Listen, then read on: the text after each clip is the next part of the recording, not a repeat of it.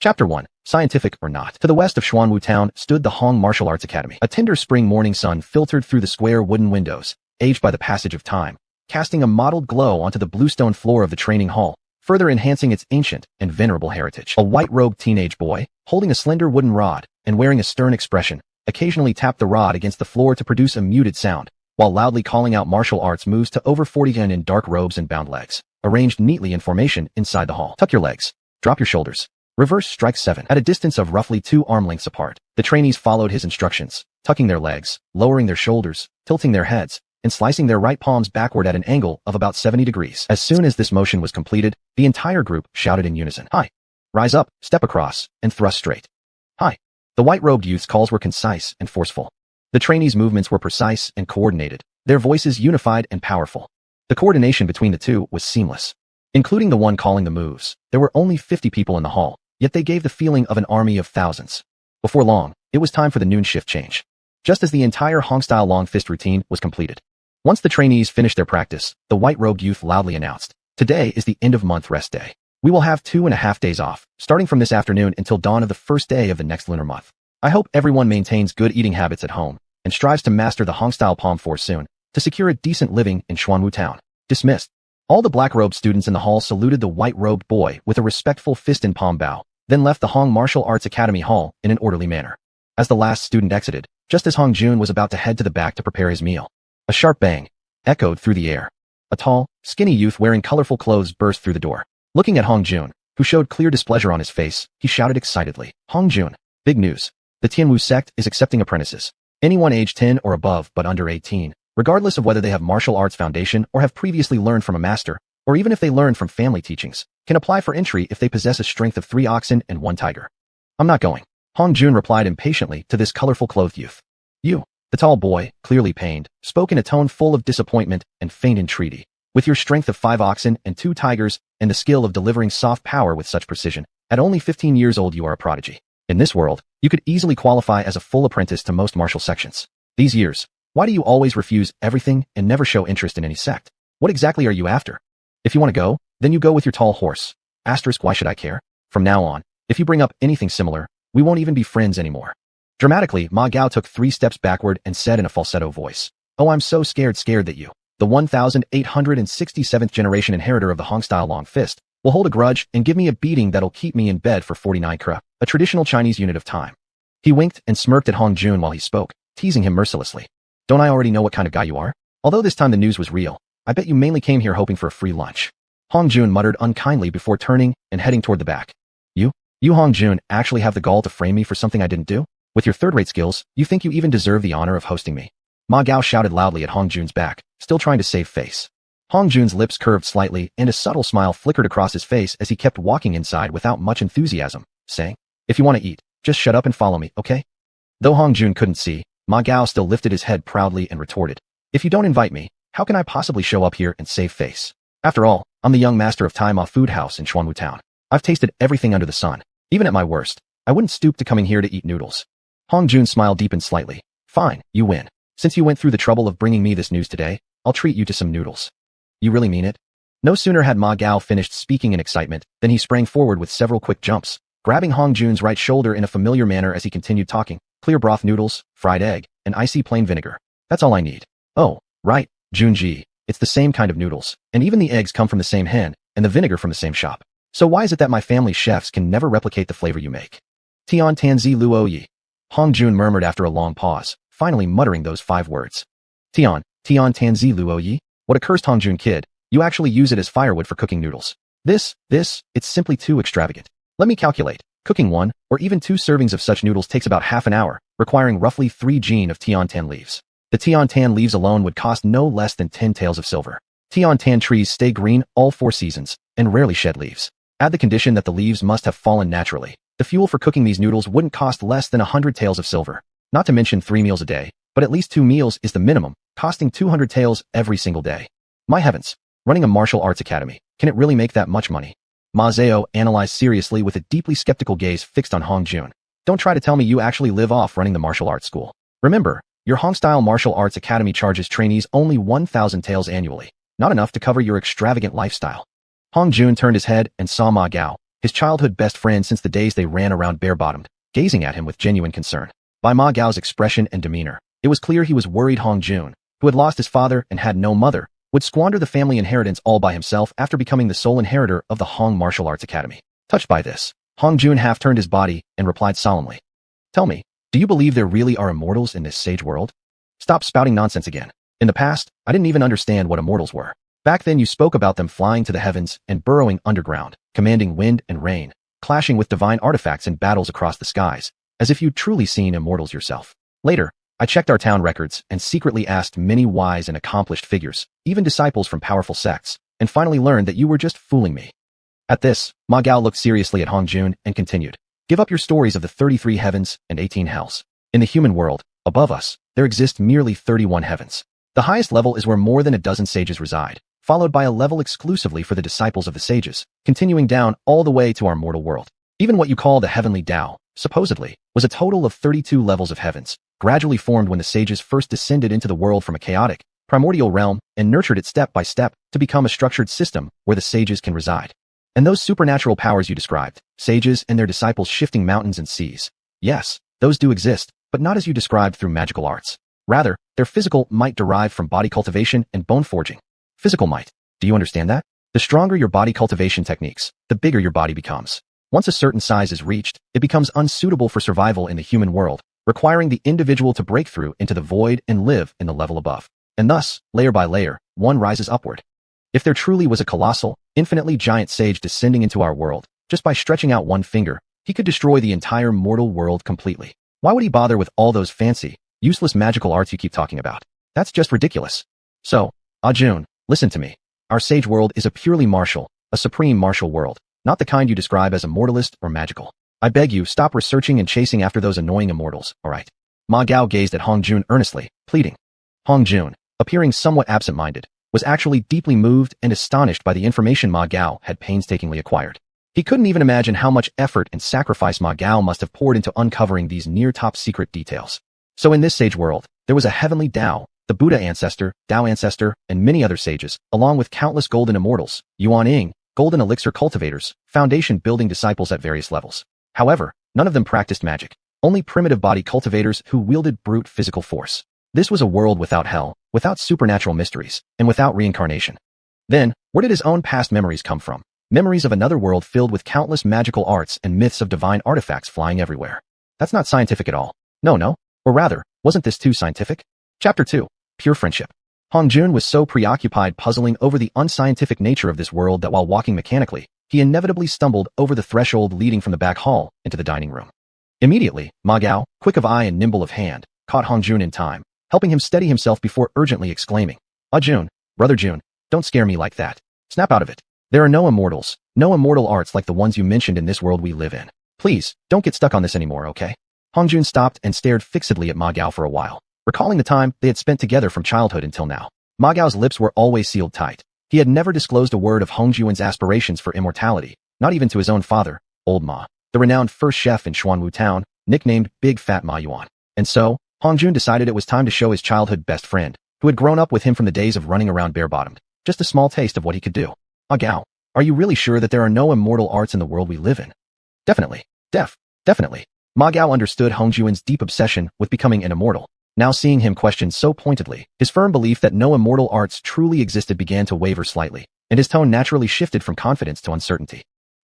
Hong Jun stretched out his hand, revealing half of it fully exposed to the air, originally intending to show him a small sample of immortal arts right away, but wanting to demonstrate more vividly, he quickly changed his words. Go fetch a white towel from a small room beside the kitchen and bring out a basin almost full of water too. Although Ma Gao felt it strange that his best friend should give him such tasks, seemingly treating him like an errand boy, he nonetheless readily followed Hong Juan's instructions, fetching the towel and basin and presenting them before Hong Jun. Now use the towel to wipe my right hand, held steady like this, with care. Wipe until you're convinced it's thoroughly clean. The more Ma Gao listened, the more mysterious and odd it seemed. An instinct deep within told him these actions were somehow connected to immortal arts. So, he went about his task with unusual diligence, wiping Hong Juan's right hand clean, even conscientiously drying off the water before fixing his eyes on him again. Look carefully. My right hand carries no props, no potions or substances of any kind. Just the naked hand, capable of creating fire. You believe that? Impossible. Ma Gao shook his head in disbelief. Then look closely. Fire arise. As Hong Juan's words landed, A small flame mysteriously and abruptly sprang forth between his right thumb and forefinger. Ma Gao watched with such shock that his eyes nearly popped out of their sockets. He reached out his left hand doubtfully toward the flame. He hadn't even touched it yet, but he could already feel the burning heat. Real fire. Ma Gao scrutinized the flame from every angle, completely unable to comprehend how it had appeared. Deep in thought, he muttered to himself, could it be that immortal arts truly exist? Hongjun twitched his right hand. The flame between his two fingers faded away, and then he muttered solemnly, wind, arise. A swirling gust of wind abruptly emerged between his right thumb and forefinger. No matter how much disbelief Ma Gao tried to cling to, he could clearly feel a rotating air current rapidly spinning between Hongjun's fingers. With a quick open of his right palm, Hongjun dissipated the wind and softly muttered, rain, arise. As his words faded out, rain began to fall within the space of his right hand, gradually increasing in intensity. Stormwind.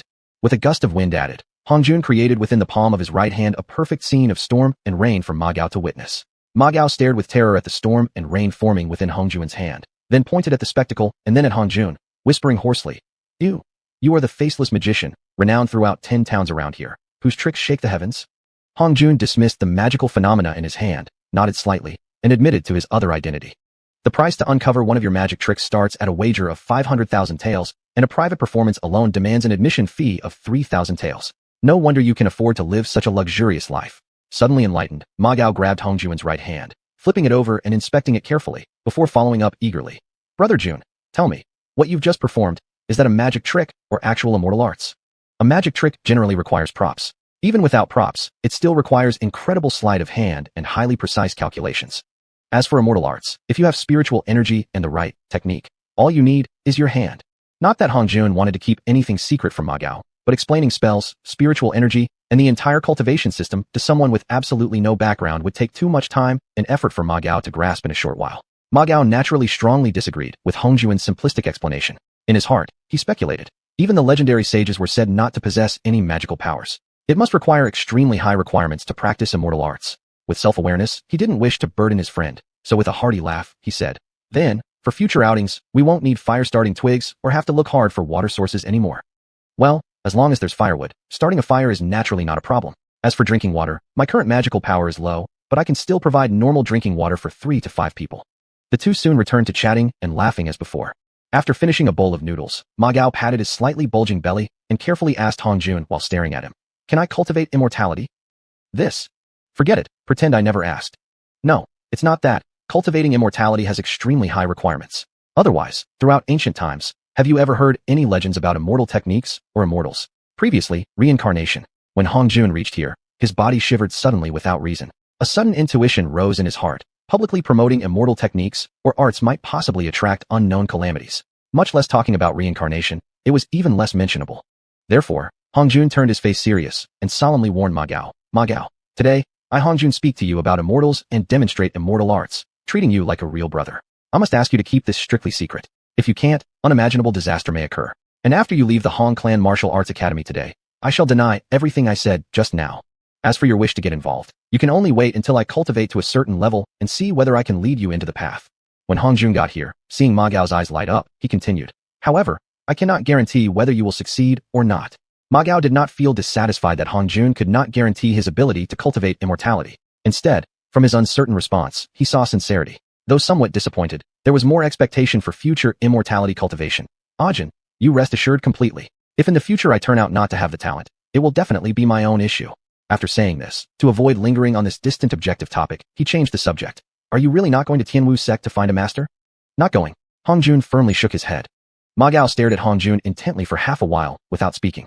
Hongjun felt uneasy under Ma Gao's gaze and instinctively lowered his head to examine himself, worried something was wrong with his appearance. Not finding any issues, he extended his right hand and waved it in front of Ma Gao's eyes, asking, Ageo, are you spacing out? I signed up yesterday. My old man told me that if all I want is to live a peaceful life, in a few years he can find me a wife, get married, have children, and then take over the family business, continuing the brilliance of the Ma family's great food hall for future generations. When Ma Gao reached this, numerous expressions of unwillingness appeared on his face before he continued. My old man thinks I don't understand the meaning behind his words. Peaceful, or mostly ordinary. As for brilliance, in Xuanhu town, a place not even large enough to call a key town, well, even calling it a small place would be generous. How brilliant can a food hall get? Therefore, I shook my head immediately. Hey, Brother Jun, am I being tricked by my old man? He actually used psychological provocation to push me to sign up at the Tianwu sect registration booth in Xuanhu Town yesterday. With my strength of 4 bulls and 1 tiger, I naturally passed the preliminary review. Now that I think about it, my old man. Perhaps realizing that cursing him further was inappropriate, he stopped himself but still showed increasing anger on his face. Come on, did you even need your father to provoke you? He long ago saw through the restless heart inside you. Tell me yourself, how many teenage boys dress in women's colorful clothes as everyday wear and parade around in public? Ma Gao hastily defended himself. This is my personality. Personality, you understand? You're just jealous. Jealousy. Definitely jealousy. Fine. You have personality. I'm jealous. I'm jealous of your personality. Before Hongjun could continue, Ma Gao rushed forward from behind the chair, tightly pinching his neck, threateningly saying, "Don't speak sarcastically, otherwise." Suddenly recalling he probably couldn't even beat him, he softened his words into, Then, with a solemn expression, Ma Gao gazed at Hongjun and said, "The information I've gathered, due to environmental limitations, is inevitably incomplete and narrow. Plus, while relaying these messages, due to my limited perspective, I might unintentionally include my own biases. Therefore, I cannot guarantee the reliability of this information." "Thank you. I'll sign up." Hongjun solemnly nodded toward Ma Gao. Ma Gao changed the pinch into an arm around Hongjun's neck happily, saying, "I knew you'd be smarter than me. If I could think of this, you must have thought much more than me. But even if you're smarter than me, it doesn't help. I will take over your Hong family's ancestral business. You should know, before coming here this morning, I already spoke to my old man and told him that your Hong Clan Martial Arts Academy will become Ma family's affordable banquet branch, earning me plenty of money."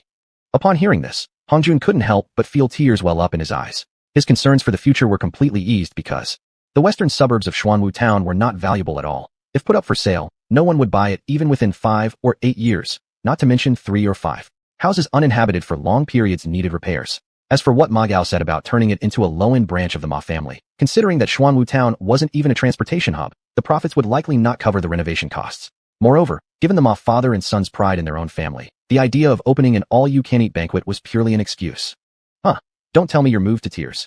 Ma Gao stared at Hongjun with an irritating smirk. Hongjun's face flushed red. He sprang backward swiftly, intending to grab Ma Gao and give him a good beating. But Ma Gao, already prepared, sensed the shift in Hongjun's movement right as he started to act, perfectly dodging his counterattack and darting to one side. Hongjun quickly chased after him, continuing his pursuit.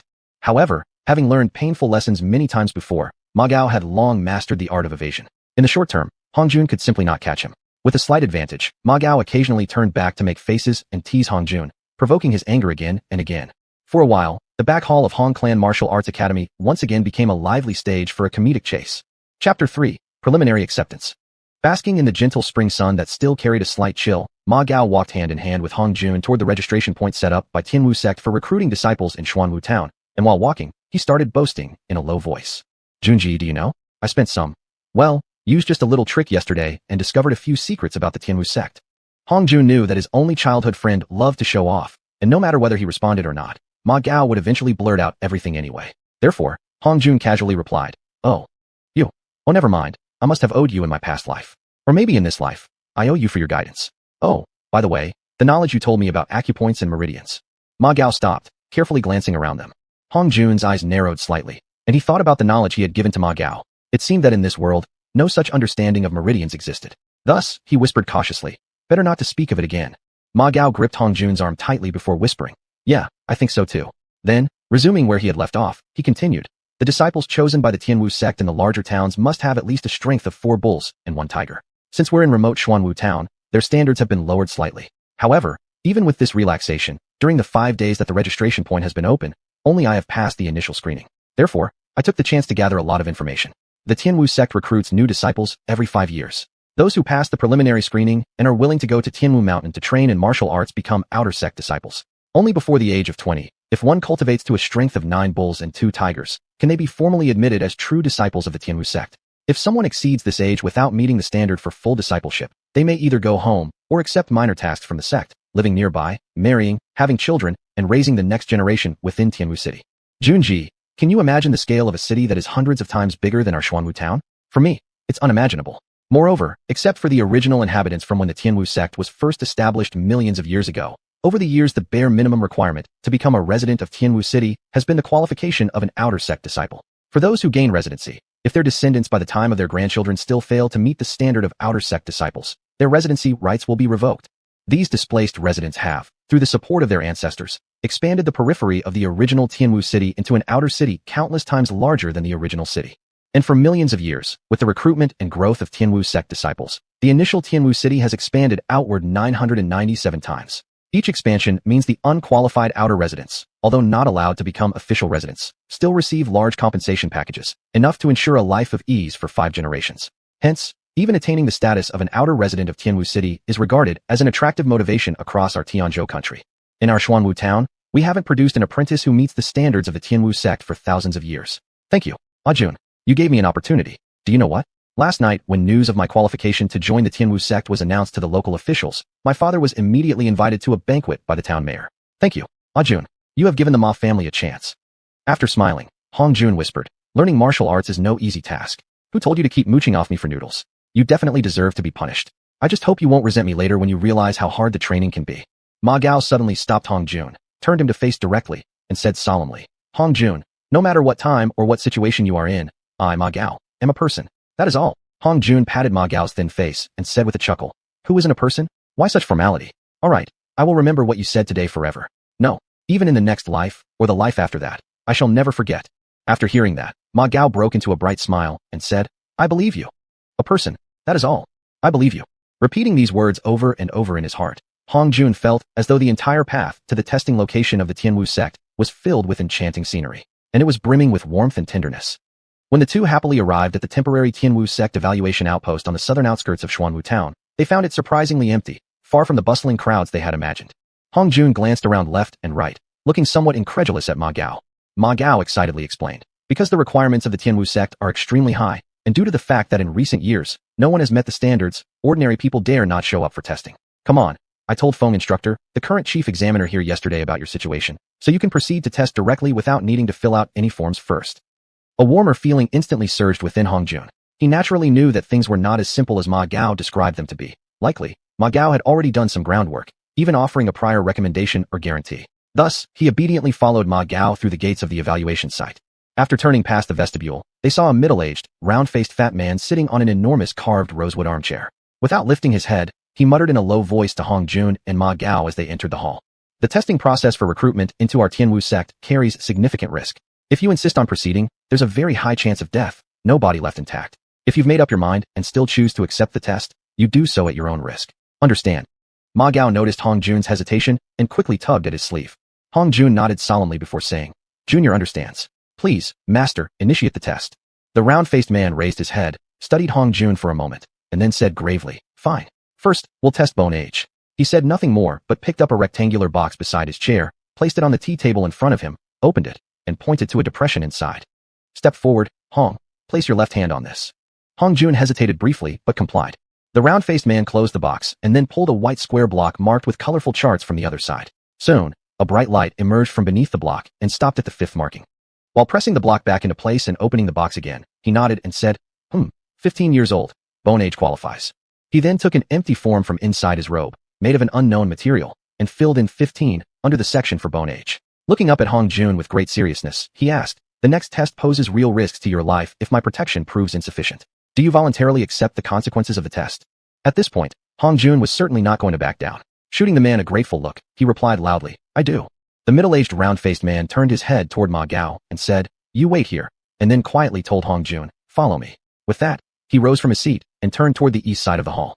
Curious, Hong Jun followed him through the side door on the east side of the main hall, walked through a corridor, and arrived at a small courtyard. The man pointed at a U-shaped table fitted with an upright support structure and solemnly explained, in a moment, you will step onto the testing platform. Take the 3rd disc from the inner table compartment. Are you certain your strength reaches 5 bulls and 2 tigers? Do not lie, otherwise you really could be in mortal danger. Reporting to Master Instructor, Junior is certain he possesses strength equal to 5 bulls and 2 tigers. Very well, take the 5 discs from the 3rd compartment and throw them all into the air in one breath. All must reach at least the height of the upright support. Then, use a soft yet precise motion to catch each one and place them on the testing table. Next, you'll pick them up one by one, throw them again beyond the upright support's height, and catch them once more before placing them back on the table. That is the requirement to pass. Remember, the entire platform and all the discs are crafted from hard blue magnetite, so their mutual attraction is extremely strong. If your throw lacks power, it won't clear the upright support and won't count. You have only 2 attempts. One failed throw equals a loss of 1 tiger's strength credit. Worse still, if you lack the precision in catching them, you risk serious injury. Understand? Hong Jun carefully replayed all of his instructions before giving a respectful salute and saying solemnly, I understand. Then, he strode confidently onto the testing platform.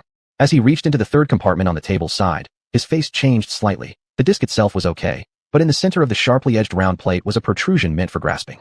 The most amazing part was that this protrusion was incredibly smooth. Without sufficient grip strength, one simply couldn't lift it. Even though he was prepared, he nearly failed to lift it.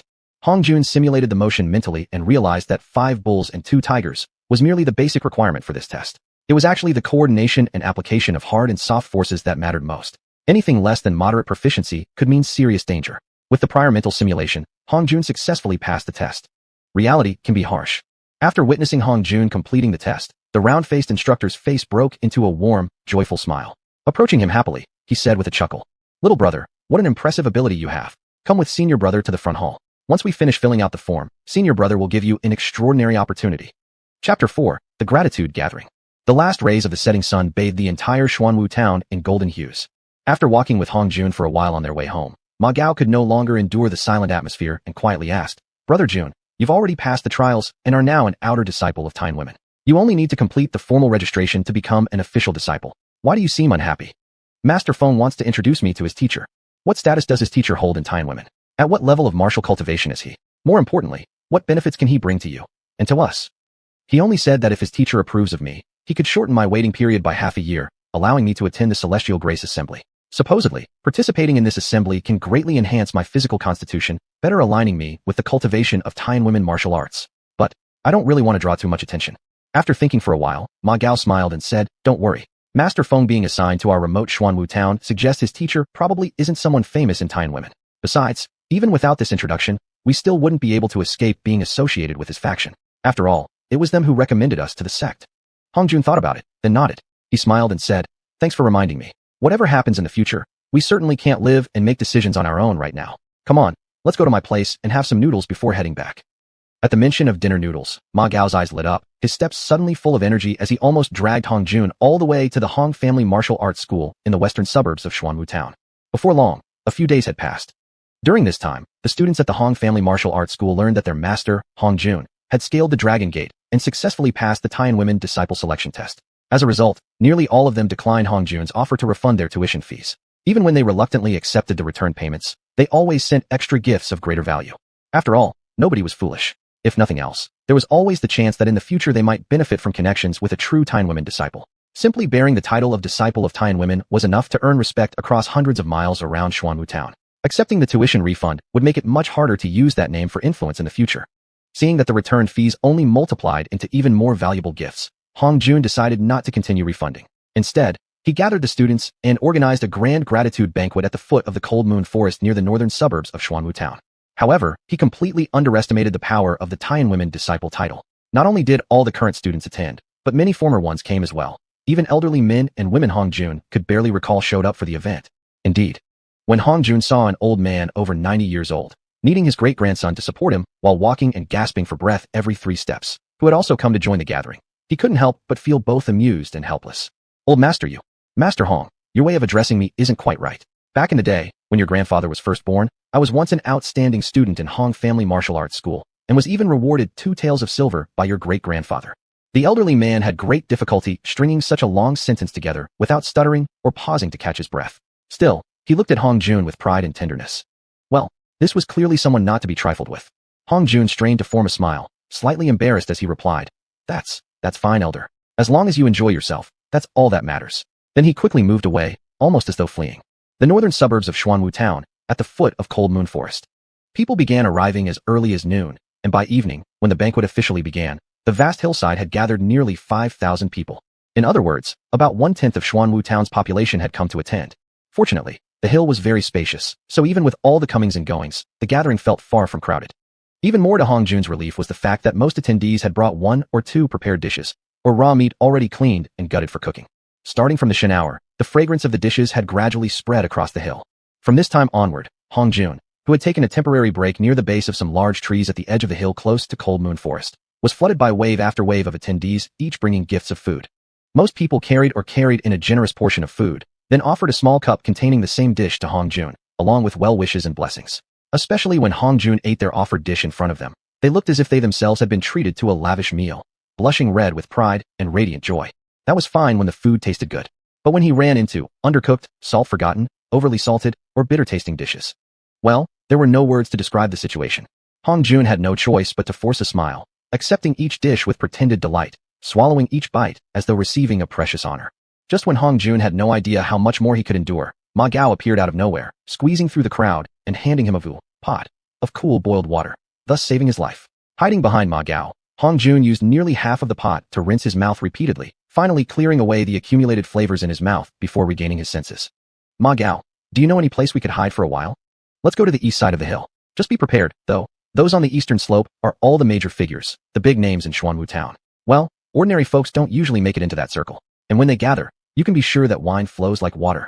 Upon hearing it was only a matter of alcohol tolerance, Hong Jun immediately relaxed and eagerly replied, "No problem. I'm not afraid of drinking at all." Though Hong Jun had a clear objective, it was still hard to rush rudely to the eastern slope. Along the way, he was still forcefully fed numerous questionable dishes. A stomach full of inappropriate things. When Hong Jun finally arrived at the eastern slope, the guards and servants of the various families all bowed respectfully, inviting him to enter. As for the general onlookers and common townspeople, they wisely stopped in their tracks, only pointing from afar while discussing, saying that a true Time Women disciple had actually tasted the delicacies they gifted. After speaking, they looked at each other proudly, as if it gave them great honor. After slipping into the upper-class circle on the eastern slope of Xuanhu town, Hong Jun's discomfort became quite noticeable. Not caring about etiquette anymore, he hurriedly grabbed a large pot from a nearby table and poured the contents straight into his mouth. However, out of the corner of his eye, he noticed the people at the table staring at him. Mouse agape. His instincts immediately told him something was wrong. But by the time the liquid touched his tongue, he instantly realized the harsh truth. It was alcohol. Now, the situation was especially awkward, on stage, and unable to back down. With no choice, he finished the entire pot, slammed the empty vessel onto the table, and, in an effort to save face, he loudly declared, "Satisfying." The crowd on the eastern slope responded with uneven cheers. Hong Jun's previous image of calm arrogance had made a complete 180-degree turn after gulping an entire pot of wine in one go. However, they were all people of status, and although they wanted to celebrate with him, none wished to risk taking responsibility for getting the host drunk. So, they simply watched Hong Jun with eager expressions. Hong Jun, who had never touched alcohol before, became slightly lightheaded after downing a full pot. His usual caution was quickly shoved aside. Standing high on the hill and seeing thousands gathered to celebrate his acceptance into Time Women, he suddenly felt like he had to do something. I, Hong Jun, through the blessings of my ancestors, was born with a broken body. Fortunately, Time Women did not reject me and kindly accepted me as a disciple. Today, neighbors and fellow townsfolk have gathered beneath the cold moon forest to celebrate my upcoming departure and to send me off before I leave my homeland. I sincerely thank you all for being here. At this, Hong Jun deeply bowed before the entire crowd. Everyone seated immediately stood up and joined the standing crowd in bowing back politely. During this joyous occasion, I have nothing to offer in return. How about I perform a small trick for everyone? Ma Gao, the only one who knew that Hong Jun possessed immortal arts, immediately looked up with wide, excited eyes. On this auspicious day, under cold moon forest, there shall appear a phoenix flying southward. As Hong Jun's rhythmic voice faded, "Jiao!" A crisp bird call rang out. In an instant, the sky above the hill was filled with birds of all colors and sizes. They quickly formed into one enormous phoenix bird, its head pointing eastward, hovering directly above Hong Jun. As the image of this massive phoenix lingered momentarily, suddenly, a black dot shot swiftly from the tip of the phoenix's beak. In the blink of an eye, it landed on Hong Jun's left shoulder, chattering noisily by his ear. A golden wren? Everyone stared in disbelief. This was a golden wren, a bird never before seen or heard of. Under the fading glow of the setting sun, its golden glow shimmered brilliantly. If not for the bird's chirping and its occasional movement of stretching and tucking its neck, one might believe it was carved entirely from solid gold. After chirping for a while, the golden wren lightly pecked at Hong Jun's earlobe, then rubbed its head affectionately against his left cheek. Seeing the wren he had raised for nearly 12 years, Hong Jun recalled that since his mother, his last remaining blood relative, had passed away 10 years ago, it had stayed by his side through countless lonely and stormy nights. It had witnessed the nearly 8 long years it took him to gradually discover the path of cultivation. Because of him, it had gained a small amount of spiritual awareness and had even managed a basic level of cultivation, elevating itself beyond the level of ordinary birds. To Hong Jun, it was more than a pet, it was family. Even Ma Gao did not occupy such a dear place in Hong Jun's heart. Hong Jun gently stroked the golden wren's head, then lightly tapped its beak. The golden wren, perfectly in tune with him, spread its wings and took off, letting out a sharp, clear cry toward the sky. The countless birds in the air slowly arranged themselves into a circular shape, rotating and moving deeper into the cold moon forest until vanishing from sight. After watching the birds disappear from view, Hong Jun extended his right hand, allowing the golden wren to land gently onto his palm. Smiling toward the people on the eastern slope, he said, "This is my little May. Come on, Mayor, say hello to everyone." As if memorizing the faces of the crowd, the golden wren slowly turned its head, carefully observing every person on the eastern slope before finally bowing its head and chirping a few crisp, cheerful notes. Almost everyone on the eastern slope had developed tremendous interest in this golden wren. Some had even developed thoughts of greed. However, the presence of a Tian women disciple was like an endless towering mountain, instantly suppressing such petty intentions into oblivion. Ma Gao had long known that Hong Jun kept a wren, but for the past 5 or 6 years, for some unknown reason, he hadn't seen it again. Overjoyed, he blurted out the old nickname he had once given the bird. "Yellow Fluff? Are you that Yellow Fluff?" Saying that, he hurriedly stepped toward Hong Jun, reaching out to grab the bird. Though now possessing some spiritual awareness, the golden wren still well understood that this tall, thin man was one of its master's closest friends. However, the name Yellow Fluff had become utterly intolerable to it since the moment it gained consciousness. Always quick-eyed and sharp-nosed, it could often sense Ma Gao's approach from far away and skillfully avoid him. Now seeing him bring up this old embarrassment, the bird simply couldn't take it anymore. It flew straight toward him, attempting to peck. After having been trained by Hong Jun in dodging and escaping techniques, Ma Gao did have some skill and experience in running away. Although the little Mei could fly in midair, she still had about a 70% chance of chasing in the wrong direction. While fleeing, Ma Gao inevitably acted recklessly, occasionally knocking over tables. However, since everyone already knew he was one of only 2 Tian women disciples in the entire history of Xuanhu Town, not only did no one blame him, they instead gave him much tolerance. Even when people occasionally failed to move tables quickly enough and food and wine spilled skyward, staining many elegant garments, everyone laughed loudly and joyfully, feeling greatly honored. In no time, the eastern slope descended into a scene of utter chaos. It wasn't until the moon hung directly overhead that the gathering gradually quieted and people began to disperse. Not long afterward, this joyful gathering beneath Cold Moon Forest became, through a tiny bit of embellishment from each participant, the most treasured legend of Xuanhu Town. Chapter 5. On the road to Tianwu. The sun was high in the sky, slightly tilted westward. On the official road, the black jade carriage had already been on its way for half a day. It carried Master Feng, Hong Jun, Ma Gao, and the dark-clad drivers, who sat on either side of the carriage pole. Hong Jun, who had constantly reminded himself to maintain the innocent curiosity of youth, naturally remained in a state of awe. Master Feng, seeing the astonished expressions on the faces of the 2 newly recruited disciples, didn't look down on them. As a guide, he took his basic responsibility seriously and began explaining. From Xuanhu Town to Tianwu City, they had to cross almost half the entire Tianzhou Kingdom. If they relied only on ordinary merchant carriages, it would take about 3 years to arrive. With this black jade carriage, they could reach in about 50 days. However, the black jade carriage could not be used unless on official sect business. If you ever want to return home.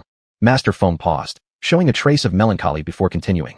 Of course, if you have extraordinary talent and work hard enough to reach the level of 5 dragons and 7 elephants, such distance won't matter much. You'll return home in less than 5 days at ease.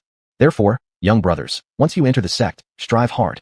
Seeing that Master Feng was not aloof, Hong Jun was eager to ask questions. Master Feng raised his hand, interrupting Hong Jun with a smile. My name is Feng Jian. I entered the sect a few years earlier and am a bit older than you. We are all fellow disciples, so don't let the title Master put distance between us. You can call me Senior Feng from now on. Alright, Senior Feng, this black jade carriage, leaving aside the body of the carriage, even the black horse pulling it doesn't seem special. How can it run so fast? Ma Gao, having been wondering the same question as Hong Jun, silently rooted for him and listened intently. This black jade carriage, every part of it is no ordinary thing. First, the drivers. Only disciples who have not achieved the strength of 1 dragon and 1 elephant before reaching 100 years of age can become drivers. So, these 2 gentlemen here are our seniors, and you must respect them. Then, the black jade horses themselves. They originate from the extreme northern snowy mountains. It took our sect thousands of years to breed our own unique strain atop the Tianwu Cliff. They must feed on black jade honey and can carry a heavy load running 10,000 miles in 4 days. As to whether there are faster black jade horses in our sect, I'm afraid I'm not in a position high enough to know. There are. One of the drivers outside the carriage cut in simply. Feng Jian waited for a moment, but seeing that the driver would say no more, he chuckled to himself. Right. Surely, the great cultivators at the 5 dragons and 7 elephants levels rarely travel themselves. It wouldn't suit their status if their means of transport were too slow. It's not just the horses. As miraculous as black jade horses are, the carriages that withstand their speed must be equally exceptional. The carriage itself is made entirely of black jade. It's extremely difficult for any weapon below divine rank to even leave a mark. Yet its strength doesn't lie in hardness. Now, we've been traveling far from Xuanhu Town, and the road is not smooth. But have you felt much jostling? No. That's due to the flexibility of the material. Of course, its greatest function is to assist cultivation practice. Ma Gao finally found a chance to ask his question eagerly. Would there be bandits on the way? Feng Jian gave him a look, as if staring at an idiot, and subtly scooted his butt sideways to put a little distance between them. Thinking for a moment, he spoke solemnly to both Ma Gao and Hong Jun. No one in history has dared to rob a black jade carriage. After all, the Tianwu sect is a lineage descended from sages. It's one of the most powerful sects in the entire land. Moreover, when black jade carriages travel everywhere, They are usually fetching potential disciples to the Tianwu sect. To rob one would be tantamount to severing our foundation. Even rival sects who deeply oppose us would consider such an action, at great risk, yet yielding unknown benefits, utterly unreasonable. Hongjuan's heart eased upon hearing this. Well, if so, the journey should be safe. There won't be bandits, but many challengers will come. Hongjuan's heart sank, asking, can we refuse them? A flash of displeasure appeared on Feng Jian's face before he answered solemnly. Martial cultivators value courage and progress. How can we retreat? Hongjuan couldn't help sighing inwardly. Got it. This is a brute force fellow. There'll probably be plenty of conflicts along the way. I'll have to deal with them. With a sense of helplessness, he quickly asked, can we have a say in choosing whether to accept challenges? Yes. The one being challenged has the right to choose the nature of the contest. Upon hearing this, Ma Gao relaxed slightly. Phew, if fighting comes along the way, it'll definitely be my turn to step up. Besides, at last I'll have the chance to watch others fight. So, he couldn't help hoping for a challenger to show up right away. The people challenging us are no one else. Let alone, others wouldn't dare to provoke our Tianwu sect. Those challenging are just like you, all Sojin, disciples of our sect.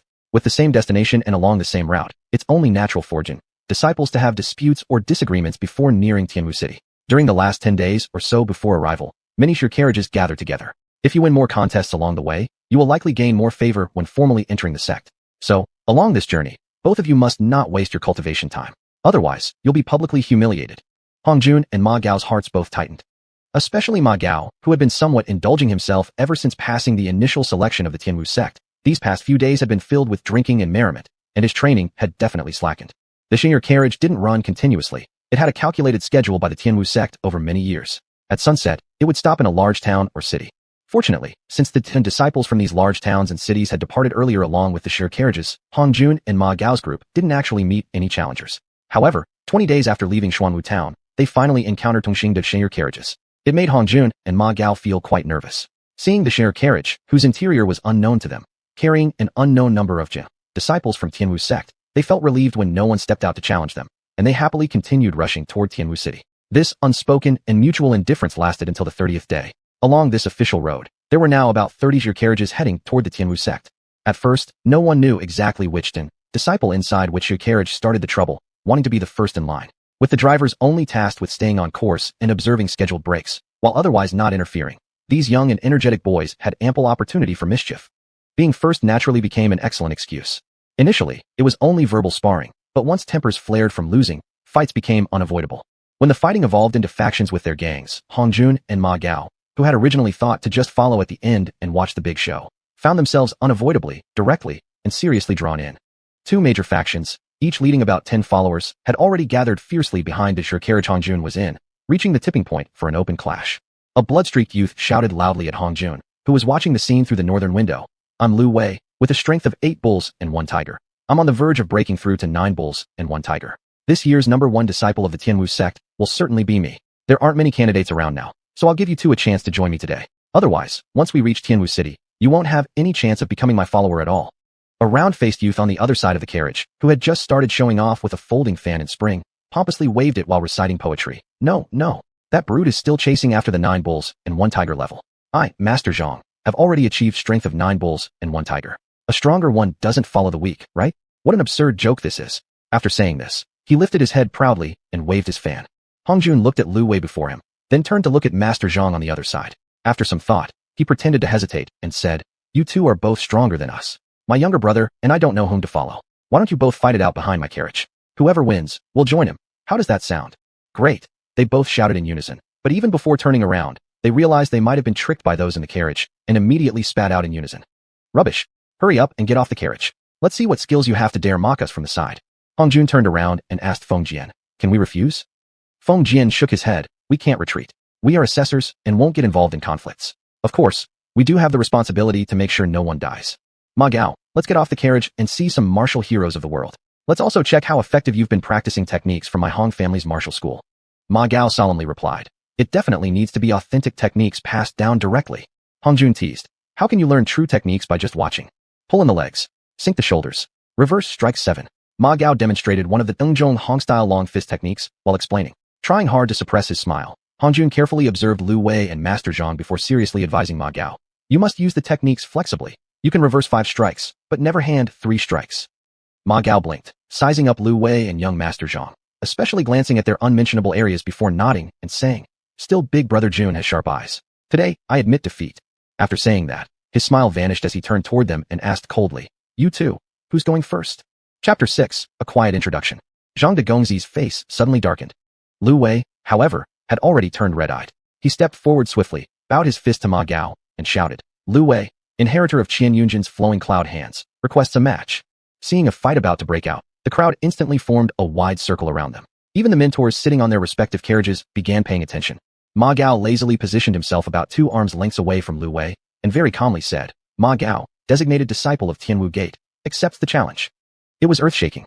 Ma Gao's declaration immediately won the approval of all the mentors present. Even the riders, who stood a rank above, cast many covert glances. All the designated disciples except Hong Jun and Ma Gao felt their blood surge with excitement, wishing they could have been the ones fighting. They watched enviously. Why wasn't it me who said those words accepting the challenge? After a moment of surprise, Lu Wei regretted having mistakenly announced his name and title, but his determination and eagerness to defeat the boy in front of him only grew stronger. As the challenger, he leapt forward without hesitation, chopping his palm like a blade straight toward Ma Gao's face. "Pull in your legs. Drop your shoulders. Reverse strike 6. As soon as Hong Jun's words entered Ma Gao's ears, he instinctively executed the combination.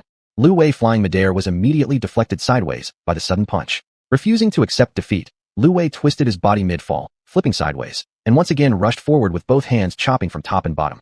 "Pull in your legs. Drop your shoulders. Reverse strike 5.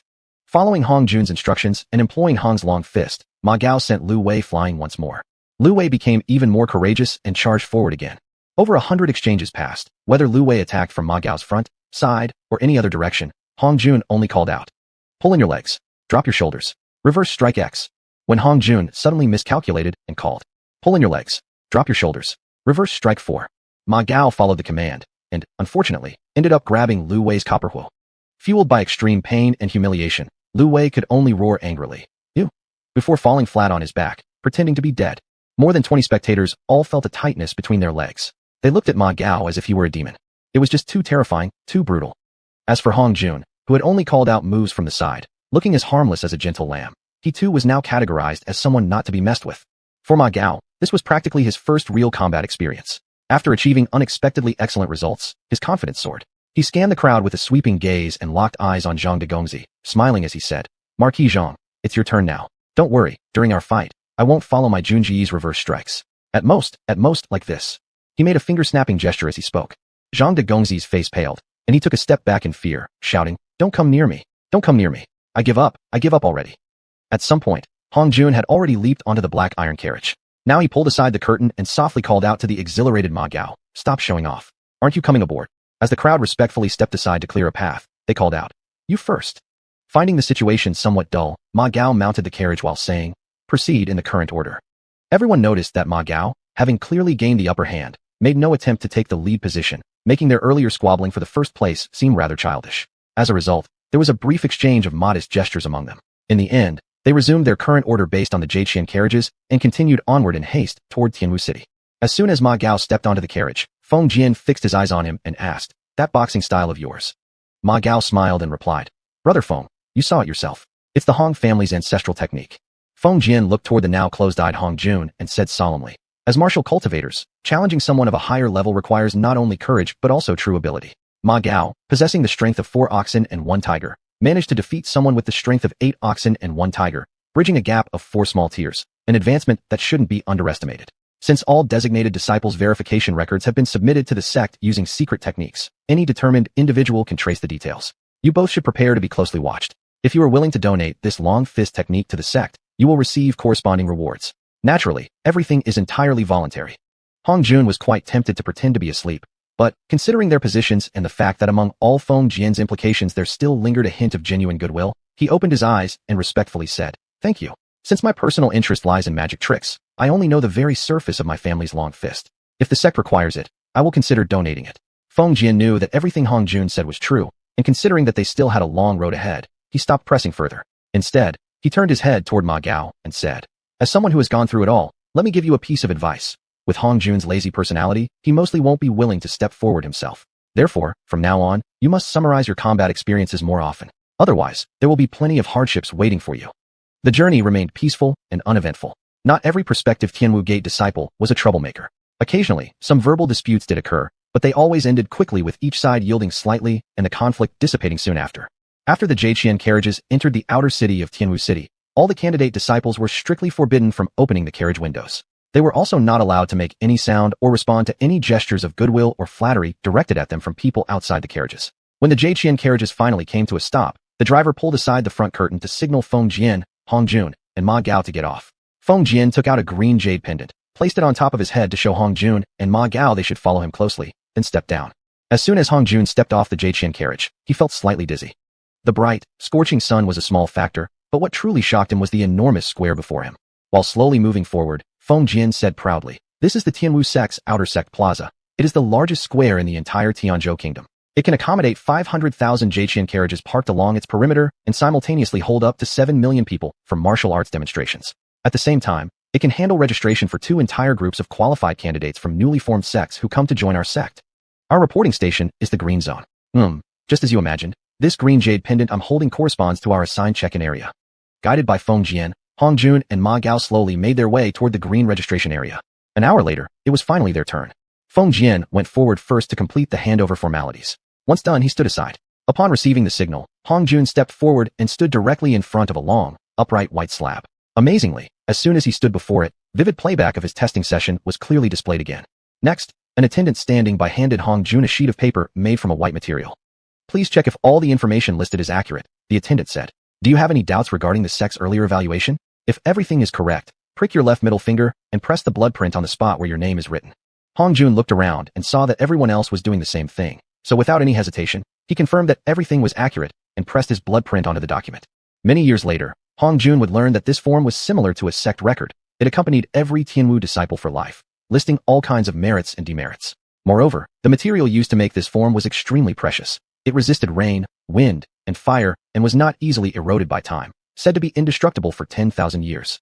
And 1,000 years after a disciple's death, it would only be destroyed after review by the sect's law enforcement hall. Following this, Hong Jun received a blank black identification token.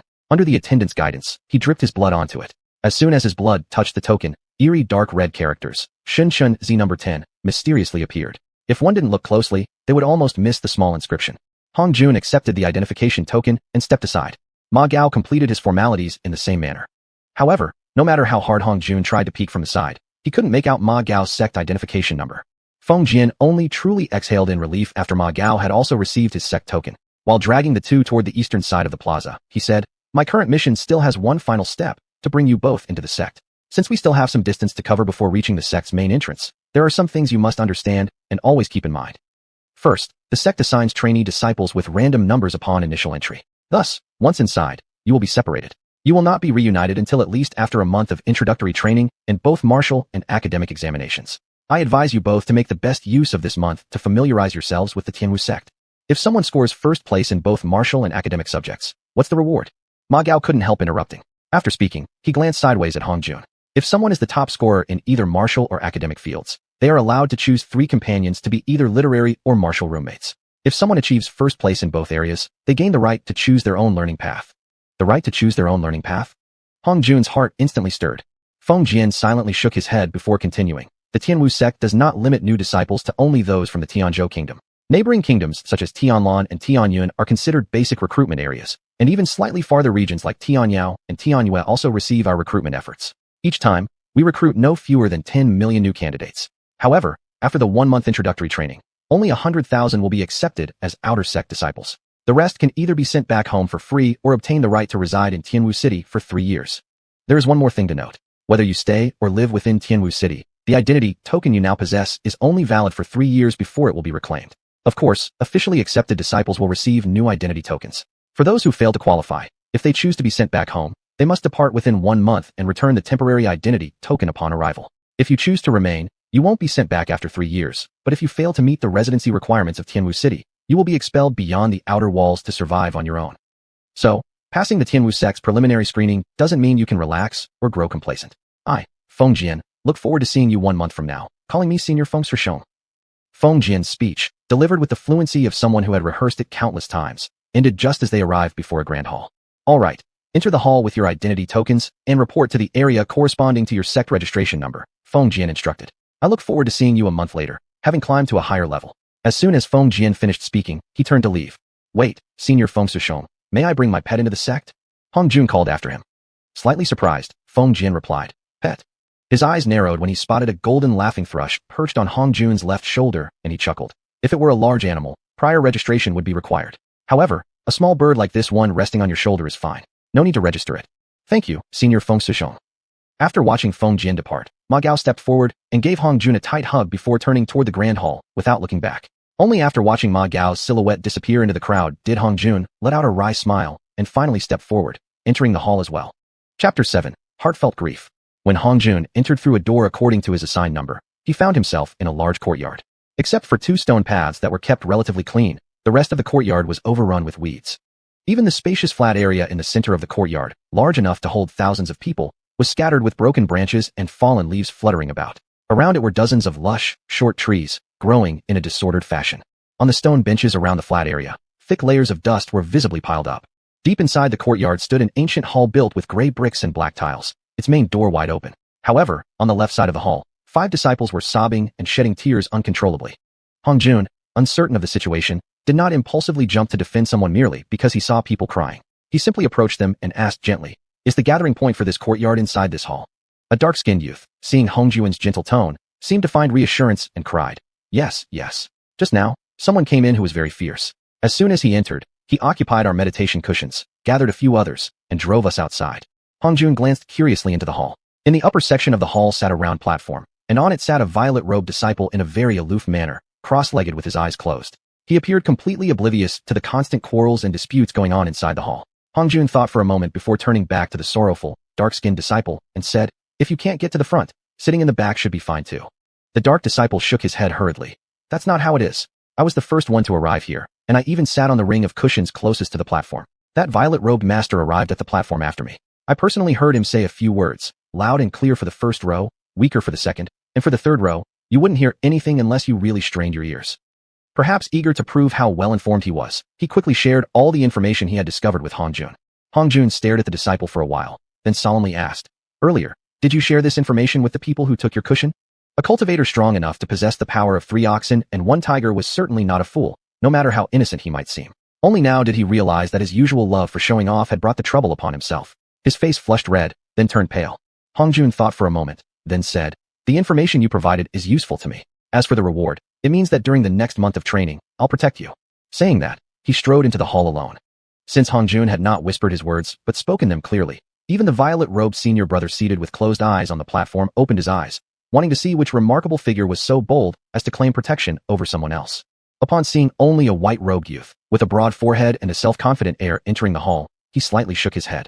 Another naive young master, he thought, someone who doesn't know the heaven's height or the earth's depth, raised in a greenhouse. Instantly, his interest faded, and he continued to meditate with closed eyes. As for the 4 people who had seized the meditation cushions, they all glared at Hong Jun with hostile eyes, ready to attack at any moment. The dark-skinned youth, now following cautiously behind Hong Jun after mustering his courage, originally thought that having someone to back him up would mean no trouble, but after stepping into the hall and seeing the threatening postures of those hostile figures, he inwardly lamented, "I'm in trouble." And yet, unwilling to retreat, he stood at the threshold of the hall, torn between advancing or retreating. The moment Hong Jun stepped into the hall, he called out sharply to the disciples seated at the front, "Who among you despicable fellows just now forcefully seized my younger brother's meditation cushion? Be honest and return it, so I don't have to accidentally ruin the harmony between fellow disciples, making things awkward for everyone's face." The strong and tall youth sitting on the second cushion in the front row abruptly stood up and shouted at Hong Jun, "Who's that pissing?" But before he could finish, clang, Hong Jun hated it most when someone insulted his seniors. In a flash, with a swift movement, he struck the tall youth, who hadn't expected an attack, with his weapon. The entire hall fell silent. Xianxia Man, the dark-skinned youth whom Hong Jun had declared protection over, stood frozen on the threshold of the hall like he had been struck by a stillness spell, wide-eyed and stunned. "Senior brother," the yellow-robed youth sitting on the second cushion in the front row recovered his senses first, rising to his feet and immediately appealing to the violet-robed senior brother on the platform. The violet-robed senior brother's eyes flickered with a trace of indifference as he sneered, "For martial cultivators, when we strive for destiny and opportunities, we must rely on our own capabilities." As soon as his words fell, Hubugue, the yellow-robed youth, twisted his body and launched a double kick with both legs toward Hong Jun. In the blink of an eye, a flurry of afterimages appeared from his kicks. Even though Hong Jun greatly admired this young yellow-robed martial artist who had so bravely stood up for his brother, he silently applauded him with the thought, "Excellent kung fu." At the same time, he estimated that the youth was already a minor expert possessing at least the strength of 5 oxen and 2 tigers. Encouraged by this, Hong Jun now fought back with full enthusiasm, matching the youth blow for blow, foot against foot, palm against palm, with 70% of his full power. Bang, bang, bang, bang. In the brief span of a moment, Hong Jun and Hu Bugui exchanged hundreds upon hundreds of strikes. Hu Bugui's face was soaked in sweat, some even clinging to his eyelashes. Yet he dared not wipe them away, fearing he would lose his advantage. During the combat, he suddenly realized that Hong Jun had not broken a single sweat, his clothes weren't even dampened, and knew immediately that he had lost. So when Hong Jun's simultaneous blows rained down upon him, he endured the attack, using the impact to propel himself backward through the air, spitting blood mid-flight. Then twisting his body mid-air, he landed half-kneeling beside the western wall of the hall and murmured in a low voice, "I lose." Then, with difficulty, he supported Hu Yu, who had earlier been knocked aside, and turned to face the three frightened figures seated in the front row, rasping, "Brothers 3, 4, 5, let's go." But immediately afterward, unable to hold back, he spat out another mouthful of blood. Hong Jun watched silently as the 3, 4, and 5 gently supported Hu Bugui and Hu Yu while slowly walking toward the hall's exit. A strange gleam briefly passed through his eyes before he coldly said, "Think you can just leave? Have you received my permission?" The 3, 4, and 5 immediately turned sharply around, their faces purple with rage, eyes filled with the desire to tear Hong Jun apart. Hu Bugui held back his 3 furious brothers and, with a pale face, rasped, "What more does senior brother want?" Hong Jun glanced around the entire hall, which held thousands of meditation cushions, and calmly smiled.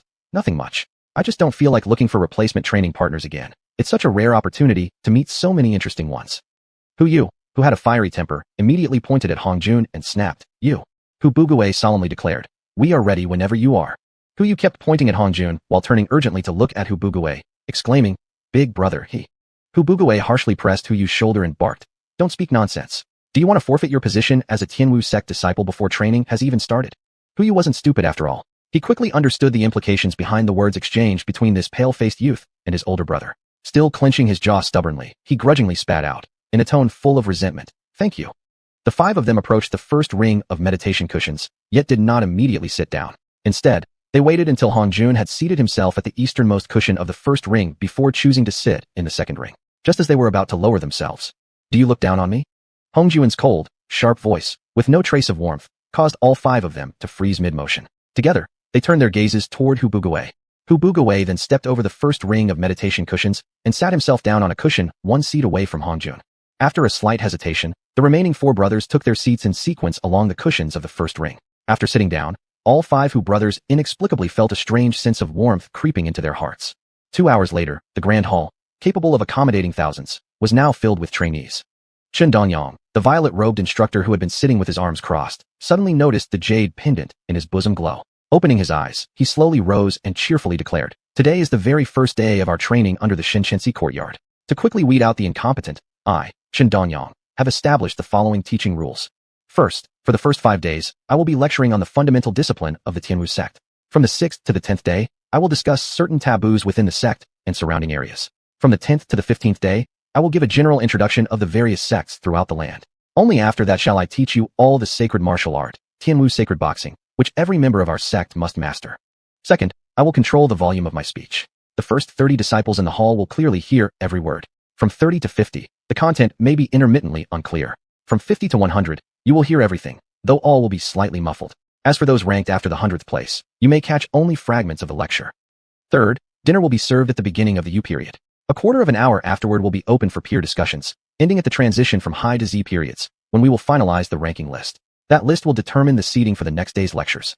Fourth, trainees are strictly forbidden from killing each other during practice. If one trainee causes the death of another, he will be automatically ranked last for the following 10 days. If someone kills another in the final 10 days of the training, his test score will be treated as 0. He will be banned from entering the Tianwu sect for life and forbidden from accepting any mission related to the Tianwu sect.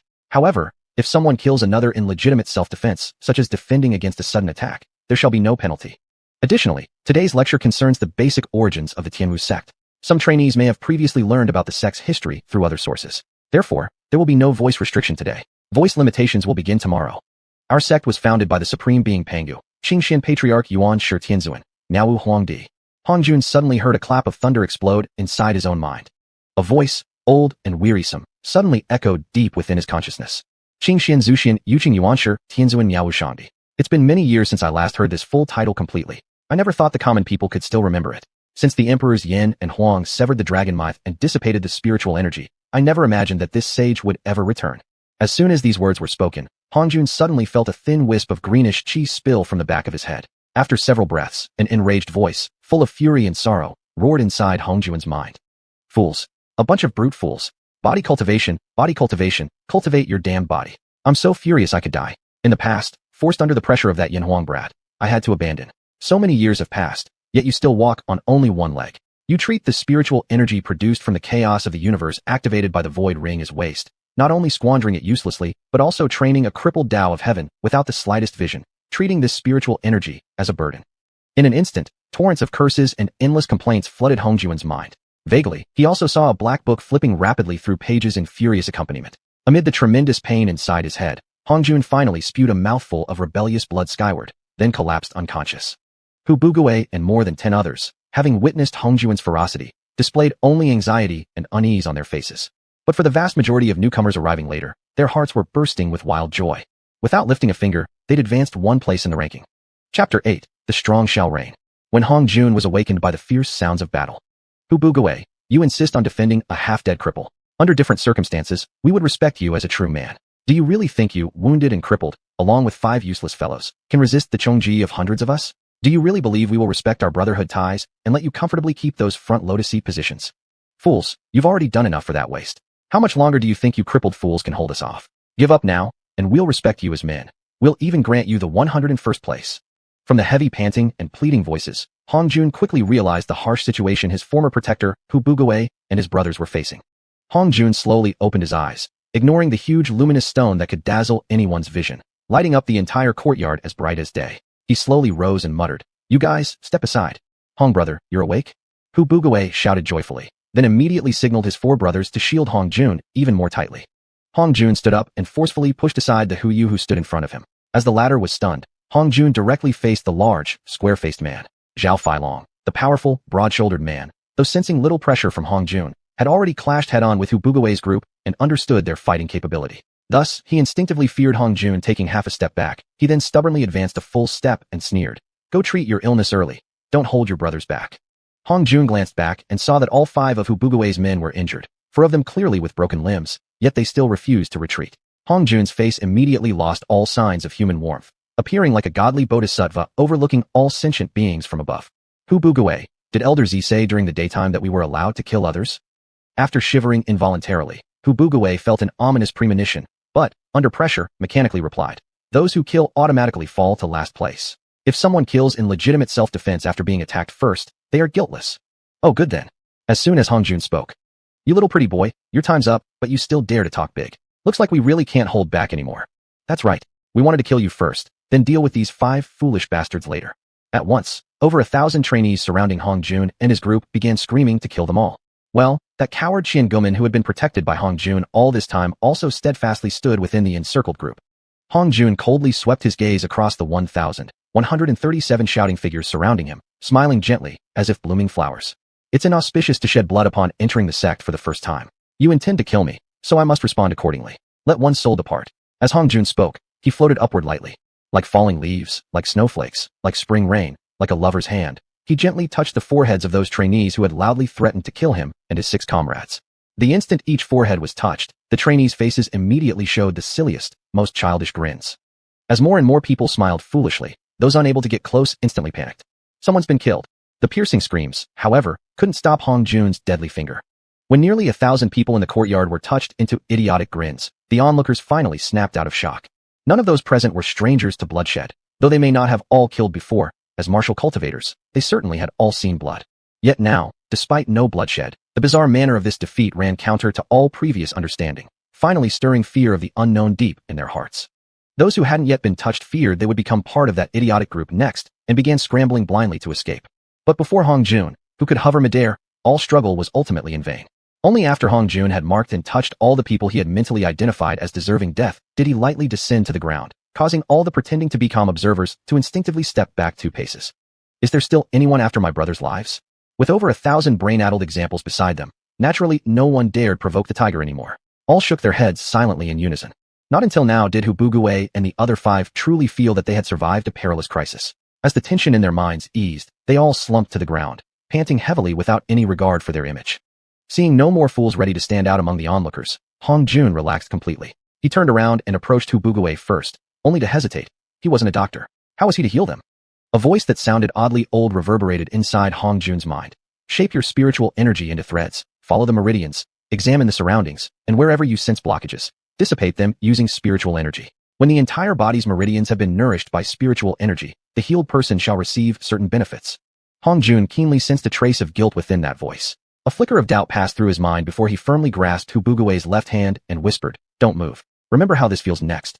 Hu Bugui was indeed an interesting person. Trusting instinctively that Hong Jun wouldn't harm him, he simply closed his eyes and pretended to be dead. Secretly, however, he was filled with confusion and expectation.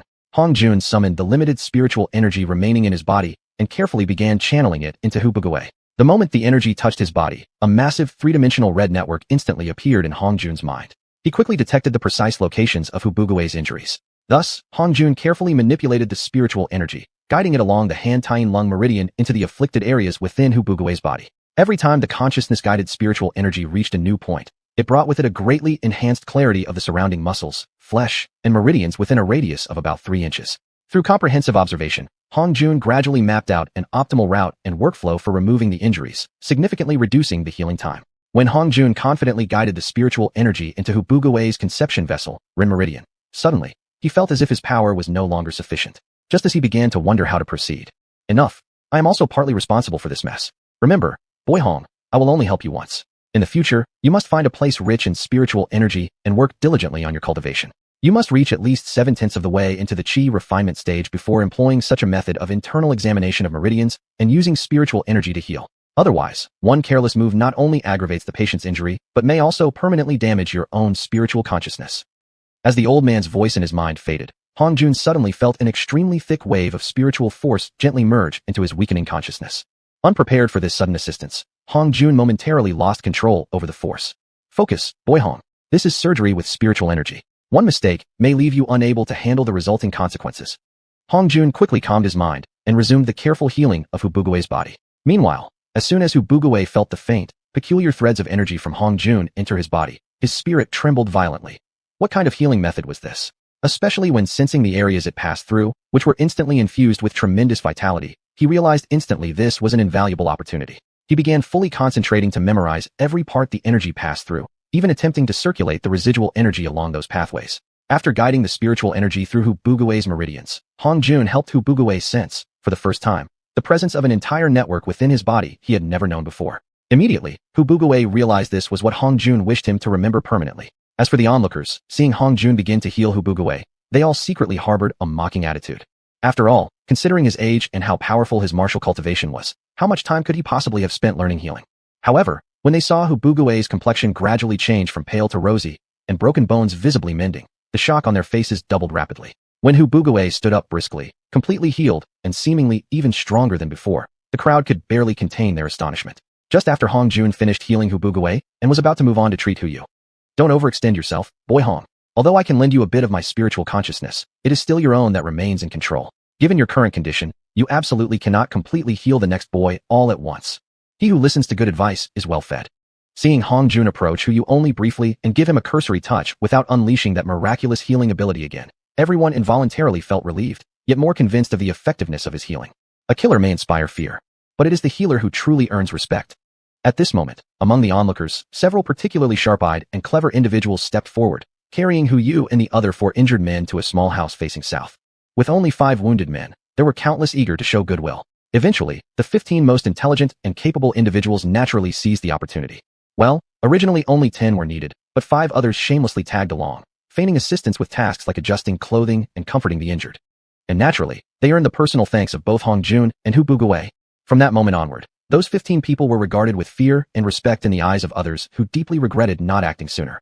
Since then, until the end of Tianwu Sec's training period, the members of the Xinchengzi courtyard unconsciously regarded them as part of the top 22, and none dared to challenge their status.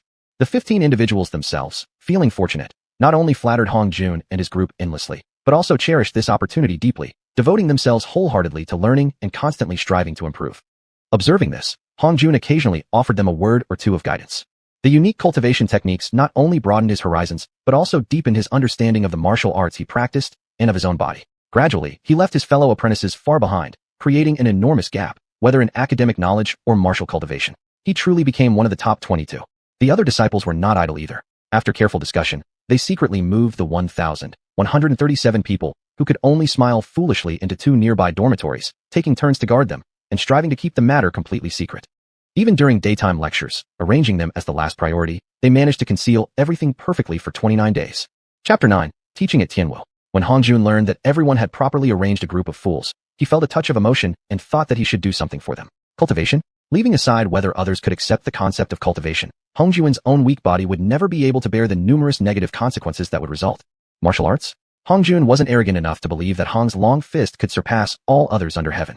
While it might be a top martial art within Xuanhu Town, when compared to martial arts across the entire realm, calling it inferior would actually be generous. Teaching cultural knowledge? Why should others believe you possess superior knowledge? Should he bring forth the knowledge from his previous world to teach?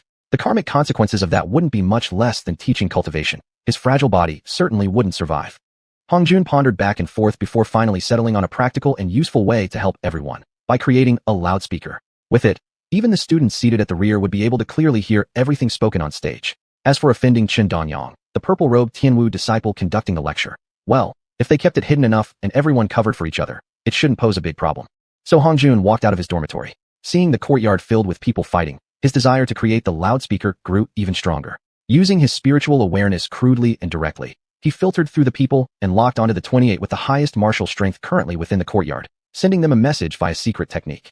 I am Hongjun. Right now, I am using a secret art to notify you and others. Please come to my dormitory. There's something important I need to discuss with you. Each of the 28 disciples, confident in their superior skills and ready to prove their strength and compete for ranking, was suddenly startled upon hearing Hongjun's voice in their minds. Each swiftly showed surprise on their face before finding excuses to separate themselves from the group, and then hurried together toward the best quarters where Hongjun resided. Upon seeing Hongjun actually waiting at the door to greet them, they felt a new respect, different from fear, welling up inside. Once everyone entered Hongjun's residence, Qian Guman, who had already finished dressing his wounds, skillfully closed the door behind them. After Hongjun invited everyone to sit down, he got straight to the point.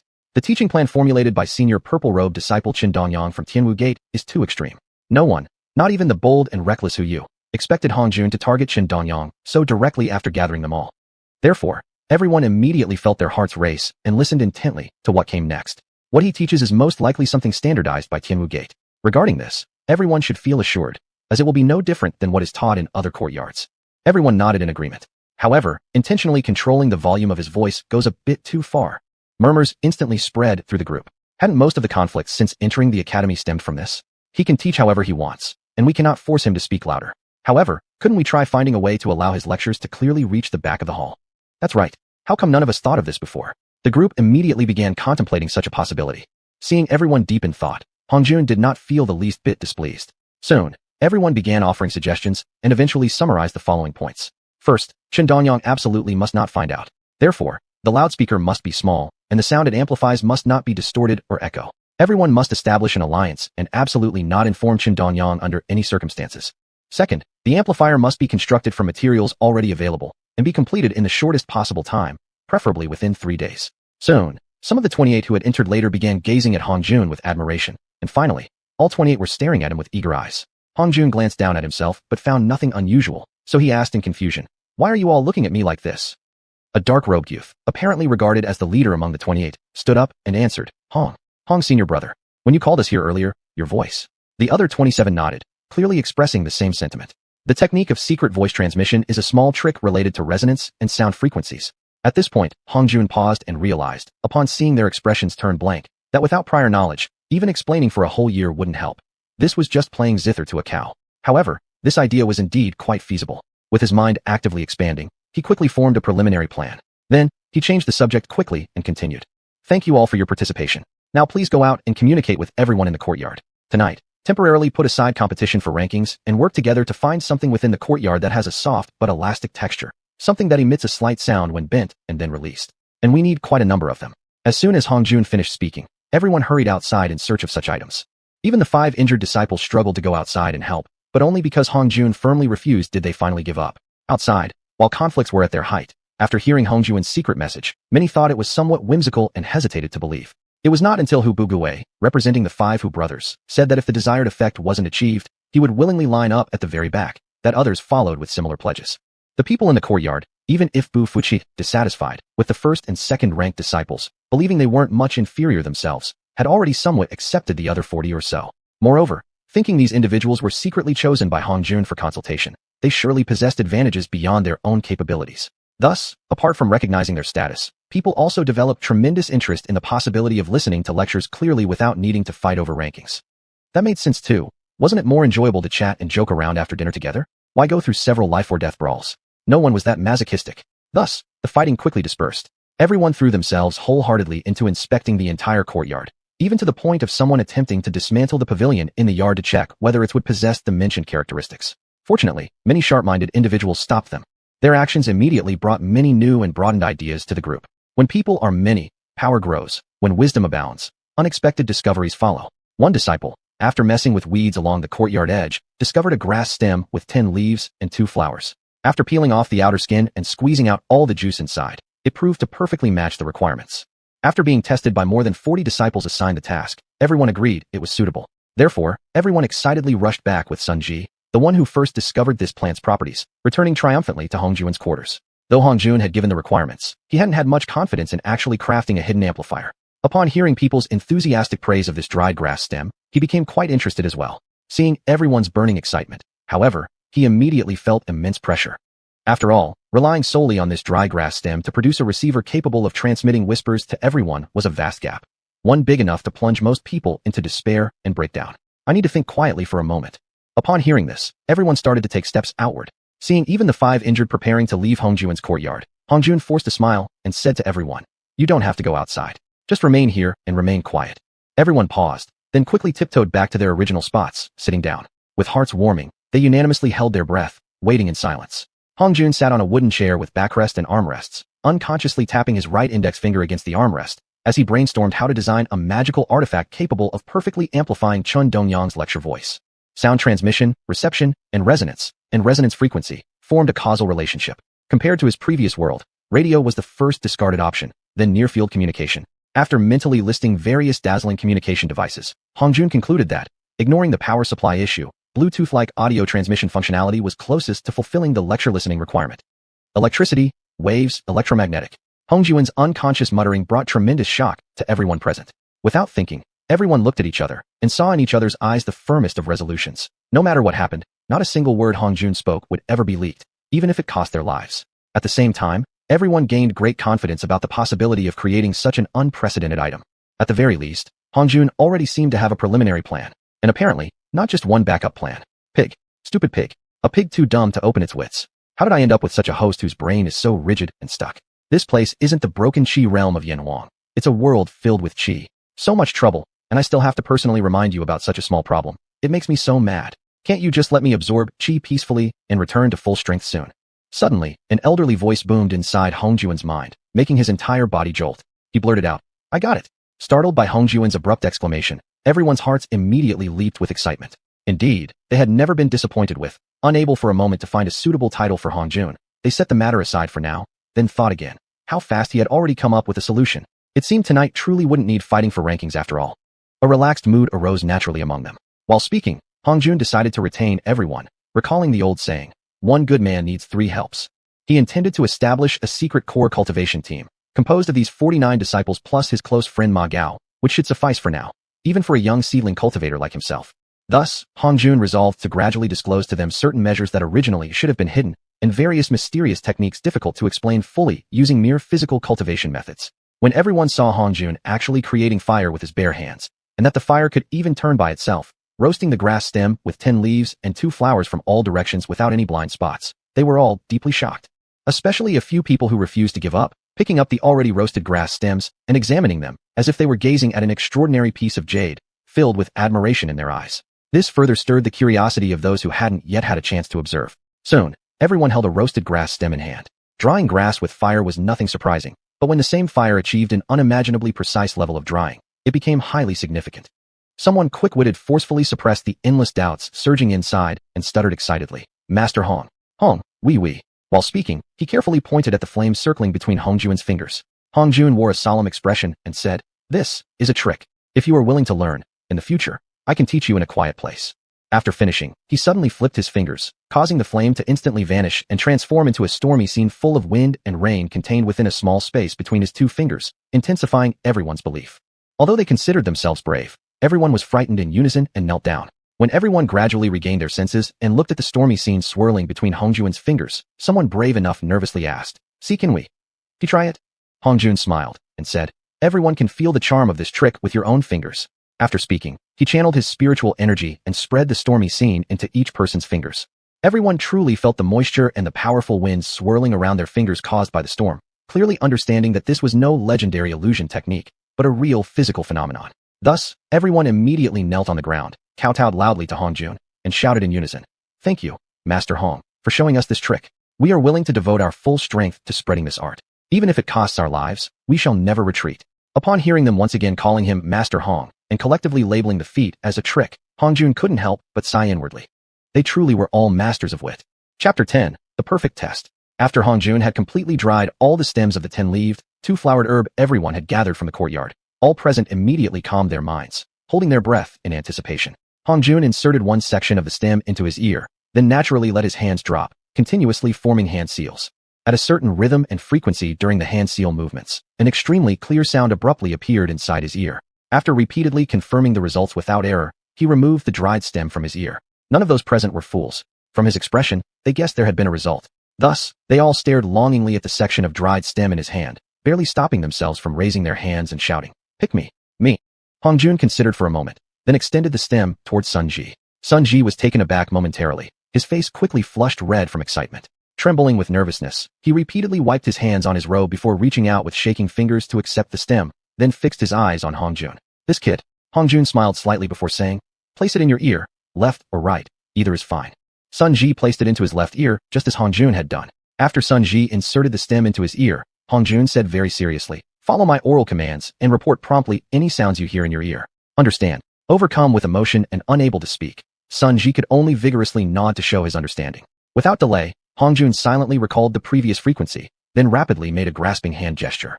"Here, it's bones, no. Bones, no. It's the sound of knuckles tapping." The crowd didn't look down on Sun Ji despite his stuttering. Their hearts only swelled with more fervor. With growing confidence, Hongjun decided to proceed directly with the main test. "Turn around, go outside, and report to me whatever you hear." Sun Ji stepped resolutely toward the courtyard entrance, as if accepting a crucial and noble mission. Hongjun quietly adjusted his spiritual awareness to channel qi, emitting a question at the previously remembered frequency. When Sun Ji heard Hongjun's voice transmitted into his ear, tears immediately welled up and spilled from his eyes. With a choked voice, he reported, "Message received from Unit 01. Reporting from Unit 02. I am an illegitimate child." Sun Ji's loud response from outside the door instantly brought the entire crowd to stunned silence. Hongjun regretted it instantly. Why had he even asked such a question? Could this be terribly upsetting for Sun Ji? Without delay, he hurriedly stepped out. As everyone followed him outside, they saw Hongjun tightly embracing Sun Ji, whispering apologies. After Hongjun released him, people like Hu Bugue took turns stepping forward, each hugging him tightly. At this moment, Sun Ji had become a quiet figure overcome by tears. After this incident, everyone inexplicably felt a stronger sense of closeness among themselves. After everyone had hugged Sun Ji once, Hongjun softly said, "Let's continue the testing." After quickly drying his tears, Sun Ji was about to step toward the courtyard. Hongjun called out, "Wait a moment. Can you read and write at least basic characters?" "Yes, I've studied diligently, including the strength of 4 oxen and 1 tiger that I possess now. It was all acquired in my spare time on my own." Upon hearing this, the others developed even deeper respect and compassion for Sun Ji. They were all martial cultivators. The mere words "spare time on my own" moved many to a sense of shame. Those with sharp perception quickly understood Hongjun's intention. They quickly fetched paper and brush. Before handing them to Sun Ji, they couldn't resist another hug, making his eyes once again well up with tears. Seeing Sun Ji return to the courtyard, Hongjun watched him pick a quiet corner with few people, sit right down without any hesitation, and get ready to take notes at any time. Before long, Hongjun's voice was transmitted into Sun Ji's ear. "Unit 02, Sun Ji. I am Unit 01, Hongjun. I sincerely apologize for my previous question. My apologies. We are testing an unprecedented and historically significant innovative tool. Its emergence will catalyze the course of human history in immeasurable ways. Your discovery plays an irreplaceable role in the entire development of this innovative tool. You, Sun Ji, are destined to be recorded in history. Sun Ji, we cannot choose our origins, but we can choose our own path in life. More importantly, we can allow the knowledge we have acquired and understood to illuminate the paths ahead for future generations, offering them viable options for their own existence. Sun Ji, I hope you will continue to pursue every bit of your perseverance, seeking feasible, self-consistent plans for each brilliant idea, and maintain them persistently. When that day comes, I believe, your name will be remembered not only for participation and discovery, but for the brilliance of your creations, shining eternally like the sun in the sky, illuminating all beings." Sun Ji, tears streaming down his face, carefully recorded every word Hong Jun transmitted into his ear with utmost sincerity. At that moment, he never imagined that this ordinary piece of paper he was writing on with tears would later become an invaluable treasure among intelligent races, even when gods had fallen. As Sun Ji was writing with tears flowing, several students happened to pass by him, none realizing they were witnessing history unfold. Later on, when they learned about this chapter of history, they regretted bitterly while shedding tears, proudly telling future generations, "I personally witnessed the process of this paper being written. It was earth-shaking, heaven-moving, soul-shaking. Only those blessed with extraordinary fortune could ever come across such a scene." Each time they bragged about it, their hearts bled with regret. Why didn't I stop and stay back then? After Hong Jun finished sending all the messages through manipulating spiritual energy at a specific frequency, he paused for a moment. Why was there no response? He quickly recalled that his invention could only receive signals unidirectionally, far from achieving two-way communication. Mastering flexible manipulation of spiritual energy to change frequencies required at least fourth-stage cultivation or higher. Then he chuckled to himself, smiling at the crowd in the courtyard who was watching him eagerly, and said, "Come, let's go see how effective it is." As Hong Jun and the 48 others walked out one after another, the courtyard, still bustling with people searching desperately for ingredients, erupted into a stir. Such a grand procession probably meant good news. At the thought that daily battles and struggles might soon end, hope surged within them, mixed with deep respect. Unconsciously, everyone followed them closely, eager to see what joyful news was worth such a grand procession. When Hong Jun saw Sun Ji sitting cross-legged, tears still streaking his face, his heart felt as if tightly gripped by invisible hands. What a pitiful child. So, he stopped about a foot away, waiting for Sun Ji to calm down before speaking to him. The people who followed Hong Jun also instinctively formed a circle around Sun Ji, showering him with concern. After regaining his senses, Sun Ji wiped away his tears with embarrassment and shame, quickly stood up, and handed the tear-stained paper to Hong Jun. After reading the notes, Hong Jun slowly looked around at everyone present, then grinned widely. "We did it." No one dared to lift Hong Jun in celebration, but Sun Ji wasn't so lucky. Amid loud cheers, he was thrown into the air one after another.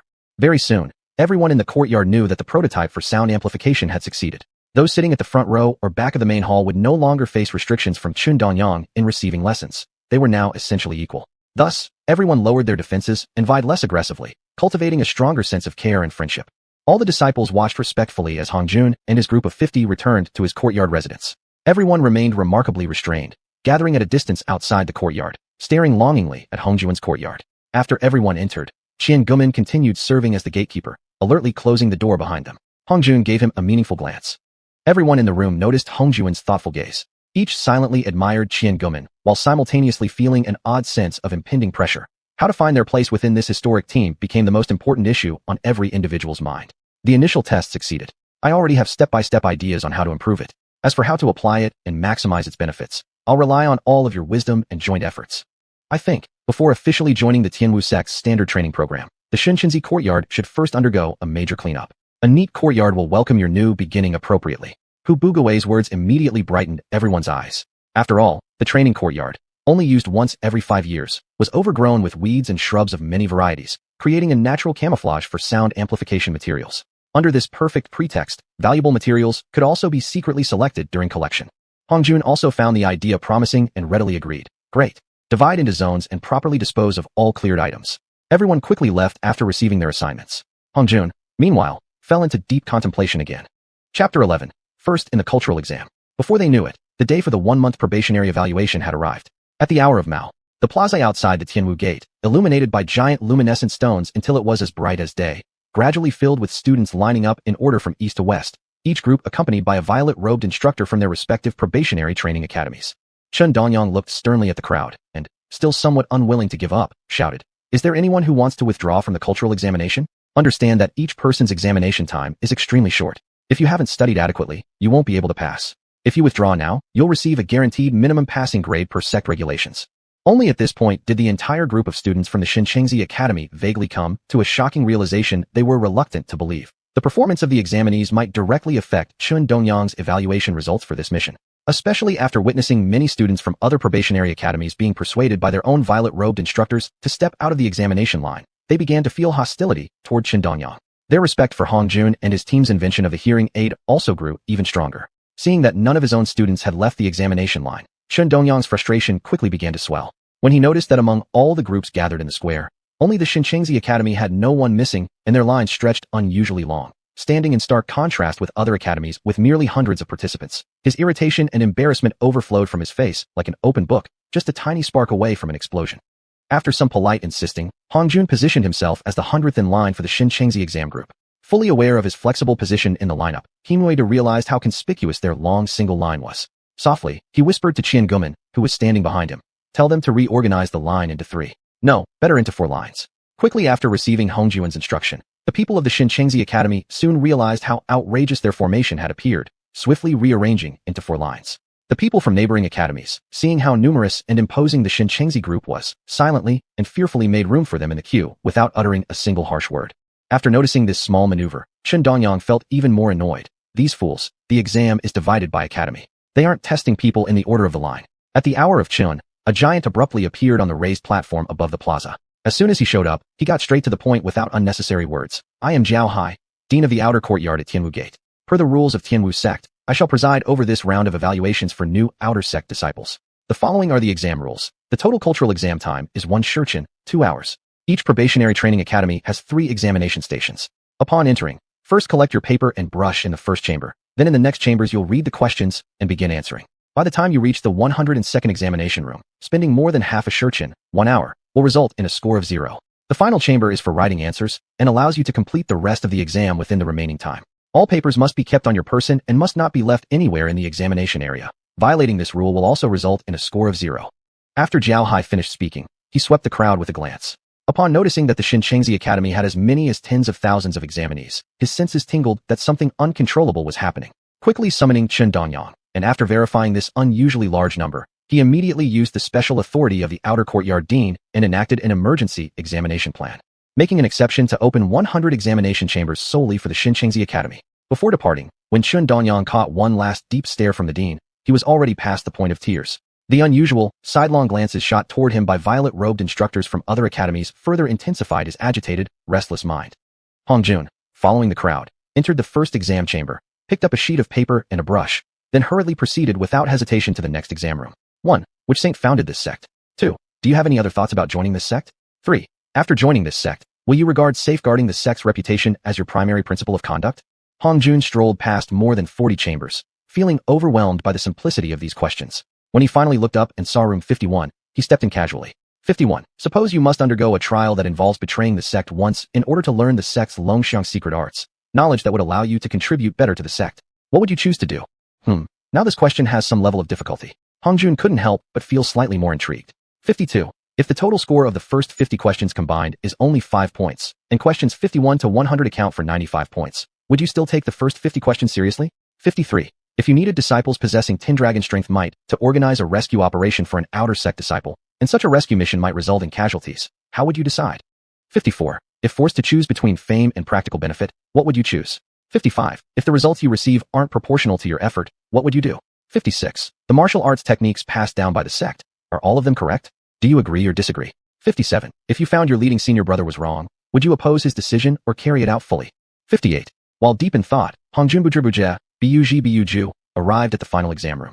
He saw that this vast hall had been divided into many small, independent answering cubicles. He picked an empty seat, sat down, and started writing his answers from memory. Only after completing all the answers, and while reviewing them, did he suddenly realize, out of the 100 questions, only about 10 were related to knowledge taught during this month's probationary training. The rest were all meaningless nonsense. Hongjun couldn't help but suspect Tianwu Sect of wasting an entire month for some unknown purpose. Suddenly, a chilling thought crossed his mind. Surveillance. Using the guise of instruction to relax the vigilance of this group of young apprentices, secretly observing and evaluating their real behaviors through monitoring. No wonder even without taking the exam one could pass. It turned out the written cultural exam was merely one of the sect's methods. The more he thought, the closer he felt to the truth, and cold sweat immediately drenched his entire body. That night, the Tianwu Sect Outer Courtyard Council Hall, illuminated entirely by giant luminescent stones until every hair could be clearly seen. Jiao Hai waved 100 stacks of examination papers in his hand and smiled. For this round of the cultural exam, I won't bother checking every single paper. Tell me, who do you consider the top scorer? Deputy Head Li Lu rose to his feet, bowed to Jiao Hai respectfully, and reporting, Yuanzhang. As per the standard rules, any student who withdrew from the exam receives 60 points. Those who attended the exam receive an additional 100 points. Those who actually answered questions receive another 20 points. This is the basic scoring guideline.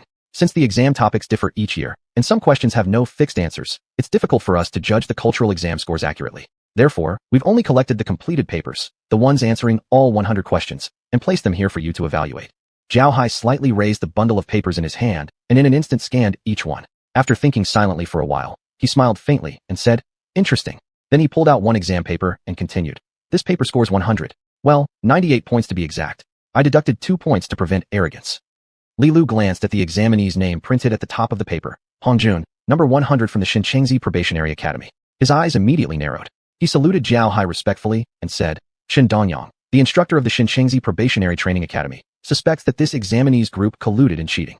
Zhao Hai's eyes narrowed as he stared at Li Lu for half a moment before calmly replying, "Since this is merely a suspicion, we must seek proof. Obtaining proof will take time, but the cultural exam results must be announced tomorrow." "What if?" "There are no ifs. Just declare this Hongjun the top scorer in the cultural exam." Not only did he answer all 100 questions with great detail and logic, but coming from such a remote place, he truly is a remarkable talent. Just considering his ability to mobilize so many. Oh right, by the way, how did the entire Xianxia Probationary Academy perform overall in this cultural exam? 19,000 students ranked within the top 100,000. 19,000 ranked in the top 100,000. Zhao Hai was so startled, he lost his composure. After a long while, he finally calmed his shock and said calmly, "Admit everyone who passed. As for searching for evidence of cheating, just increase the admission quota by 100 this year." Li Lu hesitated briefly, then respectfully bowed to Zhao Hai with lowered eyes, saying, "Thank you, Yunzhang, for your support." Then he quickly left the room. Less than a quarter of an hour later, 100 probationary students originally from the Xianxia Academy, who had not made the admission list, were brought to the Tianwu Outer Courtyard Council Hall. Zhao Hai slowly swept his gaze over the 100 kneeling apprentices below. Observing their fearful, anxious expressions, he sternly declared, "Tianwu sect, inheriting the wisdom of the sages, is among the rare great sects in the human world. We will never punish without teaching. Tell me, can you definitely prove that the former Xianxia Academy engaged in cheating? If your evidence is genuine, then your report shall be credited, and you will be automatically admitted as Tianwu Outer Sect disciples." Instantly, under the intense pressure and deep fear, the people kneeling below began to sweat heavily on their foreheads. The droplets gradually grew larger and more visible. Chapter 12, Cunning Old and Sly Young. Chapter 12, Cunning Old and Naive Young. After automatically becoming an outer disciple of the Tianwu sect without actually passing the examination. Soon, I want to report. We at the Xianxia Training Academy indeed have a large-scale cheating situation. Once someone led the way in reporting, the remaining 99 disciples rushed to follow, vying to accuse and confirm. By consolidating the information from all 100 informants, the following cheating details were extracted. First, Hongjun is very likely the strongest martial artist in Xianxia Academy, or at least has a uniquely profound understanding of martial arts. Second, Shen Dongyang had indeed effectively followed the Tianwu sect's long-standing preferred methods for selecting disciples. However, with Hongjun and the other 49 strongest disciples working together as a team, they successfully solved the problem of transmitting sound using props at short distances, achieving perfect results, and bypassing the obstacles specially designed by the Tianwu sect during the selection process. Li Lu took the tiny sound-receiving talismans collected from the 100 reporting disciples and handed them over to Zhao Hai. As soon as Zhao Hai touched them, he knew that these should be stems of a certain plant, seemingly only dried, not processed further. When he carefully examined them using his microscopic vision, the 9 dragons and 9 tigers skill, he noticed faint energy emissions coming from them. After rapid circulation of his golden cicada kung fu, he roughly identified that this pervasive energy might relate to the cheating method. After further study yielded absolutely no useful information, he told Li Lu, respectfully invite Hongjun from Xianxia Academy. And remember, do not be rude to them. Treat them with proper courtesy." The 100 former Xianxia disciples kneeling below in the hall paled at once. Zhao Hai slowly swept his gaze across the kneeling crowd before speaking calmly. "Since you've chosen to report, you must have the courage to face the accused directly." After speaking, he lifted the dark red teacup resting beside his chair, removed the lid, gently stirred the floating tea leaves, and sipped a little tea, still not raising his head. Then he ordered indifferently, "Bring chairs for these outer disciples who've contributed by reporting misconduct." 10 black-robed Tianwu attendants entered one after another in an orderly and rhythmically pleasing fashion, soon providing the kneeling 100 with low square stools, half a person high, backless. Only now did these 100 people dare to secretly relax a little. Yet upon seeing Hongjun and the others arriving at the hall under Li Lu's guidance, their already relieved nerves immediately tightened again.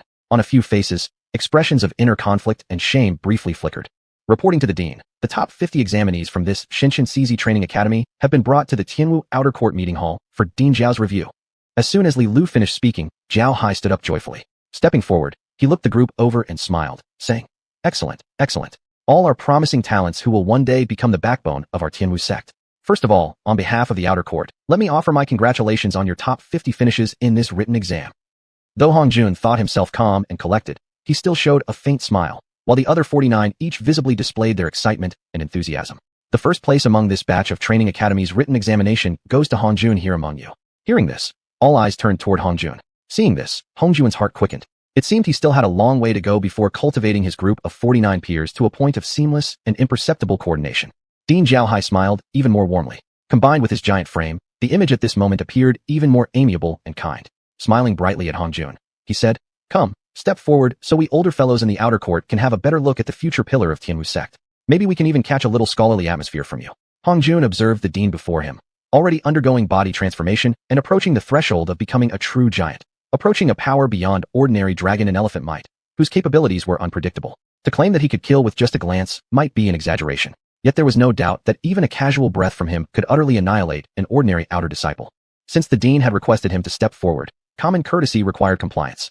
Under someone else's roof, one must learn to show appreciation. With 2 quick, agile steps, Hongjun stood a proper distance away from Xiaohai and the others, slightly bowing his body respectfully, awaiting further instructions. As for the remaining 49 disciples, their initial excitement gradually faded, replaced by a growing uneasiness.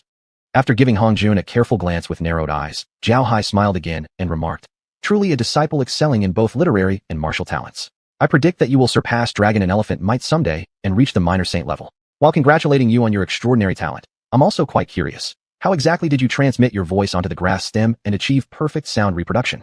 Xiaohai's abrupt question struck like a sudden thunderclap across the hearts of Hongjun and his 49 companions. However, the other 49 managed with great effort to maintain their posture of respectful subordination, showing no change of expression whatsoever. Hongjun, pretending to be unaware of the situation, asked, "What grass stem? What sound transmission? I suddenly feel confused." Xiaohai burst into loud laughter. Good, good. Truly a good child, an honest child. It seems I must personally explain 1 or 2 things to you." After saying this, he pulled out a dried grass stem from his pocket and asked Hongjun, Do you know what kind of dried grass stem this is?" Hongjun circled around it, inspecting it from all sides before cautiously asking, "May I?" Xiaohai gently placed the dried grass stem into Hongjun's hand and smiled. "Go ahead, I still have plenty of samples." Hongjun carefully examined it for a while, even raising it toward his mouth. After a brief pause, he awkwardly asked Xiaohai, "Esteemed Dean, may I taste it?" Xiaohai's face showed an even more kind-hearted expression. "By all means, feel free to try. I really have more than enough." You truly live up to being an outstanding disciple of our Tianwu sect, even thinking of the method of identification through taste." After taking a bite, Hongjun's face quickly turned bitter, and he frowned, displeased. "It's bitter, tastes terrible, but honestly, I don't recognize what kind of grass stem this is." "Excellent. No problem. I don't know what it is either. However, some people downstairs, who originally stayed in the same cultivation dormitory as you, accused you of using this to cheat. What's your view on that?" "I naturally not only stand here and watch, but I also ask you to clear my name. Indeed, you've already judged them as making false accusations. You truly are a wise elder. But if this stem actually worked, speaking of that, what use does it serve? Could you please explain it to me?" Hongjun gazed at Xiaohai with a look of genuine yearning. "They claim that placing this dried grass stem inside one's ear allows you to receive amplified sound from Chundongyang of the former Xianxia CZ Training Academy. Oh, such a wonderful thing. Why didn't I ever get one?" At this, Hongjun turned around, gazing earnestly at the 49 disciples behind him, and pressed further. "Have any of you ever taken it, placed it in your ears, and listened to Senior Brother Chen's lectures?" At this moment, Xiaohai, Li Lu, and 19 elders from the outer court of Tianwu sect all focused intently on the 49 individuals on stage. Indeed, none of the 49 had used the grass stems to listen to Chun Dongyang's lectures. For one, they had all sat in the top 50 positions during instruction. Second, Hongjun had once forbidden them from using the stems to listen in. Previously, they thought it was simply due to insufficient supply, assuming they could hear the lectures clearly because others were giving up their stems out of politeness. But now they realized. So, with full confidence and boldness, they all shouted loudly, "No!" Through subtle glances exchanged between the elders, Xiaohai received unanimous confirmation. These 49 people were not lying. Now, a small awkwardness settled into the scene. After hesitating slightly, Hongjun carefully made a suggestion. "Practice reveals the truth. Perhaps you could try and see whether inserting this grass stem into one's ear allows receiving sound." A truly insightful statement. Practice reveals truth. A strange glint flickered through Xiaohai's eyes before he continued. "You truly live up to being this year's top-ranked candidate among the probationary outer disciples. Hearing such words from you, we are both surprised and unsurprised. Xiaohai is indeed taught." With that, he quickly pulled out 20 dry grass stems from his robes and distributed them to the 19 elders and Li Lu. Then, he spoke seriously. "Together, let's use our collective wisdom and strength to see if we can make the stem transmit sound inside the ear."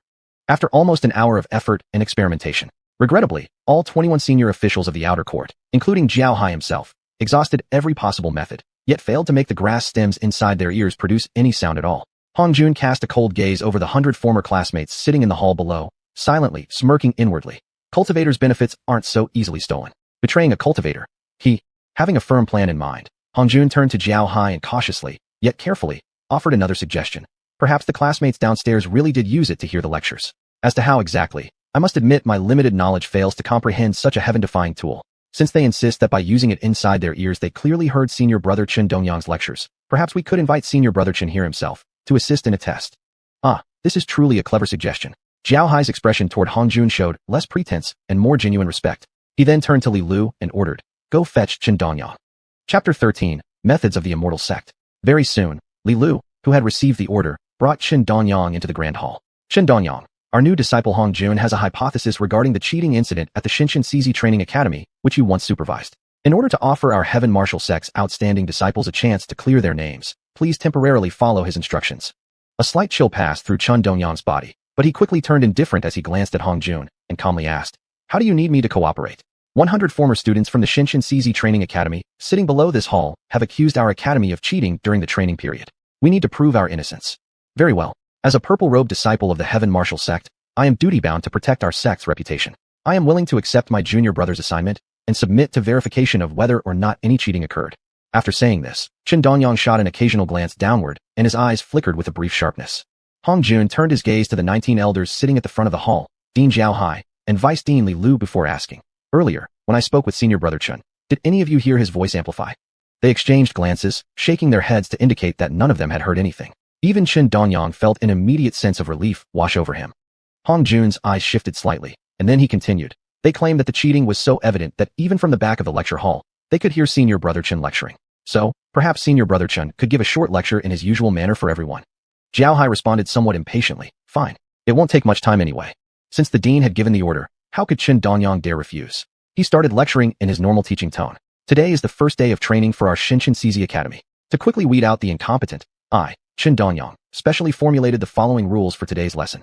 While speaking, Chen stole occasional glances at the elders above. Seeing the strange expressions on their faces sent an unexplainable sense of panic surging through his heart, and he dared not continue. "Continue the lecture. Don't stop." As Chen continued lecturing for another half hour under orders, suddenly a sharp command rang out from the dean. "Seize him." Before Chen Dongyang could even comprehend what was happening, he was grabbed by the sect's enforcers, an elder personally stepping in to seize him in a chokehold to prevent him from shouting, then dragged away like a lifeless dog. The 100 disciples seated below the hall were immediately struck by an icy sense of dread. Dean Jiao Hai looked down with a warm smile at the 100 disciples below, solemnly nodding at each of them in turn. "You all did well in raising the report. The Heaven Martial Sect stands on integrity, and our earlier promise takes effect immediately. From this moment onward, each of you, 100 outstanding talents who have always kept the sect in mind, shall be promoted to become external disciples of the Heaven Martial Sect." The concern and worry on everyone's faces immediately lifted, replaced with joy, and unavoidably accompanied by a strange sense of superiority toward the group of 50 led by Hongjun seated in the middle of the hall. Even though those in the top 50 in the written exam might eventually enter the sect, they still had to undergo the martial examination. What if they ranked last? That would mean, well, keep calm. Why am I suddenly feeling the urge to laugh maniacally? In recognition of your active commitment to the sect even during the evaluation period, you are specially designated as outstanding members of our Heaven Martial Sect's purification force. Your assigned term of service is provisionally set at 200 years. Dean Jiao Hai's calm proclamation instantly changed the expression of every one of the 100 disciples. After having already passed the Heaven Martial Sect's initial external disciple review, and throughout the training period had kept striving forward, many had already inquired about what kind of duties the purification force actually performed. Particularly with such an unexpectedly long service term, the thought brought despair to many hearts. If one's entire life never achieves the cultivation level required of a full-fledged disciple of the Heaven Martial Sect, then one's fate would be to serve as a toilet cleaner for life. Immediately after Dean Jiao Hai finished speaking, Li Lu promptly signaled with his eyes and summoned 50 black-robed assistants, who seized the 100 newly promoted Purification Force disciples and forcibly led them out of the hall. After closing his eyes for a while, Dean Jiao Hai slowly opened them, his voice low as he spoke to Hongjun and the others. "The Heaven Martial Sect is founded upon honesty. We will not overlook a single talent, nor will we allow anyone who strays down crooked paths to go unpunished. Your written exam results placed you in the top 50, and after review by the external division, the scores were verified as valid and error-free. This is, without doubt, excellent news for you. There is, however, a first in the history of our Heaven Martial Sect. Never before have the top 50 candidates in the entrance exam all come from the same training academy. It is your honor, and the honor of the Xiuxian Training Academy. But because of this, you will face even more suspicion and scrutiny." Seeing that Dean Jiao Hai showed no further intention to speak, and silently observing his 49 companions behind him, Hongjun, sensing their irregular breathing and fluctuations in spiritual energy, knew that he must step forward and assume leadership responsibility. To wear the crown, one must bear its weight. Dean, please rest assured, we will not waste our precious time for cultivation due to a temporary advantage. Nor will we stop delving into the knowledge we learned at the xiuxian Training Academy just because we achieved high scores once. To motivate ourselves, we are willing to stake our current written exam rankings, and from 7 days onward until the end of the martial exam, we welcome any disciple to challenge us on the knowledge gained at the Training Academy. Excellent. Since you are willing to risk your written rankings and accept challenges, the Heaven Martial Sect also does not want to see you miss a great opportunity due to an occasional slip-up 7 days from now. In my capacity as the Dean of the External Division of the Heaven Martial Sect, I make the following promise on behalf of the entire External Division. To protect your energy and to avoid chaotic and disorderly challenges, the challenging official disciple must rank among the top 500 in the written exam. Furthermore, if you lose in a challenge, you will automatically drop to the lowest ranking among the external disciples. As the top scorer in the written exam, Hongjun bowed to Dean Xiaohai on behalf of everyone. Please rest assured, we will protect our current rankings with our lives and will not allow the Heaven Martial Sect's written exam records spanning countless eons to be tainted. Xiaohai examined Hongjun from head to toe before saying, your final results have no bearing on the written exam results of the Heaven Martial Sect's external disciples throughout the years. It's good for a young man to have confidence, but don't rashly raise the banner of high expectations, because you are not strong enough to carry it, nor do you have the qualifications to bear it. Still, I look forward to your performance. As long as you maintain your current results and perform outstandingly in tomorrow's martial exam, I will consider entrusting you with important tasks. Dean Li, to prevent them from being distracted by outside troubles, please arrange for these 50 to reside in the private courtyard of the Tingqiao Pavilion. Zhao Hai turned to Li Lu and gave the order. All right. Li Lu looked at Hongjun and the other 50 people, then smiled and said, please follow me. With that, he turned and walked out. Tingqiao Pavilion. Despite the scorching summer heat, it was subtly cool here due to the proximity of the cliffs and waterfalls. Especially combined with the sound of waterfall water drowning out the cicada noise, the place was serene amidst the noise, without generating excessive agitation. The path winding through the dense shade leading here provided an additional feeling of deep peace and tranquility. Li Lu walked slowly in front, guiding the way, murmuring almost to himself, but carrying a hint of admiration. Tingqiao Pavilion is the most prestigious courtyard for the external disciples of our Heaven Martial Sect. Even Dean Zhao's own living quarters are not this good. It is a special courtyard in our external academy reserved specifically for exceptionally outstanding disciples. It has not been occupied for 13,755 years. Among the external disciples who once lived here, there are many seniors who later ascended to higher realms, with even the lowest achieving the great sage level. So, you see how much our Dean Zhao believes in your future potential. When Li Lu murmured this far, he suddenly recalled that the external disciples who had once lived in the Tingqiao Pavilion included not only those who soared upward, but also cases of utter disgrace and downfall. He muttered silently, which category do these 50 fall into? After a brief hesitation, he decided not to bet prematurely and fell silent, resuming his formal, official demeanor.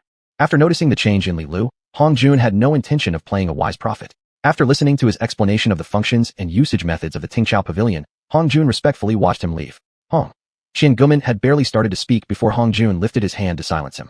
Hongjun sat cross-legged on a bluestone bench in the Tingqiao Pavilion's front courtyard, circulated his spiritual essence, and silently examined the entire pavilion. His face turned somewhat pale when he exhaled in relief. Although Qin Dongyang took the blow for us, we have not completely shaken off the suspicions of the upper ranks of the external academy. Perhaps, we are now even more under suspicion. Therefore, we cannot be careless. Everyone present frowned solemnly at his words. In your private quarters near the cliff waterfall, in the dining hall, and along the corridors, there are suspected listening devices. Therefore, everyone must strictly refrain from discussing anything unrelated to physical cultivation in those places. Even speaking in one's sleep is not allowed. Otherwise, the consequences will be severe. The expressions of Hu Bugu and others immediately turned even grimmer as they rushed to ask, then what about us?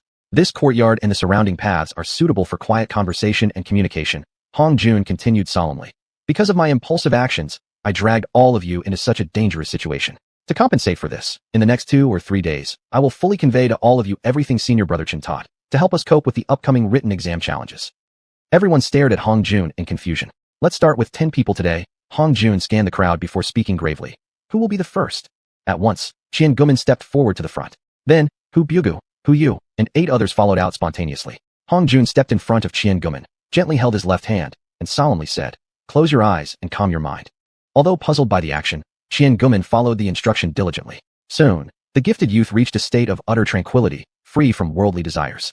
Through Xiangumen's wrist pulse, Hongjun sensed that he had already reached the Chuji stage of emptiness. With extreme seriousness, Hongjun lightly pressed the palm of his left hand onto Xiangumen's Baihui acupoint. In a fleeting moment, Xiangumen suddenly felt warmth radiating from the top of his head. Then, to his astonishment, he found his mind filled with a flood of new knowledge. Everything Qin Dongyang had taught now seemed etched into his mind, ready for instant recall at will. This technique utterly exceeded Qian Guomin's understanding. If the earlier sound amplification incident had earned Hong Jun his deep admiration, this event now solidified his unwavering loyalty. The remaining 39 people watched the first recipient of this knowledge transmission with eyes burning with fervor. Curiosity and expectation within their hearts soared to an unprecedented peak. Yet, seeing Hong Jun's pale and exhausted appearance, none dared to speak out to increase the number. All secretly resolved to, by all means, be the first ones to experience this sensation of knowledge transfer the next day. 3 days later, everyone instinctively surrounded Hong Jun, who now bore an expression of complete fatigue. Their eyes, ablaze with fanaticism and concern, reverently watched him as he lay asleep. Without any precedent to follow, from reconstructing Chun Dongyang's lectures, to designing methods of transmitting knowledge effectively through spiritual essence using spiritual energy as the medium, without harming the recipient, and even to devising a built-in self-destruct mechanism within the spiritual essence to guard against betrayal. All these solutions had consumed an enormous amount of Hong Jun's energy and mental focus. His effort had not gone unnoticed. He had finally achieved what he had initially envisioned. "You're actually teachable, kid," an old-sounding voice echoed in Hong Jun's mind after he had fallen unconscious. Of course, the now unconscious Hong Jun couldn't hear this evaluation, nor did he realize that his sudden experiment in combining spiritual essence and energy manipulation, including the self-destruct mechanism within his spiritual essence, had ultimately earned recognition, thereby laying a solid foundation for his future cultivation path. Chapter 14. Chaos and Namelessness. In the blink of an eye, the martial arts trials had already proceeded for 3 days. Hong Jun had gained the reputation of Hong Yi Zhao, Hong's one move. The reason was simple. Every candidate disciple who faced him was defeated with just one of his casual strikes. It all began on the very first day of the martial trial. Among the nearly 10 million candidates, Hong Jun ranked first in the literary test. Under the dazzling spotlight, this achievement naturally aroused jealousy among countless disciples who considered themselves accomplished. Those who wished to defeat him through martial prowess numbered not 8 million, but at least close to 1 million. Everyone took it as an honor to draw a match against him. A tall, muscular man unfurled his drawn slip and upon reading, Hong Jun of the Xianxia Academy, he roared in laughter. "Blessed be the heavens. Surely fate favors the sincere, for it is actually me, young Xiao the Madman, who first drew the match against Hong Jun." Xiao Wei, also known as Xiao the Madman, leaped with a single giant stride onto battle stage 783 of the Shen division. Pointing toward the entire crowd of candidates below the stage, he fiercely declared, "Hong boy, come here now, and let your father kill you." Hong Jun, after politely bowing to those around him, said indifferently, Excuse me. Polite people usually win favor. Especially with Hong Jun's gentlemanly demeanor, it naturally won people's sympathy and admiration. Thus, while making way for him, some even voiced their support. "Hong Junzi, we're rooting for you to teach that ignorant braggart a lesson. Hong Junzi, hurry up and beat him." Through the parted crowd, Hong Jun calmly reached the foot of the battle stage. He secretly tightened his waist, twisted his body, and nimbly leaped onto the stage. The sudden appearance of Hong Jun startled Xiao Wei, who stumbled back a few steps before stubbornly charging forward another half step. Eyes wide, he angrily demanded, "How in the world did you pretty boy, get up here so suddenly?" Hong Jun ignored Xiao Wei's accusation. Facing the purple-robed referee who was also frowning in confusion, he impatiently asked, "When will the match begin?" The purple-robed referee of battle stage 783, named Zhang Bu, briefly showed irritation in his eyes, but he forcefully suppressed his inner fury. Sternly, he shouted, "The 327th unregulated duel at battle stage 783 of the Shun division, Xiao Wei of the Shunxian Academy versus Hong Jun of the Xianxia Academy, is about to begin. Fight!" Already furious at Hong Jun's dismissal of him, as soon as Zhang Bu finished speaking, Xiao Wei launched a near-ambush-style punch directly at Hong Jun's face. HSS, his rapid and massive fist stirred the air, producing a sharp whistling sound, which further intensified the violent pressure of his strike. Hong Jun, who had never before experienced actual combat against an expert, was initially curious and interested. Yet, upon sensing the fluctuation of spiritual energy, that punch suddenly seemed as slow as a crawling snail to him. Feeling some disappointment, Hong Jun casually turned away. With only a light draw of spiritual energy, he gestured vaguely and then, without looking back, proceeded towards the western staircase of the stage. True men don't look back after a single move. Xiao Wei saw Hong Jun stand still, and saw him rapidly grow in his field of vision. He became even more excited and joyous. While wondering whether he might have thrown the punch too hard, he suddenly felt his eyesight blur. Hong Jun had just abruptly vanished from his line of sight. Even more terrifying was that his sudden disappearance seemed to yank something from that very spot, creating a strong vacuum force that uncontrollably pulled Xiao Wei forward, straight into a forward flying punch. With a bang sound, before the crowd below had time to cry out, "Danger!" Xiao Wei's body flew straight out past the edge of the platform, landing face down with a clumsy four-legged crash and a classic faceplant. As Xiao Wei crashed down on the ground, Hong Jun had just reached the western edge of the fighting stage. With an air of calm detachment, he blandly told the referee, "Such a dull match. Please announce the results soon. Otherwise, I will be delayed when leaving the stage." Delayed? Leaving the stage? Those two words instantly enraged the purple-robed referee Zhang Bu. If he truly let the loser fall from the stage before the result was announced, and the victor walked off without waiting for the declaration, his job would surely be on the line. He clenched his teeth and shouted angrily. At battle stage 783 of the Xun division, the 327th match, the victory goes to Hong Jun of the Xianxia Academy. The next match, when he saw Hong Jun not even turn around, but simply wave goodbye behind his back, he grew even more furious. He practically shouted the next pair of participants for the match. Hong Jun was naturally unaware that he had been noted in Zhang Bu's bad book.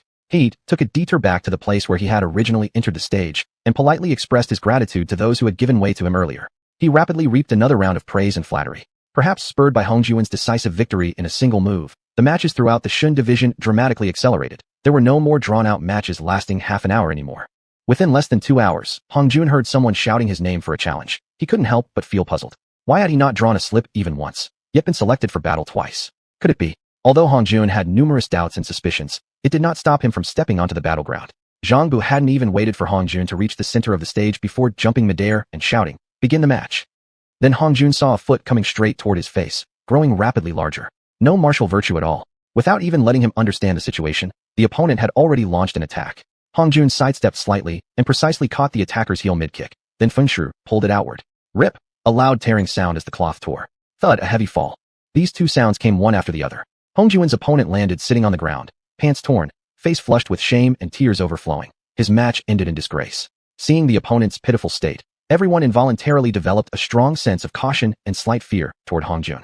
When Hong Jun was drawn to the stage for the third time, referee Zhang Bu had already announced the start of the match. However, this rather thin opponent stubbornly refused to strike first, merely circling along the edge of the stage while keeping sharp watch on Hong Jun.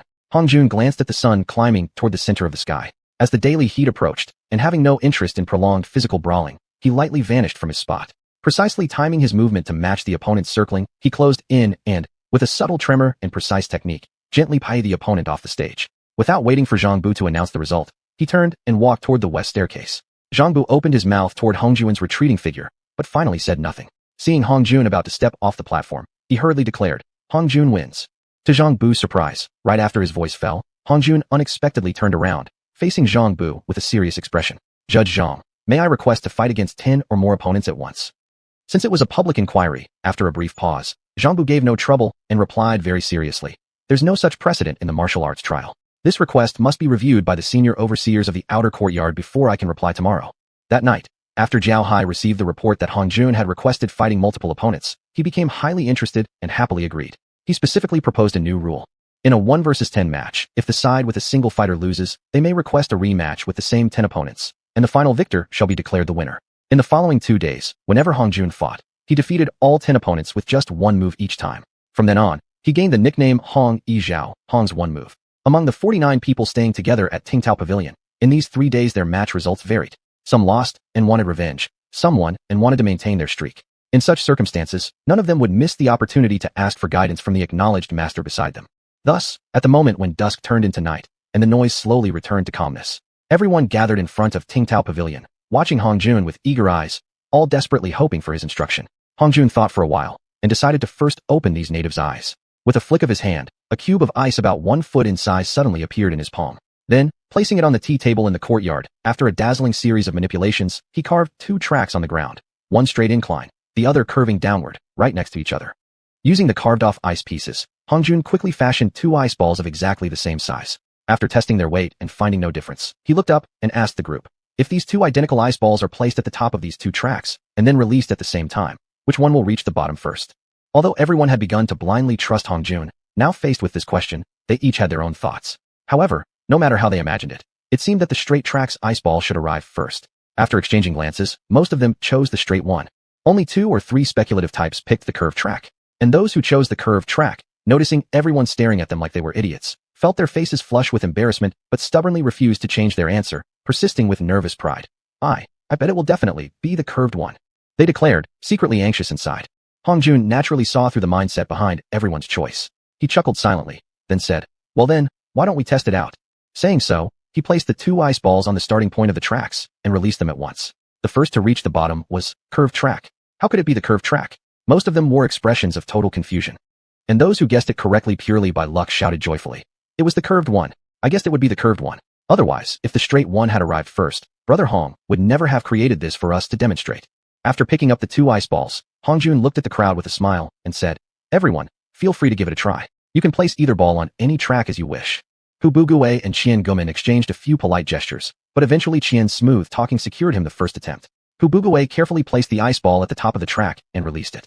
As before, the curved track's ball still reached the bottom first, even when the two ice balls were swapped to opposite tracks. One by one, everyone stepped forward to test the results. In every case, the ice ball on the curved track touched the ground first. This highly counterintuitive experiment was difficult to understand, yet everyone couldn't help but feel there was a great mystery hidden within. Once again, all eyes fell intensely upon Hongjun. Hongjun thought for a moment before speaking slowly. The principle behind this result is something you might not grasp even in a lifetime. There's no need for us to waste our minds on it. But through this experiment, can anyone tell me what kind of inspiration it gives us in martial cultivation? Everyone remained silent.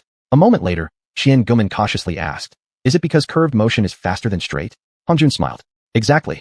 Under specific conditions, where personal strength and related factors are concerned, whether throwing a punch, striking a palm, or making another move, a curved motion can be faster than a straight one. You've all likely seen some of my matches," Hongjun said while demonstrating with his hands. "Twice, I sidestepped slightly and curved my movement to guide the opponent's force away, and with a bang, they flew off the stage. A straight punch might seem the shortest distance to the enemy, but sometimes it does not mean it's the quickest way to reach him, especially when the opponent cannot fully contain their force. The momentum they carry actually possesses energy that we can harness and redirect. But everyone must remember, only what suits you best is truly best. As long as a move defeats your enemy, it is a good move. Whether it is straight or curved makes no difference. In situations where both parties have comparable strength, just by adding a method of channeling and drawing in force, you gain a significant advantage over others." Before anyone realized it, nearly 10 days had passed, and the martial arts trials came to an end. Hongjun won first place in the trials as easily as brushing away a wisp of cloud. The second place, surprisingly, was taken by Ma Gao. Hu Bugui had lost to Hongjun and accepted the result without complaint, but he was greatly bufu that someone had outperformed him for second place. However, when he saw Ma Gao quickly throw an arm over Hongjun's shoulder after formally acknowledging defeat in front of the chief referee, he realized there must be something behind it that he did not yet know. Under Ma Gao's bizarre yet oddly friendly support, Hongjun approached Hu Bugui and his group. He could sense the subtle hostility they held toward Ma Gao. "This is Ma Gao. We practically grew up together, from childhood, bare-bottomed." Hongjun's introduction dispelled the crowd's suspicion but triggered Hu Bugui's competitive spirit. "Humph, only I am the one who is truly, well, in any case, better than you by a bit. Just wait, we'll see." As Hongjun and the others celebrated their outstanding results in the martial trials, the high-level officials of the outer courtyard were holding a tense and serious meeting concerning Hongjun and his group. "In conclusion," said the chief disciplinary elder of the outer courtyard, speaking in a calm tone, "the disciplinary elder of the Dane has determined that Chen Danyang did not participate in any wrongdoing." With a formal bow, he sat back down solemnly. Including Zhao Hai, the senior officials fell into immediate silence. Even the most slow-witted person would suspect Hongjun and his group of 50 of serious wrongdoing. What was most unfathomable was that these 50 individuals had not gained any benefit from cheating, if they had done so at all. After a long pause, Zhao Hai turned toward Vice-Chancellor Li Lu and asked slowly, "How have they performed recently in the academic challenge tests?" Li Lu let out a bitter smile and replied, "Not a single disciple succeeded in challenging them. I can't say whether it's coincidence or whether they truly are a group of prodigies. Each one of them can even reproduce every single word Chun Danyang spoke during any given lesson period. Recall everything said by Chun Danyang in any lesson period? That's impossible.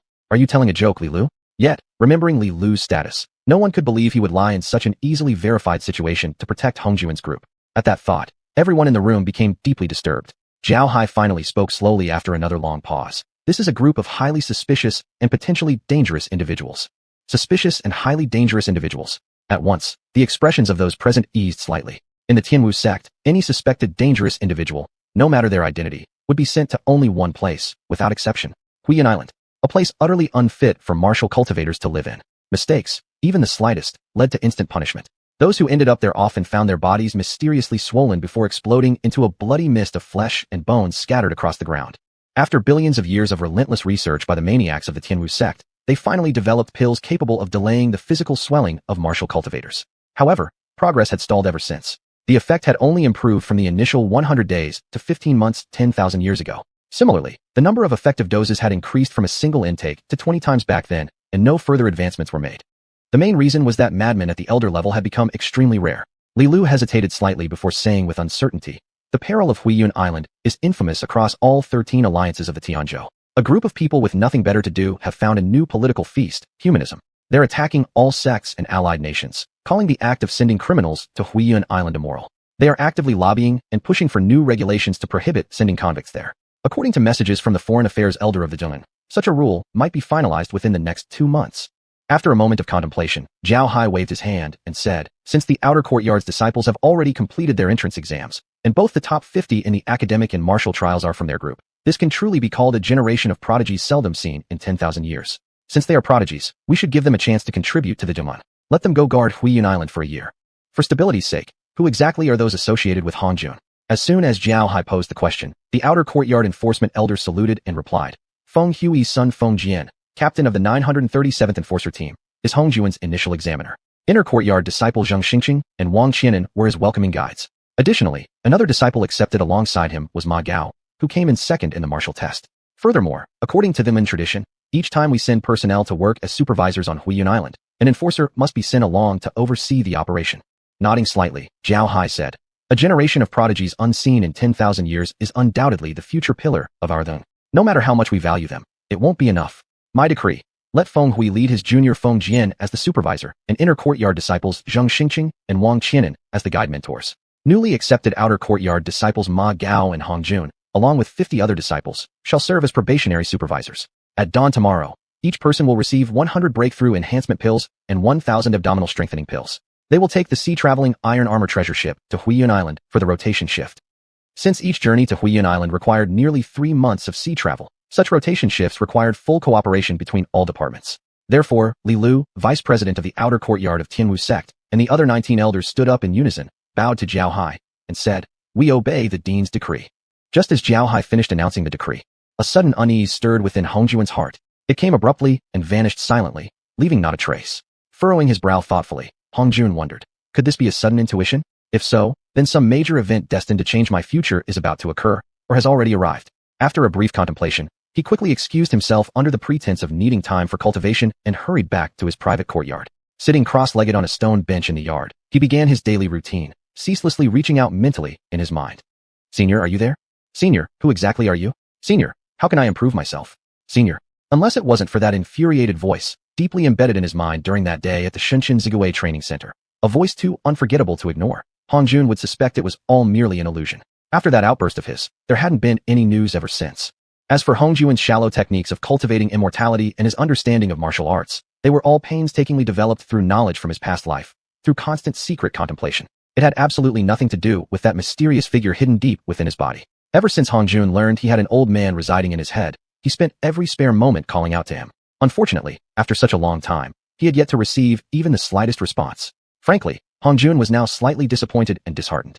Consequently, a certain idea surfaced in his mind. As the sages said, a gentleman seeks within himself. Perhaps self-improvement is the only path. That's exactly the right mindset. A soft, mournful sigh gently echoed in Hongjuan's mind. Senior, you're... What senior nonsense? I myself don't even know what I am. Definitely not a vessel spirit. Not the remnant soul of a powerful being either. I don't even know how long I can remain here, or how to enhance myself. The only thing I clearly remember is knowledge of numerous ascended sages from the ancient Yellow Emperor world. Upon hearing this, Hongjun was overjoyed. This is great news, for if what he said was true, he was essentially a basic artificial intelligence, harmless and only beneficial. At best, he was merely an elementary program without any ability to innovate, just a primitive data archive. After pondering for a moment, Hongjun carefully and somewhat intuitively asked in his mind, is it because I mentioned the sages or spoke their names that you? Before Hongjun could finish his sentence, he strangely sensed an awkwardness from the presence within his consciousness. He quickly changed the topic. What do you need? What kind of material or item, so that you'd have the strength to speak? Heavenly spiritual energy, primordial chaos power, and... Hongjun waited a while but heard no continuation. He then asked the most pressing question in his mind. Does this world still have spiritual energy today? Yes, but not much. It seems this world is actively expelling spiritual energy. Even the natives' cultivation techniques are not just focused on body refinement. Nearly 70% of their techniques are actually dedicated to eliminating any accidental absorption of spiritual energy. I know this is a world dominated by martial cultivation, a world without magical arts or enchanted artifacts. According to legends, all the sages here relied on immense strength and crushed everything through sheer physical might. How could it come to this? Could it be that after leaving the Yellow Emperor world, forced by the life and death decree of the Yellow Emperor's Tao of Heaven, they stripped away all knowledge and condensed it into me before choosing the path of body cultivation? Hongjun inwardly trembled at the implication of his identity, and as the voice grew quieter, he also sensed deep sorrow within it. Feeling compassion, Hongjun comforted him. If they rejected you, then I accept you. I am willing to stay with you through life and death, and in this world of sages, we shall embark on the grand path of immortal cultivation. Good. I will try my best to distill highly advanced cultivation techniques into simplified methods to help you ascend. I will make those sages who forgot me regret their entire lives. By the way, from now on, call me Saint in your heart. I want to completely sever all ties with my past, with them. From now on, you may call me Chaos or Nameless, whichever you prefer. As long as there's enough spiritual energy, I will always be ready to resolve any difficulties you encounter during cultivation. At that moment, Hongjun never even considered that his mutual pledge with Chaos would stir so much turbulence and bloodshed in this world of sages. Chapter 15. Humbling oneself to forge a connection. Hongjun and others, including Ma Gao, had just accepted the one-year stewardship duty at Huiyun Island, and already the well-connected among this batch of outer disciples were dying of envy. Because after a year's return, there would usually be a significant advancement in martial cultivation without clear reasons. At the very least, one could meet the basic requirements of an official inner courtyard disciple, possessing at least the strength of one dragon and one elephant. Yet, even if one was a genius, training solely in the outer courtyard would still take around 3 years at minimum before gaining the slightest chance of achieving that one knock of dragon elephant might. One step behind, and you fall behind forever. Worse yet, if 2 years were lost, by that time, the gap would be nothing short of a world apart. Among this group accompanying Hongjun, the most elated was Feng Hui. Earlier, he had once served a year as a probationary law enforcement disciple at Huiyun Island and was promoted to squad leader upon returning. After another year this time, entering the inner courtyard as an official law enforcement disciple was practically a leap to the skies. Moreover, his own son had also benefited from his wise recognition, entering the elite circle of the outer courtyard. In terms of future promotions, compared to the hundreds of thousands of outer courtyard disciples, he already enjoyed an incomparable advantage. Therefore, Feng Hui set aside his leader's image and began approaching Hongjun earnestly, striving to befriend him on equal footing. Influenced by his father's words and actions, Feng Jian practically wore a label reading, "I am Hongjun's little follower." This greatly annoyed Xiangumen, but in terms of connections and overall strength, he lagged far behind Feng Jian. He could only swallow his pride and accept being the second little follower to Hongjun. As for Ma Gao, having grown up with Hongjun practically since birth, he not only understood Hongjun's personality, but also promoted himself intentionally due to their closeness, placing himself as the superior of both Feng Jian and Xiangumen, and occasionally ordering them around to do errands for him. Xiangumen, having no ulterior motives and simply regarding Hongjun as his master, also held Ma Gao in deep respect. Feng Jian, however, harbored great resentment when Ma Gao, either deliberately or carelessly, sent him on errands, yet he didn't dare to get angry, let alone speak out. So he could only swallow his anger deep inside and force a smile as he accepted those tasks cheerfully. Everyone was competing for this rare opportunity. Obviously, none of them were fools. Even Hu Yu, who primarily gave off the image of being honest and straightforward, was considered one of the top intellectuals among this batch of outer disciples. Therefore, everyone could sense Feng Jian's sense of helplessness and frustration. Eventually, under growing pressure from both within and outside sources, Feng Jian knocked on his father Feng Hui's door and entered in the dead of night. "I already understand why you came. I originally thought you would come asking me for advice 7 days ago. You managed to hold off until now. It seems that in these years, you have indeed improved more than I expected. Before solving your confusion, let me give you a statistic. Every disciple who has previously served as a steward at Huiyun Island will achieve at least the rank of elder in the outer courtyard. As for those who ranked first in the martial examination and also served 1 year at Huiyun Island, their lowest possible future attainment is the head of the outer courtyard. For example, our current Zhang Jiao is also the first place winner of the martial final exams in his time. As for those who ranked first in both literary and martial examinations, throughout billions of years, only hundreds of celestial prodigies have achieved such glory. Provided there are no accidents along the way, entering the lesser sage realm and becoming a sect elder is practically guaranteed. Many have even surpassed the great sage realm and transcended our world, reaching the legendary sage territory. Bear in mind that breaking through the dragon elephant might grants only a lifespan of around 200, whereas reaching the sage realm, even the lesser sage realm, ensures at least 1,000 years of life. How long exactly beyond that? We mortals can't possibly fathom. Cultivating a relationship with a highly promising giant like Hongjun can at least guarantee our Feng family's peaceful development for centuries. Now, do you still think it's demeaning for your father to go all out to befriend Hongjun? Hongjun has no parents or other close relatives left. His only childhood friend is Ma Gao, and judging by Ma Gao's current potential, it's highly likely he will eventually reach the lesser sage realm. If you are being directed by Ma Gao, who always acts reasonably and shows no ill intent toward you, should you still feel suppressed? Could you really be worse than Xiangumen? Remember, he is extremely jealous that you are always the one receiving tasks before him. Feng Jian listened with a stream of cold sweat pouring down and his pride crumbling entirely, realizing how absurd his perspective had been. If even his father must bow before Hongjun, who exactly was he to feel offended? So he quickly bowed his head and admitted his fault. "It is my ignorance and narrow vision. Please rest assured, I will thoroughly correct myself and strive to complete every task assigned by Hongjun and Ma Gao." Not enough. Although you took the lead in guiding Hongjun into the sect, from what your father has observed in these past few days, I have determined that those 49 people, led by Hu Bugui, regard Hongjun as their central figure. This suggests that during their time together at the xiuxian Training Academy and within Listening Tide Pavilion, something unknown to others must have occurred, leading to this current situation. Your current positioning must be one of service. Then, through sincere and dedicated service, you must gradually integrate into their group. Ultimately, you must become one of them. Only then can you bring immeasurable benefit to yourself and to our Feng family. Only then will you gain an honored place in our family's history. Do you understand? Hearing this, Feng Jian felt a surge of excitement surge through his blood. He bent his knees and knelt heavily before his father Feng Hui, bowing respectfully as he said, "Your son understands. Thank you for enlightening me." After bowing several times, he stood up, full of renewed energy, and stepped out with vigor. The next day, when Ma Gao assigned Feng Jian a task, he noticed a change of at least 130 degrees in Feng Jian's attitude and expression. Feng Jian now performed his tasks willingly, positioning himself as a servant without complaint. Ma Gao instantly realized that Feng Hui had intervened. In every encounter with Feng Hui thereafter, Ma Gao treated him with noticeably more respect than before. Hong Jun and the other sharp-eyed individuals, like Hu Bugui, clearly noticed the change in the atmosphere aboard the divine ironclad ship crossing the sea. Everyone held Feng Hui in slightly higher regard. At the same time, they found Feng Jian, now less arrogant, more agreeable and approachable. It was a calm and peaceful day. While Feng Jian, acting as the tea server, attentively served tea, Hong Jun and Feng Hui sat in the open-air pavilion on the 7th level of the divine ironclad ship, sipping tea together. Hong Jun drew his gaze away from the vast expanse of cloudless sky and seamless horizon ahead, and asked indifferently, "Was our sect's divine ironclad ship traveling to Huiyun Island always safe and uneventful?" Tens of millions of years ago, it was far from safe. At that time, conflicts among sects were intense. With losses of 800 on our side for every 1,000 enemies defeated, the entire 13-province alliance of our Tianzhou even experienced a break in its ancestral lineage.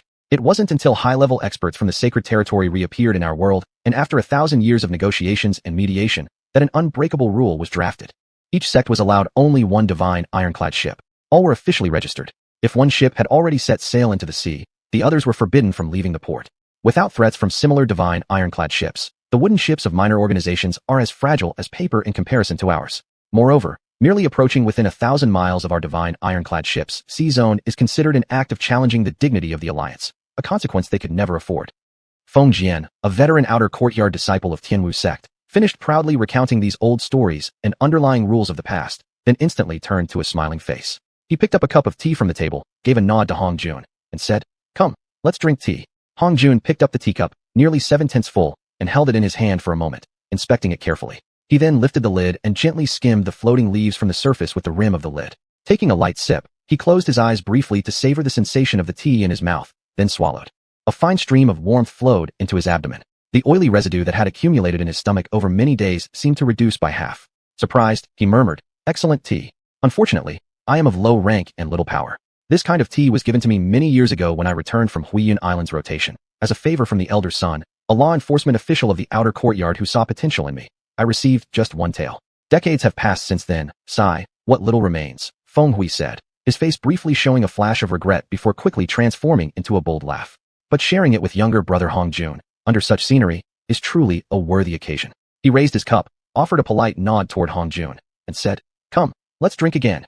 Hong Jun, following the host's lead, took a small sip from his cup. After Hong Jun placed the cup down, Feng Jian immediately noticed the gesture and, with perfect timing, refilled the cup to 7/10 full. Then he silently stood by the black iron brazier beside the tea table, carefully maintaining the heat of the teapot without allowing the water to boil over. Hong Jun gave a slightly surprised glance at Feng Jian's careful management of the water temperature. Then, moved by a thought, he asked, "Captain Feng, does this water also carry certain requirements?" Feng Hui, happy to see his painstakingly arranged plan bearing fruit, replied enthusiastically, "This water is drawn from the icy stream of the extreme North Xian Snow Mountain. To ensure it remained unpolluted, it was specially sealed in iron containers made from small ice iron. It is the ideal stream water for brewing tea. Moreover, due to the unique nature of this icy water, regular charcoal is insufficient to bring it to a boil. Only black iron charcoal can properly heat it to boiling." Hong Jun nodded, then complimented, "The tea is excellent, the water high quality, the fire adequate, and the teaware of fine craftsmanship. And most importantly, the company is exceptional. Very well indeed." Feng Hui, seeing the fruits of his carefully arranged setting rewarded, felt extremely delighted. Even Feng Jian, standing beside him, seemed to have been injected with adrenaline, beaming with excitement. After taking another sip of tea, Hong Jun smiled and said, "I wonder what Commander Feng's intentions are in treating me with such hospitality." Hong Jun, "Brother, you don't need to address me as Commander Feng anymore. In the past, we never had any dealings with each other. But these past few days, you should have learned somewhat what kind of man I am. Why don't we from now on address each other as brothers? What do you think?" Hong Jun looked into Feng Hui's face, seeing both a smile and a trace of anticipation. He could not quite figure out why Feng Hui was so determined to lower his status and behave so humbly. After a brief pause, he joyfully replied, "Very well then." The moment Hong Jun finished speaking, Feng Hui gave his son Feng Jian's foot a kick beneath the table and said sternly, "You dim-witted boy, why haven't you stepped forward to pay your respects to Uncle Hong?" Instantly dropping all sense of dignity, Feng Jian bowed deeply to Hong Jun and respectfully said, "Your nephew greets you, Uncle Hong." A flash of suspicion passed across Hong Jun's face. Someone who goes out of their way to treat others with such humility must have ulterior motives. On guard inwardly, Hong Jun pretended to panic, stumbling as he tried to rise, saying, "This won't do at all," clearly unwilling to accept Feng Jian's bow. Feng Hui, at the appropriate moment, stood up and gently pressed down on Hong Jun's right shoulder, feigning indignation as he said, "Since we have addressed each other as brothers, naturally my son is your nephew. A nephew paying his respects to his uncle. Why would that not be acceptable?" Hong Jun, pretending to rise. Feng Hui's hand pressing down, deliberately weak. When their positions touched briefly, they simultaneously exchanged smiles, each letting out a loud laugh. With that, they silently accepted the title of brothers between them. Chapter 16 by Yu Tianlong. Feng Hui glanced around carefully, then waved his son Feng Jian off to guard the staircase from the 6th to the 7th floor, before leaning closer and whispering, "Brother Hong, interested in making a fortune?" Hong Jun's eyes narrowed briefly before he whispered back, "Are you talking about seizing this ocean-crossing iron-armored treasure ship after we reach Xiuxian Island?" Startled by Hong Jun's audacious suggestion, Feng Hui hastily stood up and tightly covered Hong Jun's mouth, then whispered urgently, "Brother Hong Jun, if you want to court death, don't drag me along with you. Let alone whether you can even steer this ship. The minimum requirement for the crew members is the strength of a dragon and elephant. They are elites beyond our ability to provoke. Please, for the future, never dare utter such reckless words again. But don't worry, they only need to deliver us safely to Xiuxian Island, and will pay no attention to whatever we do along the way." Hong Jun, who had been feeling slightly bored with the trip, became quite interested. "Then, what grand plan do you have in mind that could bring us great profit, Brother Feng?" "Fishing." Hong Jun was momentarily stunned at hearing this. "Fishing? Fishing? You're not kidding me, are you? Isn't fishing in the open sea perfectly normal? How could it possibly lead to making a fortune?" Seeing the skeptical expression on Hong Jun's face, Feng Hui grew anxious and hastily exclaimed, "Yes, buy Yu Tianlong fish." Then, upon noticing Hong Jun's continued confusion, he smacked his forehead before continuing, "It's not your fault, Brother Hong. I didn't explain properly. This Baiyu Tianlong fish, it's..." Feng Hui then proceeded to explain the Baiyu Tianlong fish in detail. The Baiyu Tianlong fish is a unique species found within 300,000 li around Xiuxian Island.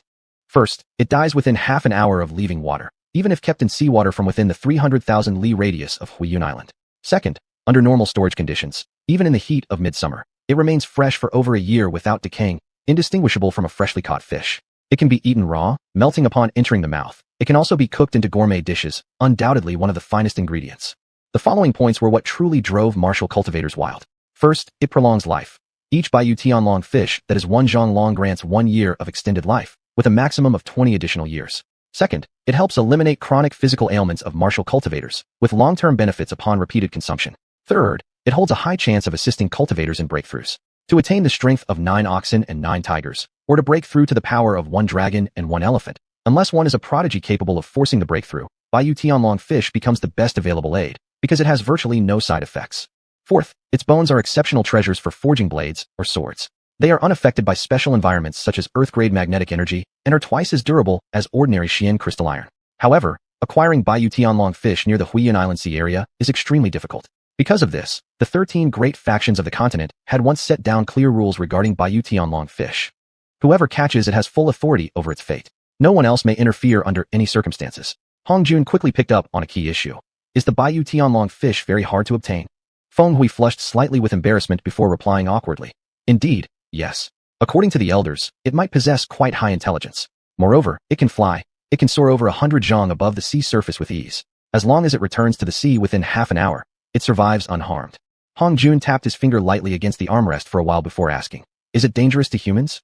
Feng Hui opened his mouth several times before finally muttering dejectedly, "Though it poses no threat to our ocean-crossing iron-armored ship, for us humans, unless one possesses the strength of 5 dragons and 5 elephants, if struck directly by one, survival is impossible. Plus, their speed is extremely fast." After a brief moment of silence, Hong Jun asked another critical question. "Are they usually found in groups?" "They are actually group swimmers. Though the chances of us encountering them on this trip are extremely low, our predecessors once spent tremendous resources staying aboard treasure ships and made dozens of round trips to Xiuxian Island, employing numerous methods, only to never encounter one. Yet some extremely fortunate disciples encountered Baiyu Tianlong fish just as they entered the 300,000 li radius around Xiuxian Island, even killing several using Xian jade iron plates. Not only did they gain enormous wealth, but they also became rising stars in the Tianwu sect, receiving recognition from junior saints, and being accepted as elite disciples. Is someone paying you to acquire Baiyu Tianlong fish? Hong Jun hit the nail on the head with his question again. Feng Hui's face immediately flushed purple as he lowered his head. After a long pause, he finally looked up at Hong Jun and admitted, yes, although this time I am due for a rotation and stationed at Huiyun Island. When I return, I have a great chance of entering the inner sect as an enforcement disciple. However, because I am somewhat older in age, wanting to advance further to become an enforcement squad leader within the inner sect, well, Hong Jun patted his shoulder in reassurance and comforted him, saying, though I come from a humble background, little brother still understands a thing or two about human relationships. Brother Feng, you can rest assured. As long as we encounter the Baiyu Tianlong fish this time, and are fortunate enough to strike one, Napadru Paidala Yutao, even if we strike just one, it's absolutely yours. At that time, please don't forget us poor souls when you rise in rank. Feng Hui immediately blushed deeply. He stiffened his neck and, as if deeply insulted, became extremely indignant. Am I, Feng Hui, a man who forgets his roots? Following this, he launched into a long stream of fierce oaths and curses. Hong Jun, having lived 2 lifetimes, certainly did not believe even a hair's worth of Feng Hui's dramatic performance. After all, he had only known Feng for less than a month. Since the Baiyu Tianlong fish traveled in groups, if they managed to strike one, the eventual haul would surely be more than just one fish. Giving him one fish as a finder's fee was not a big deal. Moreover, Hong Jun's entire group didn't even know such a thing as the Baiyu Tianlong fish existed. If Feng's words were true, then without any preparation, even if they encountered a school of these fish, they wouldn't stand a chance at capturing them. Thus, Brother Feng, please do not swear so recklessly, lest you damage the bond between us brothers. Rest assured, our group will assist wholeheartedly, striving for a substantial harvest once the fish appear. When brothers are united, their combined might can cut through metal. Feng Hui heartily slapped Hong Jun's shoulder and earnestly replied, when brothers are united, their combined might can cut through metal. Afterward, both finished their tea and, shoulder to shoulder, descended the tower together. Until parting ways, neither brought up the matter of the Xian jade iron plates, a silence filled with mutual understanding. That night, Feng Jian visited Hong Jun's group 4 times on the 3rd floor before distributing a Xian jade iron plate to each person, ensuring one for every hand. After hearing Hong Jun explain the use of the Xian jade iron plates, none of them felt the excitement typical of youth, only grave concern. Despite their limited knowledge, after living for nearly 2 months as outer sect disciples of the Tianwu sect, they had roughly grasped the value of Xian jade iron. 51 Xian jade iron plates, even if borrowed, were no small matter. Not only was the threshold for borrowing extremely high, but the rental cost alone was a staggering amount. If they encountered the Baiyu Tianlong fish along the journey, and by luck managed to strike 1 or 2, that would still be acceptable. But if they failed to encounter any fish at all, each of them was greatly shocked by Feng Hui's boldness and gambling nature. Meanwhile, in every heart grew a profound curiosity and expectation for this Baiyu Tianlong fish. Chapter 17. The fish is fierce. 3 days after finalizing plans with Feng Hui to shoot the white jade sky dragonfish, Hong Jun stood on the deck of the iron-armored treasure ship crossing the sea, puzzling to himself. How could one determine the 30-mile boundary near Huiyun Island? Surely, there wouldn't be visible markings on the sea surface, right? Looking as far as he could, there was not even the faintest trace or difference in the color of the waters. Just as Hong Jun was deep in thought, suddenly he felt a jolt of weightlessness, nearly causing him to fall. A hand quickly reached out to support him under his armpit, steadying him. Turning around, he saw it was Feng Hui, and he hurriedly thanked him. Thank you, Brother Feng, for saving me from embarrassment. What just happened? What was that? Feng Hui was gripping a black jade iron paddle, intently watching the sea without turning his head. Upon hearing Hong Jun's words, his expression changed slightly, and he questioned, have we entered the 30-mile waters of Huiyun Island already? Yes. That sudden feeling of weightlessness is the exact mark of entering the waters of Huiyun Island. From here until 100 miles away from the island, the white jade sky dragonfish may appear at any moment. Feng Hui replied without looking back. Then I'll call the brothers out here. Good. After everyone has picked up their black jade iron paddles onto the deck, I will explain in detail how to strike the white jade sky dragonfish.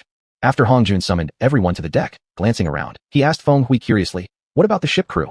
Frequently appearing when the white jade sky dragonfish are around, these creatures strongly sense territory and are naturally aggressive, instinctively attacking our iron-armored treasure ship. Though the ship itself can withstand their attacks without damage, the massive and continuous impact can alter the ship's course. If our course drifts too far, we might become completely lost in this sea area. Thus, the sect strictly prohibits the crew members from leaving their positions and participating in fishing while these fish are present.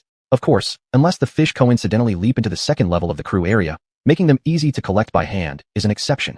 For 3 consecutive days, with calm winds and serene sea, the iron-armored ship gradually navigated 10% into the 30-mile range surrounding Huiyun Island. Many unknown schools of fish were spotted, yet the white jade sky dragonfish were nowhere to be seen. Although Feng Hui feigned an easygoing demeanor, the occasional sweat beads forming on his forehead and the constant staring into the depths night and day silently indicated his intense mental struggle. Under Hong Jun's quiet command, Hu Bugue and others increased their sea watching hours from 4 on the first day to 8 gradually. This caused Feng Hui, occasionally turning back and glancing at Hong Jun's group, to show warmth in his eyes. After all, everyone is human at heart. As they approached Huiyun Island, with still no sign of the white jade sky dragonfish, Feng Hui had been holding on for nearly 10 days nonstop, physically and mentally reaching his breaking point. Hong Jun watched Feng Hui, once slightly overweight, grow thin to the point of being gaunt, and couldn't help feeling pity. Regardless of his original intentions, Feng Hui's willingness to humble himself and make friends was worthy of Hong Jun's repayment. But how could he help?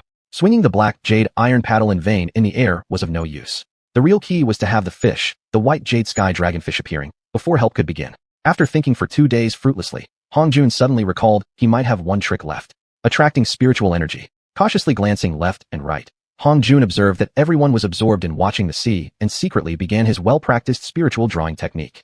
Wong. A faint tremor abruptly occurred between his 2 fingers, startling him. He quickly calmed himself, glad nobody had noticed him. Feng Hui, whose eyes were weary from staring at the ocean, suddenly noticed shimmering light rising from beneath the sea surface and shouted wildly, "White jade sky dragonfish." His body immediately went limp backward, falling into unconsciousness. Xiao. Pa. Following the spiritual fluctuation, Hong Jun twisted his body sideways and swung backward with the paddle, hitting something onto the deck. Looking closely, he found a silver-white, almost translucent fish about 1 meter long, struck lifeless on the deck. Having learned well from Hong Jun not to act recklessly, Hu Bugue and others sidestepped and struck behind as well. To their surprise, most were successful. A total of about 30 white jade sky dragonfish were struck down. Only 3 unlucky ones had the ferocious white jade sky dragonfish charging 2 directly at them.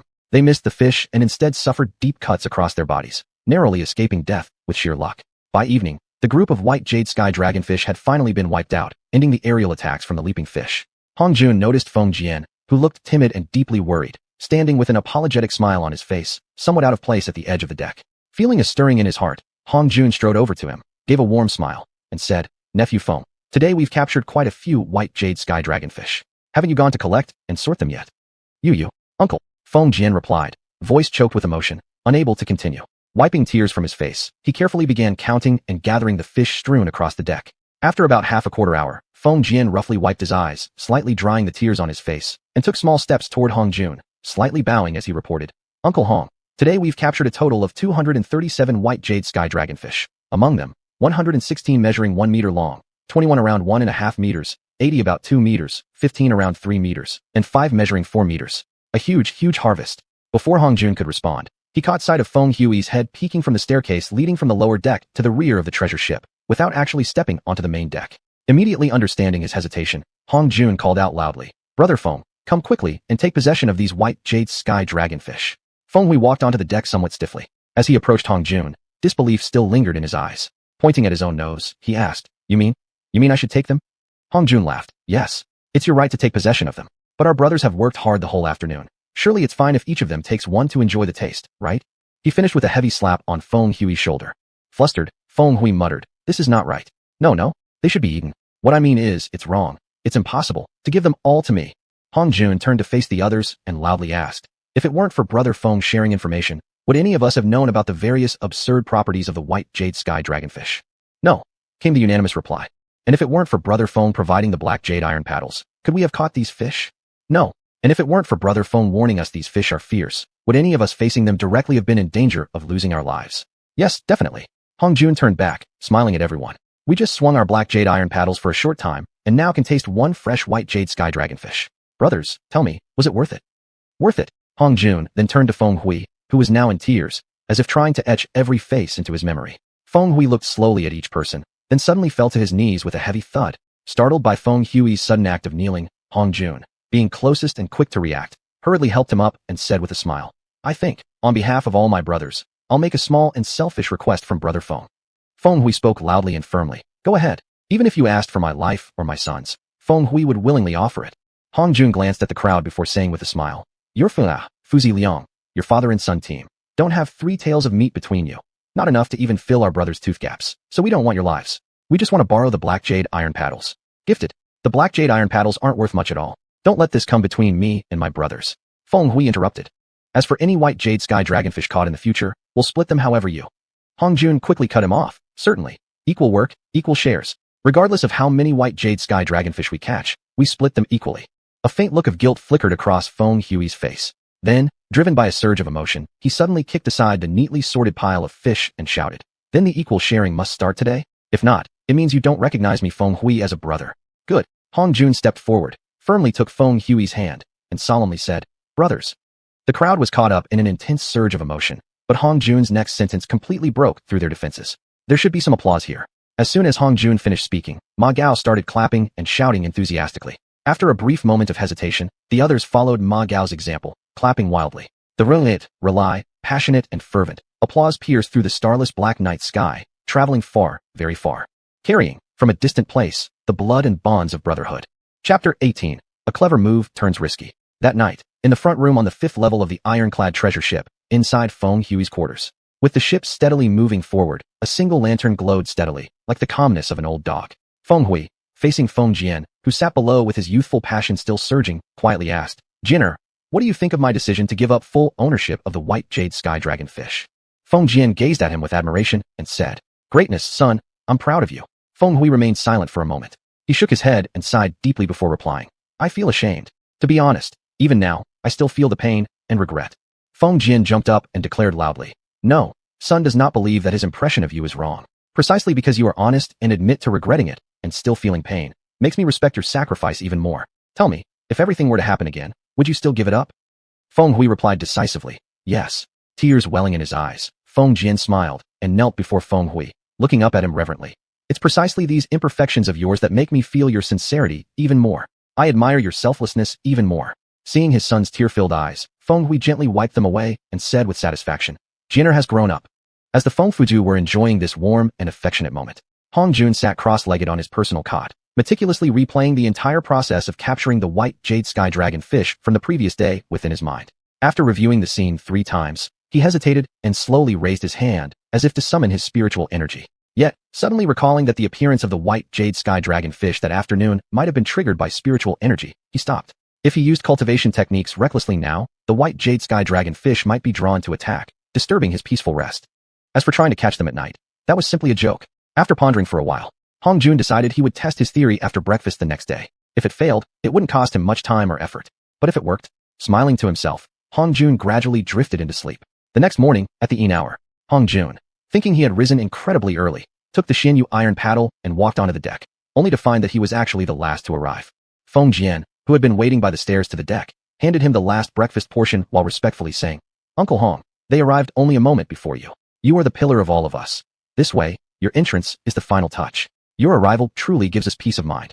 Hong Jun smiled. Seeing no food in the other's hands, he naturally did not believe Feng Jian's flattery, yet he wouldn't, like a hot-headed youth, expose the lie. He accepted the breakfast without comment, peeled off the paper wrapper, and found a slice of raw white jade sky dragon fish inside. Thoughtful indeed. Nodding slightly at Feng Jian, Hong Jun ignored the younger man's obvious excitement and strode toward the front of the deck, where everyone had reserved a space for him. As Hong Jun walked toward the last remaining spot, illuminated by the glowing stones along the deck, he noticed that Ma Gao stood to his immediate left, while Feng Hui was situated on the right. Left is the honored side. Feng Hui's overall quality and capability.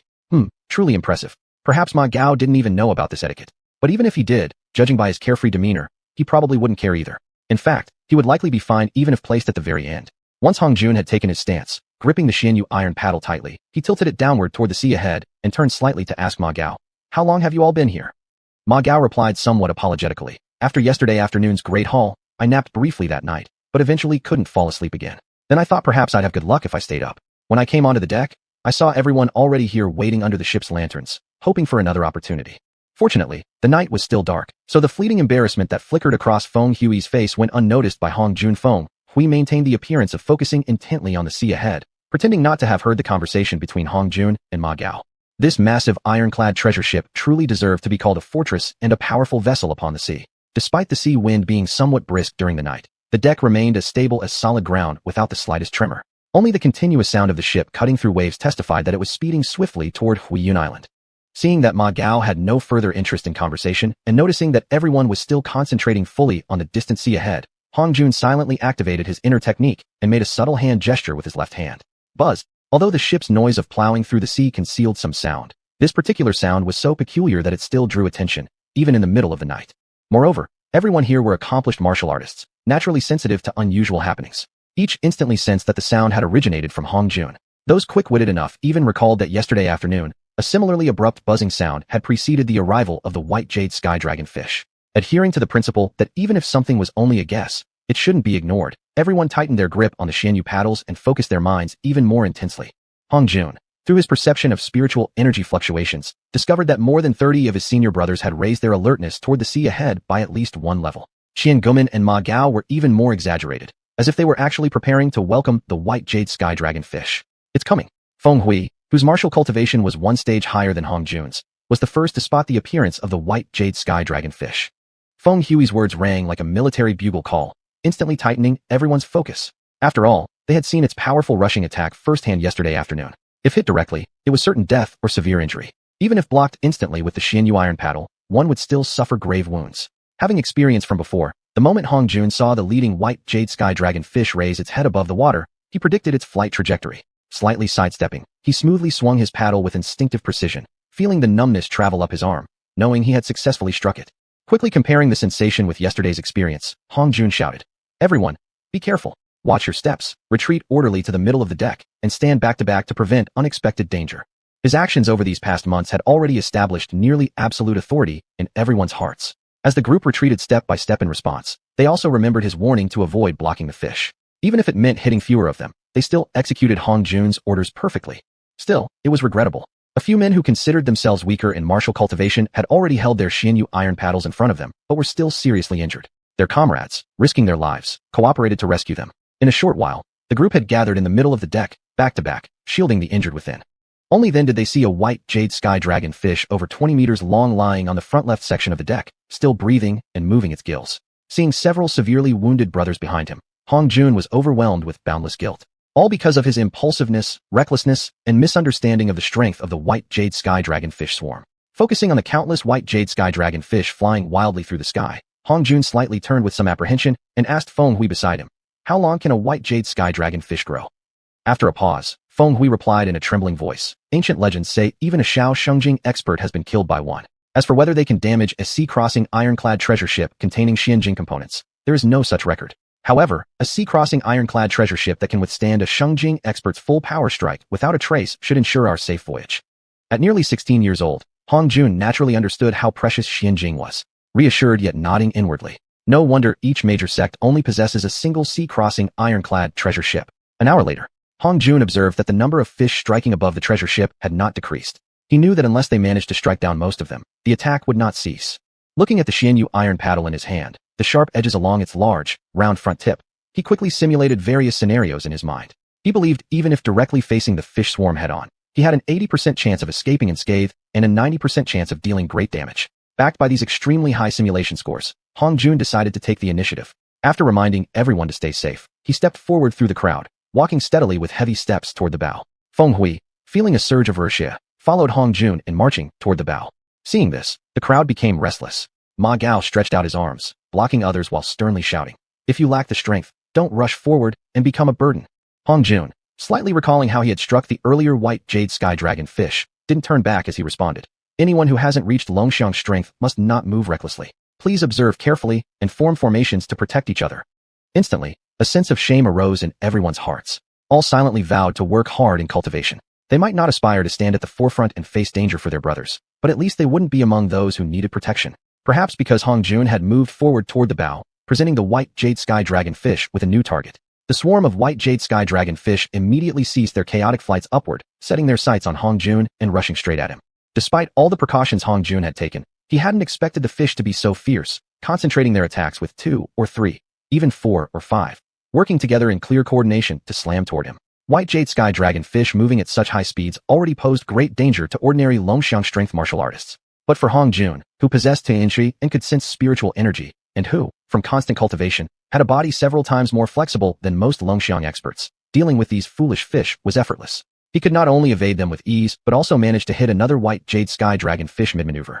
Yet, Hong Jun, who was fully focused on evading the chaotic charges and counterattacking the white jade sky dragon fish, was now being deified, not merely idolized, by his comrades behind him. Was this even humanly possible? If bending forward from the waist with hands and feet aligned could be considered basic martial arts training, then flipping backward to evade one after another of the charging fish, folding his body into half its original height, was beyond exaggeration. It was outright defying the laws of nature. Moreover, his shifts in posture were lightning fast, like an elusive soft-bodied worm. Facing the relentless storm of attacks from the white jade sky dragon fish, he danced between life and death within the slimmest of gaps. Every time Hong Jun shifted his form, a sharp crack followed, and without fail, another white jade sky dragon fish would collapse unconscious on the deck, struck by his xianxia paddle. No one knew how much time had passed before the aerial charges of the white jade sky dragon fish suddenly seemed to freeze, as if controlled by an invisible hand. Gasping for breath, Hong Jun relaxed slightly, and as he focused his gaze forward under the now bright morning sky, his scalp prickled with dread. He roared, "Get down!" Feng Hui, not far behind Hong Jun, finally saw the situation ahead of the ship. His horror-stricken eyes widened as he immediately collapsed onto the deck in fear. Chapter 19 Forgotten by Others. Just as Hong Jun was giving a warning to everyone, a silver-robed old man with white hair and the face of a child suddenly appeared by his side. His face was filled with solemnity as he stared intently at the sea ahead of the ship. Then, in a deep voice, he ordered, "Turn 100 degrees back, full speed, and proceed east for 1,000 li."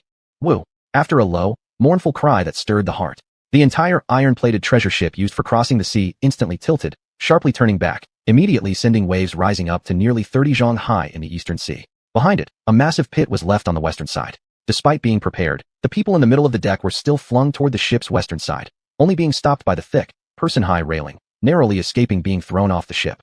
Seeing Hong Jun still rooted at the bow, unmoved by the turbulence, the silver-clothed, white-haired old man with a childlike face showed an expression of regret. After a moment's contemplation, he whispered directly into Hong Jun's ear, "Little one, if I exempt you from the year-long probationary duty as an overseer on Huiyun Island, and after delivering them there, you accompany me back to the sect, becoming my direct disciple within the Tianwu sect, what do you think?"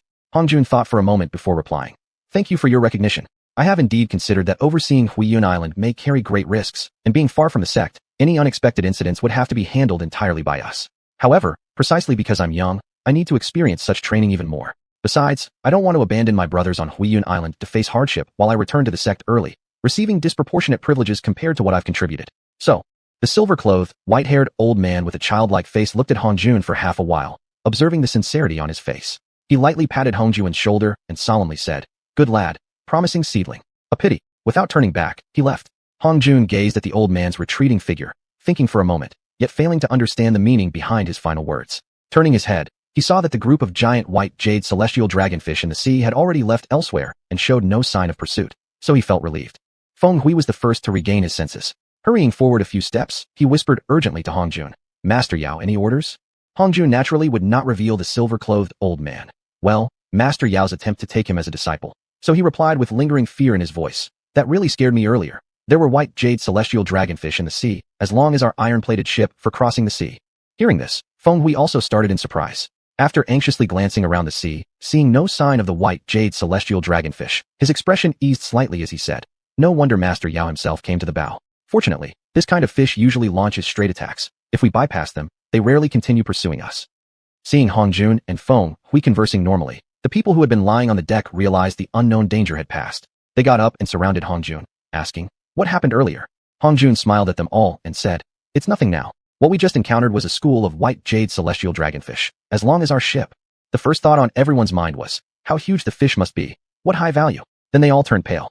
Nothing to worry about anymore. Just now, Holy Master Yao acted, ordering the ship to change course, and also, those white jade celestial dragonfish are quite intelligent. "We have escaped danger," Feng Hui assured them. Still unconvinced, people went to the sides of the ship to peer into the sea. Not seeing any signs of the white jade celestial dragonfish, they truly felt at ease.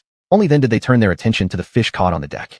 With many hands working together, within an hour, the white jade celestial dragonfish were sorted by length.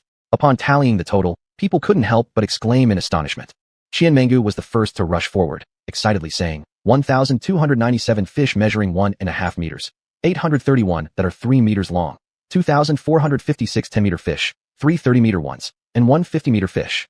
Inside the fourth-level helm chamber of the iron-plated treasure ship crossing the sea, the Vice Captain Wei and, a little saint expert, eyed the piles of white jade celestial dragonfish on the deck greedily. Softly speaking to the captain, Yao Xinhai, who was deep in thought, he said, "Captain, about them." Staring at Wei with piercing eyes, Captain Yao Xinhai said coldly, "In the past, I didn't pursue the matter. This time, anyone who dares to covet the white jade celestial dragonfish they caught will face the sect's strict punishment." Though Wei had 1,000 scheming thoughts, not daring to defy even slightly, he bowed his head in agreement, quickly relaying the captain's decree downward. If any crew members, lusting for gain, laid hands on the white jade celestial dragonfish on the deck and claimed they hadn't received this decree, the resulting blame would weigh too heavily to bear. Meanwhile, Hong Jun and the others on the deck had no idea that just moments ago, they had narrowly escaped an unfair exploitation. Hong Jun, seeing the neatly sorted and securely tied stacks of white jade celestial dragonfish on the deck, felt excitement but still retained his sense of reason. He loudly declared, "From now on, I don't suggest we continue handling these white jade celestial dragonfish. If we run into any uncontrollable risks, we should just stop while we're ahead." Although quite a few people among the crowd wished to pursue further gains, they all deeply respected Hong Jun and nodded in agreement. Since most of today's catch had been caught by Hong Jun himself, he loudly added, "Before we dock, as long as nothing is wasted, everyone can eat as much white jade celestial dragonfish as they want." Ma Gao, with his thick skin, was the first to cheer, "Boss, you're brilliant." Others quickly followed, not quite in unison, shouting, "Boss, you're brilliant." Even Feng Hui couldn't resist joining the chorus and shouted, "Boss, you're brilliant." Coincidentally, he was standing close to Hong Jun. Right after he finished speaking, he saw Hong Jun look toward him. His face flushed slightly, then with sincerity, he said, "Brother, I really do admire you. Little brother, you truly deserve the title and name of Big Brother." Yao Xinhai, seeing the people on the deck laughing and chatting joyfully, showed an even deeper look of pity on his face. Wei Yan, having already relayed the captain's decree, returned to the helm chamber. Noticing Yao Xinhai's expression, he halted on the spot and carefully asked, "Captain, is there something inappropriate?" Yao Xinhai shot him a sharp glance and said sternly, "Prying into the sect's secrets will be severely punished. Right now, go to the punishment chamber and receive 30 lashes by yourself." Wei Yan's face immediately changed, and without another word, he turned and went to receive his punishment. However, in his heart, countless thoughts began to boil. What kind of secret did this island rotation involve this time? Why wasn't even he allowed to inquire? Yao Xinhai silently sensed the sea outside the ship. After confirming that the ship had long since moved away from the swarm of giant white jade celestial dragonfish, he finally issued a decree to adjust the course. Once the ship had returned to its normal route, he handed over the command of the vessel to the third mate and slowly walked away. Everything proceeded without incident. 10 days later, they arrived safely at the reserve port of the Tianwu sect on Huiyun Island. Yao Xinhai led all the crew members to form a line on the deck, and after 3 rounds of headcounts for the disciples preparing to disembark, joyfully sent them off the ship. When the last rotating disciple picked up the last white jade celestial dragonfish on the deck and stepped onto Huiyun Island, Yao Xinhai immediately ordered the gangplank to be pulled back. The ship then set sail toward the official main port of the Tianwu sect stationed on Huiyun Island to receive the returning guarding disciples. Seeing that this task had originally belonged to himself, yet was personally handled and arranged by Yao Xinhai, Wei Yan felt both unease and deepening suspicion. Arriving at the official port, not only were the rotating disciples picked up, but Yao Xinhai even took a piece of paper from his inner pocket and, following the names listed thereon, ordered each specific person to be brought aboard. Even more suspicious was the fact that during the entire 50 days of the return voyage, Yao Xinhai remained inside the helm chamber, personally monitoring the ship's route. Full of doubts and fearful concerns, Wei Yan only started to reflect upon things after coming ashore when he heard about the strict prohibition on delivering criminals to Huiyun Island. Meanwhile, he forced himself to forget ever having lost. No, there had definitely never been a case of transporting 55 outer disciples to Huiyun Island recently. Within less than a year, since all the crew members involved in this rotation had been transferred to different departments, the question of where Hong Jun, the top scorer in both the written and martial examinations, had gone gradually became a mystery. As people always chase after the latest news and are good at forgetting, after 3 or 5 years, no one was even talking about Hong Jun and others anymore. Wait, no? There was still the one who had lent out over 50 xianyu iron paddles, who occasionally recalled this particular business deal. However, since both Feng father and son had no attachments, everything they had put up as collateral far exceeding the value of the paddles themselves, he was actually quite relieved never to hear news of the Fengs again. Chapter 20. Secrets of Immortality. Following the previous rules of the sect, Feng Hui led everyone to rest at the backup port for 3 days. After observing that everyone had gradually adapted to the island's climate, he privately discussed with Hong Jun, "Hong, elder brother, according to the sect's traditions, we'll set off tomorrow for the official residence of our Tianwu sect on Huiyun Island and begin our station stay. Do you have any other instructions?" Hong Jun humbly replied, "Feng, elder brother, please don't make fun of your younger brother. Regarding the rotation duty on Huiyun Island, I'm completely in the dark. Everything naturally follows your leadership, being the more experienced elder. The standard practice from the sect is to inform everyone tomorrow morning about the dangers present on Huiyun Island, as well as the basic survival taboos. Then we will spend 3 more days walking to the official residence." Hong Jun questioned curiously, "Why don't we head directly to the formal residence from the beginning? Why must we first settle here?" Feng Hui pondered, then decided to give Hong Jun a complete explanation. Huiyun Island was originally named Feiyun Island. In ancient times, several realm saints who were obsessed with gourmet delicacies had already tasted every land delicacy imaginable, and so they turned their sights to the ocean. Being immensely powerful and acting as a group, they devoured countless varieties of seafood. By chance, they once tasted the white jade celestial dragonfish, became instantly addicted, traced back to where the fish originated, and unintentionally discovered this island. At first, they were overly confident in their abilities. However, After directly landing on the island, 3 Realm Saint experts' bodies suddenly swelled up and exploded into nothing, leaving no trace of their bones. Other Realm Saints took this as a challenge, establishing several bases. They identified a location where the corruption of Feiyun was comparatively lighter, which eventually became the temporary port for various sects when first arriving at Huiyun Island for initial adaptation. However, over millions of years, the accumulation of Feiyun on Huiyun Island grew increasingly severe. After countless deaths of Realm Saints, it naturally became a forbidden land even for sages. Due to its extreme distance from the continent, and an attempt to explore the nature of Feiyun, the task gradually shifted from exploration by sect disciples to using the island for testing undesirable convicts. To initially terrify newcomers who had never been here, the island was renamed Huiyun Island.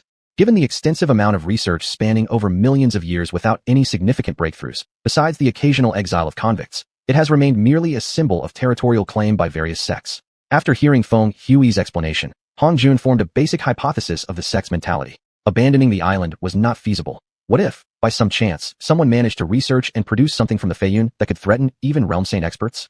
But maintaining operations has also shown no progress beyond slightly prolonging survival duration through special pills. No other achievements have been made in millions of years.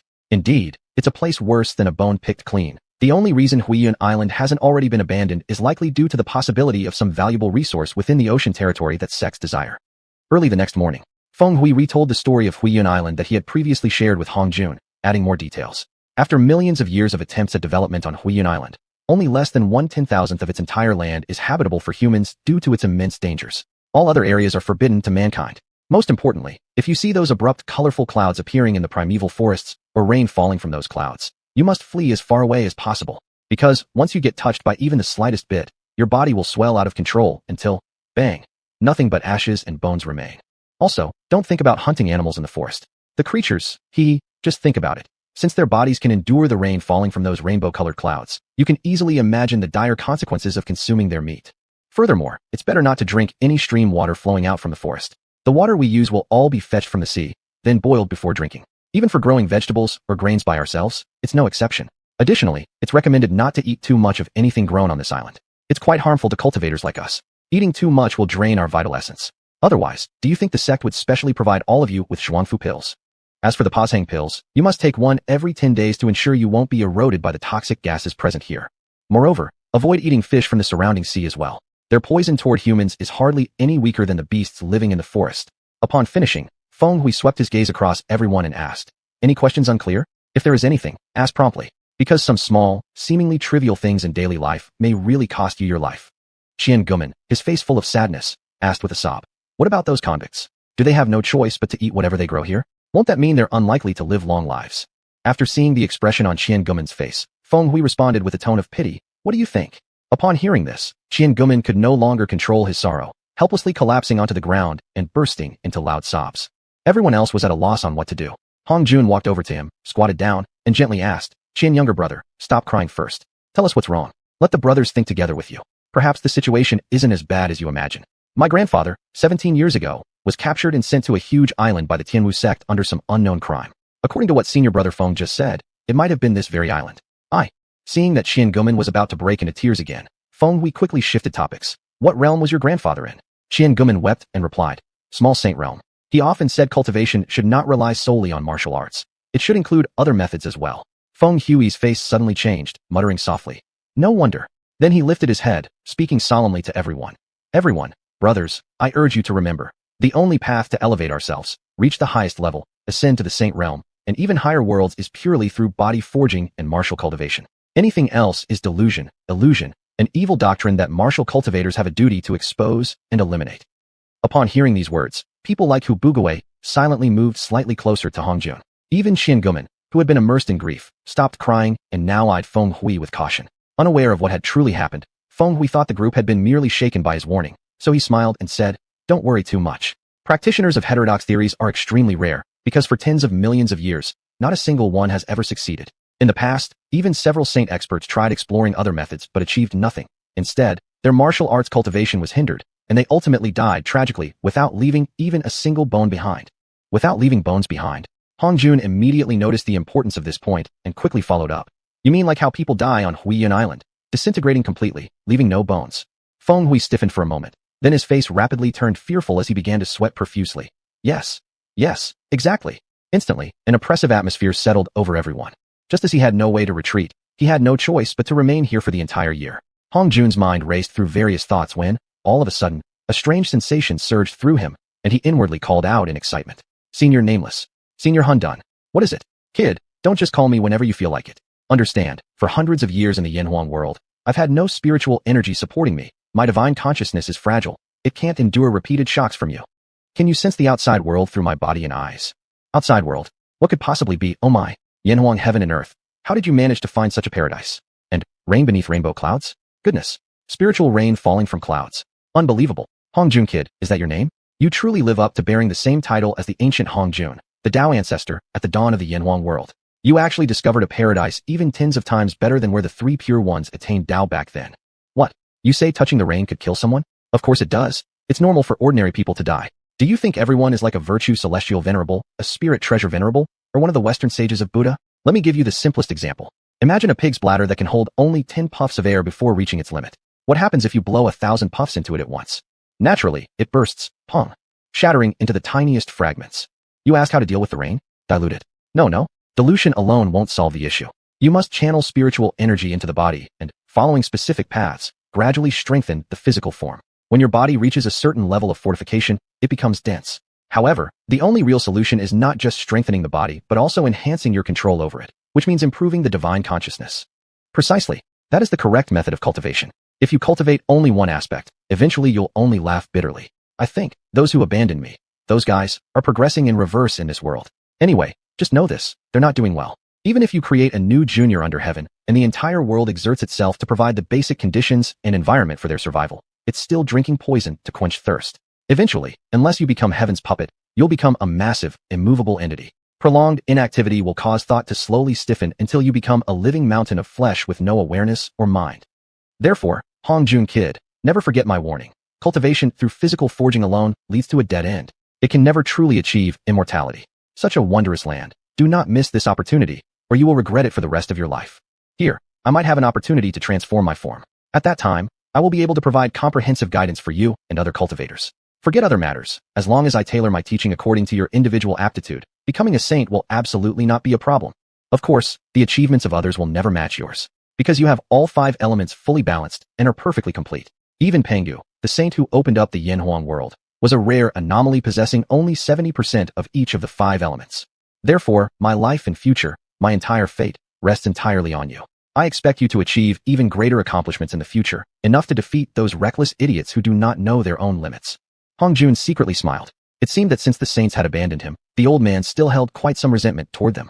Although it seems long-winded when spoken, in reality, the communication between Hong Jun and Nameless occurred in an instant, completed purely through their divine consciousness. As the anxious group awaited in uncertainty, all eyes unconsciously turned toward Hong Jun. Seeing a faint smile returning to his face, they felt an inexplicable sense of calm and reassurance. Hong Jun cast a glance over the crowd and saw that everyone was staring at him expectantly. He let out a cheerful laugh and said, "Not to mention the abundant pills our sect has prepared for us. Even just this pile of white jade sky dragonfish here is more than enough to make our stay on Xiuxian Island over the next year a very comfortable one. When life and death and wealth are concerned, you must know what matters most. At worst, we can always make 1 or 2 grand hauls on the ship back to the sect at the end of the year." None of them were fools. Observing Hong Jun's obvious confidence in encountering the white jade sky dragonfish again on their return voyage, and considering how both previous appearances were somehow related to him, each of them involuntarily felt a rising fervor stir deep in their hearts. As for worries or anxieties, all such concerns were completely swept away by the dazzling vision of future fortune. Spurred by this feverish mindset, the group couldn't wait to reach their designated post and wish time would fly. 10 days felt like one, so they could quickly make their fortune in this year to come. Chapter 21. Absence at the Residence. Feng Hui witnessed how Hong Jun, with just a few words, had completely transformed the entire group. His admiration for Hong Jun deepened even further. Subconsciously, the weight he placed on Hong Jun had unknowingly increased greatly. Whether it was near or distant hopes, as long as success could be assured, it would ignite enormous potential within a person. Originally, under normal circumstances, it would have taken 3 days to reach their official residence, but they had somehow shortened it to 2. And everyone's morale was high, filled with a determined spirit to accomplish something great on Xiuxian Island. As someone who had previously rotated on Xiuxian Island and stayed there for a year, Feng Hui saw the darkened compound in the distance. His heart suddenly sank. Gradually, Feng Hui's nearly overflowing anxiety was sensed by the others. The entire group stopped walking immediately, silently surrounding him. So immersed in his thoughts, Feng Hui almost crashed into Ma Gao before stopping. "You all." Feng Hui halted, lifting his head under the moonlight to see concern reflected in everyone's eyes. His heart warmed. Whatever lay ahead, it was no longer something he had to face or shoulder alone. After slowly scanning their faces, he finally voiced his thoughts. Less than a mile ahead is our sect's official compound. Normally, there would always be disciples on night watch and patrolling duty at the residence. But today, not only do I see no such activity, I hear not even a single sound. This is highly unusual. Upon hearing this, everyone raised their heads to look at the sect's compound. Indeed, no signs of life were visible. It was unsettling, like icy water poured over their heads. Hubugawe stepped forward, saying softly, "I'm rather quick and stealthy over short distances. Perhaps everyone can pause here while I investigate first, then we can decide what to do." After finishing, his eyes instinctively glanced toward Hongjun. Hongjun saw the desire in his eyes and understood. Hubugawe wanted to prove himself. So he nodded and said, "All right, but remember to keep yourself safe." Hubugawe nodded firmly to everyone before speeding forward. Half an hour passed, yet Hubugawe had still not returned. Their hearts began to sink further.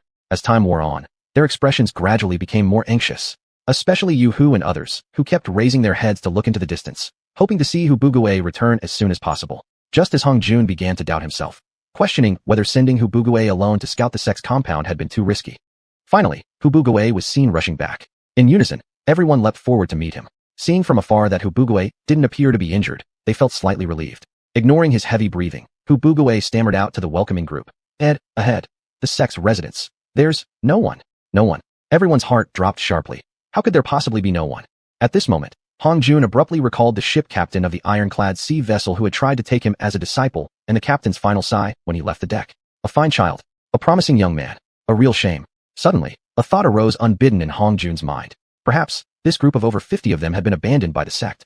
Particularly when recalling how, after they had been summoned to the outer court due to the written examination cheating incident, both Dean Xiaohai and other senior elders had seemed too kind and understanding. The more Hongjun thought about it, the more convinced he became. Bitterly, he stopped the others from rushing ahead to investigate the sect compound themselves. He bowed deeply and said, "This time, I might have dragged you all down with me." Since Zheng Xingqing, Wang Qianan, the Feng father and son, and Ma Gao had not participated in the cheating incident at Xianxia Academy, Hongjun proceeded to recount the entire event in detail. It was enough to make Feng Hui and others feel their scalps crawling, especially when Hongjun admitted that Yao, the saint-level ship captain, had offered to take him as a disciple, and his response after being refused. It all pointed toward the likelihood that their group had been abandoned by the sect. Even those like Zheng Xingqing and Wang Qianan, who were loyal and didn't want to dwell too much on the matter, could not help but recall their inexplicable inclusion in this rotation. It was because they had once served as carriers to bring Hongjun to Tianwu City. Both were perceptive individuals. No matter how much blame they might wish to place on Hongjun now, they knew the sect would not specially send a ship to pick them back up. Rather than resenting him, they instead said it was a blessing in their lives to be able to live alongside Hongjun. Seeing the thoughtful expression on Feng Hui's face, Hongjun assumed he had new insight and asked, "Senior brother Feng, do you have any different or new thoughts regarding our conjectures?" "New? Different?" Feng Hui gave a bitter smile before continuing. "Me? Us? Perhaps the situation is worse than everyone imagines." Seeing that everyone was watching him with great curiosity, Feng Hui gathered his words and solemnly said, "A while ago, maybe 3 or 4 months back, I heard a certain piece of news. There were rumors that some troublemakers were proposing to abolish the practice of exiling criminals to Huiyan Island. If that's true, then even after a year, we won't be getting anyone sent by the sect to retrieve us." At once, everyone's expressions turned even grimmer. Hongjun looked toward the sect's residence ahead. After some thought, he asked Feng Hui, "Senior brother Feng, you know the locations of other sect's compounds on Huiyan Island, right?" "I do. None of them are more than 30 li away from our Tianwu sect's location." Hongjun waved a hand and said, "No matter what happens, only after we've rested well will we have the strength to face worse conditions ahead. Tonight, let's rest peacefully at the compound ahead. Tomorrow, senior brother Feng will take 5 brothers to visit the other sect's compounds and investigate their situations. Then we can discuss our next move together." "All right, we'll follow Hong brothers' plan." With a decision now reached, everyone quickened their pace. After entering the compound and searching thoroughly without finding any living creatures, they all suppressed their grief and tried to fall asleep, striving to face tomorrow's possibly harsh reality in the best physical and mental condition possible. The next morning, very early, Feng Hui had just gotten up and opened his door when he saw his son Feng Jian, along with Wang Qianan and Zheng Xingqing, already waiting by the door. Surprised, he asked, "You're up this early?" "It was brother Wang and brother Zheng who invited me, Dad. They said they're among the rare top experts within our group, and suitable to accompany you to the other sect's compounds." Feng Hui quickly raised a hand to stop his son's nonsense. Indeed, Wang Qianan and Zheng Xingqing were among the best in terms of martial skills within the group. Yet more importantly, they weren't Ma Gao. Perhaps they realized they couldn't easily integrate into the rest of the former Xianxia Academy group for the time being, and combined with their pride, chose to attach themselves to an expert like him. Not a disgraceful choice at all. Feng Hui didn't pretend to disagree, instead remaining indifferent as he said, "Since you two are willing, you save me the trouble of selecting people. Hong brother said yesterday that I should pick 5 to investigate the other sex compounds. You two can come along, and we'll just add one more person. Inside his room, Hong Jun received Feng Hui and the group of 4. Upon hearing Feng Hui's request, he thought for a moment, then stood up and went outside. Everyone followed Hong Jun to the 10th room on the eastern side, just as Sun Ji was exiting. Smiling, Hong Jun said, "Brother Sun, I've seen your talent for recognizing plants. This time, please join senior brother Feng and others in visiting the compounds of other sections. You can also compare the differences in vegetation among them." Sun Ji's eyes lit up as he eagerly accepted the assignment and cheerfully joined Feng Hui's group. True to his careful nature, Feng Hui did not head first to the closest sect, the xiaoxia sect, nor the furthest, the xiuxian sect. Instead, he chose the Xinwu sect, which was at a moderate distance. Indeed, when Wang Qianan and the other 3 had combed through the Xinwu sect's compound, finding it completely empty, Feng Hui, who had been circling the compound's edge from the beginning and frequently inspecting the nearby forest closely, made a discovery. A dark purple hand sticking out of a patch of bushes about 10 zhang from the forest edge, carefully lying on the ground. Feng Hui stared intently for nearly an hour. After failing to find anything in their search, Feng Jian and the others noticed Feng Hui missing and became anxious. Each climbed to a higher vantage point to search. Once they spotted Feng Hui just lying at the forest's edge, relief eased their nerves, but curiosity immediately sparked in their minds. Sneaking quietly forward, they approached to about a zhang's distance from Feng Hui before lying flat again, carefully crawling up beside him to look. It was a human hand, and there was a 30% chance it did not belong to a corpse. They all had a deep understanding of the many taboos on Huiyan Island. Thus, a creeping sense of dread filled their hearts. After an hour of deliberation, Feng Hui decided to act. It was only then he realized his son and the others had already crept up beside him. He silently transmitted his words to the 4. "I have the highest martial cultivation among us. I will jump into the forest and retrieve the person inside. You 4 must be prepared for any sudden danger, including this person unexpectedly attacking us. If I can't escape the forest successfully, don't even attempt to rescue me, but instead immediately inform Hong Jun. Any subsequent actions must follow his lead. Understand?" They all nodded simultaneously to show their understanding. Feng Jian, biting his lips tightly, stared with tear-filled eyes at the hand protruding from the forest bushes, secretly cursing himself for wasting his past days and lacking martial cultivation. Now, faced with such a dangerous situation, he couldn't even qualify for a try. Feng Hui exerted nearly the full power of his 7 dragons' 8 elephant strength, moving his body without disturbing even a single blade of grass on the forest floor, gliding in as softly as possible. Perhaps due to sheer luck, or perhaps because of his meticulous preparations and the method he used to enter the forest, Feng Hui encountered no danger at all as he reached the bush. After roughly estimating the amount of remaining inner energy, he lay still near the edge of the bushes for nearly half an hour, seeing no abnormalities. No, he had sensed an extremely faint, long, intermittent breath.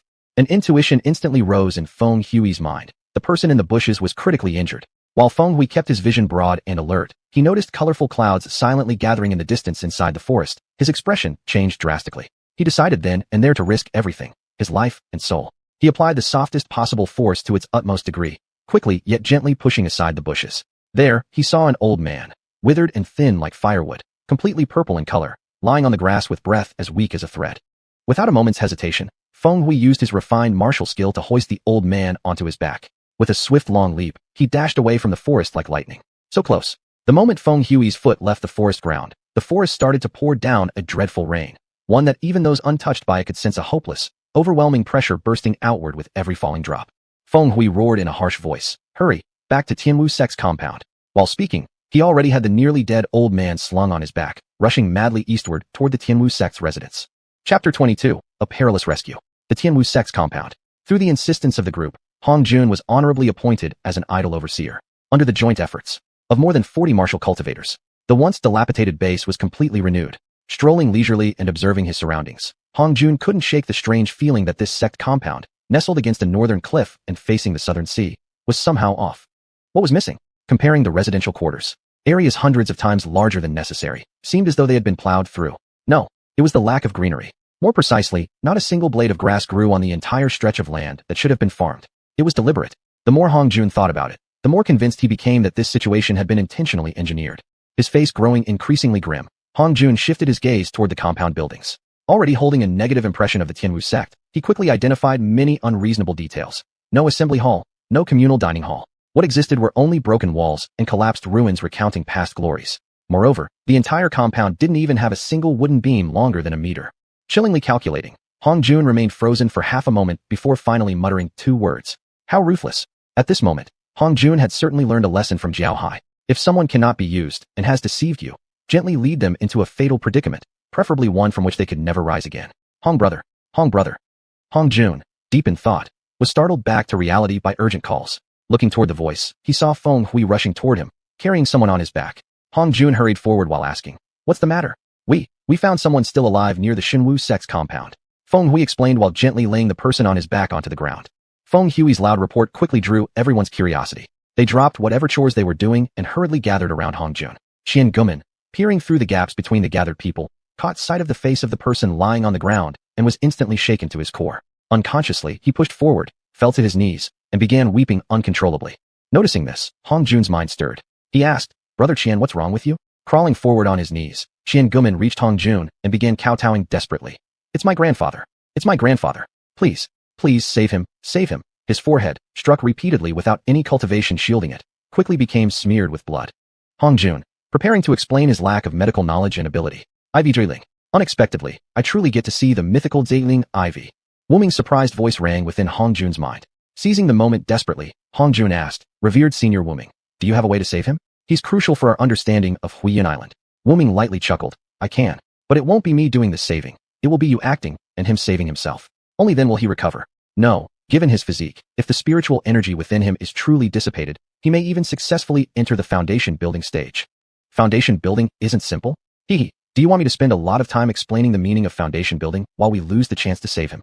Blushing slightly, Hong Jun quickly responded, "Then save him first. Senior, please guide me. Where should I start, and how do I rescue him?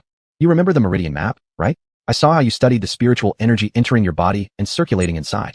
Quite interesting. Use the spiritual energy to examine him, identify his meridians, then utilize your own spiritual energy to absorb and guide the energy within his body. Moreover, you must help him independently circulate the energy. When that is achieved, the task will be complete, and he'll heal naturally without medication. However, remember this, you'd better succeed on the first try. Otherwise, subsequent complications will become extremely problematic." Although Hong Jun deeply wished to ask about the potential consequences of failure, he knew now wasn't the time for questions. Moving swiftly to the head of Qian Gumin's grandfather, he sat cross-legged, fell silent. The group's murmuring quickly ceased after Hong Jun closed his eyes and sat still. Simultaneously, they all took 3 steps back, giving more space to Hong Jun and the elder. After a moment of hesitation, Qian Gumin also stood up, blood trickling from his forehead, clenching his teeth tightly while intently observing Hong Jun's actions.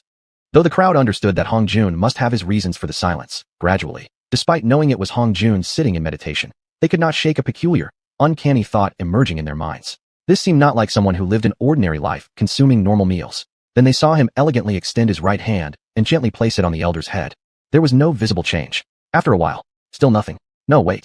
The elder Xianxuan's body, surprisingly, no longer bore such a deep shade of purple. The most immediate sensation was that his breath had begun to steady. In Qian Gumin's heart, boundless gratitude surged. He kept shouting wildly in his mind, "I knew it. Hong Jun is capable. He can do it. He can save him." As someone who had once resided on Huiyan Island, Feng Hui understood better than others just how extraordinary Hong Jun's act was. This feat defied the heavens. The ironclad law of Huiyan Island, the forbidden taboo, might be broken by his hands, becoming a thing of the past. Despite priding himself on his firm belief, even Feng Hui couldn't suppress the thought rising in his mind when faced with this tangible reversal. Were past authorities truly unbreakable? Everyone around watched Hong Jun, who seemed calm and composed, assuming even if he struggled, the task wouldn't be too difficult. They never imagined the technique used to heal the Jing was completely devised by Wuming on the spot, and never tested before. Therefore, Hong Jun was now suffering greatly. The first obstacle was how to enter the unconscious body's meridians. Merely attempting this was already a huge challenge. Although Hong Jun was extremely familiar with the meridian chart of the human body, having never before explored another person's meridians meant guiding spiritual energy through the body based on his explorations alone was an immensely difficult task. The second obstacle was how to make a body that had regained some consciousness accept the invasion of foreign spiritual energy and coordinate its meridians accordingly. Right now, Hong Jun was stuck precisely at this critical point. Xianxuan, Qian Gumin's grandfather, had regained partial awareness. To be precise, the invisible arrow-like spiritual energy sent by Hong Jun had, during its difficult exploration through Xianxuan's body, taken a wrong turn, stimulating the surrounding nerves intensely, waking partial consciousness through the pain. That small fragment of consciousness, rooted in the muscle's original memory, stubbornly resisted Hong Jun's intent to follow the mapped-out meridian path. Meanwhile, Hong Jun himself only possessed the strength of 2 cows and 5 tigers, far below the immense strength of saint-level Xianxuan, who was on the verge of nearing the Wanxiang breakthrough. In simpler terms, Hong Jun's spiritual energy had simply become too weak to push forward. Hong Jun couldn't ignore Wuming's warning. If he truly had to split this into multiple treatments, encountering exponentially greater difficulty was highly likely. What should he do? Everyone saw Hong Jun's expression shift from calm to sweating slightly, and now, even large sweat drops the size of soybeans began to pour forth. Naturally, Everyone grew tense in their hearts. Feeling his body weakening, Hong Jun instinctively called out to Wuming for help in his mind. Senior Wuming, what should I do? My spiritual energy can no longer penetrate his meridians. I can't guide or absorb the energy in his body anymore. Right now, the only option is to awaken his spiritual consciousness. However, awakening spiritual consciousness is countless times more difficult than guiding energy into the body. And one careless move could cause unimaginable consequences to both of you. What if you were to lead the effort, Senior Wuming? Me? That's absolutely impossible. Because unless his body contains all 5 elements, he wouldn't even be able to perceive my spiritual presence. Hong Jun, after listening, surprisingly felt a deep, hidden worry ease within him. You possess the basic ability to project spiritual awareness, but recklessly attempting to invade another's consciousness without reaching the Yuan Ing stage, forget it. Try seeing if you can attach your spiritual awareness to the energy you channel into him, and attempt to locate where his spiritual consciousness is currently stored. Then try to communicate with him. How can I know where his spiritual consciousness resides? Sigh, that's precisely where the difficulty lies. Everyone's spiritual consciousness exists between the real and the illusory. It is the origin of one's will. Even after forming a golden core, spiritual awareness hasn't fully solidified. Only at the Yuan Ing stage or beyond does it condense from emptiness into a tangible, infant-like form. Right now, as you are, you won't be able to find someone else's resting place of spiritual consciousness. So don't underestimate this act of rescuing Ajoiling. You stand to gain enormous benefits. After succeeding, you will no longer have obstacles surpassing the xiuxian stage, surviving tribulations, and attaining the golden immortal realm. However, this rescue, perhaps due to his unawareness, might bring you both great danger. When Hong Jun heard this, he inexplicably thought of the soul-searching techniques often mentioned in the cultivation novels of his previous life. You reckless brat, where did your mind wander to? How could you compare this advanced spiritual consciousness technique to reckless soul-searching? The difference is as vast as heaven and earth. No, calling it a difference between clouds and dirt is even giving soul-searching too much credit. Wuming patiently clarified in an effort to dispel Hong Jun's sudden idea of soul-searching. Even if you possessed soul-searching techniques, you wouldn't be able to use them on him in this condition. Because the prerequisite for soul-searching is that the other party must have clear spiritual awareness. Regardless of whether soul-searching succeeds or fails, it will cause irreversible damage to their spiritual consciousness and create karmic repercussions as well. Hong Jun smiled awkwardly and replied to Wuming, "Don't worry, I won't recklessly perform soul-searching on anyone. But how exactly do I attach my spiritual awareness to my own spiritual energy and communicate with his consciousness?" In fact, the moment you used your spiritual energy to sense his meridians, you had already attached your spiritual awareness. However, you need to greatly enhance this awareness, enabling it to carry images and language, thereby acquiring a basic ability to communicate. Then, at each point you perceive along his meridians, you must fully focus to detect the illusory space existing at that spot. Once you sense such a space at even a single point, you can gradually communicate with him. When mutual feedback is achieved, you can enter his consciousness ocean and formally make contact with his spiritual consciousness. Hong Jun quickly grasped the key point in Wuming's words. Communication with the other's spiritual consciousness didn't require exploring every meridian point.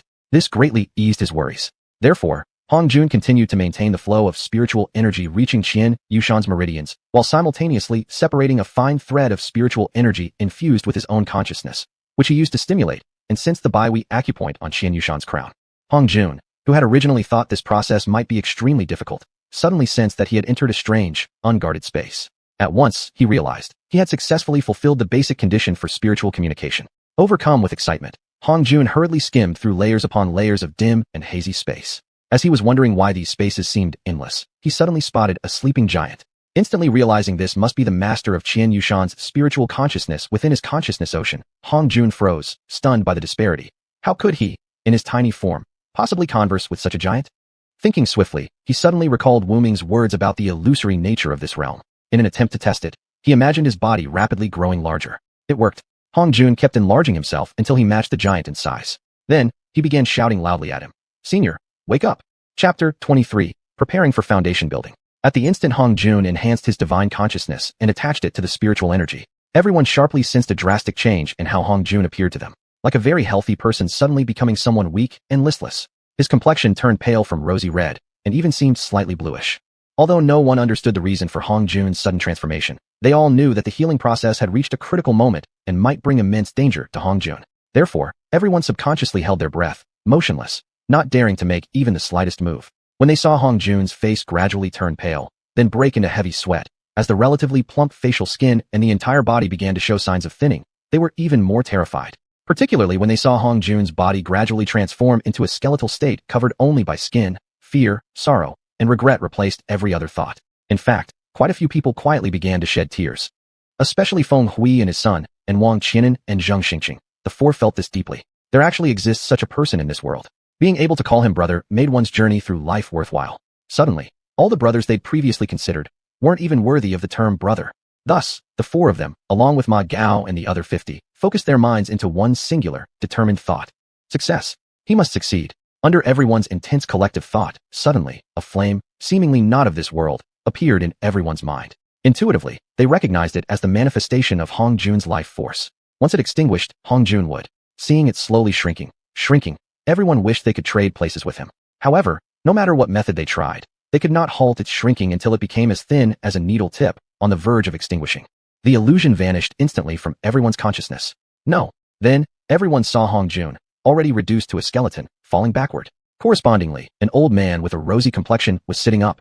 Next, in the blink of an eye, the old man strangely twisted his body, extending his hand at an impossible angle. At the instant Hong Jun's skeletal head was about to touch the ground, he caught it.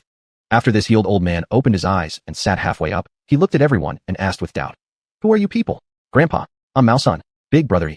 Xian Gamanson knelt forward introducing himself while pointing anxiously at Hong Jun. "Mao Sun, Gamanson." The old man, silver hair quickly turning black, questioned while staring at Xian Gamanson in disbelief. "Yes, our big brother he." Xian Gamanson cried as he spoke. Xianxia quickly checked Hong Jun's pulse and relaxed slightly as he explained. "He's just exhausted. He'll recover after a few days' rest." "Gamanson, you say he is your family's leader?" "Great. Yes. Thank heavens. Hong brother is safe. He is all right." Xian Gamanson burst into loud sobs as he spoke. After all, the pressure he had endured was many times greater than that of the others. Because Hong Jun was saving his own grandfather. If anything tragic had happened, just imagining it made him feel like falling into a bottomless abyss. Everyone only relaxed after hearing that Hong Jun was unharmed, as the tightly wound nerves from before finally loosened, causing everyone to helplessly collapse to the ground. Only at this moment did they truly realize how important Hong Jun was to each of them. Once relaxed, naturally all kinds of thoughts surged back like a tide. Supporting Hong Jun, Xianxia glanced at everyone and said decisively, "All sects shall retreat and remove every piece of wood that could possibly be used to build ships. According to what I heard, the 13-Island Alliance of Tianzhou has abandoned Huiyuan Island and will no longer send personnel here for investigation or research. Therefore, from now on, please abandon impractical thoughts and create our own home with pragmatism, diligence, and careful thinking." Then, he slowly scanned the crowd and solemnly asked, "Do you all recognize Hong Xianxia, Master Hong, as your supreme leader?" Everyone nodded in unison. Xianxia smiled joyfully and said, "Good, good, good. This is great. Saves me many unwanted measures I was reluctant to use. But, please do remember your promise today. Otherwise." He stopped here and raised his hand toward the sea surface 1,000 meters away. A large fish with saw-like teeth and gleaming sharp fangs was drawn to him faster than lightning. With a mere light clench, it turned into a pool of blood. Everyone's scalp tingled in fear, as they instinctively took a step back. Immediately afterward, they stepped forward in unison, trying to defend their pride. Xianxia watched this scene, his eyes sparkling with delight. Truly marvelous. For Master Hong to have subordinates who are willing to risk their lives just to obey him is absolutely extraordinary. Xianxia, who had grown through the hardships of paddling a boat all alone, profoundly felt how difficult survival truly was. While overjoyed for Master Hong, he also held tremendous hopes for everyone, and for his grandson's future growth. Just now, through communicating with Hong Jun's divine consciousness, he had genuinely sensed an extremely vast horizon of cultivation, an exceptionally clear direction forward for humanity's pursuit of self-evolution, something he had been seeking for years. Amidst the excitement flooding his entire being, and with guidance from Hong Jun's divine consciousness pointing him accordingly, Xianxia realized he was on the verge of foundation building, a critical checkpoint in this entirely new cultivation system. However, the circumstances were inappropriate. At the very least, he must first wait for Hong Jun to awaken and listen to his advice. Thus, Xianxia, in the name of a disciple of Hong Jun, began assigning orders to the crowd. First, to demolish all the remaining broken walls and completely clear all hard bricks and stones into the large pit west of the base. Next, he led the group in carving 5 tiers of 300 stone caves into the cliff behind the martial training ground, interconnected in a zigzag staircase pattern. Although the crowd had long since ceased to be ordinary men, they still took nearly half a month to finish constructing the stone caves exactly according to Xianxuan's plan. Hong Jun awoke slowly, feeling himself cradled in someone's arms. As he opened his eyes, he saw a young man he faintly recognized gazing at him respectfully and joyfully exclaiming, "Master Hong, you have awakened." Hong Jun shook his head slightly to clear his mind, recognizing the man's face but certain he wasn't one of his brothers. The thought struck him suddenly. "You are Xian Gamanson's." After all, to claim this young man before him as Xian Gamanson's grandfather was somewhat absurd. How could someone look this youthful, yet be considered a real grandfather? Xianxia respectfully replied, "Master Hong's wisdom sees right through people, recognizing me at once.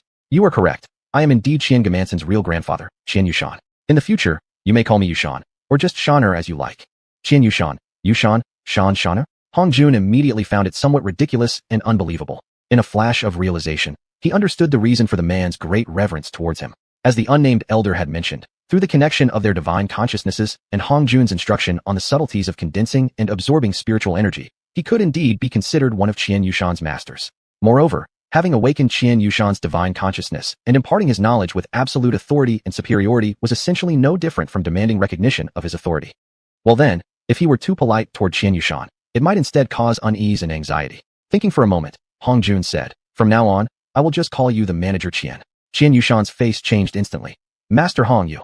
Perhaps having sensed Xiuxian's uneasiness during their connection from the dominant position, Hong Jun smiled and said, "From now on, you can ask me any question regarding cultivation."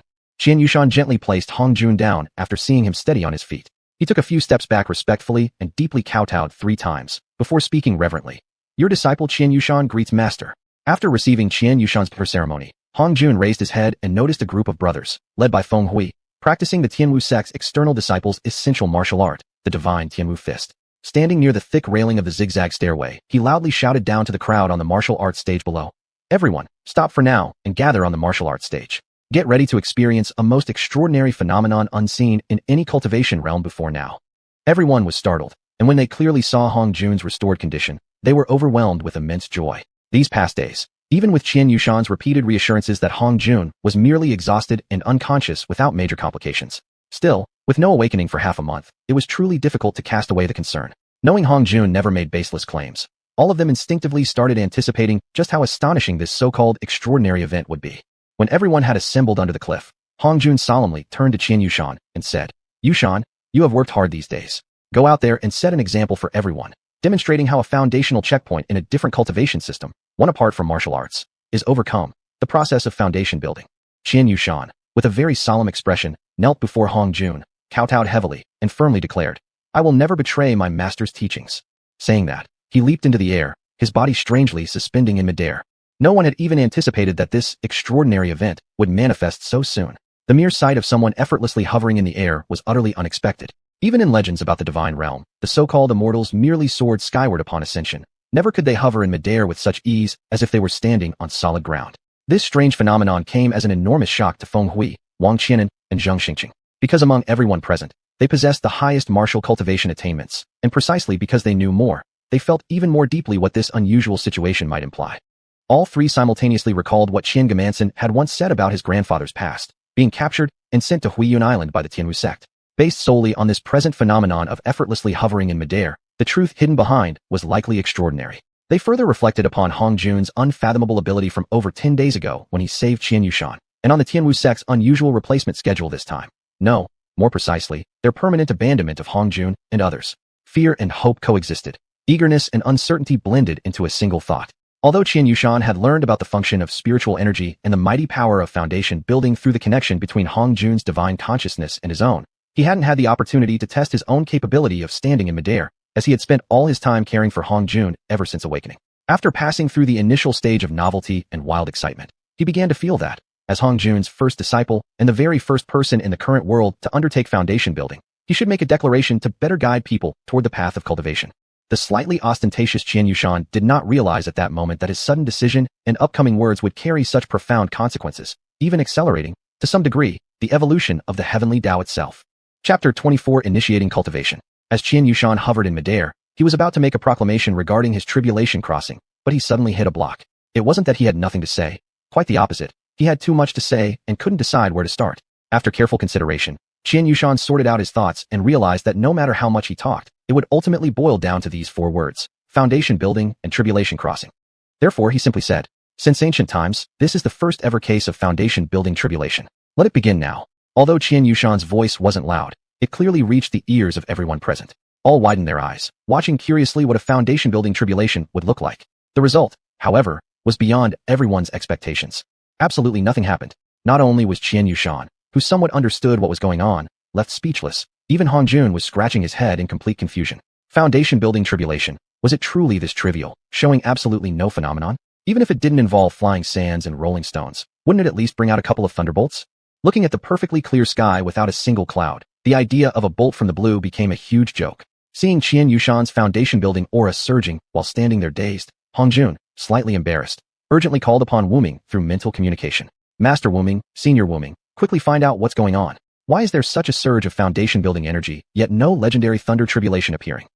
Wuming inspected using his divine consciousness, and indeed, there were no signs of thunder tribulation at all. He reached out to sense it, but found absolutely no trace of heavenly Tao. What in the world is going on here? Hongjun asked anxiously. For a foundation tribulation, doesn't it require the punishment and testing of the heavenly Tao to pass? Wuming immediately replied, in the Yanhuang world, yes. Other than weeding out false foundations and those with weak willpower, the thunder tribulation also serves as a reward for successful cultivators. After all, thunder tribulation not only purges impurities from the cultivator's body, but also grants extra vitality to the one who survives. In short, cultivation without going through tribulation is incomplete. Hearing this, Hongjun became even more anxious. Then what about this current situation? Sighing, Wuming replied, most likely those guys forgot about cultivation entirely, thoroughly. Combined with the fact that the heavenly Tao in this world has absolutely no experience, it failed to exercise its right to choose. In a way, this is a good thing. At least it won't be like the later heavenly Tao in the Yanhuang world that deliberately increased the difficulty solely to obstruct people's attainment of the Tao. Hongjun hurriedly asked, but then what do we do? Without the thunder tribulation? Wuming thought for a moment before smiling. This is easy. If it's missing, just fill it in artificially. How do you fill it in? Hongjun asked anxiously. Wuming looked through Hongjun's eyes toward the primeval forest 2 miles away and then at the sea before suggesting. The spiritual energy from the forest, perhaps a safer choice would be to draw energy from the ocean instead. Then he detailed all the techniques, methods, and secrets of invoking, harnessing, and directing lightning as taught by the thunder deity in the Yanhuang world.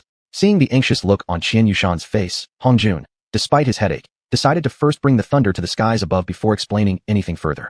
Silently adjusting the spiritual energy frequency required for invoking lightning, Hongjun loudly proclaimed, where are the thunder deities? Bring forth the thunder. As soon as Hongjun's words ended, winds began to stir and clouds gathered. However, since this was Hongjun's first attempt at this technique, he hadn't fully mastered the frequency. The clouds and winds churned, but there was no thunder. Hongjun was quite satisfied with the result of his first trial of thunder art. After recalling the key points of the thunder art taught by Senior Wuming, he shouted fiercely, the tribulation begins. Crack, bang, a spark and flash of lightning, accompanied by a thunderous sound, appeared in the clouds at the command of Hongjun. Unfortunately for Hongjun, the lightning did not strike down as he had wished. With this proclamation to heaven and earth, today we have a celestial cultivator named xiuxian who has reached the peak of qi cultivation. He now requires the trial and reward of heaven and earth, and must survive the great tribulation to ascend to foundation building. The tribulation begins now. Each word of Hongjun's declaration carried a powerful and mysterious weight, though even he himself was unsure why. As clouds gathered, following the spiritual energy guidance injected by Hongjun into the thunder tribulation process. Crack! A fireball fiercely struck xiuxian right on the head. Not only did it make all his hair stand straight up, his face turned black, his hair singed, but his entire set of robes disintegrated into ash. Hongjun urgently called out to xiuxian, don't lose focus, channel all your strength to resist the thunder energy. Instantly regaining his composure, xiuxian recalled Hongjun's earlier explanation through spiritual communication. Foundation tribulation is a critical threshold marking the transition from mortal to immortal. It is no exaggeration to say that it is a life and death trial. Regardless of the embarrassment of being stripped bare by the lightning strike, he focused entirely on bracing for the next bolt of thunder. Fortunately, xiuxian was well prepared. Compared to the first strike, the second thunder was nearly twice as strong. Upon impact, the hands that bore the blow were instantly reduced to 2 skeletal limbs. However, after xiuxian rapidly mobilized spiritual energy and collected a bit of thunder essence from the lightning, his hands instantly regenerated. Strike after strike, the heavenly thunder grew stronger each time, and the intervals between strikes became shorter and shorter. Xiuxian was struck into a skeleton beneath the 8th heavenly lightning bolt. To be precise, even the bones were reduced to black powder.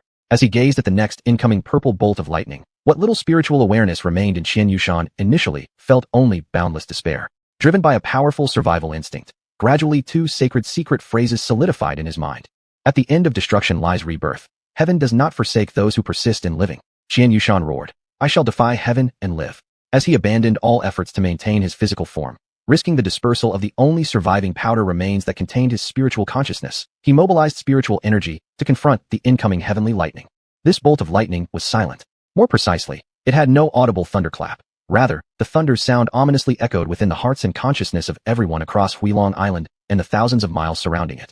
Then, standing near the cliffside on the training platform, and deep within the 3rd layer observing xiuxian's tribulation process, Hongjun, along with everyone else, witnessed a scene they would never forget.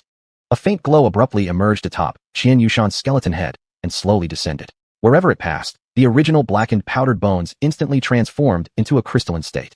As this seemingly slow yet rapid-moving glow passed completely through xiuxian's skeleton body, Constructing the crystalline bone structure, countless flowers composed of swirling seven-colored spiritual energy began to surge and rotate, filling an area within 3 zhang around his glowing skeleton. Affected by the spiritual energy flower vortex surrounding xiuxian's crystalline bone frame, the immense cloud of spiritual energy below finally could no longer resist the pull and collapsed into a massive, 7-colored column of light piercing straight down.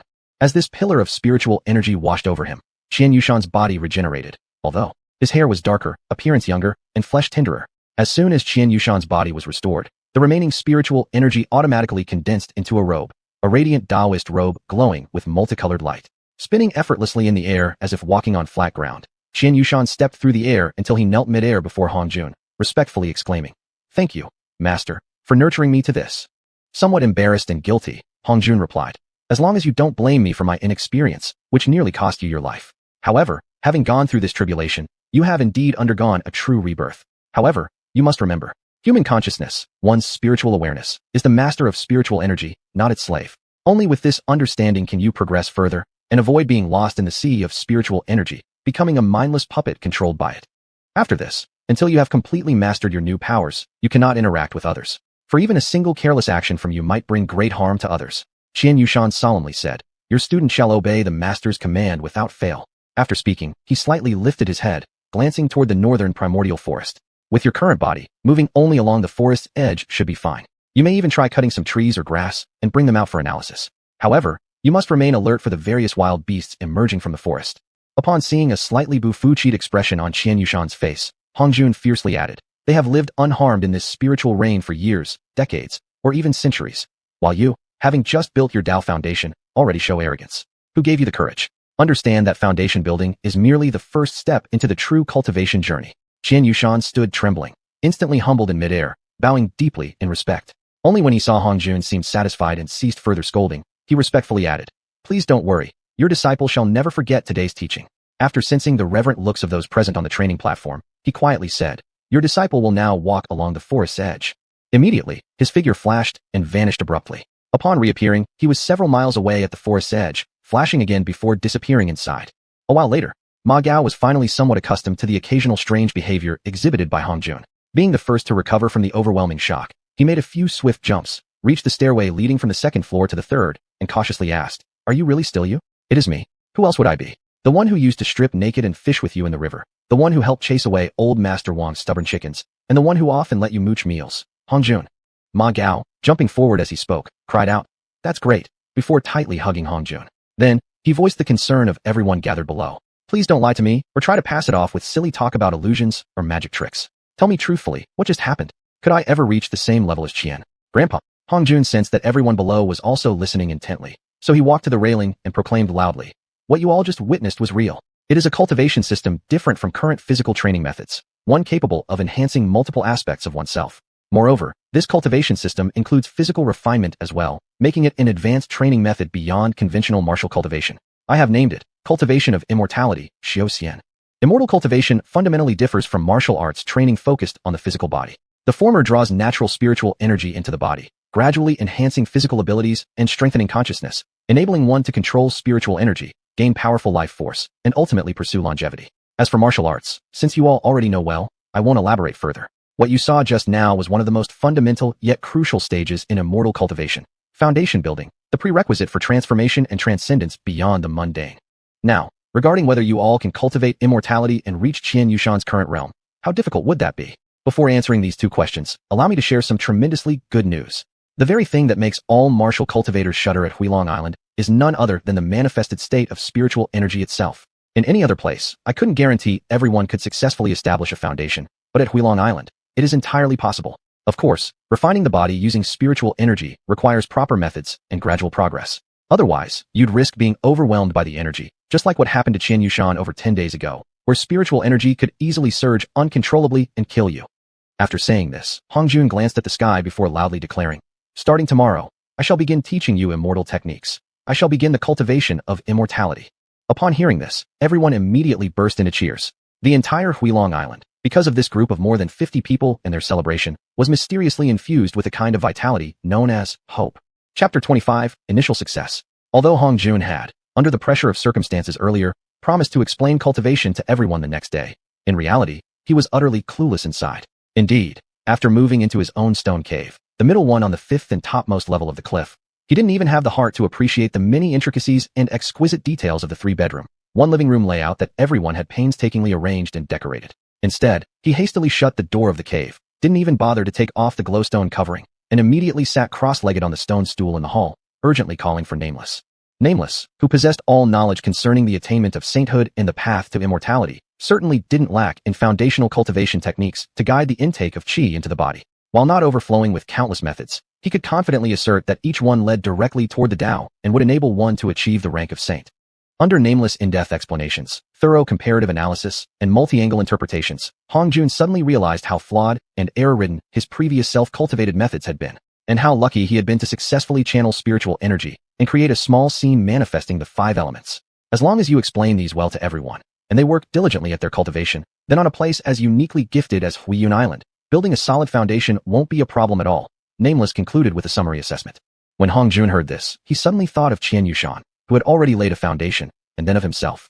Senior Nameless, my disciples have all laid a foundation already, but my current realm. Seeing Hongjun's anxious expression, Nameless smiled. Your situation is vastly different from theirs, and from all the past saints as well. You possess all 5 elements completely, and not just completely, but fully realized. If your natural aptitude increases any further, it will become chaos itself. Therefore, every other cultivation stage, except for sainthood, is practically insignificant for you. Otherwise, just based on the fact that you managed to channel qi into your body and deal with Zuling, according to the difficulty of that task alone, it should be comparable to the transformation stage. At that time, I was merely contemplating a theory, but then, you were fortunate enough to accomplish it. When Hongjun heard this, his body couldn't help but tremble, and he hurriedly asked, if I had failed, what would have happened? Both your souls would have completely dissipated. Then you, Senior. Nameless snapped angrily. Of course I wouldn't exist anymore either. There is no what if in life. What followed was a mutual, tacit silence between Nameless and Hongjun.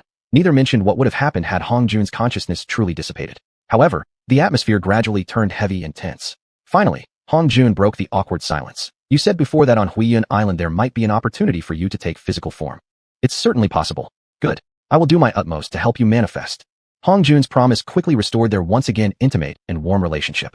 The next morning, during the early kun, 7 a.m. to 9 a.m., as Hongjun stepped out of his stone cave, he immediately saw everyone lined up in 10 columns, gathered in the martial arts training ground. He felt a twinge of guilt, which soon turned into apprehension.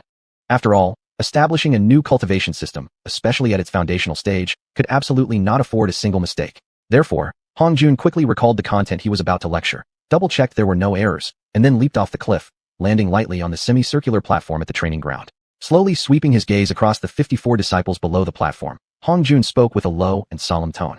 To put it simply, cultivation means guiding spiritual energy into the body and strengthening one's physical form and consciousness. However, amid natural selection, the pursuit of the Tao is not a smooth journey. It is filled with calculations and competition. Hence, various techniques to safeguard the Tao were developed throughout the cultivation process. These protective methods share one goal only: to ensure one's own safety while acquiring resources, thereby accelerating the evolution of one's physical and mental capabilities and enjoying the convenience and pleasures that such evolution brings. As can be seen, everything is based upon spiritual energy. Therefore, it's essential that we gain a basic understanding of it. Firstly, spiritual energy exists as a gas in the air. It contains extraordinary power. Hence, when we lack awareness of it, or do not know how to use it, spiritual energy becomes an extreme danger to everything. For instance, the reason why many wise sages before us on Huiyun Island met their doom without even leaving their bones behind was precisely because they did not know how to utilize and harness it, thus resulting in tragedies. Countless tragedies caused by spiritual energy throughout history reveal a cruel truth, that spiritual energy cannot be absorbed and used through the system of martial arts. It requires a corresponding approach and methodology specifically tailored for its use. Only then can intelligent beings benefit from and enjoy its immense advantages. This new system is known as Taoist cultivation. I believe you've all keenly noticed that I just mentioned the term intelligent beings. Why do I define it this way? Let me ask everyone, does a dog possess wisdom? To some extent, yes. It can distinguish between its owner and a stranger, which undoubtedly indicates intelligence. Therefore, under suitable conditions and in the right environment, even a dog can cultivate. Even a tree, as long as it develops intelligence, is capable of cultivation. Why do I go out of my way to mention these examples? To remind you all that, on the path of cultivation, if you encounter a tree that can fly and kill people, don't be shocked or surprised. I hope everyone remains highly vigilant about everything around you during your future journey in cultivation. Following this, Hongjun explained how to perceive spiritual energy, how to locate one's unique method and point of entry for drawing spiritual energy into the body through comprehensive testing, and finally, Through the multi-frequency compression of spiritual energy, he materialized three-dimensional, color-coded diagrams of the entire body's meridians that everyone was required to memorize. Then he demonstrated how spiritual energy at specific points would stimulate surrounding muscles and how to store this energy within the body to gain the ability to suddenly externalize it. For 7 consecutive days, Hongjun meticulously introduced all the fundamental knowledge necessary for cultivation, using tangible displays of spiritual energy, and explained it thoroughly to everyone. Everyone had a certain martial arts foundation and experience regarding physical reactions and perceptions, yet the act of drawing spiritual energy into the body itself was an extremely high threshold separating immortality from mundanity. Even though Huiyuan Island was rich in spiritual energy, aside from attentively listening to the lectures, everyone also exchanged insights and experiences among themselves. It wasn't until the 10th day that someone finally sensed spiritual energy entering their body and gained the first sense of qi. Surprisingly, it was Sun Ji. Upon learning this, Hongjun decided to have Sun Ji explain to everyone how he had perceived the entry of spiritual energy into his body. Blushing red with nervousness, Sun Ji stood on the podium on the martial arts training ground.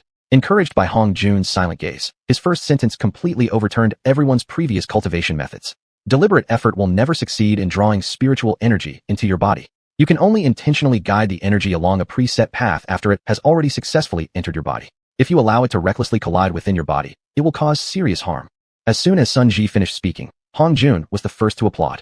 After a brief moment of confusion, everyone quickly realized that these were authentic cultivation secrets of immortality cultivation. After achieving sudden understanding, they followed Hongjun's example and clapped enthusiastically to express their gratitude. Shortly afterward, Hongjun raised his hand to halt the applause. He bowed to everyone and sincerely said, "Sun Ji's sharing has brilliantly supplemented my explanation. It's truly remarkable. On behalf of everyone, I want to express our heartfelt thanks to him once again." With that, he deeply bowed to Sun Ji. Everyone followed suit, once again directing their applause at Sun Ji. Perhaps the applause gave Sun Ji more confidence, making him speak more fluently now. Furthermore, cultivation should not be rigid or formulaic. Let me give you the simplest analogy. Although Hongshi provided us with meridian templates through his immortal techniques, we still need to make adjustments when applying and locating our own meridians, because everyone's height and exact meridian positions certainly differ slightly. Sun Ji's words caused a few people among the group to turn slightly purple in the face, completely unaware that his words had actually pinpointed the cultivation errors made by a few of his fellow brothers. Sun Ji continued earnestly. During cultivation, we must constantly understand and recognize ourselves. We shouldn't imagine that once spiritual energy enters our body in a single day, all meridians will instantly open. Instead, we must retain it, let it nourish the body, and enable this part of the body to absorb spiritual energy from heaven and earth independently. When spiritual energy reaches a certain part of the body, that result must be firmly maintained. Taking himself as an example, Sun Ji thoroughly explained all the key points that should be carefully addressed at the initial stages of cultivation. If Hongjun's earlier lectures at the beginning of cultivation had opened a door for everyone and revealed an entirely new world, then Sun Ji was the one who elaborated all the detailed steps for pushing through this door. Everyone here already had martial arts accomplishments, so their intelligence was no doubt sharp. Consequently, Sun Ji earned universal recognition, particularly among the 49 people originally from Xianxia Academy. Recalling Sun Ji's past act of cheating by using a grass stem, a word surfaced simultaneously in their minds. No wonder. Therefore, during their cultivation, many people became less impatient and less eager for quick success. Instead, they demonstrated greater attentiveness and the ability to draw inferences from one instance. It was precisely this pragmatic attitude that added a deep foundation to their cultivation journey, laying an exceptionally solid groundwork for their future rapid advancement. Hongjun, the pioneer of cultivation in this world, was not nearly as powerful as everyone had imagined. In fact, his understanding of some detailed aspects was even surpassed by Sun Ji. It's just like someone from outside traveling to Rome, planning the route, and enduring various hardships along the way while overcoming numerous obstacles. This very process becomes the precious wealth of one's life.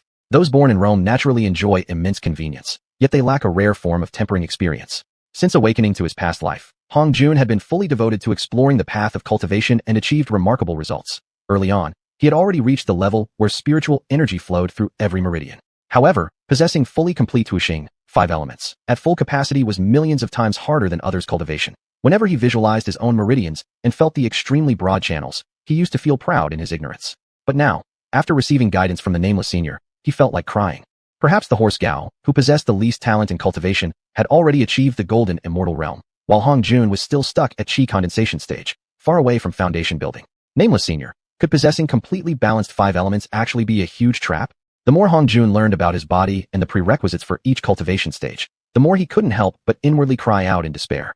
The nameless figure transformed into a colorful old man and appeared in Hongjun's consciousness, shaking his head and said, "To be honest, your body type is something I've truly never seen before. Perhaps because of your uniquely unprecedented constitution, you were able to leave the Yanhuang world and come here. However, according to the innate I Ching, Book of Changes, when something reaches its worst, improvement will come. When extremes are reached, a reversal occurs. Your fully balanced and complete 5 elements could actually be interpreted as being naturally beyond the 3 realms and outside the 5 elements. Cultivation may be slow, but essentially, no cultivation methods will have limitations on you, which could actually be considered an advantage. Right now, Hongjun couldn't hear the nameless senior's consolation at all. Instead, a sense of defiance and embarrassment tightly twisted within his heart, finally condensing into 2 words. Unwilling. Chapter 26, Establishing the Tao Foundation. At midnight, Huiyun Island basked in the bright glow of a full moon, the occasional lapping of waves adding to the profound tranquility. North of the training ground, on the cliff's edge, stood a stone cave dwelling. Inside the somewhat chilly stone room, Hongjun lay on a very rudimentary stone bed, illuminated by faint pink glowing stones, his eyes moving restlessly beneath his eyelids, a sign that his mind was far from at peace.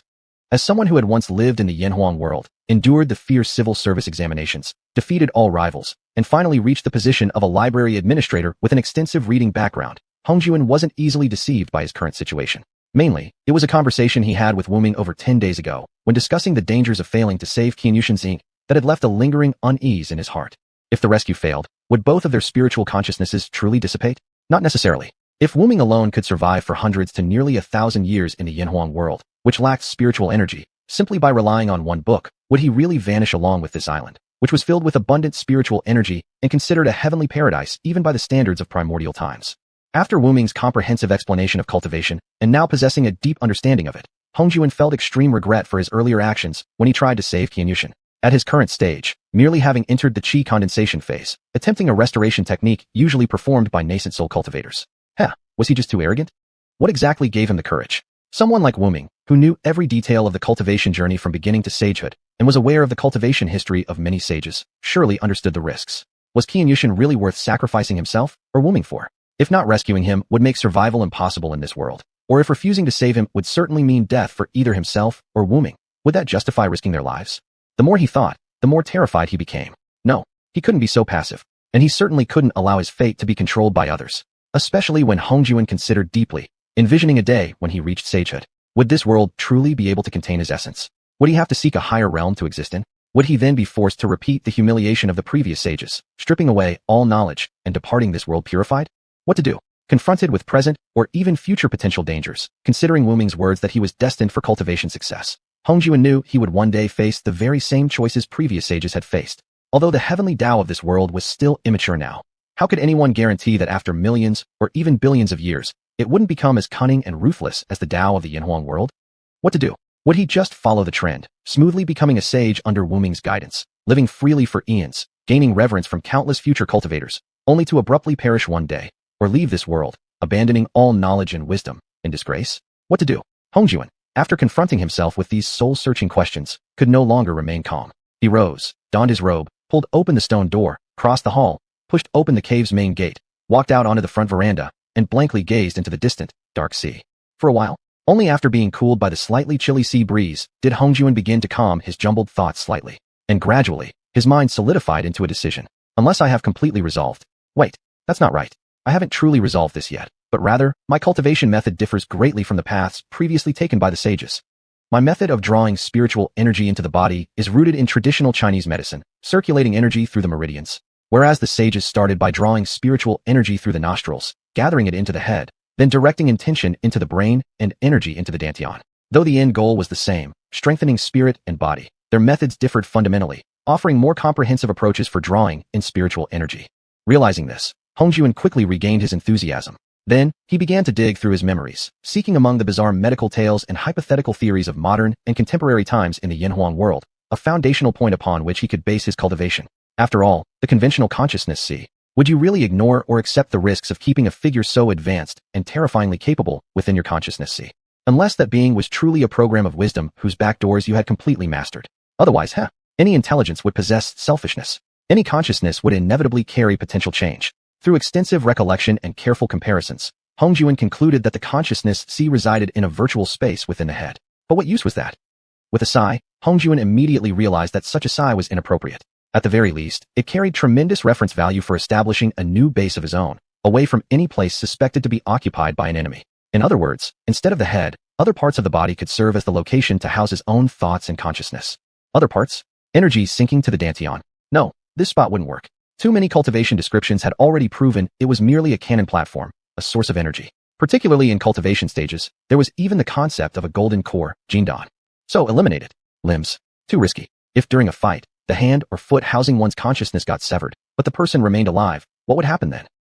Perhaps taking inspiration from the scenario of decapitation leading to death, one could start from the vital point that determined life and death, and then deduce a new residence for consciousness. A choice that fulfilled another requirement, the ability to carry thought. Thinking deeply and repeatedly, Hongjuan suddenly noticed one area that perfectly satisfied both conditions. It was the heart.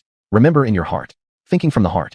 So many similar expressions proved beyond doubt that, besides the brain, the heart could also function as a storage for memory and consciousness. Having made his decision, Hongjuan immediately recalled the foundational techniques related to cultivating the heart and began expanding his thoughts. The ultimate goal of cultivation was transcending the three realms, free from the constraints of the five elements, achieving eternal freedom and longevity. To transcend the five elements, one must first understand them. As for himself, he possessed all five elements in perfect completeness, naturally reaching their pinnacle, capable of surpassing their limitations. The heart belonged to fire, was red in color, and open to the tongue. If I were to transcend the fire element among the five elements, what kind of situation would arise? Could it officially open a new space to hold personal thoughts and consciousness? Hongjuan combed through his memories, yet found no precedent whatsoever. He couldn't help hesitating. No precedent meant he would personally bear the consequences of failure, and even endure countless trial and error attempts. If he kept failing, he might ultimately collapse at the very beginning of his cultivation journey. Yet, if by some miracle he succeeded, he could summarize and formulate an entirely new cultivation method suited to this approach. However, this path of such minuscule chance of success could be summed up in just one word: difficulty. But it would avoid the hidden dangers existing in the cultivation paths of previous sages, and even escape the unknown preconditions set by Wu Ming's cultivation route. The sages, when beginning cultivation, didn't have such excellent external conditions as himself, nor did they have numerous sage cultivation experiences for reference and comparison, let alone the vast new knowledge he carried, gained after the sages had ascended out of the Xuanhuan world. How could he be worse than them? In that moment, Hongjuan felt a sudden surge of bold ambition. Even if the road ahead was twisted and rugged, its future shone with dazzling brightness. Even in the worst-case scenario, if he failed, he still had the old sage cultivation path, the consciousness sea. At the very least, he would have lived his life in his own way. After extensive contemplation and summarization, Hongjuan firmly decided to pursue cultivation beginning from the heart. At this moment, he had no idea that this single change in cultivation's foundational point would spark storms of blood and wind, yet at the same time, lay down the most solid foundation for his long road toward immortality. That evening, having made his decision, Hongjuan slept peacefully. The moment he awoke, he eagerly called out for Wu Ming without even sitting up. Wu Ming Sr., Wu Ming Sr. Hong child, disturbing an old man early in the morning is most impolite. Moreover, I'm in the middle of recovery and need more rest, not strain and worry. Fine, what is it you wish to ask me? Wu Ming grumbled, manifesting himself within Hongjuan's consciousness see as a round-faced old man dressed in colorful robes. Hongjuan perfectly projected his embarrassment inside the consciousness see. I figured out a way to speed up my cultivation. Wu Ming immediately grew greatly intrigued. What method? Tell me, I'll take a look. Yes, Hongjuan wished he could enthusiastically give himself a victory sign. This proved Wu Ming couldn't constantly monitor him. Only with this could any of his plans ever have a chance to succeed. I even simulated it a bit. I simulated it physically, didn't you feel it? Hongjuan threw in another strong test. Wu Ming irritably snapped back. Nonsense. If you don't let me feel it, how could I possibly feel it? Hongjuan now relaxed a bit from his inner worries and decided to take this opportunity to clarify the issue. Why is that? Instantly, Wu Ming grew furious. I am only a guest in your consciousness see. Without your authorization, how could I perceive your condition? Wait, you're testing me, aren't you, kid? You actually don't trust me, Sai? After a moment of contemplation, Wu Ming spoke slowly. I understand your concerns. I also wish to manifest physically sooner rather than later, instead of enduring this constant imprisonment, as I am now. However, even in a place as rich in spiritual energy as Xiuxian Island, I still cannot leave your body in the short term to survive independently. Very well then, I will transmit all the knowledge of reaching the nascent soul stage to you, and also inform you of the conditions and external items I require for physical transformation. After that, I will rest for a while. Remember, unless all the necessary conditions and external items for my transformation are ready, and you are capable of overseeing my transformation yourself, do not call me again. Let's all calm down and allow each other some time for thought. After Wu Ming finished speaking, whether out of pettiness, urgency to rest, or for some other reason, he disregarded everything and forcefully poured into Hongjuan's consciousness see all the knowledge regarding sages reaching the nascent soul stage, as well as the conditions and external requirements for physical transformation of a spiritual body. Caught completely unprepared, Hongjuan's consciousness see immediately erupted into waves rising thousands of feet high. After a groan of pain, Hongjuan instantly lost consciousness. When Hongjuan awoke once more, Master Hong has awakened. Hail the sage, Master Hong has awakened. seeing a pair of concerned eyes. Hongjuan shook his head slightly and asked in a low voice, How? How long have I been unconscious this time? With tears streaming, Xuanji expressed in a voice full of sorrow, mixed with both guilt and gratitude. 3 days. You've been unconscious for 3 days. Master Hong, we know you must have injured your spirit while deep in thought about cultivation, which caused you to collapse. Please. Hongjuan raised his hand to stop Xuanji from continuing. He spoke slowly. Cultivation is not the same as martial training. There is no ready-made experience to rely upon. One can only cross the river by feeling for the stones beneath. Especially during the foundational stages, if one doesn't consider every detail carefully. Given the limited span of human life, rushing into practice without caution could lead to hidden dangers later on. Dangers that, once discovered, would already be too late to regret. Perhaps I have been blessed by heaven, for I have finally discovered a few cultivation methods. I will pass them on to everyone after you all have successfully broken through the initial barrier of drawing qi into the body. Chapter 27, Daily Matters. In the blink of an eye, a month had passed. Everyone had mastered the technique of drawing spiritual energy into their bodies and had successfully become disciples at the qi cultivation stage. Due to their different 5-element roots, each possessed their own specialty. The fireball technique, the water ball technique, the earth spike technique, the wood spirit technique, and the golden arrow technique. Moreover, without instruction, they all instinctively integrated these techniques into their martial arts forms. Influenced by Hongjuan's practical philosophy, they were able to cast swiftly and unpredictably, aiming to blind and subdue the enemy. One evening, Hongjuan, as usual, stood on the crescent-shaped lecture platform in the martial arts training yard, conducting his daily review. Everyone has done well in using basic spells, integrating them flexibly into your existing martial cultivation. I'm very pleased. I hope you will continue to improve. Just one thing I must emphasize, whether using martial techniques or immortal spells in battle, their importance lies not in their form. As long as the objective is achieved, we must not be bound by the means we use. In my observation over the past 2 days, I have noticed one common flaw among you all. Your techniques are too scattered. Even the golden arrow technique has not reached the stage of refinement, high speed, or high efficiency. You all are accomplished martial artists. Surely, you understand the difference between a technique that hits an enemy in 1 second versus one that takes 3 seconds. Furthermore, under the same level of spiritual energy output, the difference between widespread damage and focused damage is immense. Therefore, we must strive toward. Hongjuan hadn't even finished speaking when he suddenly sensed a massive surge of spiritual energy coming from the western forest, about 2 miles from the training yard. Soon after, xiuxian ran out holding something tightly in his arms, speeding toward the training yard, shouting anxiously, Master Hong, please come quickly and save it. Save it? Hongjuan, puzzled, rushed forward to meet him. As he reached the edge of the training yard, xiuxian leapt with all his strength, knelt down, and hurriedly held out a silver-colored young wolf as he begged, Master Hong, please save it. What happened to it? Hongjuan, seeing the anxious expression on xiuxian's face, immediately comforted him. Don't panic. If it can be saved, I will do everything in my power. Now tell me, what exactly happened? Xiuxian thought for a moment before deciding to first explain the background of his connection with the wolf. It all started more than a year ago, when Divine Martial Sect withdrew from Huiyun Island. Wanting to test whether there were other methods of cultivation beyond martial arts, I risked my life and hid deep in the forest. Then I happened to encounter a wounded little silver wolf. Back then, such a perfect test subject was irresistible to me. As xiuxian realized he had strayed slightly off topic, he blushed slightly and continued. To make a long story short, through my care, we built a bond of trust. Later on, with its help, I was able to survive. Although we could understand each other's kindness, we couldn't communicate verbally. As my ability to adapt in the forest gradually declined, I became so weak that I could only lie in the grass. It was the little silver wolf that found food for me day after day, keeping me alive. When I could no longer eat, it stayed by me for 3 days before finally leaving, and not long after, fortunately, I was rescued by you. Under your guidance, Master Hong, I successfully laid my foundation for cultivation. The other day when I returned to the forest, I remembered your warning well and remained only within 10 miles from its outer edges. Then just now, I encountered it again. It was completely stiff, and so, I rushed here. After speaking, xiuxian solemnly kowtowed before Hongjuan. Hongjuan reached his hand to touch the silver wolf's rigid abdomen, briefly revealing a flash of surprise on his face. Had it not been for xiuxian's account of their experiences together and the fact that he showed no sign of lying, he would have truly thought this was a silver wolf forged of dark iron. A demon? A rigid silver wolf demon? Hongjuan, now filled with strong curiosity and desire to investigate, struggled to lift the creature's eyelid and discovered that its eyes were still moving, sending out intense signals of fear and the will to survive. Looking up, Hongjuan whispered to xiuxian, who was staring at him hopefully, I can't promise that I'll be able to save it. After all, there is a boundary between humans and demons. I hope you understand. Xiuxian's expression dropped. After a moment's thought, he replied, do all that one can, and leave the rest to fate. But I still believe that if you can heal it, it will have great significance for our foothold here on Huiyun Island. Hongjuan turned around and spoke loudly to the gathered crowd. We'll temporarily call it a silver wolf. Based on my initial assessment, its body is harder than dark jade iron, possibly even more than twice as hard. Then, lifting its eyelid revealed that it could convey emotions like fear and a strong will to live through its eyes alone. Therefore, I believe this is indeed a demon that has reached a high level of cultivation. Everyone knows, the forest is a forbidden place for us, at least for us humans as we are now. That it can live inside proves enough. If it could move normally, its power would be able to wipe us all out in an instant. Therefore, rescuing it may bring us enormous risk. But it managed to become close friends with xiuxian, nearly life and death bonded.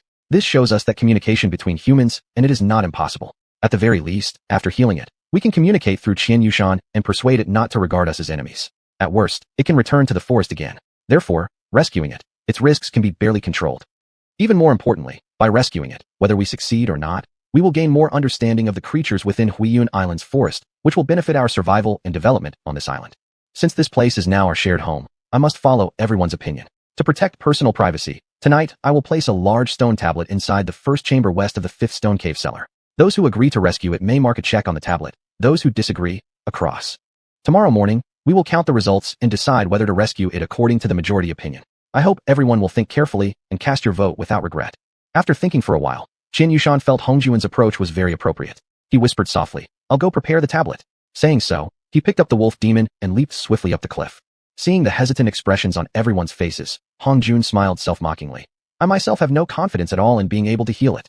Then, he turned and left. Hearing this, a flicker of emotion passed through everyone's eyes. They exchanged glances before, without prior agreement, forming the same decision simultaneously. Early the next morning, when Hongjun saw the stone tablet inside the first western chamber was filled with checks, he smiled. Then, facing the following xiuxian, whose face overflowed with gratitude, he ordered, "Go and build a small room at the western side of the martial training yard's lecture platform." Looking at the silver wolf in his arms, xiuxian's spirit stirred. For it. Hongjun gazed seriously at him and said, "Exactly. I want every brother to see its changes at any time. If we fail to heal it, then nothing more needs to be said. But if we succeed, I hope it can get used to everyone's presence and not regard us as enemies. I hope it can get along well with us."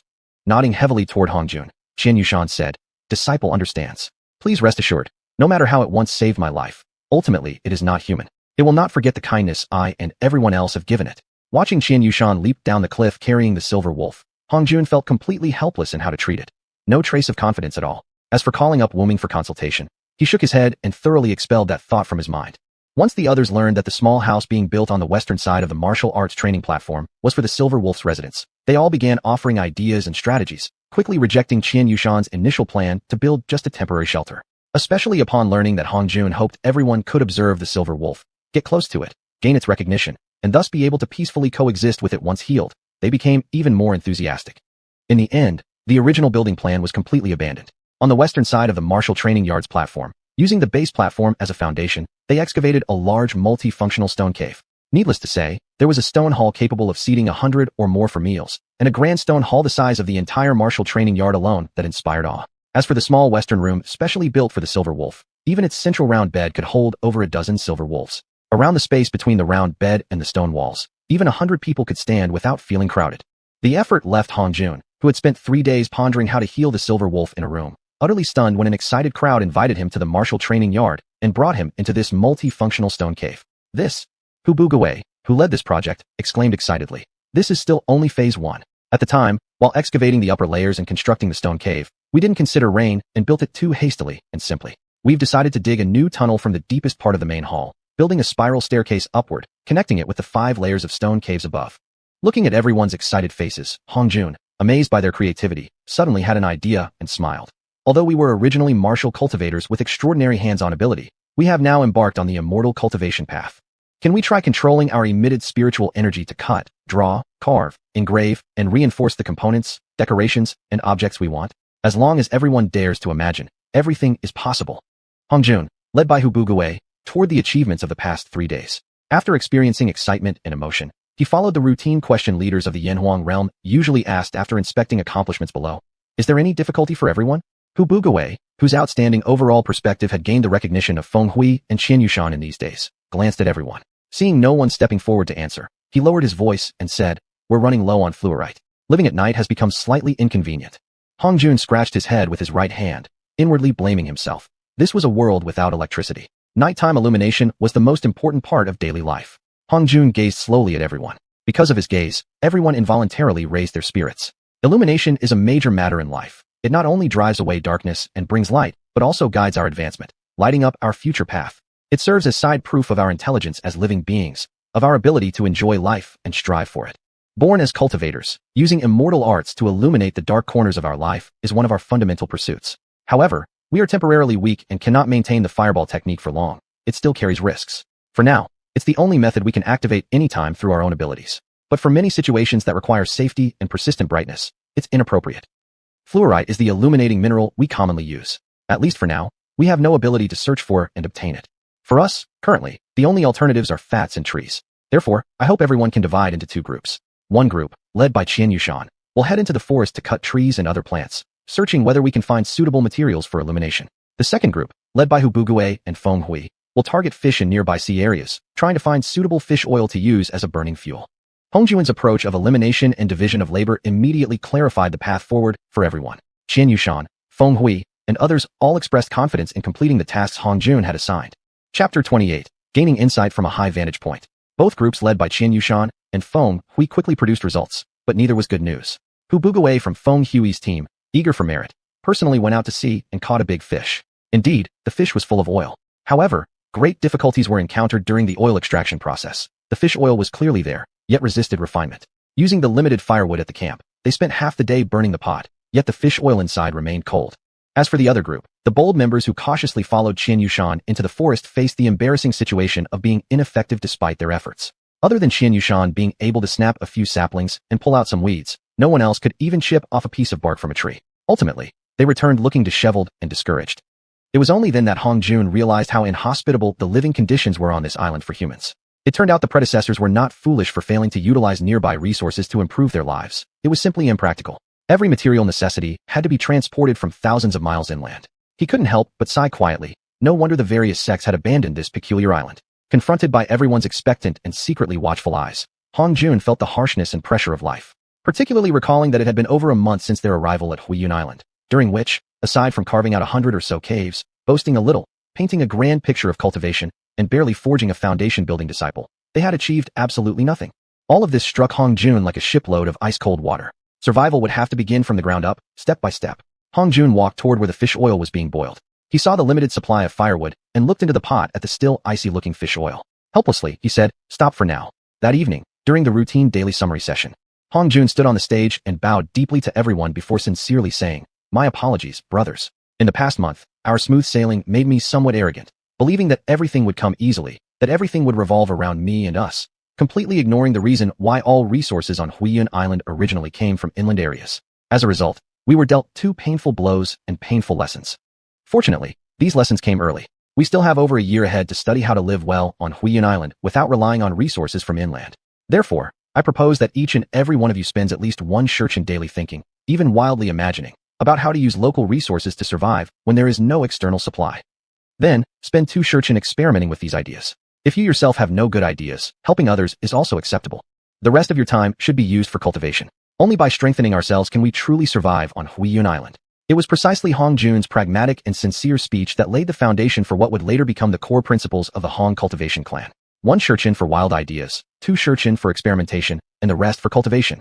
Driven by endless ideas and inspired by wild imaginations, astonishing potential emerged, laying a solid foundation for defeating enemies of higher cultivation ranks. In less than 3 days, inspired by wild brainstorming, tangible results began to appear. It was Sun Ji who pioneered the invention of the earth candle. Driven by wild thinking, Sun Ji considered the idea that the fish oil couldn't be refined or directly ignited. What if mixed with other substances? Guided by this somewhat wild hypothesis, he first mixed the chopped oily fish paste with damp sea sand, rolled the mixture into strips, and dried them in the sun.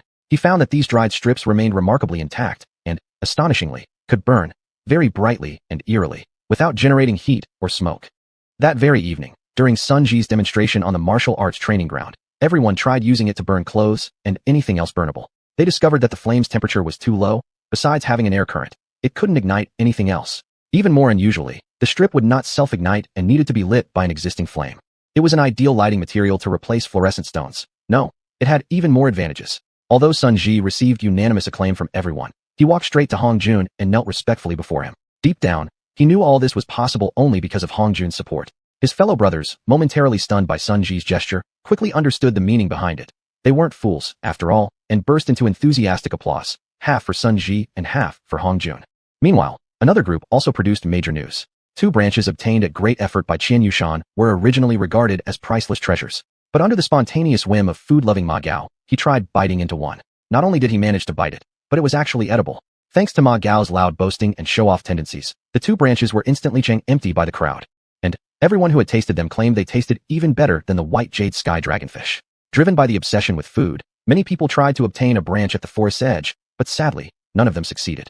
So, all of them looked longingly toward xiuxian. Although xiuxian was already a foundation-building disciple, faced with the pleading eyes of his quasi-junior brothers, he couldn't hold out for more than 2 minutes before being completely overwhelmed and resigning himself to becoming a crazy bald xian, a bald xian with extremely low efficiency. After exhausting himself all day chopping trees, he managed to get only 55 nun branches, each about 1 meter in length. Fortunately, everyone had strong self-control. Even though saliva visibly dripped from their mouths, they each took only one nun branch to nibble on and then stopped.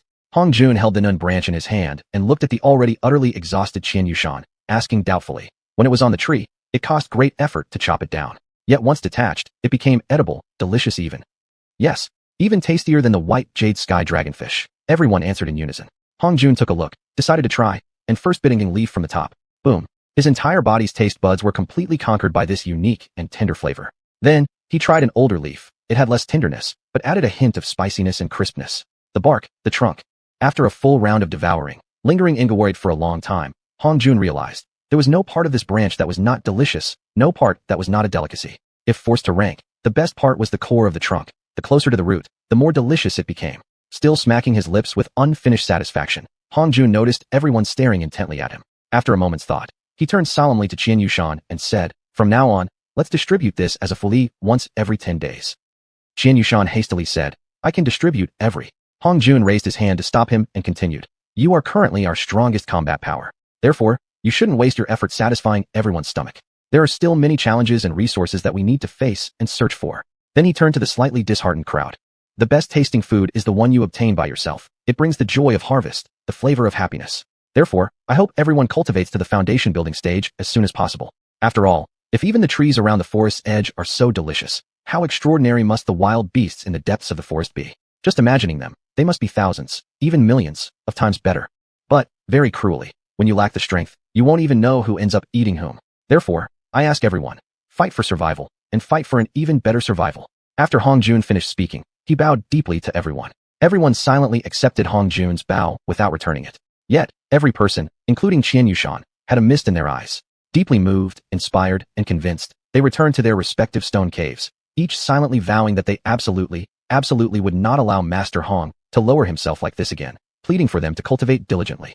Perhaps it was due to the miraculous effects of the nun branches, or perhaps because everyone had truly been cultivating frantically these past 30 days. In just 3 days, everyone smoothly broke through from Qi gathering stage 2 to stage 3. Everyone could now fully visualize their meridians. In terms of actual spellcasting, power was enhanced at least tenfold. The previously hidden on regarding water sources was no longer an issue after the group collectively reached Qi gathering stage 3. In fact, they could now afford the luxury of bathing with purified water. Known as the #1 attacking skill for Qi gathering disciples, Golden Arrow Suit still couldn't penetrate the plants and grasses inside the forest, but it was now usable for fishing. Thus, clumsy hand fishing was replaced by a hail of magical arrows. Since Water Balsu and Golden Arrow Suit brought the most benefit to the current camp, those without water or metal affinity couldn't help but feel slightly unsettled. After Bert Lai perceiving this unrest, Hong Jun spoke with great seriousness during one evening's regular summary session. There are no useless skills, only people who don't know how to use them. Take Wood Spirit Su as an example. Throwing a wood spirit ball is spellcasting, but what if you gather the wood spirit balls into wood arrows? Although it might not be as sharp as Golden Arrow Su, there certainly will be unique characteristics. Everyone can try testing different elemental arrows under various circumstances. And for Earth Thorn Su, why can't you shape it into rock thorns, or even arrows? But most importantly, you haven't been applying the techniques flexibly. The 5 elements can both generate and restrain each other, and can transform accordingly. Even though the transformed effect might not be as strong as one's own specialty, it's still better than nothing. Hong Jun's words opened a new window for everyone. No. It was as if a wall had been knocked down, allowing everyone to see the broader application of cultivation and the possibility of spell transformation. Thus, on the training ground where dusk was gradually settling, thunderous applause once again erupted. All because Hong Jun's timely guidance was just so appropriate, just so practical. Among the crowd, the one who felt the deepest impact was xiuxian, whose cultivation level stood above all others. Precisely because he stood at a higher level than the rest, he felt even more profoundly how Hong Jun's words had opened boundless possibilities in the use of spells for cultivators. Chapter 29, A Dangerous Experiment. Man is a microcosm. The universe a great body and mind. Since Hongjun made up his mind to abandon the nameless cultivation system, he had decided to stand on the shoulders of sages and make use of newly emerged theories to pursue innovation. Thus, drawing from the ancient sages' concept of harmony between heaven and humanity, he focused hard on recalling all related hypotheses and knowledge. Eventually, certain remarks from modern scientists had given him a further, more daring hypothesis. What if acupoints and meridians were amplified even further? What would happen when attacking a surface from a single point? Especially the saying that the human body is itself a universe provided a firm foundation for his conjecture. Thinking to this point, a faint sigh flickered through Hongjun's heart. When others are transported into another world, they often progress smoothly and effortlessly, singing all the way to the peak. How selflessly kind the old man inside his body was. But when it came to himself, couldn't it just behave? Couldn't it just listen obediently to the nameless plans, trusting he never harbored any treachery for the future? What exactly was he afraid of? At worst, it would only mean death. Immediately, Hongjun swept away all these stray thoughts from his mind. He recalled how the nameless, regardless of his own abilities, had forced him to save critically ill patients. He recalled how, just when he needed guidance the most, when he struggled to survive on this island filled with deadly threats, it had acted in a childish fit of pique, unloading all knowledge upon him and then locking himself into deep meditation.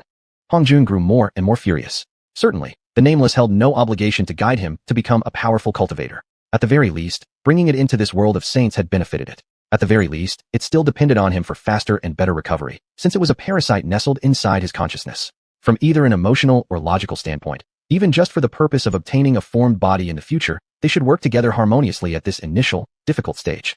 Regardless of whatever future roles or identities they may come to have, or whatever present purposes or needs bind us together, considering its broad experience and its ocean of knowledge, it would not be too much to expect it to contribute more, to think more deeply about our survival. However, only at this moment did Hongjun truly resolve in his heart that from now on he would treat only as a reference any suggestion from the nameless, even in matters of cultivation, and that he would instead forge his own independent path of cultivation through personal trial and error.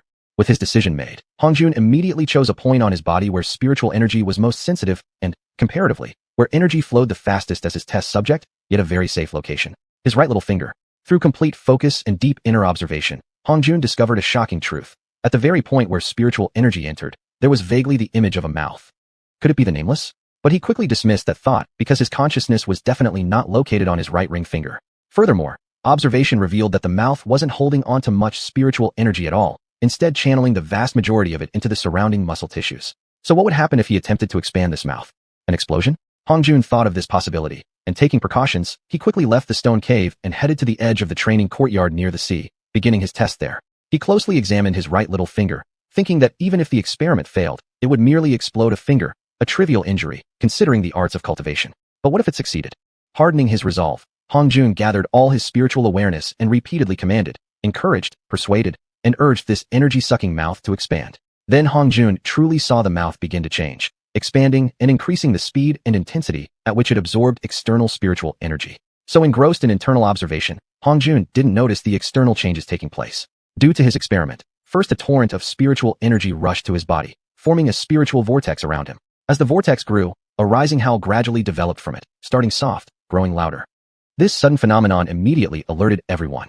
All rushed out of the stone caves, and upon realizing the disturbance stemmed from Hongjun, their faces reflected various expressions of astonishment. Everyone wanted to move closer, but they restrained their curiosity, staying only on the corridor before the caves and fully concentrating on Hongjun's actions. Boom! With an earth-shattering explosion, Hongjun saw his finger blown to bits. Yet, staring at his bloodied right hand, he broke into loud, triumphant laughter. After the explosion, everyone leapt toward him, all standing silently around Hongjun as he ignored the blood pouring from his right hand and laughed aloud with unrestrained joy. Each had a look of bewilderment on their face as they looked at him.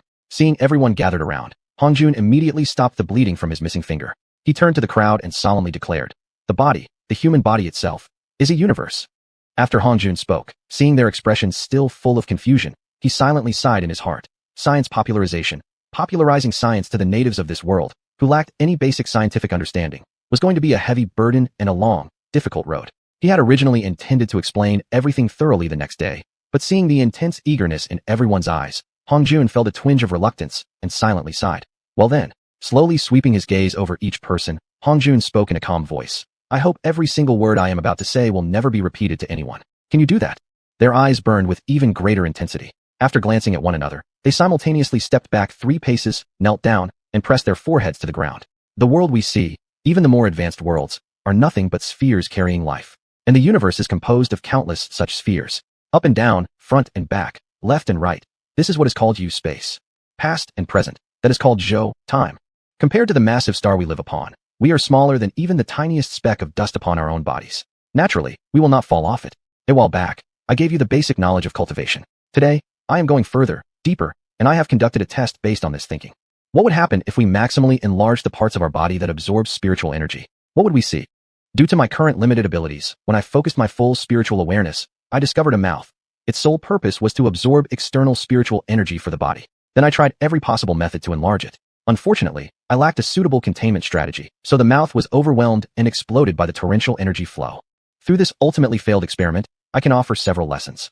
Firstly, the method of enlarging the spiritual energy absorption point is feasible. The premise, however, is that you must be able to visualize the absorption point and then, using your spiritual awareness, direct your entire body's strength to support its expansion.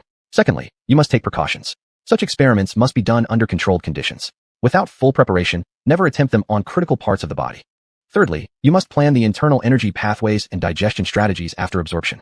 Fourthly, if spiritual absorption can be enlarged through spiritual awareness, then it should also be controllable through spiritual awareness, allowing absorption of external energy as needed.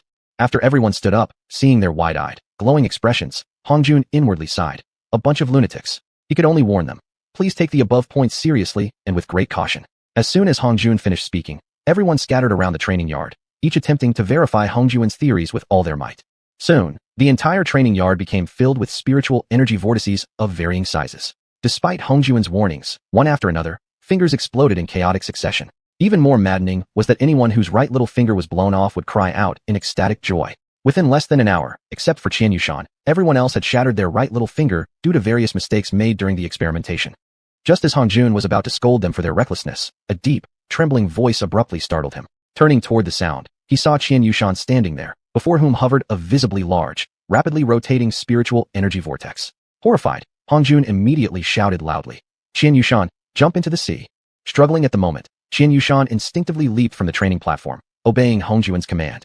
But it was a bit too late. While midair over the ocean, his right little finger had already swollen to the thickness of his thigh and uncontrollably exploded. Boom! After the tremendous explosion, even though Xiuxian had already passed one Jia, lightning tribulation, and his body was as tough as common mystic iron, he still had his entire right hand blown off. Not only was his body smeared with blood, but all his hair and clothes had been completely burned away by the violent energy explosion.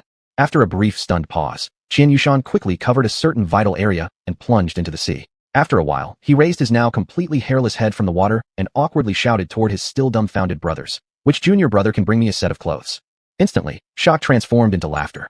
"Master Brother Qian, there are no women here. There's no need to hide anymore. It's not like we've never seen it before." During his foundation building tribulation, he'd also been stripped naked.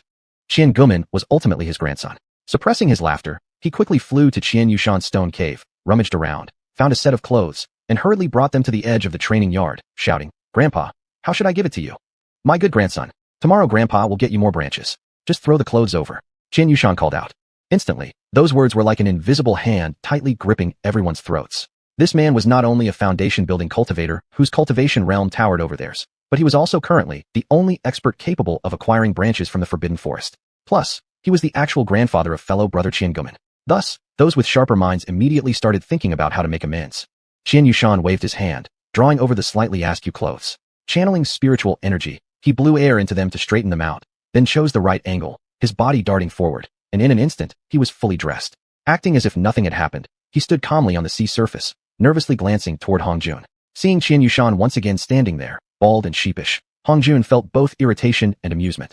Composing his expression, he said seriously, "I never wanted to scold you, but you are a foundation-building cultivator. I have warned you many times before, every action you take must be done with utmost caution.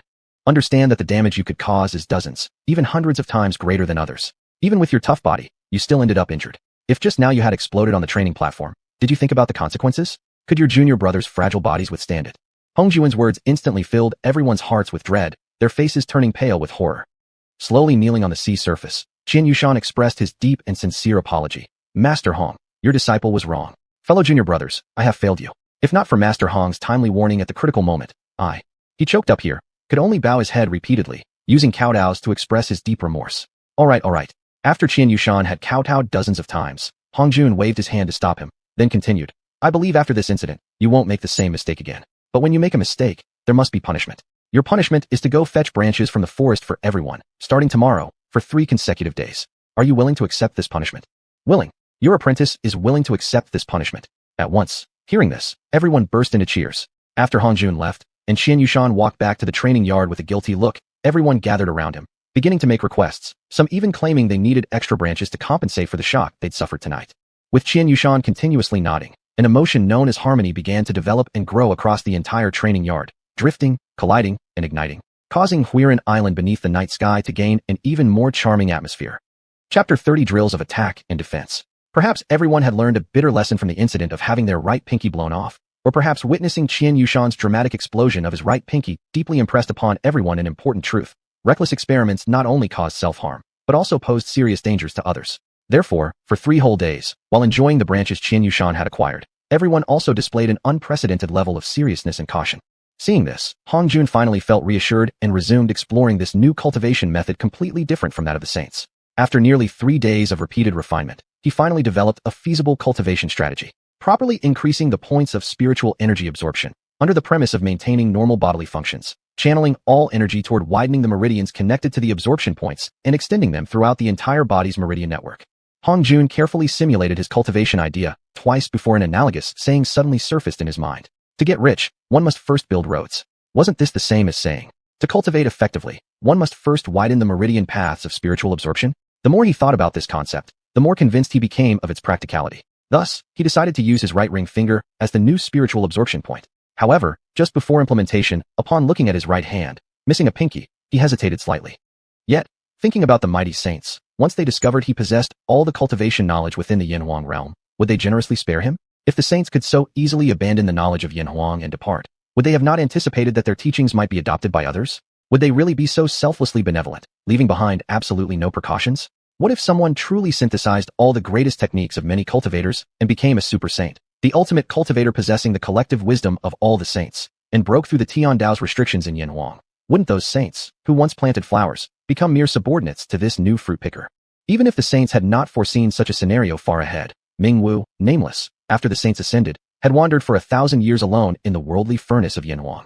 Hongjun's occasional train of thought brought about a sense of urgency that quickly engulfed his entire mind. There was no more time for hesitation. No more time remained for aimless musings. Carefully, Hongjun manipulated his spiritual sense to guide the qi into his right ring finger, ignoring the surrounding muscles and organs' natural craving for the energy, and instead focused it entirely on widening the meridians. As days turned into weeks, 3, then 6, then 12, Hongjun remained in deep meditation. Seeing this, the others also gave up their eccentric ideas and wild experiments, focusing entirely on enhancing their own power. With everyone returning to diligent cultivation and seeking the most suitable cultivation methods for themselves, Xuanhuan Island lost its former superficial clamor. It became a place of silent and profound cultivation. Calmness became the norm of everyday life. Time had no meaning in cultivation. Before they knew it, 11 months had passed since Hongjun and his group arrived at Xuanhuan Island. Hongjun quietly celebrated his 16th birthday while still in cultivation and had begun his 16th year and 3rd month. One late night, it was the full moon. No loud howling, no thunderstorm. Without any unusual signs, Hongjun opened his eyes and slowly stood up.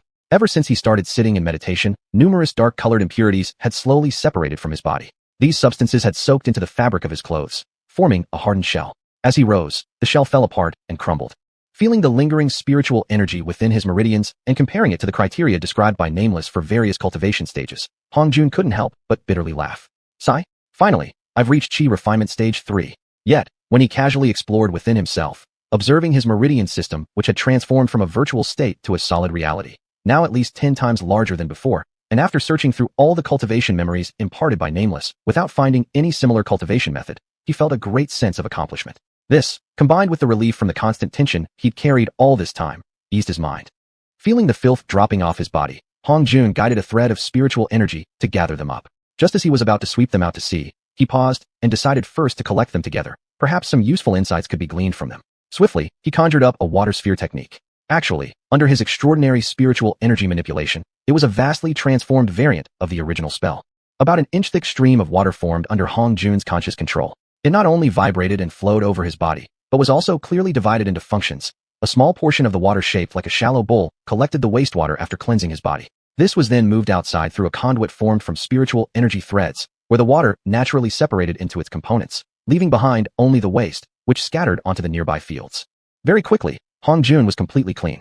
He waved his hand, calling forth a set of clean clothes, donned them, and stepped outside. Hong Jun, already possessing an extremely refined spiritual sense, had made remarkable progress after nearly a year of cultivation, reaching the point where he could perceive clearly up to 100 miles away. With a slight sweep of his awareness, he detected that most people were gradually awakening from deep meditation. Thus, he silently transmitted his voice to those who had already woken up, ordering them to gather at the martial arts training ground. 3 days later, after informing the last member, Hong Jun gently landed upon the martial arts platform. Scanning everyone from left to right, he happily declared, "I'm delighted to see everyone's progress, especially Feng Hui, Qin Guman, Sun Ji, Ma Gao, Wang Qianan, Zheng Xingqing, Hu Bugui, Hu Yu, Hu Zhen, Chen Zidong. These 11 brothers, who've already reached the pinnacle of qi refinement, and the rest who've advanced to the 9th stage of qi cultivation. I am genuinely pleased. I'm happy that all of you have attained the basic capability to survive on Huiyun Island. Hard training alone does not constitute cultivation. Training not only involves diligent practice, but also flexibly applying your acquired spiritual abilities and manipulating external energies. These are essential techniques we must possess when we draw upon cultivation resources from heaven and earth. Therefore, for the next month, I hope all of you will engage in actual combat with each other. Your fighting is not limited to Shenju. Martial arts mixed with Shansu are all permitted. Then, attempt to suddenly attack anyone nearby, to enhance your responsiveness and adaptability in unpredictable situations. Remember, enemies will never wait for you to settle into a stance, nor will they announce their attacks in advance." Right after Hong Jun finished speaking, a minuscule spark suddenly appeared before his eyes. At first, he paid no mind, but in an instant, it expanded rapidly, engulfing Hong Jun's body. At that moment, Ma Gao's excited voice rang out. "I ambushed Brother Jun." After the initial surprise, Hong Jun, at the very moment the fireball transformed into a massive inferno, immediately summoned a water sphere to encase himself. Simultaneously, utilizing the basic physical principle of water meeting fire, and channeling spiritual energy to cause an explosive outward burst. Swish boom, swish. The steam-laden fire and water ball exploded outward from Hong Jun as their center, catching everyone completely off guard. The crowd was still astonished at Ma Gao successfully ambushing Hong Jun when the explosive attack caught them unprepared. Some completely unguarded members found their clothes instantly melted away by the intense heat, leaving them completely naked, jumping around while burning from the superheated water ball's impact. Once the fiery water dome around Hong Jun dissipated and he saw the chaotic mess of his companions, a slight trace of displeasure flashed across his face. He sternly ordered, "What kind of conduct is this?" Upon hearing his words, everyone immediately stopped their antics, helped clean up others' predicaments, and even those few who had been stripped naked walked with lowered heads toward Hong Jun to receive discipline.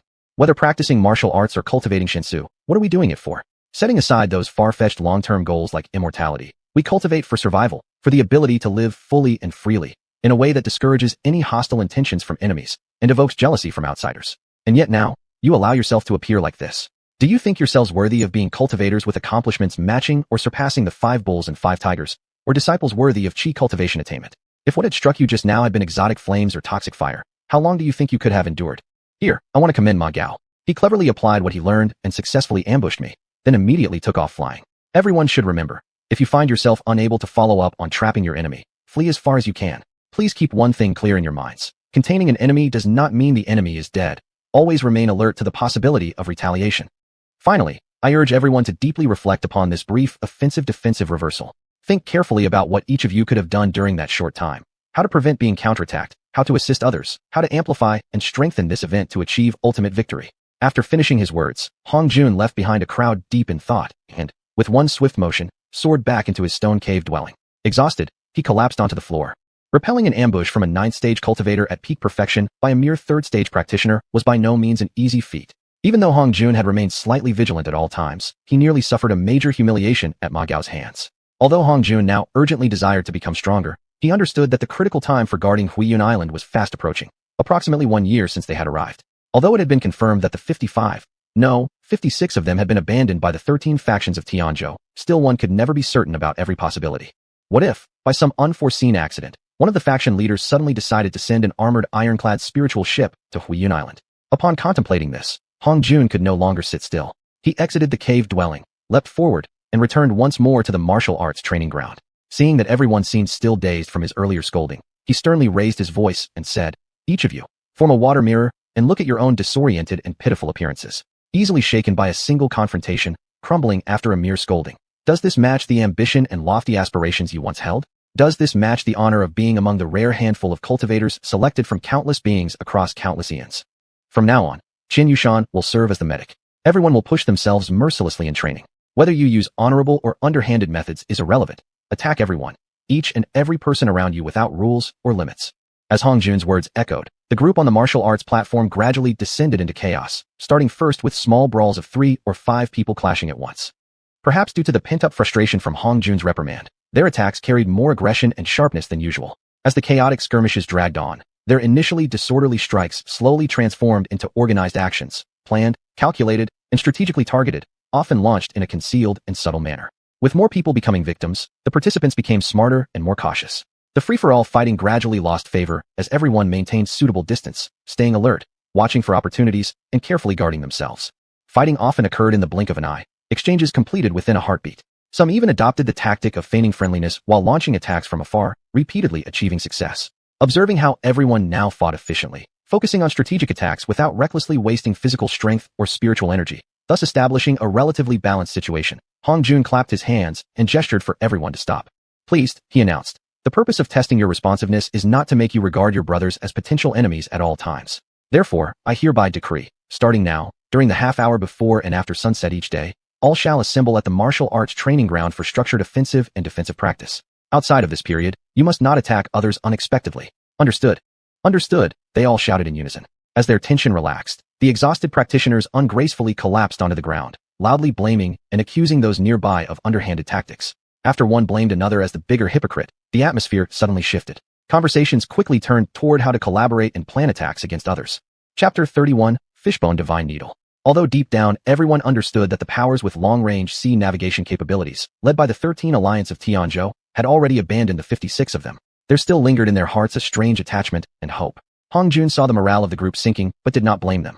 Even though he no longer had any blood relatives in this world, he too often climbed to the top of the cliff, gazing southward, hoping for a miracle to appear. However, as days quietly passed by, the ships they yearned for never appeared before their eyes. Having grown used to the scenery where summer waters met the horizon and the sky in one color, birds flying and fish leaping, waves of the sea subtly wrinkling, he began to feel that they too might be just as lonely as himself. Before they knew it, they had spent nearly 15 months guarding Xiuxian Island, marking time by counting days on their fingers. Seeing the group's low spirits, Hong Jun felt it was time to change the situation. After much thought, he finally came up with a perfect excuse. August 9th would be his 17th birthday. On the evening of August 6th, after a near-pointless training session among the group, Hong Jun leapt onto the training grounds platform and shouted to the puzzled crowd, 3 days from now is my 17th birthday. I hope for more delicacies from the surrounding forbidden forest to celebrate my birth. Therefore, I hope everyone can break through to foundation building within these 2 days. Instantly, the group's mood lifted. Many cultivators at the peak of chi condensation loudly declared their intentions to break through soon, hoping to celebrate Hong Jun's birthday as foundation building disciples. Seeing the crowd's spirits rise again, Hong Jun announced another piece of good news. After nearly a year of research, Silver Wolf, Xianxuan's dear companion, may finally be saved. Everyone immediately understood what this could mean if the Silver Wolf survived. Even with just a hint of gratitude, it would give them new hope. Especially now that all hope of the inland was gone, advancing into the forbidden forest had become the second of their goals. The crowd erupted in cheers. Xianxuan, even more moved, rushed over respectfully to Hong Jun and asked, Master Hong, how can this disciple assist? I once asked you to look for something hard. Did you find anything? Xianxuan lowered his head in shame. Except for rocks, nothing else was found. Hong Jun thought for a moment before asking, did you only search the forest and surrounding land? Startled, Xianxuan realized he had fallen into a misunderstanding. He had never thought, even once, to investigate the vast sea before him daily. Without waiting to apologize to Hong Jun, he quickly leapt and sped toward the ocean. Hong Jun shook his head slightly watching Xianxuan dash off. With a serious expression, he walked into the cave west of the platform and entered the circular room where the silver wolf lay on its side. He forcibly opened the wolf's eyelids, checked that it still had strong vital signs, then frankly spoke to it. I know you probably can't understand human speech. However, I must still tell you, in the next couple of days, I will attempt to heal you, but I cannot guarantee success. During the healing process, I might do things that are difficult for you to understand and could cause you unbearable pain. Please endure it without moving, so that my treatment can proceed smoothly. After saying this and seeing its blank look, he knew he had just been speaking to a wolf in vain. After wandering in thought for a while, Hong Jun still felt it necessary to communicate with it, at least enough for it to realize he was trying to save it. What could he do? Kindness? Intuition? Teach it human language on the spot? After pacing back and forth in the room several times, Hong Jun finally decided on a simple and direct method of communication. With his left hand, he completely pried open both of the wolf's eyelids, then grabbed the loose skin on the back of its neck. Seeing the wolf stare at him blankly, he pointed at his own nose with his right hand and said one word, I. Then he vigorously shook his head a few times, before forming his right hand into a knife-like shape and slashing it toward the wolf's left eye. Upon noticing that it didn't shut its eyes, but instead its gaze had changed somewhat, Hong Jun joyfully exclaimed, I won't kill you. After saying that, Hongjun stared intensely at the wolf. Seeing it suddenly shut its eyes tightly, and moments later reopened them and gave 2 stiff nods, its eyes showing pain. Hongjun was overjoyed. Wanting to confirm his guess, he quickly exited the cave, found a xiuxian, a dark jade iron paddle, previously used for pinging, and returned to the wolf's room. After patting the wolf's head, and while it still had no clue, he tossed the iron paddle aside and stretched his right hand under the wolf's front left paw. The wolf again closed its eyes. After a long while, seemingly finally understanding Hongjuan's intent, it laboriously placed its left front paw into Hongjuan's outstretched right hand. Hongjun couldn't help but burst into laughter. Regardless of how one looked at it, curved eyebrows and smiles were among the expressions that transmitted goodwill. When the silver wolf looked at Hongjun, its eyes no longer showed confusion or alertness. Instead, they had become extremely gentle. An hour later, xiuxian dragged in a fish skeleton, rushed excitedly into the wolf's room, and said joyfully, "Master Hong, I found something harder than rocks. This fish bone, when still inside a live fish, it's soft. But once the fish is killed and the bone extracted, it becomes harder than rock." As soon as he finished speaking, he noticed that the silver wolf was gazing at Hongjun with soft eyes, which made him even happier. He quickly stepped forward, grabbed the wolf's left front paw, and eagerly said, "Little Silver, we will definitely heal you."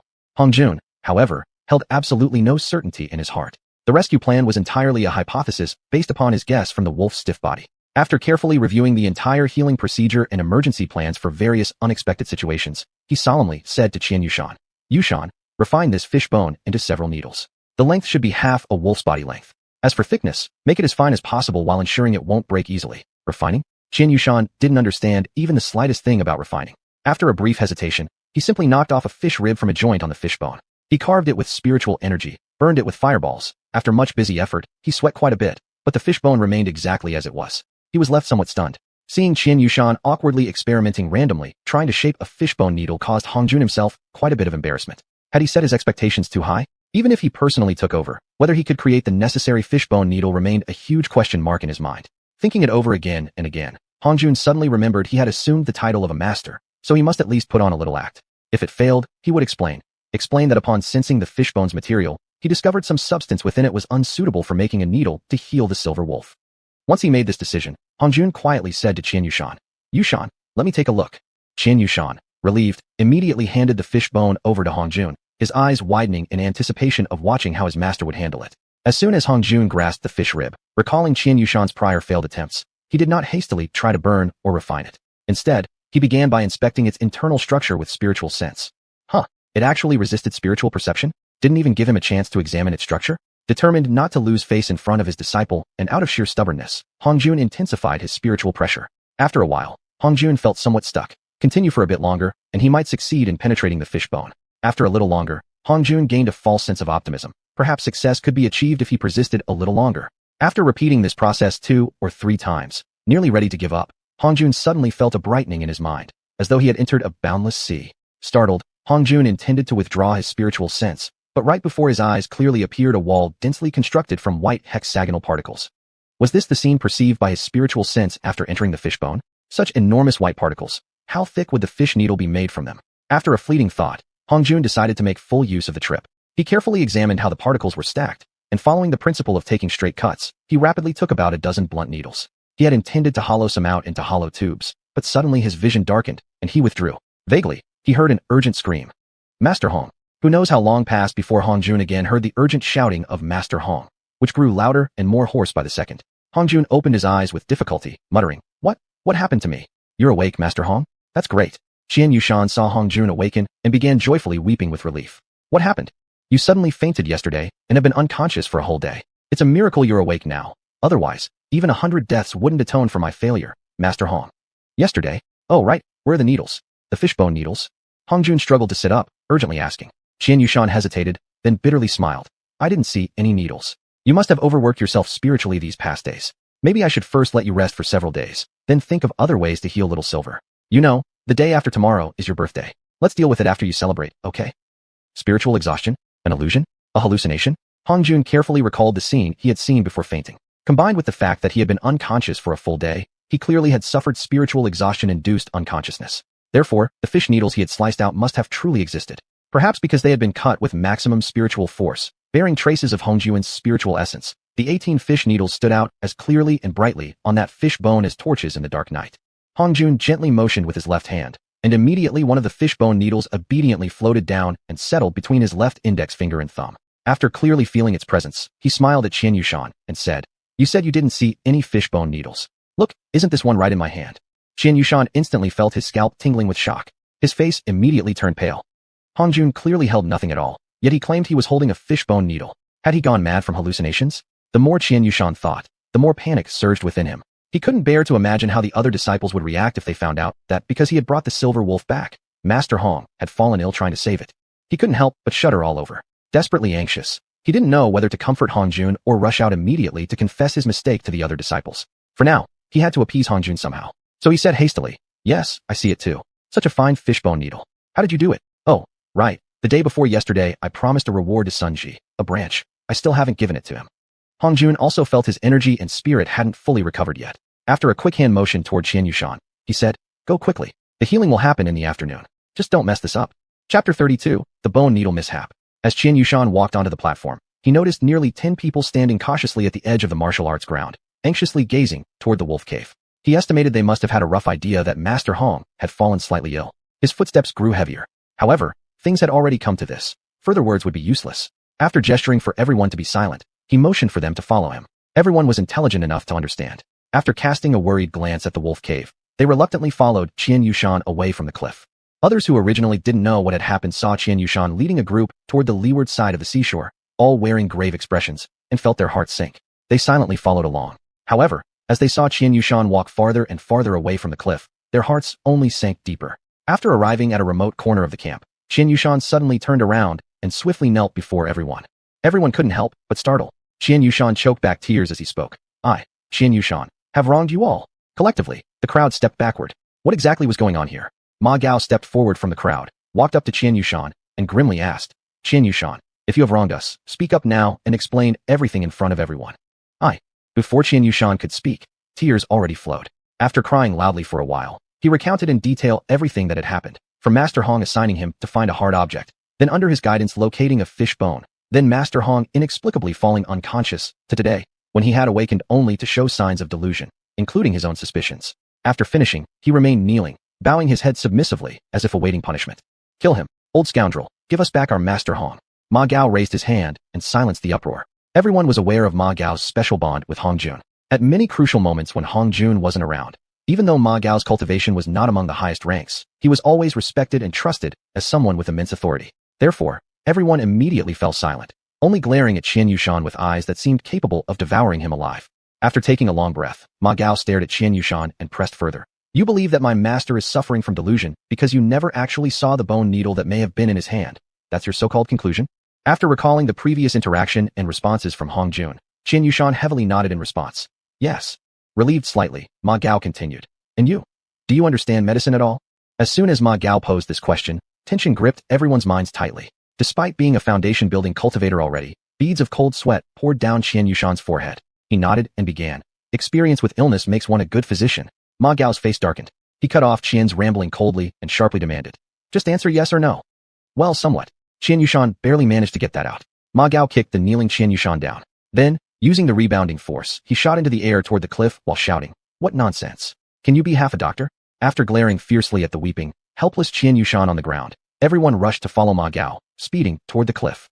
Gumin was the last to leave. Rather than helping his own grandfather Xiuxian up, he spat on him furiously before hurrying off to catch up. Xiuxian hastily wiped the thick spit off his face, like a helpless old man who just had his last coffin money stolen. Staggering forward, he cried out hoarsely, "Wait for me." When Hongjun saw the crowd, all slightly out of breath, cramming into the wolf cave, he questioned, "You?" Though Xiuxian had been the last to leave, he was still a foundation-building cultivator, arriving only a step slower than the others. He quickly pushed forward and, nodding meekly with a forced smile, said, "They all heard that Master Hong has created a very fine, yes, very fine fishbone needle, so they came especially to see it." Though everyone hated Xiuxian deeply, they simultaneously nodded, all agreeing not to upset Hongjun, and said, "We just came to see just how tiny this fishbone needle of yours really is." Extremely proud, Hongjun held up his right hand and said to everyone, "Look, this fishbone needle, over a foot long. I'm holding it, and none of you sensed its existence? Seems like it's truly very fine. Even with careful observation, you can barely see it." Everyone opened their eyes wide and saw Hongjun's right hand, with his index finger and thumb pressed tightly together. As for his claim of holding a fishbone needle, naturally they saw nothing at all, and thus, collectively, their hearts sank. So it truly was as xiuxian had said. Master Hong was really ill, and quite seriously at that. Thus, concern quickly clouded everyone's faces. Hong Jun thought the problem was that his needle was too fine for some to see, so he quickly raised his right hand high above everyone's heads and earnestly said, "Everyone, look carefully. Can't you see a white fishbone needle between my fingers?" "Yes, yes there is." The crowd responded in a disjointed chorus. Ma Gao noticed Hong Jun's slightly displeased expression and quickly jumped in. "What do you mean is there? None of you could see such a long needle held in Hong Jun's hand. Seriously, how have you all been cultivating?" After speaking, he glanced meaningfully at the group, subtly signaling them to go along. The crowd, understanding Ma Gao's intention, all shouted together, "We see it. Truly a very fine, incredibly thin fishbone needle. It's white." Hong Jun found it somewhat strange how their responses had shifted from inconsistent to suddenly unanimous, especially when he could see the unmistakable concern on their faces. Then suddenly, noticing xiuxian's disheveled state, Hong Jun's heart dropped. He seized xiuxian by the collar and snapped angrily. "What's going on? Why do you look so disheveled and ill?" Xiuxian dared not even meet Hong Jun's eyes and stammered weakly, "No, nothing at all." Hong Jun circled around Xiuxian, growing more suspicious, and asked sharply, "Nothing? Then why is there mud on your back and dirt on your face?" Desperate, Xiuxian quickly remembered the excuse he'd used earlier for leaving and replied rapidly, "Didn't I say I went out earlier to fetch a branch segment as a reward for someone? I climbed a bit too high and accidentally fell down." Hong Jun relaxed slightly and laughed. "Ah, so you felt ashamed as a foundation building expert for falling? That's why you're looking so down." Xiuxian managed a forced smile. "Exactly. You see right through everything. Bullshit. We are brothers. We're here on this extremely dangerous island, and we must rely on each other to survive. And I don't want any of you keeping things from me."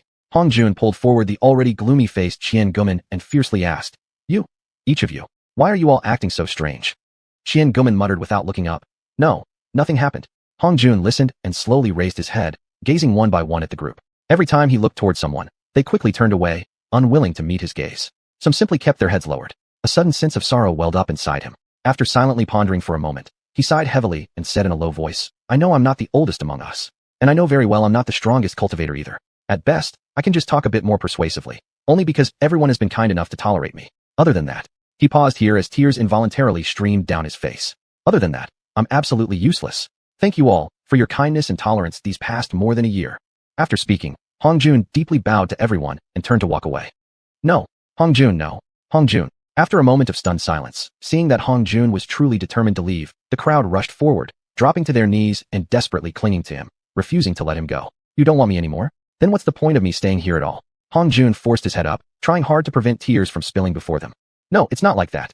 We. Ma Gao flipped forward in one swift motion, blocking Hong Jun's path. Staring directly into his eyes, he said firmly, "We never have, and never will, say or do anything that would make you leave us, or us leave you." Looking into Ma Gao's bloodshot eyes, Hong Jun saw sincerity and pity. Pity? Damn it. What could I possibly have done to deserve their pity? In a flash of insight, Hong Jun recalled his refining process of the fishbone needle, Xiuxian's expression, in particular. He turned to look at Xiuxian. Seeing his sorrowful expression, his heart trembled. Xiuxian must have something to do with this. Then he remembered how, after overusing his spiritual sense, he had collapsed and stayed unconscious a whole day. Yes, when he asked Xiuxian if he saw the fishbone needle in his hand, Xiuxian first said he couldn't see it, and when asked again, his expression, he definitely, still, couldn't see the needle. Therefore, he must have assumed something was wrong with Hong Jun. And everyone had gathered here, seeing for themselves, finally joining in the chorus of false agreement, confirming Hong Jun's fears. The moment Hong Jun understood everything, his expression instantly turned grim. With that, he spun around and sternly shouted at his brothers who were still tightly clinging to his legs, dragging his body. "Let go of me. Just let go. You, every single one of you. You've made me so furious. I really don't know how you all maintained your martial cultivation spirit in the past. Even less do I understand where you've cultivated your Taoist heart over the past year. Now you've even learned how to lie. Not seeing my fishbone needle clearly in my hand is not shameful. But you absolutely must not assume that I don't know, TMD, sick in the head. Come on, line up, one by one, and feel the fishbone needle for yourselves." Under Hong Jun's furious shout, everyone lined up with faces filled with both shame and anxiety. Hong Jun barked at Xiuxian, who was standing at the very end of the line. "Xiuxian, this entire mess was started by you. Do you have the nerve to stand at the back?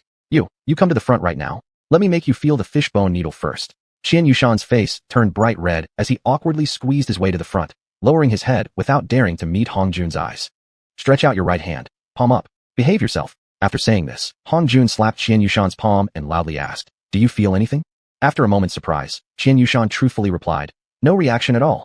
Hong Jun sneered coldly and said, "Good. No reaction is exactly what it should be." Saying so, he ruthlessly jabbed the fishbone needle straight into Xiuxian's Laogong acupoint, and immediately asked again, Feel anything now? After briefly sensing, Xiuxian answered, Not. No. Wait. I feel a numbness, a pressure in my palm. Good. Next one, Hong Jun said while quickly pulling out the needle. Then following the exact same procedure he had with Xiuxian, he first asked each person whether they felt anything after the slap, then inserted the fishbone needle and asked how they felt. After all 55 men were jabbed, everyone clearly realized they were definitely being pierced by a needle they could not see. After exchanging glances, the group, surprising Hong Jun who thought they were going to apologize to him, took turns to line up and apologize to Xiuxian. Then, they each fixed Hong Jun's hand holding the fishbone needle with burning eyes. Hong Jun's expression hardened, and he sneered. Don't even think about it. Even if I gave it to you, you can't even see it. How would you ever know you've actually held it? If it were ever lost, what ability do any of you possess to recover it? The two piercing questions instantly drained all the joy from everyone's faces. However, if your spiritual senses become powerful enough to detect it, I'll give each of you 100 such fishbone needles.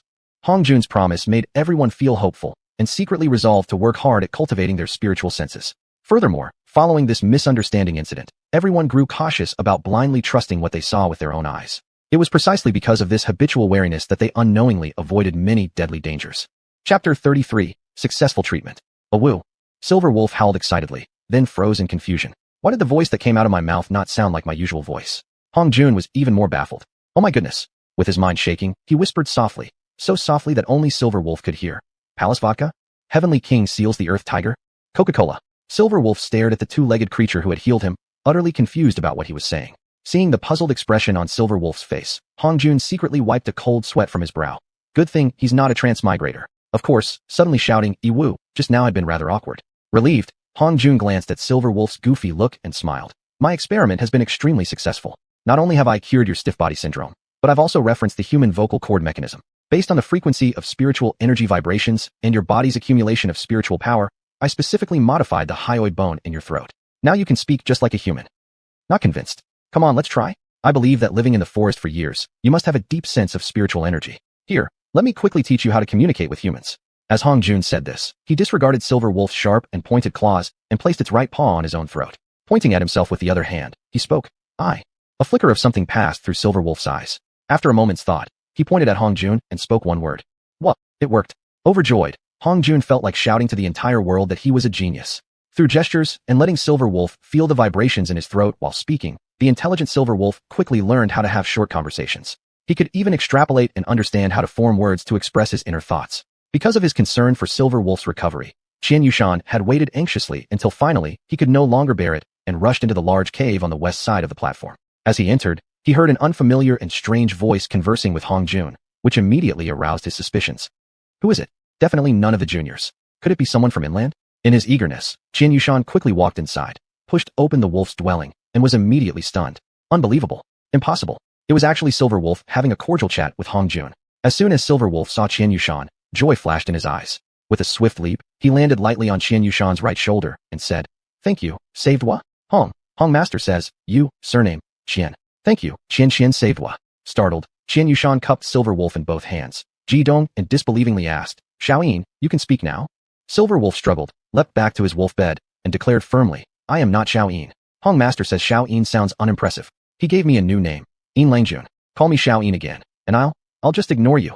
Stunned, Xiuxian looked at the serious Silver Wolf, then at Hong Jun who wore a smile, and gave Hong Jun a big thumb up, saying, Hong Master, you're the best. Then, Xiuxian turned to look at Silver Wolf. Seeing his alert and lively form, clearly fully recovered, he was delighted and earnestly said, Sorry, Yin Langjun. I didn't know your real name before. Please rest assured, I won't call you Xiaoyin anymore. After a pause, during which he tilted his head in thought, since Xiuxian had called him Xiaoyin for so long, Yin Langjun stuttered slightly and said, If it's when no one else is around, you can still call me Xiaoyin. Delighted, Xiuxian quickly asked, Then can I call you Xiaoyin now? After glancing sideways at Hong Jun, Yin Langjun nodded at Xiuxian. Overjoyed, Xiuxian looked at Yin Langjun and whispered, Xiaoyin. Ah, Xiaoyin, here, Xiaoyin, present, Xiao. Slightly uncomfortable watching this, Hong Jun interrupted. Should I step out for a while and let you two indulge yourselves, then come back? Human and wolf exchanged a glance, both slightly embarrassed, then lowered their heads. At the same time, a warm, cozy feeling quietly emerged and grew between the two. Looking playfully between Xiuxian and Yin Langjun, Hong Jun smiled. No more games. Let's talk business. Your Silver Wolf clan lives on the edge of the forest, but why do you never leave it? Silver Wolf quickly shook his head and replied, Leave the forest? Never.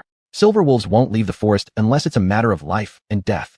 Why? Silver Wolf thought for a moment, then replied with slight frustration, I'm not sure either. But whenever we leave the forest, we feel suffocated, and our powers drop drastically. Hong Jun couldn't figure out the reason immediately, so he moved on to another important question.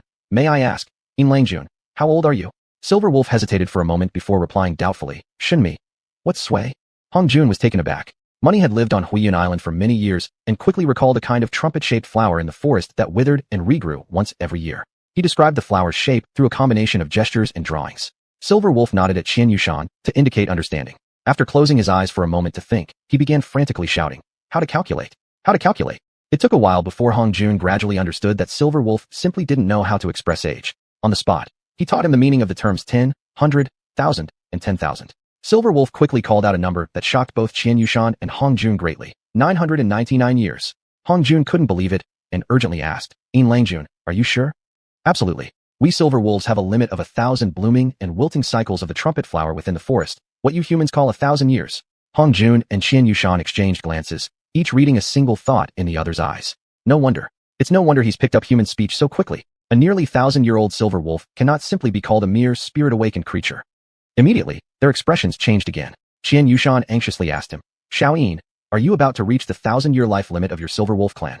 Silver Wolf interrupted Xiuxian, turning respectfully to Hong Jun. Little Wolf wishes to thank Master Hong. Actually, this very year is the 1,000-year limit for my clan. But now, after being healed by you, my body no longer shows the stiffness symptoms of those who have passed the ancient limit. There is no deathly energy within me at all. On the contrary, I am even stronger than I was at my prime 500 years ago. This means that it will not be difficult for me to live another 500 years. So, there is no need for you to worry about my lifespan anymore. As Silver Wolf spoke, his fluency increased, and his speech became more natural, shedding the awkward tone. It had evolved into a unique voice combining the intonations of both Xiuxian and Hong Jun. Then, Silver Wolf respectfully and pleadingly asked Hong Jun, Master Hong, may I ask if you might have time to visit my Silver Wolf clan? There are still 13 others in the clan who suffer from the same rigidity and deathly symptoms as I once did. Hong Jun thought for a moment before shrugging. I also wish to help them escape this waiting for death suffering, but I have many disciples who would not feel at ease letting me enter a dangerous forest. Unless, of course, they are able to come out of the forest themselves. All right, I'll go back right now and tell them. Without a moment's hesitation, Silver Wolf stood up and prepared to leave. Xiuxian hurriedly blocked his path, anxiously asking, Your hyoid bone has been refined, but can you still speak the wolf language of your clan? Silver Wolf paused, then gave Xiuxian a grateful smile. Don't worry, Xianxian. Thanks to Master Hong's selfless teachings, I now understand the basic principles of vocalization. Mimicking our old wolf language is naturally no problem at all. Please, both of you, quickly communicate with the others to avoid unnecessary misunderstandings and conflicts when we return. With that, he twisted his wolf body and disappeared from the sight of Xiuxian and Hong Jun. A long silence followed. Only after a while did Xiuxian finally tear his gaze from the distant horizon and turn back to Hong Jun, quietly asking, Master Hong, do you think Xiaoyin will be able to bring out some silver wolves smoothly when he returns to his clan? Hong Jun thought for a moment before replying. It will be quite difficult. After all, as Jun said, they feel discomfort outside the forest. Then, do you really believe what he said? There may be some truth to it. I suspect that the spiritual energy inside the forest is at least 5 times denser than outside.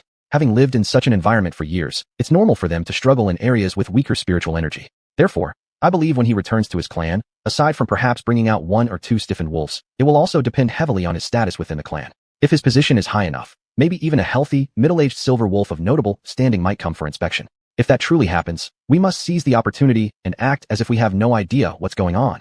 After thinking for a moment, Xiuxian asked Hong Jun, Master Hong, do you have any other instructions? Hong Jun shook his head and said, Time is a bit tight. If only, my birthday celebration could be postponed slightly, and everyone's foundation building delayed by a few days, that would perfectly coincide with the Silver Wolf clan's arrival. At the very least, we must show them that the strength of humanity is not as low as they imagine. After thinking, Xiuxian carefully glanced at Hong Jun and softly said, What if we? No, let's not discourage the brothers' enthusiasm.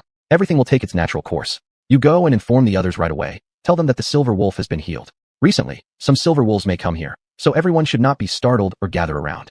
More importantly, no one should get the idea of challenging them. Of course, you can honestly tell them that the Silver Wolf may be close to 1,000 years old. That alone should suppress their competitive spirits. Oh right, you just interacted with Jun. What do you think about the gap between you two? After thinking for a moment, Xiuxian replied somewhat dejectedly. I used to believe that after foundation building, I'd at least have a certain status on Huiyun Island. But, no matter from which perspective, I probably wouldn't last a single round against it. Unless I possess your ability to summon heavenly Lei Jie. Hong Jun thought for a while, and suddenly felt a chill in his heart. The last foundation Lei Jie was indeed triggered by himself. Back then, Wu Ming had been observing it.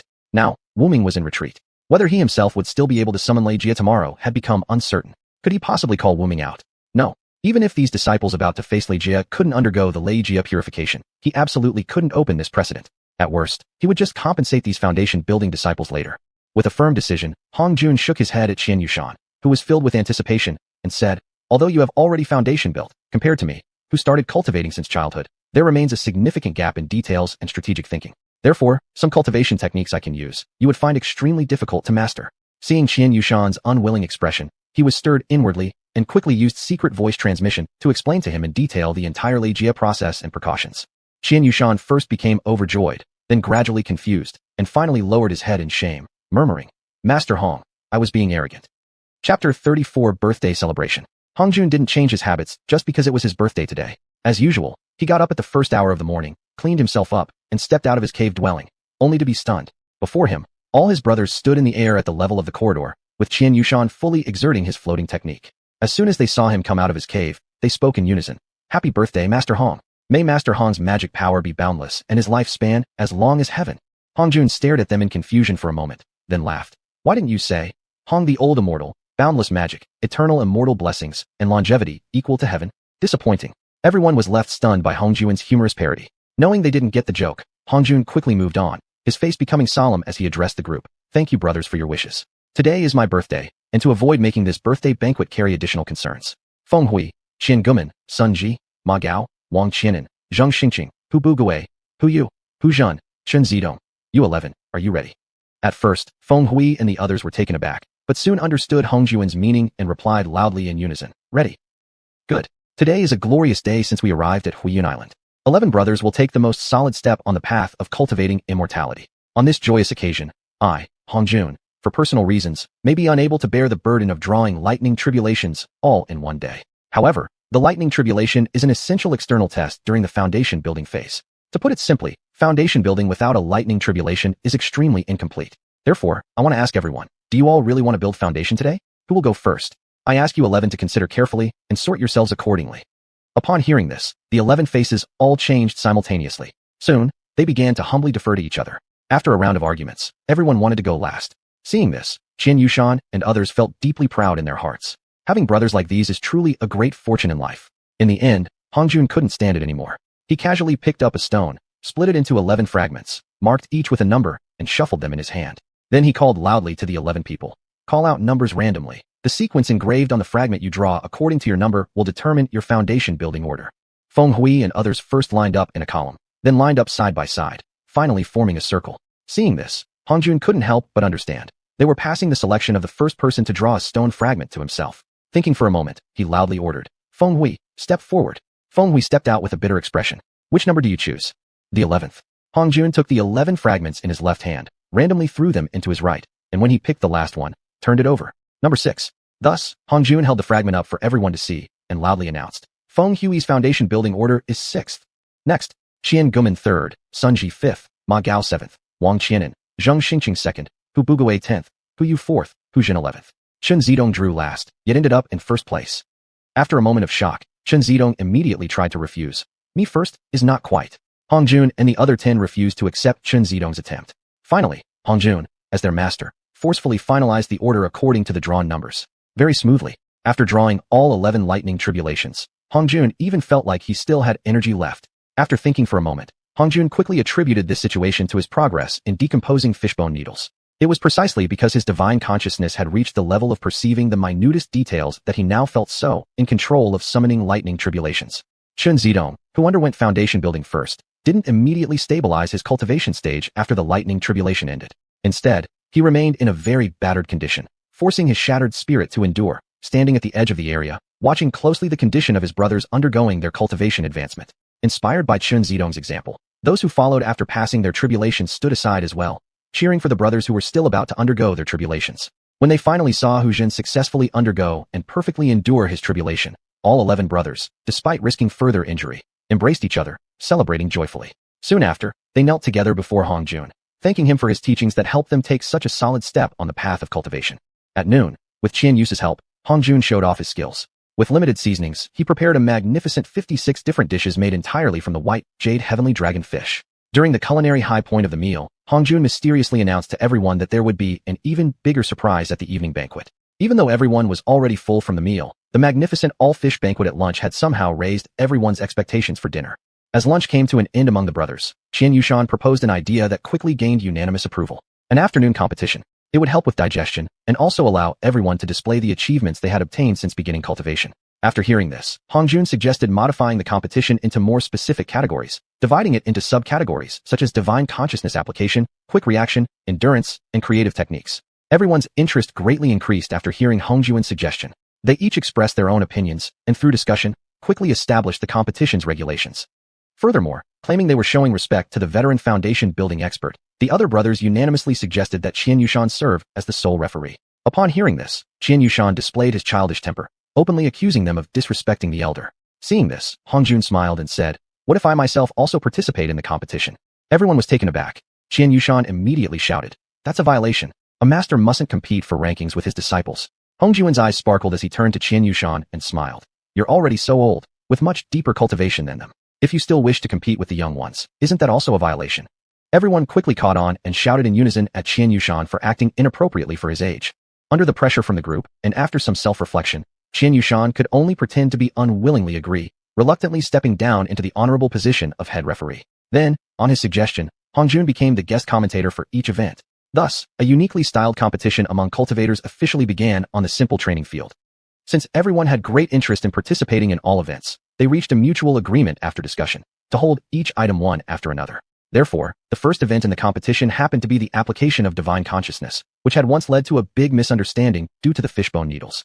Following Hongjun's example as a role model, Xiuxian specially brought 54 identical white jade heavenly dragon fish of the same length for the participants to use as competition materials. Looking at everyone lined up in a row, Xiuxian loudly announced the competition rules. First, each of you will extract a fishbone from the white jade heavenly dragon fish, with a minimum length of 1 qi.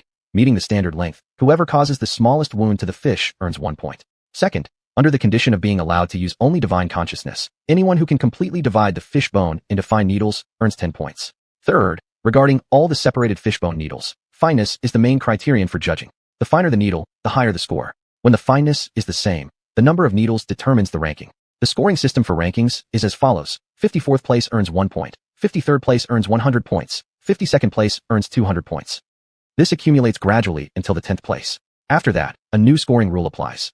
9th place earns 9,000 points, adding 1,000 points for each place upward, reaching 14,000 points for 4th place. The scoring rule for 3rd place changes again, awarding 10,000 points. 2nd place earns 20,000 points, and whoever comes in 1st place receives 500,000 points. As soon as Xiuxian finished speaking, Hongjun had a sudden thought. It was the perfect time to introduce a points ranking system on Huiyan Island.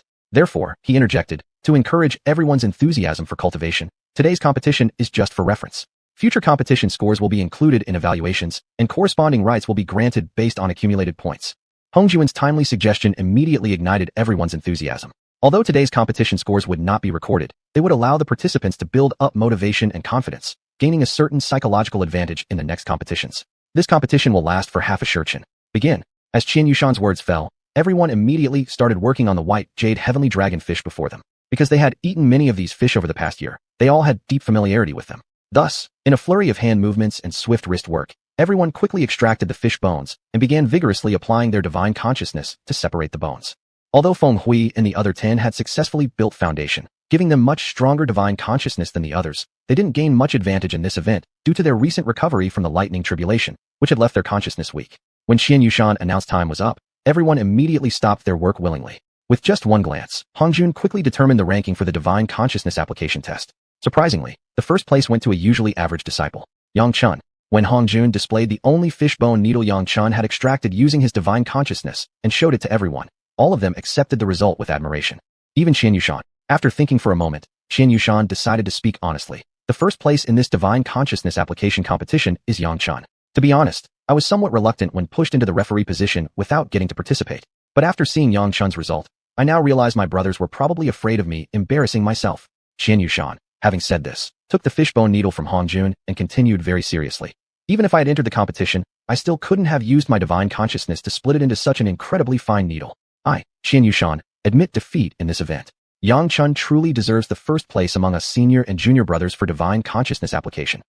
Xianxuan's honest admission of his own shortcomings immediately earned thunderous applause from everyone, full of genuine admiration. Hongjun scanned the assessment results of everyone's divine consciousness application. When his gaze fell upon Sun Ji's setup, his eyes narrowed. He strode over to him and gently said to the ashamed youth, "This does not reflect your true capability."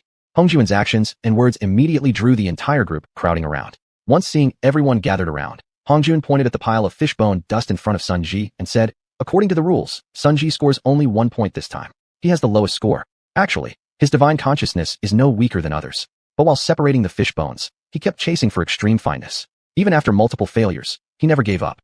Everyone look here. If he had succeeded just once, the result would surely be finer than Yang Chun's." Sun Ji attempted a much higher difficulty and failed, while Yang Chun succeeded through focused effort. Judging from Sun Ji's semi-finished products, in my opinion, he is no less impressive than Yang Chun. Moreover, if Sun Ji had aimed slightly finer, achieving the same thinness as Yang Chun's, he definitely would have succeeded.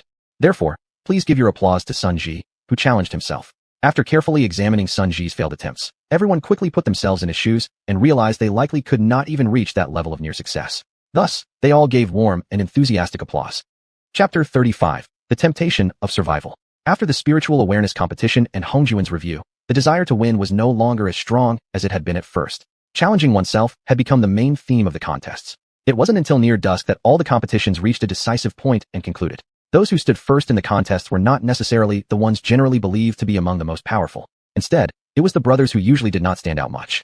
In the face of undisputable results, people like Feng Hui, who previously felt superior among the brothers, fell silent. Each secretly resolved, during the official contest, we absolutely cannot be outdone by them. With everyone eagerly anticipating, dinner began as the evening glow filled the sky.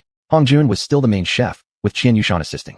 Then, to everyone's surprise, there was a large empty stone bowl in front of each of them. Hongjun leapt lightly onto the stage and smiled at his brothers gathered in the training yard, saying, "I said there would be a surprise for dinner, so naturally, I didn't just give everyone a new stone bowl for the occasion. It's fish wine. Please welcome Xianxuan to fill each brother's stone bowl to the brim."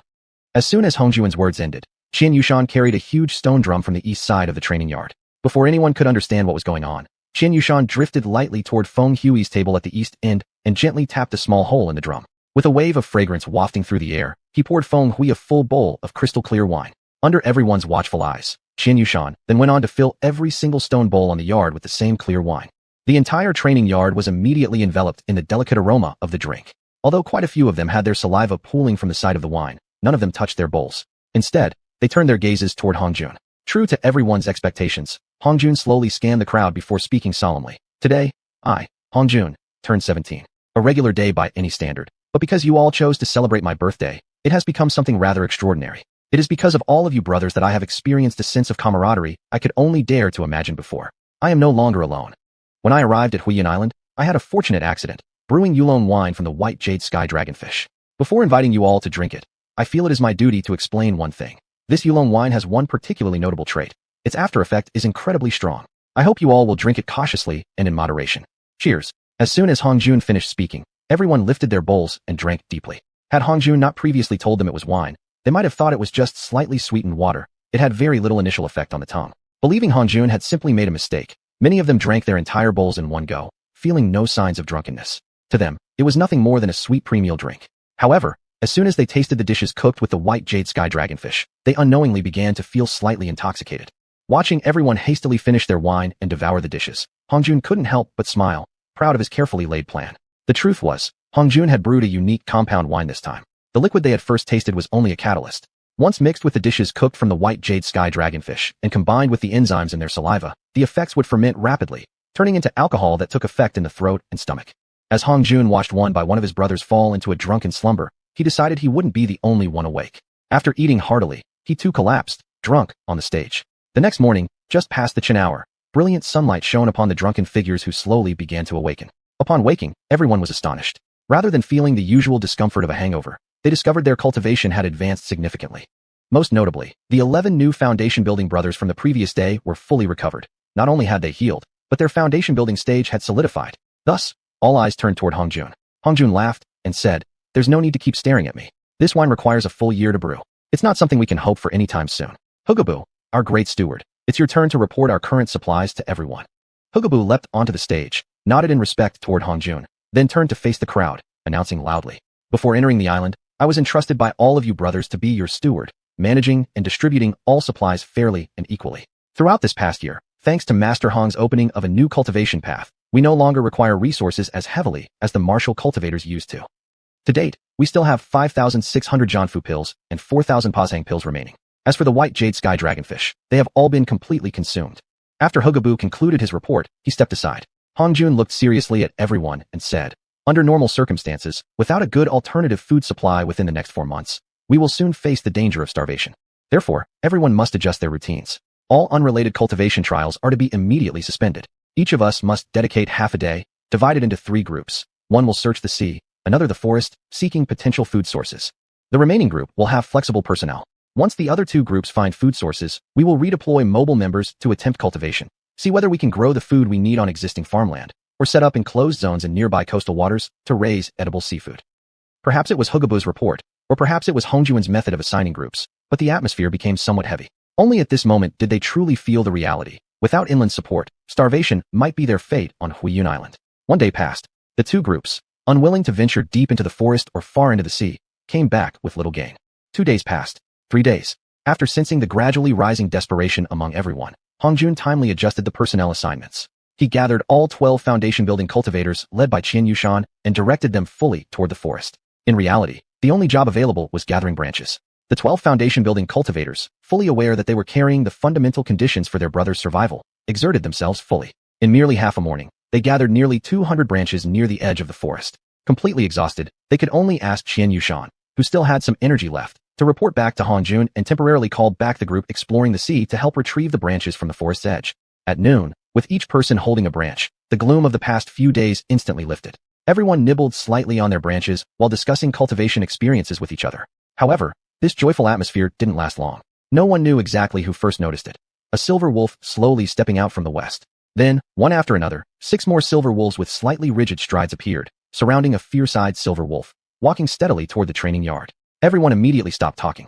As the crowd saw 8 silver wolves approaching, out of human pride, they couldn't let animals see them eating branches. One by one, they tried to hide the branches in their hands. But since none of them had taken more than a few bites, there was nowhere to hide them. Awkwardly, they cleared a path. Especially when the silver wolves entered the training yard, looking curiously at everyone and the branches held behind their backs, everyone felt a deep sense of shame.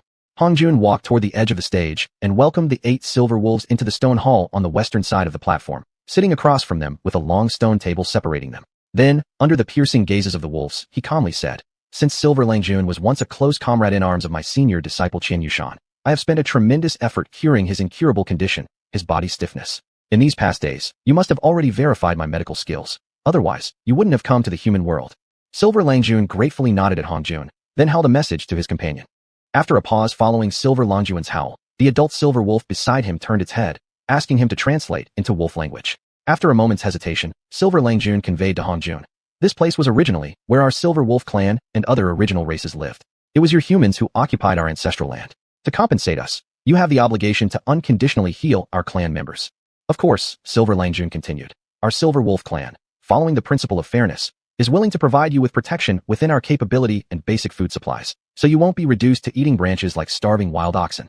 Upon hearing this, Hongjun paused, slightly taken aback. This silver wolf truly possessed considerable wisdom. Then, recalling their typical lifespan of hundreds, or even nearly 1,000 years, he understood. If only they had come on the day of my birthday, it would have been better. This fleeting thought vanished instantly. In life, there are no what-ifs. Only facing things positively counts. After briefly thinking, Hongjun decided to approach from their knowledge gap. "You must have already known what we eat, or generally eat in daily life." Silver Langjun quickly translated Hongjun's words into wolf language to the current clan leader beside him, Silver Jelenweichi. After brief discussion among Silver Jelenweichi and the surrounding wolves, they indeed had no clear knowledge of what these 2-legged creatures consumed. After thinking for a moment, they howled several times at Silver Langjun. Silver Langjun translated directly, "We admit our ignorance. We assumed your kind eats the same things as we do, wild ox meat, sky rabbits, jade mice, and tender reed shoots as staples. If you are willing to cure our clan members of the stiffness disease, we will supply you with branches and share the food we normally consume." After listening, Hongjun immediately felt an enormous pressure. Though he had no intention of agreeing to the silver wolf's seemingly convenient condition, he was still willing to discuss it with his brothers. Thus, he straightforwardly said, "This matter is extremely important. We need to hold a discussion and give our reply tomorrow morning. You may stay in any room within this cave dwelling." After Silver Langjun translated Hongjun's words to Silver Jelenweichi, a howl of approval was heard. "Fine," Silver Langjun translated. Upon hearing this, Hongjun stood up and walked out decisively, without hesitation. He walked out of the cave dwelling and saw everyone gathered around the entrance. He then spoke calmly. The door was left open, so I suppose you all heard the negotiation between me and the Silver Wolf clan. I think we should all go to the first cave dwelling on the east side of the 5th level to discuss this matter. Soon, everyone gathered in the first cave dwelling on the east side of the 5th level. Hongjun slowly cast his gaze over the crowd, and then spoke in a solemn tone. What are everyone's thoughts on the proposal from the Silver Wolf clan? There was a moment of silence. After a while, Hongjun spoke with seriousness. Those who agree to the proposal of the Silver Wolf clan, please raise your hands. Half a pill incense passed, yet no one raised a hand. Instead, everyone's face carried a trace of humiliation. Excellent. We humans are called the spirits among all beings. We must never bow under beasts because of temporary hardship. Hongjun's decisive voice received unanimous nods of approval from everyone. Their Silver Wolf clan's stiffness disease is an incurable illness for them. My guess is that all the creatures living on Xiuxian Island may have this kind of similar condition. Because, when spiritual energy is overly abundant without a proper method for guidance and utilization, bodily stiffness becomes inevitable. Therefore, the current situation shouldn't be one where roles reverse, but rather we must maintain our dominance. Now, those who agree that we should take the lead in these negotiations, please raise your hands. The moment Hongjun finished speaking, everyone raised their hands high. Hongjun lifted his own hand and then declared with finality, "We would rather die than bring shame to humanity." Chapter 36, First Encounter with the Wolves. The next day, at the hour of Chun, inside the main hall of the Wolf Den at the west side of the martial training platform, Hongjun, leading xiuxian and 11 other foundation-establishing cultivators, sat on the eastern side of the long stone table, facing 8 silver wolves, initiating the second round of negotiations. Silver Young Master, representing the Silver Wolf race, spoke first. We demand an additional clause. Your human race must construct these Yao caves for our clan, 1,000 of them. After smiling slightly, Hongjun snapped his right fingers. Between his index finger and thumb, an approximately 1-foot wide scene of stormy weather immediately appeared. He then calmly said, I can impart to you methods of using spiritual energy to delay the time of your 1,000-year paralysis-come-death affliction. All 8 silver wolves stood upright simultaneously, their wolf faces revealing shock as they stared at the stormy scene appearing on Hongjun's hand. The Silver Wolf clan, possessing the instinctual ability to perceive any illusions, immediately recognized the scene displayed between Hongjun's fingers as genuinely real. Glanwich closed his eyes briefly, then tilted his head and whispered some words in wolf tongue to Silver Young Master. Silver Young Master hesitated for a moment before asking Hongjun, what effect does this ability of yours have regarding the usage of spiritual energy, or delaying our 1,000-year paralysis-come-death affliction? Hongjun paused, realizing he had overestimated these native wolves, and smiled gradually. The scene I just showed is also created through the use of spiritual energy. Except one is performance, the other is treatment. After hearing the translation by Silver Young Master, Glanwich remained silent for a full hour before quietly saying a few words to Silver Young Master. After a flicker of unusual expression crossed Silver Young Master's wolf face, he asked Hongjun, how? In the future, can you ensure that our Silver Wolf clan's cultural heritage remains pure, without being blended or disappearing due to other cultures?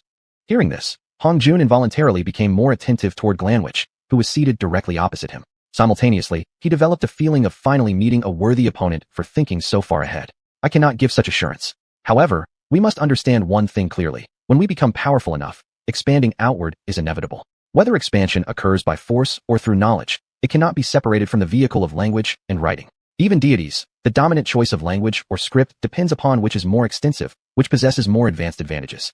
Of course, in the short term, combat power may enjoy temporary dominance. Under the erosion of the historical stream, inevitably many races' languages will disappear into the river of time. Sorry, I cannot make any guarantees to your Silver Wolf clan regarding the survival or loss of language and writing. After listening to Silver Young Master's translation, Glanwich's wolf face showed signs of worry. Observing this, Hongjun decided to stoke the flames a little more, burning away some unrealistic thoughts. The transmission of language and writing, besides knowledge's allure and martial protection, also requires experts who are willing to dedicate their lives to its organization and inheritance. After hearing Silver Young Master's further translation, Glanwich thought for a moment, then lightly sighed, and issued new instructions to Silver Young Master. We withdraw our original demand that you humans preserve the language and writing of our Silver Wolf clan. However, you must not deliberately target our writing or language. Any new words or expressions must be discussed with our clan's wise ones to jointly create the corresponding new writing and language for our Silver Wolf clan. Good, Hongjun readily agreed. We require you to heal those of our clan already afflicted with the paralysis-come-death affliction before we discuss further details of our two races' continued interaction. When Feng Hui and others heard this, they all wore expressions of anger. How outrageous. Did they think they could exploit them for free? After considering it for a moment, Hongjun happily accepted. Fine, I can begin right now. Who among you would like to come first? Glanwich was taken aback. His wolf brows furrowed instantly as he pointed at the silver wolf sitting in the first seat to the north and said something softly to Silver Young Master. As Glanwich designated the wolf, it leaped forward before Hongjun and stared curiously at him. Hong Jun opened his right hand, and from his pocket flew a fishbone needle, gently landing between his index finger and thumb. Restricted by the cultivation realms of xiuxian, Feng Hui, and the other 11 people, they still could not sense whether the fishbone needle in Hong Jun's hand truly existed. Including the silver wolf about to undergo treatment, all 8 silver wolves were staring fixedly at Hong Jun's right hand. Although none of them could actually see the fishbone needle clearly, each intuitively sensed something great and terrifying within his hand, an invisible presence that threatened their very lives. Hong Jun, having already healed a silver wolf once, could be said to completely understand their bodily structure. First, the flying needle controlled the pain receptors of the silver wolf on the stone table. As the fishbone needle, imbued with Hong Jun's spiritual energy, pierced its body, this silver wolf suddenly felt a warm current spreading throughout its body. Despite desperately wanting to struggle, ultimately it couldn't resist the wave of warmth, closed its eyes, and fell asleep. Although the Silver Wolf clan had no knowledge of sunshine, their perception of auras was an instinctive ability. All the silver wolves instantly realized that this silver wolf had been put to sleep through unknown means by Hong Jun. Every wolf's heart tightened immediately, and their wariness and admiration for Hong Jun increased simultaneously, rising to an extraordinary level. The silver wolves. Everyone and every wolf watched as Hong Jun's hands moved rapidly up and down. After a series of incomprehensible gestures, everyone saw sweat beads appear on Hong Jun's forehead. Even his breathing had turned slightly hurried. Clearly, it wasn't easy. Especially Feng Hui and others, seeing more and more sweat forming on Hong Jun's face, felt a mysterious pain in their hearts. They all knew that with his knowledge, he could easily live prosperously anywhere else. But after being stranded here, he had carried the burden of everyone on his shoulders, barely moving forward through hardship. Even the wolves felt touched. Glanwich turned his head and softly asked Silver Young Master, "Can he stop midway?" Silver Young Master thought for a moment before replying, "I seem to recall that it's not possible to stop. If the process is halted, Jeff's life might be in danger. Time, when you wish for it to move faster, slows down. But when you hope for it to last longer, it flies past." No one knew how much time had passed before Hong Jun, soaked in sweat, waved his hand toward Jeff and retrieved all the fishbone needles from his body. He exhaled in relief and said exhaustedly, "Mission accomplished." Glanwich, eager to learn the results, pushed Jeff and urged, "Gadii, wake up." Gadii shook his wolf head and questioned, Have I been healed?" Glanwich stared at him and whispered, "Test it." "Fine, test it then." With effort, Gadii twisted his wolf body, a 7,200-degree rotation. Without proper psychological and physical preparation, Gadii immediately became dizzy from his own forceful motion, collapsing onto the stone table. Although Gadii's 7,200 spins were completed in an instant, every person present could clearly see what had happened. They were all shocked by this wild display. Only when Gadii slightly wobbly stood up did everyone return to their senses. Success! Feng Hui and others immediately expressed their enthusiastic applause for Hong Jun. Glanwich and other wolves quickly understood the meaning behind humans clapping. However, since their paws were not as large as human hands, Glanwich quickly found an alternative. He began pounding the stone table with both wolf paws fiercely, expressing his joy. Other silver wolves seeing this followed their clan leader's example, and started pounding the stone table vigorously as well. In a moment, thunderous applause and heavy thumping filled the entire hall. Feeling completely freed from the paralysis-cum-death affliction, Gadii became overjoyed and began rolling his wolf body rapidly on the stone table, turning into a whirlwind of motion. The other 5 silver wolves who suffered from the paralysis-cum-death condition, while pounding the stone table furiously, stared at Hong Jun with green gleams of hope in their eyes, fantasizing about how comfortable and light their recovered bodies would be. It felt as if they could soon relive their youthful days. Over the next 4 days, Hong Jun treated 1 silver wolf each day.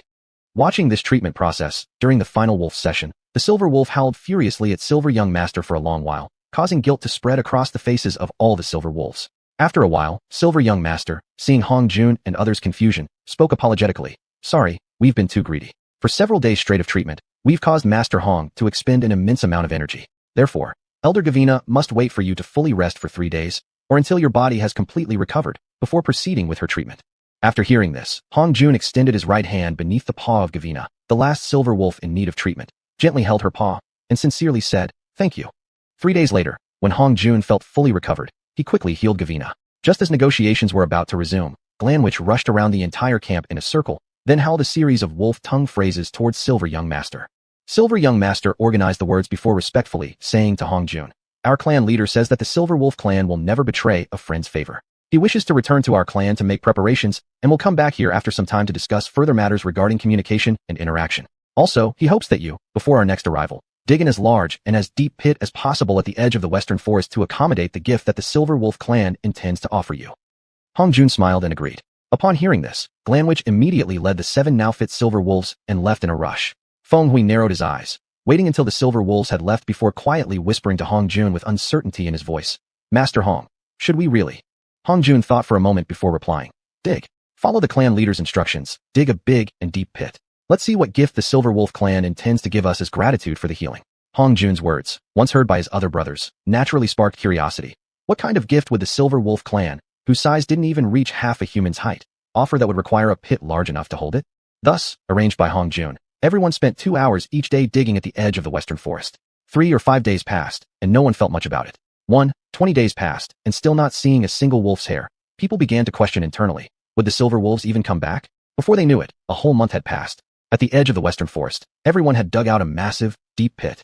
Without receiving any message from the wolves, everyone, including Hong Jun, began to waver. Could it be that they had been deceived by the wolves? So, they immediately stopped the digging. Under the belief of receiving a gift, for a whole month, they had been doing digging with no visible results, and it had cost quite a lot. When Hong Jun received Hu Brue's report stating that supplies at the entire base were only enough to last 3 more days, and that on the 4th day, they would have to start rationing food and prepare for starvation, he immediately felt immense pressure. At the same time, he couldn't help but deeply reflect. Had he acted too rashly? Had he been too trusting of the wolves?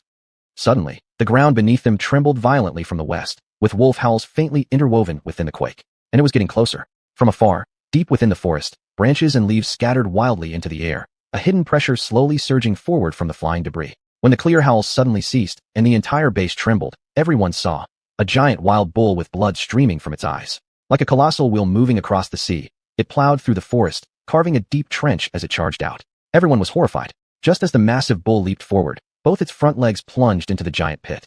Under the force of its strong forward momentum, both front legs snapped within the pit. With a body nearly 30 meters in length, the bull bellowed an earth-shaking roar after its legs broke.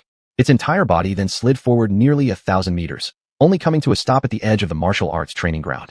Right when the bull's legs had snapped and a few wolf shadows tumbled through the air mid-fall, they spiraled in midair and gently landed before Hong Jun and his people. One of them was none other than Silver Young Master. Panting slightly, he proudly said, "This is our Silver Wolf clan's gift for everyone, the Xianxia bull. Don't worry, even after its death, its body will remain fresh for 10 years.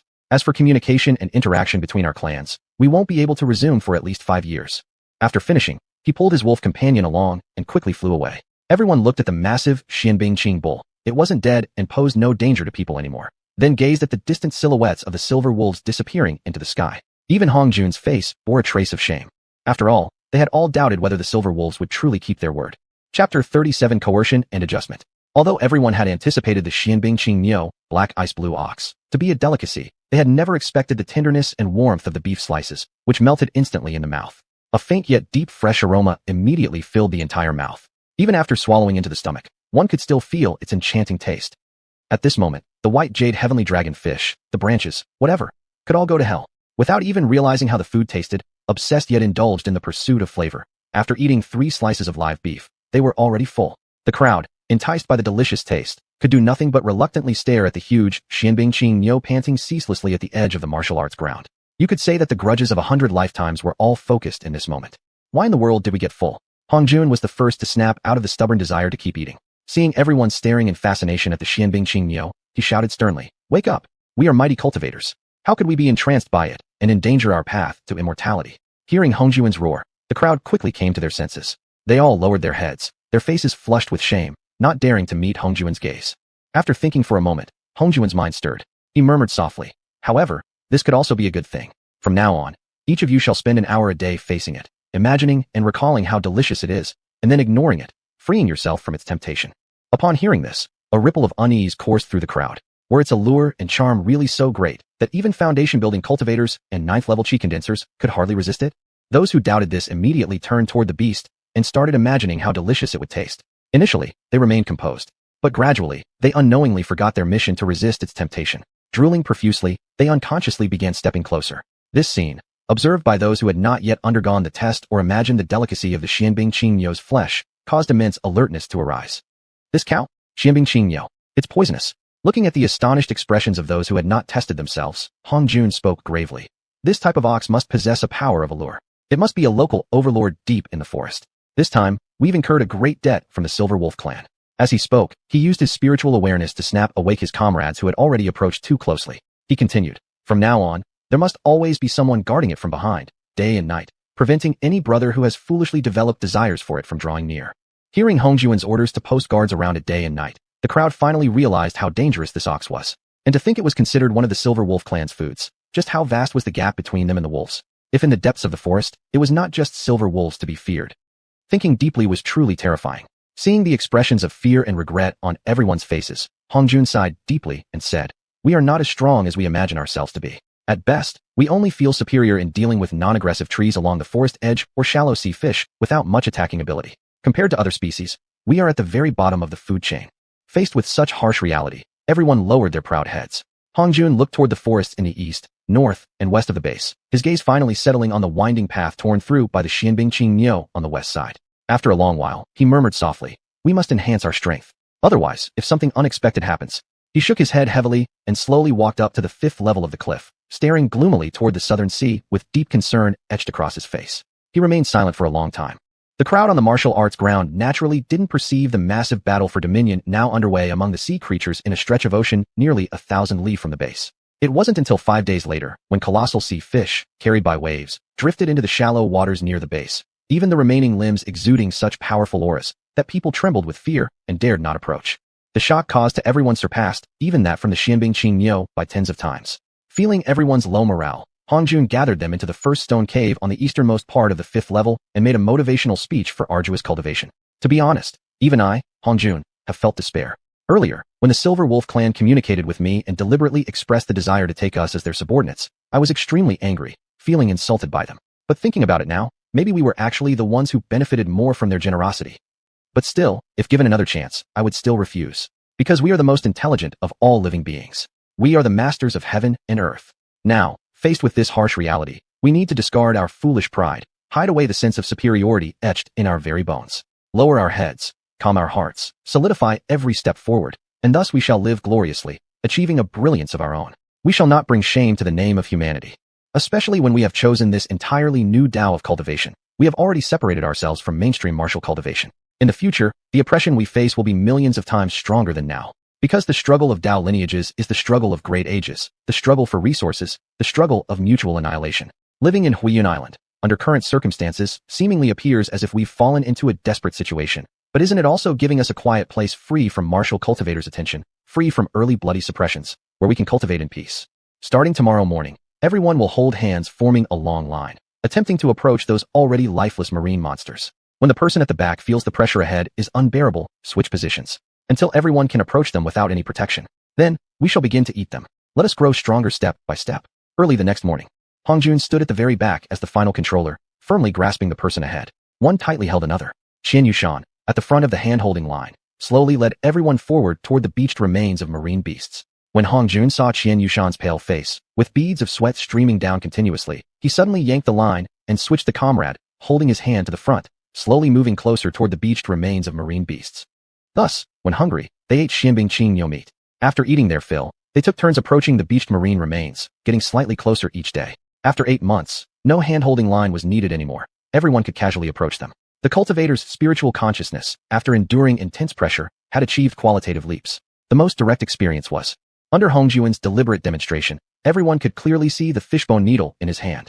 This evening, during the daily summary meeting, standing on the Yoping platform, Hongjun saw each brother's spirit calm and restrained, occasionally opening and closing their eyes, yet each glance seemed to hide a gleam of sharpness. He nodded approvingly and laughed heartily. I believe everyone has already felt a significant improvement in your strength. Now, when recalling your initial fear, don't you feel it's laughable? I sincerely hope that in the future, when facing an unbeatable enemy, the first thing you think of is not fear.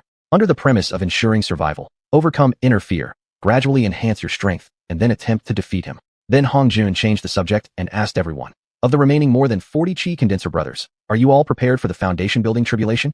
43 brothers, led by Yang Chun, answered in unison, we are ready. The next day, with Hongjun's lightning invocation spell aiding them, all 43 successfully crossed the tribulation. Thus, aside from Hongjun, all the other 55 became foundation building cultivators. It was precisely because they had become foundation building cultivators that they understood just how terrifying the seemingly less than 4th level Qi condenser Hongjun truly was. That night, during the routine daily summary meeting, Hongjun spoke to everyone about a plan requiring a long time to perfect. The fundamental treasure plan. The Qi condensing stage is the novice phase of cultivation. Although there are numerous methods for manipulating spiritual energy, one's own reserves are insufficient, and the ability to draw external energy is somewhat lacking. Therefore, apart from intimidating people, one cannot even defeat ordinary martial artists. Fortunately for us, in this sealed environment without outside interference, we have safely passed through the most vulnerable stage of our cultivation path. Today, All of you have entered the foundation building stage, which possesses a certain degree of self-defense ability. Through Qian Yushan's before and after situation, it can be seen that the foundation building stage roughly equates to the power of a small holy sage. However, since we can continuously draw upon the spiritual energy of heaven and earth, our endurance far surpasses that of ordinary small holy sages. But these are only the results of direct physical confrontations using innate abilities alone. If assisted by external tools, a foundation-building cultivator's combat power would be 10 or even 100 times greater than that of a small holy sage. Because cultivators at this stage can now nurture their own treasures. What you all guessed is correct. The treasures held by cultivators are absolutely incomparable to mere swords or spears forged from xuanhuan.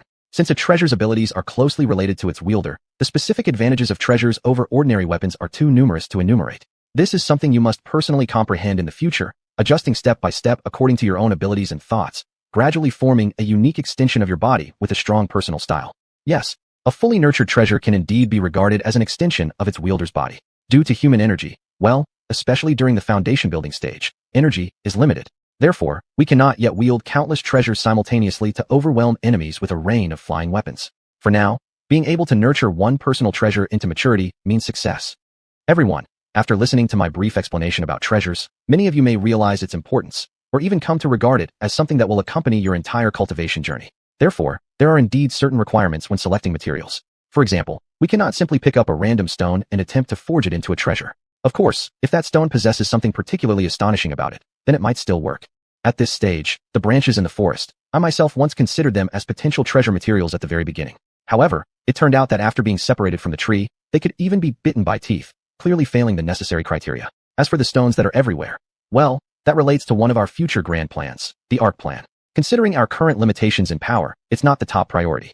Later on, the Silver Wolf clan repaid us by leading outside Xianbingqing Niu here. When I saw its imposing charge into our base, I did briefly consider using its bones as foundational materials for treasures. However, even though its body may seem formidable, it's actually at the very bottom of the food chain in the surrounding forests. It wasn't until 8 months ago when marine beast limbs floated to the sea.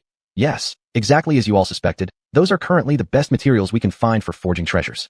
In the coming days, I hope each of you will fully consider your own abilities and choose your treasure materials from these marine beast remains. I also hope to see your preliminary treasure forging results during the celebration of my 18th birthday in about 10 days. That day, unlike last year's numerous contests, we will have only one competition, one that determines our very foundation for standing firm on this island. Our treasures. Chapter 38, Refining Magical Treasures. Hongjun Tuyi, Chi Le Gudazak. However, just as he pushed open the stone door of his cave dwelling, and Juju the night's dim light, caught a vague glimpse of figures gathered by the shallow sea in front of the martial arts training ground, he silently cursed. Damn it. So someone got up early, but there's always someone even earlier. After hastily washing up, Hongjun hurriedly made his way to the beach. Upon scanning the scene before him, he was shocked to find that he had actually arrived last. His mood worsened instantly. How come most of the night everyone had been working this hard? Unbelievable. Still, though he internally complained bitterly, he also felt pleased. Especially when he saw that hundreds of sea beast ribs were sufficiently divided, and everyone instinctively chose them as their base materials for magical treasures. He became even happier. Suddenly, a scene flashed through Hongjun's mind. A group of 55 warriors, each wielding curved bone blades, led by himself who also held a curved bone blade, charging into battle against enemies. If only they had tall, mighty horses beneath them. Marvelous. Just imagining it was enough to get one drunk with delight. Indeed, everyone shared the same idea as Hongjun. Attacking the enemy with curved bone blades felt extremely imposing. Now that everyone saw Hongjun also aiming for a rib, they secretly smiled inwardly. Without prior agreement, everyone simultaneously accelerated their pace in extracting bones, intensifying the force. From this moment on, without prior agreement, extracting a bone became a contest judged by how quickly one completed it. Although Hongjun's theories were solid, he lacked practical experience, and being the last to arrive also didn't help. The first to successfully extract a sea beast rib was Sun Ji. Even Qian Yushan came second. Hongjun ranked 9th, barely making it into the top 10.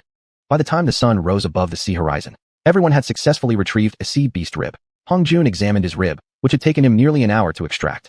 After repeatedly inspecting it and weighing it in his hand, he loudly proclaimed to the crowd around him, "Let's all head to the martial arts training ground now. I will explain to everyone the methods of refining magical treasures." Upon hearing this, everyone instantly soared back to the martial arts training ground and eagerly waited below, leaving Hongjun, the speaker, standing alone by the beast's remains, glaring bitterly up at the crowd above with an expression that screamed, "You guys have no sportsmanship. How come you didn't wait for me?" Seeing this, the crowd couldn't help turning around and bursting into thunderous laughter. Hongjun grinned and turned his body, left hand still gripping the sea beast rib, as he appeared on the platform of the training ground. The laughter ceased instantly. At this moment, nobody present felt the slightest bit of disdain for Hong Jun because he was only at the 4th stage of qi condensation cultivation. His low cultivation level was overlooked completely. Instead, everyone gazed at the platform with reverence. Hong Jun slowly looked over each and every brother standing beneath him. Without exception, whoever met his gaze instinctively raised their beast rib high in their hands, proudly signaling that they already had the base material for their magical treasure.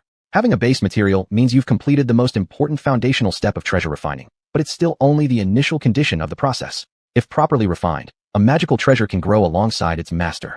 To achieve a state where the treasure responds as naturally as one's own limb, first, you must achieve mutual recognition and establish a covenant with the material.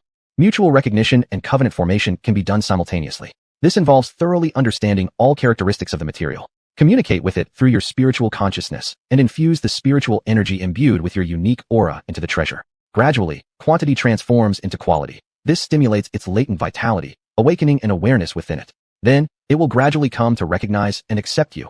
Cooperate with the input of your spiritual energy, respond to the requirements of your consciousness, and externally manifest the effect or intention you desire. Throughout this mutual recognition process, your spiritual energy, bearing your unique aura, and your persistent consciousness guiding its awakening awareness will gradually forge a master-servant bond between you and the treasure. This bond requires continuous strengthening over years. The most common means is to store the treasure within one's body. Yes, you heard me right. Hong Jun raised the sea beast rib in his hand. It was slightly taller than himself, and continued. Once mutual recognition reaches a certain level and your spiritual consciousness becomes strong enough, the treasure can be stored within a virtual space constructed by your consciousness inside your own body. Therefore, nurturing a treasure through spiritual energy is a vital step and essential method during the refinement process.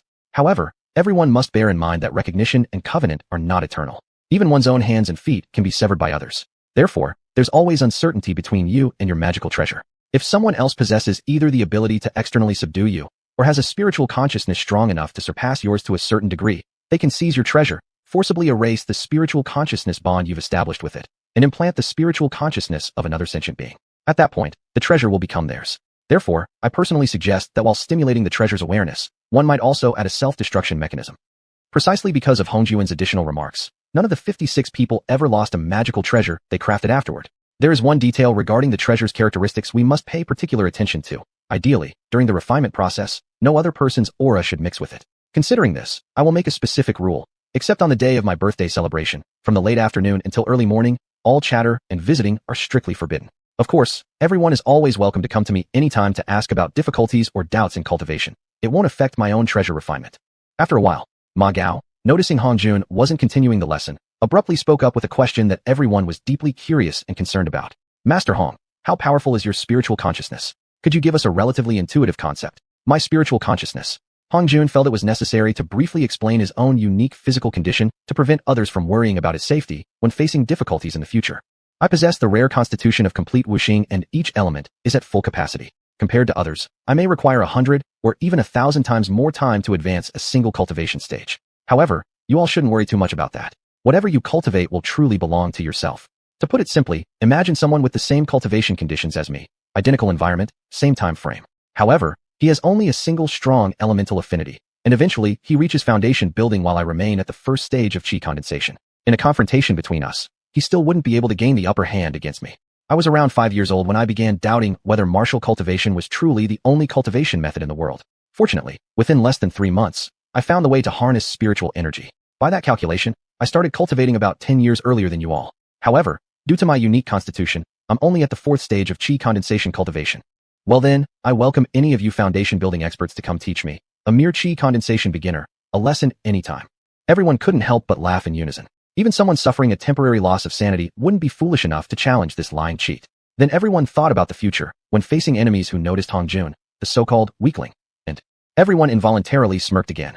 Alright, back to the main topic. Perhaps due to my complete wuxing and their ultimate harmony, as of today, Hong Jun paused here, released his spiritual consciousness to sense into the distance before continuing. In an unobstructed environment, my current reach is approximately 1,000 li. Upon hearing this, everyone extended their spiritual consciousness outward, only to discover theirs barely reached over 1,000 meters. A 500-fold difference. Everyone fell silent. They were all foundation-building cultivators and understood the vital role of spiritual consciousness in cultivation. A difference of 500 times was essentially the gap between heaven and earth, between a god and a mortal. Seeing the mood, Hong Jun knew his words had dealt quite a heavy blow to them. So he smiled and added, even though I have spent more time cultivating and studied more cultivation theories than you all, Those extra 10 years were spent in a mortal world where spiritual energy was extremely scarce. It was entirely different from this xiuxian island, where spiritual energy overflows so much that it rains essence. Therefore, calculated accordingly, my cultivation time is likely only about 1 year longer than yours on xiuxian island. Hearing this, everyone's moods improved slightly. With such an excuse to rely on, no one thought further about how in such a terrible cultivation environment Hongjun still managed to channel spiritual energy into his body, create, and compile a complete meridian chart, meeting the minimum criteria for cultivation. Then, after arriving at xiuxian island, how unimaginably fast his cultivation progress must have been. Although everyone intentionally avoided speculating how powerful Hongjun really was now, they all knew for certain that he must be stronger than them. Unable to suppress their feelings of rivalry, they returned to their cave dwellings and, full of determination, began to exert all their spiritual consciousness to struggle with the sea beast ribs once more. Everyone was holding their breath, clenching their teeth. Even if they couldn't compete with Hongjun in nurturing their treasures, they at least had to avoid being inferior to others. Seeing everyone set themselves as targets, striving to temper and nurture treasures that would obey like limbs, Hongjun sat on the stone bed. He faintly smiled before activating his spiritual consciousness, then slammed it into the sea beast rib in his hand. Within less than half an hour, his spiritual awareness filled the entire rib. He smoothly gathered the lingering vitality remaining inside, and under guidance of his consciousness, quickly stimulated the formation of an awareness within the rib. Through his formidable spiritual consciousness, without any regard for fairness, he forcibly imprinted his own spiritual mark into this newly born rib consciousness, forcing it to recognize him as its master. As soon as the rib consciousness acknowledged Hongjun as its master, under his spiritual guidance, it quickly learned the method of drawing external spiritual energy into the bone to strengthen itself. An hour later, the consciousness generated by the rib had reached the intellectual level of a 7-year-old child. Furthermore, the internal and external textures of the rib had undergone drastic changes. Externally, from a pale, sickly white, it gradually transformed into a lustrous flesh-like hue. Internally, the irregular white bone particles, under the cleansing of Hongjun's spiritual consciousness and with assistance from the rib's own awareness, melted away and gradually transformed into tightly packed hexagonal crystal structures. The gaps between them reduced by several times, and the rib's strength increased by hundreds or even thousands of folds. Then, Hongjun circulated his spiritual awareness, constructing a virtual spiritual treasure space within his body. Through communication with the rib consciousness, he successfully drew it into his body, a crucial and important step in forging a spiritual treasure. The moment the rib consciousness entered Hongjun's virtual treasure space, it was instantly captivated by the pure spiritual energy and space substances much denser than outside. It sent a thought to Hongjun, "Don't summon me out lightly," before immediately plunging into deep cultivation. Hongjun sensed the rib now stored within his virtual treasure space. Imagining the brothers each still deep inside their respective stone cave dwellings, pouring all effort into tempering their own ribs, and that they still had a long way to go before achieving internal integration, he couldn't help but smile to himself. Suddenly, a brilliant idea struck Hongjun. He quickly stood up, pushed open the stone door of his cave dwelling, and looked around. Seeing that everyone was still immersed in refining their treasures inside their own caves, and no one was paying attention here, he darted forward with several swift movements, leaping swiftly through the air until he arrived beside the sea beast. From its body, he removed yet another rib. Examining it closely, confirming that it was no different from the one he had taken earlier that day, he smirked with a sinister grin. Chapter 39, Refinement Successful. Before anyone realized it, another year had passed. It was the 9th day of the 8th month once again. No matter how everyone cherished every minute, wanting nothing more than to hold onto the sea beast's rib all day and enjoy the glory of having a magical artifact merge with their body early. This day had become extraordinarily meaningful, because it was a day regarded as the most special in everyone's hearts. Hongjun's birthday. So, as early as the end of the Yin hour, Ma Gao had already put down his sea beast rib, secretly sneaked out of his cave dwelling, and knocked on each of his brother's stone cave doors one by one, exchanging a few words with them. After everyone heard Ma Gao's idea, they were deeply impressed, quickly following his instructions and quietly getting busy. At the beginning of the Chen hour, Hongjun got up as usual, washed up, and opened the door of his stone cave, and was instantly confused by the crowd already squeezed in the corridor. What? As the planner, Ma Gao naturally stood at the forefront. While handing Hongjun a small piece of dark ice blue ox beef cake he had carefully made, he said, "Happy birthday. This is a little gift from me. It's handmade. Hope you like it."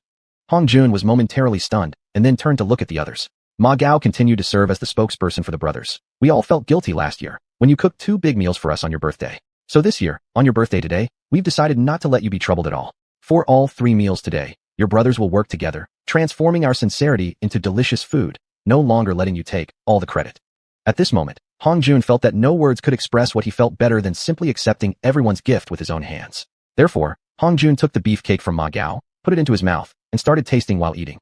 Delicious. But your cooking technique contributes no more than 1,000th to this dish. Good ingredients, bad skills. He finished speaking without even looking at the slightly darkening face of Ma Gao, then reached for Feng Hui's breakfast offering. Hong Jun examined it from all angles before turning to Feng Hui. Never thought that Brother Feng's sense of aesthetics is this bad. The idea of wrapping the inner membrane of the dark ice blue ox around the beef filling is great, but you didn't control the heat properly, causing the meat filling to burst out and give the dumpling a few extra meaty arms. Its appearance is poor and it's a bit unappetizing. Negative review. But today, for the sake of brotherhood, I will reluctantly taste your dumpling. After finishing his comments, he took the only dumpling in the bowl, bit into it. Not too bad. A classic case of unattractive on the outside, yet full of flavor inside. Perhaps due to Hong Jun's sharp tongue. After a few consecutive critiques, every time he moved to stand in front of one of the brothers, the hands of the one holding the stone bowl trembled slightly, shaking a bit nervously. Even after commenting on more than 20 people, even if the presentation was perfect, Hong Jun could always find some flaw to point out. Upon encountering a dish with flawless appearance, he would deliberately say something like, "So beautiful to look at. Yet food is meant to be eaten. Ends up in your stomach anyway. Truly unnecessary to make it look so nice." Gradually, everyone had a sudden realization. This guy is clearly picking fault deliberately. By the time it was the turn of the next few brothers, they handed over their breakfasts while heavily criticizing the food they had prepared, saying how bad it was themselves. This reverse tactic left Hong Jun momentarily stunned. Only after a while did he hurriedly pick up a piece of food with his chopsticks, simply said, "Delicious," then quickly turned to the next one. With the earlier examples as precedent, the following brothers, without even waiting to present their food, already began criticizing it, claiming that Hong Jun agreeing to eat it at all was merely a courtesy to spare their feelings. This perfectly blocked all the critical remarks Hong Jun had been thinking up. Everyone seeing Hong Jun's bewildered expression couldn't help but burst into laughter simultaneously. Frowning slightly, Hong Jun said sternly, "You all really want to rebel?" But after saying this, he finally couldn't keep a straight face anymore and started laughing first. He quickly finished the breakfast handed to him by the last two brothers and softly said to everyone, "Everyone, I can feel your effort." Hong Jun's words, though not saying "thank you," surpassed a simple expression of gratitude and immediately triggered thunderous applause. After the clapping subsided, Hong Jun continued, "Luckily, the portions everyone prepared were small. Even more fortunate for me is that I don't have that many brothers. Otherwise, I might not be looking forward to your so-called delicacies for lunch and dinner." As Hong Jun's words ended, loud laughter arose from the crowd again. One of the brothers even declared boldly that by next year's birthday, they would surely fulfill today's effort by having everyone prepare a huge breakfast to make Hong Jun's stomach stuffed all the way into the evening. This remark instantly pushed the current cheerful atmosphere to a new peak. If my brothers still have a decent memory, you surely know what today's main event is. It's the test of compatibility between each person's magical artifact and its master. Hong Jun's words immediately made the entire scene visibly turn quiet. Everyone simultaneously cast intense glances at the sea beast rib in Hong Jun's hand. When they saw that it looked as if it had just been freshly removed, they immediately felt their energy levels surge again, convinced that they could never be inferior to others. After casually weighing the rib in his hand, Hong Jun smiled and said, "Since everyone seems so confident, how about we all bring our base materials for magical artifacts to the training ground and have a little competition?" Feeling that they surely wouldn't fall too far behind others, everyone immediately flew down to the 4th level and returned to their respective caves to fetch their sea beast ribs. After the others left with great confidence, Hong Jun slightly raised the rib in his hand and murmured to himself, "Unexpectedly, you really accomplished great success. I wonder how everyone's overall progress is going. I hope it isn't too superficial." As Hong Jun slowly made his way down the zigzag staircase toward the training ground, everyone had already arrived early, each holding a rib and waiting. All right then, who wants to go first? This question, completely ordinary in itself, sent a slight chill through everyone's hearts, because the confidence behind Hong Jun's tone was simply too overwhelming. Xianxia, considering himself the eldest disciple, decided that regardless of the outcome, he'd definitely be reviewed by Hong Jun anyway. Holding his rib, he stepped forward respectfully, slightly bowed, and said, "Please, Master Hong, give your critique. There can be no real harm without comparison. Without comparison, the value of a critique diminishes." As he said this, Hong Jun's formidable divine consciousness swept over the crowd. After carefully inspecting every rib in everyone's hands, he secretly sighed to himself. It seemed that none of them had found a suitable method of refinement yet. There had been no progress. Hong Jun then raised his voice and said to everyone, "Everyone, line up in a row and hold your ribs in your hands." Without understanding the reason, everyone immediately followed his instruction and lined up neatly. Hong Jun bowed deeply and said, "I'm sorry, it was my failure to properly explain the many possible methods of artifact creation. There's one particular method most suitable for us that I haven't shared with everyone yet. When our strength is still insufficient, the process is called offering refinement. Simply put, we rely on the remaining vitality inside the artifact's base material while forging it into a magical treasure. Basically, you make a promise, assuring it cooperation will result in becoming an amazing artifact, and guaranteeing you'll treat it well afterward. The advantage of this method is that success is more likely, though the drawbacks are that it requires a considerable amount of time, and if your promises aren't kept later, there is a risk of disloyalty, of the artifact being stolen by a stronger cultivator, or even rebelling against you. There's also another method for artifact creation, known as blood refinement. You first nourish the base material, awaken the remaining vitality inside, and then let it assist you in transforming it into an artifact exactly as you wish. Therefore, for now, our option is offering refinement. Later, we can choose blood refinement. As Hongjun spoke, he noticed some of his brothers already eagerly pricking their wrists with their ribs, impatient to start blood refinement. He immediately called out urgently, Hey, stop. Don't injure yourself recklessly without hearing everything first. The overly eager ones instantly felt embarrassed, holding their ribs and lowering their heads without daring to meet anyone's gaze.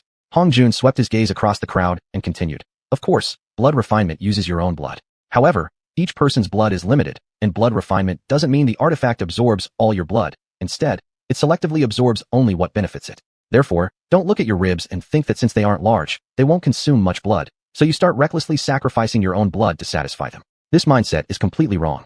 Yes, some of you brothers might already have thought of the perfect blood source for the ritual, Hongjun said, pointing toward the still-living xiuxian, dark-eyed blue ox, at the edge of the training ground. Remember, our purpose in blood refinement is not only to nourish the remaining vitality inside the rib, but also to ensure it remembers its master, you. Thus, in the final step of blood refinement, you must let it absorb your own blood and imprint your identity onto it.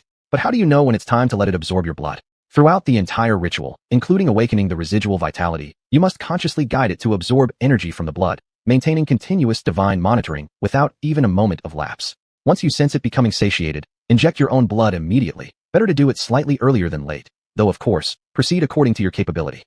Silently recalling Hongjun's instructions and paying attention to every single detail, everyone then scattered, surrounding the xiuxian, dark-eyed blue ox. To begin, the hide of the dark-eyed blue ox was extremely tough. Previously, when they took beef, they always had to struggle cutting it from the broken leg area. Now wanting to perform a blood ritual for their magical artifacts, they decided to test the hardness of the ribs by stabbing them forcefully, only to find they all pierced right through to the handle.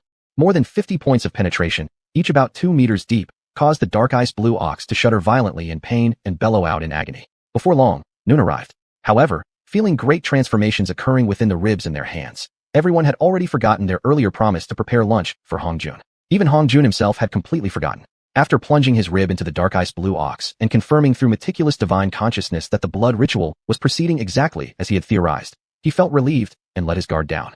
As he sensed the vitality in his rib nearing full saturation, Hongjun began scanning the other's progress with his divine perception. Noticing that everyone was moving at the same pace, he loudly announced, Everyone, pull out your ribs and start piercing your own hands. Use your own blood for the refinement.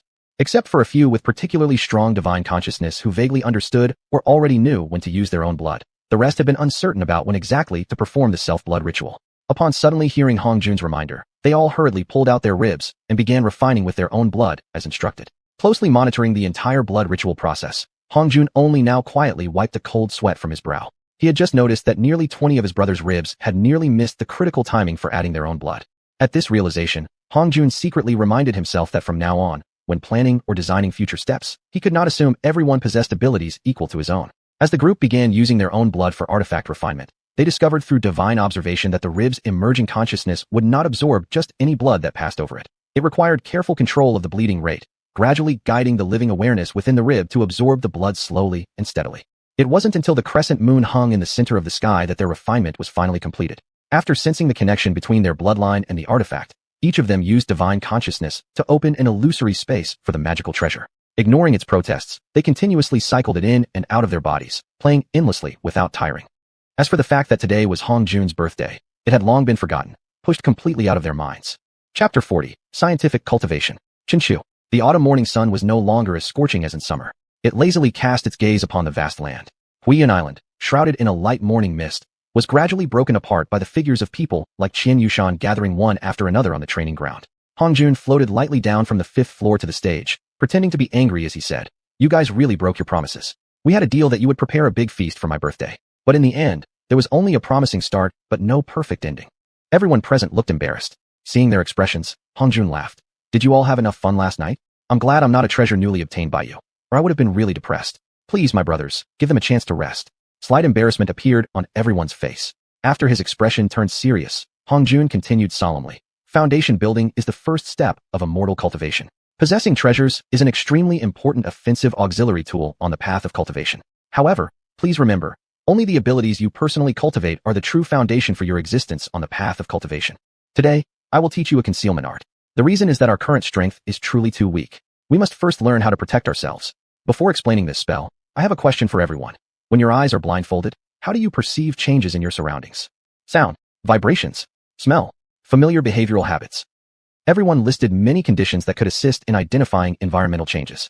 After the crowd had finished listing their answers and no further suggestions came up, Hongjun smiled and said, "The basic concealment art aims to help you block out all these factors that could alert your opponent. The advanced form, however, involves simulating other presences to mislead them while concealing your own aura." Next, Hongjun abandoned traditional immortal cultivation methods and introduced the effects of frequency on the concealment art, the psychological misleading effect of 3 men make a tiger, and the possibility of optical refraction and visual persistence creating illusions. Through Hongjun's thorough and clear explanations, everyone quickly put the knowledge into practice. In a short while, the training ground became a blur of flickering figures appearing and disappearing. To Hongjun's eyes, without using spiritual awareness, each of his brothers appeared fragmented or even non-existent. Especially amusing was seeing clever ones attempt to attack others by manipulating fluctuations in spiritual energy, resulting in a dazzling display of skills. Only at this point did Hongjun finally breathe a sigh of relief. As long as they kept practicing persistently, an entirely new cultivation system, different from the unnamed traditional teachings, could flourish. Scientific cultivation.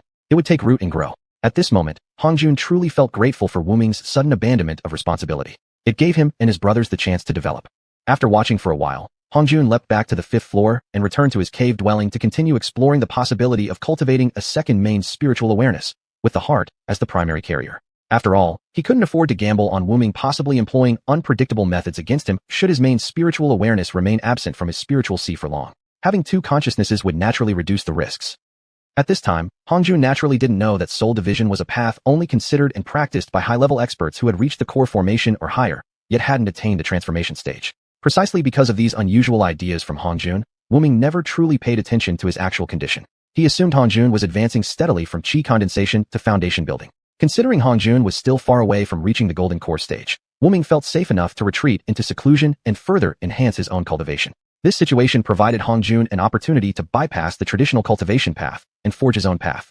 Time flows without measure in cultivation. 3 months passed in the blink of an eye. During this time, supported by his exceptionally powerful spiritual awareness, Hongjun performed thousands upon thousands of calculations to ensure absolute accuracy. At last, he stood on the brink of officially splitting his consciousness. To ease the concerns on his mind, he emerged from seclusion to check on the cultivation progress of his brothers.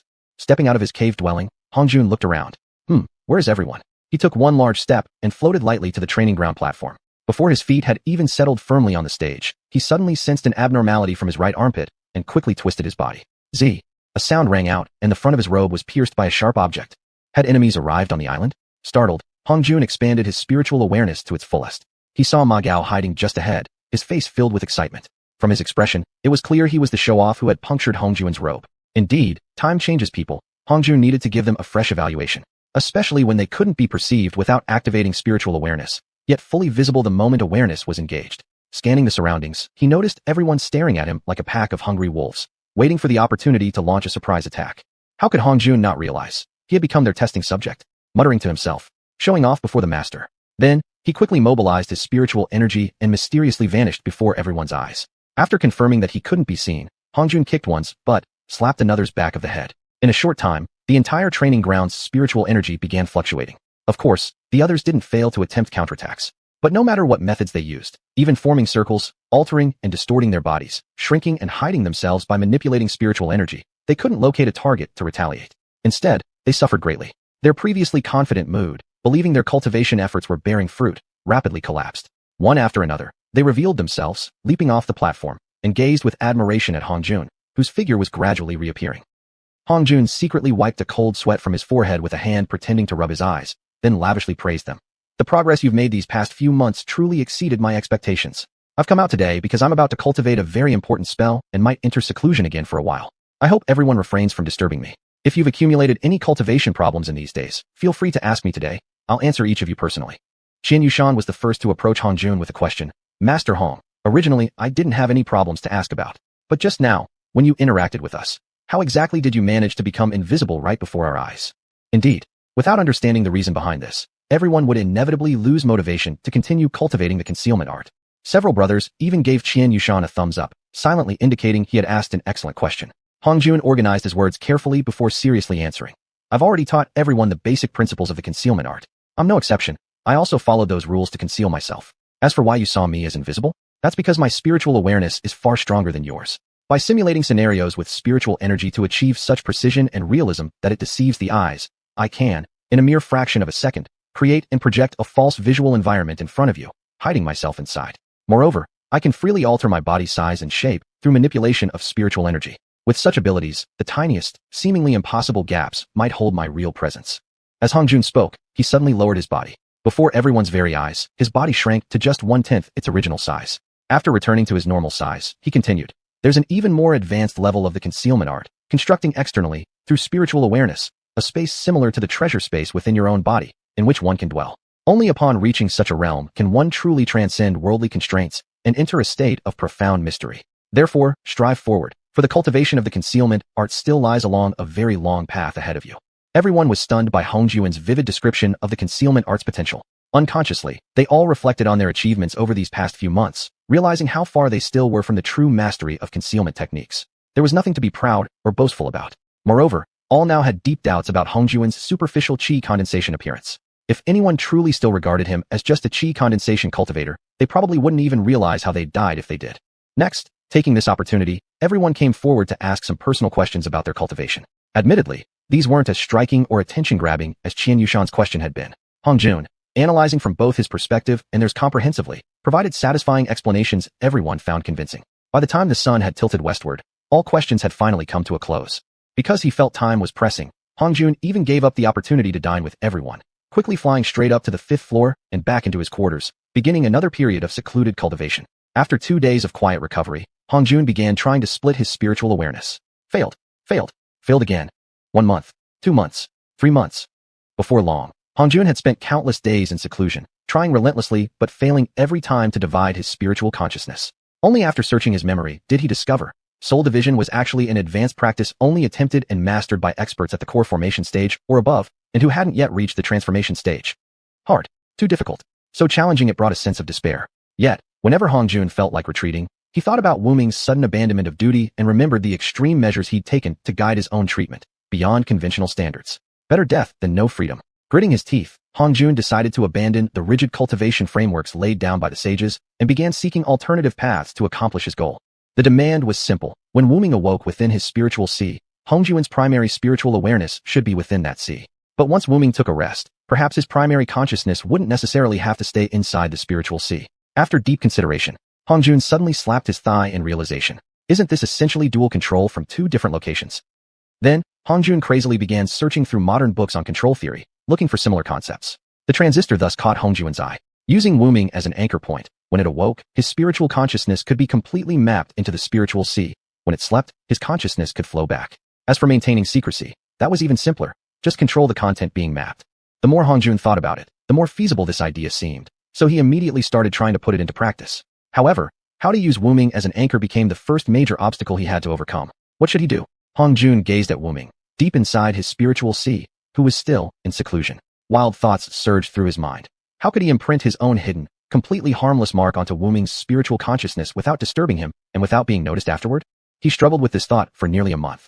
Just when Hongjun felt he was indulging in wild fantasy and decided to abandon this idea, he suddenly saw Wu Ming breathing with the help of his spiritual energy. A sudden realization struck him. He subdivided his spiritual consciousness to the extreme, attaching spiritual energy for Wu Ming to absorb. It worked.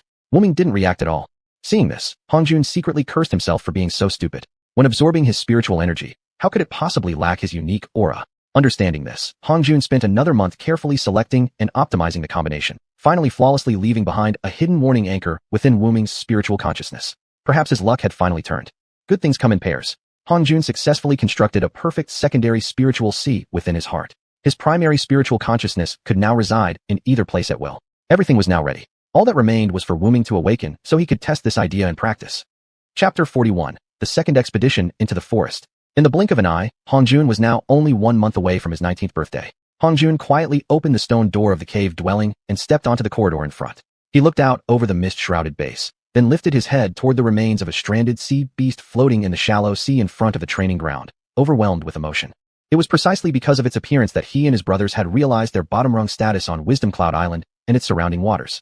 Even a deceased beast had once made it nearly impossible for them to approach. Now, after 2 years of hard cultivation, perhaps they finally had the confidence to survive on Wisdom Cloud Island.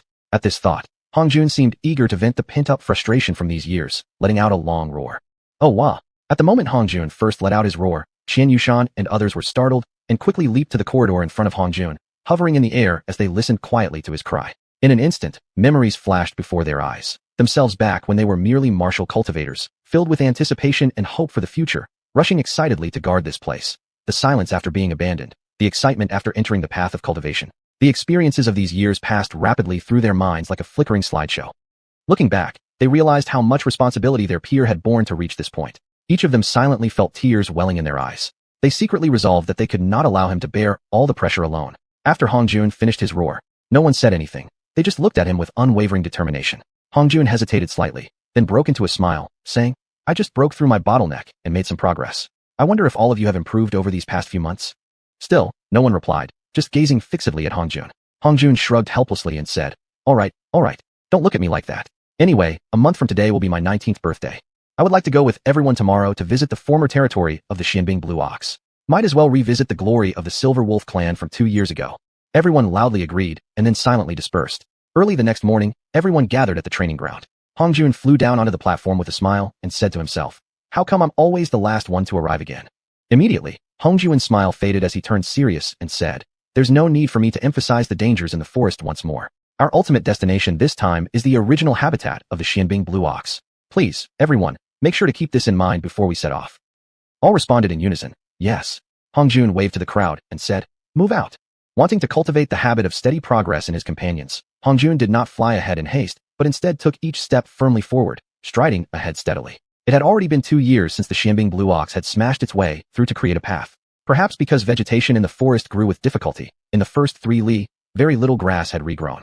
However, as they moved deeper into the forest, gradually more grass appeared. These plants, which were quite common inland, now caused some trouble for Hongjun and the others. Unprepared, even Hongjun and his companions found their trousers silently sliced into rags by the sharp grass blades without them noticing until a sharp pain struck their flesh. It was only when pain struck during their advance that they realized the danger.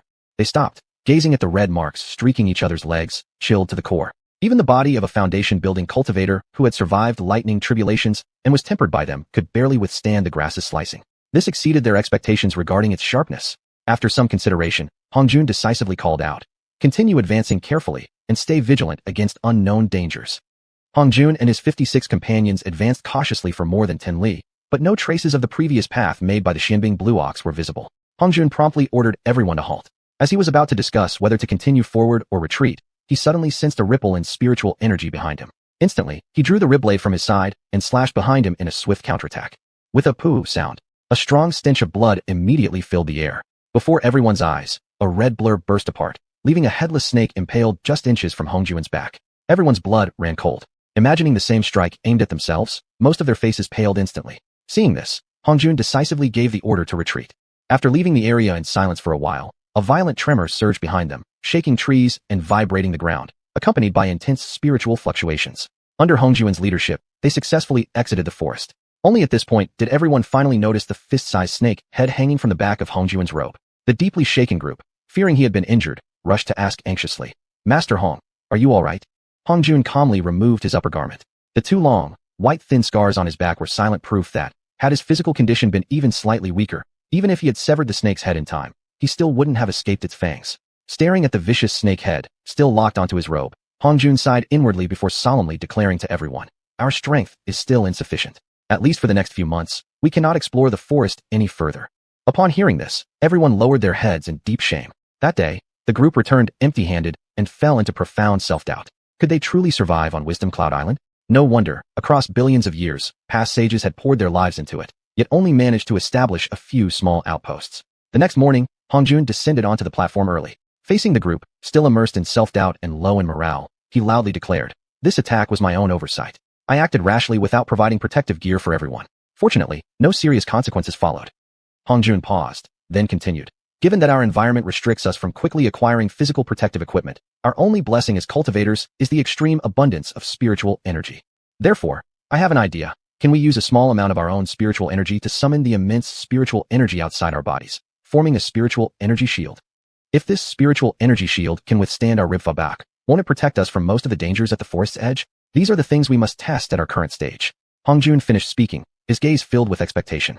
After pondering his words, the group found his hypothesis to be highly feasible. The more they thought about it, the more brilliant it seemed. Their confidence grew rapidly. Intuitively, if this spiritual energy shield could truly resist the stabbing of their ribfobot, then it would basically ensure safety at the forest's edge.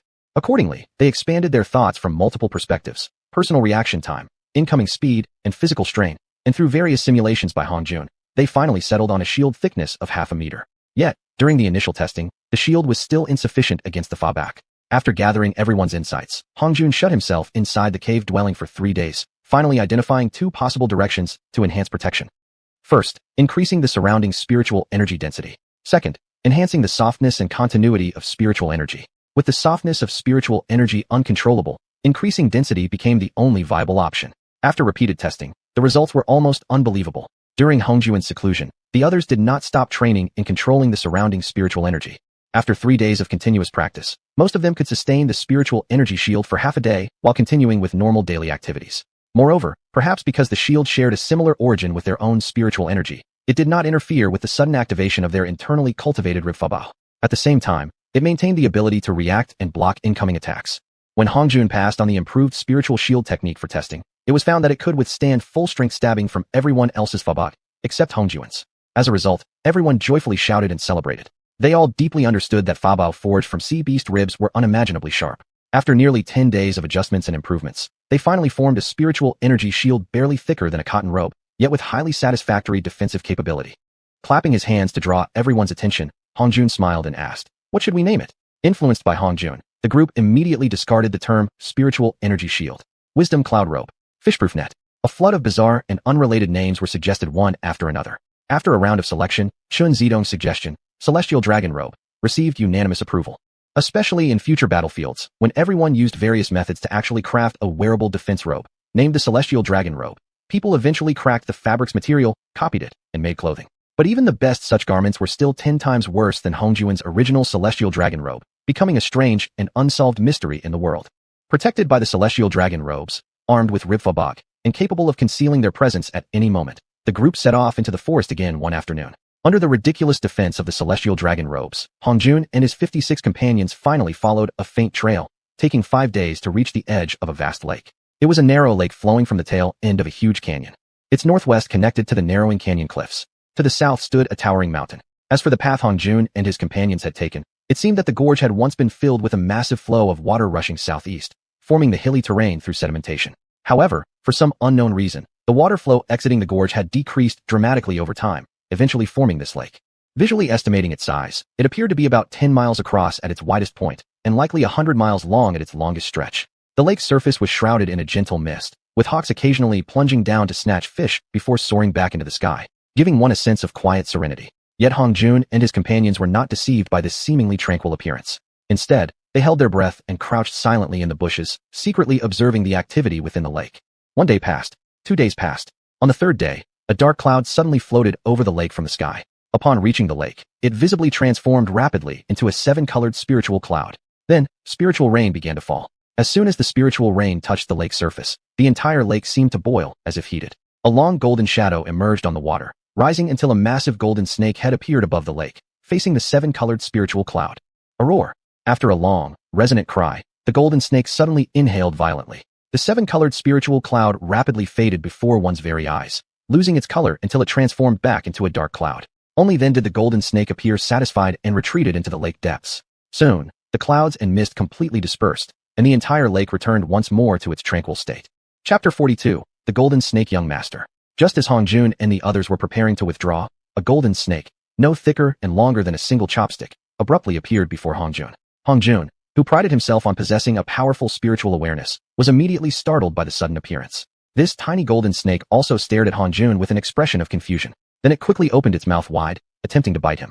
Hongjun, quick and reflex, rapidly stepped backward while snapping off a green blade of grass, offering it to the snake's mouth at the right moment. The golden snake had never expected any living being could react faster than its strike.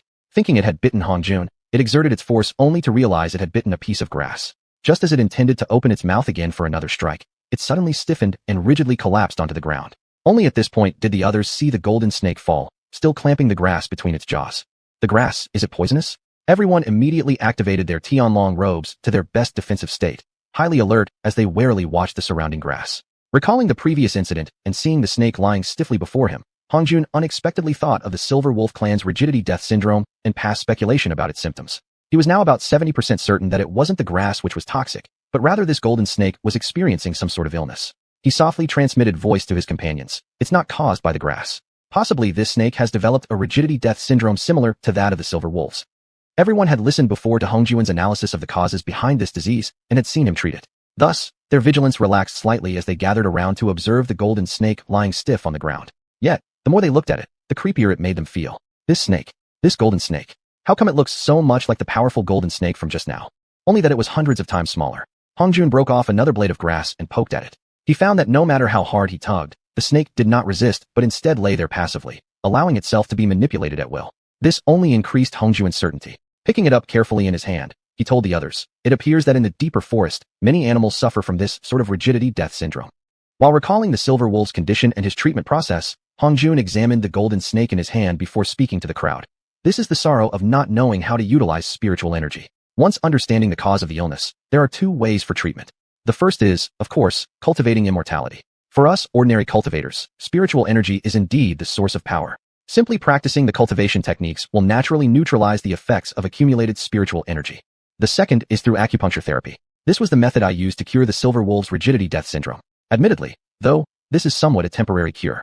Without access to proper methods for channeling spiritual energy, those living in areas abundant with spiritual energy will suffer a recurrence. Since spiritual energy can enter the body not only through respiration, but also through pores and even scales, albeit over different durations, it will take advantage of the body's weakness without any cultivation or guidance. Thus, the joints and ligaments become its primary target, explaining the occurrence of the rigidity death syndrome.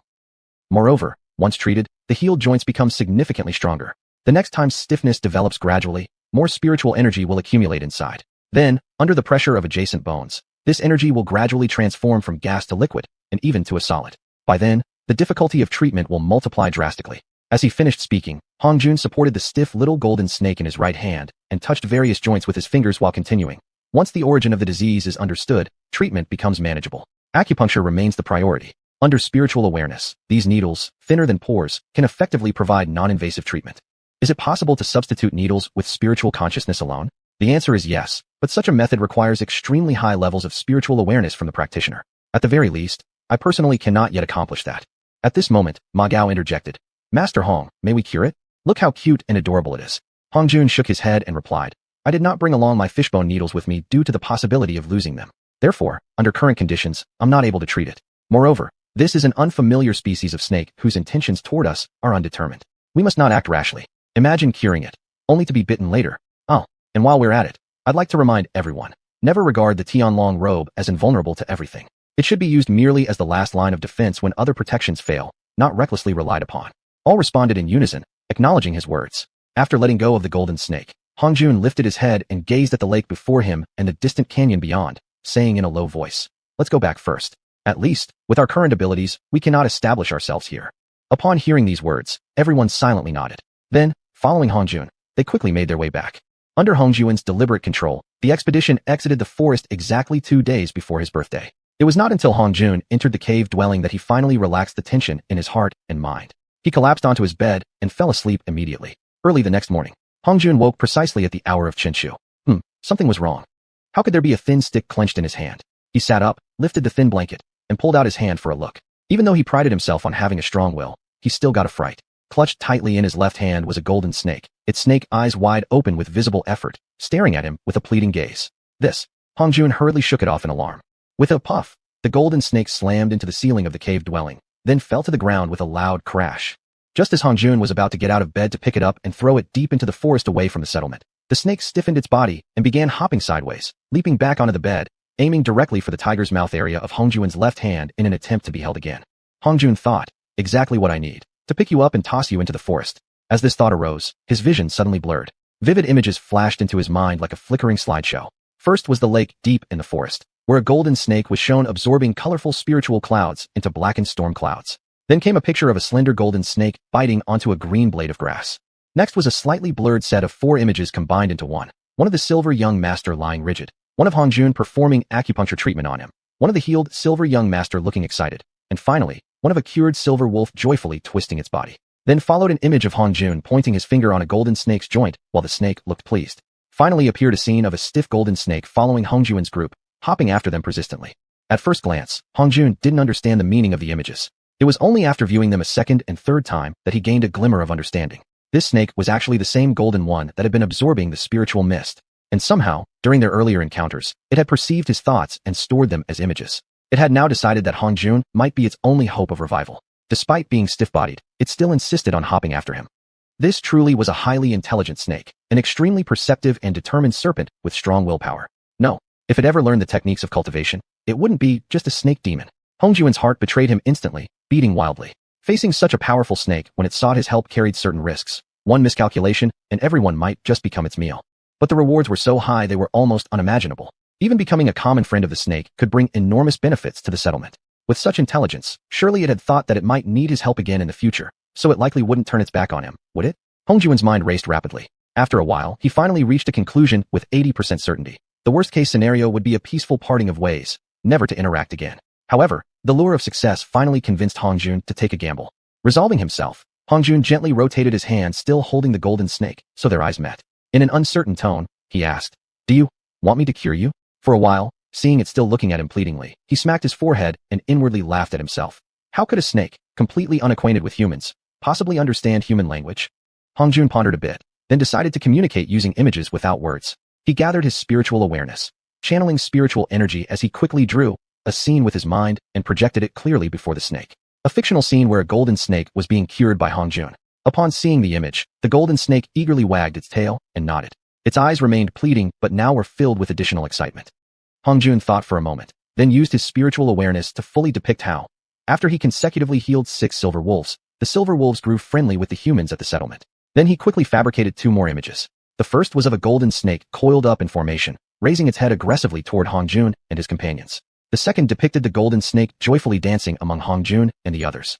After viewing these images, the golden snake sprang forward, smashed the spiritual image depicting conflict between snake and human, and then hovered horizontally above the second image, the one showing the snake and humans joyfully dancing together. After a moment, as if recalling something, the golden snake swiftly lowered its body, stiffened its form, and began hovering over the spiritual image of the golden snake joyfully dancing together with humans. Shortly afterward, the golden snake seemed to have an idea. It leaped back into Hongjuan's hand, and through physical contact, transmitted a new image. A tiny golden snake was looking at a massive golden snake whose body was missing half of its form.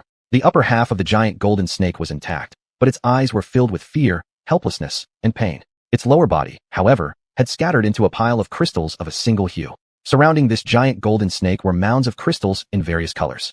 The moment Hongjun saw the image, he understood the meaning behind it. This was a vision of the tragic fate of successive generations of golden snakes. And the reason why this snake, despite being stiff and jerking forward with every hop, insisted on jumping all the way to follow Hongjun, was because it had seen the vision of Hongjun successfully healing the silver wolves. It had also felt the real sense of comfort when Hongjun had pointed his finger at its body.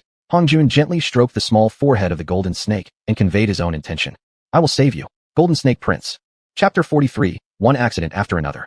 Chapter 43, Frequent Unexpected Events. When Hongjun appeared on the platform of the martial arts ground, everyone immediately noticed the small golden snake in his hand. Instantly, everyone became tense. Because on the way back, everyone had discussed the origin of the small golden snake and even expressed pity for its future tragic fate. Now, it had come knocking on their door. Although frightened by its intelligence, they felt somewhat relieved precisely because it was intelligent. Hongjun swept his gaze across everyone, raised the golden snake in his hand, and helplessly said to the crowd, "I didn't know when it sneaked into my cave dwelling last night. I just noticed its presence not long ago. First of all, I'd like to ask everyone to think, since I don't understand the language of snakes, and it doesn't understand human speech, how exactly did we communicate? Through spiritual consciousness." No sooner had someone suggested spiritual consciousness when immediate objections arose. If languages differ, spiritual consciousness? At best, it could only express friendliness. It's far from being considered actual communication. Every suggestion someone offered regarding the method of communication was quickly countered. After everyone brainstormed fruitlessly without finding any answer, they all looked at Hongjun together. Hongjun shook his head at the crowd below and said, "Looks like all of your intelligences fall short of a snake's, at least this once. Do you know how it communicated with me? It used images." Hongjun activated his spiritual consciousness, rapidly replaying in front of everyone the images the golden snake had first shown. Then, he sequentially displayed all the images he had sent to the snake, everything from what he wanted to know to the questions he had asked, recreating the entire visual exchange before everyone's eyes. After seeing it, everyone inwardly admitted, they actually, truly were inferior to a snake. If they were the snake who couldn't understand human speech, would they have done better? At this thought, everyone fell silent. Seeing the group's gloomy expressions, Hongjun quickly spoke loudly. Because of the intelligence it has displayed and the choices it made, I've decided to heal it. I wonder if any of my brothers have different opinions. After glancing at each other and reflecting further on the sincerity shown by the golden snake, they realized if they didn't save it, the snake would likely remain stubbornly here and might even become dissatisfied, causing many unpredictable and adverse consequences. Together, they nodded in unison and responded, agreed. Although no one would have voiced interruptions, out of respect for the small golden snake and the dignity of his healing technique, Hongjun couldn't start treating it right there on the platform. Thus, holding the small golden snake, he walked into the former wolf's den. Everyone followed Hongjun to the large bed where Silver Lord had once lived. Upon seeing this familiar place, the small golden snake repeatedly nodded its snake head in gratitude. Combined with its golden skin and the grateful, kind gaze in its snake eyes, everyone found it seemed even cuter. A few people even reached out to pat its head. The little golden snake obediently closed its eyes slightly, rubbed its head gently against the hand patting it, and expressed its gratitude. Hongjun placed the small golden snake on the round bed, picked up the fishbone needle, and when he saw how thin it was, fine as a bamboo chopstick, he hesitated. It would be far more difficult to operate on something this tiny. After a moment's thought, he touched the snake's head with his hand and projected a mental image to it. A golden snake, as long as the diameter of the round bed, lying upon it. After glancing at the image, the small golden snake trembled slightly throughout its entire body and instantly grew larger, exactly matching Hongjun's image as it coiled on the round bed. The surrounding crowd, although they had already suspected it was the great golden snake from the deep forest lake transformed, now saw it transform. Although its size still fell several dozen times short of the true great golden snake, the fact it could instantly grow this large from so small confirmed it was undoubtedly that great golden snake. This realization naturally made everyone fearful again, and they braced themselves for it to turn aggressive and uncooperative.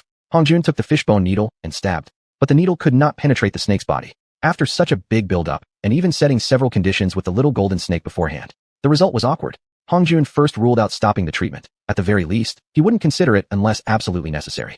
Because suddenly halting treatment might be misunderstood by the little golden snake, and the consequences could indeed be unpredictable. The heart's thoughts are separated by skin, let alone in the case of human and beast. The trust between the little golden snake and humans was not firm. It might not think it was its tough body preventing the treatment from proceeding. Instead, it was very likely to believe humans were mocking and insulting it. What to do?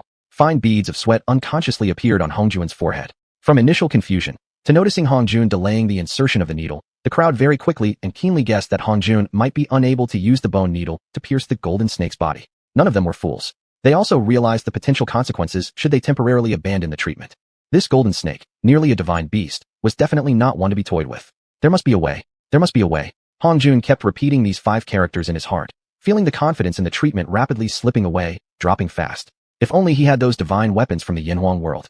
Hongjun quickly shook his head, casting aside such impractical thoughts to one side.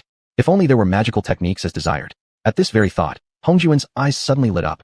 It was because he suddenly remembered. The fishbone needle in his hand was merely made from an ordinary fishbone, while the sea beast's rib he had always cultivated within his body not only surpassed the fishbone needle in material quality by countless times, but also possessed characteristics making it a magical artifact. With a single thought, Hongjun summoned the sea beast's rib that had long been cultivated within him. At the moment it appeared, the little golden snake's body instantly became stiffer. Straining to turn its head, it looked toward the rib blade suspended in midair, eyes brimming with fear. Hongjun hurriedly projected a mental image to the golden snake, showing it being healed with the rib blade. After a moment, the fear in the little golden snake's eyes quickly decreased, and its wariness softened. Its entire body relaxed somewhat. Hongjun gazed at the rib blade hovering in midair, sending a spiritual command to it. Shrink, become smaller. Straighten, become straighter. Responding to Hongjun's command, the rib blade rapidly reduced in size and straightened out. Only when Hongjun saw it become as small and thin as he anticipated did he reach out and grasp it, aiming it at a joint area near the golden snake's vulnerable 7-inch spot, and stabbed downward. Everyone, including Hongjun, exhaled in relief upon seeing that the magical needle could indeed penetrate the golden snake's body. They no longer needed to face that awkward and highly dangerous situation. When Hongjun's spiritual consciousness followed the magical needle into the golden snake's body, boom, he felt as if his consciousness had arrived in a place filled with scorching magma. Had he not possessed strong willpower, his spiritual consciousness would have been instantly devoured by the magma. More unexpectedly for Hongjun, the insertion was like a drop of water falling into a pot of boiling oil. And Hongjun himself, being the water in this analogy, dared not allow himself to evaporate in the magma. For it wouldn't only mean losing part of his spiritual consciousness, but also add numerous unforeseen complications to his treatment of the golden snake. When facing an equally powerful or even slightly weaker opponent, once even the slightest intention to retreat appears, the seeds of failure in this encounter are already sown. And in future confrontations, the momentum will naturally weaken, possibly even causing failure the next time around. After several such incidents, precisely because Hongjun understood the importance of maintaining strong morale, he chose not to advance recklessly. Instead, he first ensured the stability of his spiritual consciousness, allowing it to gradually adapt to the current environment before considering his next move. Who knew how long had passed? But only after enduring wave after wave of blazing magma did Hongjun finally manage to endure. Perhaps due to adaptation, he began to feel that the heat had somewhat diminished. Thus, gathering his courage, he fiercely pushed forward with a powerful thrust. With spiritual awareness, Hongjun saw that the magical needle instantly turned red, as if scorched by the magma. From inside out, even the spectators outside were overwhelmed by the intense heat emanating from the exposed portion of the magical needle, stepping back half a step in shock. And as a result, the entire room's temperature immediately rose by over a dozen degrees, reaching the same midday heat of the martial arts ground. Seeing this, Hongjun instantly grew determined. After estimating the thickness of the golden snake's joint ligament, he stabbed the needle in with all his might. The scorching heat caused Hongjun, despite being well prepared, to momentarily lose focus. He quickly recovered his spiritual consciousness and repaired the part burned away at the needle's tip, noticing that less than an inch of the entire magical needle had actually melted away. Only then did he feel slightly less distressed.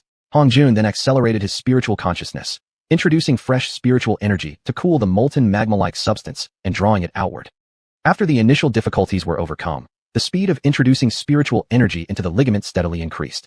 When the vaporized substance from the magma was neutralized and drawn out, most of it was absorbed by the magical needle, while a small portion quickly surged into Hongjun's own body through his fingers. Initially, Hongjun was startled, afraid the vapor might harm him. However, through his spiritual awareness, he discovered it rapidly flowed along his meridians and into his heart, making his heart slightly stronger than before. Moreover, it even slightly reinforced the spiritual space within his heart.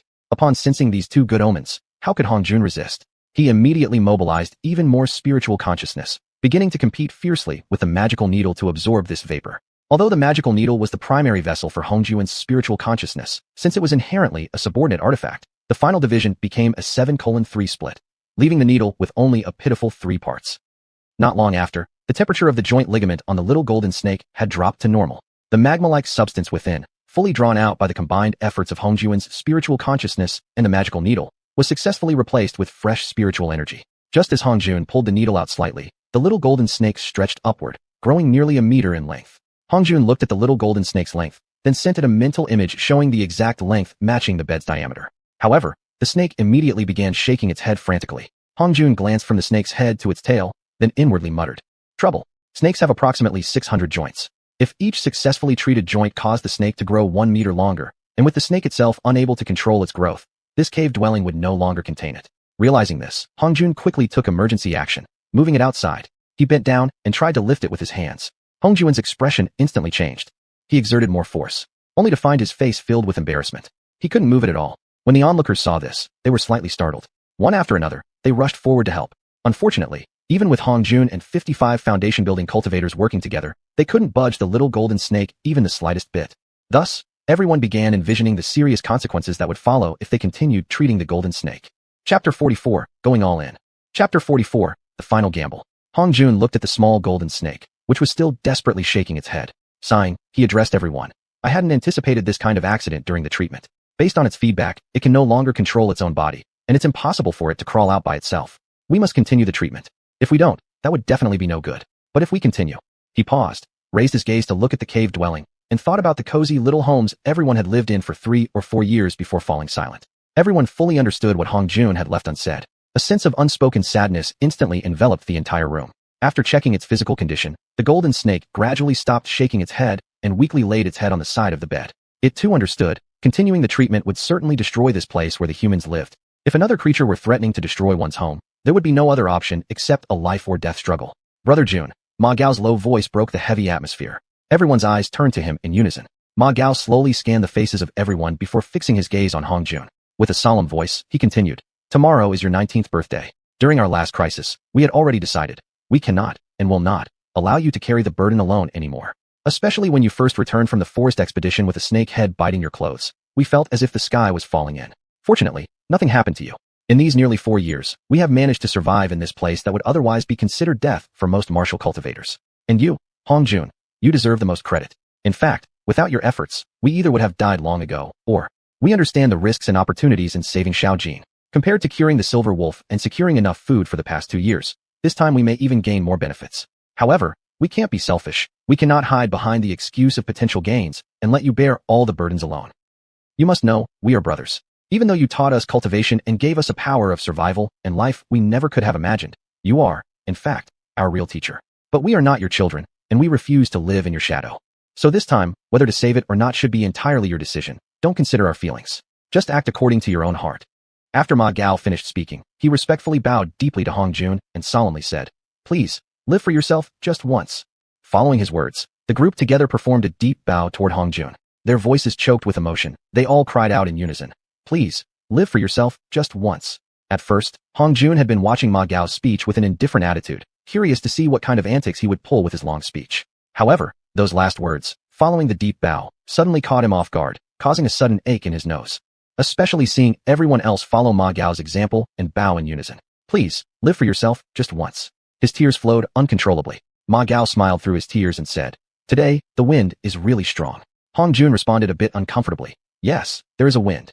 Others responded with slight variations in tone. "Yes, there's wind. A strong wind." Though the golden snake could no longer control its body, its powerful divine consciousness remained. As it saw them start to weep, its sense of guilt grew even deeper. Hong Jun quickly wiped his face, looked at the powerless small snake beside him, and murmured, "Time to move things out." Everyone hesitated briefly, then looked around their stone house with reluctance, before stepping out one after another with heavy hearts, and began carrying items out from the cliffside cave.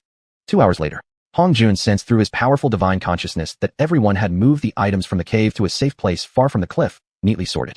Using his strong spiritual perception, Hong Jun silently examined every cave. Suddenly he noticed that even the tiniest crack, one that could barely fit a finger, had been cleaned thoroughly, shining with polish. Through his powerful spiritual awareness, Hong Jun could almost see the respective cave owners carefully wiping every corner. With each cave he examined, a stronger sense of grief and reluctance built in his heart, particularly when he reached the 5th level, the cave he had lived in for 4 years. Tears that had already stopped began to fall helplessly again. Another hour passed. Suddenly, Hong Jun realized that if he continued like this, reminiscing endlessly, he would ultimately lack the courage to destroy this place, the home where he and his brothers had lived. So he suppressed all feelings of sorrow, converting it into strength, and just as he was about to dissolve another adjacent joint ligament, his mind suddenly cleared. He paused, looking at the magical artifact in his hand. It had actually managed to evade his direct visual inspection. If not for sensing the presence of its spiritual mark, he might truly have thought it had vanished into oblivion. Hong Jun realized this was an exceptional opportunity to refine magical artifacts, and even more importantly, a rare chance to strengthen their spiritual awareness. However, for them, whose spiritual consciousness wasn't yet powerful, the risks were extremely high. What should he do? After thinking for a while, Hong Jun decided this choice must be left entirely to the individuals themselves. Thus, he transmitted his voice outward toward the cave dwelling. "Everyone come here for a moment." Upon hearing Hong Jun's call, the people outside looked at each other in confusion. Thinking he might have encountered a new crisis and needed help, they all hurriedly flew toward the original wolf-dwelling stone chamber. Seeing Hong Jun unharmed, just with a grave expression, they let out a breath of relief. After scanning everyone slowly with his gaze, Hong Jun solemnly declared, "Right now, there is a tremendous opportunity, a chance to strengthen our spiritual awareness while simultaneously refining the magical artifacts completely. The greater the opportunity, naturally, the higher the risk." At this point, Hong Jun recalled the dangers he had faced when treating Xiao Jin's first ligament, and immediately regretted summoning his brothers here. He had acted on impulse. Hong Jun let out a deep sigh. Now that things had reached this point, regret would not change anything. In his heart, he hoped they would. Deeply aware of his brother's desire to share his burdens, Hong Jun finally shook his head without speaking.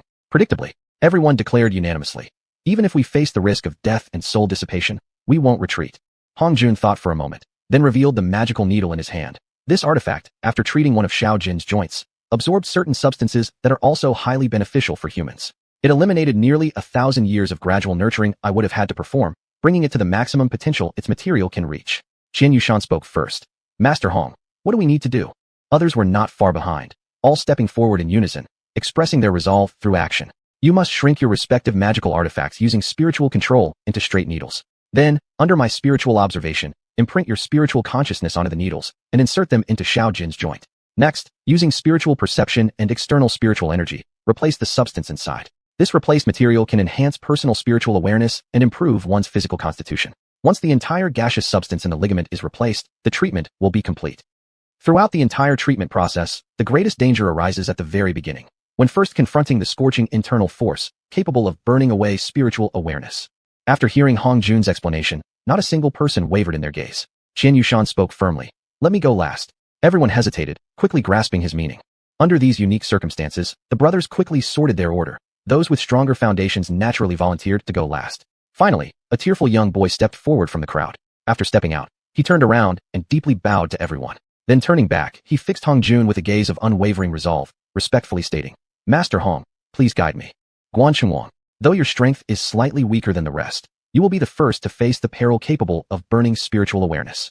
Moreover, you will be the first to cooperate with my spiritual awareness during the treatment. During this entire process, due to my inexperience in operation or unforeseen complications that arise, you may actually face the highest risk of all. Upon hearing Hong Jun's words, the group immediately stirred. People like Xianxia and Feng Hui, who stood at the back, even stepped forward, volunteering to switch places with Xuanhuan. Brother Guan, among us 56 brothers, you are the youngest with the weakest cultivation. Facing unknown risks, surely you're less capable than us. Brother Guan, if you let me go first, I'll wash your smelly socks for 10 years. Brother Guan, and so on. One by one, they came forward, either appealing through reason or making all sorts of promises, each wanting to replace him as the first test subject. Xuanhuan shook his head at everyone, quickly summoning his life-bound magical artifact, using his spiritual awareness to shrink it into a straight needle. He then stared at Hong Jun with firm resolve and asked, Master Hong, what should I do next? The moment Xuanhuan spoke, everyone knew there was no longer a chance to replace him for the first attempt. They all silently took a couple of steps back, holding their breath in anticipation. Hong Jun sat on the round bed, pointing to the opposite side of Xiao Jin's body, and said, You sit there. No need to sit in lotus position or anything. Just sit however feels comfortable, keeping your mind calm. Moments later, Hong Jun saw Xuanhuan quickly steadying his breath and softly said, Take the artifact needle in your right hand. Guard your spiritual consciousness. Then he pointed to the predetermined spot on Xiao Jin's body. Taking his right hand firmly, he carefully guided his spiritual perception through. Under the premise that Xuanhuan absolutely trusted him, Hong Jun's spiritual awareness quickly fused with his, then swiftly pushed downward with the needle. Despite Hong Jun's extensive preparations, even using his own spiritual awareness as the forefront buffer, the main control of the artifact needle still relied on Xuanhuan. Therefore, he bore nearly 1/10 of the scorching heat from the molten lava. At that instant, half of Xuanhuan's spiritual awareness, attached to the artifact needle, was burned away. Xuanhuan bit his lips tightly, forcing himself not to cry out in pain. He poured all of the spiritual awareness painstakingly cultivated over the years entirely into the artifact needle in a desperate gamble. Under Hong Jun's guidance, Xuanhuan learned how to draw in external spiritual energy, replacing, stimulating, and guiding the accumulated molten lava within Xiao Jin's joint ligaments, evaporating it into a gaseous form suitable for absorption by the artifact needle. Watching from the side, seeing Xuanhuan clench his teeth tightly, everyone immediately realized they had encountered danger, especially when they saw him abruptly transform from a graceful youth into a ghastly skeleton wrapped in skin. Their hearts leapt into their throats. Only when they saw the blood and flesh slowly returning to fill Xuanhuan's body did they know he had passed through the most dangerous phase. They couldn't help but feel joy for him. Yet, amidst their relief, no one forgot the solemn expression on Hong Jun's face, recalling the peril he had faced during the very first treatment of Xiao Jin. Reflecting on his role as guardian this time, everyone deeply understood. If not for Hong Jun's powerful spiritual awareness shielding him, Xuanhuan would never have survived, but would have turned to dust long ago. Therefore, each person, when their turn came, carried not only reverence, but much more courage and an unshakable resolve. Chapter 45, Rebuilding the Home. Under the spiritual consciousness guidance of Hong Jun, 55 people perfectly participated in treating one of the joints of the golden snake. Adding the 56th joint already healed by Hong Jun earlier, this totaled 56 joints, nearly 1/10 of the golden snake's entire body. As for the golden snake, it had grown so large that it had burst through its original dwelling in the wolf's den, its massive tail already extending onto the platform of the training ground. Hong Jun and everyone else sat tiredly on the training ground, looking at the cliffside, now filled with cracks. The emotions stirring in their hearts were complex and bittersweet. On one hand, after treating the golden snake once, everyone's spiritual consciousness and magical fog had advanced to levels previously unimaginable. On the other hand, seeing the caves where they had spent 4 years of joy and hardship soon reduced to mere memories, made their hearts ache with sadness.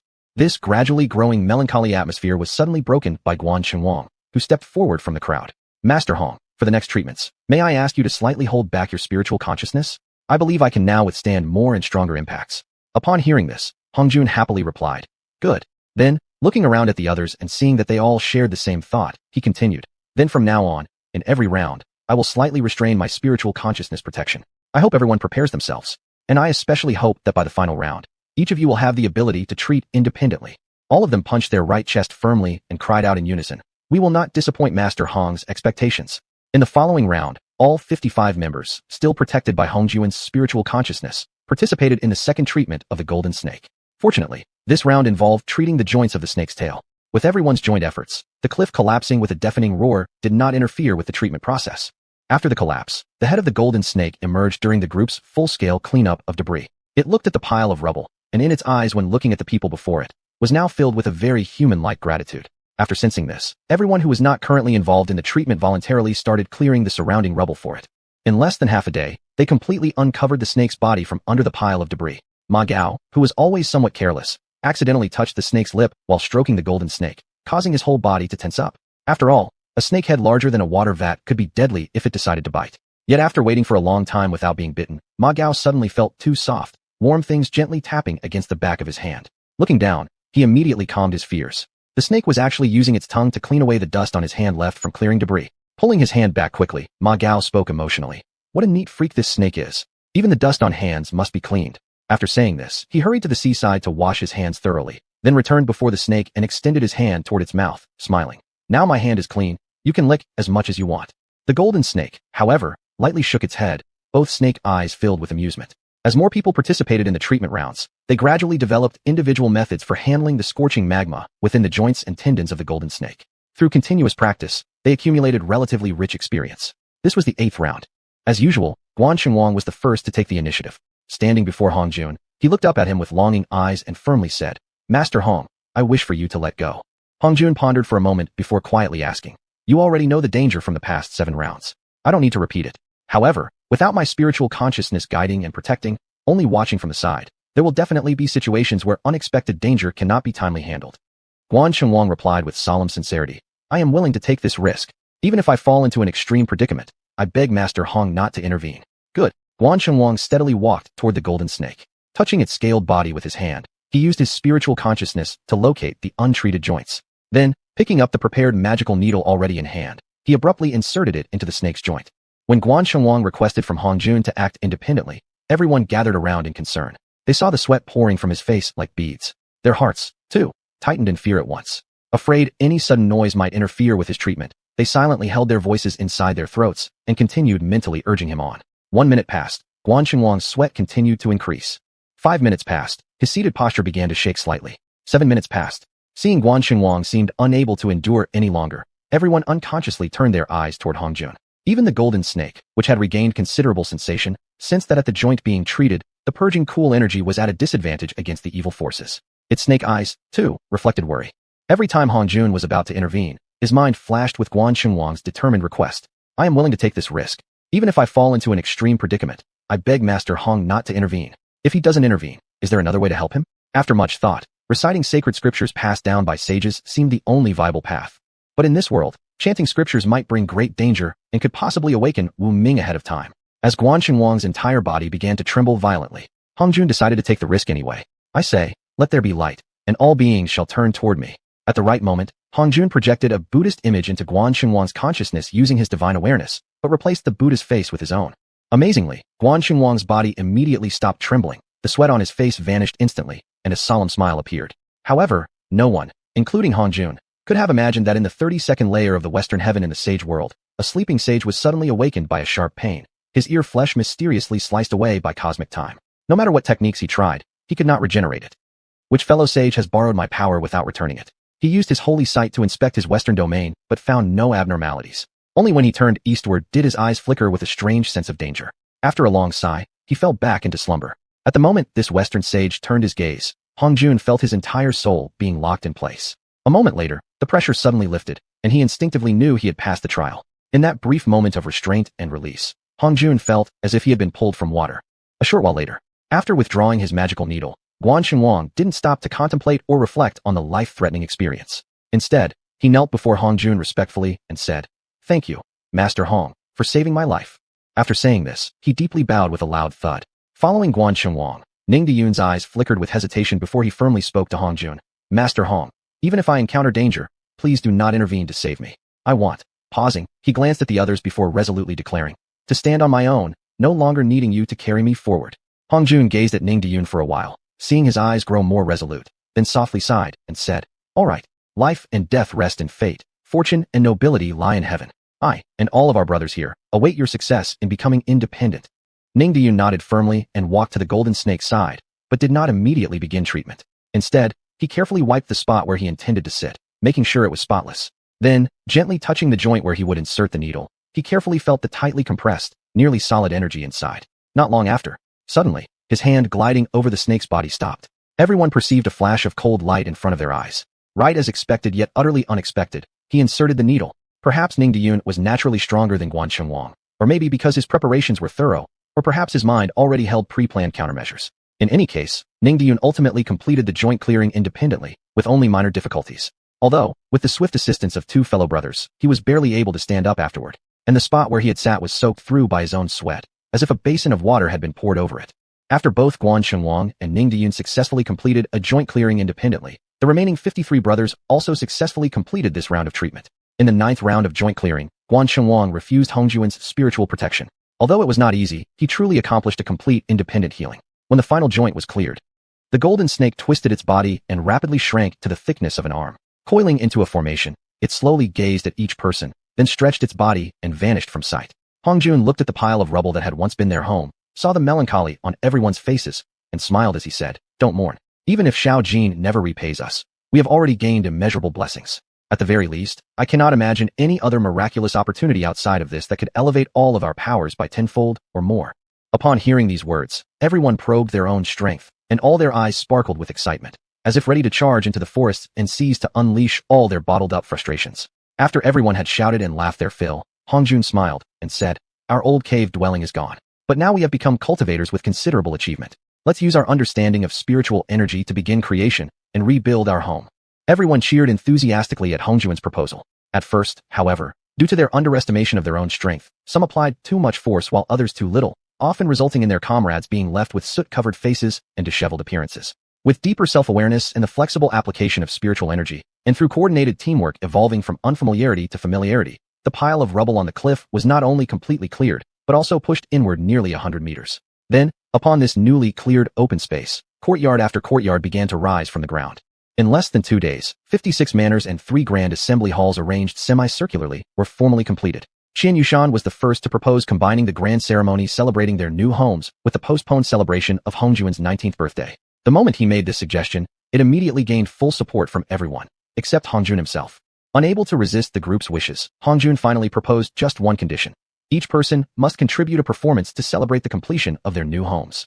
Although this proposal passed amidst reluctant expressions from the group, it was only with great difficulty that he managed to enforce it. Ma Gao glanced at his brothers, seeing the gloomy expressions on their faces, then suddenly an idea came to him, and he turned to ask Hongjun, "Can we perform as a group?" Hongjun, noticing the anxious expressions of many of his brothers, felt regret for his insistence that everyone must contribute a solo act. Thus, he readily agreed with an open mind. Yes, that's acceptable. However, right after his agreement, seeing the unusually bright expression on Ma Gao's face, he suddenly had the feeling he had fallen into someone else's scheme. Though exactly what trick Ma Gao would play, he couldn't tell. Instantly, Hongjun felt a headache coming on. Chapter 46. The Path is Perilous. Early the next morning, the heavens showed no particular favoritism towards Hongjun's birthday. It was neither sunny nor rainy, just a cloudy day, actually quite suitable for an outdoor performance. Well, one might say it was a slight nod of acknowledgement. Hongjun stepped calmly out of the courtyard and leisurely made his way to the martial arts demonstration platform. He saw everyone lined up in 5 rows, from short to tall, waiting for him. He smiled and said, "Looks like I've officially made it a habit to be the last one to wake up. Sorry to keep you all waiting. I said yesterday I wanted all of you to prepare something to celebrate the completion of our new home. I assume you're ready." Ma Gao responded immediately, stepping out of formation and quickly walking to the stage. He bowed respectfully to Hongjun and said, "We're all set. Please watch from the side, Master Hong." Hongjun gave a puzzled chuckle and moved to the east side of the stage to watch Ma Gao's performance. Standing in the center of the platform, Ma Gao took a deep breath, straightened his posture, and faced the crowd below. He suddenly roared, "Keep your distance." Hongjun was instantly stunned. What kind of divine performance had Ma Gao prepared? Why start with an order to keep their distance? If only one person was performing, who exactly were the others supposed to keep distance from?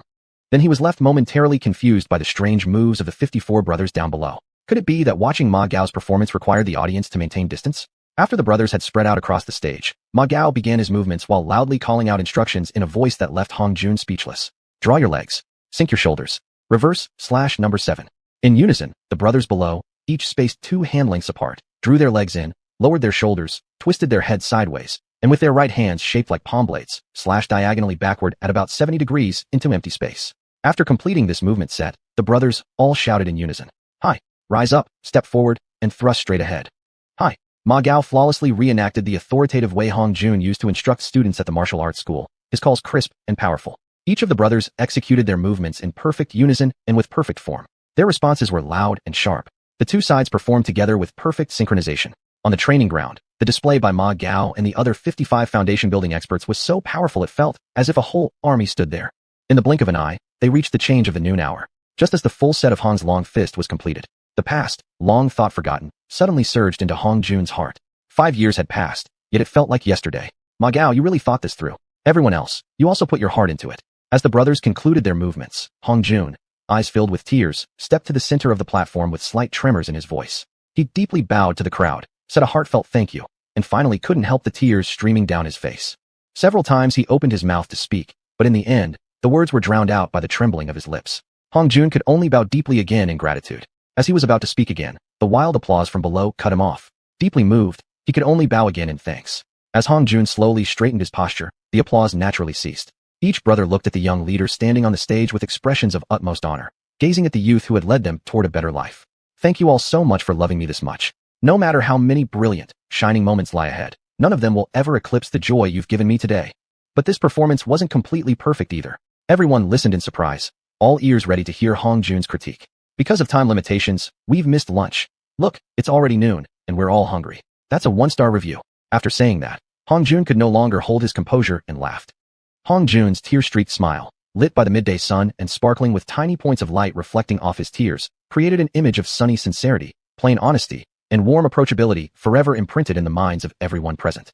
Then, everyone laughed at Hong Jun's 1-star review. One by one, they approached him, giving him a hug and saying, "Happy birthday." Lunch was still primarily Xianbing blue ox beef. After the meal, Hong Jun looked at the scarred Xianbing blue ox at the edge of the training ground, which was resignedly grazing, frantically absorbing spiritual energy to sustain its life. He turned to Hu Bugui beside him and said, "Estimate how much longer it can meet our basic needs." Hu Bugui instantly understood Hong Jun's meaning. After a moment of thought, he replied, "If we were still in the past, back when we treated Golden Snake, this ox could have lasted a long time as our food source. But since we healed Golden Snake, everyone's appetite has increased tenfold. Even though the ox is desperately absorbing spiritual energy to survive, it will be hard to last the brothers 3 months." As Hong Jun and Hu Bugui conversed, everyone unconsciously gathered around them. Hearing that their accustomed source of effortless food could only sustain them for another 3 months, worry was evident on all their faces. Hong Jun scanned the crowd and said, "Although we now have some ability to protect ourselves, we still don't have much clarity about the complex situations around us. I believe that after enjoying the delicious meat of Xianbing blue ox, there won't be many among us who are willing to return to the miserable life of chewing branches again. Therefore, our most urgent task now is to explore outward. While exploring, we should further enhance our survival capabilities, as well as our ability to handle and adapt to danger. When I first arrived at Xuanhuan Island and chose the path of cultivating immortality, it was for the sake of survival. Now that we have basically acquired the ability to survive on Xuanhuan Island, I think it's time to grant all of you the right to choose." Ma Gao couldn't help but interrupt and eagerly ask, "Choose what? What is the choice about? Cultivating martial arts, cultivating immortality, or cultivating both martial arts and immortality together?" At this point, Hong Jun raised his hand to stop Ma Gao from interrupting again. He scanned the crowd, saw the look of confusion on everyone's face, gritted his teeth, and finally disclosed a very harsh assumption. "The world we're in is a high martial world. In this world, cultivating martial arts is the orthodox path. Cultivating anything else will provoke hostility from higher-level cultivators. If we continue choosing to cultivate immortality, just living on Xuanhuan Island, we may never attract the attention of those high-ranking individuals. However, once we step beyond Xuanhuan Island, there will be dangers beyond comprehension." Xianxia, having suffered the consequences firsthand, nodded in agreement with Hong Jun's words. Then he raised an issue everyone had overlooked. "May I ask, Master Hong, where does spiritual energy come from?" Hong Jun fell silent for a moment before answering softly. "Our world is a martial one. Martial cultivators don't need spiritual energy. However, this planet that supports our existence absorbs many types of energy from the universe through its own functioning, and part of that energy becomes spiritual energy. Moreover, certain unconscious plants or rocks can also produce spiritual energy due to factors like external illumination. That is the source of spiritual energy." Seeing the crowd still looked confused, Hong Jun thought for a moment and decided to deliver a heavy truth. "Heaven and earth have wills." Everyone stared at Hong Jun with complete bewilderment. Then they were shaken beyond words by Hong Jun's next sentence. "The supreme beings above, and how they cultivate the will of heaven and earth, is beyond what we need or should know right now. All we need to understand is that this world, this planet where we live, under the influence of supreme beings cultivating through martial ways, has given birth to a heaven and earth will that strongly rejects spiritual energy. And the island we currently reside on was originally named Feiyun Island. I believe you've already figured out that this place is actually where the world's gathered spiritual energy is discarded, a wasteland in the eyes of the heaven and earth will. In other words, if we leave Xuanhuan Island in the future and continue cultivating immortality, our progress will be dozens of times slower than here. However, there is one great advantage we possess over ordinary martial artists. We have prolonged lifespans because our bodies have been nourished by spiritual energy. Now, I've briefly outlined the pros and cons of cultivating immortality. I would like to know how you will choose." I'm definitely not giving up cultivation. The unsurprising first responder was Ma Gao. Then everyone voiced their agreement. Xianxuan's summary earned instant consensus. If we only cultivated martial arts, we would be like the Walking Dead. Would we be foolish enough to return to our old ways, going down the same dead-end road again? Amidst their declarations, a thought none dared to contemplate surfaced in everyone's minds. They quickly fell silent and stared intensely at Hong Jun. Hong Jun looked gravely at the crowd, nodded, and said, "That's right. We do possess the ability to return to the mainland." The crowd, now confirmed to have such capability, immediately exploded in excitement. Even Hong Jun, who had grown up as an orphan, felt the stirrings of homesickness because of the morning's performance. Seeing the crowd looking at him with burning eagerness, Hong Jun spoke cautiously and seriously. Possessing the ability to return to the mainland doesn't mean we can go back now. Forget about sea monsters. Even swarms of Baiyu Tianlong fish would be beyond our capability without a large vessel. Unless we can advance 3 major cultivation realms, to Golden Core, Nascent Soul, and reach the Soul Projection stage, then the sea will remain off-limits to us. Hong Jun's warning severely dampened the crowd's deep-seated longing to return to the mainland. Yet, at the same time, because he mentioned the names of the next 3 cultivation stages, indicating a clear path for immortality advancement, everyone felt re-energized. Starting tomorrow, Xianxuan and I will be in one group. Everyone else should form 6 groups of 9, based on your own abilities, and decide whether to explore the island or the sea area. Just remember, no one is allowed to go beyond a 100-mile radius. At this point, Hong Jun loudly asked, "Understood?" Everyone loudly replied in unison, "Understood." Hong Jun stood up, motioned to Xianxuan, and the two slowly walked out of the hall. Everyone gazed at Xianxuan's retreating back as he followed Hong Jun, eyes filled with envy. Each one silently made up their mind. I must strive in the future to be the one standing by Master Hong's side. Hong Jun brought Xianxuan to the side of the Xianbing Blue Ox. Seeing that Xian appeared lost in thought, Hong sighed lightly and said, "The gift the Silver Wolf clan gave us is truly hard to judge as good or bad." After a long pause, Xianxuan responded in a low voice, "At the very least, it helped us get through a difficult time safely." Hong Jun let the sea breeze flutter his robe as he murmured, "One must always think of danger in times of safety. I have a feeling that our path of cultivating immortality cannot remain hidden for much longer. After all, the will of heaven and earth was cultivated by them." Qian's expression changed, and he carefully asked, They are humans, a group of humans who have come from other star realms." When Hong Jun saw the complicated look on Qian's face, he immediately guessed what the other was thinking and firmly added, "They can only be regarded as venerable ancients with great power, but not as our ancestors." Upon hearing this, Xianxuan immediately relaxed, then quickly asked, "Will they really oppose us cultivators of immortality?" Hong Jun shook his head and said, "Oppose us? For now, that would be absurd. It's just like us brothers wanting to cut and eat the meat of this Xianbing Blue Ox here. Would we even consider whether we are making enemies with it?" Qian's face changed dramatically. He cautiously looked around before whispering, "Does cultivation of immortality harm them?" Hong Jun replied with utmost certainty, "Exactly. Cultivating martial arts is like walking on only one leg. Even just cultivating immortality gives us at least the ability of 1.5 legs. To put it another way, they are actually walking on only half a leg. The tragedy is that this world is controlled by them, and their power compared to ours, saying it's a complete crushing, is actually a massive overestimation of our current strength." Xianxuan fell silent. After a long pause, Hong Jun softly continued, "Cultivating immortality in this world of sages is an extremely dangerous and brutal path. But as human beings, we were born to face challenges head-on."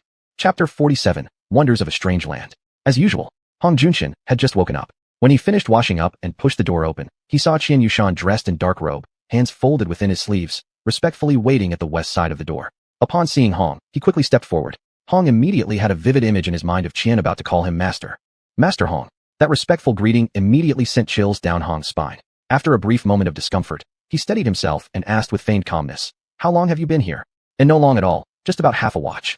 Hong couldn't shake the feeling that he and Qian were slightly out of sync. Thinking it over, he supposed it was just his initial prejudice acting up again. Suppressing the wandering thoughts in his mind, he casually asked, "Where are the others?" 3 groups went to explore the sea area, and the other 3 went into the forest. Please rest assured, last night, all groups had time to coordinate and practice among themselves, and for the most part, they've balanced their strengths accordingly. Their overall strength is now relatively even, especially after being treated by the Golden Snake. Not only has each person's own power significantly increased, but every magical artifact is now perfectly responsive to their will. Within a 100-mile radius, land or sea, they should be safe. Hong stared at Xianxuan for a moment, then smiled. "Good. You're showing the demeanor of a capable overseer." Qian's aged face flushed slightly as he hastily replied, "Master Hong flatters me. I am still far from reaching the level of Hubugawei." Hong smiled again and changed the subject. "Do you have any suggestions for where our team should go?" Qian blinked in surprise, but indeed proposed a direction, north of the base. "North?" Hong thought for a while, then happily agreed. "Good. The 2 of us will head north." Both being skilled and fearless, they set out without delay, making a spontaneous exploration to the north. Just less than 50 miles into the forest to the north of Tianwu Sect's base, there stood a tall mountain. If anything, Qian's so-called northern exploration was more about heading up the mountain. Qian walked ahead, dutifully leading the way. Hong, however, carefully observed and compared everything in sight, even a single blade of grass. Of course, with his formidable spiritual awareness, he didn't have to crouch before each plant to examine it. As they went deeper, Hong felt his heart growing increasingly tense. Knowing his brother's capabilities intimately, he realized, after comparing, he would have faced grave danger had they entered this area before being treated by the golden snake, even wearing the divine dragon armor. Let's take a break, Hong calmly told Qian, who was walking ahead. A break? Qian responded promptly. All right. As his mind relaxed slightly, he suddenly felt a chilling sensation on his foot. Looking down in alarm, he gasped in horror. At some unknown moment, his boots, crafted from the hide of the black ice azure ox, had been silently shredded into thread-like strips by the passing foliage. They now hung precariously from his feet, threatening to fall off at any moment. Qian's face flushed instantly. He knew Hong was merely saving face for him. Then, stealing a glance at Hong's shoes, he found the sight normal, yet oddly disheartening. Hong's shoes looked as if they were freshly made. Seeing this, Hong casually remarked, I usually plan ahead. After slightly reinforcing my spiritual barrier, I found walking over the grass was much easier. Yes, I can simply glide and push my feet through the space between blades. That remark was a devastating blow to xiuxian. Despite having reached foundation building years ago, he'd never been so extravagant as to use his spiritual awareness to protect his shoes. Hong had originally intended to explain more ways spiritual awareness could be of help in dangerous places like this, but upon noticing Qian's embarrassed expression, realized he was showing off. Immediately changing the topic, he asked, have you rested enough? Immediately afterward, he regretted his words, saying he wanted to rest for a moment, only exchanging a few sentences before rushing them off again. Clearly, he used the break as an excuse to point out Qian's mistake. What's going on today? My IQ seems to have dropped 2 levels. Hong became immediately vigilant. He quickly walked past Qian and said, I'll go ahead. Upon hearing this, xiuxian instantly raised his guard to its highest level. When the two finally passed through the forest and arrived at the foot of the mountain, they discovered a barren earth ring, nearly 100 meters long, encircling the base of the mountain. Inside the circle, not even a blade of grass grew. And on the mountain itself, there wasn't a single tree taller than 3 meters. Whether looking at the dead soil ring or the absence of tall trees, this mountain was clearly anything but normal. As the two were speculating on possible reasons, a sudden buzzing sound rushed from the distance. Soon after, amidst flying branches and leaves, Hong instinctively sensed a great danger approaching and urgently whispered while flattening himself. Back to the bushes. Lie low. Without hesitation, Qian quickly returned to the bushes and lay flat on the ground. Then, what he saw left him terrified. Rays of differently colored spiritual blades slashed out from deep within the mountain, only to reach the ring of dead soil and vanish, still stirring dust several meters high. It lasted nearly half a watch before falling silent. The two looked at each other in horror. To figure out the pattern of the spiritual blade's appearance, they lay in the bushes for 2 entire days before summarizing that the blades appeared roughly every 3 hours. Therefore, Hong Junxin and xiuxian waited until another spiritual blade passed before rising and crossing the ring of dead soil to head up the mountain. Once on the mountain, when they found that even the smallest plants were taller than both of them, their worries eased. The mountain was not without trees. Because of the spiritual blades, all the trees grew horizontally along the ground.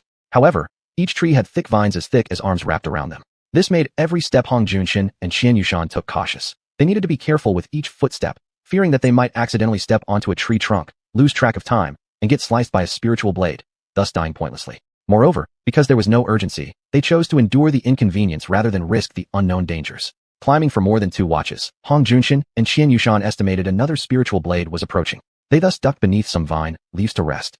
The waiting was quite tedious.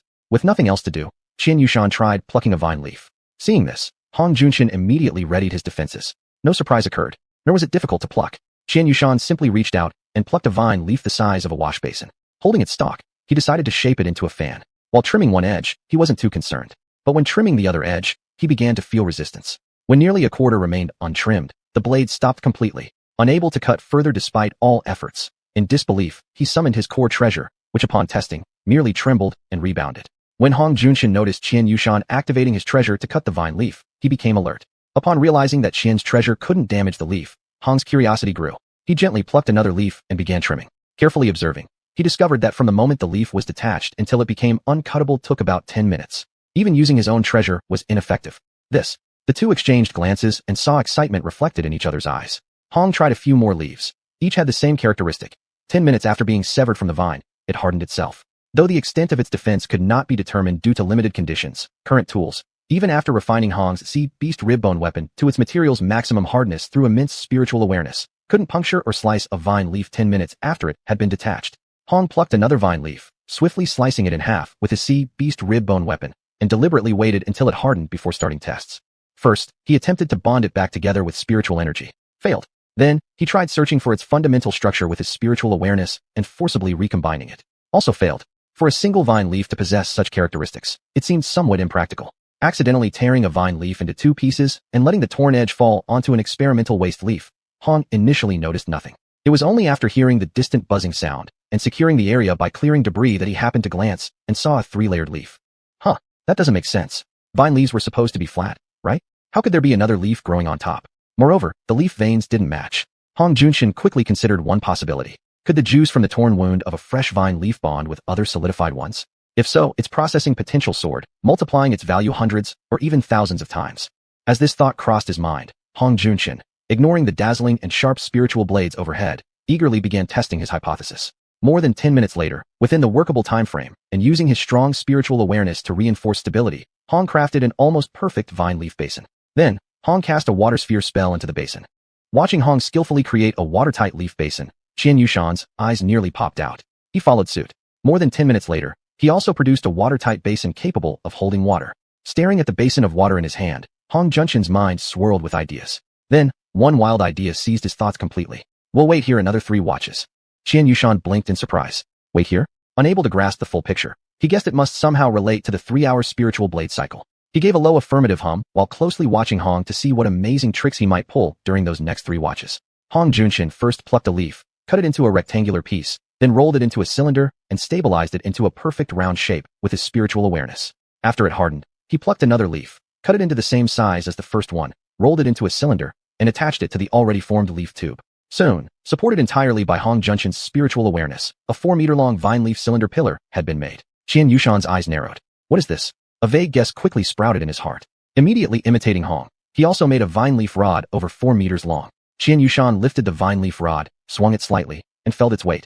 So light it was almost negligible. Glancing at the seemingly dozing Hong Junxian, his initial suspicion began wavering.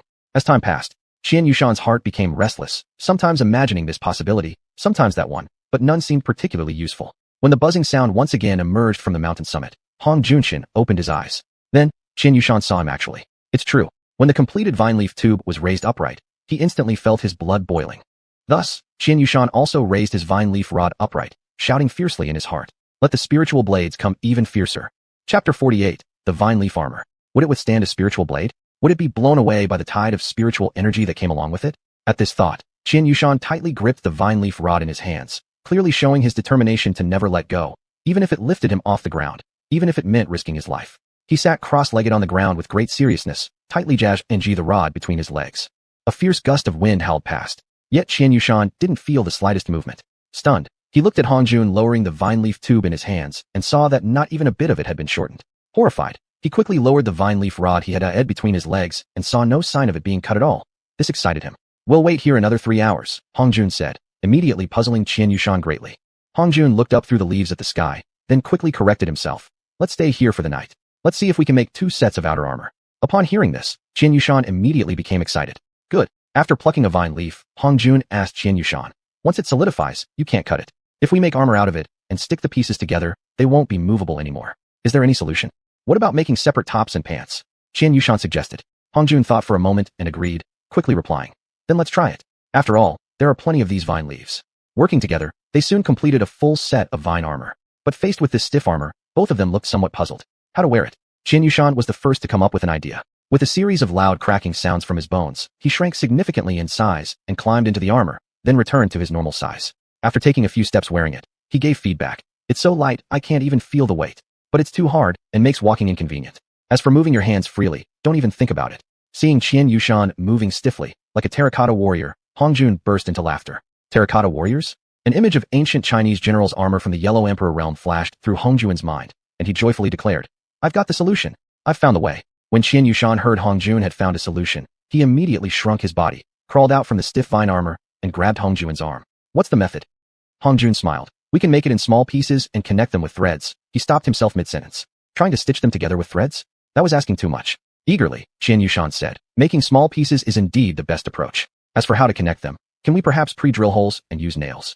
Hong Jun followed Xianxuan's idea, thinking further. He found that this idea had great feasibility and practicality, so he joyfully said, let's first test the way to connect the armor plates. Once we figure that out, making vine leaf armor will no longer be difficult. As for the issue of being too stiff, if we make the leaves thin enough, it won't even be a problem. Hongjun casually plucked a vine leaf, transformed a seed beast's rib bone artifact into a tool for making round holes, and punched a hole through it. Seeing this, Xianxuan's mind stirred, and he hurriedly said, "Can we shape the artifact into a hollow cylinder? While punching a hole, wouldn't we also be able to form a connecting axis at the same time?" Hongjun, upon hearing this suggestion, thought it was excellent. Willingly accepting the idea, he changed his artifact into a hollow fine cylinder and punched 2 holes in the vine leaf. Then, using his spiritual sense, he gathered the small cylindrical leaf flesh from the center, lightly peeled off its outer layer, and attached it to another vine leaf. More than 10 minutes later, Hongjun took a vine leaf with the attached cylinder and inserted it into the hole made earlier. As he twisted it, there was no resistance at all. Through his spiritual sense observation, Hongjun estimated the appropriate gap for the rotation. He then plucked another leaf, punched a hole in it, extracted another cylinder, cut it to the proper length, attached it to the end of the previous cylinder, slid it into the hole, then took a slightly larger cylinder, sliced it, and riveted it in place. After another 10 minutes, Hongjun and Xianxuan each pulled on a riveted vine leaf as hard as they could. It didn't come apart. The two of them couldn't help but burst into loud laughter, filled with excitement. Working together, they spent the entire night testing various parameters: leaf thickness for the riveted plates, optimal hole sizes, pin lengths, gap measurements between pins and holes, and ideal leaf dimensions. They even designed a helmet and protective visors meant to guard against spiritual blades. By the time sunlight once again bathed the land, all the data and production steps for making the vine leaf armor had been fully sorted out. After resting in meditation for a while, they maximized their spiritual senses and began their dazzling, complex operations. In less than half an incense stick's time, there was already a set of unriveted armor components on the ground. Hongjun swept his spiritual sense across all the armor plates, checking each hole's preset, curved indentation. After confirming that none had been missed, he smiled at Xianxuan and said, "You assemble the pants, and I'll handle the top." "Good," Xianxuan replied excitedly. Thus, the two of them followed the assembly process step by step. After using their spiritual senses to shape each component, they quickly plucked new leaves, made the riveted surfaces, and precisely attached them to the small cylindrical areas at the center of each hole. Within just over 10 minutes, a complete set of vine leaf armor had perfectly taken form. However, once the two withdrew their spiritual support, the armor pieces simultaneously softened and fell to the ground. With a wave of their hands, they picked up a piece each and touched it gently, sensing its fine texture, which filled them with even greater delight. Hongjun glanced at the sky and estimated the time, then picked up one of the cylinders made the previous day, raising it high above his head. Seeing this, Xianxuan quickly imitated him, lifting his pair of pants and supporting them with a round stick. The two stood there anxiously, wishing for the spiritual blade to arrive sooner. Time passed slowly while waiting with such anxiety. Finally, when the buzzing sound rang out, both of their hearts leapt to their throats. After the spiritual blade had passed, the two hastily withdrew their supporting rods, seeing their intact clothes and immediately breaking into wide, excited grins. Having already succeeded in making one set, the two worked together and completed another within less than an hour. Then, while continuously testing and refining their design, they produced 2 helmets. At the lower part of each helmet, they added a windproof collar, and at the front eye opening, they added a slot-style pull-down visor for wind protection. Once the 2 helmets were completed, no excitement or joy remained in their hearts, only a heavy feeling. Because this test carried risks. However, it was simply impossible to give up testing out of fear of risks. Xianxuan looked at Hongjun with determination and firmly said, "Hong Master, the brothers cannot do without you. Therefore, I will test first this time. Once it's confirmed safe, you can go as you please." Hongjun shook his head and replied, "No, Yushan, my strength is far superior to yours. Especially in spiritual sense, mine is hundreds of times stronger, and my reaction speed is thousands of times faster. My ability to respond to potential uncontrollable risks far exceeds yours. Therefore, I must go first this time." At first, Xianxuan refused to agree to let Hongjun be the first to test. However, whether by logic or reasoning, Hongjun held absolute superiority. Defeated, Xianxuan angrily said, "Then let's both test it together. Isn't there still an unused set?" Hongjun's expression turned cold as he replied, "Test together? I'm surprised you can even suggest that. What's the difference between that and you going first? If danger occurs, I might not have enough strength left to save you. Are you trying to drag me into the same danger as you?" Although Xianxuan felt Hongjun's words had some flaw he couldn't quite point out, he failed to find any argument and could only nod awkwardly before scratching his head in resignation. Seeing this, Hongjun quickly put on the vine leaf armor. He felt it was lighter and more delicate than even the finest silk he had worn before. A sudden unease gripped his heart. Was its defensive ability truly enough? No. Rather, could this armor truly withstand the spiritual blade? He couldn't help but feel slightly anxious for a moment. Yet, recalling the previous 4 tests, all of which had survived the spiritual blade unscathed, he felt some reassurance. Hongjun silently calculated the timing before swiftly leaping up, landing atop a flat tree stump. Looking toward the deep mountains, he silently pondered, what exactly was the source of these spiritual blades? Just as he was thinking, he suddenly heard the buzzing sound again. In the distant mountains, streaks of pure light crossed and twisted, whipping up thousands of leaves, advancing slowly yet deceivingly quickly. Though momentarily startled by the grand spectacle of the spiritual blade, Hongjun did not forget to pull down the eye visor. Only then did he suddenly realize he had no protection for his hands and feet. In desperation, Hongjun thought of a solution. After tightly clasping his ankles, he curled his body into a tight ball to resist the spiritual blade. As he sensed the rapid fluctuation of spiritual energy around him, his heart soared high with tension. Once the buzzing sound faded, Hongjun remained cautious, afraid to unfurl his body. It was only after hearing a loud pung sound as layers of sand were blown away that he slightly relaxed, cautiously stretching his body. Feeling no trace of spiritual fluctuations on his hands, he removed the visor, scanned his surroundings, and truly felt that this time, the test had succeeded. Shortly after, sensing the quiet stirring of spiritual energy behind him, he knew it was xiuxian jumping up, unable to rest easy. Turning around, he saw that xiuxian had already donned the vine leaf armor and smiled. The test was successful. It can perfectly divert the spiritual energy. Really, although xiuxian had already seen that Hongjun showed no sign of injury, he still awaited Hongjun's own confirmation before truly believing it. The test truly was successful. That's wonderful. But xiuxian's joyful expression froze instantly, and he hesitantly asked in a small voice, "But what?" "It's the lack of protection for the feet and hands. Fortunately, I quickly curled my body into a ball at the last moment, hiding my hands and feet in the center, thus barely surviving the danger." Xiuxian immediately admitted his fault. "Hong Master, it was my oversight." Hongjun stared at Xiuxian intensely and said very seriously, "Yushan, I Hongjun am not a person who shifts responsibilities onto my subordinates. Indeed, the creation of the mountain vine leaf armor was something we discussed and finalized together. If something wasn't properly considered, I too share the responsibility. Also, since you call me Hong Master, though there's a saying that teachers need not be superior to their disciples, when it comes to foresight and careful planning, it is the teacher who should bear more responsibility." As Xiuxian listened to Hongjun continuing to speak, it became increasingly clear that Hongjun was attempting to shoulder the blame himself. So he quickly interrupted. "Let's take equal responsibility then, 50-50. Hongjun immediately burst into loud laughter and said, "There was no accident in the first place. Why are we even arguing over who's responsible? As for the gloves and socks, let's just make them right away. Instead of wasting time here talking endlessly, why not get started immediately?" Exactly. Let's get started right away." 3 hours later, fully equipped and hand in hand, Hongjun and Xiuxian jointly experienced the might and wonder of nature. Hongjun watched the dazzling spiritual blade streak past him for a long while before softly murmuring, "This kind of armor should remain the utmost secret. Once it leaks outside, it could possibly become a nightmare for cultivators like us." After a moment of thought, Xiuxian nodded in agreement. Chapter 49: The Slender Pole and the Strange Tree. Chapter 49: The Slender Pole Trees. Because Hongjun and Xiuxian both wore the kaijia, vine leaf armor, and possessed extraordinary spiritual senses, they managed to reach a canyon safely despite a few close calls along the way. Perhaps due to the lack of human presence for a long time, and frequent exposure to spiritual energy and spiritual rain, the grasses in the canyon, though sharp, proved to be quite delicious to eat. Most of the animals were not large in size, mostly herbivores. When Hongjun and Xiuxian entered, the animals only began to slowly walk away after giving the two intruders a proud glance. Only when the men's hands could nearly reach them. Unfamiliar with the canyon's conditions and uncertain about the abilities these seemingly relaxed animals might possess, Hongjun and Xiuxian proceeded cautiously, unwilling to act rashly. As they advanced side by side, they remained alert, carefully observing the surroundings, the vegetation, and any movement. There were no thick trees in this place. Only slender, straight trees, over 10 meters tall, known as suggansu, slender pole trees. Looking at each other, Hongjun and Xiuxian understood each other's thoughts. These were trees suitable for building boats. Yet they did not know what properties these trees might possess. Without hesitation, the two each selected a tree, transformed their magical treasures into axes, and began chopping. Though they were well prepared, they had not expected the trees to snap so easily. Even 2 fingers could lift a fallen tree. Both gave the trees an internal thumbs down. However, recalling the astonishing transformation ability of the vine leaves, they developed renewed hope. Even after nearly an entire hour, when they chopped the trees again, they still snapped just as easily. What kind of bizarre tree was this?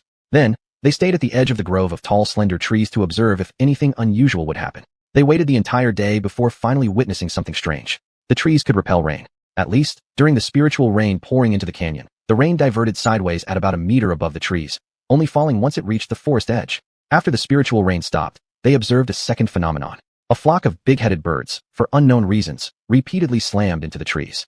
Unexpectedly, each tree stood completely still and undamaged. As the two watched, they thought perhaps the clumsy birds didn't carry enough force, until one bird miscalculated its angle and slammed into a nearby cliff, embedding itself into the rock. Startled, the two only cautiously approached the cliff after the birds flew away. They tried to pull out the bird with their hands, but found it too hard to budge. Not wanting to give up, they took out their rib-shaped fobak, magic treasure, and stabbed at the rock with force, only to find that not even the weapon could pierce it. This truly defied common sense. Though both wished to explore deeper into the canyon, the presence of these two peculiar phenomena made them extremely cautious about underestimating any plant.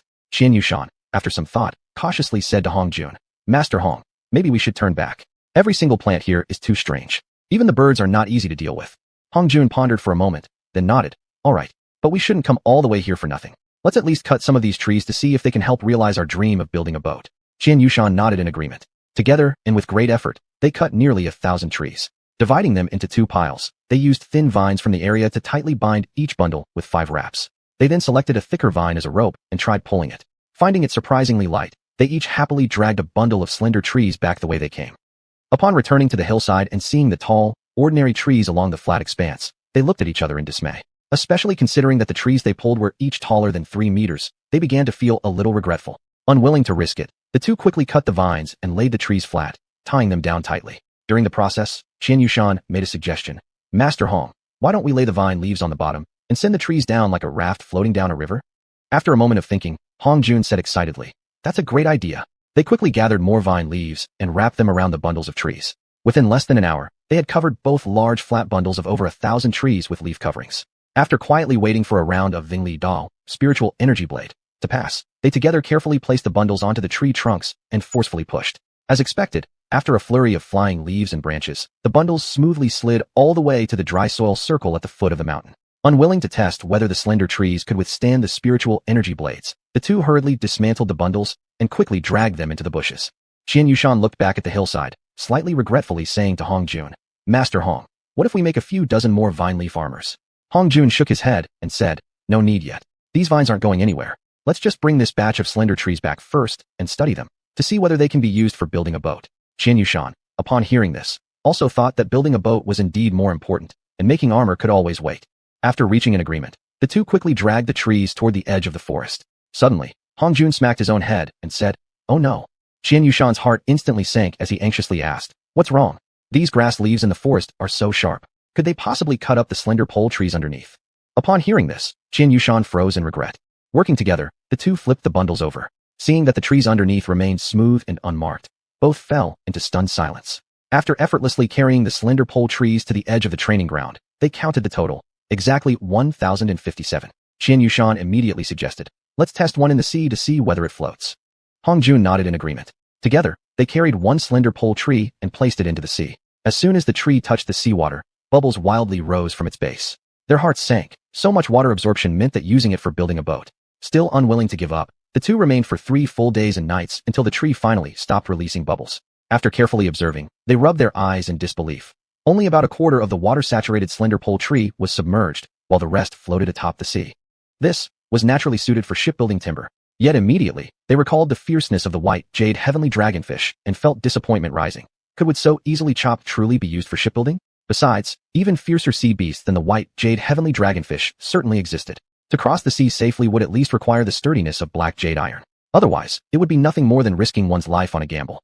The 2 cast extremely disappointed glances at the over 1,000 slender pole trees stacked on the training ground. Shaking their heads, they returned to their courtyard in great disappointment. The next day, still unwilling to give up, Xianxia retrieved the slender pole tree, soaked in seawater, to study why it no longer sank after absorbing water for 3 full days and nights.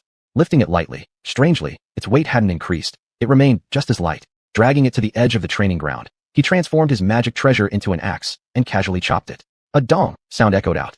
The chopped section of the slender pole tree bore not even a mark. Xianxia lifted the axe high and swung it hard. Another dong rang out. The chopped section still bore not even a mark. Not even a mark. Hong Master, come quickly, this is incredible. Xianxia shouted loudly. Hong Jun quickly dropped what he was doing, flew to the edge of the training ground, and urgently asked while staring at Xianxia, who was grinning foolishly. Yuxian, what's wrong? Don't scare me. What happened? Throwing away the axe like magic treasure, Xianxia excitedly threw his arms around Hong Jun, jumping up and down while laughing and shouting. We have a chance to build our boat. We can build our boat. Hong Jun interrupted Xianxia's outburst in disbelief. Wait, you say we can build a boat? This slender pole tree, which could be chopped through easily, can it really work? Xianxia smiled. Hong Master, just try it yourself. So Hong Jun tried. Hong Jun summoned his rib-shaped magic treasure, transformed it into an axe, and forcefully chopped the slender pole tree. Another dong sounded. Not even a mark appeared where it was struck. Still unwilling to accept it, he chopped again. Another dong resounded. Still not a mark. This truly defied belief. Hong Jun thought for a moment, then turned around, rushed onto the training ground, dragged out another slender pole tree, and swung the axe. A crack sounded. This slender pole tree immediately snapped in two. This This was truly naturally suited for shipbuilding, no? Superior timber for shipbuilding. Easy to work with, it underwent an astonishing change after soaking in seawater, fully saturated. It could now withstand a full-force chop from an already top-grade magic treasure. We're rich. That hill behind the residence truly was a treasure land. Wishing they had discovered it earlier.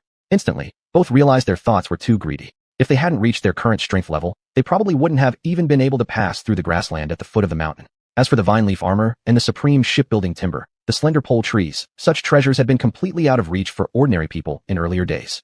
Sitting beside this slender pole tree, Hong Jun fell into thought. He just couldn't understand why it could repel spiritual rain yet absorb seawater. Was there some principle or cause unknown to him? Why in the canyon, the big-headed birds capable of smashing through rock could not harm the slender pole trees at all, and the weapons he had crafted from sea beast ribs could easily chop it? Was it really only due to the sharpness? After careful elimination and comparison, Hong Jun focused on the division between land and sea regions. Eager to test his theory, he immediately stood up, searched through the rubble for a relatively large stone, and used spiritual perception techniques to quickly shape it into a stone axe. Puzzled by Hong Jun's actions, Xiuxian watched the stone axe in his hand with confusion, questioning, "Hong Master, what exactly are you doing?" "Experimenting." Xiuxian, after their visit to the back hill, felt deeply that the greatest insights and gains had all come through experimentation. He immediately became highly interested and closely followed Hong Jun's every move, watching intently, fearing that even a blink of his eyes might cause him to miss the most critical moment of the experiment, leading to serious deviations in his future verification process. Hong Jun lifted the stone axe and forcefully chopped at a second slender pole tree pulled from the pile of timber. A dull pft sound echoed out. The stone axe shattered, leaving a huge jigho. Hong Jun stared at the broken axe like a 30-year bachelor who had just seen an absolute beauty, muttering to himself. Just as expected, when Xiuxian saw the stone axe chipped and damaged after striking the slender pole tree, he felt a strange uneasiness rising in his mind. Wanting to prevent this suspicion from growing, he quickly asked, "How did the experiment turn out?" "Very good. No surprises," Hong Jun replied while walking toward the seawater-soaked slender pole tree, axe in hand. Xiuxian was only more confused by Hong Jun's casual response. Deciding not to ask further for now, he resolved to just watch and listen to his explanation afterward. If Hong Jun's explanation contained glaring errors or inconsistencies, then he must be suffering from excessive stress recently and really needed a good rest. Hong Jun raised the stone axe again and chopped hard at the seawater-soaked slender pole tree. A loud crack sounded. The damaged stone axe was instantly destroyed. Seeing that not even a scratch appeared on the slender pole tree, Hong Jun happily smiled. Carefully recalling the entire experimental process, Xiuxian's heart pounded with excitement as he asked, before absorbing seawater, it couldn't withstand the axe made from sea beast bones, yet land-made tools had no effect on it. But after absorbing seawater, it became resistant to tools from both sea and land. Hong Jun's eyes gleamed with excitement as he looked at the over 1,000 slender pole trees piled on the training ground. He nodded and said, "That's right. This tree is an invaluable treasure for us. What if, Master Hong, what if it absorbs blood? What then?" Xiuxian's voice weakened as he spoke. If it really absorbed blood, who knew what unpredictable things might happen? Hong Jun thought for a moment, then said, "Let's not conduct that experiment for now. The properties it currently possesses are already enough to bring us immense fortune." Xiuxian nodded in agreement. Chapter 50, A Change in Thinking.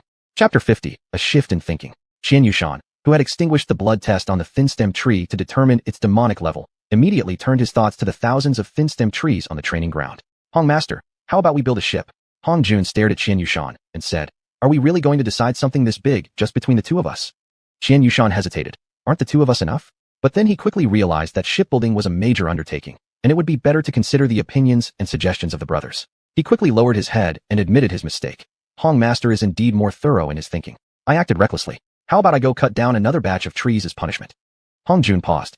True enough. No one knew when the other brothers would return, and going back into the canyon to cut trees wouldn't take much time. So he nodded and said, "Good, let's go together." From then on, fully protected by armor made from vine leaves, and completely unthreatened by the spiritual energy blades, they steadily reduced the time required, from cutting and transporting a batch every 5 days down to every 3. In less than a month, the thin-stem trees from the training ground had piled up like mountains. One morning, Hong Jun grabbed Xiuxian, who was turning to walk away, and said, "We won't go cutting today. Look, there's no more space to pile them up." Xiuxian was puzzled. Over the years, that large patch of wasteland has remained unused because of a lack of seeds. Can't we just pile trees there? Hong Jun shook his head. Cutting too many trees is wasteful. We can't transport them inland to sell. And if the wood soaks up seawater along the sailing route, we'll have nowhere to cry about it. Xiuxian thought carefully and realized Hong Jun was absolutely right. He had indeed been blinded by thoughts of its miraculous processing capabilities and hadn't considered the transportation difficulties. After changing his mindset, he looked at Hong Jun and said, "You're absolutely right. So what now?" Hong Jun thought for a moment and replied, "We can build a dry dock." Xiuxian, once a xiuxian, arduous practitioner, asked in confusion, "A ship, dry dock? What's that?" Hong Jun answered seriously. A dry dock is, but realizing that Qian might not understand anything, and wanting him to fully grasp the concept through explanation, he decided it would take too long. Instead, he thought it better to assign him as an assistant. While constructing the dock, and after it was completed, Qian would naturally come to understand. Standing on the beach, Hong Jun thought for a moment before turning to xiuxian and said, "Yushan, go to that wasteland and bring some soil back. We'll run a test first." Another experiment? Xiuxian had become almost addicted to experiments. Without asking what the purpose or objective of the soil collection was, he quickly turned and rushed toward the wasteland. In no time at all, using his powerful divine awareness and manipulating spiritual energy, he transported a large amount of soil back to the beach and carefully asked, "Where should I put this soil? Is this enough?" Hong Jun estimated the areas the tide might reach, selected a slightly higher sandy patch, and said to xiuxian who had just arrived, "Put it here. For now, this amount of soil should be sufficient." While unloading the soil, xiuxian asked, "Okay, what should I do next?" Looking at Qian's eager face, Hong Jun questioned, "You want to do it?" Xiuxian's eyes sparkled. Yes, I do." "Great. First, use the fireball technique to melt the sand." "Oh, right. How come I didn't think about the sand itself earlier?" "This soil, you put it aside first. Actually, just move it into the sea, and make sure not a single grain of soil remains behind." With a few swift actions, Qian moved all the soil from the beach into the sea, and then looked back at Hong Jun. Hong Jun, recalling briefly, slowly said, "First, use your fireball technique to melt the sand into molten sand liquid, just like when we treated the baby golden snake, perceiving the magma-like state in its joint ligaments." Xiuxian lowered his eyes toward the seashore sand beneath his feet with a trace of doubt. Can it really be burned into that? Then he immediately felt ashamed for having such a fleeting thought. He quickly gathered spiritual energy, activated the fireball technique's required frequency, and began heating the sand. Not long afterward, when he saw the red glow from the fireball's scorching effect, he grew even more determined. And when he finally saw the sand melt into a lava-like state, his admiration for Hong Jun only grew stronger. On the other side of the beach, Hong Jun leveled a patch of sand, then used his finger to draw an extremely smooth dam structure. It was wide at the bottom, narrow at the top, with rounded edges and corners on the top sides. He then said to xiuxian, "Shape the molten sand into this form. As for the size, 500 meters in length, 80 meters in height, 50 meters wide at the base, and 20 meters diameter at the narrow top." Xiuxian looked at the diagram Hong Jun had drawn and was stunned, hesitating as he said, "I." Hong Jun had hoped to form it in one go, but considering Qian's current abilities and the inconvenience of controlling such a large scale, he simply nodded and said, "It can be done in sections, poured in batches." Even though Xiuxian was nearly at the third layer of foundation building, and despite his lack of experience, he still spent the entire morning to finally forge a glass-like dam. Under the direct sunlight at noon, it radiated dazzling rainbow-colored light in all directions. Xiuxian, still in disbelief, looked at the dam and murmured, "It's made entirely of sand. It is made entirely of sand. It was I who forged it. It was indeed you who forged it." Hong Jun gave Xiuxian a light slap from behind and said, "Stop daydreaming. Hurry up, we still need to forge another one." All right. Xiuxian quickly agreed and resumed heating the sand, since he had already succeeded once and gained some experience. Within less than 2 hours, Xiuxian had forged a second ba. He then looked at Hong Jun with a bit of hesitation and asked, "Shall we make another one?" Hong Jun glared at him and replied, "Another one? Are you getting addicted? No need to waste time on these fancy things anymore. Come with me. We have real work to do." Still somewhat reluctant, Xiuxian cast a final glance at the two towering ba structures before quickly turning back and following Hong Jun closely to just above the shallow sea. Hong Jun examined the depth of the seabed and the condition of the oceanic base beneath the silt, and finally settled on an ideal location slightly to the east and a bit to the south of the training ground. This shallow sea trench was around 150 to 180 meters deep, 500 meters wide, and about 2,000 meters long. At the end of this trench lay open ocean. After scanning the trench, Hong Jun's thoughts raced. How could it be used most effectively? How could he construct his ideal dock without wasting time and effort, perfectly aligning with his original design? After a short while, he turned to Xiuxian, who was watching him eagerly, and a thought struck him. This was truly an excellent assistant to work with. He then explained seriously, "Try using the earth spike technique to lift the rocks on both sides of the trench up above sea level." To make himself clearer, he drew a rough, three-dimensional sketch of the dock on the beach with his hand. Xiuxian stared intently at the sand sketch, his eyes sparkling. After a while, he replied seriously, "I've never tried this before, but in my opinion, to prevent unnecessary cracks in the rock structure, it would be best if one side was raised all at once." Hong Jun considered this briefly and nodded. "Good idea. We'll work together to lift the eastern side first. During the lifting process, you just focus entirely on lifting it. I'll coordinate with you to ensure a synchronized elevation." He finished by mentally transmitting the final shape the rock formation should take to Qian. When Xiuxian received the mental image of the dam's design, he hesitated slightly before carefully suggesting to Hong Jun, if we have enough energy left, could we perhaps melt the rock into a bar?" Lifting the rock, and then melting it into a bar? This difficulty was not just a little increased, but exponentially greater. But, why do I find this challenge so appealing? Hong Jun's eyes lit up as he said excitedly, "Great. Let's do it exactly as you said. With their divine consciousness intertwined and drawing on the spiritual energy of heaven and earth, they simultaneously cast the earth spike technique on the northern rock embankment of the trench, along with the fire. No, more accurately, the flame refinement technique. Within less than an hour, as Hong Jun watched the Moar rise majestically out of the sea, he realized how absurd his earlier caution had been. His earlier mindset had simply not kept pace with this world. Many of his thoughts, ideas, and perspectives were still constrained by the limitations of the Yellow Emperor's world. It seemed he needed to rethink and handle issues from the standpoint of this spiritual rich world, as a cultivator. Understanding this, Hong Jun said to a clearly excited xiuxian, "Let's move on to the southern side of the trench and forge that rock as well." This time was faster. Only half an hour later, they had achieved their desired result. Seeing the two glass-like, dragon-like structures lying in the sea, xiuxian felt a tremendous sense of achievement. Ignoring how late it already was, he eagerly suggested, "Hong Master, let's forge the rest of the dock facilities too." Hong Jun shook his head and said, "No, that's enough for today. Tonight, I'll need to carefully consider how to perfect the design." What xiuxian didn't realize was that Hong Jun had become aware of his own thinking failing to keep up with the changes of this world. He now saw how naive it was to have thought he could perfectly replicate, brand new ship dock designs. Many of them weren't suitable for this sage world at all. At the very least, under the abilities of cultivators, certain designs were completely unnecessary, while others demanded innovation. Once Hong Jun returned to his courtyard, he sat cross-legged on his bed and began a serious examination of the dock's design blueprint. The first part to be cut was the water-blocking gate. With water manipulation spells readily available, there was no need to drain the entire sea. Surely an alternative method could be found. Then came some lifting facilities. No need for everyone to be a powerhouse. With spells and spiritual energy enhancement, it wasn't like they had to lift the entire Huiyun Island. How big could a tiny boat possibly be? Lifting it would be no problem. Even if one couldn't do it, there were more than 50 foundation building experts available. Next were the daily living facilities. With a simple longitudinal flight and gliding through spiritual energy, returning to one's courtyard wasn't that much harder than walking to a personal dock residence. Cut it out. Maintenance facilities, storage rooms, tool houses. When one could easily construct with hands and fabao readily available, there was no point. Remove them all. Oh right, how about driving seawater out of the dock and keeping it blocked outside? Assigning two brothers to cast spells day and night felt a bit inhumane. Is there any alternative? What if we cover the entire dock with a waterproof shield? What materials would be needed for that? Couldn't think of any. Scrapped. Formation? Array techniques? How foolish I am. Fully knowing this is a world ideally suited for cultivation, and that I and my brothers have already embarked on the path of cultivation, why didn't I think of formations except for forging a lifelink treasure? Oh right, there are also pills, talismans, spirit stones. Goodness. With his thoughts scattered, Hong Jun kept thinking and felt increasingly like he had missed out on billions and billions. Chapter 51. Everyone deserves credit.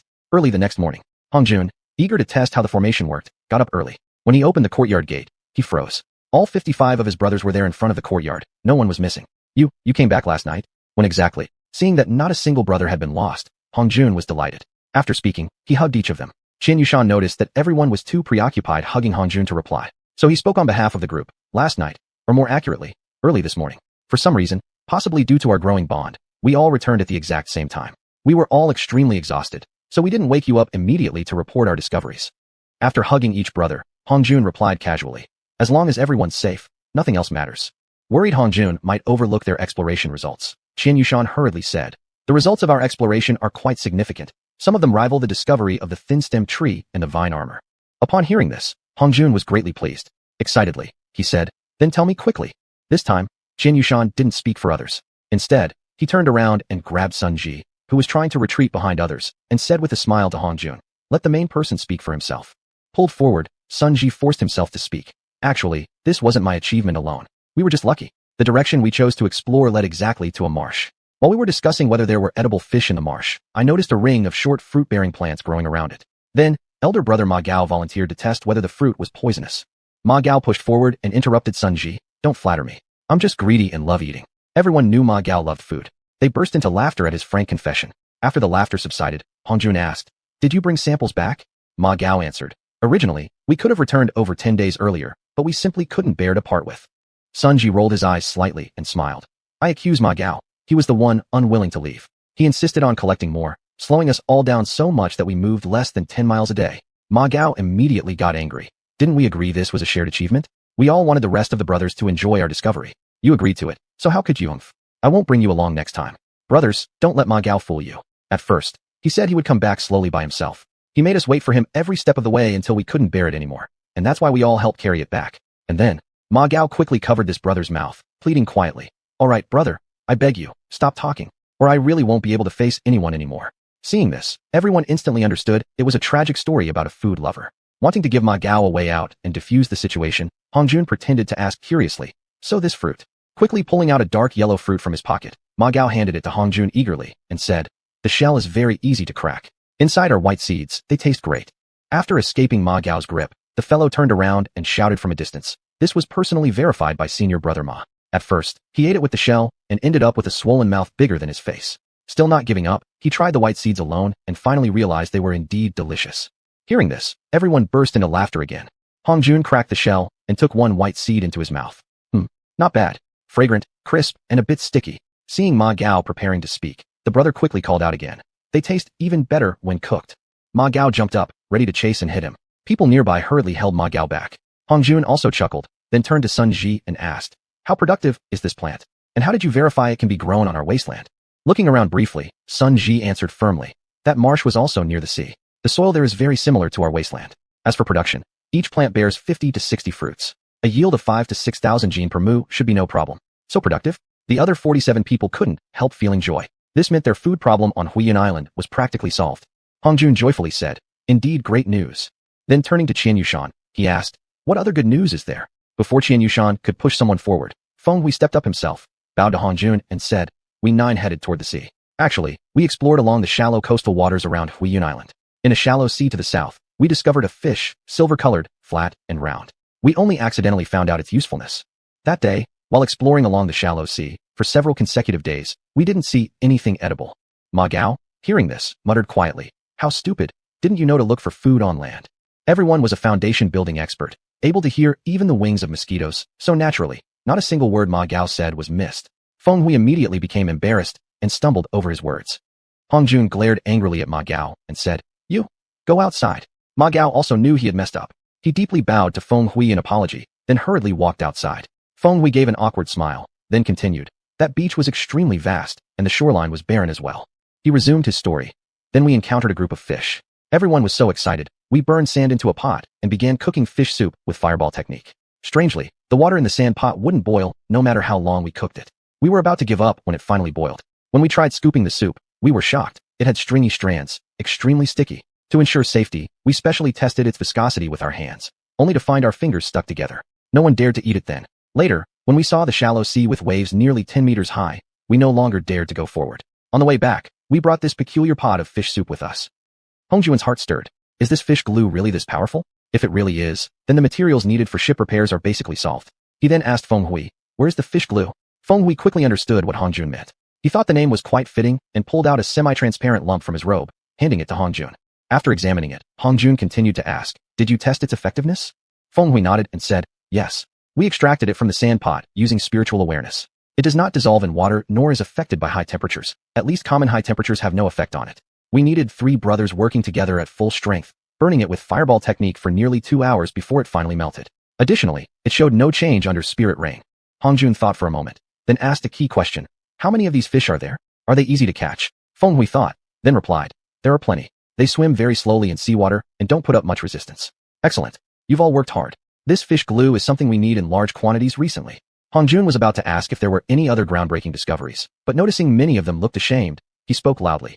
"Not discovering anything doesn't mean your efforts were wasted. It provides extremely important reference value for our full-scale exploration next time. Those who did make discoveries were simply lucky, having happened upon them. Perhaps, beyond the already discovered directions, there may no longer be any miracles ahead. Therefore, you all are also great contributors to this exploration.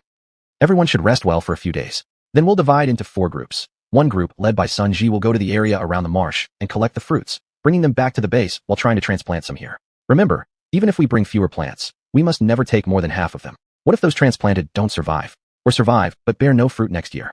One group, led by Feng Hui, will return to the area with the fish that produce this glue. We need a massive quantity of fish glue, so your time frame will be 1 month. At the same time, when your group goes, make sure to assign specific members to find food, whether from the sea or land. Another group will accompany xiuxian to the northern mountains to craft armor. The last group needs to stay behind and start building ships. During these few rest days, everyone should think about what style of ship we need, what items should be on it, including decorations, and compile all your ideas. I believe, with your strong spiritual awareness, you can perfectly realize what you envision. Even if you have no special ideas, since the ship will serve as our main transportation for a long time to come, everyone will get their own private room. So think carefully how you want your own room decorated. Is that unreasonable?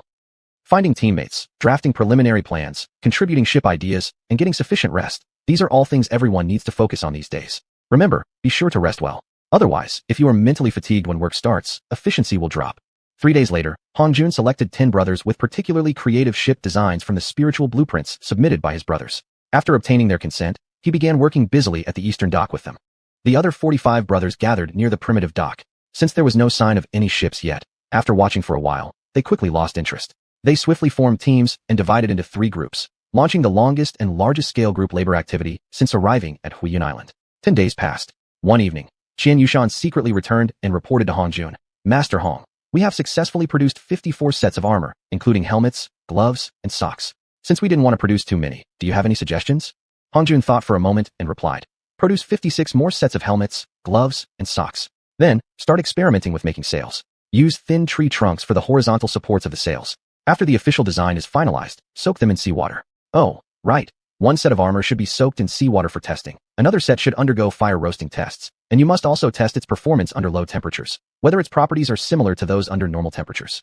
xiuxian's eyes became brighter as he listened. These tests alone would keep his team fully occupied for an entire month. Indeed, there would be no shortage of work. Feeling satisfied, he returned to the northern slope. As for the horizontal supports for the sails, since the location was close to the canyon, there would be no need to bring materials from the training field. Chapter 52, Drawing on White Paper. On the moonless night at Huiyun Island, only the gentle murmurs of the sea and the quiet flow of night breeze could be heard. North of the former Yuantian sect's territory, inside a very ordinary courtyard house, in the eastern bedroom, a fish oil lamp lit up the entire bedroom as if it were broad daylight. Hongjun sat cross-legged for a while, but eventually failed to calm his mind. He stood up and poured half a bowl of self-made ink into a stone bowl. On a piece of white paper he had painstakingly crafted, he fiercely drew a big cross, then hurriedly wrote beneath it in Chinese characters. They say it's easy to draw on white paper, but Hongjun just wants to laugh it off. This was Hongjun's only achievement over the past 10 days. Yes, Hongjun, who was supposed to study formations these days, had felt inexplicably restless. Formerly a librarian, he had plenty of time to waste and had read countless xianxia, cultivation, and oriental fantasy novels. All of them usually had a very solid foundation in cultivation, loyal and kind old masters, an all-powerful system, complete with sensors to measure both oneself and others, an advanced smart product. And there was even an incredible item conversion and escape feature, and another chance at reincarnation. But when it came to himself, what did he get? Carrying his memories and his grandfather, stepping into this world of saints, only to find absolutely nothing. No, not quite. At least spiritual energy still existed, though it had been corrupted and degraded by powerful cultivators in this world to be treated as a kind of waste gas, one that was highly harmful to anyone without the knowledge of cultivation. Even more unsettling was that he had encountered an old master whose intentions and allegiance were unknown and unclear. All of his cultivation knowledge had to be figured out. His assumptions, trials, and explorations were the only way forward. The study of medicinal pills, formations, everything, had to be worked out by himself. When Hongjun thought about formations, his temper flared up again. He truly felt overwhelmed. In a flash of emotion, he briefly considered giving up on cultivation entirely. In a flash, he even thought about waking up nameless, the wandering and unruly guardian, becoming its apprentice, letting it take over his body, or even turning himself into a puppet, freed from the need to fight for survival. Living a carefree life for hundreds, maybe thousands of years would be a blissful fate. Yet, with the rise of either thought, images of his brothers, smiling, crying, hopeful, would always emerge at the right moment, and all negative thoughts would immediately vanish. Hongjun, lost in his random worries, blamed Ma Xiao again. Had it not been for him tempting me. Tempting? No. Perhaps it was my own refusal to live an ordinary life. Now perhaps, being born an ordinary person, why bother going against the heavens for cultivation? As Hongjun rambled on in his mind, suddenly his thoughts quieted, drawn entirely to 2 words. Defying heaven. The many motivational phrases he had once seen and remembered from the Yanhuang world now vividly flooded his mind in rapid succession like a carousel. I will defy heaven and live life true to myself. An indescribable surge of heroism and righteous power burst through him, like sunlight illuminating a dark room, instantly scattering every shadow. Afterward, Hongjun suddenly smelled a peculiar stench. Chasing the source, he was surprised to find the stink came from his own body. His first thought was that something had gone wrong with his vine armor. He quickly took off the armor and found the smell even worse. So as not to let this foul odor affect his 10 brothers who were helping him build the ship, he wrapped his body tightly with spiritual scents, took the vine armor in his hand, rushed outside, and hurried to a shallow beach downwind, where he began using his water sphere technique to clean himself. After some time, once his body was cleaned and the vine armor thoroughly rinsed, feeling fresh and lighthearted, Hongjun sensed that he felt somehow different. The sound of the tide was still the same, yet now he could clearly perceive every ripple and tremor in the air as it traveled through the atmosphere. Looking at things, a grain of sand was still a grain of sand. Yet without even using his spiritual sense, he could freely adjust its apparent size in his eyes. Especially his spiritual sense, it had changed even more dramatically.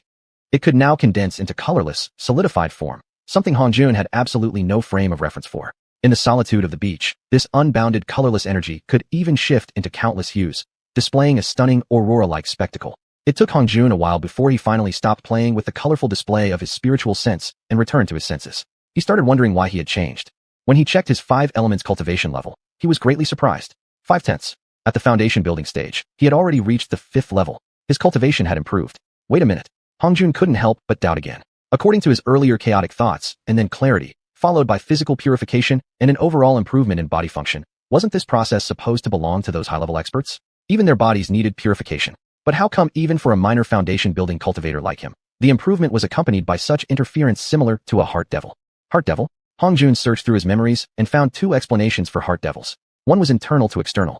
It referred to all the accumulated negative emotions once a cultivator reached a certain stage of evolution. The second was external intrusion. It spoke of extraterrestrial heaven devils who, sensing a cultivator's mental and physical disharmony, would cross realms to descend into the world, amplifying all kinds of emotions in the cultivator to harvest a special substance essential for their growth. Both explanations held some truth. Which one applied in his case could not be identified. Hongjun thought for a while, then gave up thinking further. He absent-mindedly picked up his vine leaf armor. Why was it that he could feel that it was actually joyful? At the flick of his spiritual awareness, he summoned the sea beast rib artifact. Surprisingly, as soon as it appeared, it wagged its tail joyfully like a little dog, then started darting around freely, just like a wild child released from confinement who had suddenly tasted freedom. Stop. As soon as Hongjun's words fell, it obediently froze mid-air within easy reach of his arm, completely motionless. It had become sentient. Hongjun threw the vine leaf armor on the ground, then said to the artifact, "Look at you. How come you're covered in sand? Go wash yourself first." Then, watching the vine leaf armor twitch slightly once, then again, while Hongjun pretended not to notice it, there was a whoosh. The vine leaf armor shot like lightning into the shallow sea, plunging into the seawater. After a while, it peaked slightly above the surface, stirred the water, and, upon noticing Hongjun looking its way, quickly hid beneath the surface again. When no scolding came, it cautiously surfaced again. Noticing Hongjun wasn't paying attention, it abruptly appeared behind Hongjun and hovered in midair. Hongjun, with his powerful spiritual awareness, naturally sensed its arrival. He gently reached back and patted it, then addressed the hovering rib artifact. "Both of you must remember, never reveal your sentience in front of anyone." Then, he transmitted a mental image to the rib artifact, gaps among differently colored hexagonal crystals being nourished by spiritual energy, each surface glowing not rigidly, but with a radiant luster. He sent another image to the vine leaf armor, each tiny leaf absorbing spiritual energy, becoming clear and translucent.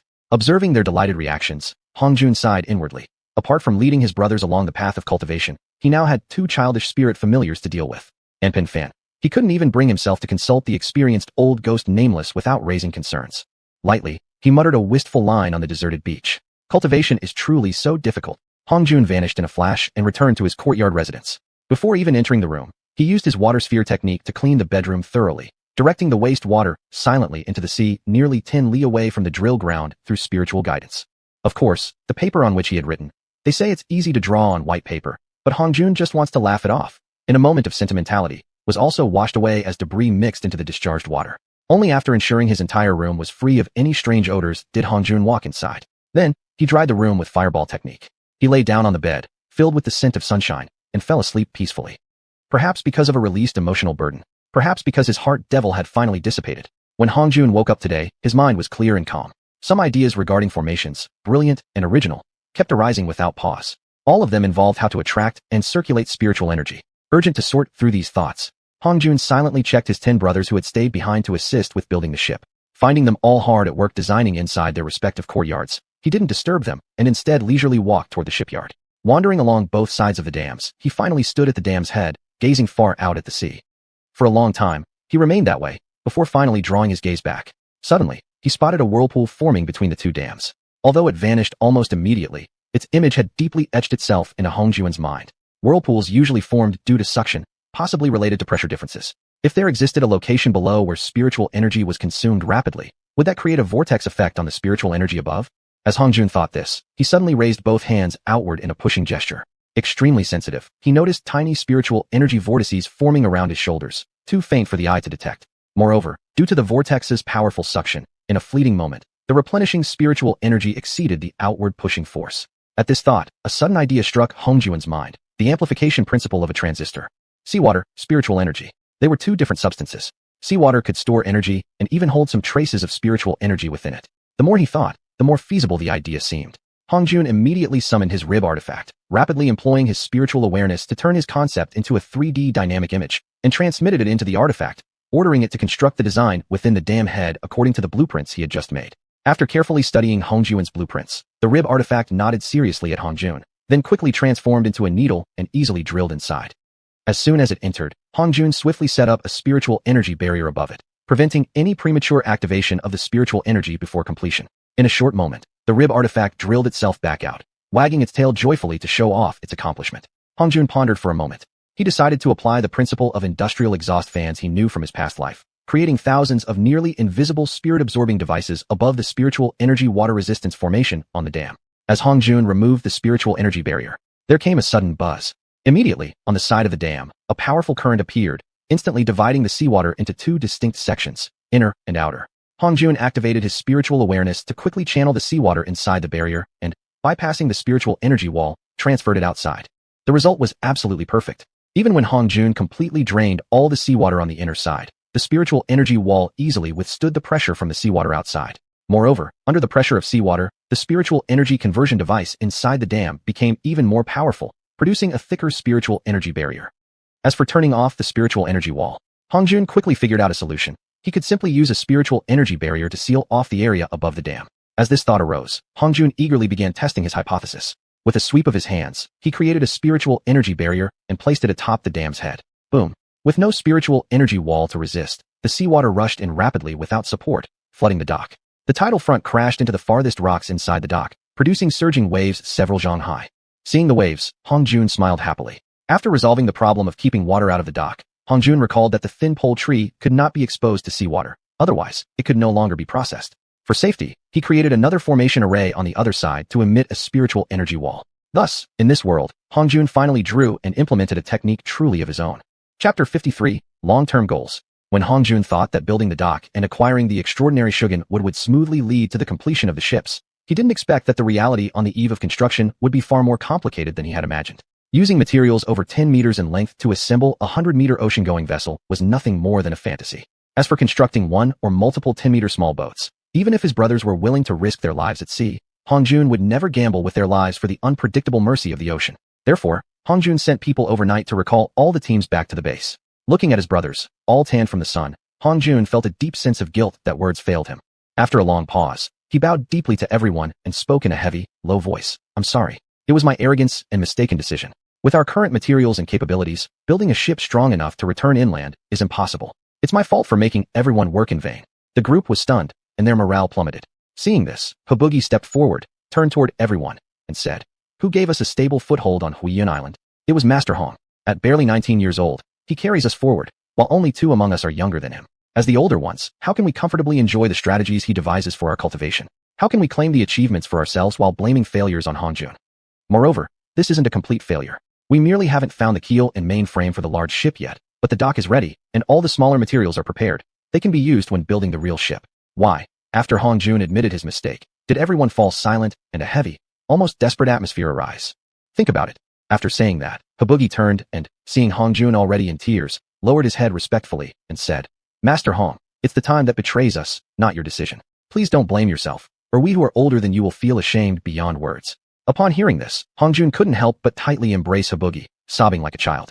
Indeed, all along Hongjun had appeared as everyone's mentor, his wisdom making people forget he was still younger than most, an actual child among them. After a moment of silence, xiuxian's kneeling down broke the stillness. Soon after, including Ma Gao, everyone knelt before Hongjun, who was still sobbing on Habugi's chest, expressing their regret and past foolishness. Xiuxian stood up first. Once he rose, he quietly said, "All of you rise.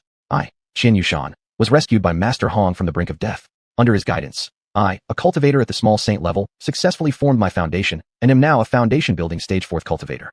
And as for everyone else, even those who began as cultivators with less strength than 5 oxen and 2 tigers have successfully established their foundations under Hongjun's guidance. Therefore, I propose that Master Hong take a few days rest first. During his rest period, let us all reflect. Have we become too dependent on him? Are there things we can do relying solely on our own strength? I hope, through self-reflection, we can genuinely reduce Master Hong's burdens. Ma Gao, you and Habugi help Master Hong to rest. The rest of the brothers should start reflecting on their shortcomings here."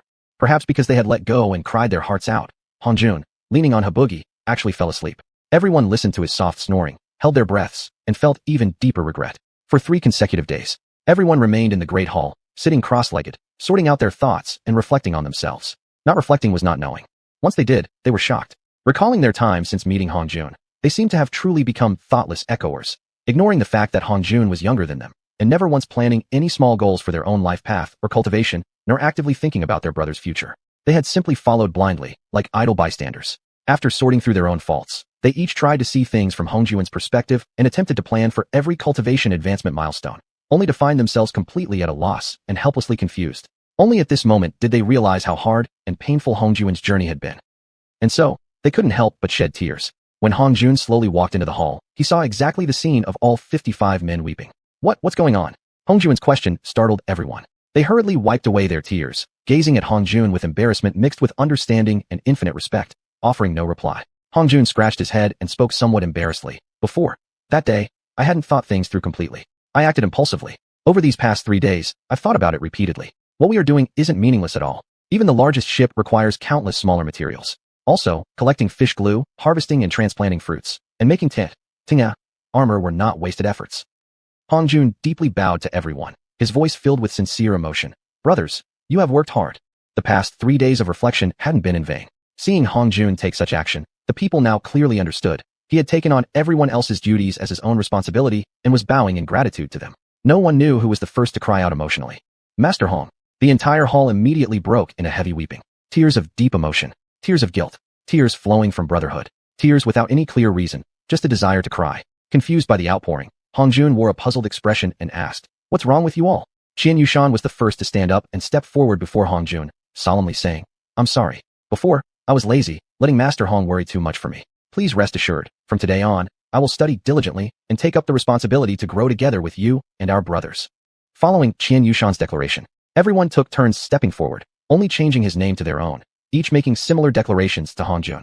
Initially slightly confused, Hongjun gradually warmed in heart seeing everyone stepping forward like this. Tears unconsciously welled up in his eyes. Emotionally overwhelmed, he whispered repeatedly, "Thank you, it's my fault. I've dragged everyone down. Thank you, it's my fault. I've dragged everyone down." After this heartfelt interaction, everyone wished to roar aloud, to release the surging emotions bottled up inside. The heavy suppression of past days seemed completely lifted. Driven by intense passion and mental clarity, everyone suddenly changed expression, quickly sat cross-legged on the ground, wholeheartedly nurturing a profound energy erupting from deep within their bodies, helping it grow, expand. Then their minds suddenly felt clear. Previously confusing cultivation issues suddenly became easily solvable. Checking against Hongjun's earlier teachings on cultivation stages, they discovered they had advanced. "Brother Hong, I've advanced to foundation building stage 3, cried Ma Gao loudly. Everyone sprang joyfully to their feet, announcing their good news to their brothers nearby. Without warning, someone grabbed Hongjun in an embrace and threw him high into the air. Caught off guard, Hongjun let out a shriek. His scream only intensified their desire to express gratitude by tossing him higher. Soon, as Hongjun was thrown up again and again, and he finally began to join in with mock shrieks, the entire hall turned into a sea of joy. After a while, this unique form of communication and interaction came to an end. After glancing around at everyone, Hongjun noticed all the men watching him respectfully, determination shining clearly in their eyes. Raising his head to gaze at the unknown sky, after a period of thought, Hongjun decided not to hide anything anymore. "I have told you all before that our cultivation path runs contrary to the will of heaven. We might even draw attention from mighty sages above, who could strip us of the hard-earned cultivation we have developed to enhance their own abilities when facing crises. Our cultivation, however, can relieve the workload of the heavenly Tao, a system designed to cleanse excess spiritual energy, which was created by these sages. Furthermore, our cultivation may promote the evolution and improvement of the heavenly Tao itself. For the heavenly Tao, seizing our cultivated power would be pointless. Thus, there exists a foundation for cooperation between us and the heavenly Tao. Relying solely on our brothers' united efforts in cultivation on Huiyun Island, even after countless eons, we might still be unable to survive under the suppression of those mighty beings. To survive long and preserve our dignity, cooperating with the heavenly Tao is our sole path to existence. Without it, our fate is only destruction." What exactly is the heavenly Tao? It is a representative created by the saintly beings, a vessel to control this world. Broadly speaking, it resides in the subconscious of all sentient beings in this world. Narrowly defined, it might manifest in various physical forms, humans, cats, dogs, and roam among us. Therefore, moving inland and traveling through the human world is an unavoidable journey we must undergo to obtain our only hope for survival. Additionally, We must conceal our true cultivation essence to avoid being discovered too soon by the sages, which would cut short our path to life. For this reason, not being able to rapidly build an ocean-worthy vessel might actually be a blessing for us. I hope that, as we cultivate, each of you thinks about how to conceal our true cultivation abilities and how to reform cultivation techniques into something the ordinary people could accept as a common practice. Ma Gao, seeing that everyone looked rather puzzled, suddenly felt inspired and stood up to explain further. Master Hong, is it because you once became known as the faceless magician whose tricks could shake the heavens? Hongjun nodded and replied, yes. Our strength is insufficient. We must learn to disguise and protect ourselves before we can have limitless possibilities in the future. After hearing Hongjuan's confirmation, everyone's curiosity flared intensely. They gathered eagerly around Ma Gao, asking about Hongjuan's past stories. After Ma Gao vividly narrated these events, and everyone filled in additional imagined scenes, they were deeply amazed by Hongjuan's precociousness. They now had a rough idea of the professions they might pursue when returning inland. At the same time, their conviction in their cultivation path strengthened firmly. Under Hongjuan's leadership, they would definitely break free from the grasp of the sages and obtain the chance to survive. Chapter 54, Double Repayment. Chapter 54, A Double Repayment. It was early in the morning. Xiuxian Island, where spiritual energy was so abundant that it could form spiritual rain, remained shrouded in spiritual mist, making the scenery appear vague and ethereal. Hongjun, still half asleep, perhaps felt a chill and instinctively reached out. With his cautious nature, he immediately sensed something unusual about the object his hand had unintentionally grasped. Not detecting any sign of an incoming attack, he held his breath and slowly opened his eyes. He saw a snake staring at him with a pair of innocent, vertically slit eyes. After a brief shock, he noticed it was golden in color. His heart stirred, and he softly murmured, Xiaojin. The highly intelligent golden snake, during the time it had been treated by Hongjun and the others, had come to associate the human pronunciation of Xiaojin with a memory response. Thus, it gave Hongjun a slight nod. At this moment, Hongjun felt a mix of surprise and delight. The surprise came from the realization that the snake had managed to evade his perception and approach his bed, if it had intended harm. The delight came from the thought that maybe this time it had come for. While Hongjun was lost in thoughts and speculations, the golden snake skillfully transmitted an image to him through divine consciousness. A lake, behind which stood two cliffs, one of them, the western one, having its peak cut off. That's it. Hongjun was puzzled. Just a landscape painting. Was it worth you transmitting it to me? He couldn't help but give the snake a doubtful look. The golden snake, having spent some time with the humans while receiving treatment, understood a little about human emotions. As though deeply insulted, it quickly erased the image and sent another, zoomed-in image of the cliff to Hongjun. Again, Hongjun slowly withdrew his puzzled gaze, focused on the cliff again, and his mind suddenly shook. Wasn't this a replica of the cliffside cave they once lived in? The more he looked, the more convinced he became. Only the surrounding scenery was different. Moved by a sudden thought, Hongjun immediately transmitted a divine image back to the snake. A golden snake lifting its head up in the lake, absorbing spiritual rain. After pondering for a moment, the golden snake nodded several times, then modified the picture slightly before sending it back to Hongjun. This time, the image was still the one Hongjun had just sent to the snake. The main focus now was the cliff, specifically the western cliff with its peak missing and the eastern cliff dotted with caves.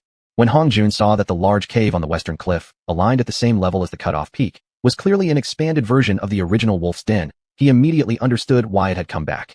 Thus, holding onto the golden snake, Hongjun walked briskly toward the grand hall, shouting loudly, Xiaojin is back, and has prepared new homes for us. When everyone saw the golden snake in Hongjun's hand, they happily approached and reached out to caress its golden head. The snake appeared to be thoroughly enjoying itself, half closing its eyes and allowing the affectionate touches. Once everyone had gathered, Hongjun recreated in the air the image of the divine consciousness sent by the snake so that everyone could see it together. Seeing the layout of the cave dwellings filled their hearts with warmth. After Hongjun enlarged the cliff image sent by the snake, he pointed at the treetops in a canyon behind the cliffs, saying uncertainly, this looks right. Those might be xiuxian trees. If that's really the case, they must be very tall. Everyone looked at the familiar cave layout with great interest. Upon hearing that the nearby canyon might contain trees suitable for shipbuilding, their eyes sparkled with excitement. One of the brothers quickly turned this strong yearning into a cheer for moving house. Seeing how strongly everyone wished to relocate, largely due to the cave image presented by the golden snake triggering a deep emotional resonance and nostalgia, Hongjun thought for a moment and then declared loudly, fine, we will depart immediately. Though they had decided to leave immediately, they did not start moving out until a full hour later, each reluctant to leave behind their little courtyard. Passing by the large pit they had dug back then to capture the Xin Bingqing Miao, they all stopped unconsciously, looking back at the area where they had lived for over 5 years before plunging into the forest without hesitation. With a clear objective, they did not allow themselves to be delayed by other distractions. Moreover, given the substantial improvements in their cultivation abilities, they only took 2 days of rapid marching to reach the lake location. Standing on the southeast side of the lake and looking toward the northwest, they indeed saw a cliff with its peak missing. A great sense of certainty filled their hearts. This snake hasn't lied to us.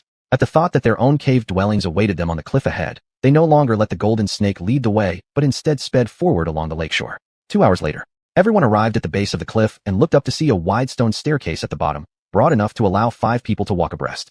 Each step showed fresh marks, and particularly at the corners, not a single one was sharp or pointed.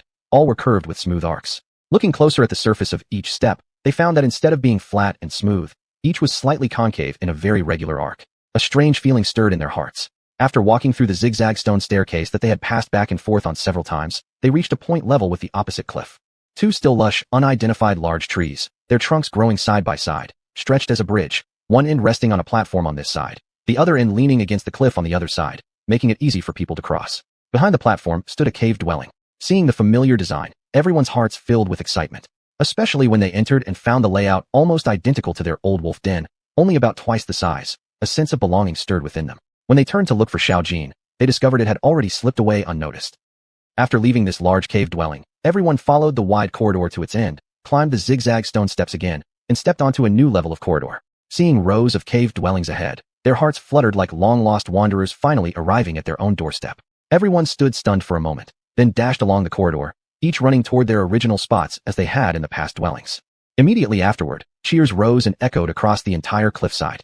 About an hour later, everyone gathered in a large cave dwelling located at the easternmost end of the 5th level, enthusiastically discussing how much they loved their new homes. When Hongjun stepped onto the raised platform in the hall, all the chatter ceased instantly. Hongjun swept his eyes across the still excited crowd before speaking loudly and clearly. We were abandoned on Huiyan Island, perhaps the most tragic turning point of our lives. Yet from this, we have gained unbreakable brotherhood more precious than gold. We were not crushed by fate, but instead stood up with our own hands and efforts, and built our own life paths. Throughout our difficult struggle for survival, we never lost our compassion. We healed the silver wolf, and in return, he helped us get through a time when food was extremely scarce. Despite our inability to distinguish friend from foe, we treated Xiaojin the golden snake, and even at the cost of our home being destroyed in the process. I believe at that time, everyone felt bitterness, but not regret. Now we've received a new home. Has anyone noticed that everything is twice the size of the originals? Also, at every corner, no sharp edges remain, only smooth arcs, and every flat surface subtly shows a slight wavy texture. Can anyone guess the secret hidden in this design? Based on my observation, the cave dwellings, the items inside, the corridors, the stone steps we climbed, the cliff across the lake with its peak flattened, even the tree bridge leading to it, were all made by Xiaojin alone, using his head to grind, his teeth to bite, and his scales to scrape. This massive project was not completed in a couple of days, or even months. I estimate that ever since our original cave collapsed, it was already in his mind to return double-fold repayment. And that was precisely why he left in such a hurry after we healed him. He must have returned here alone and started building this place, with his own body, with his own teeth. Hongjun could not help but weep as he spoke. No one laughed at him. Everyone else was also overcome with tears of emotion. Everyone knows from Silverlang's example that I have the ability to allow intelligent non-humans to speak. Now, I'd like to ask for your opinion. Shall we remove the small bone in Xiaojin's throat to enable him to speak freely with us and become a true member of our group? Those who agree, please raise your hands. Ma Gao was the first to raise his hand. Then, one by one, everyone raised their hands high. Some looked puzzled at Hongjun with questioning eyes, wondering why he did not raise his. After smiling, Hongjun also raised his hand, but unlike the others, he raised both hands. Seeing Hongjun's comical gesture, the others lowered their concerns slightly and couldn't help but laugh. The whole hall instantly became a sea of joy. With his brother's approval, Hongjun decided to perform a minor adjustment on Xiaojin's throat to allow him to speak. However, as he energetically stepped out of the cave dwelling and onto the corridor, gazing at the vast lake ahead, he suddenly stopped in shock. How could they contact him? The others, seeing Hongjun's troubled expression as he looked at the lake, quickly understood his concern. Shout for the golden snake to come over. Have you lost your mind? It can't even speak now. How would it understand you calling? Sense and truth. Spiritual consciousness. Before this brother could finish, he was immediately frowned upon by those around him. Seriously lacking in IQ. Don't even know where the golden snake is. What spirit consciousness are you sending? However, Hongjun was inspired by this brother's suggestion about sending spiritual consciousness, transmitting or constructing an image through spiritual consciousness above the lake, letting the snake feel his summoning. With that thought, Hongjun immediately mobilized his spiritual awareness, composing a grand image displayed high above the lake. At the 5th level corridor atop the cliff, Hongjun and others stood gazing anxiously into the distance, and there was the golden snake, bravely surging against wind and wave, heading Shuni toward the cliff. Everyone praised Hongjun for his idea. Hongjun thought for a moment, scattered the large image, and instead projected countless smaller ones across the airspace above the lake. An hour passed. No reaction. 2 hours passed. Still no? Wait. Far out on the lake, something was rapidly swimming toward the cliff. When it was about 1,000 meters away, everyone shouted in unison with joy. It's the golden snake, clever golden snake, it's coming. Chapter 55, Golden Snake Seeks Apprenticeship. Beforehand, no one, including Han Jun, had anticipated that once the golden snake gained the ability to speak, it would turn out to be an extremely chatty serpent. After it leaped onto the cliffside, Hong Juan's communication with it proceeded very smoothly. Possessing intelligence far surpassing that of the silver wolf, it quickly mastered thousands of commonly used Chinese characters. Additionally, it displayed immense interest in classical texts and historical allusions, showing remarkable linguistic aptitude. The golden snake, almost indiscriminately absorbing knowledge from everyone, excluding Hong Jun, became the most knowledgeable serpent among them, second only to Hong Jun, in less than half a day. At first, during daily conversations, people discovered its sharp wit. Then, some tried to challenge it by testing it with human martial arts techniques, assuming that as a snake, it could never mimic human movements like palm strikes, punches, or kicks. This golden snake, possessing both intelligence and a divine consciousness surpassing even Hong Juan's, and having cultivated for untold years, at first tried twisting its body a couple of times, and quickly realized that imitating human forms physically wasn't possible. Upon seeing the challenger's smug expression, it then started cheating. The golden snake used its divine consciousness to perfectly replicate the physical features and appearance of the person challenging it, accurately recreating a standard martial arts move. After receiving the image from the golden snake's divine consciousness, the challenger stared in shock as the image clearly depicted himself performing the martial arts form with perfect precision. He paused, stunned, wanting to provoke it, yet recognizing in the image his own martial arts form, performed even more accurately and vividly than his actual execution. He was utterly defeated. Later, upon hearing about this, the others also tried competing with the golden snake, but, without exception, all fell in defeat before its divine consciousness projections. Unanimously, they bestowed on it the nickname Golden Freak. Upon hearing this name, the golden snake did not perceive it as derogatory and started calling itself Golden Freak with pride. Although they all strongly desired to challenge this golden freak, they tacitly limited themselves only to human daily topics and martial arts forms, avoiding any cultivation-related content. However, they still underestimated the level of freakishness the golden freak possessed. Every time they communicated through divine consciousness afterward, after failing to obtain the desired knowledge regarding energy blockages and joint obstructions, each of them felt a brief pang of disappointment flash through them upon leaving. And loneliness. Gradually, everyone more or less came to understand the golden snake's sentiments. Yet none could predict what consequences might arise if the golden freak were taught cultivation techniques. One evening after the golden freak had left, they all gathered together in the hall of the first stone cave at the 5th level of the cliffside, on the easternmost side. Hong Jun was the last to enter. As soon as he walked in and saw everyone's solemn expressions, he softly sighed and said, "Cultivation techniques should not be passed down lightly. Even though the golden snake once helped us out of self-interest, ultimately we still benefited from its actions. Since we settled here, the vast lake and the continuous lakeshore have ensured our food and housing. The golden snake played an enormous part in this. We cannot accept its benefits and hospitality purely based on the fact that we once helped it. As for the path of cultivation, whether or not to open it to the golden freak does not lie in your or my hands, but in its own. To put it simply, I will not volunteer to teach it cultivation, nor will I encourage others to imply such things. If it truly has a destined connection to cultivation, then when the time comes, the eloquent golden freak will surely ask on its own accord. It should not come from our initiative." After listening to Hong Juan's words, everyone believed his approach was appropriate. With this lingering concern resolved, the hall immediately became cheerful. A moment later, Hong Jun snapped out of his contemplation, raised his hand to silence the chatter, and solemnly stated, "We've lived here for over 10 days, and now have a basic understanding of the surrounding area. Comfortable living must not dull our ambitions or the potential unknown calamities that may one day befall us. Therefore, I propose that we divide into 2 teams. One to follow the lakeshore and determine where the lake ultimately leads.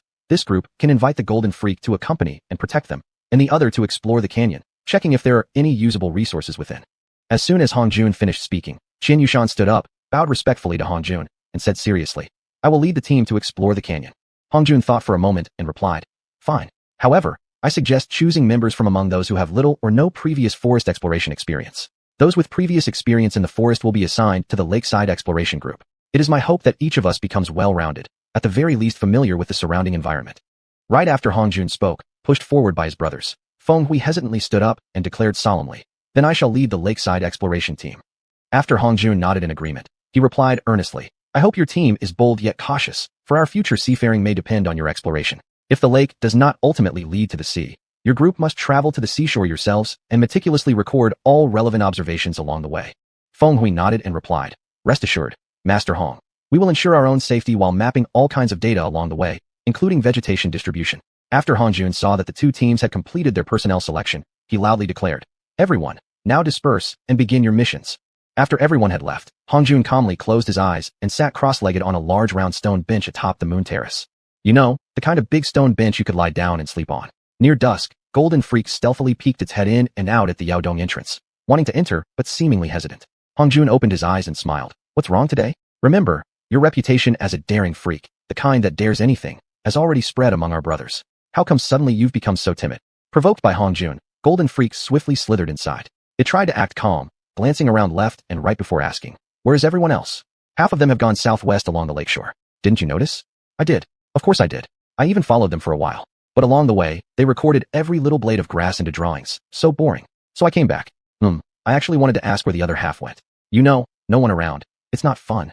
The other half has gone into the canyon for exploration. How about you join them?" No. Although us snakes are amphibious, I personally prefer water. Since no one is home, I'll just leave." Golden Freak said it wanted to leave, but didn't budge its body an inch. Instead, it secretly glanced at Hongjun, secretly hoping he would try to stop it. Hongjun closed his eyes again and calmly said, "If you want to leave, then leave. Just remember to close the stone door. It gets damp and very cold here by the lake at night. I'm afraid I might even catch a chill." Golden Freak inwardly grumbled. "Seriously? With my mighty divine consciousness, even locked in an ice cave for centuries, I wouldn't freeze. What's the point of trying to trick a snake?" Yet, ultimately, it dared not be too bold toward Hongjun, the human who once healed it. After a few awkward movements of its mouth, it lowered its head slightly, visibly disheartened, and silently slithered out. Just as it reached the doorway and was about to close the stone door, it suddenly heard Hongjun's voice from inside. "I thought you had something to talk to me about. Turns out you were just looking for my brothers." Golden Freak, instantly excited, turned back in one quick motion, slithering forward and flying up to land beneath the moon terrace. Half erecting its body, it stared eagerly at Hongjun and said excitedly, "But what if it was to talk to you?" Hongjun opened his eyes, looked the serpent up and down for a moment, then smiled. "To talk to me? All right, fine. I happen to be free right now, so I came in and chat with you a bit." What's wrong?" The great and eloquent Golden Freak, who always speaks his mind. Today you're tongue-tied and stuttering. I want to cultivate." Golden Freak finally blurted out after a moment, looking hopefully at Hongjun. Hongjun stood up, walked toward the edge of the moon terrace, and looked at the serpent for a moment before replying, "All right." Golden Freak immediately relaxed in spirit, just about to express its gratitude when its snake eyes suddenly focused.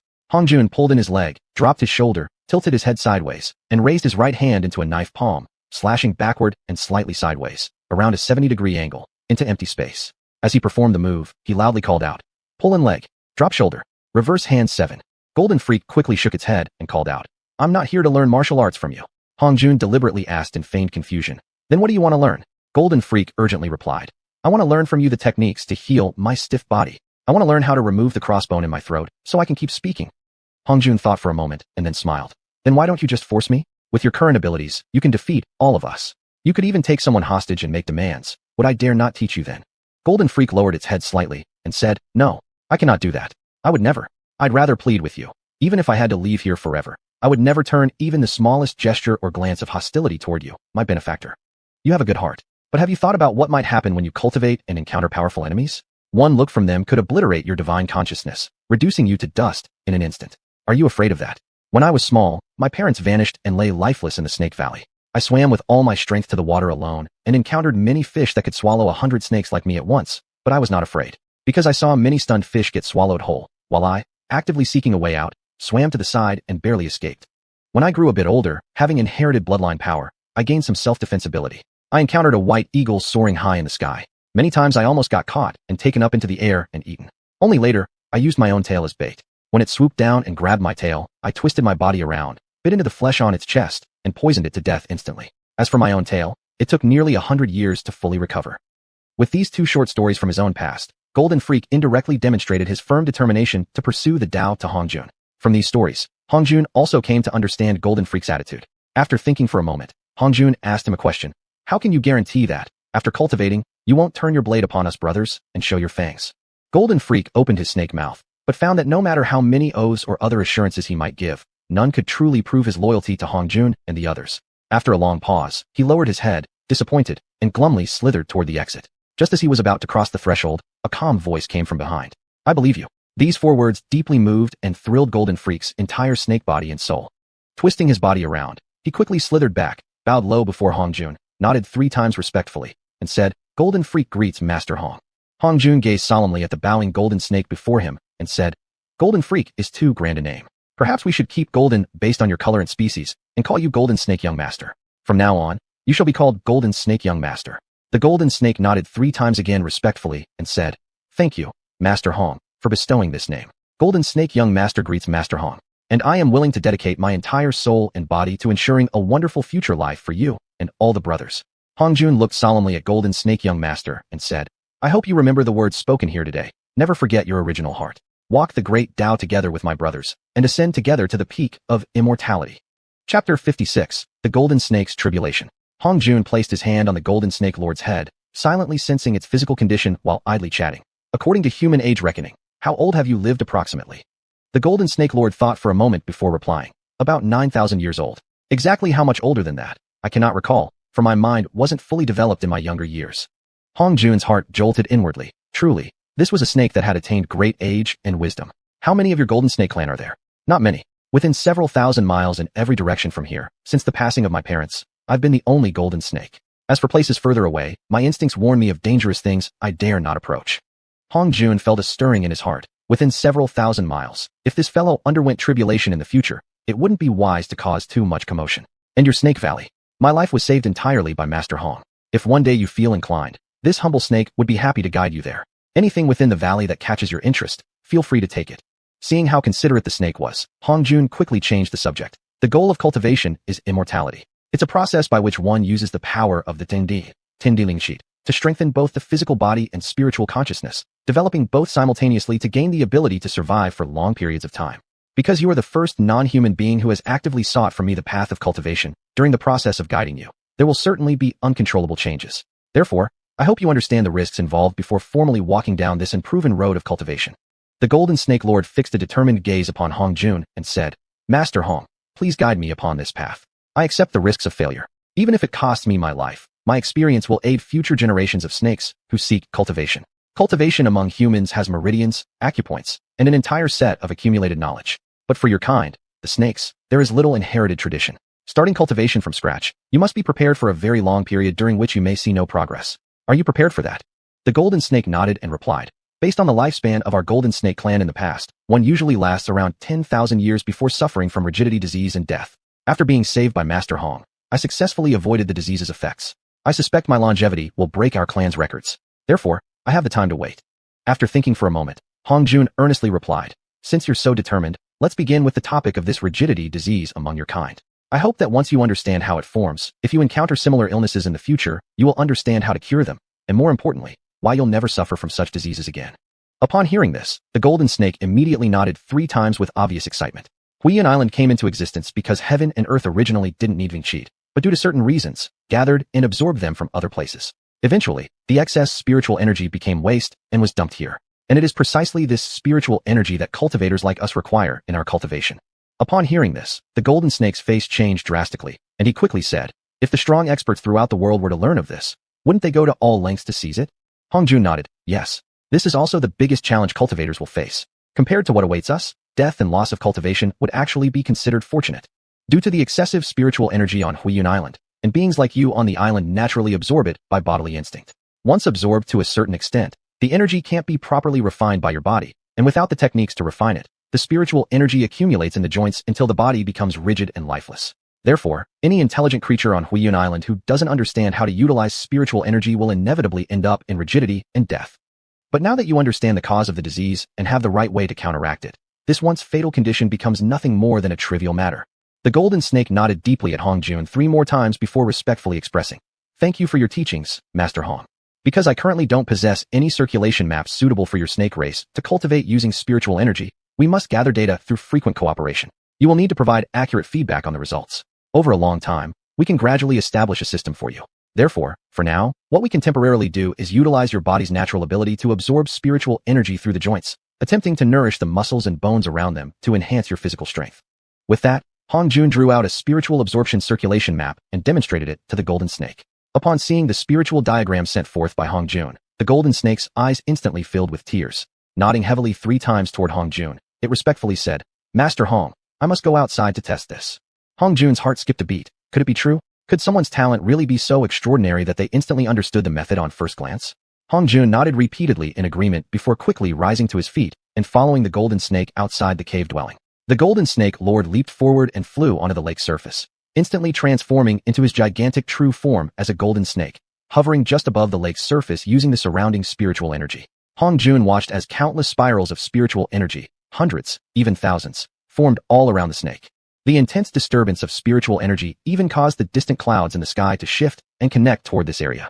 Hong Jun observed as the golden snake absorbed spiritual energy faster and faster, its body growing larger and larger.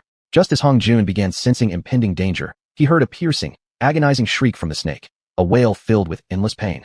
Trouble. The golden snake might soon burst from absorbing too much spiritual energy too quickly. What should he do? Seeing the disturbance becoming increasingly noticeable, Hong Jun thought anxiously. If this continued, and it drew the attention of experts from the sacred realm above, the entire matter of cultivation would be exposed far too early.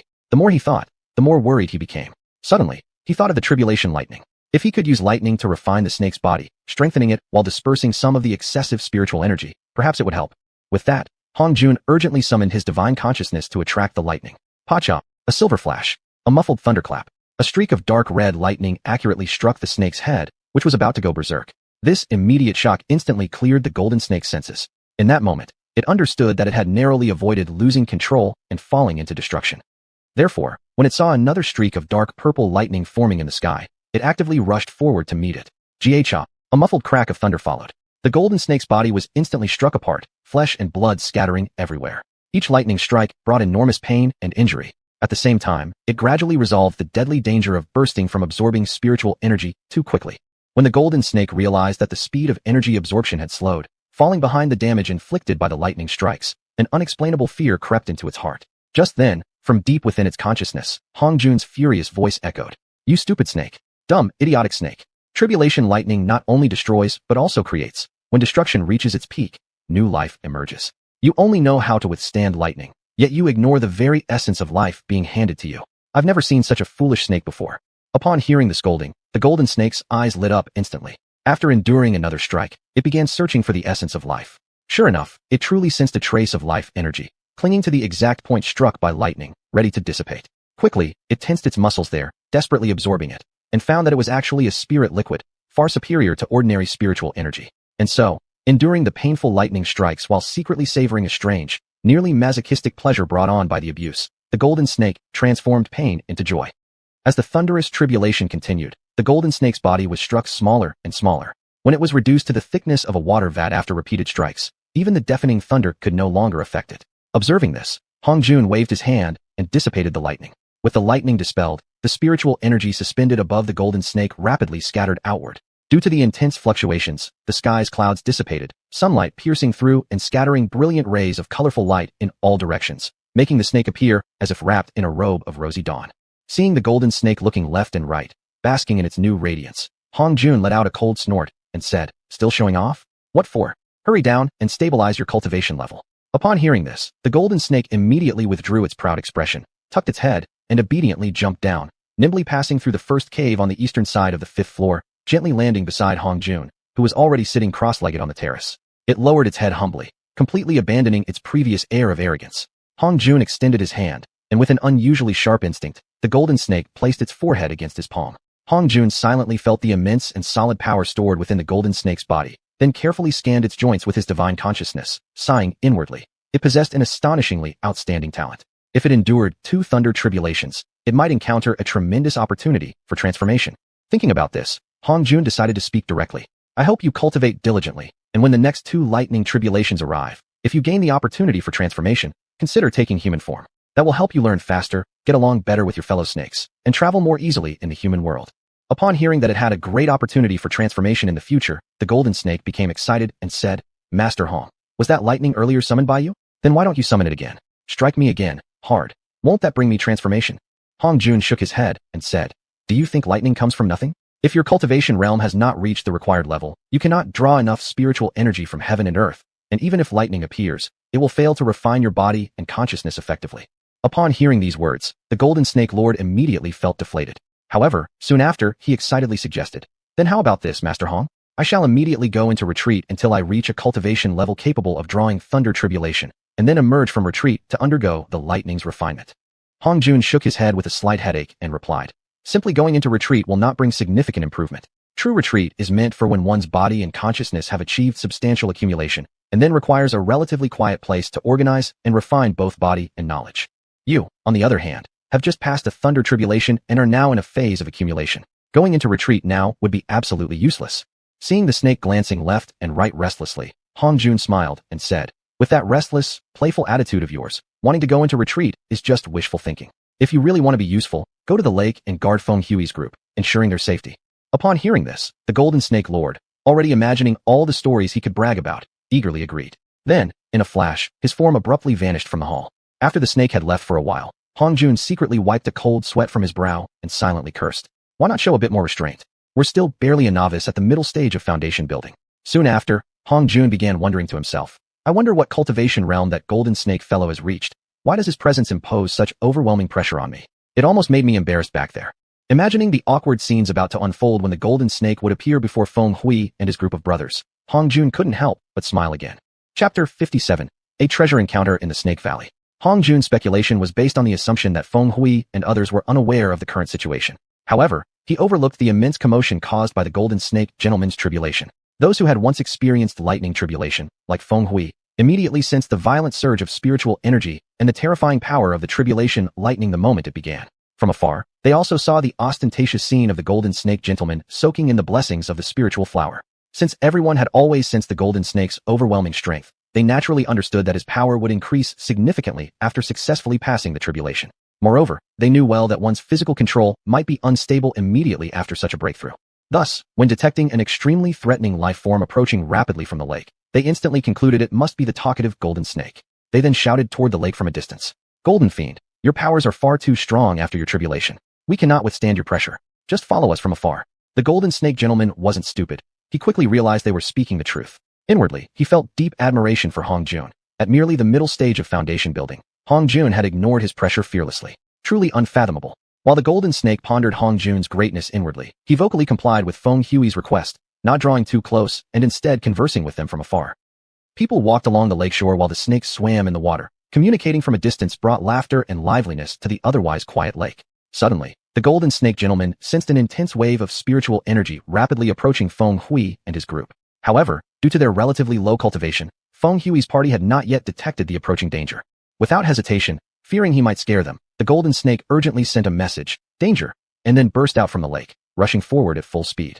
Ever since the golden snake gained the ability to speak, Feng Hui's group had already regarded it as one of their own. Upon hearing its urgent warning, they all instantly dropped flat to the ground and listened intently.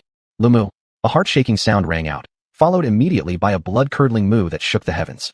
After a heavy object landed with such force that shook the mountains and the earth, Feng Hui and his companions secretly let out a sigh of relief. Judging from the golden snake's size, its landing sound could not have possibly been that massive. It could only mean that an unknown enormous creature had fallen. Then, a faint wave of oppression swept over them. Enduring the discomfort, they each raised their heads slightly, gazing toward the battlefield with anticipation. Soon enough, the golden snake reappeared before their eyes, its scales covered in blood, its head swollen, all clear signs of the life-threatening danger from that one clash. There is no immediate danger ahead. Within a radius of 200 miles, everything is safe now. If you cannot endure the pressure, you may detour around. I need to rest for a few days. We will meet again after that, said the golden snake, then quickly departed. Feng Hui gazed at the direction the golden snake disappeared for a while before firmly declaring, what it said is probably true. However, if it's willing to risk its life for us, how can we not dare to approach the corpse of an unknown enemy? I've decided. I'll face this difficulty head on. Everyone. Feng leader, we would never retreat. Sun Ji interrupted, declaring, that night when Hong Master wept, I swore to always stand at the front rather than constantly hide behind him. Others also voiced their agreement, each declaring their determination to face any challenge. With firm belief and resolution in their hearts, the group started checking all their protective equipment, confirming everything was in order, and began steadily advancing while continuing to document unknown new vegetation along the way. Hong Jun was sitting cross-legged in his cave, meditating when suddenly someone crashed through the stone door, interrupting his practice. Hong Master, save me. Seeing golden blood pouring from the golden snake's head, Hong Jun immediately caught and supported it. As he made physical contact, he checked its consciousness and found it in complete chaos. This time, he could no longer remain calm. While calming its consciousness, he simultaneously transmitted the 10,000 demon strengthening nerve sutra into its mind. After spending 2 full hours pouring his energy into treating the snake, Hong Jun finally stabilized the situation. The weakened golden snake gradually fell asleep. Though extremely eager to know what had happened, Hong Jun did suspect whether Feng Hui and his companions had encountered a powerful enemy. However, thinking back, since the golden snake was the dominant being within a 1,000-mile radius and the lake was practically its domain, there shouldn't be any major problem. Thus, he resolved to wait until the snake awoke before asking for details. Not until the next day did the golden snake finally regain consciousness. Facing Hong Jun's questioning, it hesitated slightly before deciding to tell the whole truth honestly. Originally, a group of Xianbing black ice azure bulls, lived around the lake. I considered them quite docile and not very powerful, so I didn't pay much attention to them. A few years ago, when I was away, a pack of silver wolves came and abducted the young calf of the Xianxia chief. Perhaps because they were searching for their missing young chief, the group left. They didn't return until earlier this year. Today, for some unknown reason, the chief of the Xianxia charged wildly from the far end of the lake. To protect Feng Hui and his group, I collided head-on with it. Although I managed to kill the bull, my head was severely struck by it. Hong Jun instantly understood why the Xianxia had gone mad. It must have been due to the people consuming its son's flesh, making them among the murderers of its calf. After thinking for a moment, he asked, now that you've killed their chief, what about the rest of the Xianxia? Although the Xianxia seem gentle and docile, they are extremely stubborn and rarely produce a new chief. Generally, the next chief is raised from a young age. Without a chief, they cannot organize an effective defense, so their fate is certainly doomed. Therefore, Master Hong, you need not worry about Feng Hui and his people anymore. Although Hong Jun still felt concerned for Feng Hui and his companions, he also understood they did not wish him to act as their eternal guardian. Quickly changing the subject, he asked, where is your Jinshi, Golden Snake, Clan Snake Valley? Maybe we can visit it while you recover. Ever since achieving foundation building, Jinshi Langjun, Golden Snake Joman, had become increasingly aware of his body's profound changes, and his gratitude toward Hong Jun was boundless. He was willing to give all his possessions to him. Thinking about the mountains of colorful crystals his clan possessed, or treasures humans would surely love, he joyfully agreed. Yes, please follow me. Hong Jun followed the golden snake down the cliff, and after 3 days and crossing a dense forest, both man and snake arrived at the foot of a mountain. The golden snake pointed at a mountain cave about 2 meters in diameter at the base of the mountain and said, that is the entrance to our Snake Valley. Hong Jun looked around curiously and asked with some confusion, this entrance, don't you worry about anything sneaking inside? Not at all. Even if something dared to enter without fearing the pressure of my Jinshi clan, the cave contains nothing but the colorful crystals, no water source, and the stone is extremely hard, making it impossible to dig any holes, totally unsuitable for living, so intruders would leave quickly. Hong Jun thought for a while, then agreed it made perfect sense. He followed the golden snake into the cave. Perhaps due to the cave leading to the valley beyond, the air inside was fresh. However, due to frequent use by the golden snake, the ground at the bottom was quite smooth. Had Hong Jun not always maintained great caution toward unfamiliar places, he might have stumbled immediately upon setting foot into the cave. Traveling through the winding, smooth cave for nearly an hour, the two approached a light at the end. A few small turns later, the space opened up into a vast expanse. Unprepared for the sight, Hong Jun was instantly dazzled by the towering piles of radiant colorful crystals scattered throughout the valley. Hurriedly channeling his divine awareness to moisturize his eyes, he gradually regained his sight. Unaware that his back was nearly blinded by the dazzling crystals, the golden snake ahead of him gazed fondly at the scene and said, all of these are formed from our Jinshi ancestors after death. Pan? The place of Pan, coiling. Hong Jun stared at the golden snake, puzzled. The golden snake turned its snake head back, gazing reverently at Hong Jun, and said, if it hadn't been for your help, Master Hong, I would not have survived another 2 years and would have come here to coil into a formation, slowly watching myself disintegrate from tail to head into colorful crystals like these on the ground. The golden snake shook its head in fear and sadness and continued, I saw my mother's entire body disintegrate from tail to head into colorful grains over 7 days. I don't know how painful it was, but I can imagine the terror of watching it happen. When her body had decayed to her midsection, she told me something that filled me with even greater fear. If our Jinshi clan cannot find a better place for this dissolution, then this is the best place possible. If we were elsewhere, it would take dozens of times longer for complete decomposition after death. Hong Jun silently bent down, picking up one of the crystals. He immediately sensed an enormous amount of contained energy within, but found not a trace of leakage from it. Intrigued, he turned toward the golden snake, which was staring at him eagerly and asked, when your Jinshi clan's stiffening sickness takes over and you come here to dissolve, are the crystals produced one color or multiple colors? The golden snake thought for a moment before replying, one color, mostly red, green, white, black, or yellow, occasionally colorless or containing traces of all 5 colors. With the golden snake's words and the scene before him, Hong Jun's mind settled on a theory that these might be the 5 elemental spirit crystals.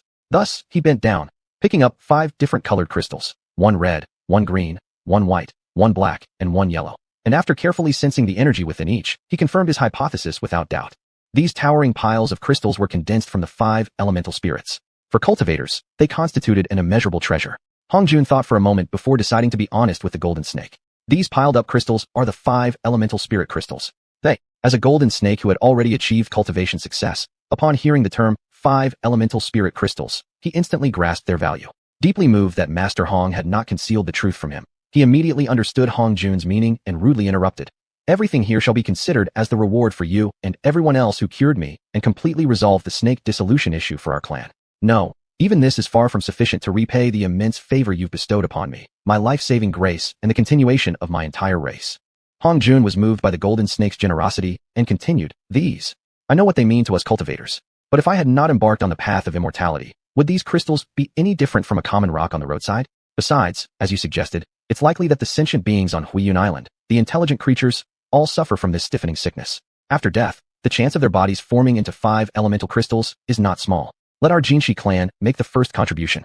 That's only natural. Seeing how thoroughly the golden snake had reasoned it out, Hong Jun stopped speaking further. He prepared to take some back to the cliffside for experimentation. First, he tried to open a space within his divine awareness to carry them away. Unfortunately, it proved impossible to draw the crystals into his divine awareness space at all. Hong Jun, however, felt too embarrassed to act like a country bumpkin in front of the golden snake, taking off his vine leaf armor to carry away even 100 or 1,000 crystals. In the end, he reluctantly picked 3 of different colors and returned with regret. Even after exiting the Snake Valley, Hong Jun had to exert strong self-control to stop himself from looking back. Chapter 58, Emergency Rescue. After returning to the cliff, Hong Jun didn't enter the cave dwelling. Instead, he crossed the bridge made of 2 logs and walked to another cliff whose top had been leveled. Sitting on a stone stool beside a large round stone table, he said to Jinshi, who followed shortly behind, "You've put in quite an effort here, haven't you?" Jinshi replied, somewhat sheepishly, "Back then, I didn't have many skills and relied mostly on brute strength. If only I had received your teachings earlier, I could have flattened this cliff with a mere wave of my hand." Hong Jun placed the crystal he was holding onto the table and laughed. "Here we go with your bragging again." Jinshi became flustered and raised his snake head, eager to demonstrate his abilities to Hong Jun. Hong Jun raised a hand to stop him. "Don't go messing up the flowers and plants around here. And I called you out on your bragging for a reason. Tell me, do you really have many new techniques and can effectively harness various immortal arts?" Jinshi proudly replied, "Well, you should see who trained me." After speaking, he lowered his body respectfully, bringing his snake head level with Hong Jun's shoulders, gazing at him with great reverence.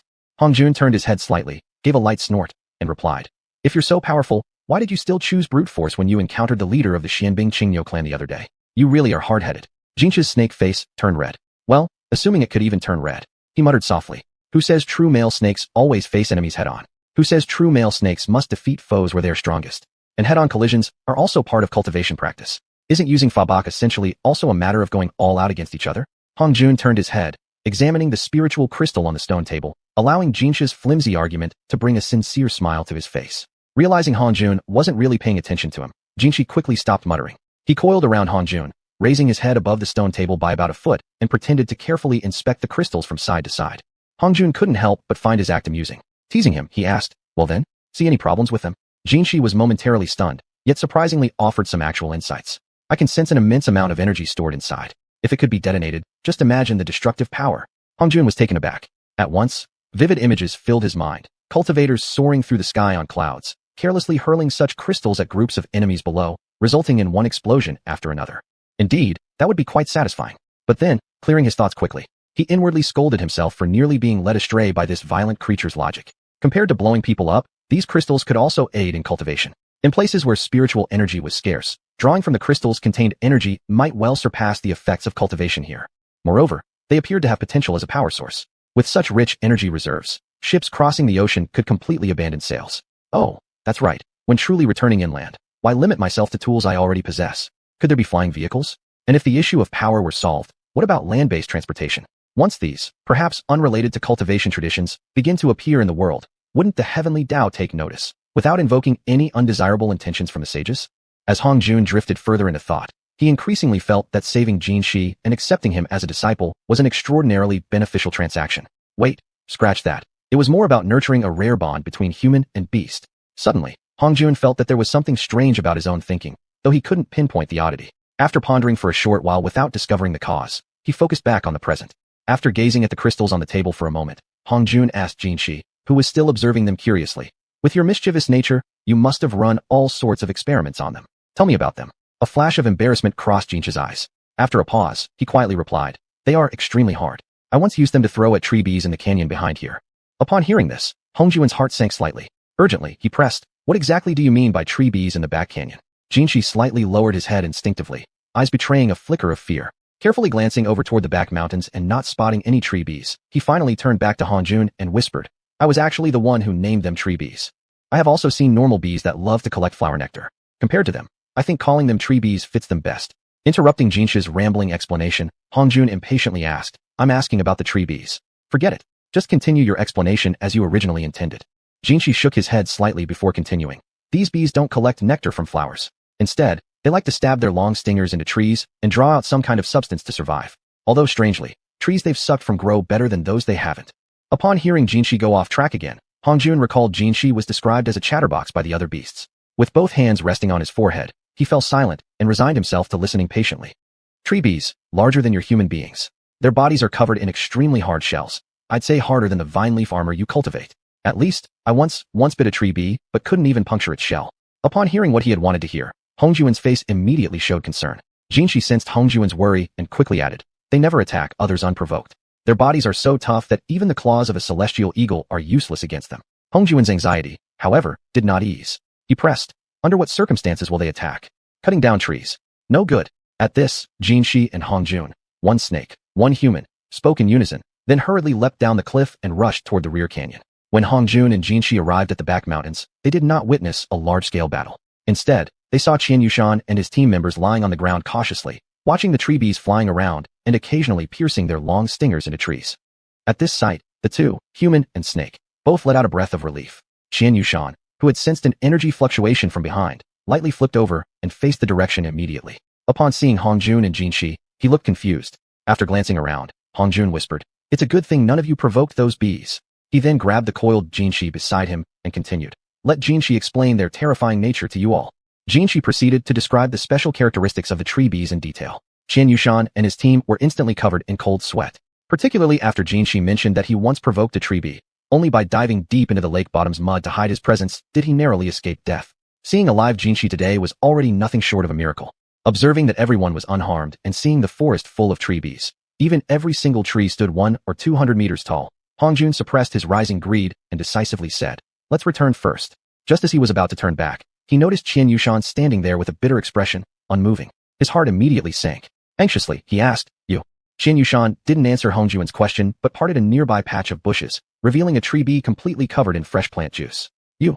Hongjun was truly shaken by the audacity of Xiuxian's group. As the team leader, even though it wasn't Xiuxian himself who captured the tree bee, it still fell to him to explain, we didn't know how dangerous it was back then. We just saw it flying and then suddenly dropping down in front of us, motionless. So, in order to conceal ourselves, we had no choice but to cover it in plant juice. For days now, we've been coating it daily, consuming a great deal of effort. Hongjun felt a headache coming. After a long pause, he quietly asked, go ahead and tell me everything. What else is wrong? It's still alive. This sentence from Xiuxian fell like thunder on Hongjun and Jinshi. Even Jinshi, in fright, silently slithered over 100 meters away. Only when he saw that Hongjun and others weren't following did he feel awkward and stealthily return. However, after staying over 10 meters away from this tree bee, he refused to move any closer, observing from a distance while preparing for another escape at any moment. Only at this point did everyone finally realize the true terror of the tree bees, seeing how afraid Jinshi actually was. After a moment of thought, Hongjun quietly said to everyone, use the water flow technique carefully and wash yourselves at least 10 times. Seal off your energy with your spiritual consciousness, completely eliminating any scent left behind from your stay here. Witnessing how cautious even Jinshi, with such great power, was, everyone obeyed Hongjuan's instructions without hesitation. After confirming the tree bees ahead remained still, Hongjun softly said, retreat carefully. No one is allowed to sprint or cause any loud disturbances until fully 100 meters away. All the people obeyed and began retreating cautiously. Only half an hour later, after Hongjun confirmed everyone had safely withdrawn, did he let out a sigh of relief. Looking back, he noticed Jinshi, who was a coward to the core, hadn't followed the group evacuation. For some reason, he felt an unexpected touch of gratitude. Hongjun turned to Xiuxian beside him and said, this tree bee. Jinshi, too frightened to speak, could only shake his snake head frantically from 10 meters away, desperately expressing his refusal to have any closeness with the creature. Xiuxian whispered, Master Hong, I think we should capture it. No. If possible, take it to a sex base first. Then we can decide. Hongjun thought for a moment before quietly asking, what are the chances? Xiuxian pondered for a moment, then spoke with certainty. There's an 80% chance. Because, I noticed while observing the tree bees flying among the trees, some of them occasionally fell, and no other tree bees tried to help those that dropped. That's the first reason. Second, ever since we coated this one with plant juice, none of the other tree bees have searched through our patch of bushes again, so we've managed to avoid detection. After hearing this, Hongjun used his spiritual awareness to examine the tree bee, smeared with fresh plant juice, and noticed intense burning currents filling the gaps between every bone of its body. His mind stirred. Stiffness and paralysis syndrome? That illness, we can cure it. However, as the saying goes, constantly walking by the riverbank, how could one avoid getting their shoes wet? At least for now, under such limited understanding of the situation, he couldn't afford to act recklessly just out of excitement. Thus, Hongjun whispered to Xiuxian, you and Jinshi leave first. I'll handle this somehow, and then return. Xiuxian softly acknowledged, then swiftly departed with Jinshi. Hongjun waited for about half a xiuxian, estimating that they had already gone far, before mobilizing all his spiritual awareness and forcefully rushing straight into the head of this tree bee, suffering from stiffness and paralysis syndrome. Unaccustomed to such a sensation, the tree bee immediately released a shrill, mournful buzzing sound. Startled, Hongjun instantly withdrew his energy, quickly dodged aside, and looked up at the trees, discovering that all the tree bees which had been collecting sap on the branches had now been frightened off by the shriek of this single tree bee. Immediately, Hongjun marked the entire species of tree bees as red, a species extremely difficult to develop emotional bonds with. He then rose his body, walked briskly to the tree bee, reached out his hand to feel its head, and after confirming no presence of spiritual awareness within, grabbed it, and strode back the way he came. Chapter 59. Think thoroughly before acting. Xianxuan's group waited at the canyon entrance leading to the back mountains. Once Hongjun returned, they felt relieved. When they saw him carrying that tree bee queen suffering from the stiff death syndrome, a trace of unusual expression flashed across their faces. Hongjun smiled and said to everyone, "The tree bees don't show strong awareness toward their companions. Besides, I damaged its divine sense. There won't be any problems." Then, he gave them new instructions. Temporarily stop the exploration of the canyon behind the mountain. You'll follow the golden snake and go to the snake valley to transport all the crystals there back to this place. Although Xianxuan wasn't sure what these crystals were, seeing the seriousness on Hongjun's face, he dared not be careless. On the way to the snake valley following the golden snake, after learning in detail from Hongjun about what the crystals were, his heart began to race with excitement. When they arrived at the snake valley, especially when they looked inside the cave without preparation, Xianxuan, just like Hongjun before him, fell victim. He was nearly blinded by the dazzling reflections from the crystal surfaces. He quickly shouted, "Close your eyes." Though the men behind didn't understand why their captain had issued such an order, they all shut their eyes tightly.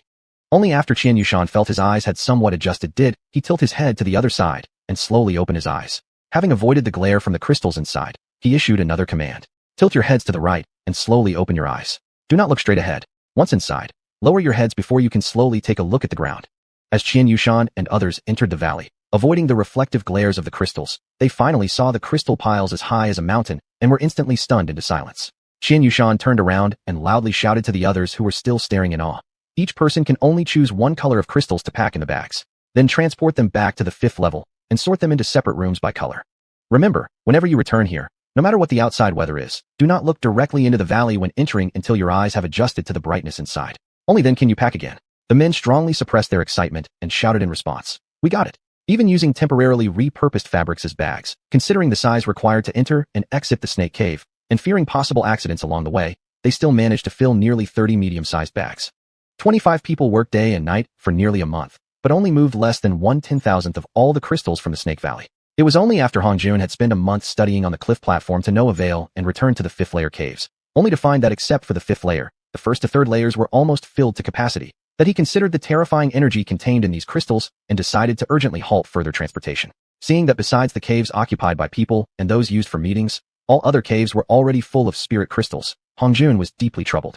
He dared not continue his research on the cliff platform anymore. If they exploded, even imagining the consequences, it would certainly be a catastrophic event. After thinking for a while, he ordered Xianxuan to lead the men to build an experimental house on a river beach 10,000 meters away from the cliff. Excited Xianxuan, together with his 24 companions, went to the designated river beach. They had originally thought that using flame art and earth spirit art would allow them to perfectly construct the needed experimental house. Unfortunately, the cruel reality began making them question whether they had practiced some counterfeit cultivation. The sand on the river beach couldn't be melted at all. After almost 3 hours of struggle, Xianxuan reluctantly returned to the 5th layer cave and reported this unpleasant news to Hongjun. "You're saying the river sand along the riverside couldn't be melted?" Hongjun repeated the report from Xianxuan in a voice filled with disbelief.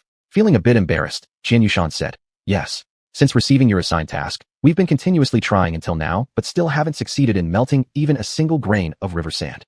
Hongjun immediately thought of silicon dioxide. Then he considered that even with Shensu, due to differences in individual cultivation levels, the temperature produced by the flame art might also differ.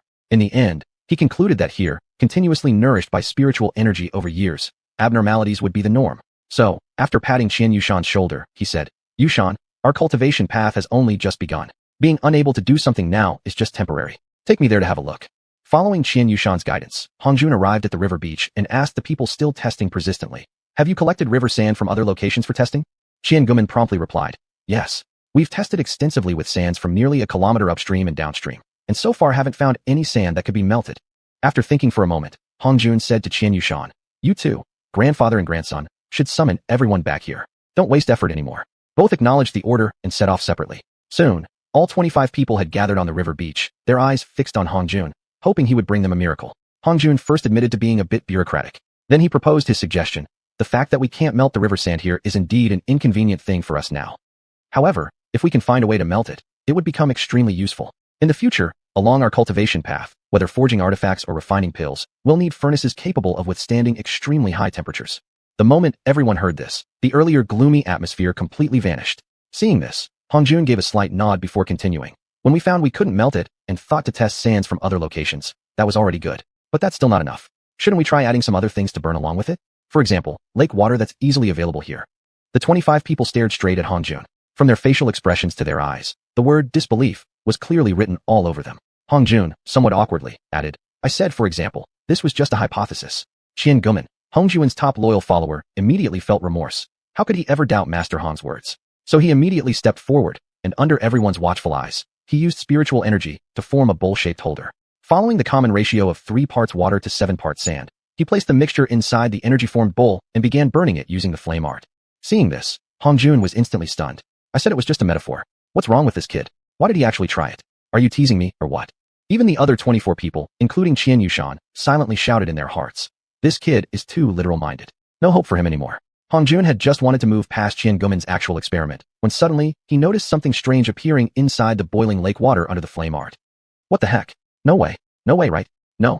As he watched, the sand and water in Qian Guman's energy bowl began thickening into a porridge-like consistency, clearly working. Even the most skeptical brothers, who refused to believe anything, stared in disbelief at the energy bowl being heated. When they saw that, as all the water evaporated into vapor, the porridge-like mixture of sand transformed into a puddle of pure white sand magma. At this moment, inspiration struck Qian Guman. He concentrated his spiritual awareness, guiding the glowing sand magma to form a pure white bowl. Then he used the remaining material to shape a water cup. A short while later, once he felt they had completely cooled, he handed the white bowl to Hongjun and the cup to his grandfather, xiuxian. As the two received the river sand-made items, the first sensation was that they were as light as nothing. The second sensation was that their texture was refined to an extreme. It felt as if a slight bit of force could shatter them into pieces. Third, and most surprisingly, they resisted spiritual sense probing. With their eyes closed, they couldn't even sense the object's presence. Realizing this, both Hongjun and xiuxian simultaneously hurled their items at each other. Xuanhuan. After the long metallic ringing sound, the bowl and cup landed on the ground, completely undamaged. After exchanging smiles, Hongjun and xiuxian instinctively followed the 3 parts water to 7 parts sand ratio to begin creating more of the glowing sand magma. The other men followed suit, perfectly replicating Qian Guman's entire process. Meanwhile, Qian Guman quickly ran over to where the bowl and cup had fallen, picked them up, and quietly examined them. His brows furrowed slightly. They weren't even dusty. Unwilling to give up, he rushed with the items to the river, scooped up a bowl of mud, and after pouring it out, still found no trace of dirt either inside or outside the bowl. Then, no matter how he tried, Qian Guman couldn't get the bowl or cup to get dirty or stained. Not even a hint of residue remained. After everyone energetically crafted their own white bowls, Hongjun held his own in hand and gravely addressed the group. In the future, Yanjin, ban absolutely the making of useless items, because their durability might surpass your imagination. As soon as Hongjun finished speaking, one of the men summoned his rib bone artifact and swung it hard at the bowl. Poof! With a soft sound, the bone blade snapped cleanly into 2 pieces. This brother nearly burst into tears. Seeing this, the other men also summoned their rib bone artifacts and struck hard at their own white bowls. Without exception, every single artifact snapped. Amidst the first man's stunned silence, the others all burst into laughter. Watching his shock, they eagerly and feverishly began producing large amounts of sand magma, using the 3 parts water 7 parts sand method. They fired them into pure white big knives or long swords and sharpened them before the material had fully solidified. What followed was like a vendetta against their former rib bone artifacts as they slashed, chopped, scraped, and carved, using all kinds of fancy ways to destroy them. The late realizing fellow immediately broke into laughter, quickly forging a large pure white knife and joining the ranks of those mercilessly abusing their former rib bone artifacts. Hongjun observed everyone, even the usually composed xiuxian, joining the ranks of those discarding the old for the new. He hesitated for a moment, then after some thought, summoned his own rib bone artifact. Just as he was unsure what to do next, a sudden desire emerged in his mind. The rib bone artifact floating before his eyes seemed to wag its tail and shake its head, begging to devour the white bowl in his hand. Hongjun pondered for a moment, then extended the white bowl in front of it. Immediately, the artifact jumped onto the bowl and began frantically absorbing it. Due to its vigorous absorption, the surrounding spiritual energy instantly formed a vortex that covered the artifact from above. After a short while, the white bowl began shrinking, smaller and smaller, until it finally vanished completely. This outrageous performance by Hongjun's rib bone artifact created quite a commotion, drawing everyone's attention. All of them, wide-eyed and stunned, watched from beginning to end as the unusual rib bone artifact fiercely absorbed the white bowl. When Hongjun saw the crowd returning to their senses, staring at him with expressions of confusion, regret, and curiosity, he decided, since they were all brothers, to reveal a secret to them. My ribbone artifact has already developed a spiritual consciousness. To put it plainly, it has become an awakened entity. Seeing that the crowd still looked bewildered, Hongjun offered an example. One situation is, you unconsciously reach out your hand toward a blade, grab for it, and likely end up with an injured hand without even managing to grasp the knife. The other is, you consciously avoid the blade and successfully grab the knife. This is because you possess wisdom, the ability to take evasive actions. This simple and vivid analogy allowed everyone to deeply understand that spiritual awareness imbued artifacts with a completely different nature. Even if the material was the same, spiritually awakened artifacts were fundamentally unlike ordinary ones. Chapter 60, Developing Spirit Crystals. May I ask, Master Hong, how can a magical artifact acquire spirit awareness?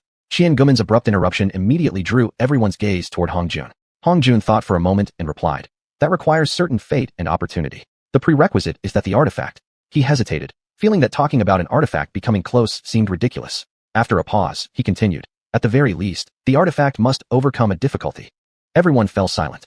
Hongjun's own artifacts had all gone through hardships. Just how many difficulties had he personally endured? Seeing the somber mood, Hongjun assumed everyone thought it extremely difficult for their own artifacts to develop spirit awareness. Therefore, he quickly activated his spiritual sense and rapidly projected nearly 1,000 three-dimensional structural blueprints to the group before continuing. The successful firing of river sand gives us the chance to soar. As long as everyone follows the requirements shown in the spiritual diagrams and successfully fabricates all the components, then there will be a wondrous magical artifact to amaze you all. Instantly, everyone became highly energized. Some couldn't wait and were about to start forging immediately. Hongjun raised his hand to stop their impatience and continued. Please remember, the scale markings along the edges of the diagrams are the baseline for all dimensions. All diagrams can be enlarged or reduced, but the scale markings cannot.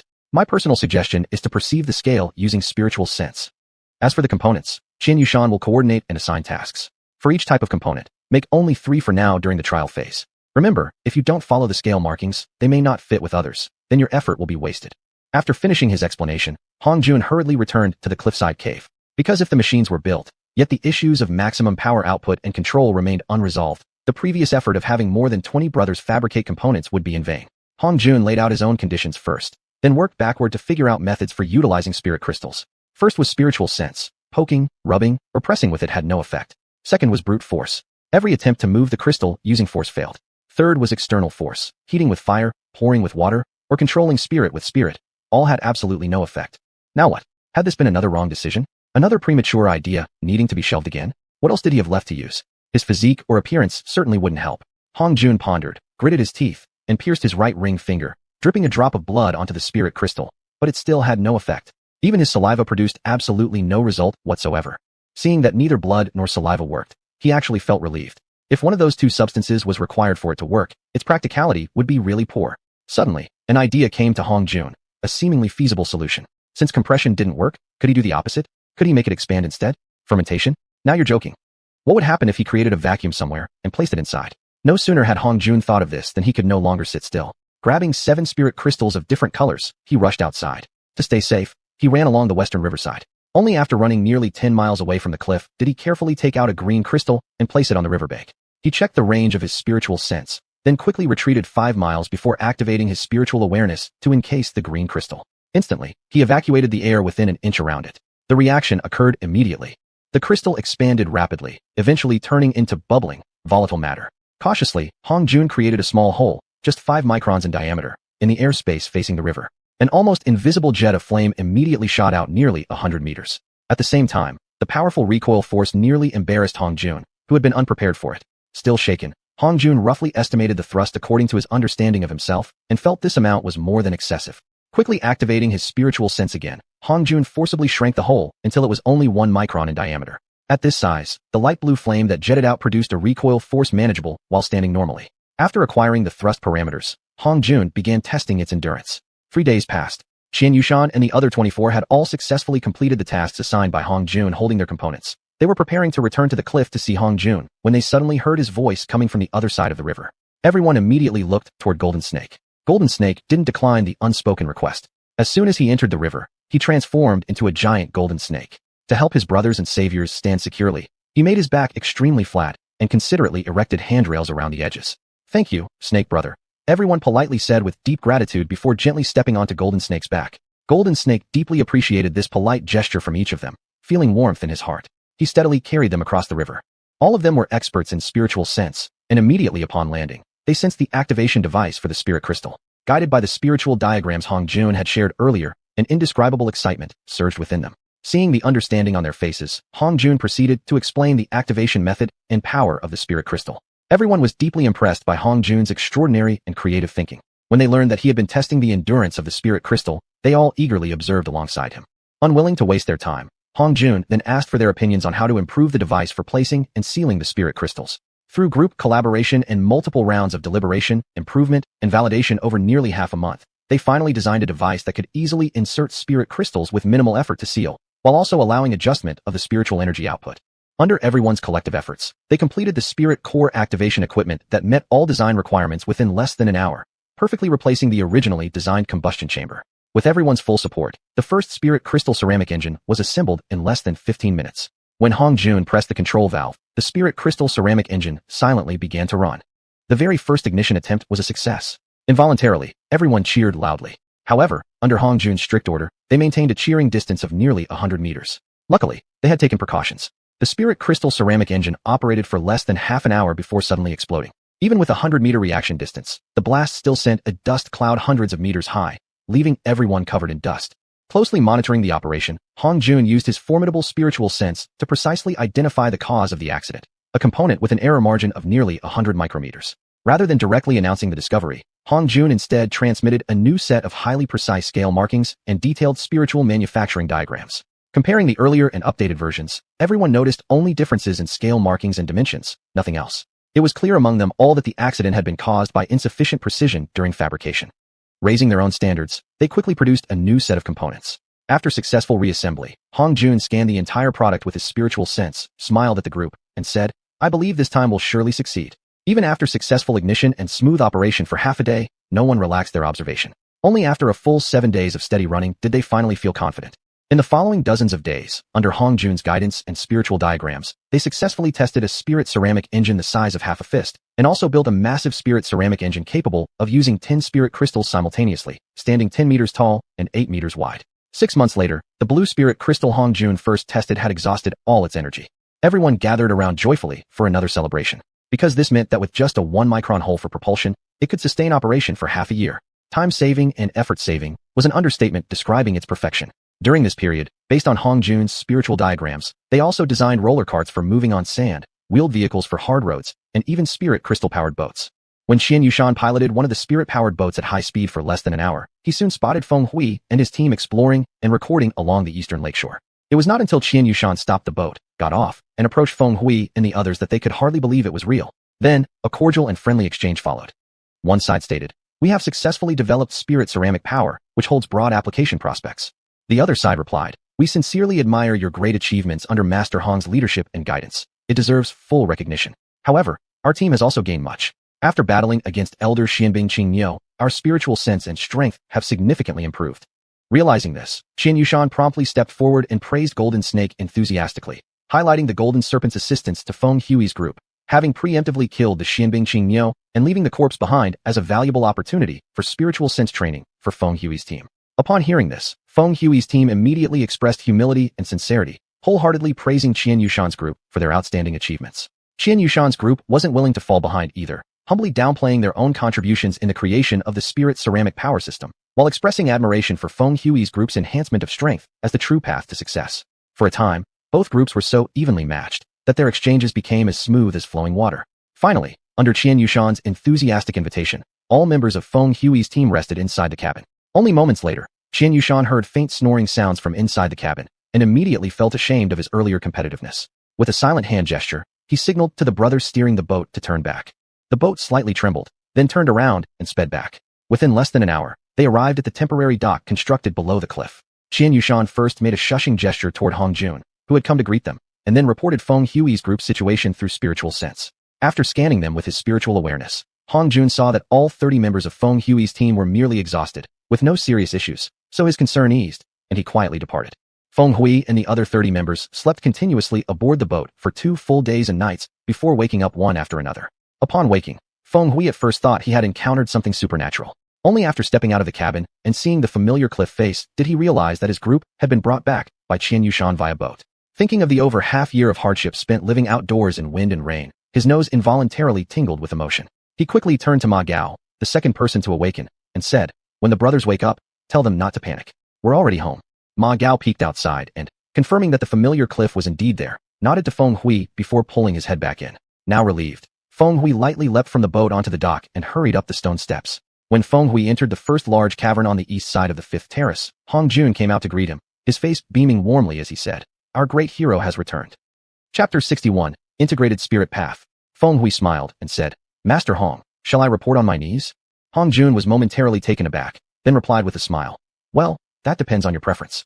I have no objection either way." Feng Hui clasped his chest and pretended to be hurt, saying in a sorrowful tone, "You passed the choice to me so indifferently, only to make me care even more." With that, he began to kneel. Hong Jun quickly stepped forward to stop him, saying, all right, I do care, okay? Just stop embarrassing me." The two walked hand in hand to the front of the main hall and sat down, one as guest and the other as host. Hong Jun then smiled and asked, "How's your progress over the past half year?" At this question, Feng Hui became excited and said loudly, "Outstanding. Among all, Sun Ji contributed the most. Many plant species that we had never seen before were named by him. After discussion among everyone, most of those names were adopted. Later on, to speed up the process, all naming tasks were given entirely to him. Moreover, all annotations regarding identifiable growth signs and tested functions, done under the brothers' assurance of safety, were all handled by him as well." After saying this, Feng Hui turned to Hong Jun and said, "Would you like me to show you the results of these days?" Hong Jun nodded in agreement. "Are you ready?" Hong Jun was taken aback. Was preparation needed to view the results? After a brief hesitation, he nodded again and said, "I'm ready." Immediately afterward, Hong Jun felt a surge of warmth in his mind. Without much preparation, his spiritual consciousness nearly faltered under the immense influx of graphic information. After going through all the spiritual diagrams, Hong Jun asked Feng Hui, "Isn't it exhausting for you to memorize so many diagrams?" Feng Hui shook his head and replied, "Actually, I'm not the one who works the hardest. Since we were out collecting plants and encountered so many, to prevent confusion, everyone needed to memorize the already labeled ones. At first, during the first 2 or 3 months, we didn't realize it, but later on, the very first thing each day became exchanging spiritual diagrams among the group members to avoid omissions and mistakes." Hong Jun immediately envisioned how hard everyone must have been working. He started thinking right away. Was there a way to make their work less burdensome? Having lived through the age of information explosion, Hong Jun's first thought was the mobile phone, followed by tablets and laptops. Then, he began to evaluate whether introducing such technological devices would have any impact on cultivating immortality. According to Feng Hui's words, although memorizing various diagrams was hard work, it had a noticeable improvement on their spiritual consciousness cultivation. Unable to make a decision immediately, Hong Jun decided to put this two-pronged issue before the group for discussion. "Senior brother Feng, please gather everyone here. I have something important for us all to think about and decide together." Feng Hui hurriedly nodded and rushed out. Within moments, even the brothers who had been asleep in the cabins were all gathered. Each of them found a stone chair to sit on and looked at Hong Jun with excitement. From past experiences, whenever Hong Jun summoned everyone for a discussion, something significant was about to happen. Hong Jun rose from the stone chair on the moon terrace and stood at the front edge of the terrace, addressing everyone seriously. "Just now, I listened to Senior Brother Feng's report. Before the report, he even reminded me to prepare myself. Honestly, I was still completely confused at the time. As a result, his vast collection of spiritual marking diagrams greatly overwhelmed me, who hadn't prepared enough. Later, I learned that every member of his team treats the daily morning ritual of exchanging memorized spiritual diagrams as the first task of the day, ensuring there's no repeated marking or duplication during their explorations. I was deeply moved after hearing this and had many thoughts. Because some of these ideas might significantly impact us in the future, I decided to gather everyone here to discuss them together and make the right decisions. First, I'd like to ask everyone, do we have a need to clarify the vegetation conditions and distribution map around us and eventually across the entire Huiyan Island? Please discuss this among yourselves." As soon as Hong Jun finished speaking, the opposing side, "As long as we live comfortably with food and shelter, wouldn't our time be better spent on cultivation rather than exploring and labeling?" The supporting side, "If we don't even understand our immediate surroundings, when unexpected changes occur, or when similar substances are needed to assist in our cultivation, we might waste precious time in a last-minute scramble to find what we need, which would be a loss we can't afford." For a time, both the supporters and opponents raised strong arguments. Especially the supporters, who cited Hong Jun's own previous words, saying that immortality cultivation is not just about meditating to absorb spiritual energy and strengthening spiritual consciousness, but also involves the use of pills, arrays based on terrain advantages, and tool forging as evidence. The momentum of the debate clearly leaned in their favor.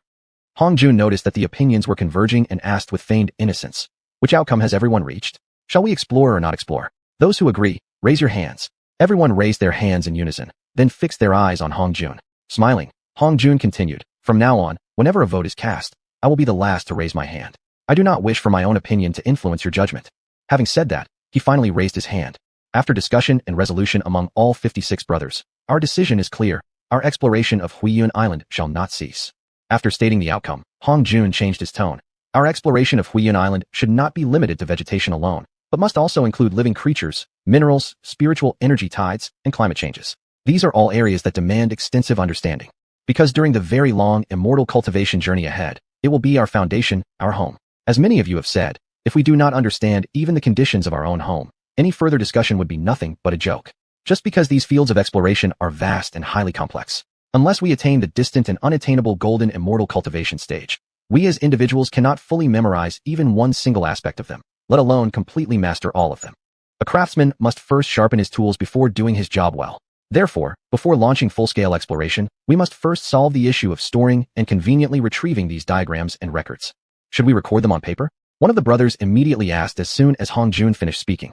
Hong Jun pondered for a moment before replying. In a way, yes, and also no. I plan to apply our cultivation methods to create a kind of artifact, an easy-to-carry, information-storing, and retrievable spiritual tool. Furthermore, to better integrate into the human world in the future, we should also produce even simpler devices, things that don't require spiritual consciousness and can store and retrieve data easily. The 55 disciples below looked confused for a moment. Was there such a thing? If there was, how desperately they wished to have one.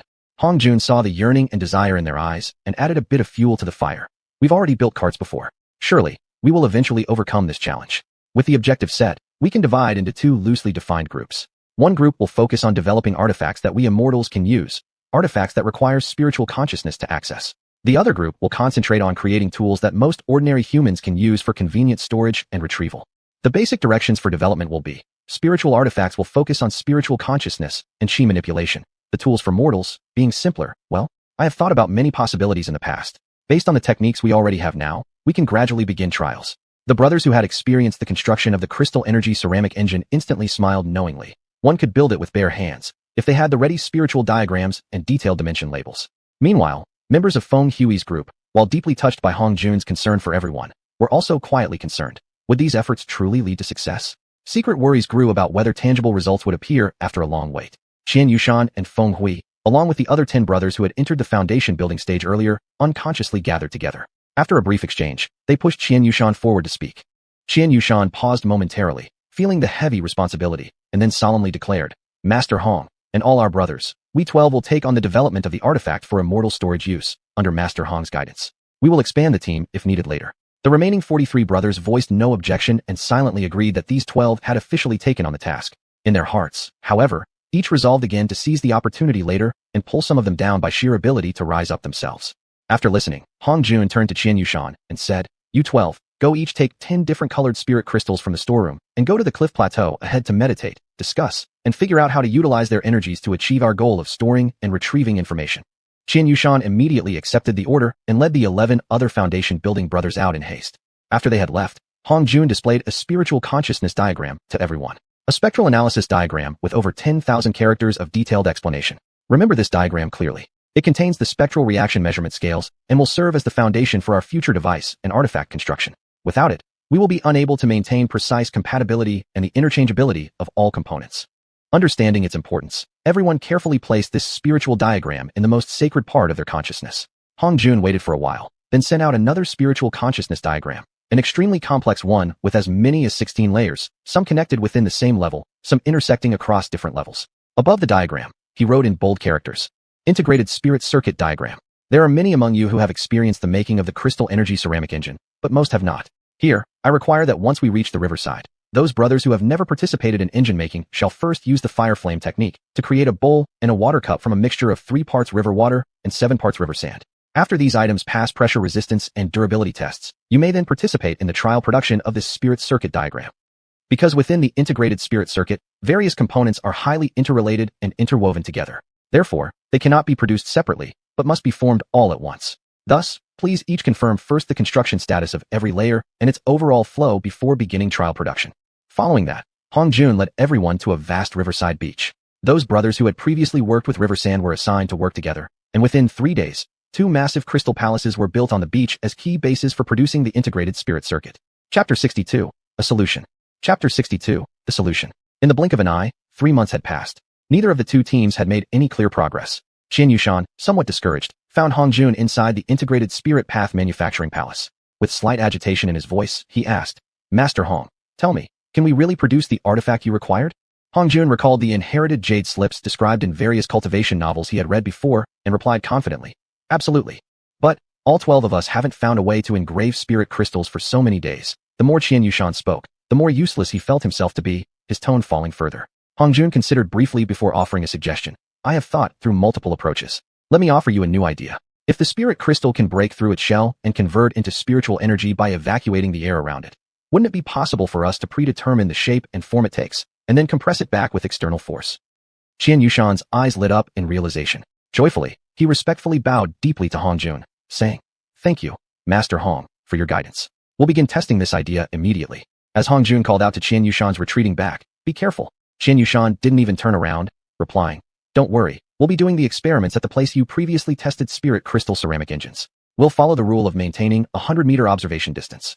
Inspired perhaps by Xianxuan pondering over spirit crystals, Hongjun's thoughts expanded further. If the integrated spirit path couldn't fully form in a single pore, what if it were constructed layer by layer? Admittedly, this would require considering how connection points would fuse together, as well as the smoothness of these connections. Hongjun reviewed the integrated spirit path blueprints again and realized, to his deep embarrassment, that each ceramic tube meant to conduct energy. Oh, right, spiritual energy, was actually solid. He quickly walked to the integrated spirit path manufacturing hall, where everyone was struggling to turn his designs into reality. He called out loudly, I made a prior miscalculation and did not foresee how difficult this would be. Please stop for now. Wait until I simplify the blueprints before trying to produce it again. Upon hearing his words, everyone immediately set aside the prepared fiery ceramic mixture and let out long sighs of relief. That said, we have a new production task requiring all of your participation. I want everyone to find a critical parameter of these ceramic tubes. Under normal impact from a 1-micron level of spirit crystal energy, what should the diameter and wall thickness of the tube be? Then, test and record the parameters for 2 microns up to 5 microns. For testing purposes, you may all create a spirit crystal energy excitation device. You may sign with Hubugue to claim the spirit crystals needed.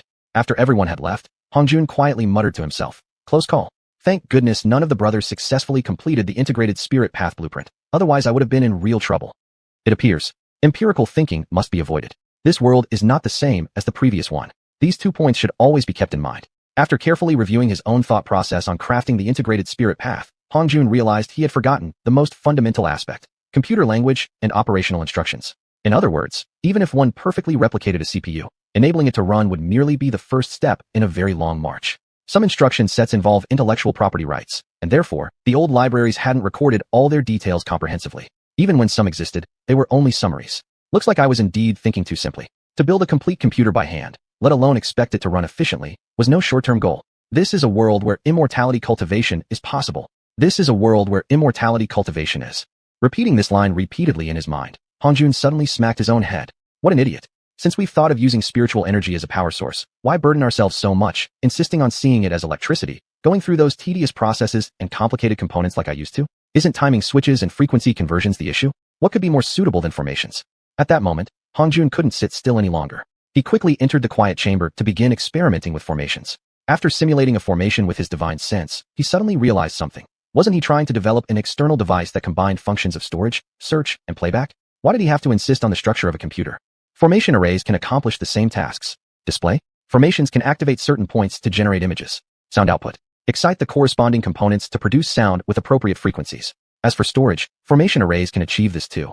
The more he thought, the more ideas burst into his mind. Hongjun couldn't hide his growing excitement. Solidifying the formation array using spiritual energy, manipulating the energy solidification diagram inside a fixed sealed device, then adding a formation triggering mechanism to deliver the images and sounds through specific channels, and finally restoring the images and sounds using formation arrays. After an entire day and night of repeated thinking, Hongjun finally formed a rough control process for a formation-based audio-video storage and playback system. As for spiritual energy solidification, a sudden thought struck Hongjun. It was time he went to see the research results of Xianxuan and the others. When Hongjun arrived at Xianxuan's research site, everyone was cheering. He smiled and asked, What good news? Xianxuan replied excitedly, Master Hong, following your guidance, we've successfully produced the jade slips. Guess how many slips we can make from one spirit crystal? How much data can each slip store? Hongjun asked in response. His counter-question immediately caused Xianxuan's excited expression to shift to slight embarrassment. After a long pause, Xianxuan replied softly, We haven't actually tested the exact storage capacity. Anyway, everything we 12 could think of and convert into images was filled into one jade slip, and it still didn't even reach a billionth of its total capacity. Only by observing it with divine consciousness could we see a tiny bit of space being occupied.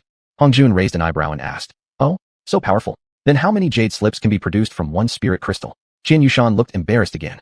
Seeing his expression, Hongjun asked doubtfully. You're not telling me. You don't know how many jade slips can be made from a spirit crystal? Xianxia blushed deeply, nodded, then quickly explained. We first used the vacuum method to activate the spirit crystal. Then we made a 1-micron-sized hole and used ceramic tubes to channel the energy into a compression device. With divine consciousness control, we could compress and produce 10,000 jade slips per second. As for how many we could produce in 6 months, well, we haven't calculated that yet. Hongjun quickly did the math in his head, then smiled at Xianxia, saying, that's approximately 150 million jade slips in 6 months if produced non-stop day and night. After a brief pause, Hongjun solemnly bowed deeply to Xianxia and others. Thank you for your experiments. You've provided very strong support for the other group. Now, I'd like everyone to work on further improvements, trying to make them as small as possible. Let's take 1 week, 7 days. I will come back then to inspect the results. Hongjun said and hurried away after taking about 100 finished jade slips. When Hongjun returned to the Crystal Palace, he immediately summoned everyone who was working on crafting the integrated spirit path. He first bowed deeply to everyone. This sudden action startled the crowd, making them take a collective step back. It was entirely due to my own limitations in understanding that I previously designed a flawed integrated spirit path blueprint. It's simply not suitable for the material conditions we currently possess. I regretfully must declare it invalid. After hearing this, everyone exhaled in relief and quickly began insisting that Hongjun shouldn't bear this responsibility. Trial production of unknown artifacts naturally had flaws. Failing on the first attempt was perfectly normal. After thanking them again for their understanding, Hongjun continued, I have some good news to report. The spirit crystal decomposition team has achieved results. Saying that, he walked up to them and handed 2 jade slips to one of the brothers. After the recipient received them, Hongjun thanked him for his efforts. After handing 1 jade slip to each brother, Hongjun turned, leapt onto the moonlit platform, and addressed the group.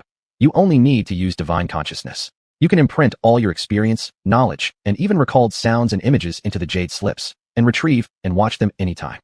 Oh, by the way, during the next few days, while imprinting your knowledge, try to think about ways to encrypt the data.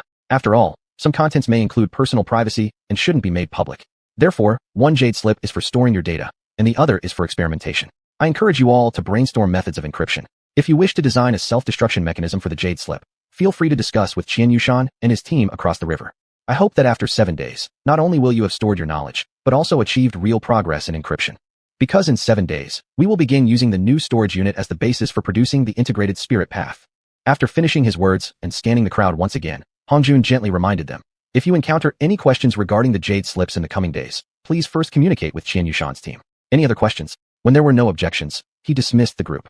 At once, everyone responded with agreement, then returned to their cave homes carved into the cliffs to study how to imprint knowledge into the slips.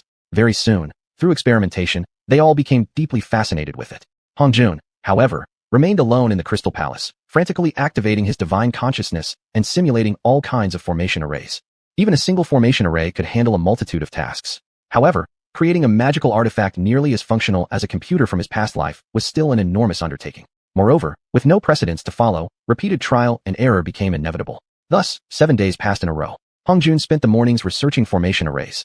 Every time he constructed an Asolo-Fui formation, he would quickly simulate its effects using divine consciousness.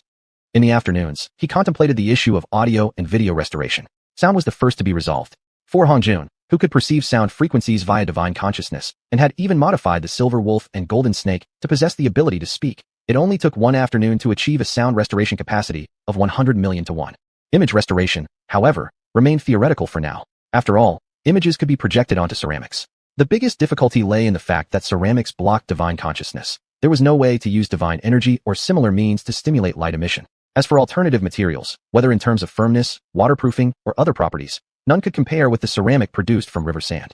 For 3 consecutive days, Hongjun failed to find any alternative to the ceramic made from river sand that could be used as a material for image display. After suppressing the frustration in his heart, he kept pacing back and forth in the laboratory, whispering softly to himself, think more when facing a problem. Think more when facing a problem. Whenever something happens, Hongjun tried everything he could imagine, fire, water, and countless other methods, but still could not find a feasible solution. In theory, this ceramic should also obey the rule that everything consists of particles. The fact that it blocked divine consciousness could only mean 2 possibilities. Either its density was too high, leaving no gaps for divine consciousness to penetrate and observe its internal structure, or there was some kind of material inside that was immune to divine consciousness. What if, during the refining process, some additional substances were manually added? What would happen then? Chapter 63 Success in Fabrication. How could Hongjun Deju any longer? He quickly returned to the cliffside, went into the storage room on the 5th level, and took 10 spirit crystals of each color. Then, in haste, he returned to the Crystal Palace. He carefully simulated the entire fabrication process from beginning to end, and after confirming there were no issues, he began the trial production. First came the jade tablet fabrication method developed through the research of xiuxian and others. Under the control of his formidable divine consciousness, he precisely extracted spirit crystals of each color, each only 10 picometers in size, and stored them within the fabag space inside his body. According to the fabrication process, Hongjun roughly estimated the required materials based on the ratio of 3 lakes of water to 7 rivers of sand, and began using the fire yanju to smelt the sand into yanjiang. Before long, a large pool of yanjiang was created. Hongjun tested it with his divine consciousness. When he sensed that his consciousness entered the yanjiang flawlessly, he couldn't help but feel joy rise in his heart. It worked. Then, quickly using his divine consciousness, he flattened the yanjiang.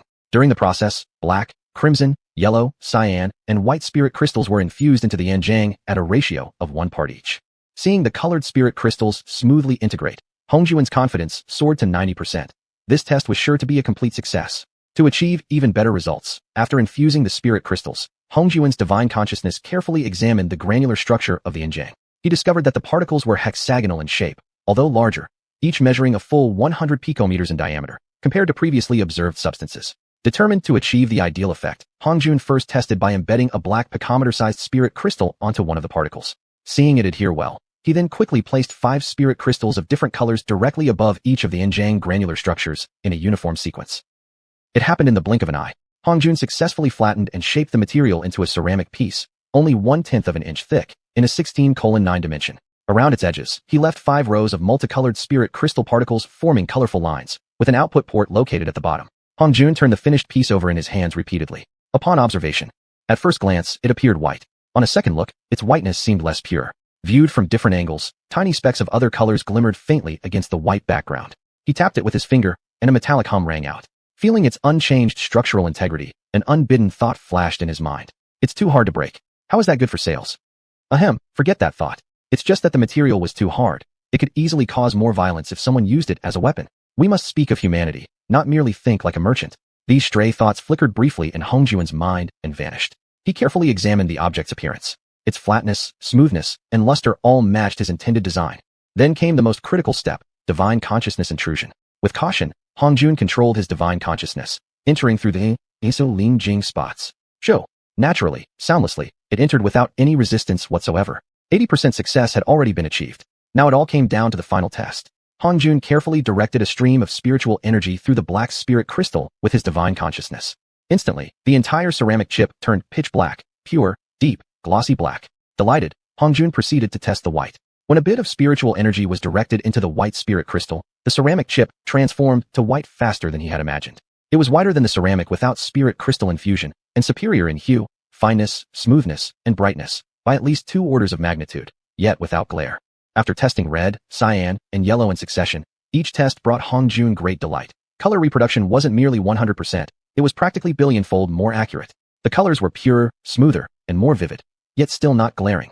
That was the greatest joy. The initial test was a great success, far exceeding Hongjun's expectations. This filled him with immense confidence for the upcoming mixed color and complex display tests. Whether line by line or matrix display methods were used, all of them needed to build the whole image from individual points. The display design Hongjun had created was a matrix structure, a geometrically greater challenge in computation than line scan or interlace scanning methods. However, under the power of his strong divine consciousness, deceiving the eye's afterimage was naturally a trivial matter. Hongjun silently calculated the order in which the colored spirit crystals needed to be activated for image display, and based on the persistence of human vision, he used a quadratic series to comprehensively estimate his divine consciousness response speed. In no time, he deduced the exact duration for activating each crystal and the dwell time needed. After thoroughly planning everything, he began the most important step: image display and ultimate dynamic image testing. The first image input was of a distant cliffside. As Hongjun manipulated his spiritual energy through the predetermined procedure, the full image perfectly appeared on the ceramic surface. Whether it was the mist over the lakes or the hazy spiritual fog, everything was rendered with graceful, ethereal charm. Following the principle of starting with the easy before moving to the difficult, Hongjun first outlined a large lake on the cliffside image, then gradually added a curling steam effect over the lake's surface, gradually increasing the undulating mist, followed by the ever-changing clouds, and finally, he added sun and moon rise and fall, stars, birds flying in the sky, and fish leaping in the water. After he practically ruined the scenery with excessive details, he quickly added human figures, transplanting the scene of xianxia crossing the foundation building lightning tribulation into the already incredibly complex cliffside image. Shenjin's art tushing Zhang that Hongjun naturally didn't notice that he should have paid no attention to his brothers returning to the Crystal Palace. Thus, the brothers just happened to catch Hongjun in the act of displaying the grand spectacle of xiuxian, crossing the foundation, building tribulation on the ceramic chip. Seeing such a familiar scene so realistically presented before them, the impact left everyone momentarily stunned. Many among the brothers secretly doubted whether their own memories had gone wrong. Wasn't xiuxian's tribulation supposed to have occurred back at the former Tianwu sect base? Or was it indeed, as the scene suggested, only recently, above this lake and right before this cliffside? Until they saw how the scene subtly shifted its invisible lens toward the cliff corridor, revealing their own figures, the minute expressions on their faces, precisely mirroring their shocked reactions in real life, only deepened their belief that xiuxian had indeed undergone his foundation tribulation here. Especially when they saw xiuxian successfully cross the tribulation and witnessed their own joyous celebration, some inexplicable doubt quietly arose. If even I wasn't the first to move here for the foundation tribulation, how could xiuxian, the first among us to successfully cross it, have crossed it here? Just as certain sharp-minded individuals began harboring doubts, Hongjun paused the test. He noticed his brothers staring intensely at the ceramic display chip with sheer enthusiasm. Holding it up high, he said, "I have completed the specific production principles and workflow. You've just witnessed the testing effect, which was practically flawless." Promptly, his brothers enthusiastically applauded. After a while, when Hongjun saw that everyone had mostly exhausted their excitement, he waved his hand to stop the applause and continued. "Before I transmit the divine consciousness map to all of you, I need to assign a testing task. How to achieve optimal display using the least amount of spirit crystals. This test's minimum requirement is that under normal viewing conditions, there must be no color discrepancies or image distortions, and the required number of spirit crystals per unit area for dynamic image reproduction." When Hongjun finished speaking and saw everyone staring longingly at him, feeling their urgent anticipation, he forwarded the entire process, from spirit crystal decomposition into picometer-sized granules to the final ceramic chip creation, with precise dimensional specifications, all encoded into a divine consciousness map shared among them. If any of you brothers are unable to independently perform the crystal decomposition, you may go to xiuxian and receive pre-processed crystal granules. As for the size of the ceramic display chip, follow the principle of not interfering with others' production and make what you can reasonably handle. During the manufacturing process, you must have a clear understanding of the pre-solidification time of the ceramic. Because once solidification begins, no divine consciousness can penetrate anymore, and trying to insert crystal granules into it will simply be a joke. Therefore, I urge everyone to create a small test piece first before actual production. Accurately calculate its solidification time and integrate that with your own divine consciousness reaction speed, carefully allocating enough time for laying the crystal particles. Plan a complete, suitable workflow and timetable customized to your capabilities before truly beginning production. I don't want to see any unfinished half-works, because, at this stage, we cannot dismantle already produced ceramic. I believe none of you would want to see your surroundings cluttered with these difficult-to-dispose remnants of shame. After finishing, Hongjun packaged the entire production process, along with precautions, dimensional markings, and other key points, all encoded into the divine consciousness map, and transmitted it to each one present. After receiving the divine consciousness map transmitted by Hongjun, the xuanhuan did not rush forward all at once to work individually. Instead, they divided the production process according to each person's capabilities. Those with strong divine consciousness and solid foundational skills were responsible for the upstream task of spirit crystal decomposition. Those slightly less capable took charge of the subsequent steps, refining river sand, shaping it to the required dimensions, injecting the spirit crystal particles, pressing them firmly in place, and finally forming the ceramic. Those with the weakest abilities were assigned inspection tasks. And to maintain everyone's morale, each person was granted the right to rotate among the three major process segments. After the division of labor was clearly established, everyone stopped naturally after completing their respective single gungsha, eager to see the results after the ceramic flow process. Soon, a display ceramic chip identical to Hongjun's entered the testing phase, when a vibrant red flower gradually bloomed from a bud to full blossom, and the entire process was flawlessly displayed on the ceramic chip. Everyone joyfully embraced the person next to them, jumping up and down in celebration. Somebody suddenly grabbed Hongjun, who was completely unprepared, and tossed him high into the air. In that moment, Hongjun became a ball kept constantly airborne by everyone's hands, experiencing a period in the air that was, for him, far from pleasant. Chapter 64, The Pros and Cons of the Game. After everyone cheered, they threw themselves into experimenting on how to reduce the usage of spiritual crystals while ensuring display quality. Everyone understood well that spiritual crystals were a strategically important material in the path of cultivation. Even if each piece's usage was reduced to an almost negligible amount, it still meant consumption, which made everyone feel somewhat xiuxian, reluctant. After 3 days of continuous testing, the number of spiritual crystal grains used per square was gradually reduced from 3 billion to just over 26,500,000, and still the visual effect was excellent with ordinary observation. When Hongjun heard the report, he quickly did a mental calculation on the minimum usage. Wasn't this equivalent to the 4K screen in his original world? Then, the original display he had first created could achieve. How much times worth of switching and display could it handle? Perhaps he should create a testing tool? For a simple software to test speed, which one should he use?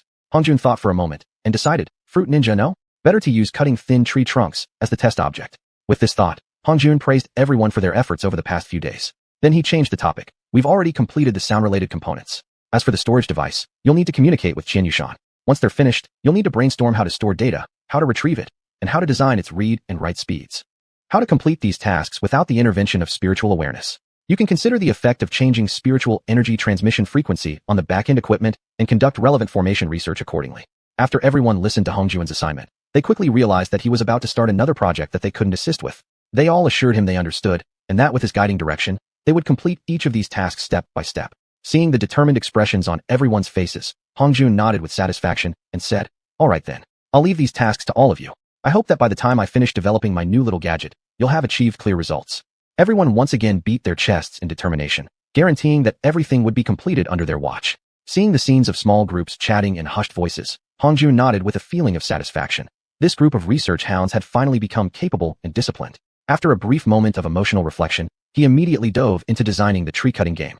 First, in his mind, he conceptualized its specification, 1 meter long, 10 centimeters thick, with the same thickness from tip to tail. Then, he used spiritual awareness to horizontally slice it into cross-sectional slices, each 100 picometers thick.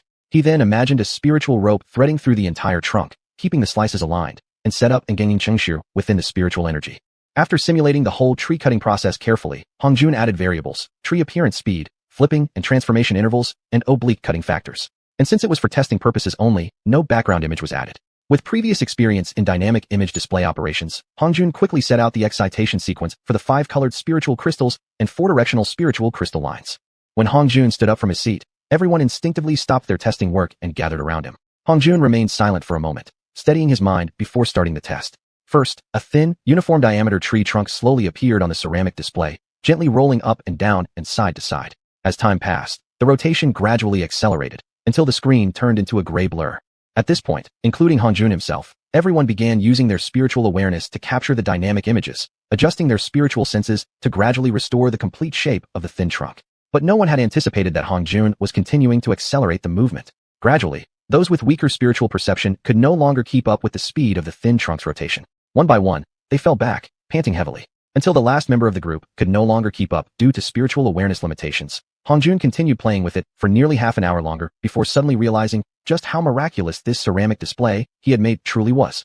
Instantly, everyone instinctively adjusted their formation output values many times higher, enough, at least, to match the speed of their own spiritual awareness operations. After finishing this appetizer test, Hongjun quickly restored the display back to a slow rotating image of the thin trunk, then added another one. Just as everyone thought he was about to manipulate 2 thin trunks at the same time, suddenly a cleaver blade appeared on the screen and chopped handing into the trunk, slicing it cleanly in two. Tree cutting? Just when everyone's interest was slightly sparked, they saw the display suddenly start dropping thin tree trunks from various directions in a disorderly manner. Then a cleaver blade began chopping them one by one. Every time a trunk was cut through, an X1 character would appear on the screen, and at the bottom status bar, a green checkmark would show up, followed by a line of rapidly changing strange characters. To its right was a red cross, temporarily followed only by an oval circle.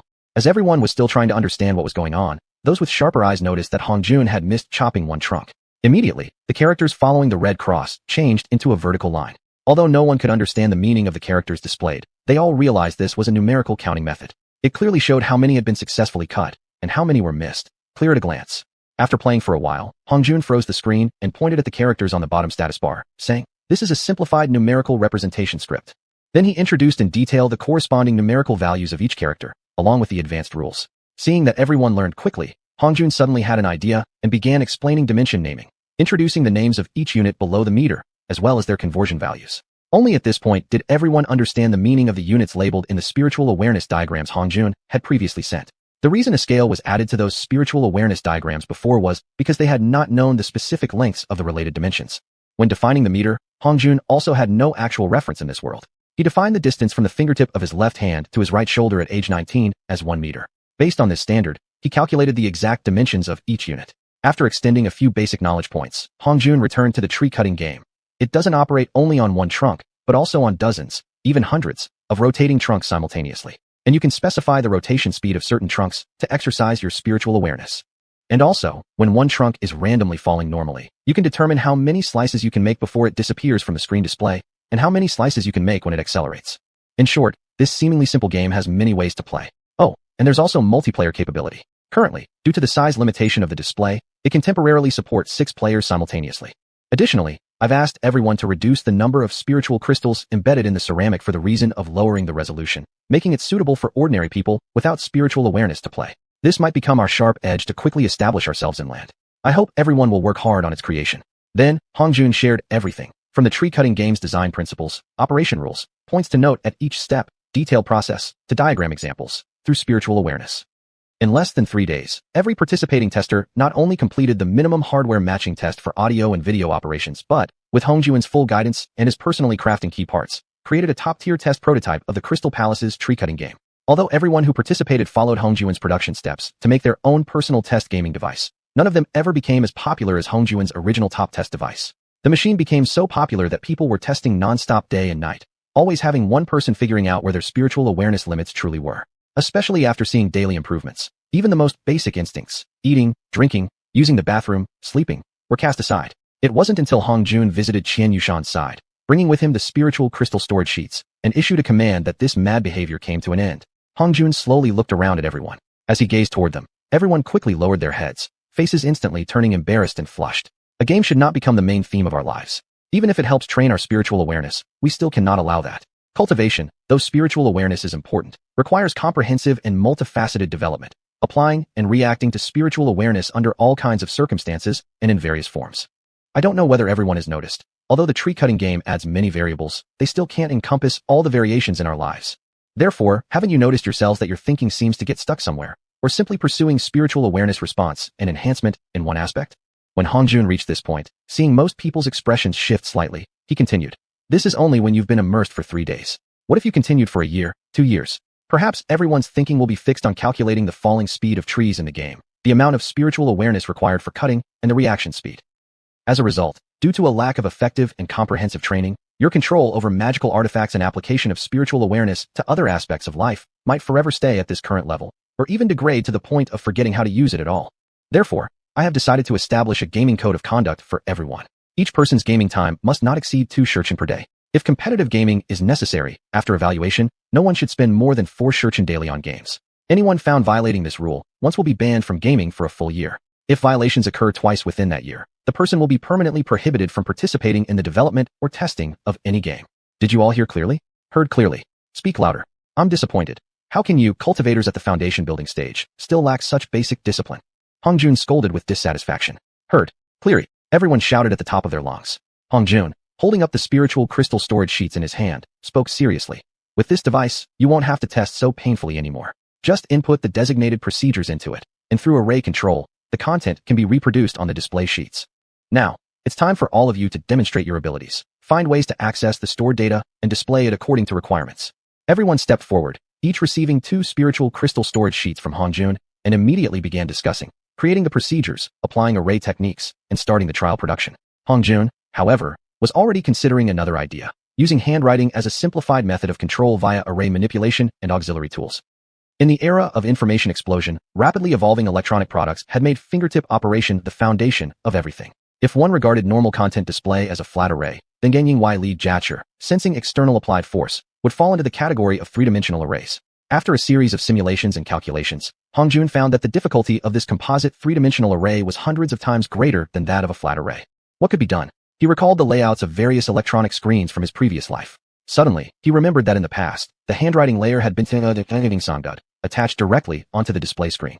As long as he designed a dedicated sensing array layer, allowing spiritual circuits to feed back into the main unit and convert the signals to change the display, the goal could be easily achieved. With a solution in mind, Hongjun quickly produced a sensing block. Yet, in actual use, he discovered he had underestimated the difficulty. Hijingran Wangji Taotitin Sherpang Busru Kumingda had forgotten that the ceramic display sheet wasn't transparent. It could only be used as an external writing pad. It was far from the integrated display touch screen he originally envisioned.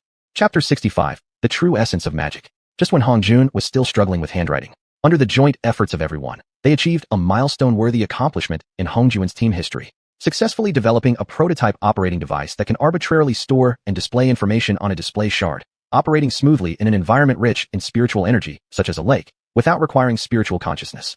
The operation was relatively simple, offering only 4 options: input, retrieve, select, and speed. Of course, it lacked the complexity of keyboards and mice like the computers of Hongjun's past life. After briefly experimenting with the device, Hongjun highly praised the team's research achievements. Then, he humbly proposed 3 small suggestions. To add an interface for reading jade slips. To incorporate dynamic markers during retrieval and selection on the display shard. To flatten the visual representation of storage space, categorizing stored content by item, category, and format, and providing functions for identification, naming, and editing. After serious contemplation, the team realized that each of Hongjun's suggestions would significantly enhance the convenience of operations. Correspondingly, the difficulty in design and production increased exponentially. In the end, only after Hongjun categorized selection under one operational tool and modification under another, following the functional distinctions between a mouse and a keyboard from his past life, did progress begin to pick up slowly. However, text modification and input still remained a tremendous challenge. Ensuring convenient input and accurate display clearly was not a task that could be completed in the short term. Although Hongjun occasionally thought about just bringing out the keyboard from his past life, having a keyboard would significantly reduce complexity under the control of corresponding arrays. He wanted to see whether the people of this world, including himself without relying on past life knowledge, could create tools suitable for the current world, and he remained full of anticipation. After all, from the ceramic display shards used for showing information, to storage and retrieval, everything was vastly different from the computers of his past life. Miniature spirit crystals integrated many control arrays, thereby greatly reducing hardware complexity. Handwriting was a breakthrough point for input. Soon, Hongjun suddenly slapped the back of his head. What about voice input? In other words, without changing the ceramic display shard, one would only need a microphone, a conversion control array, a spirit crystal for text storage, and finally a sequence of control arrays linking the excitation array and the backend display shard to achieve the effect of text display. Hongjun carefully thought through every step, what each part needed to achieve, and what functionality each array required for control and error correction, before he began assembling the device. First, he made the microphone. With a thorough understanding of sound production principles, he quickly completed the tool that converts sound into vibration frequencies. Then, considering the peculiarities of this world, he spent nearly a full day designing a reserved array covering 5 million corresponding sound frequencies.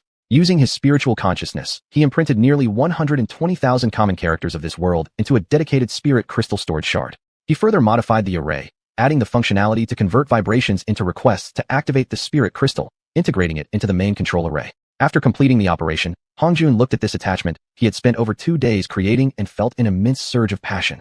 Although he had borrowed some ideas from the processes of computers from his past life, it was still his own original design.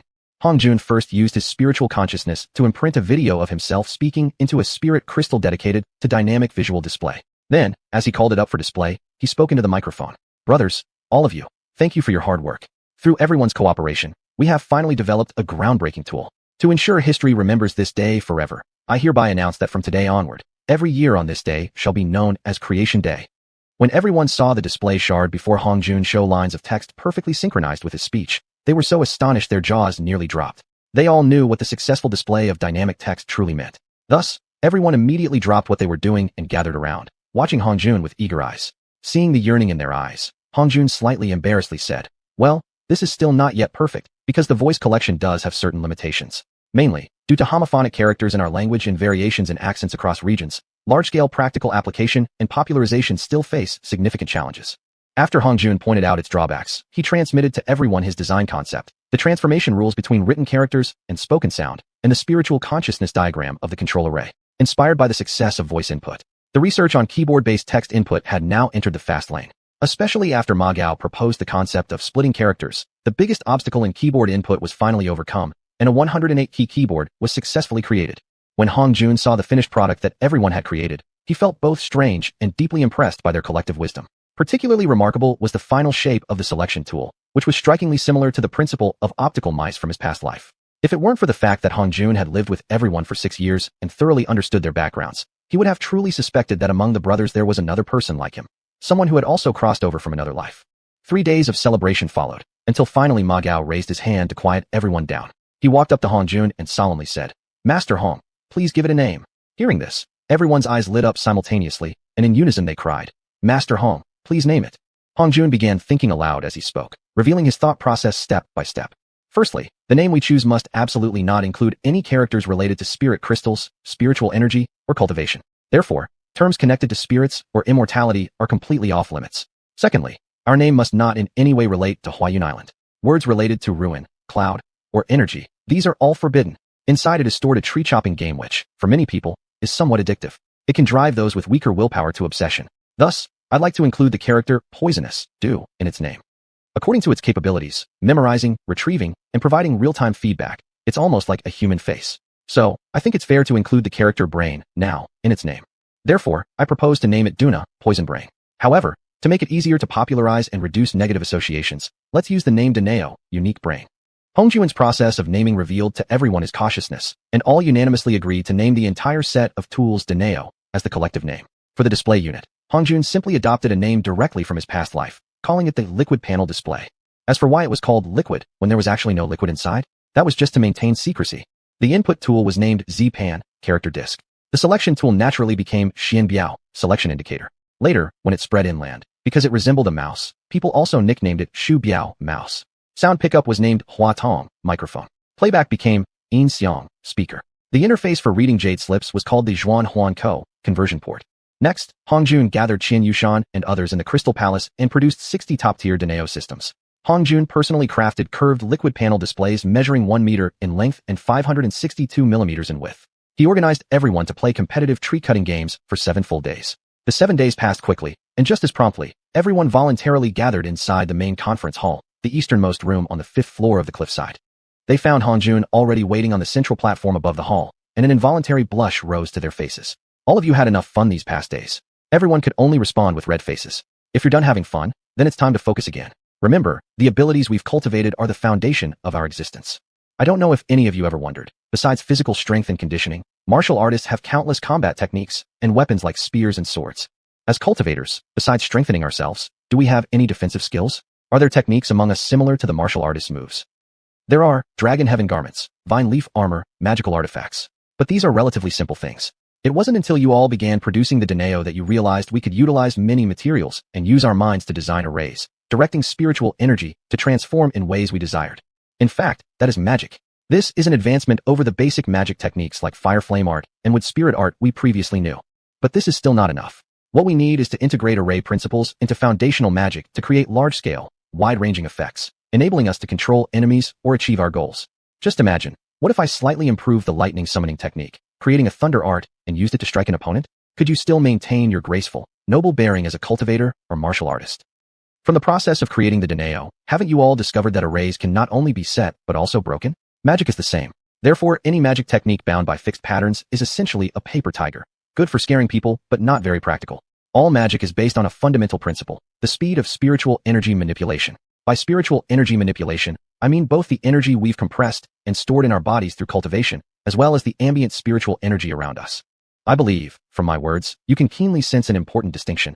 I classify spiritual energy into 2 types. The spiritual energy stored within ourselves, which increases as our cultivation and realm progress.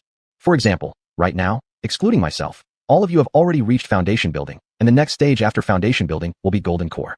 What exactly is a golden core, and what immense power will it bring? When the medicine meets its matching energy type, an image is formed. When the Tao aligns with the tranquil and void, it naturally arises. Once a single golden core is swallowed into the abdomen, one finally realizes that destiny is not dictated by heaven. Foundation building merely signifies stepping out of the mundane world. You are no longer considered ordinary people. However, a golden core not only stores thousands of times more spiritual energy than foundation building, but also creates its own internal universe within the body, granting a certain ability to generate spiritual energy. Also, you can fly with a golden core. Even in areas with no spiritual energy, flying continuously for 10 days or half a month poses no problem. Everyone instantly became excited and flushed with envy at the thought of flying. They all longed to immediately attain the path to golden core cultivation. Hongjuan slowly swept his gaze across everyone, then shook his head and said, "Unfortunately, among you, the one with the highest cultivation is Golden Snake, and he's only at foundation building stage 8. You are still far from stage 9 of foundation building, let alone the ultimate stage of foundation building, or even the legendary 12th stage. What exists within your bodies is nothing more than slightly denser spiritual energy, far from forming liquid, and even farther from condensing liquid into a core." As Hongjuan spoke, he suddenly thought of the various spirit crystals in the Snake Valley, and continued, "The spirit crystals we use can, in a certain sense, be considered a greatly weakened version of golden cores. You have all already experienced the spiritual power contained within these crystals. Therefore, I hope that while you refine your own cultivation, you will also maintain a balance between work and rest, and strive to create your own unique magical techniques." Chapter 66. Wanting to break through. Speaking of breaking through. After everyone had left, Hongjuan began reflecting on himself. What he hadn't expected was a shock. Originally claiming to have all 5 elements balanced and 10 stages of cultivation, advancement difficult, yet in just over a year, he had advanced from the 4th stage of chi condensation to the 9th stage. What was going on? Recalling the past year, aside from constantly seeking solutions, he'd been occupied solving the issue of spirit crystal usage, producing river sand ceramics, developing the spirit crystal engine, and the Dunak. Could it be that these things he had been deeply involved in triggered the world's reward? Nonsense. If this world doesn't hate me already, that's already a blessing. Hong Jun couldn't understand it no matter how much he thought. Perhaps influenced by his past life, he felt this idea sounded somehow strange. Then, he considered how he'd soon face foundation building. Could he summon the lightning himself, strike himself with it? This was quite asking too much. Without undergoing the lightning tribulation and advancing to foundation building, wouldn't his body become incompatible and his spirit and body not fuse together properly? And also, the sky demon, foreign to this world. The more Hong Jun thought about it, the more convinced he became that his foundation building couldn't follow conventional logic. Should he awaken Wu Ming? The thought barely appeared in Hong Jun's mind before it was firmly suppressed. At the same time, he silently made a decision. Even if in this sage world he could not cultivate or attain immortality, he would still cut off any connection with Wu Ming completely. What meaning is there to gain immortality if this body exists without self-awareness?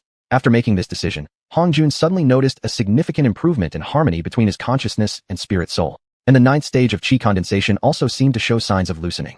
He couldn't wait any longer. He had to resolve the issue of the lightning tribulation as soon as possible. After Hong Jun pushed open the cave door of Xianxia, he saw it in a panic covering something with its snake body. He frowned deeply and asked in a low voice, "Are you playing games?" "Ah yes." Xianxia lowered its snake head, moving its body aside, revealing a liquid panel display. Hong Jun realized that it had truly proved a talent. It had actually extended the magic array's extension lines. The mainframe of the Duanao was inside a certain room, while the liquid panel display was here. That was trivial. What shocked Hong Jun even more was that it seemed to have overcome the issue of handwriting recognition. Looking around, not seeing any tools, Hong Jun softly said, "These days, your tongue must have been very flexible, right?" "No, I still make many mistakes." After Xianxia replied, it suddenly realized it had revealed its secret modifications to the liquid display. "Fine, considering your effort in modification, I'll pretend I saw nothing today. However, later on, remember to share the modified procedures with everyone." Xianxia, thrilled upon hearing no punishment would be given, nodded its head repeatedly before swiftly changing the topic, asking, "May I ask, Master Hong, what brings you to my humble cave today?" Hong Jun didn't dwell on its wording but quickly asked, "Do you know of a place nearby where it's constantly thundering? Constant lightning?" After thinking for a while, Xianxia shook its head vigorously, replying, "No, I don't know. At least within 1,000 miles, there's no such place." Hong Jun hadn't expected an immediate answer either, secretly thinking in his mind, "Looks like the opportunity for my foundation building tribulation requires deeper exploration into Xiuxian Island." After leaving Xianxia's cave, walking down the corridor, looking at the distant towering mountains and deep valleys, he inexplicably felt an urgent longing rising in his heart. To venture deeper, he definitely needed some kind of tool allowing quick withdrawal. Deeply influenced by his past life, Hong Jun's mind immediately flickered with thoughts. Aircraft, flying sword, flying carpet. As for riding clouds, he wouldn't even dream of that without forming a golden core. Hong Jun quickly summoned the Ribfabog, eyeing it as one with Little Red Riding Hood, asking, "Can you carry me flying in the sky?" The Ribfabog shook its head violently, urgently sending a telepathic message. Even flying by itself, it couldn't fly high or far. Carrying a person, being able to lift slightly was already quite a feat. "What if I dump massive spiritual energy into you?" Hong Jun persisted, unwilling to give up. The Ribfabao looked left and right at Hong Jun, then still shook its head, indicating it was impossible. Hong Jun stared at it disappointedly for a while before retracting it into his body for nurturing, secretly thinking in his mind, "Looks like it's indeed fortunate there wasn't a large seafaring ship constructed in Tianwu Sect's territory. If inland instead, finding a place with constant huge thunderstorms and keeping it hidden from the outside world would likely be impossible.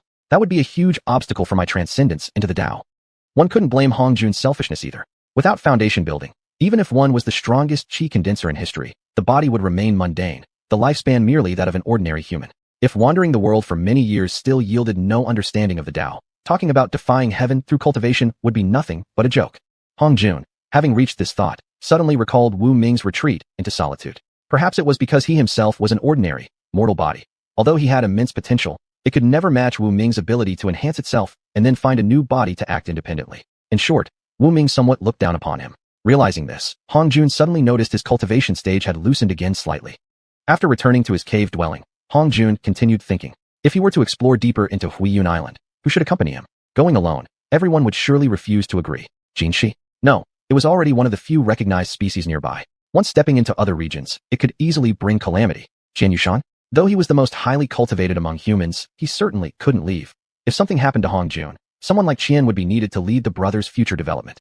As for Feng Hui, including Zheng Xingqing and others, there was somewhat a lack of full harmony with the brothers. Sun Ji was an excellent candidate, hardworking and thoughtful, but he was still primarily in charge of the plant census in the area governed by Xianxia. Qian Guman, though loyal enough to Hong Jun, lacked independent judgment.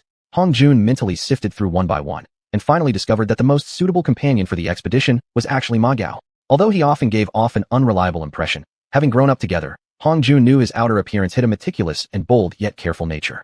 As soon as Hong Jun thought of Ma Gao in his mind, he couldn't help but recall Ma's father, an oily, middle-aged man always smiling like he had just found 10,000 taels of silver.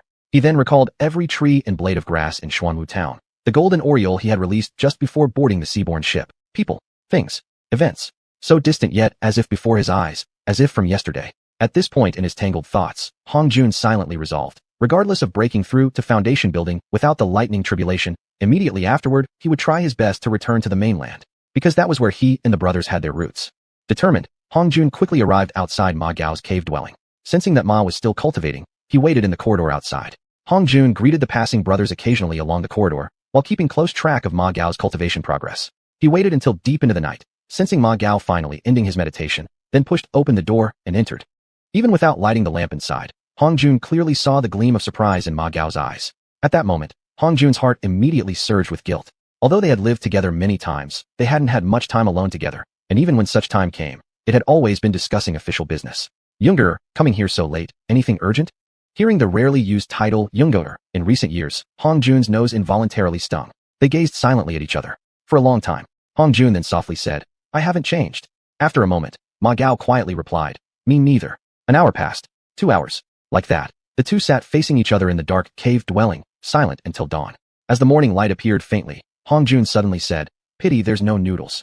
Ma Gao's eyes instantly turned red, quietly responding, "And no sky cinnamon leaves falling naturally." After that, he smiled with tears still in his eyes, then suddenly straightened his face and asked, "Younger, why are you looking for me?" Exploration. Exploration? Ma Gao examined Hong Jun up and down, without asking for reasons, simply asking softly, "The two of us? Important?" "Yes, quite important." "All right. You just arrange and inform the brothers properly. Anytime you're ready, call me. I can leave immediately." Hong Jun heavily nodded once, then stood up and while walking out said, "Noodles? None. But fish, I can guarantee." "Fine. But I want you to cook. Even if it's just grass, it would still taste great." Ma Gao rapidly stood up, then followed closely behind Hong Jun. Hong Jun knew how to cook. That wasn't something only Ma Gao knew. All, including the entire group of 56 people, knew it. When everyone heard Hong Jun was personally cooking fish, they immediately burst into cheers. Xianxia even showed off its local superiority, flying over the lake, several twists and turns later, catching a few fish so large that only the assembly hall could contain them. Seeing this, Hong Jun looked at Xianxia with an expression full of disdain. "Your snake brain truly lacks intelligence. How can you bring such large fish here? With such a tiny place, if you bring them inside, there won't even be enough space left to turn around. How can I prepare them?" Looking slightly embarrassed, Xianxia immediately moved the giant fish onto a large riverside beach and stood guard firmly by the water's edge, preventing the fish from leaping back into the river and escaping. Hong Jun used his spiritual sense as a blade, drawing in spiritual energy to form a massive cleaver of ring cheat, swiftly cutting open a large fish that had not been leaping with much joy. Bro? Observing the fish's abdominal membrane and noting there was no black layer, he nodded approvingly.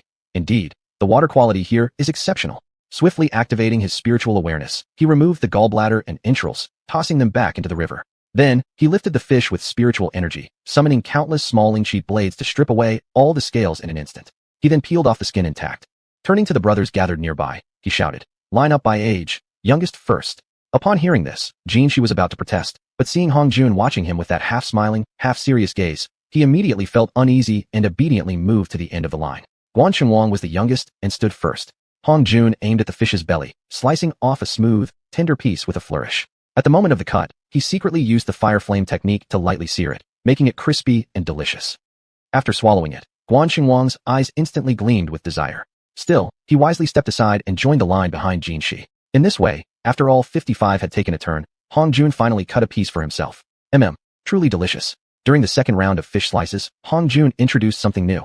Guided by spiritual awareness, he instantly cooked the fish slice with ling-sheet, then added a touch of roe inside, rolled it up, and handed it to Xuanhuan.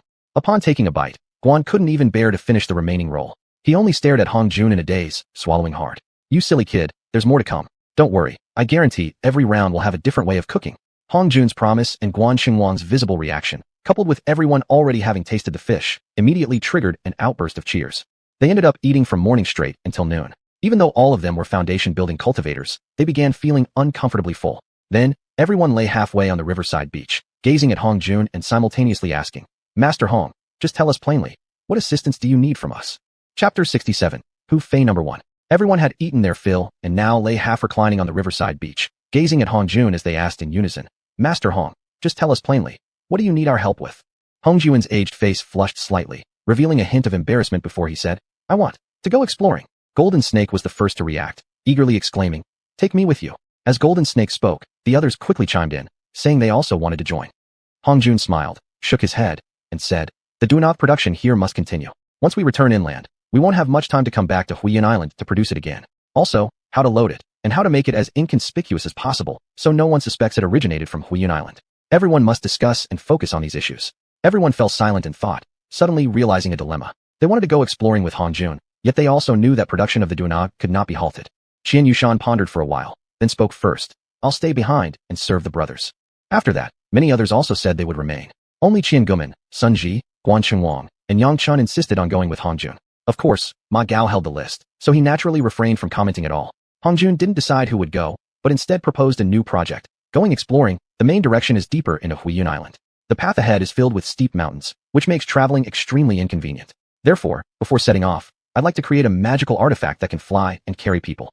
The group looked stunned for a moment. Then their faces lit up with wild enthusiasm as they stared at Hongjun. As for the principal and general direction, Hongjun paused, then plucked 2 slender grass leaves and a stem from the lakeshore. He simply assembled them into a bamboo dragonfly. Rubbing it between his palms, he released it, watching as it flew in the air briefly before falling to the ground. Sometimes no words are more persuasive than a simple demonstration. Seeing this, everyone found it quite interesting. One by one, they made their own bamboo dragonflies and played with them a bit before turning thoughtful eyes toward Hongjun. That's right, just as you're thinking. If there was a blade that could continuously rotate by applied force, it could float in the air for a long time. With it, we wouldn't need to cross rivers by building bridges or waiting. With it, even mountains and canyons could be passed without the toil and inconvenience of climbing up and down. And we already have an extremely lightweight ceramic engine. Just changing the direction of its rotational force would make it entirely suitable as a flying power source. Then we simply need to construct a passenger compartment beneath the rotating blade to realize the possibility of carrying people through the air.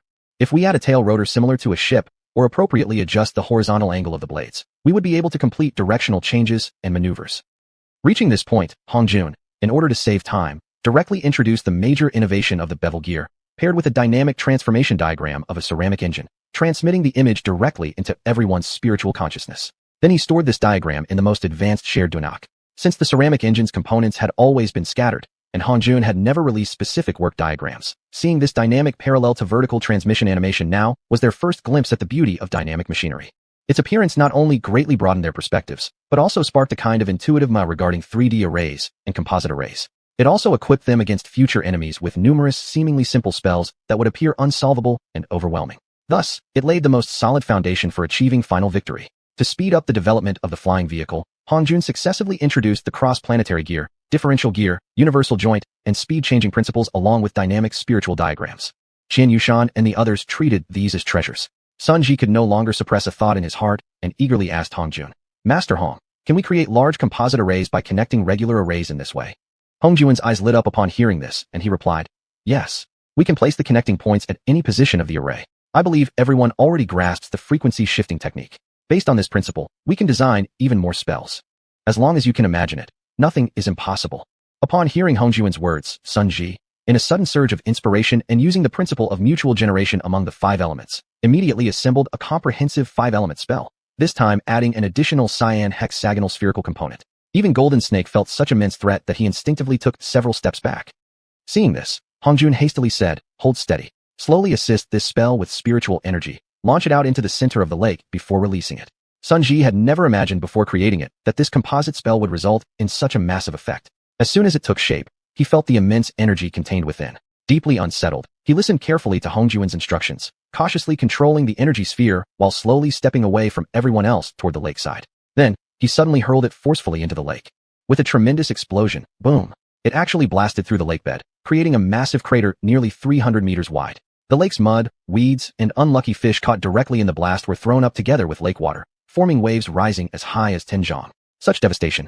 Golden Snake roughly estimated the effect and realized that if he were accidentally caught in the blast radius, he wouldn't have any chance of survival. So he subtly stepped a little further away from Sun Ji without drawing attention. Everyone was deeply inspired by Sun Ji's original thinking and Hongjun's theories, and many ideas were sparked in their minds. Hongjun, seeing the expressions on their faces, understood precisely what they were thinking. He quickly warned, for everyone's safety, Every single spell conceptualization and testing must occur no less than 2 kilometers apart from others. Upon hearing this, everyone swiftly dispersed to work alone, each starting to create their own unique attack spells. Hongjun, however, gazed for a long time at the lake where Sun Ji had just cast his spell. He thought, perhaps without going on the expedition to locate natural ley foam, thunder peaks, just having Sun Ji bombard him directly would suffice.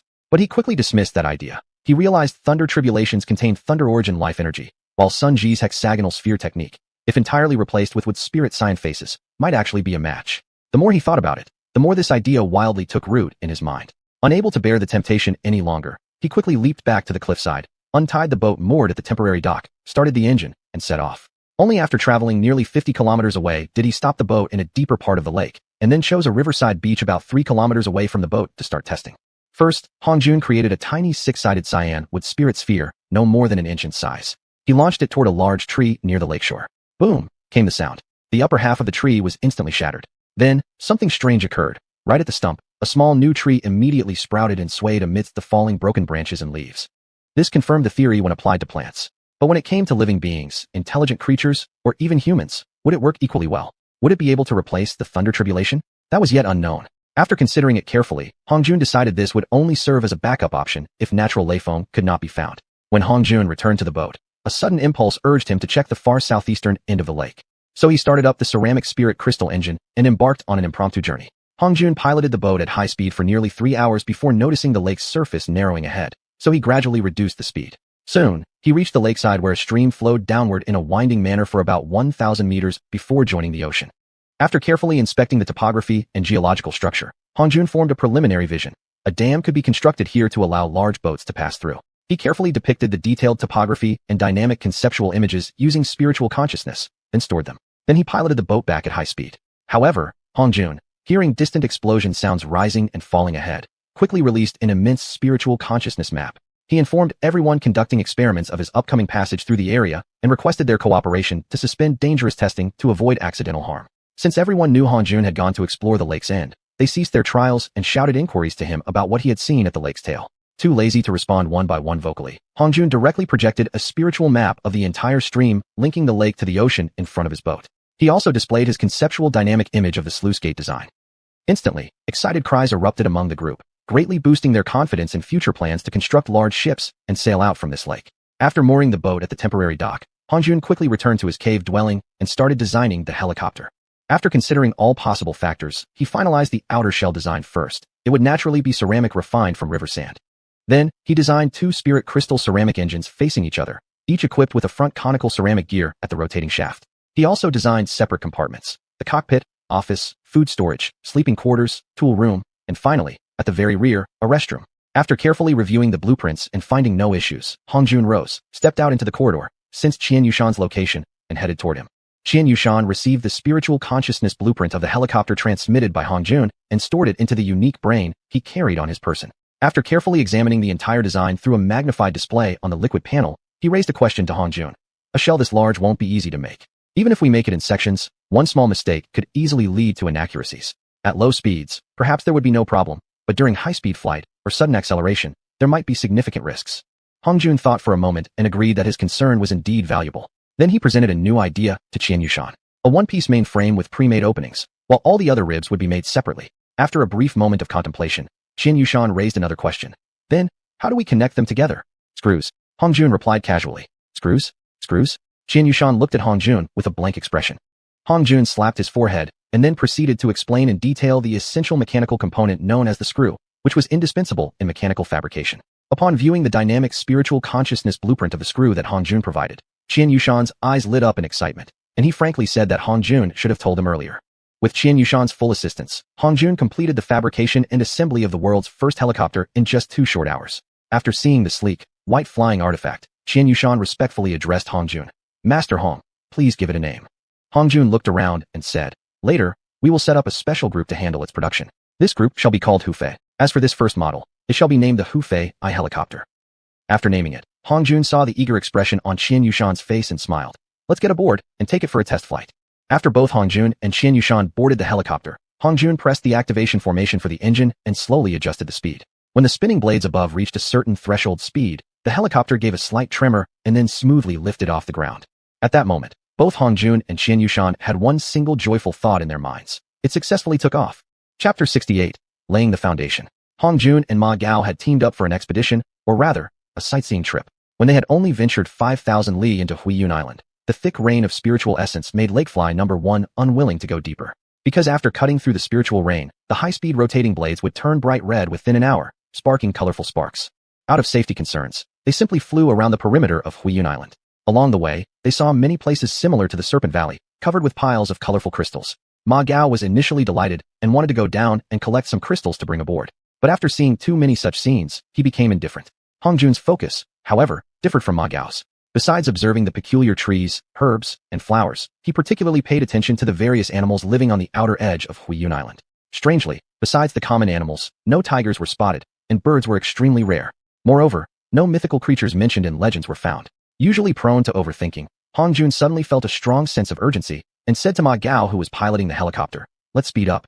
I hope we can return to Golden Serpent Lake before my 21st birthday." Golden Serpent Lake? Alright, I got it.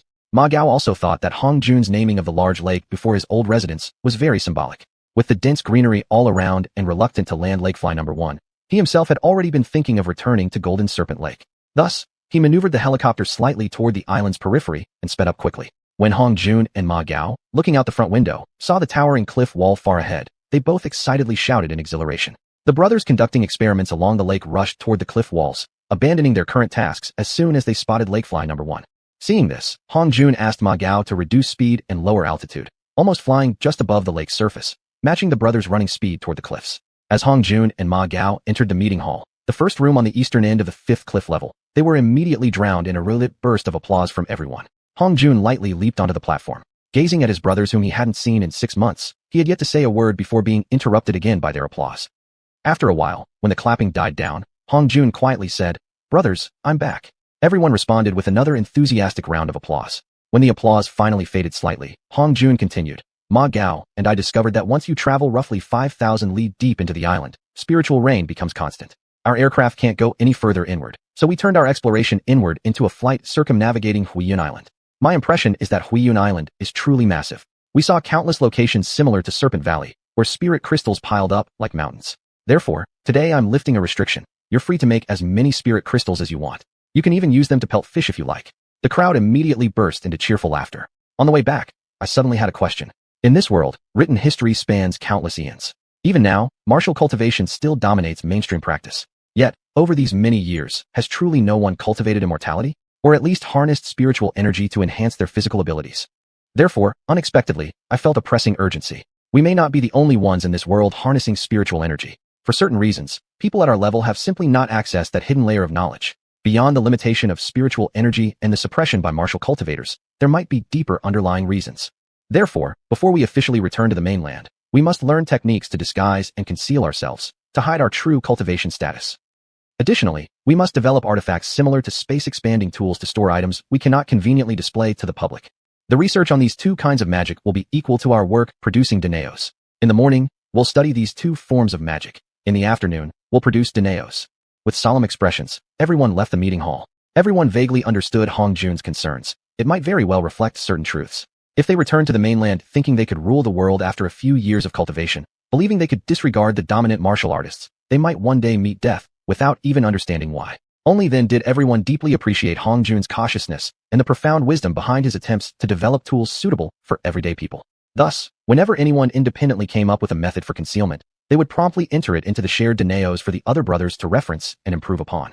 Likewise, any confusion or queries would immediately become topics for group discussion. Hongjun noticed that the 4 shared deneos couldn't satisfy the communication needs of all his brothers, so a thought struck him. He quickly summoned xiuxian and said, "Each of our deneos has an interface for reading jade slips, right? Since jade slips are currently scarce, can we use them as a channel to connect all our deneos together?" xiuxian's eyes lit up. "Master Hong, are you saying that we should find a way to link all our deneos in different caves, so we don't have to go out to communicate?" "Yes." Considering the differences in their environment, Hongjun refrained from introducing theories like Bluetooth or radio waves and instead made a suggestive proposal. Frequency is a powerful thing, and spiritual energy can carry frequency. However, from a security perspective, I personally recommend trying to find mediums for transmitting information that don't rely on spiritual energy. After some thought, xiuxian nodded in agreement, seeing the long-term guidance significance in Hongjun's suggestion. He replied, "I'll gather a group of brothers to experiment and search for such a method. Soon after, Xiuxian sought out the other 11 foundation-building experts who were already accustomed to teamwork and began tackling the issue of remote connectivity. Hong Jun returned to his cave and began reflecting inwardly. Am I paranoid? Why do I always feel that the world is full of hostility toward me? And what kind of world is this, really? Are the records of the exalted sages, the information Ma Gao and I have gathered, true? If one cultivates to sagehood, is leaving this world by stripping away all one's wisdom truly the only way to face the heavenly Tao of the original world? It seems the heavenly Tao of the original world was also the legendary Pangu, or perhaps the heavenly Tao formed after Hong Jun merged with the Tao. I coincidentally bear the surname Hong and the given name Jun. Could this be a coincidence? Or is there an unseen hand manipulating the flow of time and plucking the strings of my fate? I cultivate Tao, I explore technology, I go to great lengths to hide my abilities. Are these instincts? Or is this the reenactment of the Hong Jun of the original world who merged with the Tao, replaying history in this realm? For a moment, Hong Jun couldn't determine whether the current world was an alternate primordial chaos world or a testing ground for some powerful being from the immortal realm. Hong Jun pondered deeply, eventually realizing that his current level of understanding was too limited to judge the truth of information or glimpse the ultimate nature of this world. The only certainty was that this world, at least the human realm within it, was strongly opposed to spiritual essence. Well, not exactly opposed. Otherwise, how could the 13-League Alliance of Tianzhou have poured efforts into developing this place for billions of years? That simply doesn't make scientific sense. Unless the great clans and sects of the human world had also discovered the benefits of spiritual essence for physical nourishment, and having experienced regions where spiritual essence was higher than normal but less intense than Huiyun Island, they found it beneficial enough to pursue the development of Huiyun Island. The more Hong Jun thought, the more convinced he became that he was approaching a hidden truth. Plan for the worst, hope for the best. Inwardly, Hong Jun resolved, if his brother's concealment spells couldn't even deceive himself, he would not restart the shipbuilding project or commence the large aircraft project. In short, without guaranteed safety, he wouldn't step onto the mainland. Only by playing it safe could one survive for long. Just as quickly, Hong Jun fell into a sense of sorrow, the tragedy of being a small fry, and the helpless uncertainty that comes from not fully understanding one's life, environment, and the fate of the entire planet. Oh well, I'll just sing whatever song the mountain demands. Letting go of his many concerns, Hong Jun suddenly felt a ripple in his spirit soul. Trouble. He was about to break through. Hong Jun hurriedly searched for Sun Ji. Only after taking him nearly 100 kilometers away from the cliff did he explain to the puzzled Sun Ji. Based on what spirit art, create hexagonal green orbs, and upon receiving my order, start hurling them at me. Remember, start small and gradually increase intensity. Don't immediately go all out. Of course, don't hesitate just because I look pitiful. Sun Ji shook his head and replied, Master Hong, you must explain clearly why you want me to throw wood spirit orbs at you, or I will not commit such an inappropriate act. Hong Jun hesitated slightly before deciding to be honest. I'm about to undergo the foundation building tribulation. During this process, I cannot properly regulate the intensity of drawing and lightning, and thus may not achieve the proper effects from the Leijia. When Ma Gao and I went on our last expedition, we were searching for a naturally occurring lightning peak to refine my body during the tribulation. But now, I'll have to see if the wood spirit orbs can serve as a substitute. Sun Ji quickly understood Hong Jun's meaning. Thinking of himself and all the other brothers who had successfully undergone tribulations thanks to Hong Jun's full support, he quickly proposed a decision of his own. Master Hong, if you want me to use the wood spirit art to hurl orbs at you while you undergo the foundation building tribulation, I have no objection. But, you must grant me one condition. Don't worry, it's something you can easily fulfill.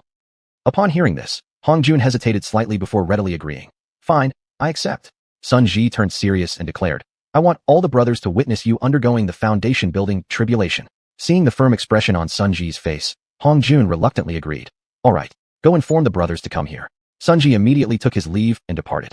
When Xianxia and others heard the news from Sun Ji, they all became very anxious and followed him running toward the designated area where Hong Jun planned to undergo the tribulation. Upon learning that this rare opportunity to witness the event was something Sun Ji had insisted upon, they praised him greatly. Seeing all his brothers had arrived, a warm feeling instantly filled Hong Jun's heart. He bowed to all of them apologetically and said, Thank you all for coming to support me. However, I don't know exactly what form my tribulation will take. If Sun Ji's wood spirit orbs fail to refine my body properly, please don't hesitate to help out with a bit of your strength. All the brothers loudly responded in agreement. Just as Hong Jun had expected, when Sun Ji exerted his maximum power in creating wood spirit orbs, but still had no effect on Hong Jun's body, the combined effort of Xianxia and 54 others, channeling their full strength, finally succeeded in meeting the requirements of tribulation body refinement. Chapter 69. The First Trial of the Heavenly Tao. When everyone stood in stunned disbelief, watching Hong Jun getting engulfed by a massive amount of wood spirit orbs, and sensing no trace of his aura whatsoever, great panic surged in their hearts. But the moment they saw him reappear from surging green chi, his form shifting from intangible to solid, indescribable joy filled their entire beings. Master Hong had finally achieved foundation building. After sensing his body, Hong Jun immediately felt dazed. Still not at the foundation building stage? Could it be that the miserable situation where I nearly got obliterated was not even the actual foundation building tribulation? No, it was just the woodling gun that passed the tribulation. What about the metal gun, water gun, fire gun, and earth gun? Heaven help me. Am I going to undergo 5 separate foundation building tribulations? I hope each tribulation doesn't double in difficulty. Hong Jun mused inwardly as he watched his brothers, clearly even more excited than when they themselves had successfully achieved foundation building. He shook his head helplessly and said, I haven't actually achieved foundation building yet. The joy everyone felt instantly froze. After a moment's thought, Hong Jun decided not to openly reveal that he must undergo foundation building 5 times before truly entering the foundation building stage. To provide a seemingly reasonable explanation for his failure, he attributed it to a natural condition. Lightning tribulation.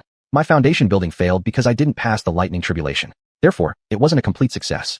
Of course, all your efforts launching wood spirit orbs at me still brought me significant improvement. I estimate that maybe the wood spirit orbs were too gentle and aren't particularly suitable for refining the body. The exact circumstances might only become clear after trying other types.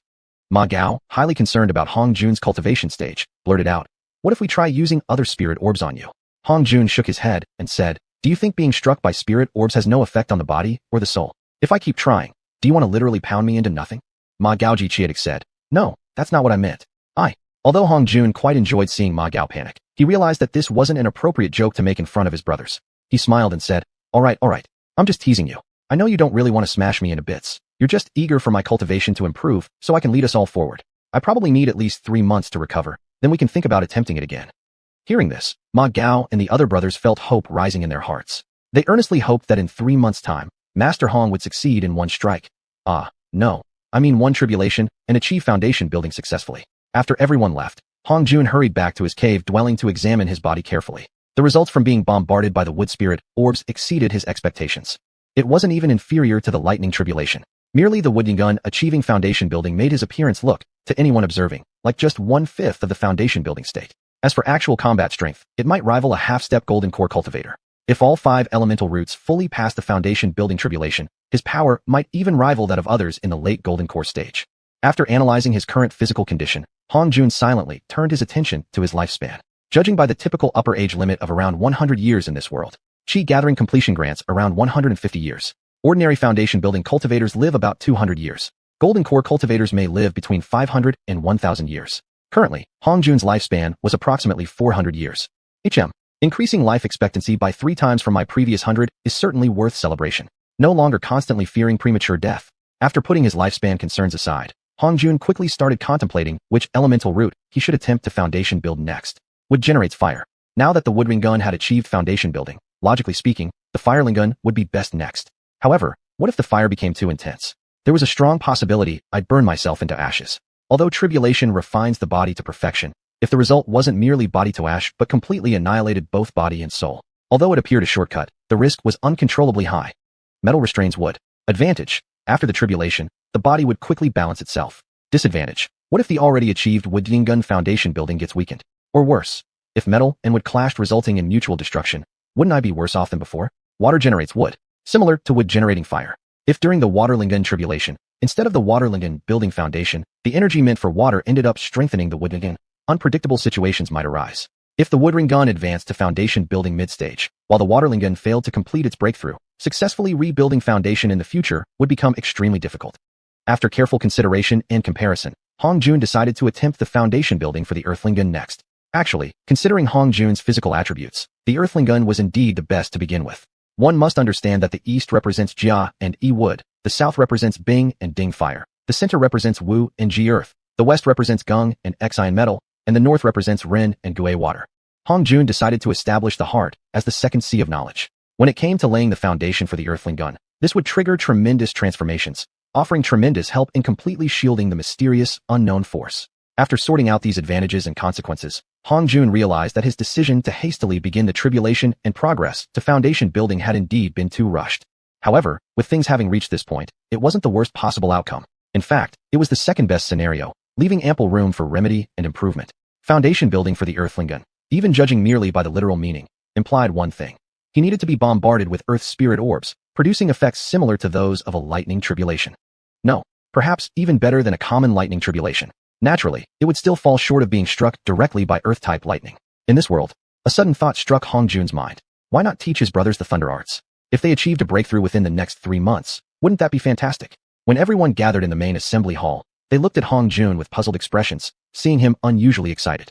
Hong Jun glanced at them all before solemnly declaring, "My foundation building tribulation was not fully accomplished. You all might have already guessed the reason. Correct. It was because there was no refining process through a lightning tribulation. Now, for my future attempts at foundation building and to ensure a more ideal process, I have specially summoned all of you, my brothers, to learn the art of attracting thunder.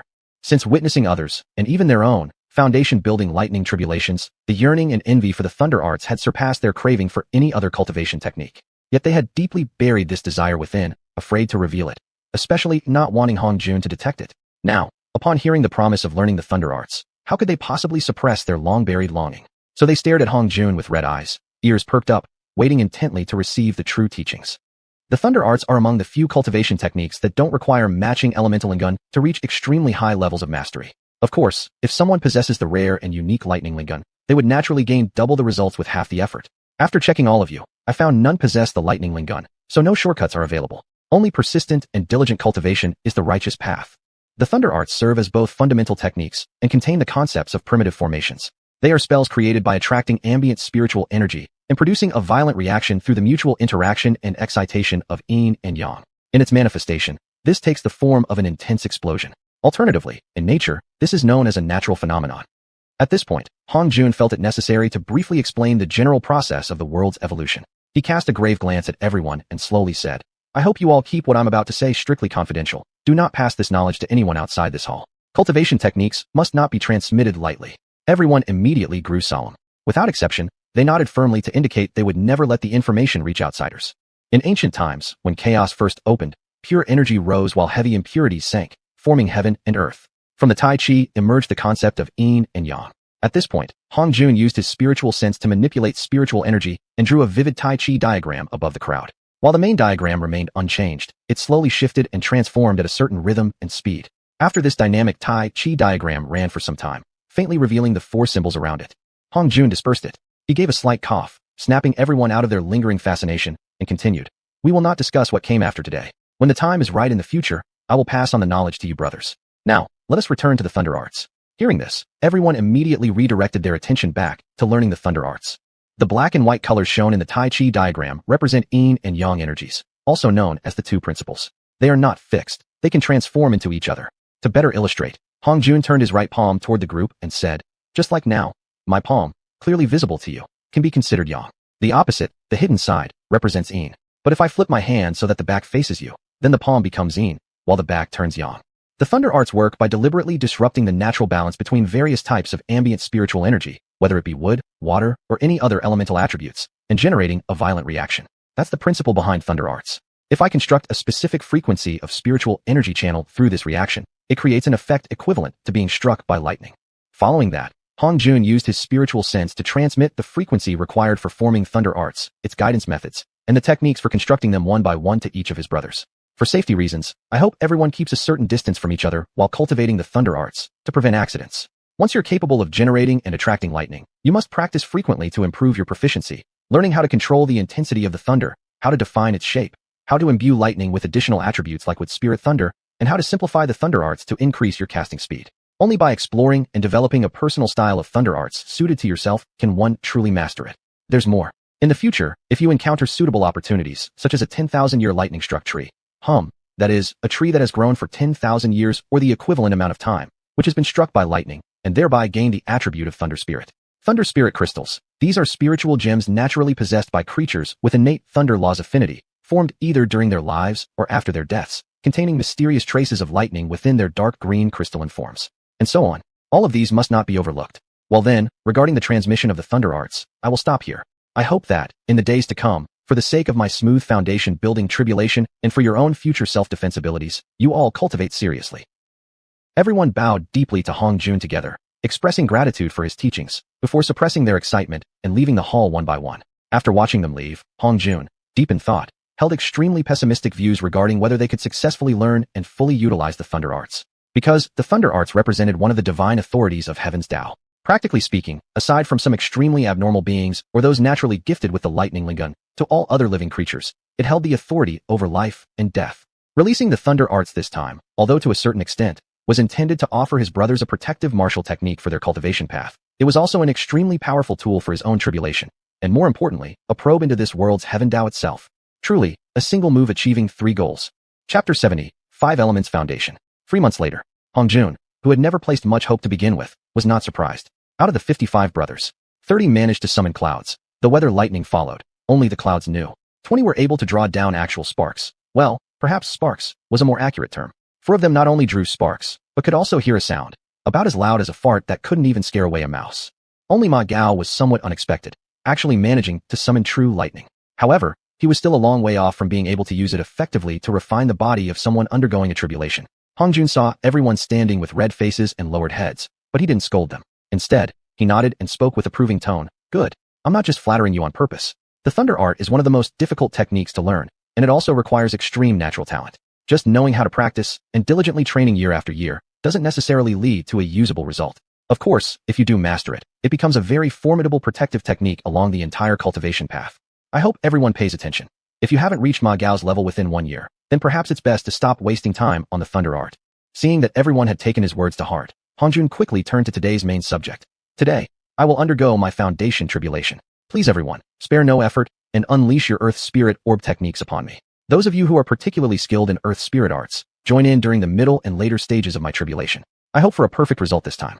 After all, most of you are nearing the mid-stage foundation building, while I am still just a chi condensation novice, which isn't very impressive. Everyone automatically ignored Hong Jun's self-deprecating remark and instead prepared themselves to cast earth spirit orbs, hoping this time Hong Jun could smoothly complete his foundation tribulation. Hong Jun slowly walked into the air above the lake, relaxed his mind, and greedily absorbed the surrounding spiritual energy. As everyone saw the swirling vortex of spiritual energy above his head, those who didn't have an earth affinity began casting their earth spirit orbs at his body with all their might. However, the attacks seemed to barely affect him. Only after the earth spirit orb experts joined in did the attacks begin to have real effect.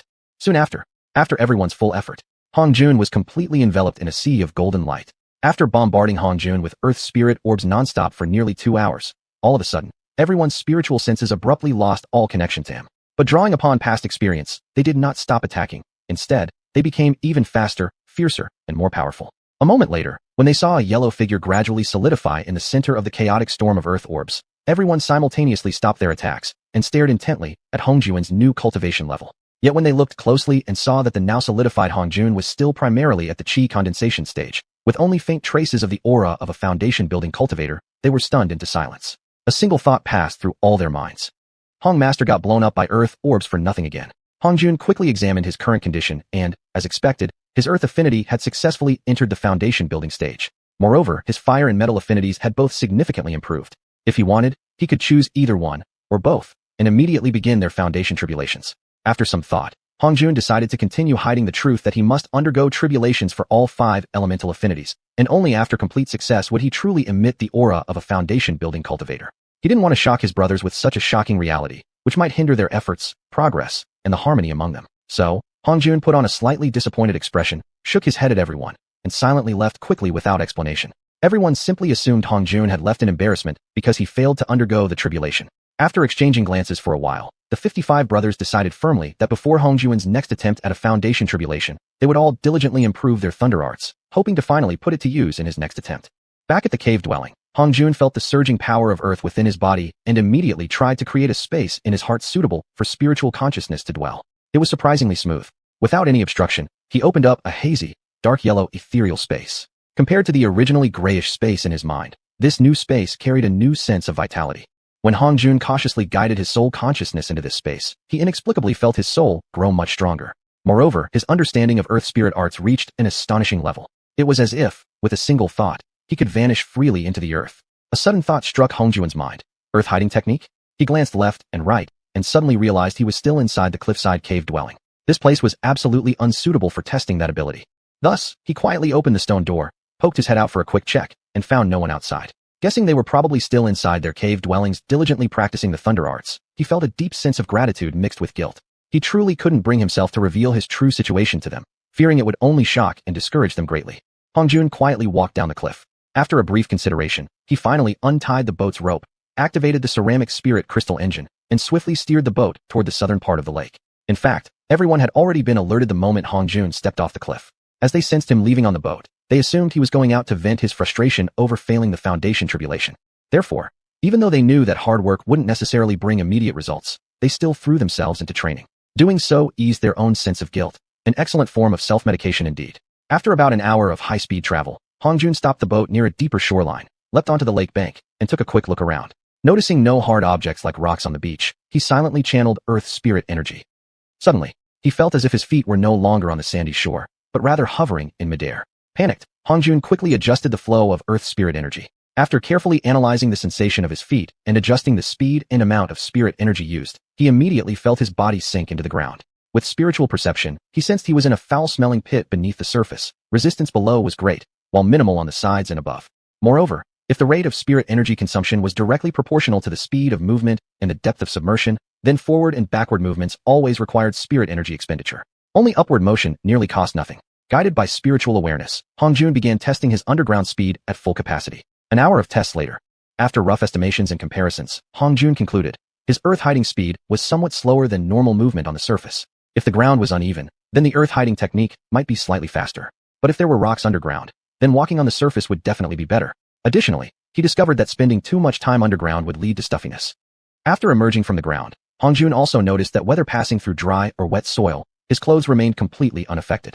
Carefully summarizing the advantages and disadvantages of the earth-hiding technique, Hongjun realized that aside from concealment purposes, it held little practical value against enemies with strong spiritual awareness. Sighing, he muttered, "This earth-hiding technique is indeed a bit of a letdown." Immediately after, he wondered whether, now that he had already completed his wood foundation, he could also pass through wood. With a thought stirring in his heart, he extended his wood spirit art toward a nearby small tree. Then, before his eyes, the tree vanished, revealing only a faint greenish space ahead of him.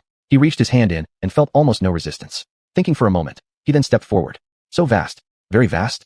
It was clearly just a small tree. How could it be so vast? How was that even possible? Unless his body had somehow shrunk the moment he entered. After exiting the greenish space, Hongjun looked down at the small tree and pondered in silence. He repeatedly tested entering and exiting the space and thoughtfully examined it nearby. If this was indeed the case, then this technique's concealment effects would be nothing short of miraculous. He then looked up at the lakeshore. Reflecting upon the earth spirit art, he realized that it couldn't simply be a matter of merging into the earth. There must be other unknown factors at play. Realizing the time was getting late, Hongjun returned to the boat and sped back home. On his way back, Hongjun mentally arranged the order of the upcoming elemental foundation tribulations. Water, metal, and fire. Nearly 9 months passed in the blink of an eye. Having undergone 4 foundation tribulations over 3 months each, Hongjun was now facing the final fire affinity. At this point, everyone fully understood how arduous Hongjun's foundation tribulation process had been. Yet they all firmly believed that after this fire tribulation, Hong Master would surely become a true foundation stage expert. Even Hongjun himself, who had carefully planned everything, felt an 80% aura of foundation building rising within him and also believed he would succeed. As Hongjun hovered above the lake as usual and began to channel spiritual energy, everyone hurled the fire spirit orbs at him as if money were no object. However, due to undergoing 4 body transformations already, after nearly an hour of relentless bombardment, Hongjun's body still showed no sign of collapse whatsoever. Seeing their spiritual energy nearly drained dry, everyone started to grow anxious. Even Hongjun's face, once filled with confidence, now were only worry and silence as he gazed at the sky. Deep in his heart he sighed. Could it be that even with all our current strength, we still can't help me advance to foundation building? After sensing the small amount of spiritual energy remaining within his body, Mage Gao gritted his teeth and instantly changed the fire spirit orb into a lightning attraction technique. Crack! With a loud noise, a sudden bolt of lightning struck Hongjun from out of nowhere. This lightning bolt seemed to act as a trigger for the fire spirit orbs, instantly reducing Hongjun's body to nothingness. Everyone was shocked, but seeing that Hongjun still stood at the tribulation site as a faint shadow, they felt slightly relieved. While continuing to hurl fire spirit orbs furiously, they shouted to Mage Gao, "Keep drawing lightning. Let's help Master Hong ascend in one successful tribulation and forge the posture of a true foundation stage cultivator." After sensing that Hongjun appeared to be fine, Mage Gao continued unleashing lightning techniques, bombarding Hongjun relentlessly. In a short time, under the influence of the lightning strikes, the area where Hongjun underwent tribulation transformed into an extremely high-temperature zone of dark purple hue. Even though everyone stood far away, their exposed skin occasionally felt the searing heat. After exhausting all their spiritual energy, everyone collapsed onto the riverside sand, staring intently at the tribulation area where Hongjun stood. Only after seeing him gradually reappear within the dark purple flames and solidify back into physical form did their hearts finally ease. After checking his physical condition, Hongjun slightly furrowed his brows. He discovered that despite undergoing refinement from 5 elemental orbs, there remained a strange incompleteness in reaching the 5 elements foundation. To be precise, although he had indeed built the foundation, the 5 elements failed to support, counteract, or harmonize with each other. Instead, they seemed like 5 unrelated foundations, each operating independently. The 5 elements cannot harmonize. How could this happen? Hongjun pondered for some time, but couldn't figure out the cause. When he raised his head and saw everyone approaching with concerned gazes, a warm feeling surged in his heart. Gratefully, he said, "Thank you all for your help. From today onward, I can truly be considered a foundation stage expert." Upon hearing this, everyone began cheering loudly. Only Mage Gallard Ly caught an implied meaning in Hongjuan's words. After sharing a few cheers with the others, he asked with suspicion, "Master Hong, when you said you can truly be considered a foundation cultivator, does this mean there's still some imperfection?" Mage Gao's quiet question, though not loud, immediately silenced the crowd. Chapter 71, Fusion Hypothesis. After a moment of hesitation, Hongjun decided to tell the truth. After I established my foundation, I felt my spiritual consciousness wasn't fully synchronized with my physical body. In other words, at times when my spiritual energy reaches a certain level, although my physical stamina is still capable of continuing, it simply cannot proceed further. Each word spoken by Hongjun was understandable, but when combined into sentences, their meaning became unclear. Wasn't it the case that one's physical form came first, and only after reaching a certain level of strength did corresponding spiritual consciousness emerge? How could there be a case of personal spiritual awareness and body being out of sync? Perhaps it was because he was their brother's mentor, the head of the group. Unable to resolve this, the crowd could only comfort themselves with that assumption. Ma Gao and others thought for a while, but ultimately couldn't imagine what Hongjun meant by the lack of synchronization, so they just shook their heads silently. In fact, Hongjun didn't expect everyone to find the cause. He merely wanted to use this interaction to let everyone know that during large-scale activities or battles in the future, there might be moments of hesitation on his part. Although the probability of this happening in the future was extremely low, it was still better to be prepared. Seeing the gaze of pity everyone gave him, Hongjun felt warm in his heart, while at the same time greatly amused by their behavior. He slowly scanned everyone's faces, then smiled and said, "I'm a fresh and tender foundation establishing apprentice, humbly asking the honorable seniors here for some guidance. So, which elder brother would be willing to instruct me?"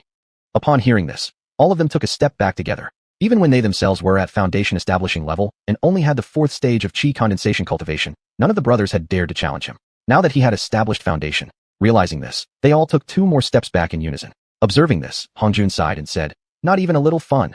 After speaking, he raised his hand, and a thin, silken line of dark purple flame abruptly appeared between his fingers. Under the influence of the river breeze, it flickered unsteadily, as though even a slight increase in wind strength could extinguish it. Smiling cheerfully at the crowd, he said, "Alternatively, why don't you think of a way to interrupt or extinguish this flame? Or perhaps we can make a bet. Will this flame be able to cut through ceramics forged from river sand? Which side will you bet on?"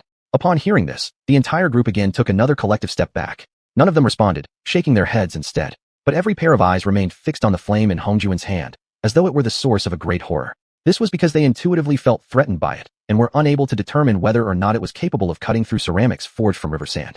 After dispersing the flame, Hongjun seriously told them, when one's ability to use a certain technique reaches a certain degree, its power doesn't necessarily increase simply because it covers a larger area. Rather, it becomes more effective when it's condensed and focused. Because the damage created by focusing power on a single point versus spreading it over a wide area can be completely different. Of course, widespread damage and precisely controlled damage belong to different levels. When we face an enemy far stronger than ourselves, large-scale spells become ineffective, so refined and effective techniques or combat moves become the only way to grasp a chance for survival. Therefore, I hope everyone starts experimenting and thinking about how to improve the effectiveness of your spells, given that your capacity to channel spiritual energy cannot be increased in the short term. Just like the fireball some brothers shot at me just now, if they had been concentrated, the effect would not have needed Ma Gao to use thunder integration method to trigger a qualitative change before finally affecting my physical body, which had experienced 4 failed foundation establishments. That's enough for today. I hope that next time, I will witness a qualitative leap in the techniques you all use. Each one of them stepped forward in turn, offered Hongjun a deep bow of gratitude, and then left with solemn expressions. After all, Hongjun had clearly demonstrated with facts today that their spellcasting was indeed at a shockingly crude level. Practically something anyone could do. Once everyone had left, a vague hypothesis formed in Hongjun's mind. Perhaps the current instability in his spiritual essence could only be resolved by undergoing another tribulation. Another tribulation? That definitely needed thorough planning. It certainly wouldn't be the same kind of tribulation as before. Fusion, the 5 elements. Perhaps he needed to face a comprehensive tribulation integrating all 5 elements. Or, more accurately, perhaps as long as he faced one powerful enough, tailored specifically to accommodate all his various elemental aspects, there was no need to go through a separate tribulation for each elemental affinity. The more Hongjun thought about it, the more convinced he became that he had stumbled upon a key principle. How a cultivator possessing the complete 5 elements and perfect 10th layer of cultivation should train and face tribulation. By the same logic, when he reached the core formation tribulation stage, he would only need to undergo a comprehensive tribulation encompassing all 5 elements. This would avoid unnecessary suspicion and minimize the risk of revealing his true strength. But the 6-phase solid structure had only 5 sides accounted for by the 5 elements. With the 6th side unable to be completed using the 5 elemental colors, what color should be used instead? Hongjun thought for a while, but could not find a solution. Frustrated, Hongjun began to complain about the heavens. Why couldn't they control the lightning tribulation, the ultimate weapon? If the heavens possessed such power, he wouldn't have to trouble himself with how to refine his body. Not refining. The moment this thought crossed his mind, he quickly pushed it away. A giant in spiritual consciousness, but a dwarf in physical strength was a joke among cultivators. Worried, Hongjun returned to his cave dwelling without even bothering to stabilize his body and cultivation level after the tribulation. He immediately resumed his contemplation over what color, or rather, what attribute, should complete the sixth phase. Firstly, the 5 elemental colors were no longer under consideration. According to the theory of Wuji transforming into Taiji, and yin and yang exchanging positions, before yin and yang came chaos. What color was chaos again? After some recollection, Hongjun found an explanation regarding the color of chaos. Chaos color consisted of shades between black and white, including dark gray and light gray. In other words, gray could be a possible option. Was there a color that contained all colors? It seemed that colorless included all colors. Sometimes, colorless referred to white. When Hongjun thought of this, he felt it was somewhat regrettable. After considering all options, Hongjun suddenly made a bold decision. What if there was no color at all? No color. A sudden thought stirred in his heart. Colorless and transparent glass? No. Was there a colorless crystal? At this thought, Hongjun could no longer sit still. He stood up, pushed open the cave door, and flew down the cliff straight toward the Snake Valley. For 7 consecutive days, Hongjun searched through the spiritual crystals in the Snake Valley. Since his departure had been so sudden, and he left no message indicating where he went. By the 5th day, when the group had something important to report to him, they found his cave empty. They searched around the lake, and even risked going to the back mountain valley, waiting 2 hours in hiding, but found no trace of Hongjun. They became anxious. It was Golden Snake who suggested Hongjun might have gone to the Snake Valley to search for new spiritual crystals. Thus, they all rushed to the Snake Valley, and found Hongjun happily flipping through the spiritual crystals, finally exhaling in relief. After all, without Hongjun, unimaginable consequences might follow. While flipping through the crystals, Hongjun suddenly sensed something wrong with the valley's aura. He looked up and saw everyone staring at him with red eyes, which startled him. He quickly scanned his body from head to toe, but found nothing unusual. Confused, he asked, "You all?" Xianxia, the eldest senior brother among the group, spoke with a heavy tone. "Master Hong, if you are going to be away from us for more than 7 days in the future, please leave a message or at least inform your brothers in advance. Don't disappear like that." Hongjun was taken aback, then awkwardly said, Well, my apologies. I suddenly thought of a personal matter that I believed was inappropriate to trouble everyone with, so I just came here." Hearing this, Xianxia shook his head and said, "Master Hong, your words are not quite right. Don't believe me? Ask the rest. Ever since you led us down the path of self-preservation and cultivation, everything about you has been closely related to our growth and future livelihoods. In our brother's eyes, you truly have no personal matters. Even your core formation advancement is no exception. Because we all know, only when your cultivation improves, will your vision and mindset experience a major transformation. Only then can you better guide us forward in cultivation, allowing us to rapidly progress and develop the power of self-defense in the future." Hongjun thought about it, realizing Xianxuan's words made a lot of sense, leaving him speechless. He then awkwardly apologized to everyone, and, with a serious tone, said, "Hongjun accepts your advice. Rest assured, from now on, I will never make such a mistake again." Xianxuan did not press further and changed the subject. "Master Hong, what exactly are you looking for? With many hands helping, maybe we could find it quickly together." Hongjun replied uncertainly, "What I'm looking for? I can't even describe its shape precisely. I only know it should be a colorless and transparent spiritual crystal. Actually, it is merely a hypothesis of mine, and I'm not even sure if such a crystal exists, or whether it might be found in this Snake Valley. Everything is still unknown. That was why I didn't want to cause everyone unnecessary trouble. Transparent spiritual crystal? If it were anyone else saying that, they would certainly be considered non-existent and accused of nonsense. But since it was Hongjun who said it, no one dared to doubt openly. Xianxuan immediately grasped the key characteristics. This kind of spiritual crystal should be extremely rare. Moreover, it's not easy to find. It needs to be held in hand and observed carefully for comparison before one can recognize it. Otherwise, one might have already seen it behind other crystals. Hongjun highly agreed with Xianxuan's judgment and nodded in approval. Exactly. At this moment, Golden Snake interjected appropriately. "Master Hong, brothers, I think, if such a spiritual crystal really exists, there should be a whole cluster of them. Because it must have come from the crystallization of one of our Golden Snake clan's ancestors. Therefore, to avoid disturbing the crystal arrangement, we should search layer by layer, starting from the top downward, rather than checking one side after another." Hongjun hesitated briefly, then became very pleased, replying, "Yes, Golden Snake makes sense. We should divide up, float in the air with our bodies, and search layer by layer downward. When our bodies can no longer sustain themselves, we can land to the side and pile up the already checked crystals by different colors." Everyone unanimously said, "All right." 56 people plus 1 Golden Snake, apart from regular eating, drinking, sleeping, and bathroom needs, gave their all to the task. Within 3 months, they managed to go through 1,000th of the spiritual crystal piles in the Snake Valley. After rapidly uncovering a layer of thunder spiritual crystals, everyone's enthusiasm was quickly stirred. However, it was very disappointing that, until now, they still had not found any colorless and transparent spiritual crystal. One evening during the regular review meeting, Ma Gao posed a question to Hongjun. Master Hong, besides the crystal's physical characteristics, does this colorless and transparent spiritual crystal have any other unique signs? For instance, the thunder spiritual crystal we found a few days ago possesses the power of thunder, and one could almost sense it instinctively. If we cannot sense the presence of this crystal within the Snake Valley, maybe we should plan ahead and search elsewhere. Upon hearing this, everyone looked at Ma Gao with newfound respect. Privately, many felt that someone who had been friends and brothers with Master Hong since childhood could never be as careless as he appeared outwardly. Inspired by Ma Gao's precise searching approach, everyone naturally turned their gazes toward Hongjun, hoping he could offer more details. Chapter 72. Transparent Ceramic. Hongjun thought for a moment and then somewhat awkwardly said, colorless transparent spiritual crystal is only a conjecture of mine. Of course, I have about an 80% confidence in its existence. As for why I'm looking for it, to be honest, it may be able to resolve the incompatibility between my divine consciousness and my physical body, and it will significantly enhance my power. Of course, it also holds unimaginable value for all of you. In terms of the value of the current colored spiritual crystals, even the thunder spiritual crystal is not even 1/100th of its worth. To be more specific, if you already have thunder spiritual crystals, and then also possess the colorless transparent spiritual crystal, assuming they are both abundant enough for you to use and cultivate with, you will be able to master thunder techniques to their ultimate level. As for switching to cultivate spiritual techniques of an elemental affinity that you previously lacked, that would be even easier. Upon hearing of the miraculous functions of the colorless transparent spiritual crystal, everyone's eyes immediately lit up with excitement and longing, and they were practically dying to start searching the entire island for it. Hongjun continued, as for its properties, it can absorb any attribute of spiritual techniques and can also reflect the vibrations of any technique. That was basically the same as saying nothing at all. Everyone couldn't help but feel slightly disappointed. Hongjun also realized that his statement sounded like useless drivel. After thinking for a moment, he tried to salvage the situation by adding, it will be completely transparent and colorless, but under a certain specific angle, it may show a strong reflective effect. Well, at least it will reflect light more strongly than other colored spiritual crystals. Hearing this, everyone's mind stirred. This could at least be considered as a way to identify it.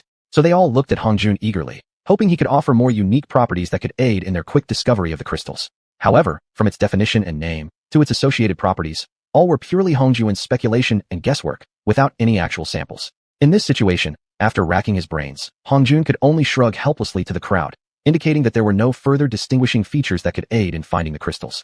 The next day, everyone gathered at the Snake Valley. After each using their full perception abilities, they came to the conclusion that the probability of the existence of colorless transparent spiritual crystals in this large pile of spiritual crystals was extremely low, practically impossible. Hongjun considered the characteristics of the golden snake race for a moment and realized their bodily inclusiveness was quite poor. At least without limbs, the probability of having a body with high inclusiveness was practically non-existent. Thus, he waved his hand toward the group and said, there should be no existence of colorless transparent spiritual crystals in Snake Valley. With lowered spirits, the group left the valley. Seeing this, Hongjun issued a task to everyone, to produce Hu Fei 2. He also used his divine consciousness to implant the concept of glass to everyone. He clearly pointed out that it was also made by smelting river sand. It was mainly to serve as a windshield on Hu Fei without affecting visibility. After hearing Hongjun's explanation, everyone's eyes gleamed with excitement, and their spirits were renewed. Unanimously, they thought about the lighting problem in their cave dwellings. With the advent of glass, this problem could finally be completely solved. In some scenarios where divine consciousness could not detect things, yet visual monitoring was necessary, it offered irreplaceable advantages. Especially considering the billions of inland households whose window panes were covered with expensive parchment paper, its light transmittance simply could not be compared to the glass Hongjun described. What's more, it was made from sand. Once it was successfully produced, its cost would be practically non-existent. The more they thought about it, the more valuable and beneficial this product seemed, bordering on miraculous. Immediately, everyone dashed toward the lakeside beach like a flock of birds. Not because they feared not grabbing a spot at the beach, but because they feared falling behind others in manufacturing this miraculous item. Hongjun didn't rush to be among the first to produce the glass. Slowly making his way back to the cliff, he let his thoughts wander freely. If the colorless transparent spiritual crystal could not be found, was there any alternative? Such as the glass he just thought about? Well, apart from lacking a large amount of attribute-specific spiritual energy, glass was essentially the same as a colorless spiritual crystal. This might actually work as a backup plan. Let's just hope it doesn't turn out as weird as the Lei Feng situation, where he smashed a spiritual energy sphere thinking it was an alternative for a Lei Jie, only for it to become the only choice. I hope that the native creatures of Huiyun Island have extraordinary talents, such that when they crystallize at death, they will leave me colorless transparent spiritual crystals. I will, on behalf of all readers following this book, express my gratitude to those generous native creatures who make such selfless contributions. Perhaps because Hongjun had placed too much confidence in producing glass, reality cruelly struck him, and all his followers who had immense confidence in him, a harsh blow. 6 months. A full 6 months passed, without the slightest progress. They couldn't even produce the slightest translucent frosted glass. Hongjun sighed inwardly upon seeing the group's dispirited looks. This might be the cost of being able to produce ceramic. Unfortunately, without the high-tech equipment from his previous life, and without the ability to analyze the composition, it would be difficult to quickly determine the cause. Unable to produce glass, was there any alternative? Changing his line of thinking, Hongjun soon found a substitute, water mirror technique. If the water could be maintained in a mirror-like state indefinitely, and could also resist powerful physical impacts, then practically speaking, it would serve the same function as glass. Its introduction required solving 3 issues. First, the water must be able to form a flat or shaped surface. With everyone having already mastered water spirit techniques, this part shouldn't be overly difficult. Second, it needed to have a certain level of physical impact resistance. Through various approaches, this also shouldn't be particularly hard to achieve. Third, the problem of longevity. Hongjun immediately thought of formations. If formation techniques were used to solidify the water surface, there would be a very high possibility of success. After some contemplation, Hongjun immediately set to work and created a curved water mirror. He did his best to make it impact resistant, but it failed to last long. When formation techniques were used to prolong its existence, the impact resistance became quite pathetic. Looks like another case of assuming things would be easy beforehand, only to achieve nothing in the end. It would have been more reliable to just use river sand to produce glass. What was the reason that after cooling, the molten sand turned opaque? A word suddenly surfaced in Hongjun's mind: impurities. Stay calm, stay calm, stay calm. He must succeed in experimenting on his own first before mentioning this to his brothers. Quickly, Hongjun located a seemingly clean patch of beach, took a layer of sand from it, and rapidly refined it into a large white ceramic bowl.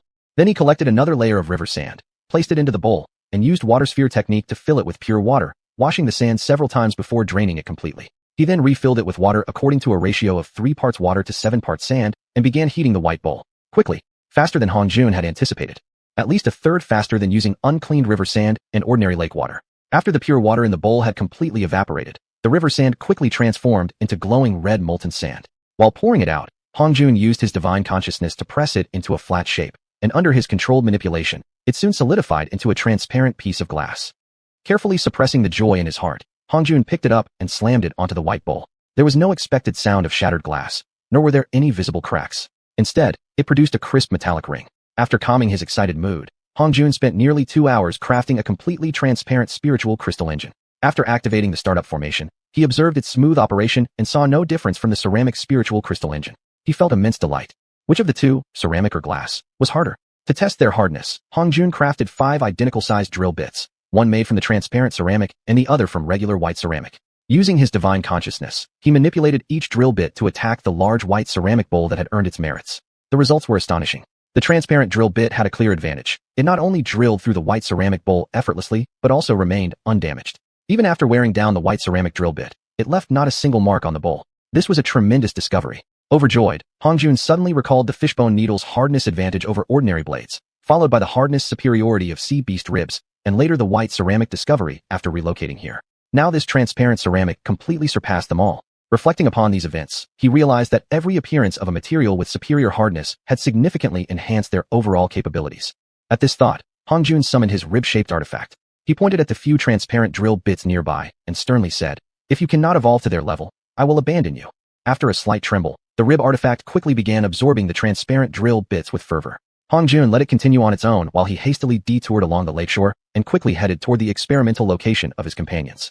When everyone learned about Hongjun's new manufacturing method, they all quickly succeeded in producing transparent ceramic items. Xianxia held a piece of the transparent ceramic in his hand, and, after sensing its properties, quietly asked Hongjun, "What about its performance?" Seeing everyone leaning in with interest to hear the result, Hongjun loudly declared, "It completely surpasses white ceramic. From this moment forward, the myth of unbreakable white ceramic is shattered. Using it as a drill bit, it can easily bore through white ceramic."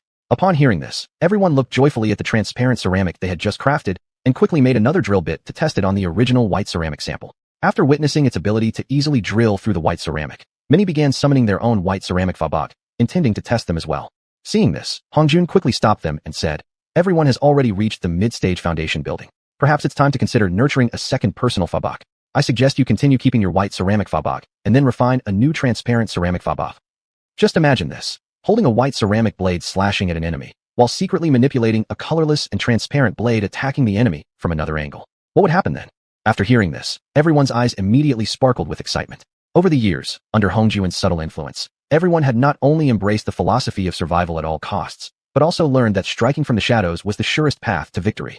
Now, if any brother were to loudly announce their technique during battle, others would probably suspect them of using a different move entirely. If someone actually used straightforward attacks and openly matched techniques against opponents, the others would be laughing until they cried. Seeing the excitement on everyone's faces, Hongjun silently expressed his condolences to their future enemies. Then, thinking about the transparent ceramic, he realized it would be better to establish some rules in advance. Everyone has felt the overwhelming power of the transparent ceramic, but has anyone noticed its potential drawback? Its extreme transparency might cause us inconvenience. Inconvenience? Impossible.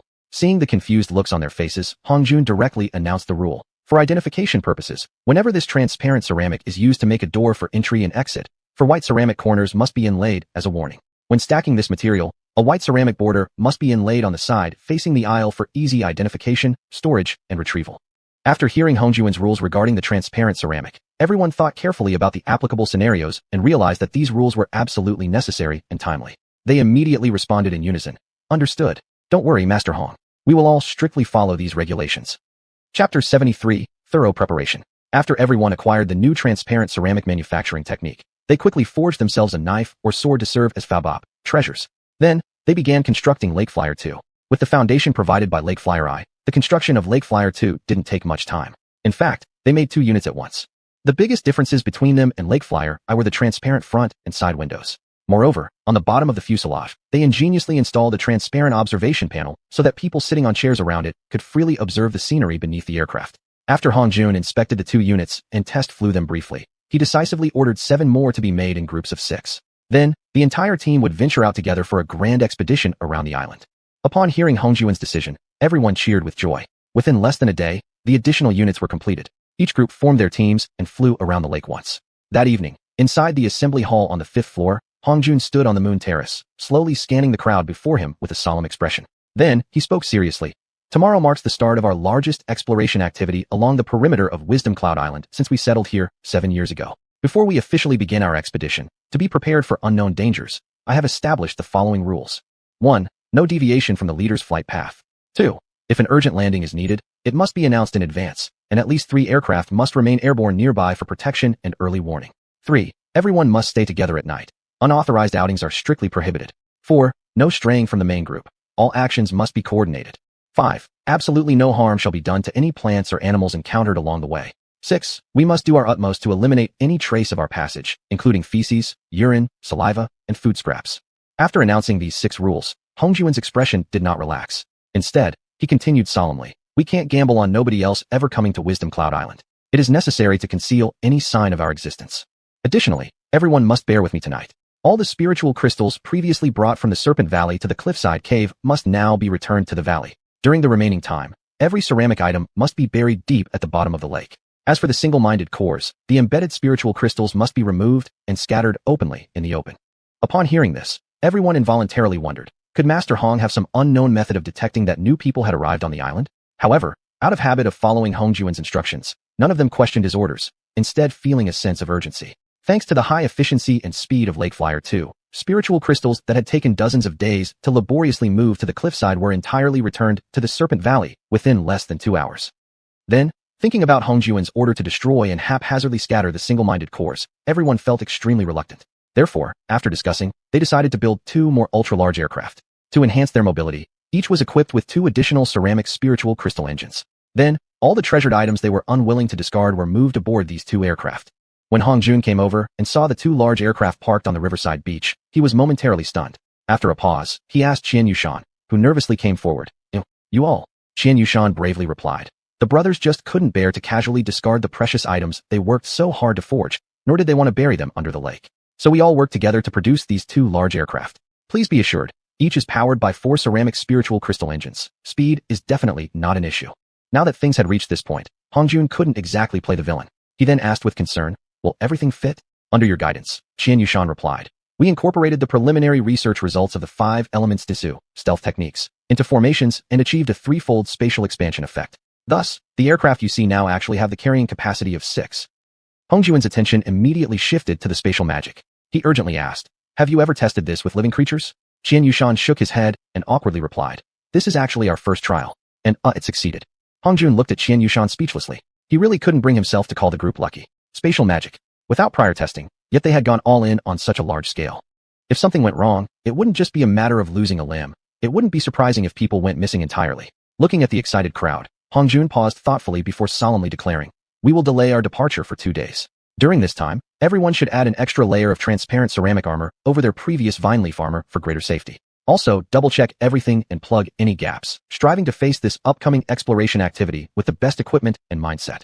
Upon hearing Hongjuan's warning, everyone rushed to the riverside and began forging new armor. Hongjun, however, raised his hand and summoned Golden Snake to follow. Everyone is moving their belongings away, but it's not to abandon you. Master Hong, I understand. These past few days, I have thought a lot. Indeed, I am not suited to accompany everyone on expeditions. Moreover, I possess the blueprints of Lake Flyer 2, the transparent ceramic spiritual crystal engines, and the techniques for manufacturing transparent ceramics.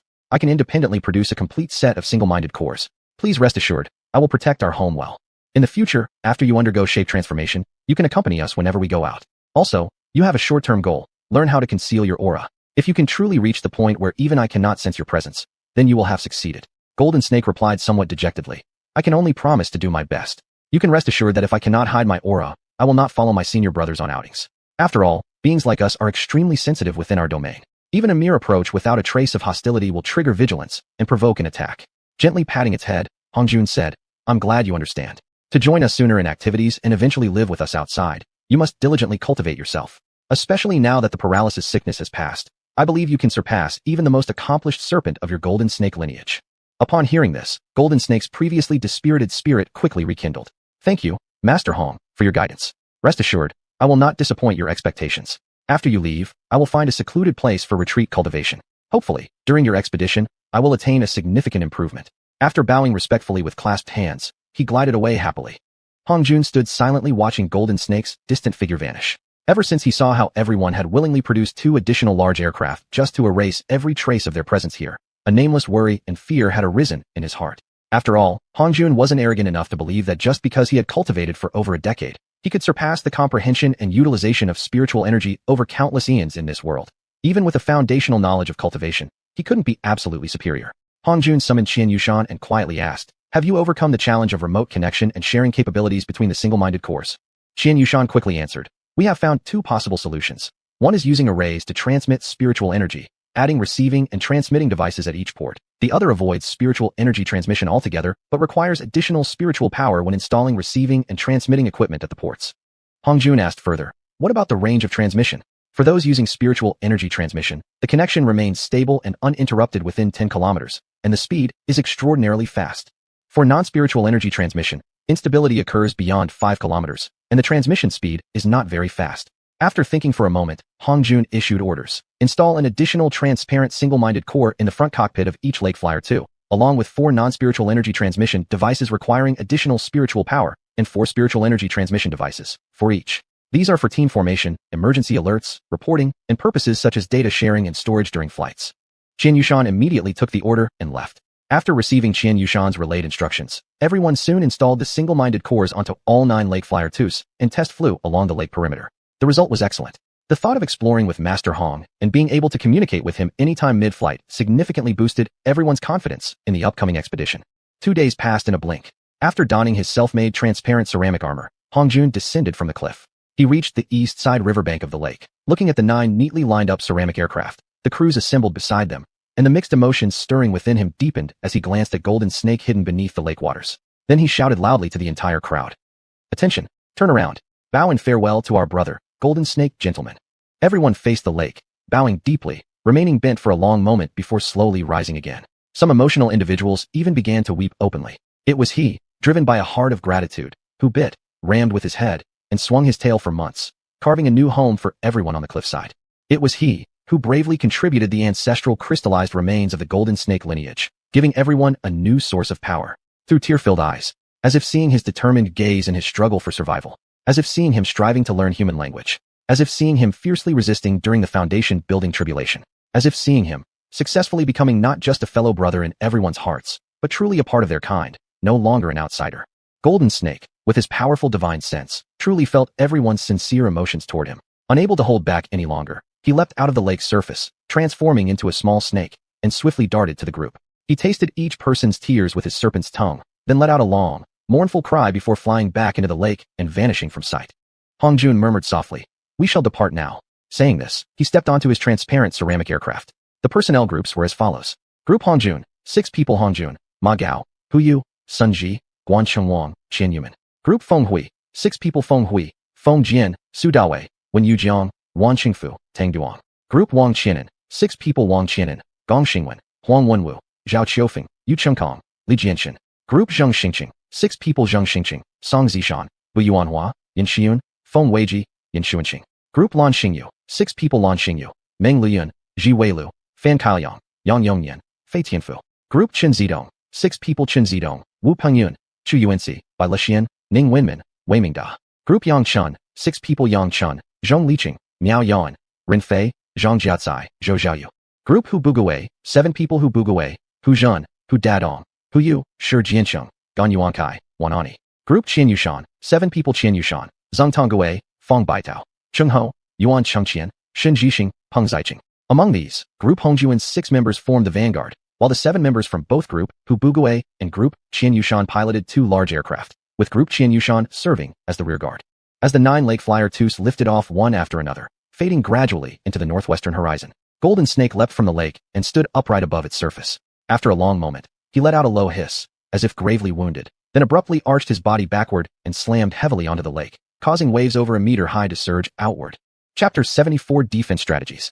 Hong Jun, leading a flying squadron formed by his brothers, for the first time, did not continue deeper after flying just beyond the Golden Snake's usual territory. Instead, he found a relatively open hilly area to land. He gathered 8 individuals, Feng Hui, Hu Buguwei, Wang Qianan, Zheng Xingqing, Qian Yushan, Qin Zidong, Yang Chun, and Lan Xingyu, for a brief team meeting. Hong Jun ensued to Shaoshila Yi Qin Zhongrun, Di Sheng Suodao. From this day onward, every moment, we must be prepared for battle at any time. And under no circumstances should anyone recklessly endanger themselves to rescue an aircraft or personnel in danger. Even if I fall into danger and you don't have a way to guarantee your own safety, you must not come to save me. Do you understand? Can you promise me that? He scanned the group one by one with a stern gaze. Everyone merely lowered their heads quickly, silent. Niman ait. Niman yo me yo shang dao. Wo huoshir, bi niman changna? Huoshir, zai niman kanlat. Shi wei shan de qing kwang. Zai shriji zhong. Wo qie shru zai shang sok. After glancing at the others, Qian Yushan volunteered to speak on behalf of the group. Without your leadership, Hongshi, we couldn't even imagine how difficult our future cultivation path would be. Even if we could accept our cultivation stagnation, the question remains, how would we ever reach the mainland? For our own sakes, we need you, Hongshi, leading the way. Hong Jun shook his head and said, with the correct cultivation methods and direction, I believe all of you will achieve success eventually. And with the experience and technology from developing Xiuxian, too, and its modified large aircraft, plus the help of the single brain, flying straight to the mainland has become possible. Therefore, I truly don't play as big a role in your future as you may believe. Seeing several brothers looking at him, Qian Yushan clenched his teeth and said, Hongshi, we want actual combat. Hong Jun frowned slightly, surprised. Combat? Team-based net formation advancement. Yes, we once heard from Ma Gao that within the first 5,000 miles of the edge, the danger shouldn't be too great. Hong Jun pondered briefly, then asked, have any of you engaged in group combat against the Golden Snake before? Qian Yushan smiled confidently. Yes. We hadn't tried it before, but after it successfully passed its foundation establishment tribulation, every brother challenged it. In one-on-one battles, no one could defeat it, but when we fought 3 against 1, we completely overwhelmed it. We also know it likely had some ultimate techniques it didn't use, but we also held back. So we've agreed that each group will have 1 person flying Xiuxian, 2 in aerial support, while the remaining 5 or 6 members advance on the ground in a net formation. Hong Jun immediately asked, how are the pilots arranged? Qian Yushan laughed, by drawing lots in turn. Each person takes a day as the pilot. If one misses the chance due to circumstances, they can't blame anyone else. Hong Jun nodded and said, all right, our group won't participate in the ground net formation advancement. We'll provide aerial support for you. Upon hearing this, Qian Yushan and the others couldn't help but feel joy rise in their hearts. They thanked him in unison. Thank you, Hongshi, for granting us this. Feng Hui then added cleverly, if any of your crew would like to rotate with our team members to participate in the ground net formation operations now and then, I believe our team members would be happy to adjust. Qian Yushan and the others immediately expressed agreement, all enthusiastically assuring Hong Jun that they would be willing to coordinate with his crew for rotation arrangements. Hong Jun didn't want to make promises on behalf of his own crew, so he simply smiled and said, all right, I'll convey your offer to Ma Gao, Hu Yu, Sun Ji, Guan Xinwang, and Qian Guman. If they are willing to participate in rotations, you can discuss privately. However, the prerequisite is to ensure that all members of my crew remain fully present. Hearing this, Qian Yushan and the others felt a jolt in their hearts and quickly asked, Hongshi, do you mean the Golden Snake? Yes, Hong Jun replied solemnly. The area controlled by the Golden Snake is only the outer perimeter of Huiyun Island, at most extending about 2,000 miles inward. You must understand that the closer you get to the island's center, the stronger the pressure of spiritual rain ending qi will be. Only extremely powerful species capable of matching that intensity can survive in those regions. I hope you all spread this speculation of mine to your teammates. Don't underestimate the danger. Just because 2 or 3 people can defeat the golden snake doesn't mean you can recklessly roam the outer regions of Xiuxian Island. After a moment's thought, xianxia and the others felt Hong Jun's speculation was very likely true. After a brief discussion in hushed voices, xianxia once again spoke on behalf of the group. Hongsher, thank you for your timely reminder. Otherwise, we might have suffered great losses. For safety, we've decided to merge 2 teams into one larger group, and no distance greater than 1,000 meters will separate each major group. After forming a perimeter net outward, we'll advance in unison. Hong Jun firmly replied, Good. Let us first start from the outermost perimeter and observe the true strength of the golden snake and other outer circle species, then revise our strategies or decide whether to prematurely terminate this expedition. After serious discussions, and with the complementary strengths of the team members, Hong Jun approved the formation of the following 4 major groups. The first group merged from xianxuan's and yangchun's teams, with xianxuan as the leader and yangchun as the deputy leader. The second group combined from Feng Hui's and Chen Zidong's teams, with Feng Hui as the leader and Chen Zidong as the deputy leader. The third group merged from Lan Xingyu's and Hu Bugui's teams, with Hu Bugui as the leader and Lan Xingyu as the deputy leader. The fourth group merged from Zheng Xingqing's and Wang Qianan's teams, with Zheng Xingqing as the leader and Wang Qianan as the deputy leader. It was clearly stipulated that when the team leader is rotating to serve as the pilot of Xiuxian, too, the deputy leader would automatically become the acting head of the major group. If both the leader and deputy leader were unable to command for any reason, the entire major group would fall directly under Hong Jun's unified command. Immediately afterward, each team leader returned to their group to convey Hong Jun's instructions. After hearing Hong Jun's speculation and the agreements reached by the team leaders, all members swiftly changed their mindset, from treating the mission like a tour into full alertness. At the same time, the desire for battle within each of them gradually consumed their thoughts, and they started focusing completely on every possible movement in the surrounding and forward areas. Observing this, Hong Jun transmitted an informational update through the single brain to each team's own single brain. In each territory, the dominant creature usually claims a domain of around 800 to 2,000 miles. Within that territory, the creatures are generally quite lethargic, rarely initiating attacks unless their domain is threatened by other ferocious beasts. As for humans at this level, without memories or inherited knowledge of warfare, they are considered harmless creatures in these beasts' minds, not a part of their diet, for specific reasons. They lack meat and are not strong, or they fail to provide a meaningful source of life energy. Therefore, as long as humans don't approach within 500 meters, they will likely be ignored. After discussing among themselves, the brothers who were about to rotate into the pilot positions from each team simultaneously sent the same question through the single brain. What is the nearest dominant creature? Do we have any information on its attack methods and its usual residence? After reviewing the memories with Ma Gao, Hu provided a unified response via the single brain. We are currently near the boundary of the golden snake's territory and the neighboring dominant species, the arrow toad. The arrow toad's territory spans about 5,000 miles, and they are a communal species numbering more than 50 individuals. A single adult arrow toad possesses approximately 1.8 times the strength of the original golden snake. They prefer quietness, and their attack methods remain temporarily unknown. Upon receiving Huyu's reply, everyone grew solemn. Even if we assume only 50 of them, each possessing 1.5 times the strength of the original golden snake, their total strength would equal that of 75 golden snakes. Meanwhile, we only have 56 brothers. If coordination goes poorly, total annihilation is a very real possibility. Faced with such a formidable enemy, the single brains aboard every Xiuxian, 2 were immediately taken over by the team leaders and deputy leaders, initiating network discussions. Judging by ordinary frogs' feeding behavior, their tongues may be a kind of weapon. Without concrete data, it's unwise to test our armor's protective strength against them. Yangchun. I suspect they have the ability to shoot high-pressure water darts from their mouths, with potentially significant destructive power. Hu Bugui. Their vertical jumping ability might be extremely high. Therefore, the warning and support Xiuxian, 2 units should maintain an altitude of no less than 1,000 meters from the ground during actual combat. Chunzido.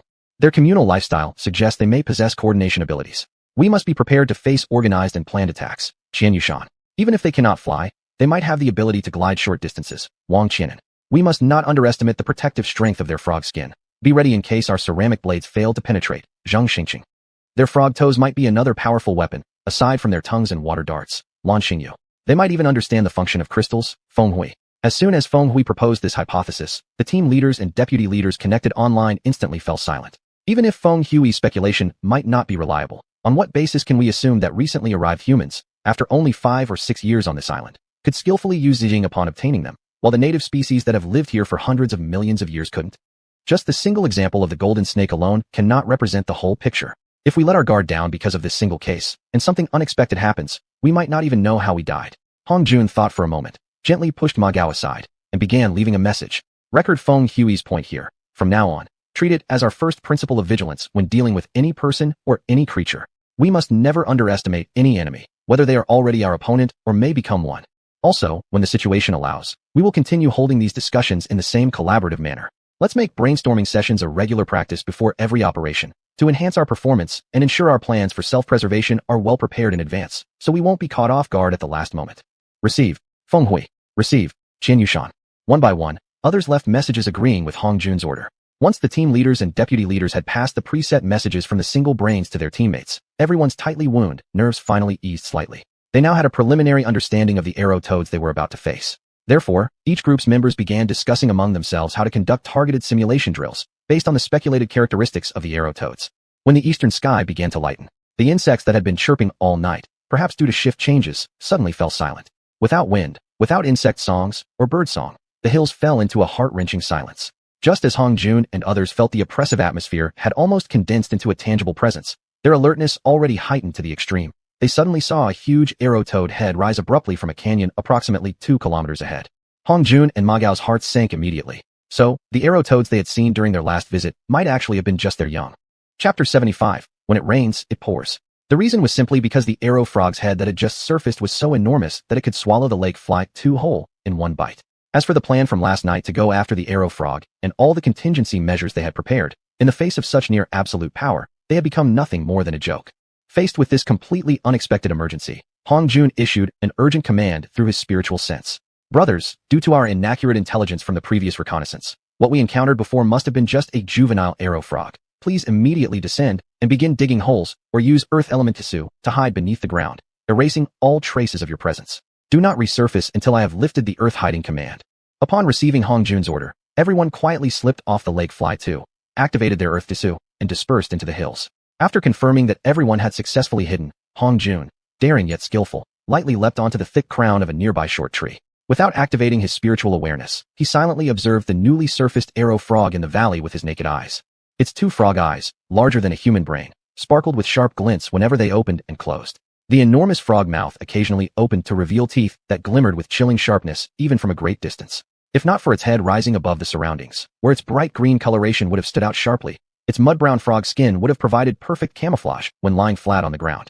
From these observations, Hong Jun quickly deduced several alarming conclusions. Regardless of its actual power, evolving camouflage coloration meant only 2 possible explanations. Either it was a highly skilled predator, or its ancestors had faced extremely powerful natural enemies for millions of years, forcing it to develop such a survival mechanism. Whichever the case, for Hong Jun and his group, this was not good news. In particular, upon seeing the frog nimbly leap into the tree canopy and rapidly glide in their direction, supported effortlessly by the leaves' spiritual buoyancy, Hong Jun felt his heart tighten. He braced himself, ready to draw the frog away at any moment. Yet, he had still underestimated its speed. In the blink of an eye, the frog arrived atop the hills, circling the lake fly 2 twice. Suddenly, it turned its head, quickly opened its mouth, and swept out its thick, spine-covered tongue. In one motion, it snatched up the small lake fly 2 into its mouth and bit down hard. At this moment, Hong Jun barely dared to breathe, for this bite could reveal how strong the transparent ceramic truly was, and whether it could withstand the arrow frog's biting force. The answer would determine what methods they would use should they ever face it in combat.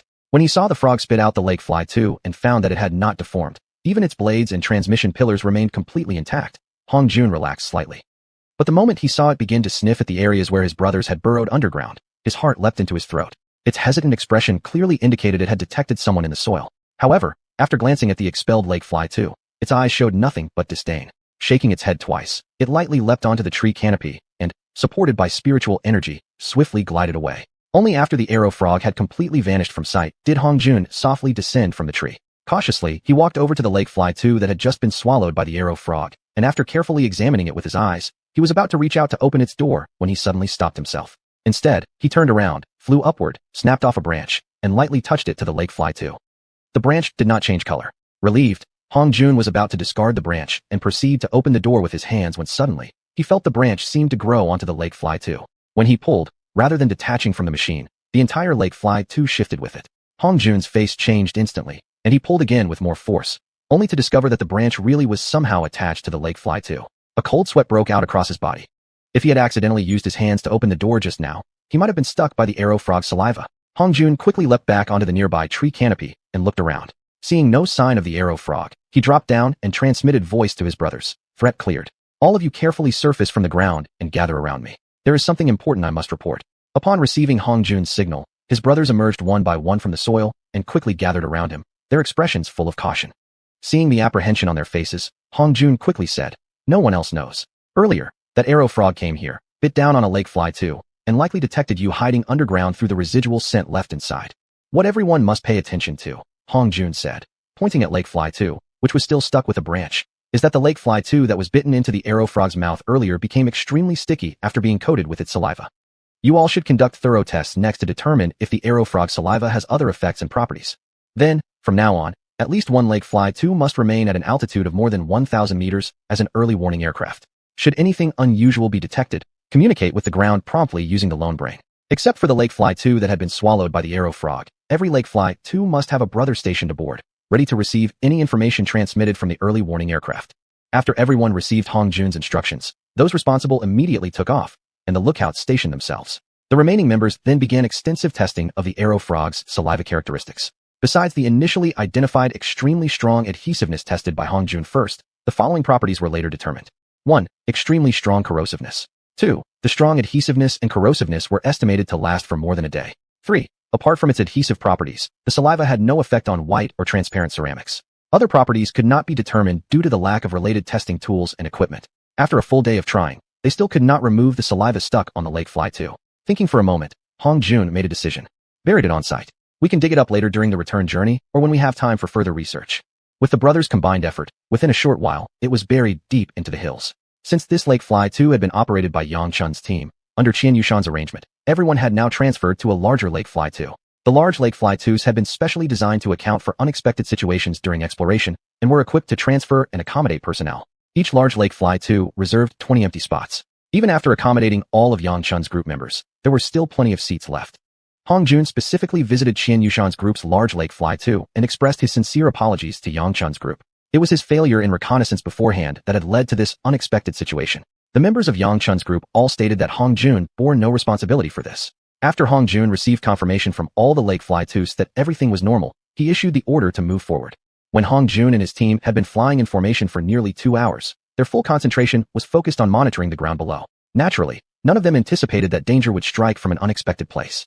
Reporting to Master Hong, "All my brothers, Zhang Xingqing's group is in danger."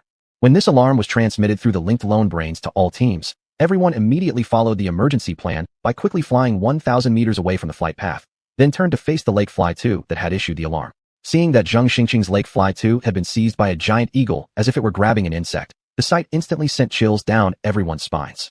Especially when the eagle had been wounded by the rapidly rotating blades on the lake fly 2 upon grasping it.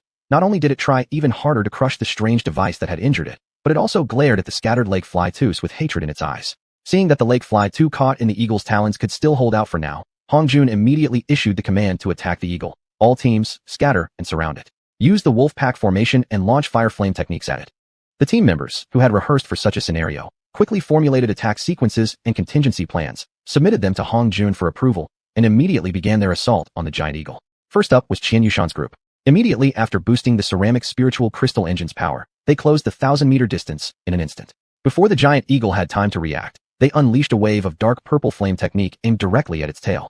The fire reached and burned the feathers. This giant eagle, which had never tasted such an indignity before, not only had nearly 1/10 of its tail feathers suddenly singed away, but some of the flames also dangerously approached its anal region, scorching it so badly that it shrieked in pain and furiously chased after xianxuan's lake fly 2.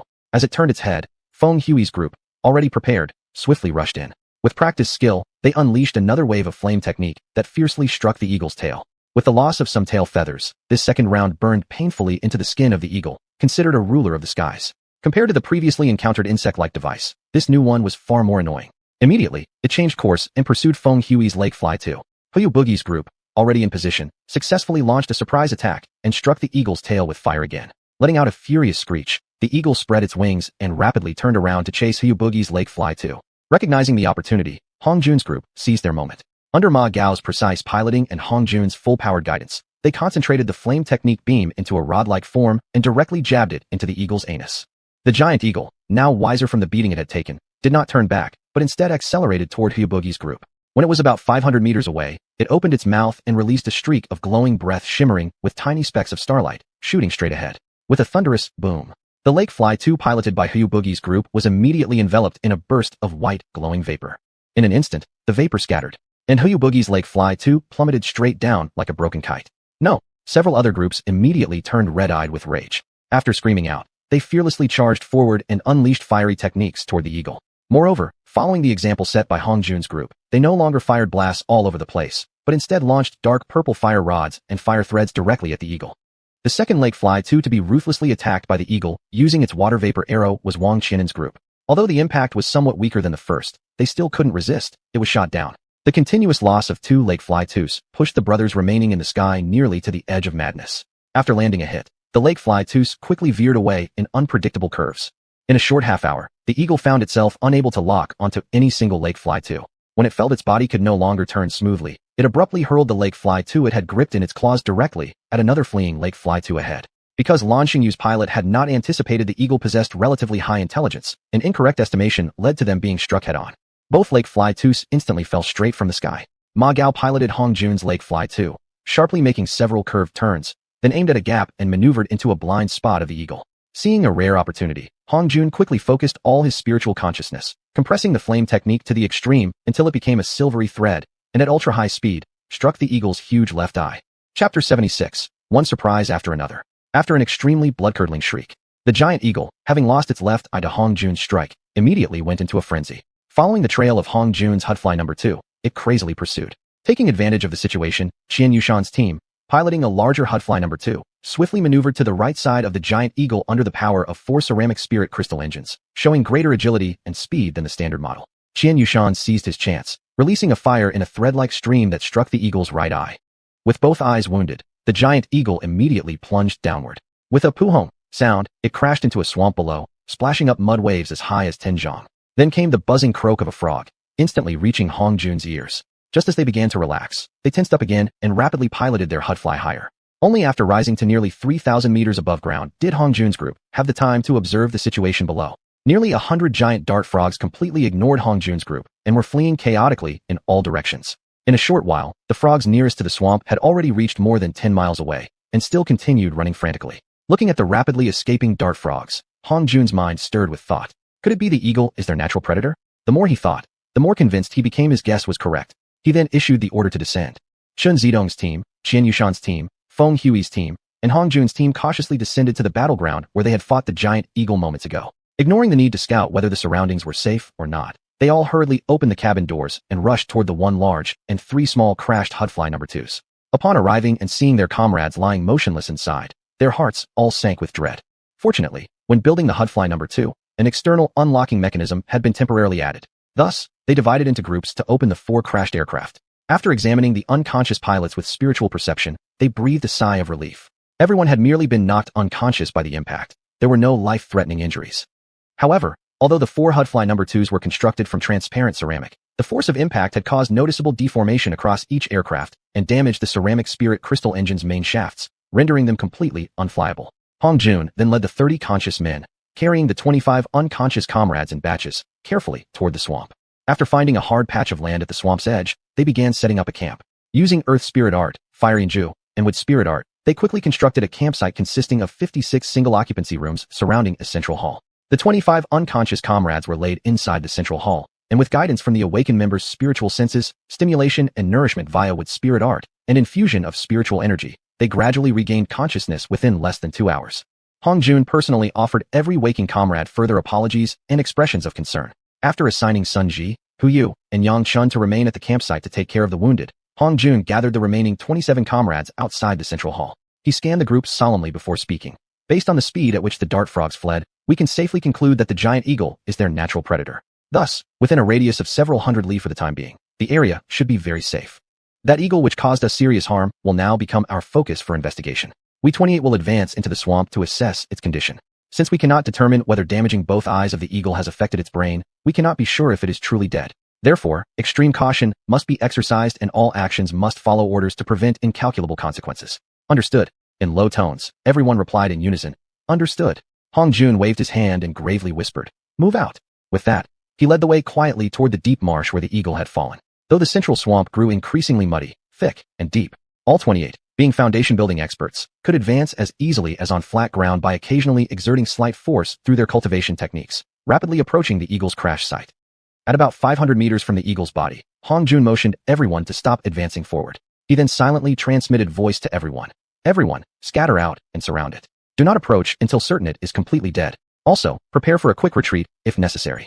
Knowing how powerful the eagle was, everyone nodded slightly, acknowledged Hong Jun's message, and swiftly spread out far around the eagle as instructed, surrounding it. After giving a hand signal of warning to the group, Hong Jun shot a water arrow toward the eagle's head. There was absolutely no reaction, but Hong Jun, knowing that the eagle possessed a certain degree of intelligence, did not let his guard down. Instead, he ordered everyone to retreat another 500 meters. After confirming everyone was safely retreated and in position, Hong Jun rapidly launched a fire and drew directly at the eagle's head. Perhaps the familiar injury had triggered the giant eagle's instinct to feign death, luring its prey closer. Suddenly, it flipped its body and spread its wings, lunging straight at Hong Jun. Well prepared, Hong Jun barely dodged the eagle's attack, then issued the order for everyone to continue employing their pack hunting tactics. Following Hong Jun's instructions, xiuxian, Feng Hui, and the other 27 team members bundled fire into thick rods and thin threads, focusing their attacks primarily on the eagle's head and tail. When angle allowed, other body parts were also struck without hesitation. It took a full 6.5 days, under the relentless ambush of Hong Jun and his 27 companions, before the eagle was finally reduced to a barely conscious state. Even when approaching within 100 meters and directly assaulting it with fire, Yanju, the eagle no longer exhibited violent resistance. Despite this, Hong Jun still cautiously signaled everyone not to move any closer. Then on the 8th day, Hong Jun seized the right angle, condensed fire into a rod, and shot it straight through the eagle's left eye, exiting from the right. Upon impact, the eagle suddenly took flight and dove fiercely at Hong Jun with a vicious peck. Despite Hong Jun's readiness, the beak missed his head by only a hair's breadth. Mid-air, realizing it had failed to strike its foe, the eagle released a sorrowful cry before crashing heavily into the swamp, sending up waves of mud as high as several zhang. Hong Jun narrowly dodged the eagle's peck, but had no strength left to escape the mud splash, let alone shield himself from the falling sludge. He was instantly buried, becoming a mud-covered figure exuding a stench of decay. After what seemed like an eternity, Hong Jun finally recovered from shock, supported weakly by Ma Gao and xianxia, one on each side. Meeting their anxious gazes, he murmured weakly, "I'm all right, just slightly exhausted. The eagle should be dead. For safety, everyone wait 1 more hour before attempting to approach." Seeing Hong Jun appear genuinely unharmed, the surrounding team members finally relaxed their worried minds. Only then did they turn their eyes toward the eagle body just 10 meters away, their expressions still shadowed by lingering fear. Through this battle with the giant eagle, they all deeply understood that teamwork was the sole means of survival on Huijin Island. No matter how strong an individual might be, not only would they struggle to penetrate the island's interior, even its outer regions posed a threat they might not survive alone. As for piloting a Hudfly No. 2 back to the mainland, a journey spanning thousands of li, how could anyone guarantee the path would be free of sky-dominating predators like this eagle? Even a single encounter would mean certain death. After calmly waiting for an hour and a half, they cautiously approached the eagle. First, they used fallen eagle feathers to test for breath at its nostrils, confirming it had stopped breathing. They repeatedly scanned its body with spiritual perception, discovering its brain had become a total mess, before finally allowing themselves to move close. It took the 27 people a full day to drag the eagle's corpse back to the camp, finally allowing the anxious injured to let go of their suspended nerves. After a full day of detailed examination, they determined the exact causes behind the eagle's madness and eventual death. First, the burning of its tail, especially the fiery rod thrust into its cloaca, had triggered its frenzy. Second, the final fatal blow was when a concentrated fire pierced straight through its brain. And both fatal injuries were directly linked to Hong Jun and Ma Gao, the driver from Hong Jun's team. Thus, all their comrades could only look upon the two with deep admiration. This battle against the eagle had driven the entire Hong Jun team irrevocably down a ruthless, morally ambiguous path toward merciless victory over enemies, unleashing a storm of trouble and fear upon all who might one day oppose them. 3 days later, not only had Hong Jun completely recovered, but the previous 25 injured had also regained nearly 90% of their strength. In fact, due to the trials they had overcome, the team's overall strength had increased significantly, surpassing their pre-battle levels by nearly 10%. Gathering around the eagle's body, they noticed how neither its burned cloaca nor its eye sockets bore even a trace of mud. The massive eagle corpse gave off no foul smell. Instead, a faint, elusive fragrance gently wafted from its body. As this realization dawned on the group, they all instinctively swallowed hard. Hong Jun summoned his chi, grabbed one of the eagle's feathers, and pulled.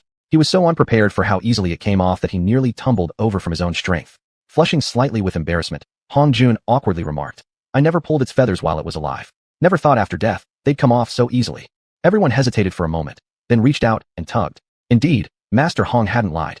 The feathers came off effortlessly with a simple tug. With the combined efforts of all 56 members, it took a full day to completely strip the eagle of its feathers, which were carefully sorted and stored according to size. As they looked upon the now featherless body of the eagle, they discovered it was completely free of dust.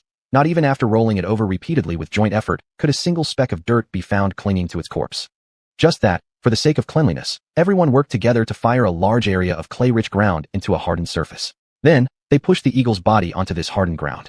Learning from the previous experience of plucking feathers, Hong Jun summoned his ribfobot, transforming it into a large knife. He gently sliced across the eagle's abdomen. As expected, it cut through extremely easily.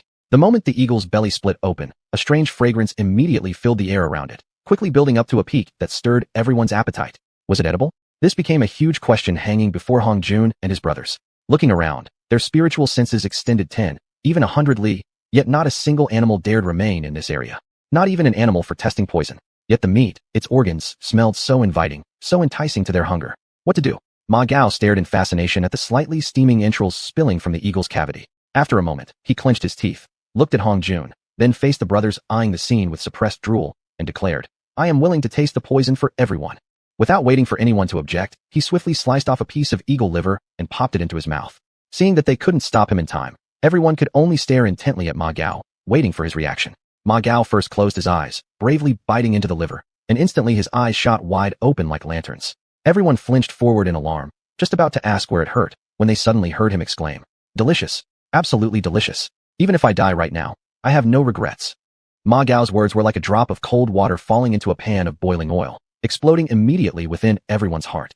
Hong Jun quickly stepped forward to block everyone and shouted, "Everyone, don't rush. Ma Gao is testing the poison for us." Before he could finish, bang, came the loud sound. Ma Gao, still smiling, dropped straight to the ground like a log. Chapter 77, Reversal of Fate. Ma Gao. Hong Jun couldn't support himself in time.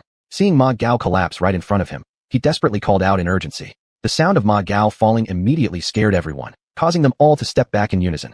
While everyone hurriedly gathered around Ma Gao with concern, an involuntary feeling of dread rose within them, making them even more worried about Ma Gao's condition.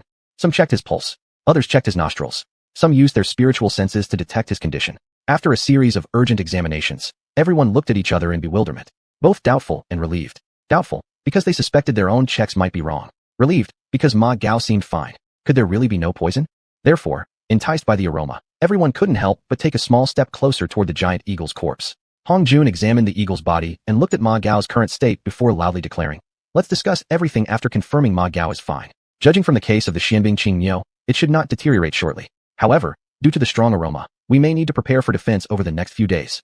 Whether driven by their pursuit of delicious food or their deep concern for their brotherhood, everyone stayed by Ma Gao's side for 7 whole days, closely monitoring every detail of his condition.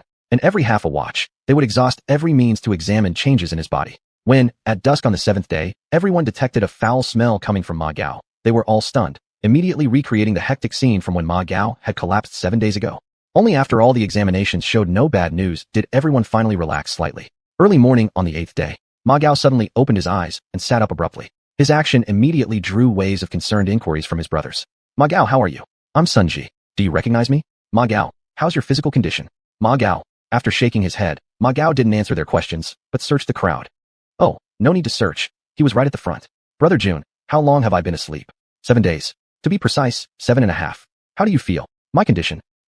Why does it smell both fragrant and extremely stinky?"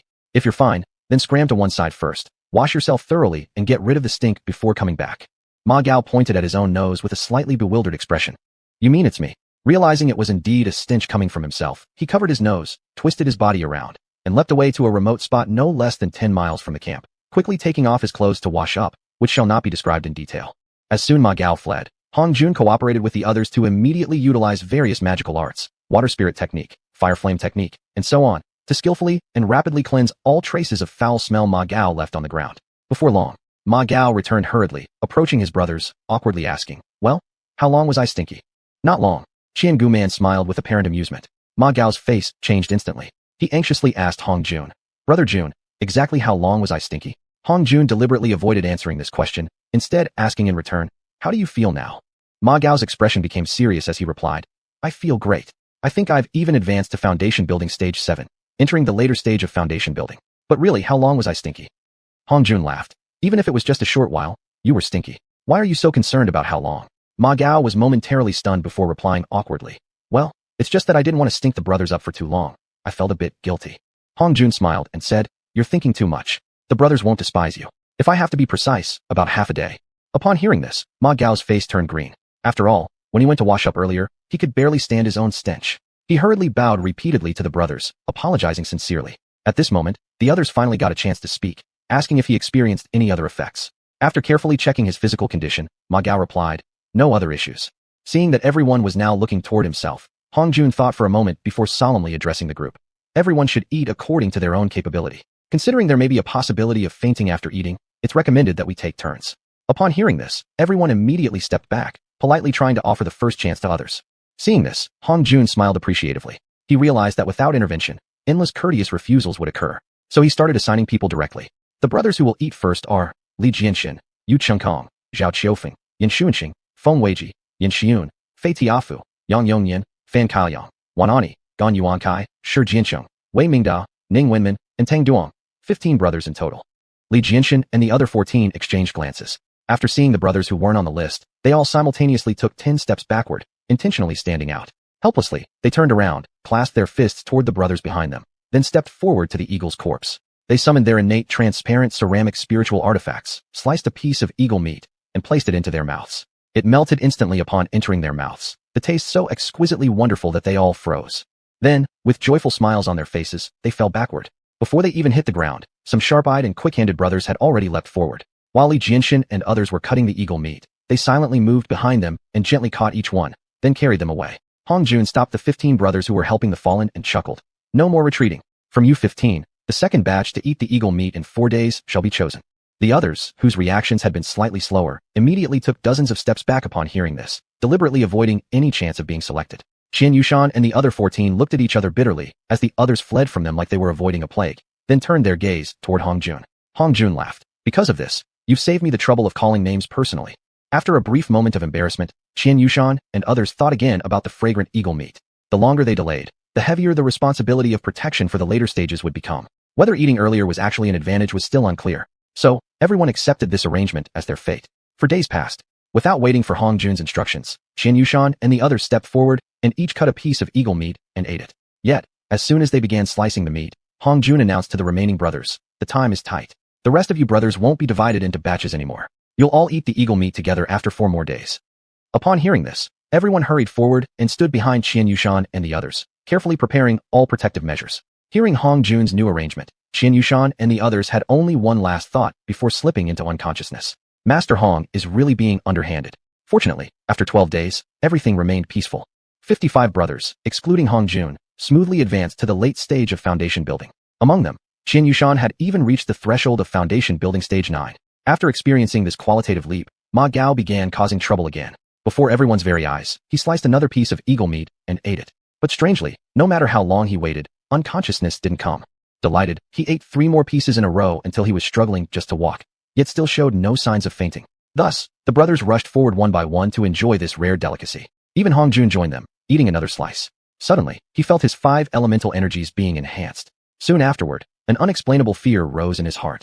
Afraid that when the 5 elemental energies became too abundant, the quality requirement for the transparent spiritual crystal would rise, eventually affecting the fusion of the 5 elements. Therefore, even during cultivation, he dared not advance further. Watching the brothers indulge in the eagle meat, Hong Jun could do nothing but stand aside in embarrassment, secretly swallowing saliva. His displeasure gradually built day by day. After 3 days of this feasting celebration, Hong Jun, under the banner of needing further exploration, issued a new order.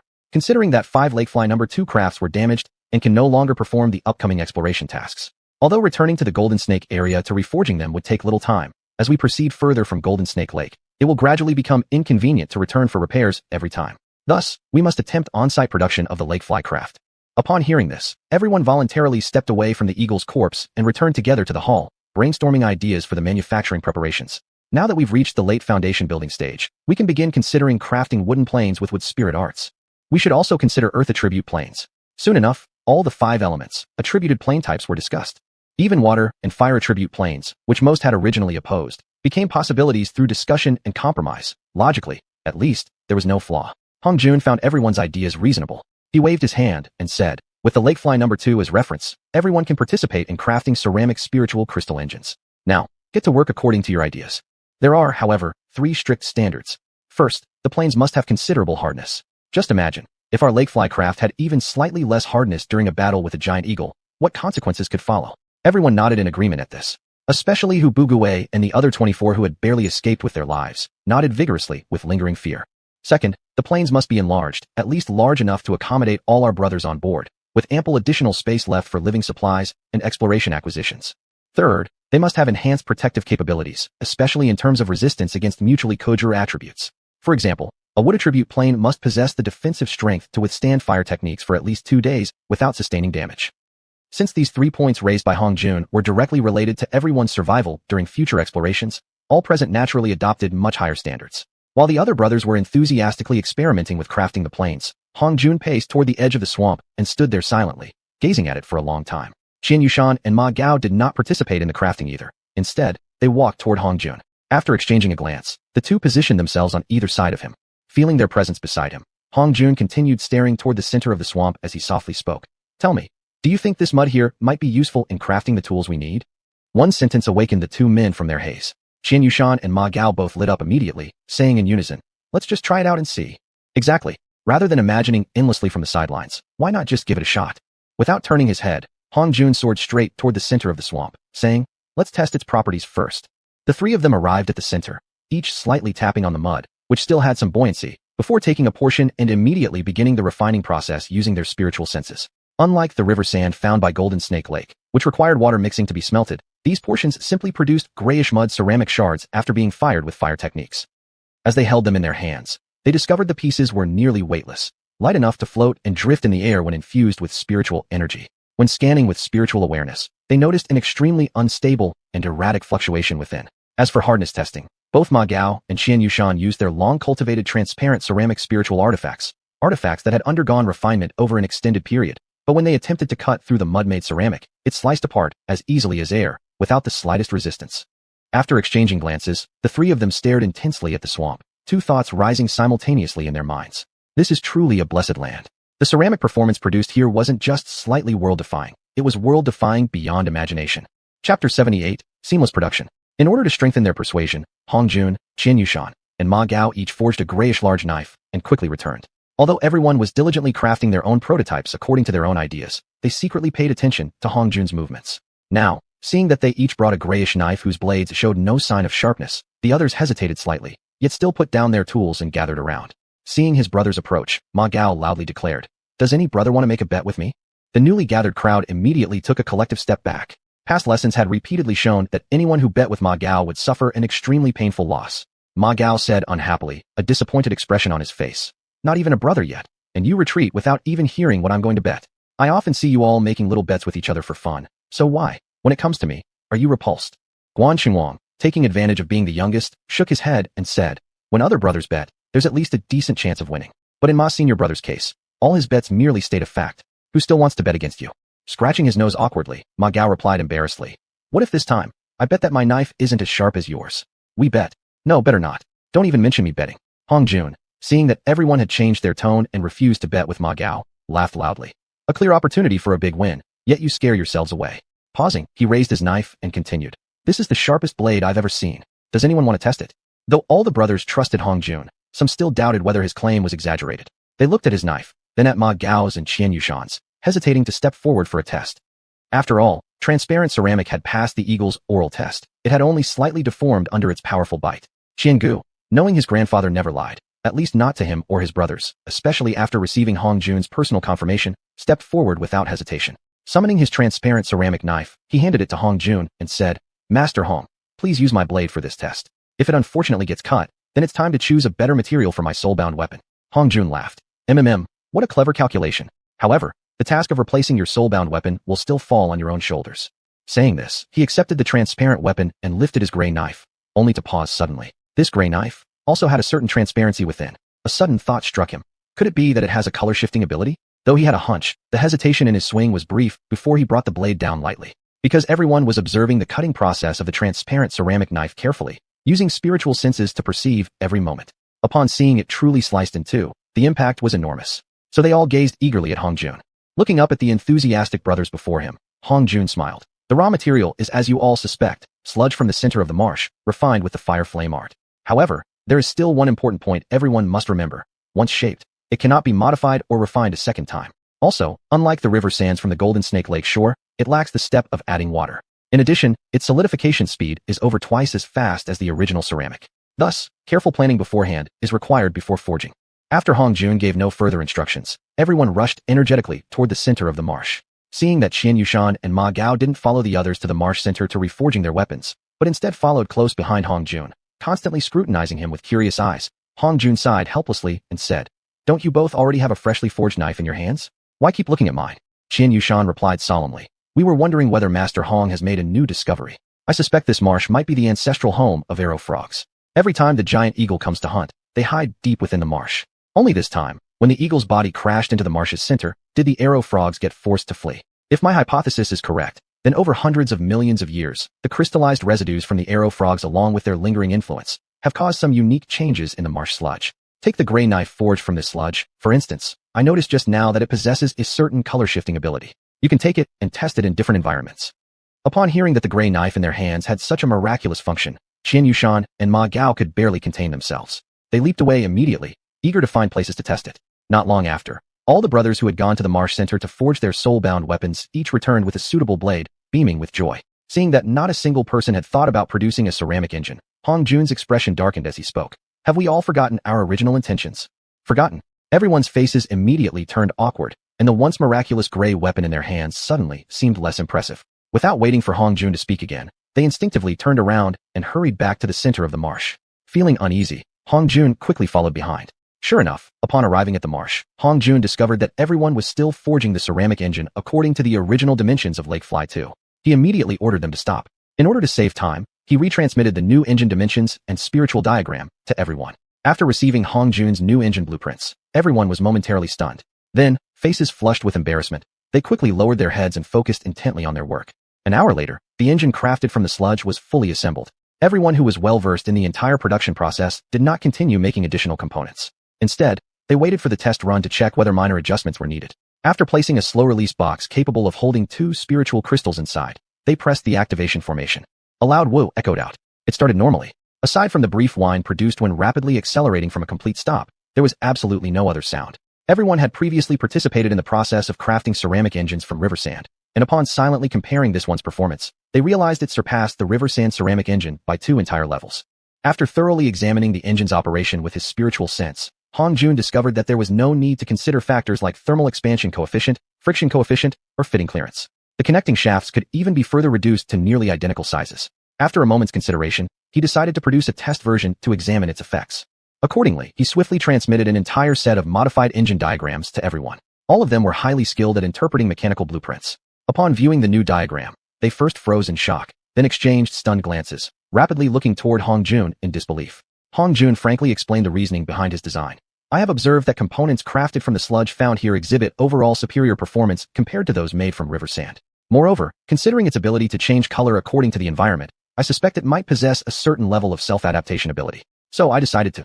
Everyone had only just successfully crafted their soul-bound weapons and arrived at the campsite. Before they could even proudly show them off, they were summoned back by Hong Jun. None of them had yet tested its characteristics beyond hardness. Now, hearing that it might possess adaptive capabilities, they became overwhelmed with even greater excitement and enthusiasm. An hour later, a brand new engine, with newly adjusted dimensions, stood ready for its first startup. Everyone held their breath in anticipation, unwilling to miss a single moment of this near-perfect engine's miraculous performance. Hong Jun's fingers touched the activation formation as he was about to press it. Suddenly, his expression changed. He raised his head and said to everyone, "For safety, everyone please move 1,000 meters away." Hearing Hong Jun's words, everyone stared at him with concern. Some brothers even eagerly volunteered to press the activation formation in his place. Warmth filled Hong Jun's heart. Smiling gently at everyone, he said, "Although my foundation building is imperfect, I can openly say, I am the most adaptable and physically capable among you. Only I am better suited to handle unexpected situations. Supported by my powerful spiritual sense, I will be able to escape instantly if needed." Upon hearing Hong Jun's response, the brothers felt heavy in their hearts. For a long time now, whenever danger arose, Hong Jun had always been the first to step forward. Once or twice might not seem significant, but time and again, it was always the same. Deep inside, their hearts were human. Thus, while deeply respecting Hong Jun, they secretly vowed that they must at least cultivate to a stage 1 major realm higher than him, to become stronger and more able to face danger themselves. After the others left as instructed and Hong Jun saw that they had stood over a kilometer away, He pressed the activation formation switch. There was no sound, not even the faintest air vibration. Had it failed? Hongjun urgently activated his spiritual sense, but detected absolutely nothing. As he was about to lift it for a closer examination, he suddenly recalled that spiritual senses couldn't detect sludge-forged products. Previously, during startup, what made him aware of the engine's operation was his perception of the intense airflow changes within the fitting gaps, thus creating the impression of movement. Thinking again, Hongjun carefully reached out and touched the external shaft. See, a sharp pain surged through his entire body. Hongjun quickly pulled his hand back and looked. It was then that he discovered that the skin on his fingertips had been completely scraped off, blood rapidly flowing out. After swiftly stopping the bleeding, he immediately pressed his hand to shut down the gray engine before him. Although separated by over a kilometer, everyone, with their undivided attention, noticed a flicker of abnormality on Hongjun's face and saw him stop the engine. Immediately, they hurriedly flew back, watching him with deep concern. Beaming with joy, Hongjun addressed everyone. The test run was extremely successful. However, everyone must be extremely cautious. Once the engine is activated, from the inside out, you won't be able to feel whether it's running or not. Also, when crafting the rotating blades, consider widening them by 1/3 to double their size. Additionally, he continued, when forging the engine casing, remember to leave corresponding observation windows. The first one should use screw fastening. Once everyone becomes proficient, we can consider one-piece integrated forging. As Hongjun spoke, a sudden idea struck him. He summoned Sun Ji, xuanhuan, and Feng Hui to stand before him. Looking at them seriously, he asked, "What dimensions can you achieve when making flat ceramic panels in one piece?" The three men were momentarily stunned. Feng Hui replied earnestly, "At a width of 30 meters, I can produce a ceramic piece 50 meters in length." Xuanhuan's face briefly showed embarrassment before he added, "As for me, I can only make a ceramic panel 20 meters wide and 30 meters long." Sun Ji quickly caught on to why Hongjun was asking, promptly chiming in, "If it's a straight, flat ceramic panel, I can make a square 130 meters wide and 30 meters long. If it involves an irregular or complex shape, at most, I can reach 30 meters wide and 15 meters long." Feng Hui and xuanhuan didn't dwell on the possible confusion in Sun Ji's length and width terminology, but exchanged thoughtful glances and looked toward Hongjun before adding further explanations. Feng Hui spoke with gravity. "For irregularly shaped surfaces, the dimensions I can reach are approximately between 30 meters and 20 meters. Xuanhuan thought for a moment, then replied earnestly, "I might only be able to go up to around 30 meters by 10 meters. After a moment of consideration, Hongjun separated the side panel blueprints into 3 spirit diagrams and transmitted them to each of the 3 men. After Feng Hui, xuanhuan, and Sun Ji discussed their approach, they agreed on a method of coordination. Soon, through the combined effort of the 3, a single, perfect side panel was completed. The entire group, always attentive to Hongjun's movements, upon seeing the collaborative effort of the 3, stopped their own work and gathered around. When they saw the 3 successfully complete the full side panel, they erupted into joyous celebration, even more enthusiastic than if they had created it themselves. Chapter 79, Hufei number 3. After everyone saw Feng Hui and the other 2 create a perfect side panel together, they began estimating their own abilities and then reported their respective dimensions to Hongjun. Hongjun carefully considered everyone's capabilities before finalizing the entire manufacturing process, including the personnel assignments, specific steps, and the timing for coordination. As soon as everyone received their assigned dimensions and thicknesses for refinement, they quickly calculated the required amount of sludge. After collecting the sludge, they moved to their assigned areas, some standing on the ground, others temporarily hovering mid-air, eagerly awaiting the thrilling moment to begin. When Hongjun observed the positions where everyone stood and visualized the space they had reserved, seeing that it matched the shape of his projected blueprint, he issued the order. "Brothers, this trial manufacture is not only a test of our coordination, but also a demonstration of how each of us understands the blueprint. More importantly, it is the first attempt in human history, spanning countless billions of years, for 53 individuals to refine an artifact together. Regardless of the outcome, this event shall be recorded in the annals of human civilization. Therefore, I urge everyone to remember your respective steps clearly. Once you finish your part, immediately and gently roll outward. Begin refining Hufei number 3. Feng Hui and Hu Bugue were the first to start, working together to forge the front head section. Just as the forward viewing window was about to take shape in their hands, the next 4 members, Wang Qianan, Zheng Xingqing, Hu Yu, and Xian Guomen, took over seamlessly from 4 directions. Because the timing of the refining process had been precisely calculated down to the millimeter, the forge issued flawlessly. Hongjun, seeing that Feng Hui and Hu Bugue had completed their part, used his spiritual sense to manipulate spiritual energy, temporarily stabilizing the gradually solidifying front section as it was smoothly taken over by the 4 members from their respective directions. After confirming that there wasn't even a micron of irregularity or seam between the connections, he let out a sigh of relief. He was certain that this collaborative effort to forge Hufei number 3 would definitely succeed. Everyone, carefully monitoring the earlier stages and sensing the connection via spiritual awareness, realized it appeared as if it had been refined by a single person. They were all overjoyed. As time passed, within less than half an hour, a gray Hufei number 3 was completely finished before everyone's eyes. When Xuanhuan, the one responsible for the tail section, felt the sludge lava in his hands finally solidify, he still supported it briefly with his spiritual energy before releasing it and letting out a cheer. Surrounding the massive Hufei number 3, which was 83 meters long and reached a maximum height of 30 meters, the members touched and even leaned their faces against its body, expressing their excitement in their own ways. After inspecting the artifact thoroughly with his spiritual sense, Hong Jun stepped out of the cabin. Seeing the excited gazes from everyone, he smiled and said, "Perfectly matches the design dimensions." Upon hearing Hong Jun's words, everyone erupted in cheers again. Soon after, standing at the entrance of the cabin, Hong Jun shouted to the crowd, "Now, all that remains is the power source and the transparent wind barrier component for the observation window." The cheers came to an immediate halt. Power wasn't a big problem, but as for the transparent barrier component, no one had any ideas. Did that mean they needed to return to the Golden Serpent Lake to forge one? At that moment, everyone fell silent, uncertain what to do. Wanting to keep the momentum going, Hong Jun continued, "Let me ask, during this trial, we had 2 people refine the 15-meter front section, 4 people refine the 10-meter cockpit, 5 teams of 8 refining the 50-meter passenger cabin, for handling the 5-meter rear section, and the remaining 3 finishing the 3-meter tail. Did anyone feel exhausted?" Everyone shouted in unison, "No." After that, many of the brothers eagerly voiced that they still had the strength to refine even longer sections. Sensing the momentum, Hong Jun continued, "Now, under normal circumstances, there won't be any changes to the positions each of you is responsible for. However, for those brothers who believe they have enough confidence and won't hinder the overall success of this Hufei number 3, you can submit your conservative estimates for the length you believe you can refine. After coordination and adjustment, shall we challenge a larger and longer Hufei number 3? Yes." The crowd responded unanimously but didn't rush forward impulsively to submit their estimations to Hong Jun.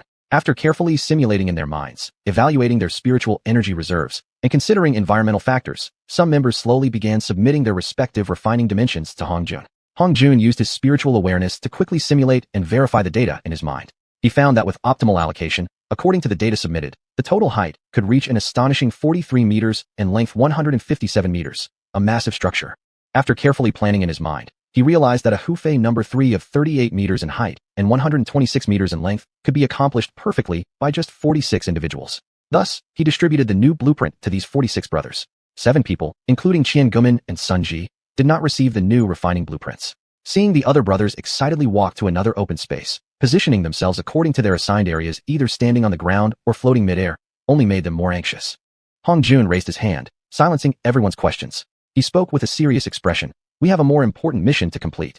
Sun Ji was the first to understand. "Master Hong, is it about the transparent protective component?"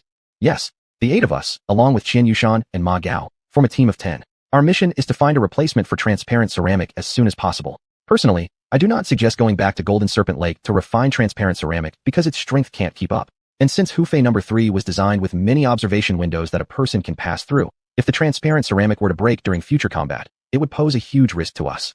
After hearing Hong Jun's analysis, the disappointment in Sun Ji and others vanished quickly, and they began voicing their own ideas. "Should we refer to the way the Golden Serpent Lake refined transparent ceramic and give it a try?" Sun Ji proposed first. xianxia quickly added, "What if we try adding other materials, using sludge as the main ingredient for refining?" As everyone brainstormed wildly, even suggestions came up about refining a mix of sludge and eagle meat. After listening to all their ideas, Hong Jun decided they should split up and proceed according to their own ideas, each trying to create a transparent ceramic that met the requirements. At the very start, he proposed one suggestion. First, refine a gray broadsword to serve as a tool for testing hardness. Since Sun Ji was the first to suggest using the Golden Serpent Lake's method for transparent ceramic refining, no one competed with him. Everyone dispersed, chasing their own imaginative ideas in search of raw materials. Sun Ji first calmed his mind and quickly followed the refining process of transparent ceramic. In a short time, he created a grayish-white ceramic piece that was slightly transparent. Although nearly useless in terms of transparency, after testing its hardness, he found it was even less firm than uncleaned sludge. This indirectly verified Hong Jun's earlier statement that the sludge and wastewater here were contaminated by the arrow frog's aura. Upon receiving Sun Ji's feedback, Hong Jun immediately transmitted this information via spiritual awareness to all the brothers active in the marsh, preventing them from going down the wrong path.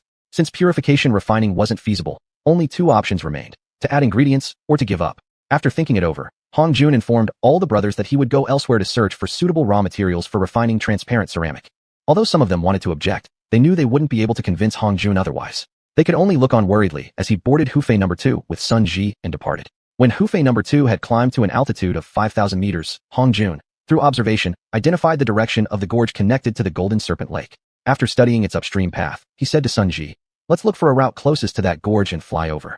2 hours later, Hufei number 2 piloted by Sun Ji landed on a cliffside.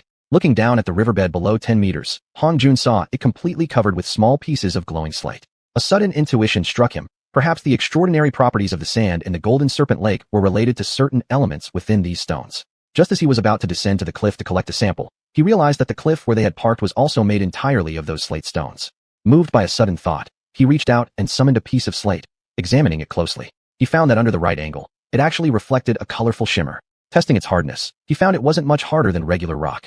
Since no other notable properties were found, he used his spiritual sense to hold it midair and activated the fire attribute technique, beginning the refining process. Without any additional conditions, under the nearly dark purple flames, within less than a quarter of an hour, it melted entirely into lava. And as the heat continued, it finally formed into a pool of transparent molten flame. Delighted, Hongjun quickly solidified it into a round mirror and a pointed stick. Once cooled, upon testing them, he found they were nearly half as light as the products made from the marsh sludge. Seeing that the transparent ceramic had been successfully created, Sun Ji, without waiting for orders, summoned the gray broadsword and handed it to Hongjun while saying, "Test their hardness." Hongjun smiled and asked, "Aren't you worried about breaking it?" Sun Ji replied with a simple grin, "There's plenty of sludge in the marsh." As it was a hardness test, Hongjun first took the gray sword and forcefully struck it against the mirror. No sparks, no sound, like slicing through empty air. The two looked closely and saw not even the faintest scratch on the mirror's surface. Hongjun then took the transparent pointed stick and stabbed it fiercely at the gray sword. The sword didn't break, but a tiny mark, only visible with spiritual awareness, appeared. Thus, they concluded the two were evenly matched. After estimating the available space inside Hufei No. 2, Hongjun and Sun Ji started collecting the slate stones from the cliff. It took almost an hour before they finally stopped, as Hufei No. 2 no longer had space to carry more.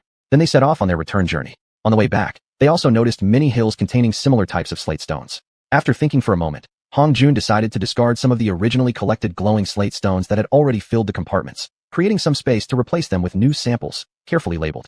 Because they frequently stopped during the return trip to collect new rock specimens, it nearly took 3 hours before they finally returned to the marshside camp, landing on the open flat ground in front of it. The 54 brothers immediately gathered around them. Only after confirming that both Hongjun and Sun Ji were unharmed did they finally let go of their many worries. Upon hearing that the glowing slate stones loaded in Hufei No. 2 were raw materials for making transparent ceramic, and that their hardness was almost equal to that of the sludge-refined materials, everyone was extremely pleased. Seeing the eager and enthusiastic expressions on everyone's faces, Hongjun immediately transmitted the shapes, dimensions, and quantities required for the transparent components needed for the 2 windows of Hufei No. 3, using a spiritual image projection shared among everyone. The workload was approximately 1 piece per person, plus a little extra. Through friendly negotiations and numerous exchanged promises of future favors, they finally distributed the tasks. Then they each retrieved their allocated portions of glowing slate and started refining. Hongjun, however, compared the products refined from the later collected samples with those refined from the slate stones collected at the cliff near the gorge. He found that the transparent components made from the glowing slate from the gorge area far surpassed the others in both hardness and clarity. This put an end to his idea of using nearby resources. Yet, a quiet thought remained in his mind. Perhaps there was an unknown mineral on Huiran Island that possessed extraordinarily powerful properties. From now on, their explorations could no longer focus solely on plants and other forms of biological life. They must collect and refine samples of soil, rock, and minerals encountered along their journey to determine their attributes. Chapter 80. Everyone falls into a perilous situation. After Ma Gao and the others installed the transparent components on the 2 Linghu, flying Model 3 crafts, they turned to Hongjun. For safety reasons, Hongjun inspected every single part thoroughly. With over 70% of his strength, he pounded each window's joint, not detecting any looseness before finally jumping down. Staring at the exit hatch, he lingered in thought for a moment. Then turning to the group of people who anxiously awaited the inspection results, he whispered, "We might also need a boarding ladder and a sealed door. After all, it might fly inland. If we continue jumping up and down like we're doing now, it would easily expose our true strength. Additionally, having a sealed door could eliminate the foolish thoughts of many nosy people." Everyone considered this and agreed that Hongjun was absolutely correct. After thorough discussions and suggestions, they ultimately settled on a retractable folding ladder with handrails. Looking at the final design, Hongjun couldn't help but chuckle. The design was extremely similar to the boarding ladder of airplanes from his past life. Then he added one small suggestion. Since the ceramic made from this sludge is light enough anyway, there's no harm making the steps wider, around 1.5 foot lengths wide. Everyone quickly updated the spiritual diagram of components according to Hongjun's new requirements. After mentally simulating the retractable effect of the ladder, Hongjun found it excellent and nodded, saying, "Manufacture them to this dimension. After installation, we can fine-tune based on actual conditions." Due to the numerous small components, after a brief discussion, everyone quickly divided the tasks. Before long, a retractable ladder was completed. With great creativity, the group even arranged a formation technique to release and retrieve the ladder. Hongjun found it extremely convenient when he saw how effortlessly it could be retracted and extended. Especially when it was folded, the door closed seamlessly from the inside, leaving no trace visible from the outside. Moreover, the idea proposed by Ma Gao of a fake voice command for externally opening the plane door and lowering the retractable ladder gained unanimous approval. Outwardly it appeared like merely speaking a sentence, but actually it required a specific spiritual frequency to open and close the door. Hongjun pondered for a moment and decided to adopt two phrases as a tribute to his past life. Sesame, sesame, open the door. Sesame, sesame, close the door. Everyone found this design immensely entertaining. While shouting the phrases, they all used specific spiritual frequencies to deploy the retractable ladder. Watching it slowly extend from the hatch as expected, they couldn't help but feel as if they had raised a pet. After multiple tests, they surprisingly found that the ladder's opening and closing speed reached dazzling levels. After Hongjun successfully installed and tested the retractable ladder on the other Linghu, Flying Model 3 craft, he issued the command to bury Linghu, Flying Model 2. When they started burying them, their moods were heavy yet excited with expectation. What should have been a task completed within half a quarter of an hour, fully sinking them into the center of the swamp, took 1.5 double hours instead. Knowing fully well that they were abandoning it, sinking it into the muddy swamp, everyone nevertheless took care to polish every part until the sand-resistant ceramic components, which never even gathered dust, shone brilliantly. No matter how reluctant they were, eventually time put an end to everything. After watching the last blade of Linghu Flying Model 2 disappear into the center of the swamp, Hongjun, after a moment's pause, issued the order to continue exploring. Once receiving the command, everyone quickly returned to the camp. In unison, they flattened every house to the ground. Facing the now flattened terrain, they fell silent for a while. Not a single person went to cut meat from the dead eagle. Instead, casting one last reluctant glance, they decisively turned away and climbed up the retractable ladder, stepping onto a new journey. Each Linghu Flying Model 3, propelled silently at high speeds by 4 high-power marshmud ceramic spiritual crystal engines, and possibly aided by the hull's amazing natural camouflage, produced absolutely no rushing sound through the sky. If it weren't for observing the landscape outside through side windows and the transparent observation panels beneath specific areas rapidly moving backward, they wouldn't even have sensed they were flying. Whether the giant eagle was the sole dominant aerial predator near the outskirts of Xiuxian Island, or if it had come out only occasionally from the depths for a rare feeding, for over 10 consecutive days of flight, they encountered no formidable birds of prey. Out of safety concerns, Hongjun refrained from issuing commands to land for camp at night. After their battle with the giant eagle, no trace of arrogance remained in anyone's heart. They now knew clearly that even on the outskirts of Xiuxian Island, without their tools, they themselves would be no more than prey. Therefore, no one requested ground-based, wide-area searches either. Hongjun noticed the increasingly heavy silence among everyone. Thinking this downward trend might hinder their personal growth, he decided to slightly adjust the flight path of Linghu Flying Model 3 toward the outer edge, while reducing speed and altitude. Half a day later, Hongjun spotted a group of wild monkeys ahead. A thought instantly formed in his mind, and an idea emerged. Ma Gao, find an open area ahead to land. Rear pilot Feng Hui, be ready to land next. After both Linghu Flying Model 3 crafts landed, Hongjun issued new instructions to each brother via spiritual communication. There is a troop of golden wild monkeys ahead. Our mission is to use our best concealment techniques to investigate the vegetation, soil, and mineral distribution in this area. Under the premise of not disturbing the monkey troop, provoking them is strictly prohibited. If we finish the exploration, or if the monkeys detect us, they will become our combat targets. Please pay special attention, brothers. There is a great possibility the monkey troop has a social hierarchy and a certain level of coordinated attack intelligence. Therefore, in individual combat, not only should you carefully guard against them, but you must also cooperate and work together. Don't lose to them. If we were to suffer such a disgraceful defeat, we might as well return to Jinshi Lake early and peacefully live out our remaining days. After Hongjun finished speaking, an odd thought flashed in his mind. Is it meaningful for me to carry everyone forward like this? Who doesn't want to, as a young man, roam freely with a sword, play in the dust of the world, call the sea home? Even if it's just settling down as a magician, practicing martial arts, cultivating Tao, just taking care of oneself, life would definitely not be so exhausting. Then, this fleeting thought was immediately overwhelmed by the brothers' joyful smiles, worried expressions, and caring glances, as well as the warmth and tenderness quietly filling his heart. Thus, a firm belief took root. I, Hongjun, may not be able to live as freely and passionately as other cultivators. Perhaps, I may not achieve successive peaks in cultivation. Perhaps I will only struggle in an unremarkable, undramatic way. Still, I hold no regret, no bitterness.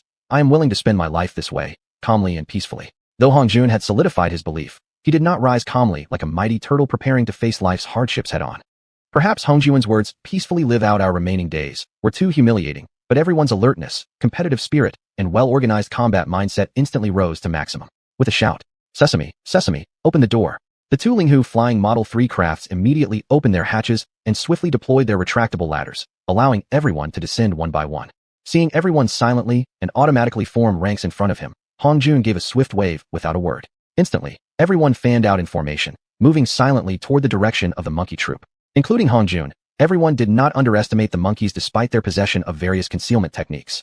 Instead, they activated their concealment techniques and advanced cautiously. Only after confirming there was no abnormality did they reveal themselves, then using appropriate stealth methods to approach the monkey troop. As everyone closed to within 800 meters of the monkey troop, the scattered and playing monkeys immediately grouped together, placing the young ones in the center, forming a pointed cone directly facing the direction from which Hongjun and his group were approaching. Despite the monkeys' reaction being within everyone's expectations, the real-time demonstration of their sharp awareness still sent a chill through their hearts. Consequently, they reached one consensus. Concealment techniques are not omnipotent. Precisely because of this conclusion, everyone was now better equipped for future survival opportunities. Seeing this, Hongjun issued instructions immediately in a very cautious tone. Everyone, remove your concealment techniques. When facing enemies with unknown capabilities, any fancy method that has been pierced through is not only useless, it is a clumsy tactic that hinders normal performance. At once, everyone removed their concealment techniques, swiftly leaping to Hongjun's side, eyeing the monkey troop with high alertness. Then, they saw that the monkeys didn't behave as expected, screaming in fright before attacking. Instead, upon the group revealing themselves, the monkeys rapidly rushed forward. Slightly surprised by the monkeys' speed, no slower than their own. Without waiting for Hongjun's order, everyone quickly scattered and rushed forward. When enemies meet on a narrow path, the brave one wins. True men dare to face beasts head-on. The first ones to engage were Hongjun and a sturdy golden monkey charging furiously in front. Bang! Without holding back, Hongjun instantly felt his blood surging. After swaying slightly, the golden monkey's eyes flared with ferocity. It immediately struck out both fists, one aimed directly at Hongjun's head, the other cunningly targeting his crotch. Despicable.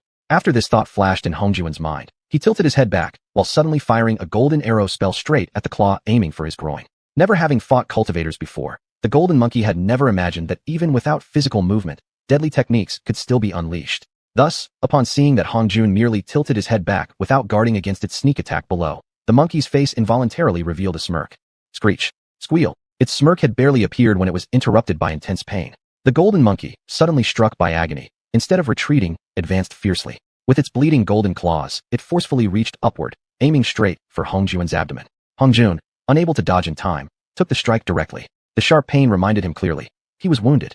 Do not engage them in close combat. After receiving Hongjun's warning, everyone immediately accelerated, slightly distancing themselves from their respective monkey opponents. Seeing this, the golden monkeys took the opportunity to launch a surprise. They fired beams of golden light toward their respective foes. Fortunately, having often been guided by Hongjun during training, everyone instinctively curved their retreat paths slightly, avoiding the sudden golden beams that otherwise would have struck true. After narrowly dodging the beams, several brothers instantly turned pale, urgently sending out spiritual messages to the group. The transparent ceramic cannot resist the golden beams. At the exact moment Hongjun received this emergency message, he sensed his monkey opponent preparing another attack. Immediately, he pushed off with his feet, using spiritual energy to lift himself higher while firing a golden arrow spell toward it. A light pop sound followed. Upon impact in midair, the two golden beams canceled each other's forward motion, instead dispersing energy outward in all directions. The golden arrow spell is effective against the golden beams. Pay attention to your stored metal element energy reserves. Do not fire recklessly. Hongjun's spiritual warning couldn't have come at a better time. Some brothers were directly facing yet another sudden golden beam from the monkeys, and barely able to dodge when they suddenly launched their golden arrow spells, striking their target just half a meter in front of them. The resulting energy release sent these brothers flying sideways from the blast, which ironically saved their lives by a hair's breadth, narrowly avoiding the next golden beams unleashed by the monkeys in rapid succession. Half a pill period passed. The battle between men and monkeys had fallen into a deadlock.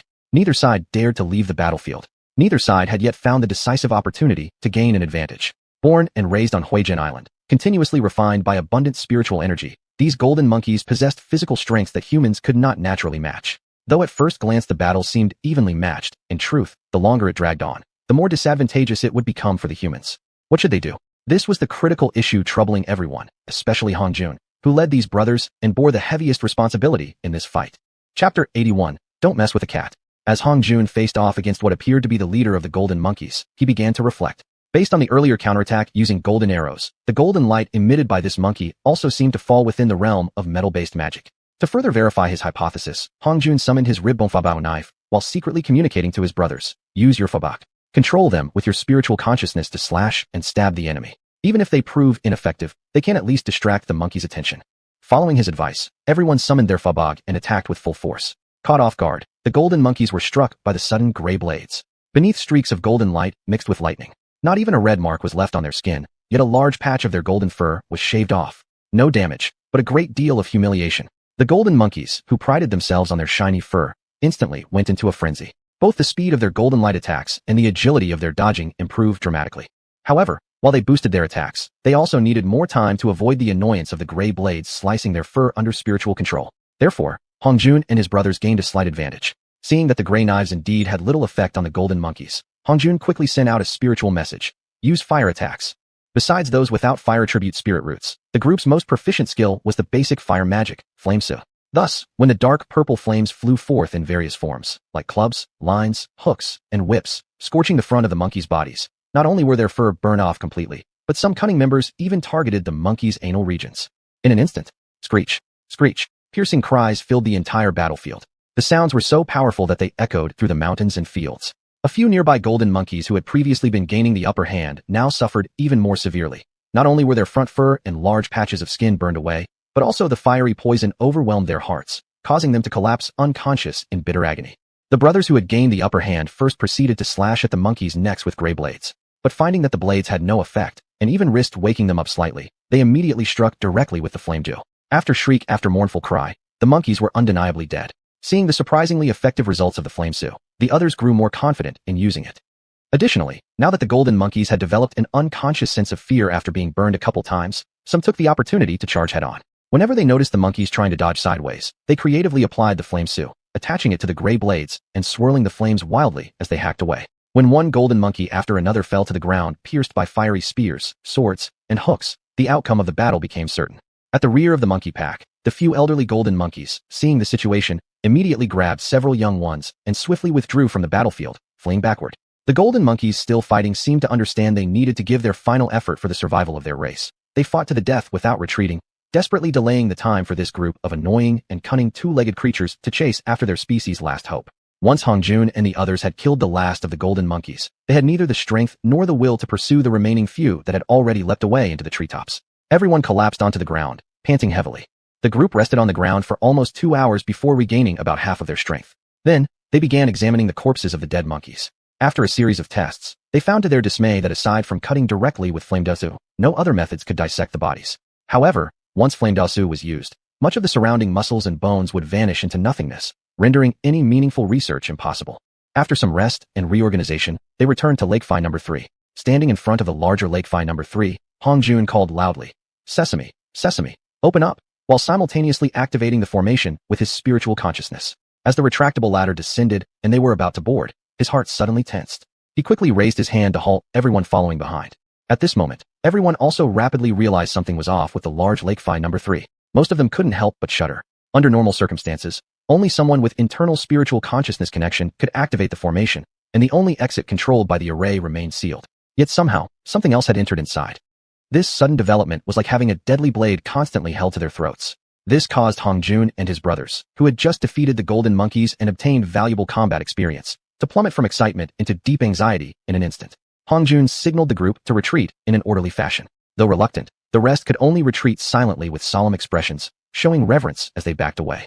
Hongjun was about to slowly step up the ladder when suddenly his vision blurred. A small, spotted feline creature appeared as if it had always been standing at the cabin door, staring straight at him. Even Hongjun felt his entire consciousness seized upon by this spotted feline's gaze. His mind became utterly blank, devoid of even the slightest self-awareness or stray thoughts. Then, after glancing upward briefly, the creature wrinkled its nose and sniffed the air twice before returning its gaze. Lowering its head, it raised its left paw, pulled out a piece of wood spirit crystal, and popped it into its mouth like eating a broad bean, crunching it into pieces within 2 or 3 bites. No one witnessed any great surge of spiritual energy as expected. Only a few thin trails of greenish smoke wafted from the corners of its mouth, vanishing silently as it swallowed. Everyone involuntarily shuddered in alarm.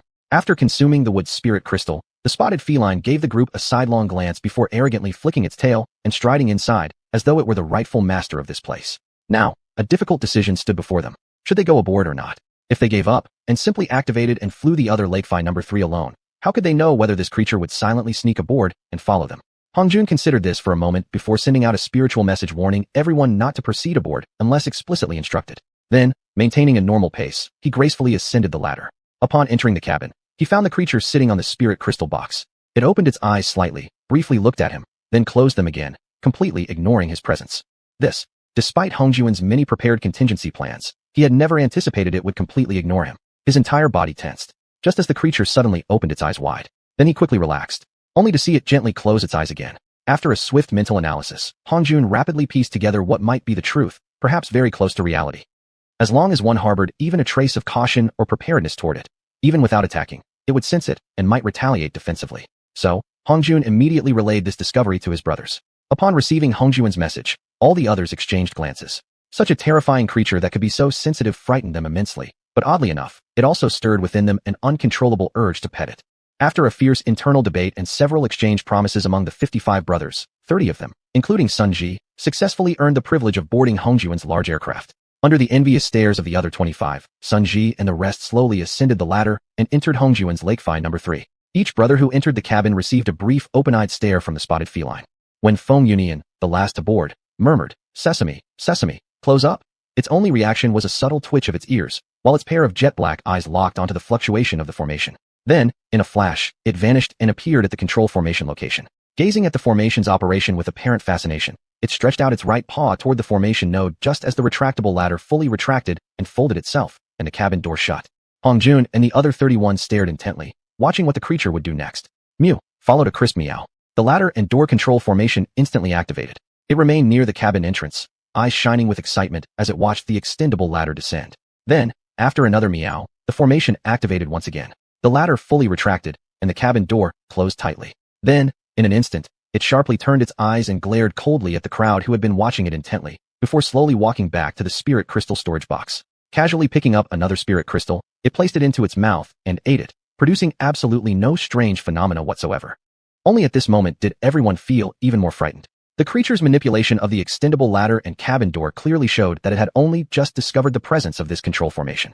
So how, exactly, had it entered the aircraft? All of them possessed spiritual consciousness capable of extending thousands of meters beyond themselves, core formation cultivators at minimum. Moreover, everyone had either participated in or personally designed the Lakefy's outer hull, ensuring there wasn't even the tiniest crack. So how had this creature bypassed absolutely everything? At this point, everyone in the cabin deeply hoped it only had the ability to phase into ordinary clay objects. If it could phase through absolutely every form of defense, that would be even more terrifying. Whatever the case, a being capable of completely ignoring the hardness of spirit crystals and consuming their explosive spiritual energy at what was clearly far beyond their current realm of confrontation. Fine, this was a senior master. Moreover, a senior master before whom they couldn't show even the slightest bit of caution or defensive intent. A being that was ultra-sensitive. And also one that occasionally snacked on the spirit crystals, the sole energy source for their forward exploration, eating them as casually as snacks. As they all gazed at the limited number of spirit crystals in the box, unease slowly crept into their hearts.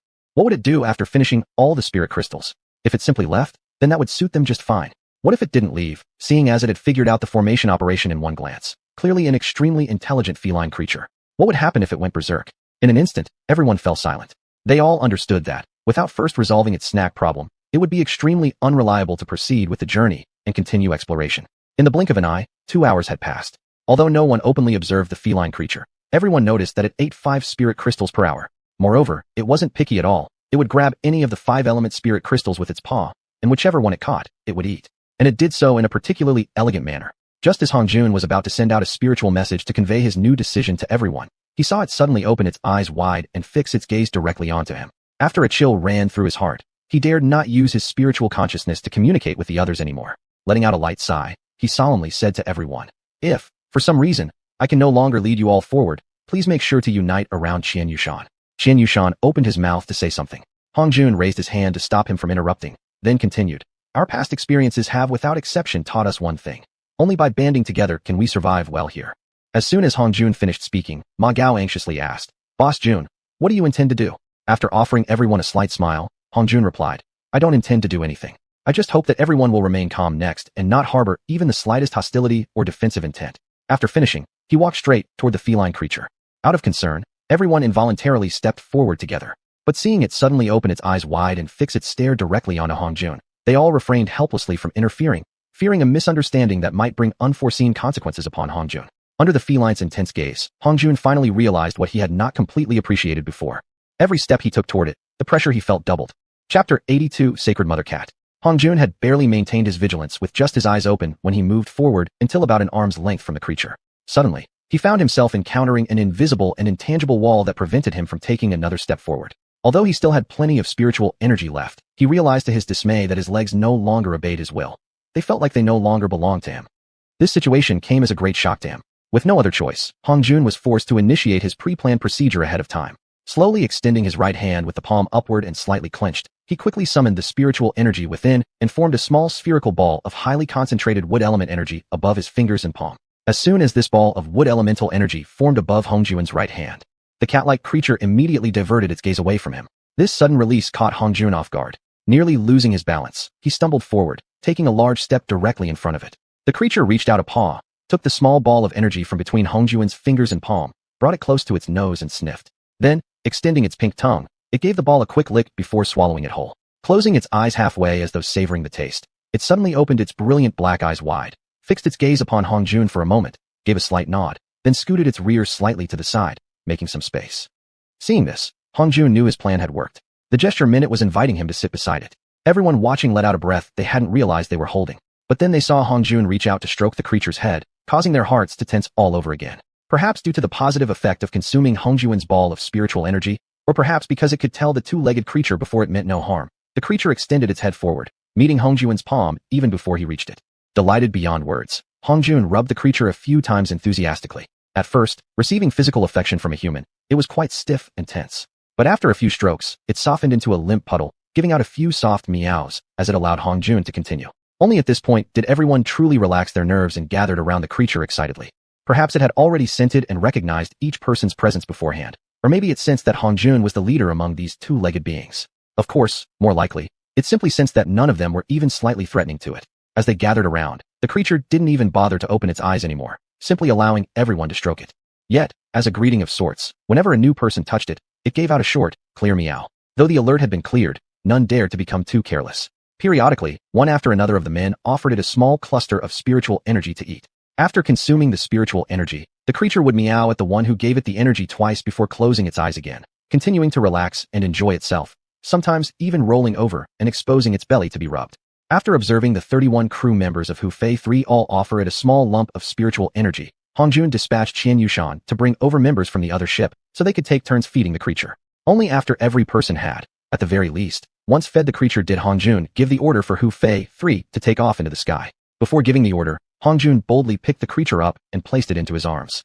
Still, the subtle pressure of the takeoff did not escape the creature's perception. Its entire body stiffened as its eyes shot open. Understanding that this moment could determine success or failure, Hongjuan lovingly and gently rubbed its head. Feeling the comfort from Hongjuan, the creature glanced at the others around. Seeing no panic in their eyes, its body slowly relaxed again. Seeing they had passed through the most critical point, Hongjuan walked with the creature to the window. As it looked out at the clouds passing behind them, its eyes instantly sparkled with a radiant glow. Especially after Hongjuan brought it to the front control chamber, letting it truly feel the sensation of flying through the air at high speed, it became extremely excited, meowing joyfully and loudly. After playing around for a while, the creature extended its pink tongue and gently licked Hongjuan's face.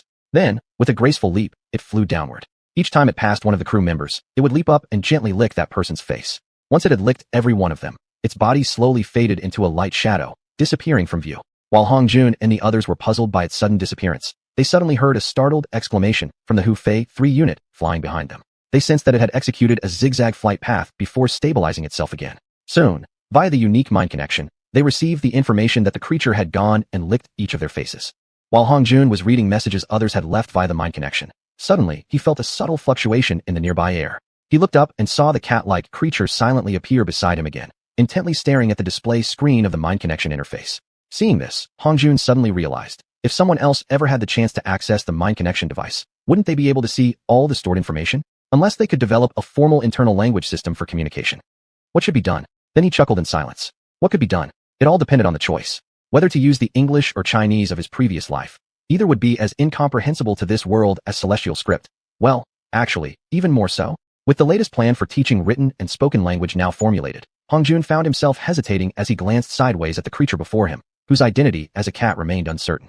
Well, for now, he might as well assume it was a cat. Considering its intelligence, the idea of it speaking fluent Chinese might be a stretch. However, learning to read Chinese characters probably wouldn't be too difficult.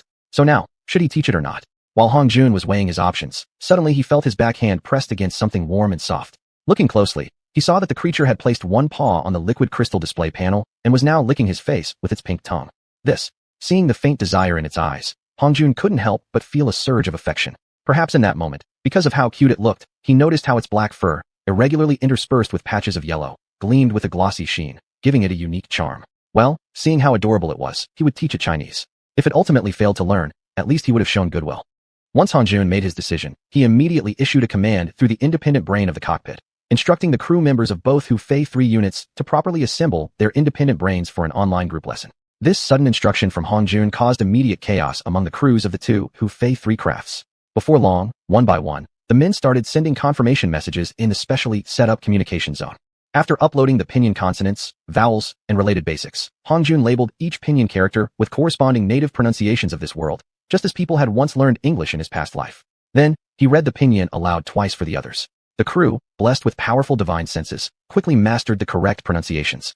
During random checks, every person's pronunciation was extremely accurate. Watching Hongjun's quick actions result in perfect pronunciation being stored inside a strange rectangular box in less than half a cycle, the calico cat could no longer sit still. While licking Hongjun, it meowed excitedly. Hongjun, who had already taught both a silver wolf and a golden snake, two native creatures, to speak, had plenty of experience. Gently placing the cat's paw against his throat, he produced a sound, allowing it to feel the vibration and rules of pronunciation. The calico cat's eyes widened momentarily. Quickly placing a paw against its own throat, it let out a single meow, its eyes immediately flashing with astonishment, especially when it perceived that the vibration in its throat originated from surrounding muscle movement combined with slight internal airflow. It felt utterly shocked. It tried countless times, desperately attempting to reproduce the sound Hongjun had demonstrated, but all it could produce were meows, though they varied in tone, from sharp and piercing to soft and gentle, and in length and volume. Finally, it grew anxious, circling Hongjun several times before flipping over on its back, completely exposing its belly and throat, and meowing frantically. Interesting. This was a kitten that truly loved learning. And moreover, a kitten willing to swallow its pride in pursuit of knowledge. Hongjun gently rubbed the cat once, then projected images into its mind using his divine sense, showing the transformation process of the silver wolf, from being unable to speak human language to being fully fluent. The calico cat stared for a long time at the final image, a moving picture of the silver wolf speaking. Then, turning around, it placed Hongjun's hand on its own throat and looked up at him with eager eyes. Seeing this, Hongjun immediately understood. This kitten actually wanted him to transform it. So carefully activating his divine awareness, he sent a slight probe into its body. Instantly, a complete image of the cat's throat structure appeared in his mind. After simulating modifications nearly 100 times in his mind, Hongjun finalized the plan. For safety, he illustrated the final scheme in side-by-side comparative diagrams, its original structure versus the modified version, for the kitten to see. Initially puzzled, the calico cat only understood the meaning of these diagrams after Hongjun minimized the image, revealing its body outline. Meow, it cried loudly. A flash of mist shimmered around its throat, and then it opened its mouth toward Hongjun. Startled by the perfectly articulated sound, Hongjun couldn't help but tightly embrace and pet it furiously. The calico cat, in turn, kept nudging its head against Hongjun's hand, half closing its eyes in blissful interaction. After a while, man and cat finally ended their celebration. Then Hongjun gently placed the cat's right paw on his throat, allowing it to feel the vibration frequency of his pronunciation. One by one, letter by letter, Hongjun taught it all the pinyin pronunciations. After verifying that everyone could now correctly pronounce pinyin, Hongjun immediately utilized his powerful divine sense and spent 2 days and nights loading an entire xianhuan dictionary into the independent brain. Then, he handed this brain over to the calico cat. On the 3rd day, just after waking up, Hongjun saw it already standing beside his bed, staring fixedly at him. Before he could ask, "Hongjun, tell me, am I what this book describes as a cat?" Seeing the look of displeasure in its eyes, Hongjun immediately realized this was a rather difficult question to answer. According to the dictionary, there was a fundamental difference between humans and cats. Trying to get a powerful creature, so mighty that even its shit would shake the ground, into admitting it was merely a lowly cat. Just thinking about it gave him the chills. At that moment, Hongjun couldn't help but wonder whether teaching it Chinese had been a mistake. Yet no matter which world one came from, there was no such thing as a pill to reverse regrets. How could he convince it that being called a cat wasn't beneath its dignity? After a quick moment of thinking, Hongjun's mind raced with ideas. Yet seeing its expression growing more and more threatening, he hastily conjured up a spiritual image of a human child wearing a cat mask and showed it to the creature. The calico cat stared at it for a moment before gradually softening its posture. Hongjun exhaled slightly in relief. But he knew this was merely a temporary fix. Covering up the issue now wouldn't last forever. What should he do? Watching it leap off the bed and walk away with a strangely lonely demeanor, Hongjun inexplicably felt a tinge of sadness. This powerful cat surely couldn't be a stray. The moment the thought arose, an idea struck him. Why not create some cat cartoons for it? After all, in this world of immortals, no one would be demanding royalties for copyrights. Where the mind leads, the action follows. Hongjun immediately went to work. For nearly 7 full days straight, he recalled, sketched, and modified images to reconstruct the animated stories of a famous mouse and a certain tomcat. Once the animation was uploaded into the independent brain, both the crew and the calico cat alike fell in love with the cartoon characters, the cat and the mouse. So much so that the calico cat began referring to itself as that cartoon cat. Witnessing this, Hongjun kindly tried to explain the concept of copyright to it, but all in vain. it still clung to the name. Holy Meowhua, shortened to Holy Meow Cat. Chapter 83, Indirect Probing. After flying through the sky for nearly half a month, Hongjun and others finally landed to explore the area after thoroughly eliminating the potential threat posed by the Saint Meow, which had been incorporated into the agenda. One evening, they just happened to see a clearing not far ahead, suitable for Lakefly number 3 to land. Once the landing was stable, the Saint Meow wasted no time waiting for the hatch to open and slipped outside in a flash. After letting out a mew, it quickly remembered that it was a cat who could speak human language, so it desperately covered its mouth with its paws. Seeing that Hongjun and others were still setting up the telescopic ladder and hadn't noticed anything, it stretched lazily and finally spoke in human words. This place is too quiet. Hongjun had just stepped down from the ladder. Upon hearing this, he paused. Indeed, it was unusually quiet here. It wasn't as if this were some dangerous beast territory. At the very least, normal sounds like insects chirping and birds singing should be heard. The absolute silence made even a passing night breeze sound oddly sharp, which was unnatural. Even with his divine consciousness stretched to the limit, Hongjun still couldn't detect any sign of life within 10,000 meters. More surprisingly, there wasn't even one living creature on the surface. Immediately, a slight sense of wariness stirred within him. After pondering without finding an answer, he caught sight of the Saint Meow from the corner of his eye, chatting happily and animatedly with the other crew members of Lakefly number 3. His mind suddenly clicked. He walked over and gave the cat's head a pat, asking suspiciously, "Is this your doing?" The Saint Meow immediately bristled up its fur. "Hongjun, you must not falsely accuse others. What trickery are you talking about? Why would I play tricks? I haven't done a thing, not even concealing my aura." At this point, it quickly covered its mouth with its paw, lowering its head and dare not meet Hongjun's gaze. Seeing this, Hongjun immediately knew it was the culprit. He lightly slapped its head again and said, "Still denying it? Oh right, if you're going to mess around, at least don't scare the little animals. We need to catch some for study, got it?" The Saint Meow smiled pleasingly at Hongjun and promptly retracted its aura. Soon after, the forest came alive again, buzzing with insects and bird calls. Seeing how immediate and dramatic the change was once the cat retracted its aura, Hongjun became greatly intrigued about its origins. He scooped the cat up into his hands and held it gently with both palms, about to ask, "Hongjun, are you trying another of your little tricks on me? Trying to get information out of me?" After all, every time Hongjun had something to ask the cat, he used the same move. It was a bit too obvious. Hongjun smiled sheepishly, but still persisted. "So where are you from? Wow, you actually asked one of the 3 great philosophical questions of catkind." Then, the Saint Meow shielded its eyes with one paw and continued, "Simple enough. I am the one and only Saint Meow of the world.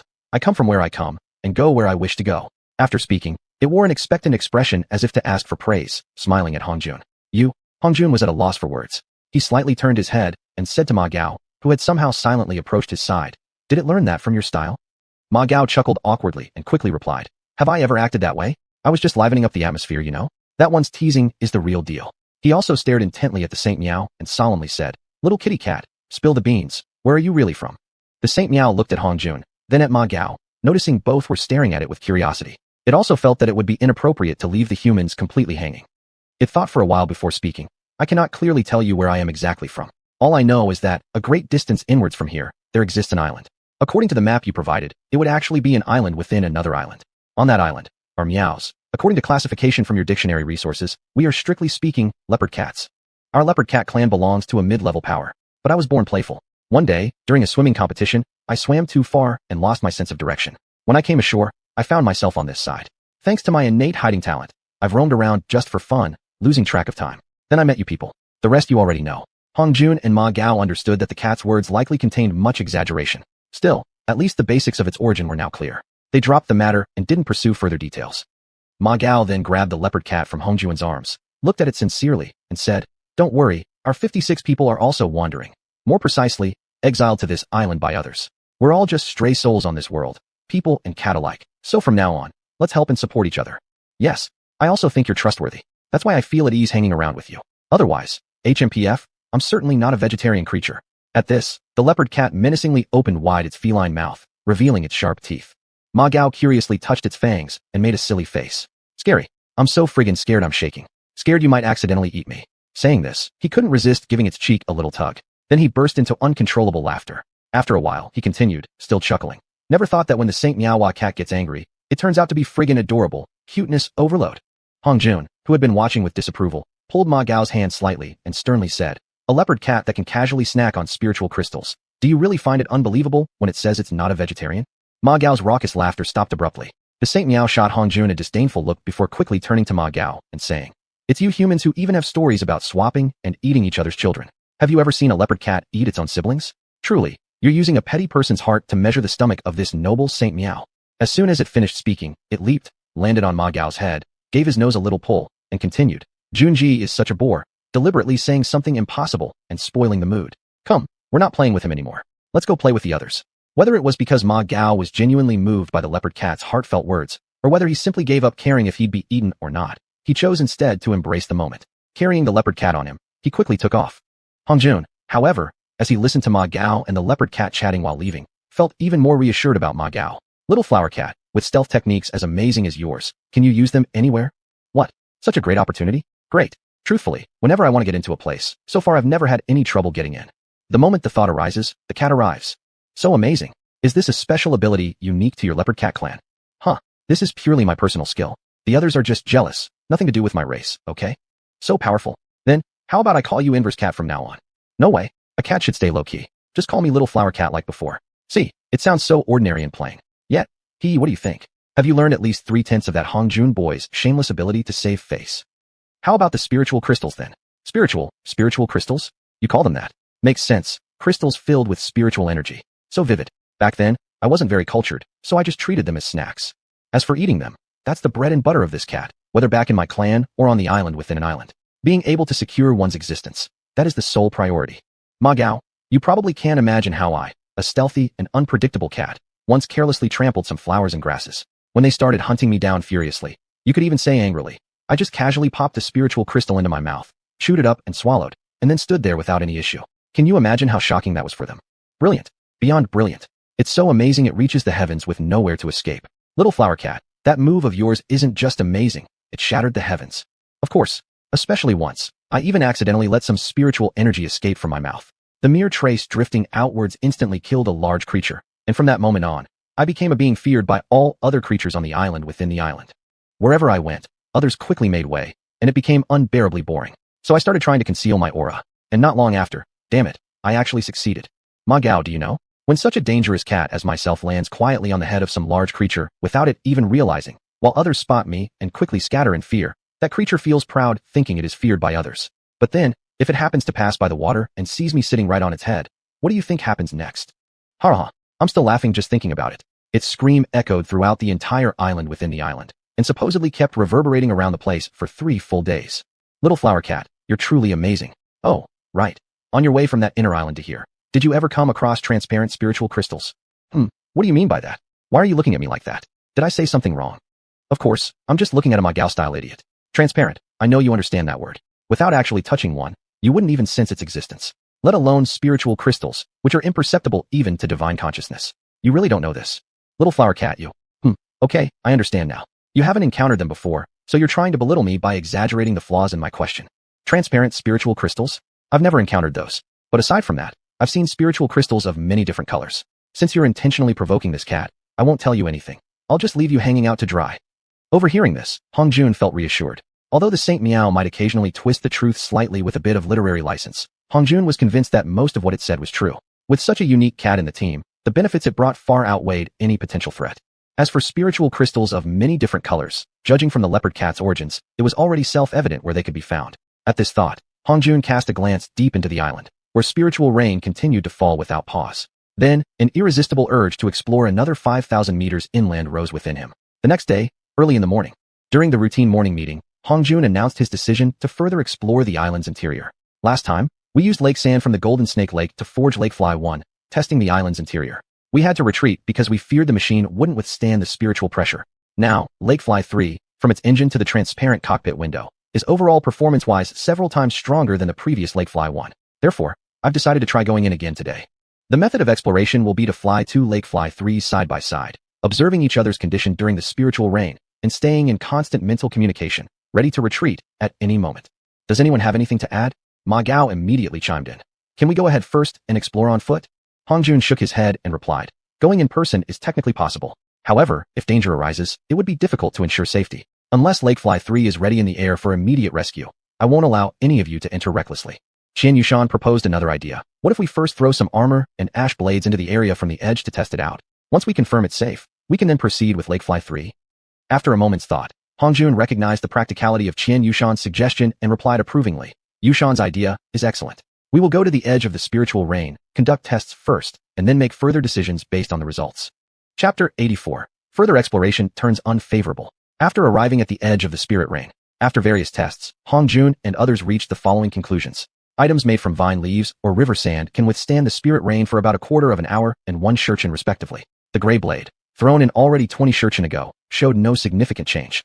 Ma Gao immediately stepped back to a secluded spot, quickly took off his vine leaf armor that he had worn underneath, and changed into the new outfit made from mud. When the other brothers saw him returning with the vine leaf armor, they all followed his example and switched out their vine leaf armor. After giving Ma Gao a full look, Hongjun laughed. Didn't you say you had a deep connection with this armor and wanted to keep it on as a memento?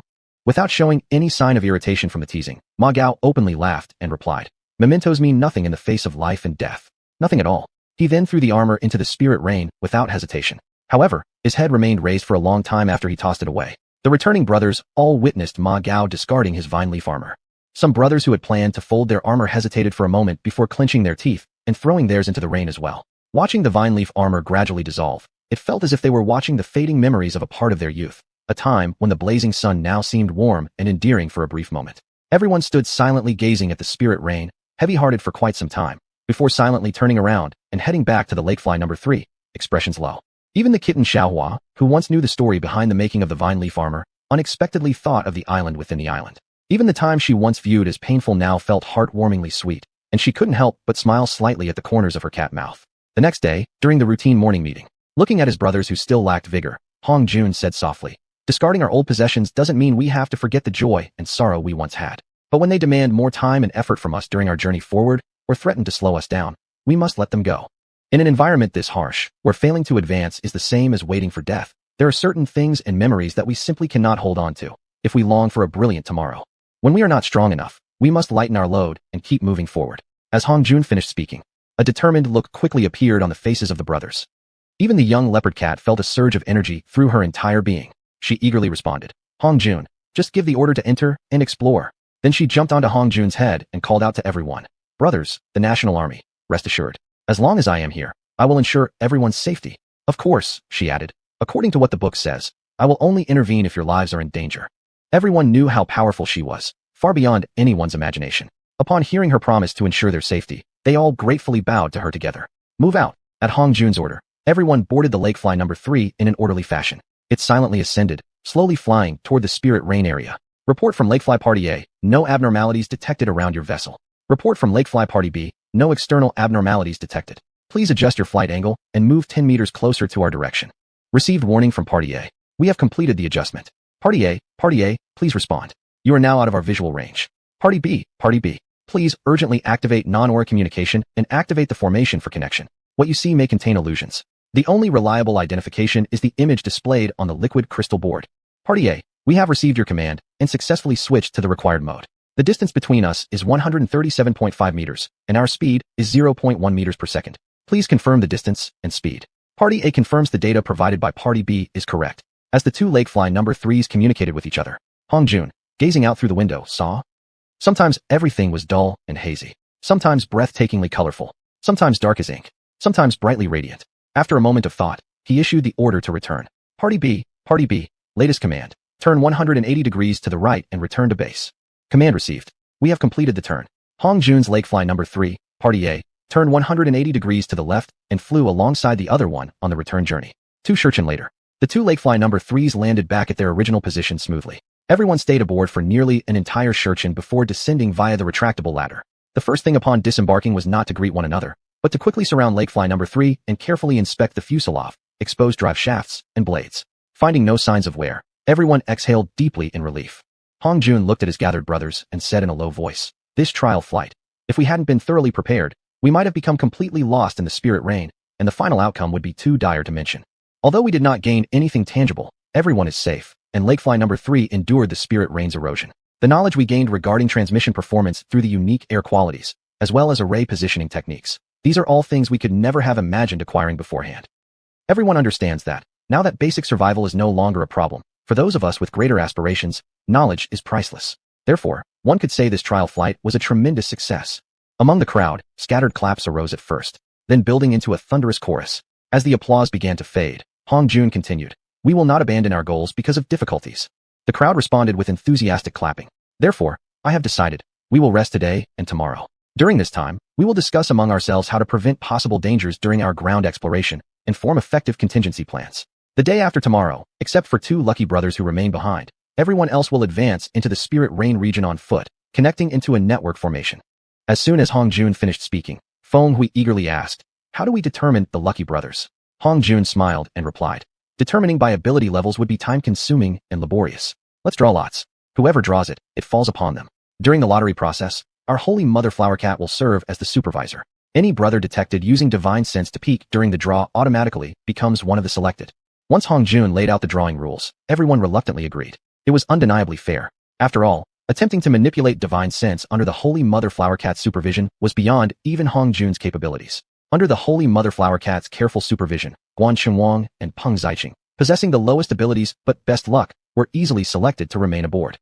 After drawing their lots, both men paused in confusion, feeling something was off, though they couldn't pinpoint what. They each stared doubtfully at their hands that had drawn the lots, wondering silently, "Is this hand really this unlucky? If so, next time I'll draw with the other hand." Once the lottery concluded, the Holy Mother Flower Cat excitedly let out a soft meow in Hong Jun's ear. Hong Jun responded by gently patting her cat's head. For a moment, human and cat shared a happy, harmonious moment. At this moment, xiuxian stepped forward and offered a suggestion to Hong Jun. "Master Hong, perhaps we should all bring our individual brains along during exploration. Though it adds a bit of trouble, it'll provide significant convenience."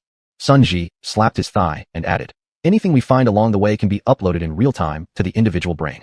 Through the special airborne substances connections, we can share data and save effort in post-processing. And in the event of danger, we can alert our brothers instantly." Hong Jun nodded and said, "Good idea. We'll bring the individual brains. Under certain circumstances, the liquid display panels can even serve as temporary weapons."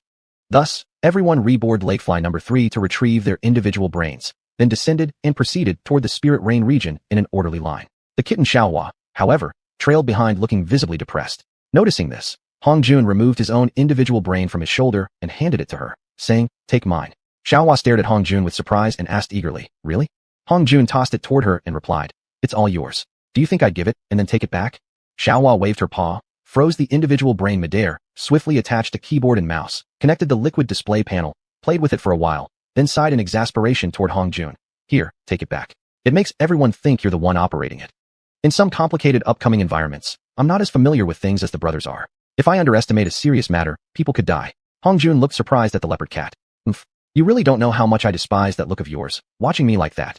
Do you really think I'm some irrational, uncivilized wildcat? Hong Jun, you've insulted my intelligence, and you must apologize, or I'll be very upset." "I'm sorry, Miss Xiaohua. What kind of look is that? This cat is male? Honestly, even when you apologize, you still make this cat sick. I'm not playing with you anymore. I'm going to find Ma Gao to play with." Although the little cat was saying no, its body honestly jumped onto Hong Jun's shoulder. Its cat face turned sideways, pretending to be angry. Hong Jun waved his hand, beckoning the individual brain to float back beside him. Without separating them, he kept walking forward while activating his divine sense to guide the wing cheat, allowing the individual brain to float along behind him. He muttered to himself, now I don't even feel like making an animated show." The little cat quickly twisted its head and leaned its mouth close to Hong Jun's ear, urgently asking, "What animation? What's the idea? Give me a little spoiler." Hong Jun suppressed a smile and coldly sighed. "Too bad someone or something refuses to pay me attention." The little cat feigned ignorance and replied indignantly, "Who is this something? How dare they ignore my Hong boss? Tell me quickly, I'll go slash it to death." Seeing it speak nonsense with such a serious expression, Hong Jun decided to stir things up even more. Who else could it be? They say it's that so-called Holy Mother Flower Cat. What? So even this cat's name has been counterfeited and plagiarized? No way. You must not stop me. I have to go kill that despicable cat. Hong Jun was so amused by its shameless audacity that he burst into laughter. After a while, he patted its head and teased, "As for that new animation thing, I was only joking. Well, joking with that cat. Don't take it too seriously." The little leopard cat was momentarily stunned. It originally wanted to turn its head and ignore Hong Jun again, but couldn't muster the previous anger. It could only grumble softly, "Big liar. Even when decent people are being deceived, not even cats are spared. Truly unforgivable." Hong Jun knowingly asked, "Who are you calling a liar?" Holy Mother Flower Cat's eyes twirled, and it said, "I'm talking about someone called Hong Jun, who even tricks cats. You absolutely shouldn't take offense. I personally witnessed it, you know." "Got it. Learned that so quickly." Suddenly, Hong Jun recalled an old anecdote from a previous life. Making a bet with beasts always turns out poorly. Win, and you've stooped to their level just by making the bet. Lose, and you're worse than animals. Chapter 85, The Master of Illusions. Following the previous precedent set by Lakefly number 3's preliminary probing, everyone switched their Dunag, do one now, to a non-spiritual communication and transmission mode before entering the Spirit Rain Zone. Supported by the video recording function, Each person advanced in a meshing, slightly overlapping manner, according to their designated video coverage area. Before anyone realized it, they had already been inside the spirit rain zone for nearly 10 hours. Except for noticing that the vegetation here was a bit harder than outside, there wasn't much difference in plant classifications. When everything within sight looked mostly the same, no feelings of disappointment or impatience arose, but their efforts gradually became slightly lax, progressing through the motions like a routine sweep. Hongjun, sensing everyone's accelerating pace forward, furrowed his brows and urgently ordered everyone to stop, asking them to collect soil from under their feet, refine it, and conduct extensive tests on the properties of the refined product. Everyone immediately stopped and complied, quickly calming themselves before gathering the soil, unknowingly gaining a layer of composure and carefulness. Thus, they soon noticed something strange about the soil beneath their feet. It did not behave like normal soil outside. A single dig didn't leave a hole, and instead felt like striking rock. Even a casual scoop left no mark. Because of this, everyone's respect for Hongjun grew significantly. Hongjun, seeing everyone's expressions of admiration via the xuanhuan now, was initially baffled. Once he understood the reason, he felt rather embarrassed. He had unknowingly, unintentionally, shown off. Even the hardest soil must eventually give way to some amount being scooped out. However, during refinement, under the support of a massive spiritual energy flow, the flame technique unexpectedly changed from dark purple to brownish flame. Then, under this environment-altered flame technique, the mutated soil quickly turned into molten slag. After solidification and cooling, everyone instinctively refined the material into a sturdy pickaxe rod suitable for mountain excavation. Weighing it in hand, it seemed several times heavier than a piece of the same size xiuxian, dark iron rod. As for hardness testing, most people unhesitatingly brought out their gray blades to try. The results surprised them all. This mountain rod, refined from the soil, proved to be much harder than the gray blade. Having experienced the evolution from Tengyit Kaijia, vine leaf armor, to Gosa Kaijia, river sand armor, and then Wuni Wisur Kaijia, sludge gray armor, everyone couldn't help but share the same thought. Could it be that the closer one approaches near Xiuxian Island, the greater the qualitative change in hardness? If so, what kind of mighty being was the Saint Mother Flower Cat, coming from the island within an island, compared to the current group? Other brothers, unaware that Saint Mother Flower Cat shared the same xuanhuan now as Hongjun, openly posted this question to the shared forum for discussion, and the little flower cat saw it too. Pointing at the title of this post, Hongjun pretended to be indifferent as he asked, the hardness of this mountain rod refined from soil. The little flower cat lifted its tail, shook its head, and said, "This is called hardness? If I hadn't gradually adapted and restrained my own abilities every time I left the island, going through progressively adjusted cycles, all solid objects out here wouldn't feel much harder than air to me." Unknowingly, when Hongjun had asked the cat, he had covertly aimed the camera at it. He shared the little cat's disdainful tone and expression in real time with everyone. Seeing this, all the brothers instantly felt close to emotional collapse. Their risking lives and going to such great lengths to create this kind of equipment, which they used to protect themselves, was regarded by experts and powerful beings as a meaningless, absurd act. However, you managed to devise Lakefly number 3, develop the xuanhuan now, and successfully utilize the energy from spirit crystals. That actually did impress me. At least, I've never seen anything like that in the island within the island. Just for that alone. According to human saying, a dragon does not dwell with snakes, nor does a rock dwell with birds. For the strong, being sincere friends with the weak becomes a kind of disaster. At that time, witnessing your sincere feelings toward your brothers made me want to stay and motivated me to accept all of you as friends. I even decided to grant you the recognition of my leopard cat family, a tongue-licking gesture of acceptance. That required great determination on my part. In fact, events proved I've actually gained a lot. I now have 56 brothers who treat me sincerely. I've learned to speak human language and acquired 2 different sets of languages. Especially with the depth and richness of the Chinese language, my feline existence has undergone qualitative progress. Even without deliberate control, my aura no longer leaks out. Hearing Saint Mother Flower Cat nearly open up its heart like this, everyone's emotions surged. Compared to Silver Lords gifting the group the ice crystal buffalo that helped them survive food shortages. Compared to Golden Snake sacrificing its head, fangs, scales, and entire soul to build the cliffside home for everyone. The friendship of Saint Mother Flower Cat brought them the greatest impact. Because with its strength, the Saint Mother Flower Cat could have completely ignored everyone's existence. With absolute authority and the status of a supreme being, treating everyone as equals. Even going so far as to lower itself to interact with them in humility. This kind of conduct was worthy of the word greatness and beyond deserving of praise. Recalling the events since stepping onto Xiuxian Island, everyone realized that as their abilities increased and their comprehension deepened, even the most thrilling moments they experienced, whether already past or long discarded, still managed to touch their hearts. Even Hongjun, recalling the construction of Lakefly number 3, and imagining future versions like Lakefly number 4 or 5, recalled the dock they had built, the thin-stemmed trees they labored to gather for boat building, the joy they felt upon discovering the vine leaves, and all those past efforts that had seemingly gone to waste. Inspired by these memories, Hongjun impulsively posted a message on the xuanhuan now. To be able to move oneself or others at that moment is itself a form of success. Everyone hesitated at first, then quickly flooded the chat with praises. Suddenly, the act of exploration itself felt more energizing. They no longer regarded the mountain rods they had just refined as air-like weak weapons, but rather, the strongest weapons they possessed, at least for themselves and their brothers. One excited brother, unable to contain himself, swung it mightily at a nearby tree the thickness of a bowl. All the brothers who were connected to the live feed nearly soiled themselves in shock. At the point where the rod struck the tree, the trunk turned to powder and vanished from existence, as if it had never been there. And no sound at all had been produced. Only when the upper half of the tree trunk crashed to the ground did the sound of breaking branches and leaves finally arrive. That powerful? The rod, which the flower cat had dismissed as air-like, actually had such an outrageous effect. Could the little flower cat have been lying? Luckily, everyone also knew the little flower cat was sharing the same do-one now with Hongjun. So even though they were all murmuring in doubt, not a single person dared to voice their skepticism on the do-one now. After the unintentional tree-striking experiment, everyone suddenly became eager. Whatever was in front of them, whatever seemed unappealing or obstructive, was struck without hesitation.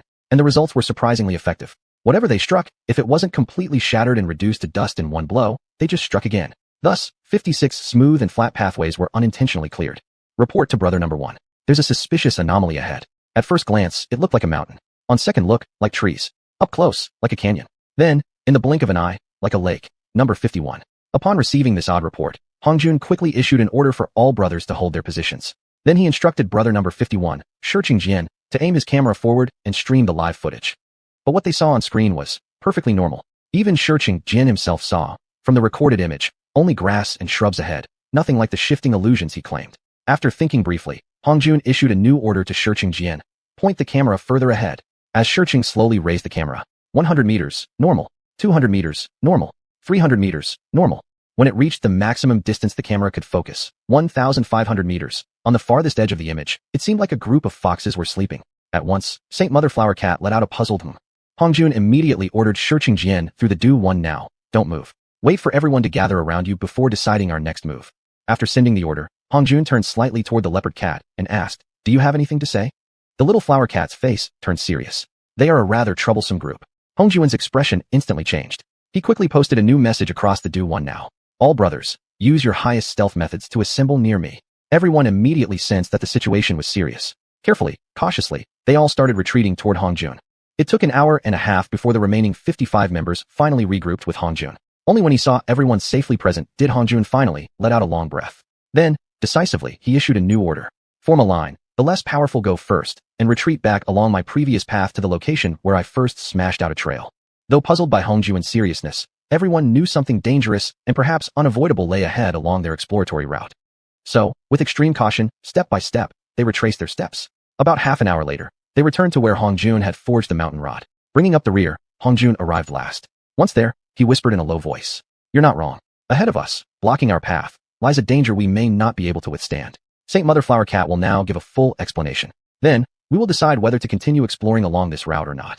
Saint Mother Flower Cat leaped lightly onto Hongjun's shoulder, her feline face grave as she gazed at everyone and said, ahead lies the most mysterious race on Xiuxian Island, the Fox Clan, renowned as masters of illusions.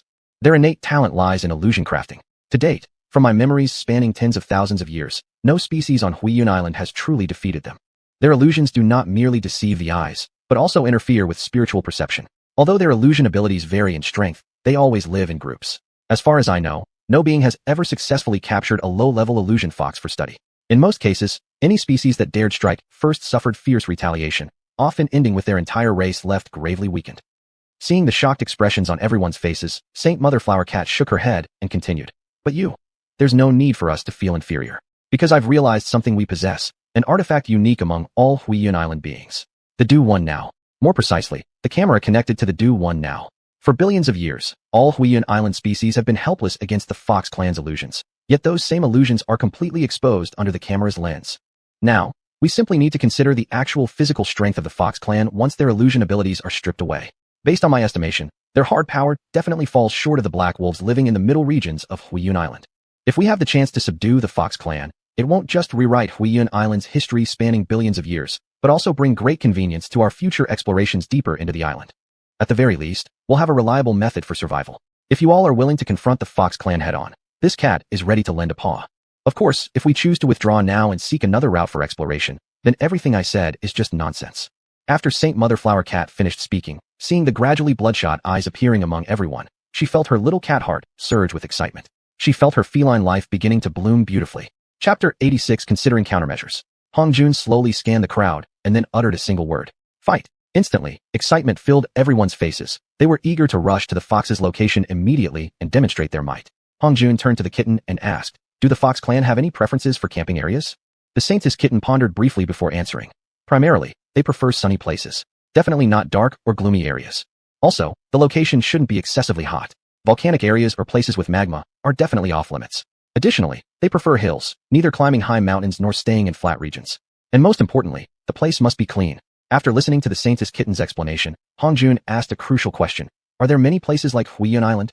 Not really. Such locations are quite rare. The Saintess kitten replied hesitantly. Hong Jun then turned to address the group calmly. Based on what the Saintess kitten said, the Fox clan won't be relocating anytime soon. Therefore, we definitely have time to fully prepare before heading out to subdue them. So we should. Everyone immediately responded enthusiastically. Create magical artifacts. Make vision-enhancing goggles. Construct miniature monocores. Hong Jun rubbed his nose slightly, smiled, and said, "Well then, since you all know what needs to be done, let's get moving." Quickly, with the monocore's assistance, everyone smoothly exited the Spirit Rain region. Gathering aboard Hong Juan's Dahu Fei No. 3, everyone brainstormed various ideas for resisting the fox's illusions. After a day and a night of discussion, they finally agreed upon a clear magical artifact creation plan. 1. Quickly obtain or develop a substance or principle capable of transmitting information through the air without relying on spirit energy. 2. According to this principle or substance, craft miniature imaging artifacts, either wearable as eyewear or integrated into magic items such as staffs, ensuring these images are continuously projected within the user's mind.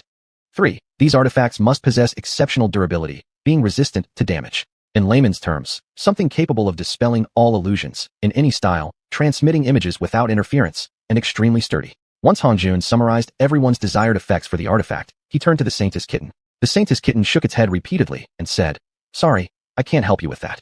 If I had such an ability, I wouldn't just be roaming around Xiuxian Island. I'd be a distinguished guest in the most elite families. After all, the Fox clan, you just need to know that every major clan wants to be associated with them somehow." Seeing that no useful information could be extracted from the kitten, Hong Jun wasn't disappointed. He leaned back on his recliner, closing his eyes deep in thought. The fox's illusions could influence a person's sight, hearing, smell, taste, and touch, and even affect their soul and consciousness. Perhaps this shouldn't even be called illusion magic. It might be more accurately termed a celestial prison. But wasn't this supposed to be a high martial world? How could such a supernatural race even exist? If these illusions work so realistically on cultivators, then what would their effect be on martial artists? Something insurmountable and unfathomable? What kind of world is this exactly? How could such overwhelming innate abilities be allowed? Hong Jun thought for a while, realizing he was overcomplicating things, and returned to the main topic. The effects on humans were comprehensive, but cameras could capture the truth. The fundamental difference between people and machines was emotions and creative thinking. Depriving people of emotions and thinking clearly wasn't feasible, at least, not yet. What about puppets then? Thinking this, Hong Jun felt a headache forming. He stood up. He should go and discuss this with the brothers. Seeing Hong Jun approach, everyone wore smiles and came forward to greet him. After scanning the group, Hong Jun asked, "Any good suggestions?" His question caused the already warm atmosphere to drop into silence. After glancing at each other, everyone shook their heads slightly in disappointment. After a while, perhaps driven by Hong Juan's disappointed gaze, xiuxian, the first to report the anomaly, summoned his courage and asked, "Could we, forge an artifact to be worn on the eyes that projects all illusions directly into the brain, bypassing consciousness-based judgments, thus enabling accurate reactions?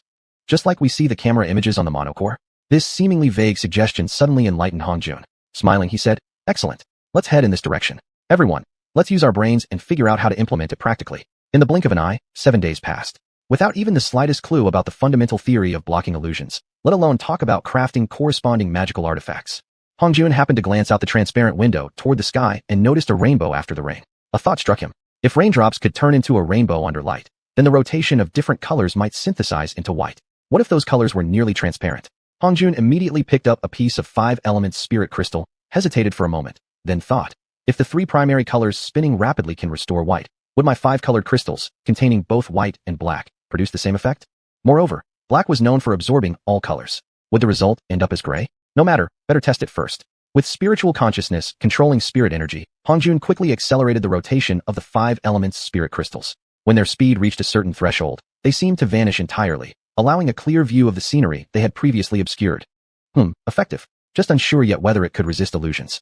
After carefully designing a production process for a magical artifact, Hong Jun turned to the Saintess kitten, who was watching closely, and asked, "Do you know where in the Spirit Rain region we can find thin stone plates that reflect or emit light on their own?" To help the kitten understand more clearly, Hong Jun retrieved 2 fluorescent stone plates from the back of the cabin and handed them over. After a brief study, the saintess kitten replied. Such stone plates are common, found almost everywhere. Will they help against illusions? Hongjun smiled and said, they have no effect against illusions on their own. We're using them as external mirrors. To make the kitten understand further, Hongjun took out a camera device and pointed at the transparent components on the outside, explaining that these components were made from such materials.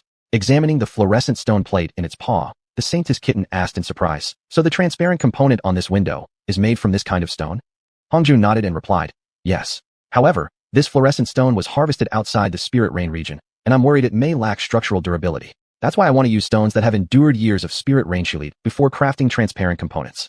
After recalling briefly, the saintess kitten said, about 200 miles north of where we entered the spirit rain area, there's a mountain composed entirely of such stone plates. Upon hearing this, Hongjun was overjoyed. He immediately summoned Ma Gao, and, facing xiuxian who followed closely behind, said, Ma Gao, and I will go collect some materials. You stay behind and supervise the group's training.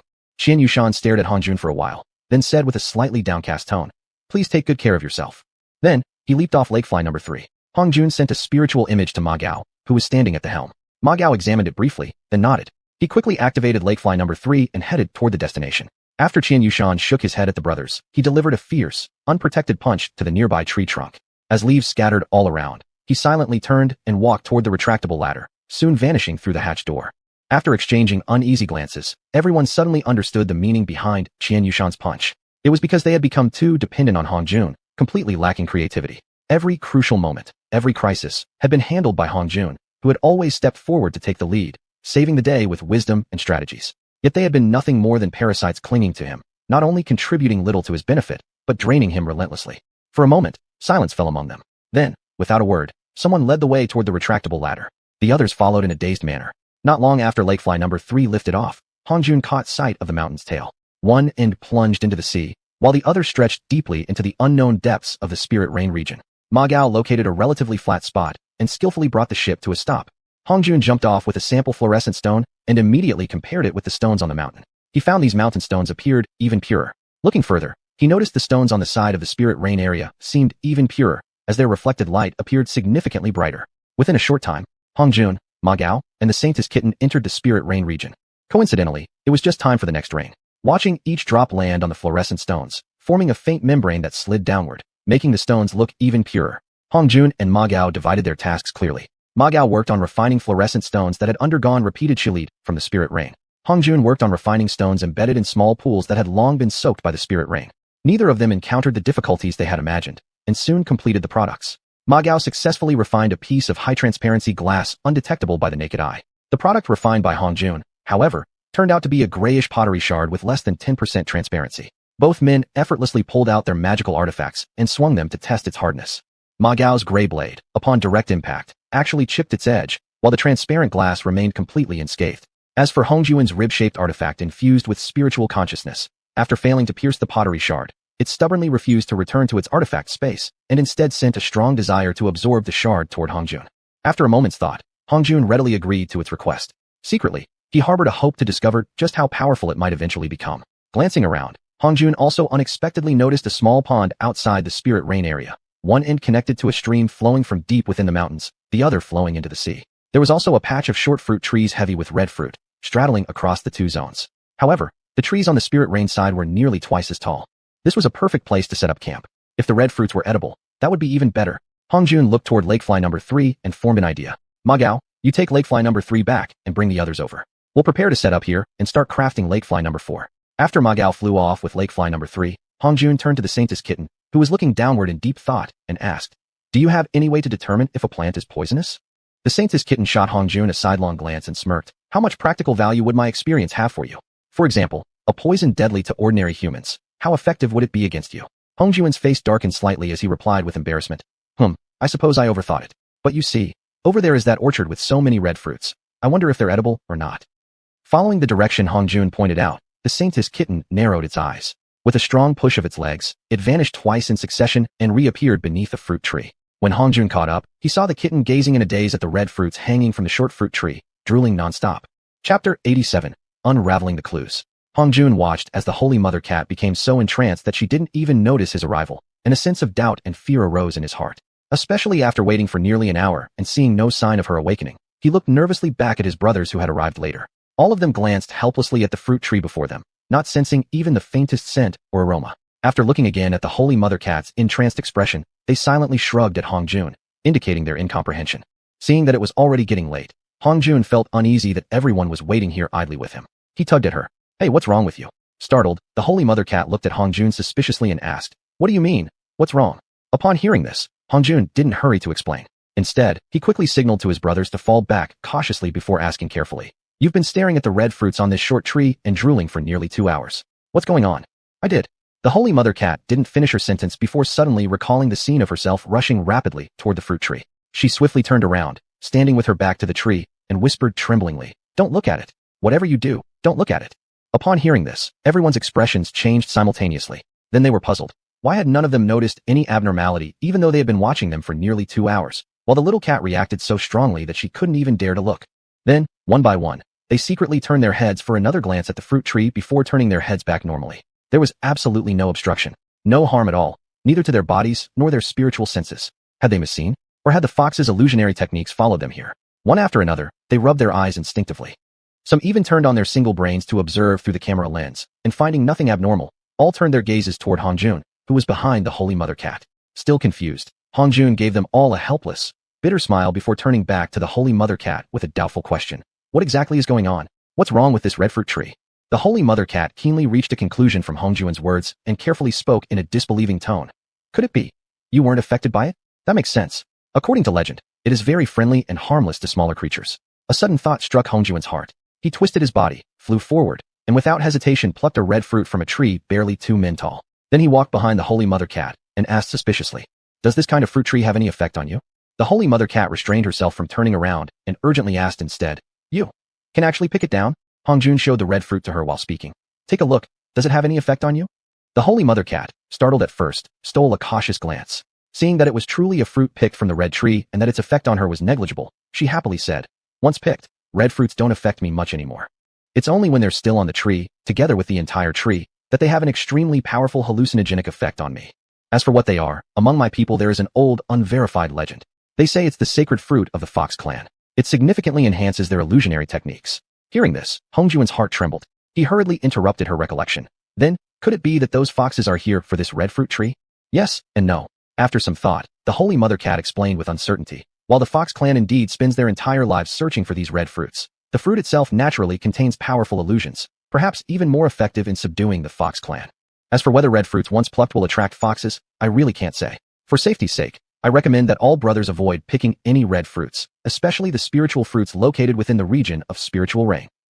Upon hearing this, Hong Jun lifted the red fruit to his nose and sniffed. It had no fragrance, nothing at all. He even sent his spiritual perception into it, and found only that its exterior was a red peel, and its inside consisted of red flesh segments.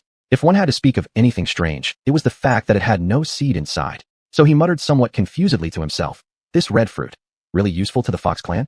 Yes, very useful. A crisp, girlish voice suddenly rang out in Hong Jun's mind. Hong Jun was so startled, he jumped, even dropping the red fruit from his hand. Who is it? Hong Jun cried out sharply. At once, his brothers surrounded Hong Jun with their backs facing outward, their eyes wide as they carefully surveyed the surroundings. As they focused ahead, a pink fox figure abruptly appeared in each of their minds. Its eyes curved downward into a sweet smile, bowing politely with its paws together in greeting. After overcoming his initial unease, Hong Jun quickly forced himself to calm down and deliberately spoke with an unpleasant tone. Are you trying to show off your power to us? The pink fox quickly shook her head and replied, No, it's just because I don't understand your language, so I can't communicate with you verbally. I can only use my spiritual consciousness to talk with you. Upon hearing this, Hong Jun turned to the Holy Mother Cat, who was still somewhat dazed, and asked, Does your leopard clan have? Before he could finish, the pink fox immediately shook her head and interrupted. No, definitely not. This is one of the only 2 innate abilities of our fox clan. Only we can understand the languages of all species through spiritual consciousness. Wanting to quickly suppress his inner shock, Hong Jun decided to continue conversing with her to calm his nerves. The pink fox also seemed to possess plenty of experience interacting with different races and cooperated very willingly with Hong Jun. Art of illusions. I suppose it should be called an illusory divine ability. Illusory divine ability? That's a great name. Just for this name alone, you deserve the friendship of our fox clan. So easy to obtain? Easy. The pink fox opened her eyes wide, then giggled crisply. First, you must have the conditions to attract us to willingly approach and communicate. We've wandered across this island for millions of years. How many things have been able to attract our attention enough for us to appear willingly? Even if something rare did interest us, how many creatures on this island could resist the invasion of our powers and maintain their clarity of mind? Probably. The moment we entered their consciousness, they would be completely controlled. Besides, is it really that simple to give a name that accurately reflects our abilities? You should know, you're the most successful naming in our entire history. What exactly is your identity? After hearing her brag, Hongjun couldn't help but question her position. One of the 5 great senior elders, the senior transmission elder. Just know that even our clan leader is merely a regular elder, one of the 15 appointed by the senior elders to handle practical affairs. Oh, so you are one of the top 5 power holders of the Fox clan. My apologies. May I know your name? The pink fox shook her head, then giggled softly while covering her mouth. Isn't it a bit impolite to ask a lady's name so casually? Hongjun's expression turned serious, and he solemnly replied, I am human. My name is Hongjun. Male. I am the brother of these people, and their teacher. So you're their teacher? No wonder only you can communicate with me. Hearing this, Hongjun immediately became anxious. What happened to them? Nothing serious. Don't worry, we foxes must have some requests for you, so naturally we won't harm them. Just what exactly happened? Hongjun pressed, his face darkening. Asleep, including that leopard cat. Don't worry, that leopard cat is quite interesting, possessing a very strange ability. Well, a sort of spiritual art. We set a trap that lured it out from the inner island. Hearing this, Hongjun's expression changed, and he asked to confirm his suspicions. Did you place any sort of mark on her to track her, then follow her to find us? The pink fox shook her head. Not exactly, but also yes. We don't actually need to do anything. Anyone we've ever smelled, or whose spiritual consciousness we've touched, even from thousands of miles away, can be sensed. Of course, to avoid unnecessary trouble, we don't easily bother memorizing any specific scent or spiritual fluctuation characteristics. So according to what you're saying, does that mean we can never shake off your Fox clan's pursuit? Upon hearing this, the pink fox showed a fleeting unusual expression, then quickly answered, possibly not. If we are to interact with you as equals, let me speak frankly, because your methods of strengthening yourselves are unheard of. We can sense you for a while initially, but over time, our ability to lock onto you will gradually fade. It's your spiritual consciousness fluctuation that evolves as you grow stronger, so our tracking on you is not permanent. Periodic reacquisition is necessary. Hongjun gazed at the pink fox within his consciousness and nodded. You are very frank. We came here to befriend you. Frankness is better, so that neither of us harbors suspicion from the beginning, fearing my clan's spiritual arts. That wouldn't be a good thing, don't you agree? Hongjun nodded. Yes. Then he steered the conversation toward the main issue. Then, why did you come out this time? Is it about the red fruits? To be honest, the red fruits were an unexpected joy. Actually, when you were teaching that little leopard cat to speak Chinese, I was already there in the form of a spiritual crystal within that collection box. I just couldn't stop watching that silly little thing, barely managing to learn even a language. If that's the case, then in fact, you could have just spoken Chinese directly instead of specially displaying your abilities in my spiritual consciousness. You, one of the 5 great senior elders of the Fox clan, am I right? Hongjun continued. Let me think. The reason you appeared in our brother's spiritual consciousness this time. Language. Hongjun shook his head and continued analyzing. For you, who possesses the divine ability of spiritual invasion that grants understanding of all languages, it's both important and not so important. Certainly, a unique, profound, and clearly highly advanced language from a civilization full of inheritable knowledge must contain valuable information for you. As long as you continue hiding near us, or rather, as long as you keep interfering with our 5 senses and spiritual consciousness, you could live together with us and obtain some of that knowledge sooner or later. It definitely wouldn't have been worth your while to reveal yourself. Then came the operating method of xiuxian number 3, which must have amazed you. Who would have thought that spirit crystals could be cleverly transformed to actually allow flight? Hongjun saw the pink fox's face lose its elegant composure, showing slight discomfort. So he smiled and continued his analysis. What land creature could possibly resist the temptation of soaring in the sky? At that point, you likely began considering making contact with us. Then you discovered that we had the means to penetrate illusions and see through the fundamental innate ability on which your Fox clan depends for survival. The art of illusions. I'm sure, after obtaining one-sidedly the information on how we struggled to devise simplified magical artifacts and various countermeasures against your Fox clan's abilities, you simply couldn't stay calm anymore. Especially when Ma Gao piloted xiuxian number 3 back to pick up the rest of the brothers, clearly making significant progress in crafting artifacts to counter illusions. Coupled with the appearance of those red fruits, the pink fox, feeling stripped down to her last shred of dignity, sharply interrupted Hongjun. Stop. Chapter 88. A Battle of Wits and Courage. With a sharp interruption from the pink fox, Hongjun's meticulous analysis came to an abrupt halt. The dynamic between human and fox instantly shifted, the tides of battle reversing. Without the corresponding strength to back it up, so-called equality and cooperation were nothing but empty words, self-deceptions displayed on the surface to comfort and pacify the weak. Seeing the fox interrupt him sharply, refusing to let him continue, yet not withdrawing from his consciousness, an old saying from his ancestors suddenly flashed through Hongjun's mind. Seize victory with remaining courage. Don't seek false fame like xianxia. Since you're still lingering in my consciousness, then I have no choice but to continue being impolite. Respected elder of the Fox clan, one of the 5 ruling elders, I have a question. I wonder should I dare to ask. The pink fox immediately grew serious and replied, Oh, aren't you the wise one, their teacher? How could you have questions? Since you're so eager to learn, I'll try to answer you as best as I can. Your Fox clan's so-called ability to understand all languages. Is it achieved through illusions, living among them for some time, then using the means of invading their consciousness to perfectly display their speech in their minds? The pink fox appeared as if its smooth fur had been suddenly scorched, its hackles immediately rising. Then, with an arrogant grin, it retorted, "So what if that's true? Don't you think you're being naive by believing that controlling someone's consciousness alone gives you complete power over their life and death? Praise is too kind indeed. Please don't exaggerate our Fox clan's abilities. Rest assured, we absolutely do not have the ability to cast illusions within their consciousness." Seeing the fox's solemn expression, Hongjun couldn't help but feel a chill deep in his heart. Every word of its claim that they couldn't cast illusions within one's consciousness. He didn't believe even a single punctuation mark. Trouble. No wonder they're considered, even by the Holy Mother Huamao, the most mysterious and most difficult creature on the entire Huiyun Island. With just this one move, 9 out of 10 beings would be reduced to their knees. Hongjun calmed his mind, thinking, should he try luring it into Nameless' closed cultivation grounds? Yet immediately, he recalled how Nameless held his own hidden motives, and the fox's own intentions toward him remained unclear. What if the two of them joined forces? No, better to face it head on. Besides, his own consciousness had been refined by the river of time, strengthened by the cosmic interface, and carried his memories reborn into this world from the Yanhuang realm. If he posed no threat whatsoever, that old man Nameless, with his wandering ambitions, wouldn't have been this accommodating and easy to deal with. Having decided, Hongjun smiled. If I get the chance, I'd truly like to witness it. With that, he snapped the thumb and index finger of his right hand together, igniting a dark brown flame between them without emitting even a hint of heat. Then, with an expression as innocent as a lamb, Hongjun smiled and said, "Actually, I'm quite fond of illusions myself. In the vast human world, I've carved quite a reputation for myself. They call me the maskless illusionist whose tricks shake the heavens. You tell me, would this illusion of mine be worthy of your recognition?" As he said this, Hongjun gently caressed the dark brown flame with his left hand, then proudly displayed his unburnt palm. "Go ahead, feel it for yourself. It's just an illusion, won't burn you at all." The pink fox widened its fox eyes, exclaiming in shock, "How could you?" Feigning ignorance, Hongjun immediately pressed, "What do you mean? How could I? It's just an illusion.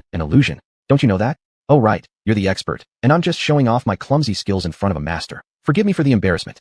Having said that, he shook the 2 fingers slightly, extinguishing the flame, and proceeded to mimic scene after natural scene, wind, rain, and beyond, even mischievously conjuring up an illusionary pink fox made of flame, leaping and lying down playfully between his fingers. After a brief silence, the pink fox spoke gravely. "You dare mock the Fox clan like this? Don't you fear retaliation?" Upon hearing that, Hongjun instantly grew bold with anger and snapped, "You came uninvited, yet you acted as if life and death lay in your palm, high and mighty within my consciousness, pretending to be aloof. Tell me, if I did the same in your consciousness, how would you react? Don't talk to me about consequences after the fact. You are violating my privacy, my sovereignty. Do you understand that? Are you trying to use illusions to force my body into uncontrollable, shameful displays?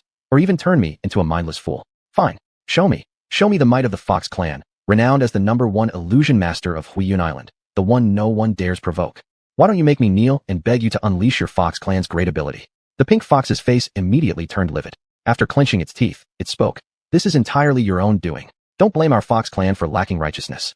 "Huh, speak of righteousness. What righteousness could a burglar have who breaks into another's home and threatens their life? Truly a shameless hypocrisy. Come then, show me how you foxes dominate Huiyun Island."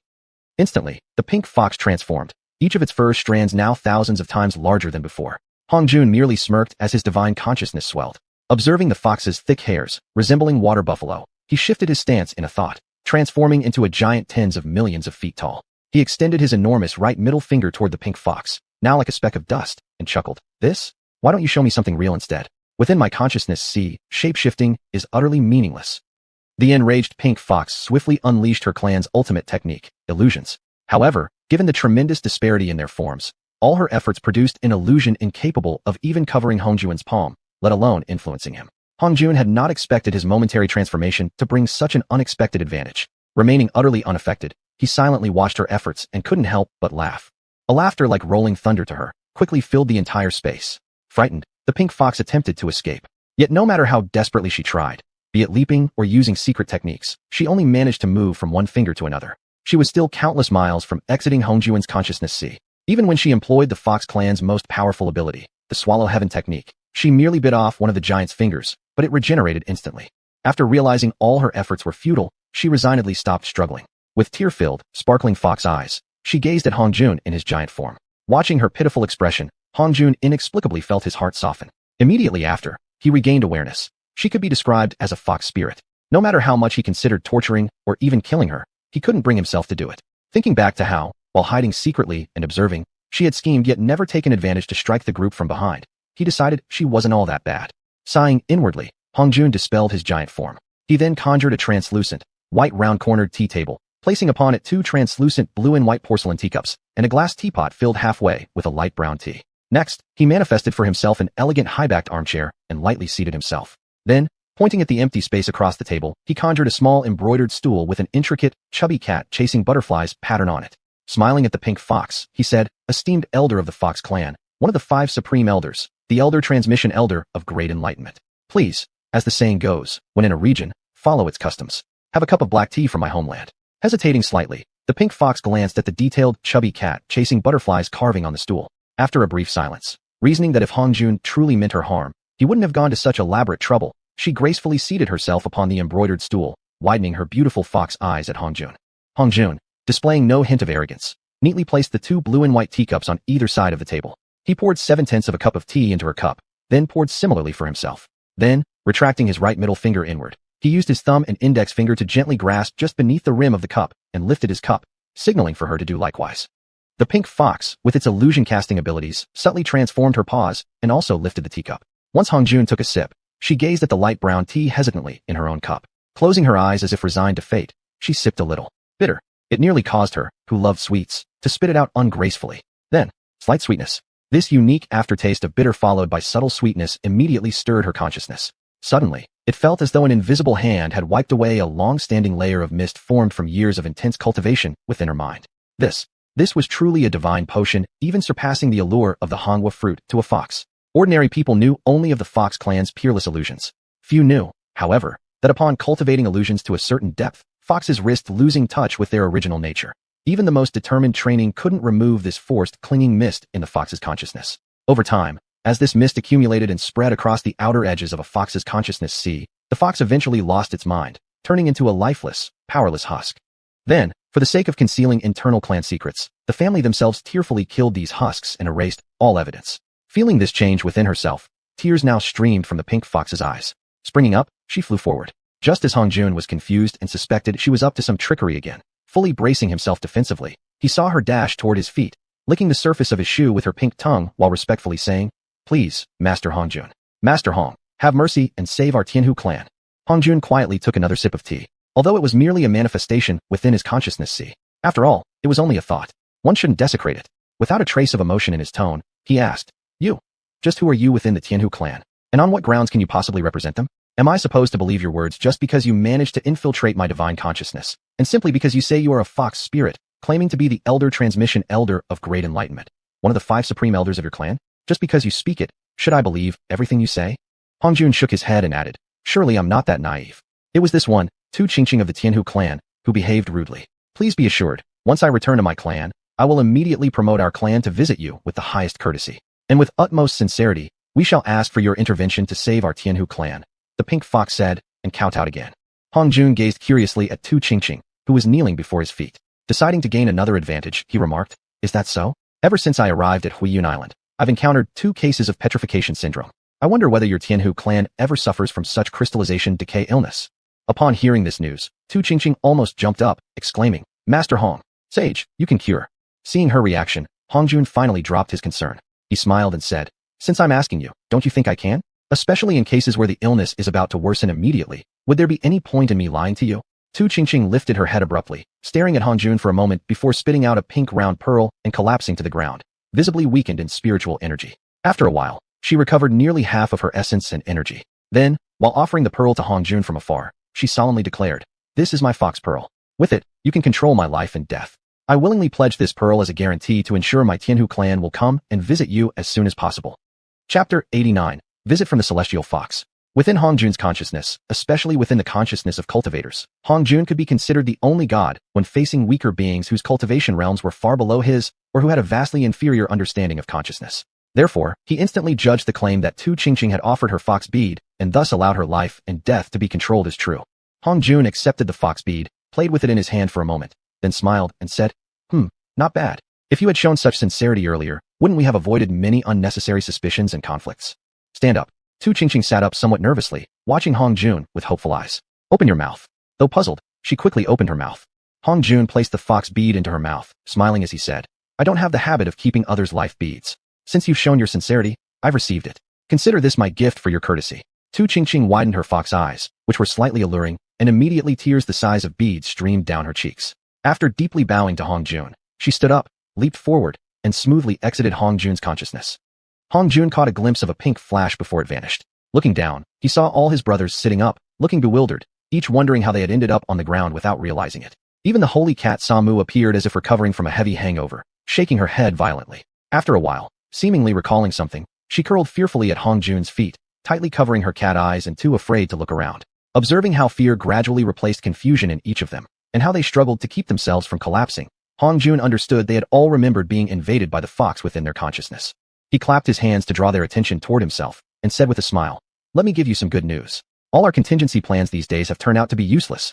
Upon hearing this, everyone froze. All their recent efforts to break through the fox's illusions were useless work? And still a good news? One clever brother, thinking back to the invasion of his consciousness, and noting Hong Jun showed no signs of being controlled, realized. Ma Gao asked the question everyone had on their mind. Are we about to form an alliance with the foxes? Hong Jun nodded and said, To be precise, it is the Celestial Fox clan that wishes to ally with us. Mainly because they've learned that we can cure petrification syndrome. As the saying goes, one trick to rule them all. Samu the holy cat hastily interrupted, speaking in a raised voice. Hong Jun, Master Hong, can the petrification syndrome you cure be the condition where the entire body becomes rigid before death? Hong Jun looked the holy cat up and down and asked in confusion. You can already eat spirit crystals. How could you possibly suffer from petrification syndrome? Samu pulled out a spirit crystal and asked perplexedly. Are you saying these spirit crystals are related to petrification, to the syndrome? Hong Jun looked at Samu with pure pity. Remembering their first meeting when the cat had devoured spirit crystals with such bacchit, he silently thought, Pride invites disaster. He nodded and said, It's not just a connection. They are actually the residual crystals formed from the bodies of living beings after petrification syndrome. The spirit crystals we use now are nothing but the crystallized remains of generations of golden serpents. You could even call them corpses. Wah! How could the holy cat Samu endure such a revelation? Instantly, she vomited violently. She knew Hong Jun would never joke about something like this, especially since all his brothers were watching her with sympathetic gazes, confirming that his words were indeed true. After vomiting nonstop for nearly an hour, Samu weakly returned, her expression listless as she stared at Hong Jun and asked, You? How can you prove it? No, never mind proving it. Just tell me, you said you can treat this petrification, this vomiting, this condition? That's right. We have already successfully cured several silver wolves from the Silver Wolf clan and the last golden snake from the Golden Snake clan. Grasping Hong Jun's hand tightly, Samu urgently said, Quickly, come with me to the inner island. Save my great ancestor. Hong Jun replied somewhat embarrassedly. Well, we can't go right now. The holy cat burst out with her usual bacchit. What do you mean you can't go? With this cat around, I may not be able to walk around the inner island freely, but I certainly have no problem inviting dozens or even hundreds of friends to my clan. Hong Jun still shook his head and said, There are 2 reasons preventing us brothers from going to the inner island now. Looking at Hong Jun suspiciously, Samu asked disbelievingly, 2 reasons? Let's hear them. I want to see if you're making this up and not treating this cat as your friend anymore. Hong Jun looked at Holy Mother the cat with sincere eyes and said, The first issue is that the Supreme Patriarch of the Celestial Fox clan, Xiuxian, has agreed to bring the clan's elders here in the near future to discuss the alliance and the treatment of petrification syndrome. Holy Mother the cat's face darkened slightly. After hesitating for a moment, she quietly asked, This can be considered a reason why we can't leave immediately. Then, what is the other reason? Hong Jun glanced at his brothers, then helplessly stared at Holy Mother the cat. Let's not even talk about you handling all the dangers on the journey across thousands of miles. Tell me, with our current strength, do we have the qualifications and capability to even step onto the inner island? Holy Mother the cat imagined the spiritual pressure of the inner island and thought of how difficult it was for Hong Jun and the others to survive even in the outer regions. Depressed, she shook her head and walked away with a sigh. Seeing this, Ma Gao couldn't help but feel sympathy for his little cat brother. Walking over, he tugged the cat's face and offered a suggestion. Why don't you invite your great ancestor here to the outskirts instead? We'll make sure to heal him. Holy Mother the cat shook her head and replied, That's impossible. At the very least, there are 2 reasons why the elder can't come here. Faking a furrowed brow and a twitching mouth, Ma Gao exaggerated. What? 2 reasons? I'm surprised. You've barely been here a while, and you've already learned the classification method we usually use. Impressive. Tell me about it. Maybe we can find a solution. Holy Mother the cat just shook her head without immediately answering Ma Gao's question. Ma Gao pinched her face, grabbed the scruff of her neck, rubbed the palm of her paw, doing everything he could just to uncover the 2 truths and truly find a solution. After being persistently nagged by Ma Gao, Holy Mother the cat had no choice but to helplessly say, You thought my occasional consumption of spirit crystals was just for show? Startled, Ma Gao smiled and said, You, little mottled cat, don't even need spirit crystals to act arrogant. You must have your reasons. Tell me why. Holy Mother the cat tightly held Ma Gao's hand and said, "Bro, you really understand me?" Slightly unnerved, Ma Gao replied, "Mutual understanding, mutual understanding." Thinking for a moment, Holy Mother continued, "We were born on the inner island and have lived our whole lives surrounded by spiritual qi. Well, you humans name it appropriately. We've lived our entire lives in such an overwhelming abundance of spiritual energy that it's beyond what you can even imagine now, and our bodies have adapted to that environment. The further out you go, the weaker the spiritual qi becomes. Living on the outside would be impossible unless you're a race like the celestial foxes with supernatural abilities. Without the corresponding spiritual energy to balance and replenish, survival outside is extremely difficult, and returning to the inner island afterward is also nearly impossible. That's exactly why creatures on the inner island, despite being far stronger than beings in the middle and outer regions, rarely appear outside to dominate. As for my great ancestor, if he came to this place, not only would it trigger abnormal celestial phenomena, but as soon as he arrived here, without the external pressure of spiritual energy, the various energies within his body might explode, killing him instantly. That's the first reason why my great ancestor won't come. In reality, none of the other cats in my clan would allow him to come here to die early. The second reason is this. Even if I spoke as eloquently as possible, who would believe me? And which elders would take my words seriously? After listening, Ma Gao's expression flickered as he made an ineffective suggestion. What if your great ancestor was dying? Maybe he and the elders would change their minds. If you don't take the risk, you'll definitely die. Take a chance. It might lead to a chance at life. Holy Mother's cat eyes lit up as she sincerely believed Ma Gao's suggestion had nearly a 40% chance of convincing her great ancestor to come out for treatment. Just as she was about to rush back to the inner island to let her great ancestor in on the secret of curable petrification syndrome, she suddenly recalled Hong Jun's earlier words that the Celestial Fox Clan's leaders would soon be coming to visit and discuss the issue of petrification syndrome. If they could actually witness a successful case of treatment, it would be much more convincing than just hearing rumors.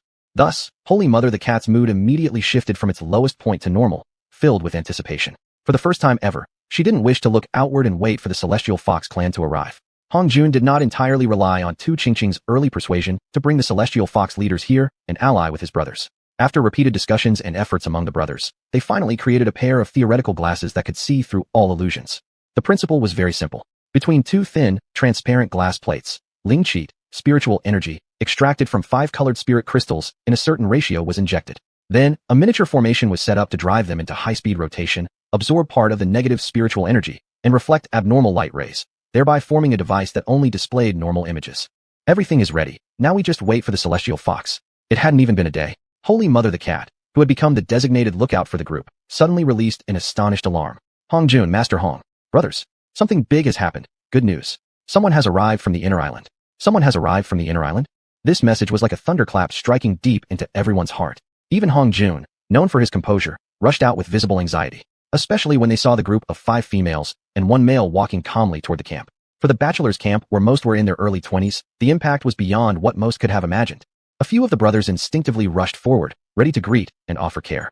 Hong Jun urgently stopped everyone with a spiritual message, because, the moment he saw the formation of the newcomers, he immediately sensed something was wrong. The dangers of the inner island had been well recorded across the 13 allied regions of Tianzhou for billions of years. Even years later, if some reckless high-ranking official decided to restart exploration of the inner island, they would never send so many. Clearly a team led mostly by women. Brothers, listen up. Put on your anti-glare goggles immediately. In truth, by the time Hong Jun shouted for everyone to stop rushing forward, none of the brothers were foolish enough to let their lust cloud their senses. Everyone immediately put on their anti-glare goggles. Then, through the goggles, the images of the 5 females and 1 male revealed their true forms. 6 foxes. More precisely, 5 female foxes and 1 young male fox were walking slowly toward the camp. Chapter 90. The Fox Gets Hooked. Hong Jun stepped forward from the group, walked up, and stopped at a distance of about 2 arm lengths from them. He kindly said, "Welcome to our temporary camp, esteemed members of the Tianhu clan." Restrained by the horizontal bone in their throats, the Tianhu foxes were unable to speak in human voices. The realization that Hong Jun and his companions had clearly seen through their illusionary disguises alarmed the foxes greatly. Luckily, all 6 were old foxes and did not reveal their shock on their faces. At the same time, the foxes knew that if they replied to Hong Jun's welcoming words merely with fox chirps, they would lose face badly as foxes. Recalling that the Grand Elder Tu Qingqing had returned to the clan to report, and that the entire clan maintained high vigilance toward Hong Jun and the humans they called brothers, they were even less willing to show weakness. Therefore, they simply responded with polite smiles and nods. Seeing this, Hong Jun couldn't help chuckling to himself. Thinking back to the earlier scene with the Silver Wolf clan, back then only the young Silver Lord could speak human language, and communication between the 2 clans had been quite unsatisfactory in many ways. At least, they couldn't freely exchange opinions and speak their minds. Therefore, while leading the 6 foxes into the main hall of the camp, Hong Jun secretly made a decision to make them capable of speaking human language. He only hoped that after they learned, they wouldn't all become like 1,000 quacking ducks. The brothers who had good foresight had already arrived at the main hall early, setting up a long table and chairs. Although Tu Qingqing was the grand elder of the Tianhu clan responsible for teaching and transmitting knowledge, within the clan, she ranked only third among the 5 grand elders. In fact, combined together, the 4 of them didn't even have enough authority to decide 30% of matters. The one holding ultimate decision-making power in the Tianhu clan was the first grand elder, Tu Yinin, a very old fox who had lived over 10,000 years. After listening to Tu Qingqing's report, she thought Qingqing had exaggerated greatly. It was only due to Yin's nagging for several days, and having nothing better to do recently, that she had agreed to come along. Upon discovering that the humans, who referred to their own race, had seen through their illusions, her heart shook with shock like never before. At the same time, she silently marked this group of humans as the top priority on the Tianhu clan's assassination list. In the end, Hong Jun and the others were too young to fully realize the degree of threat they had posed to the foxes by breaking through the Tianhu clan's illusions. As a result, including xiuxian, none had anticipated that Tu Yinin, the most authoritative figure in the Tianhu clan, had already plotted their deaths.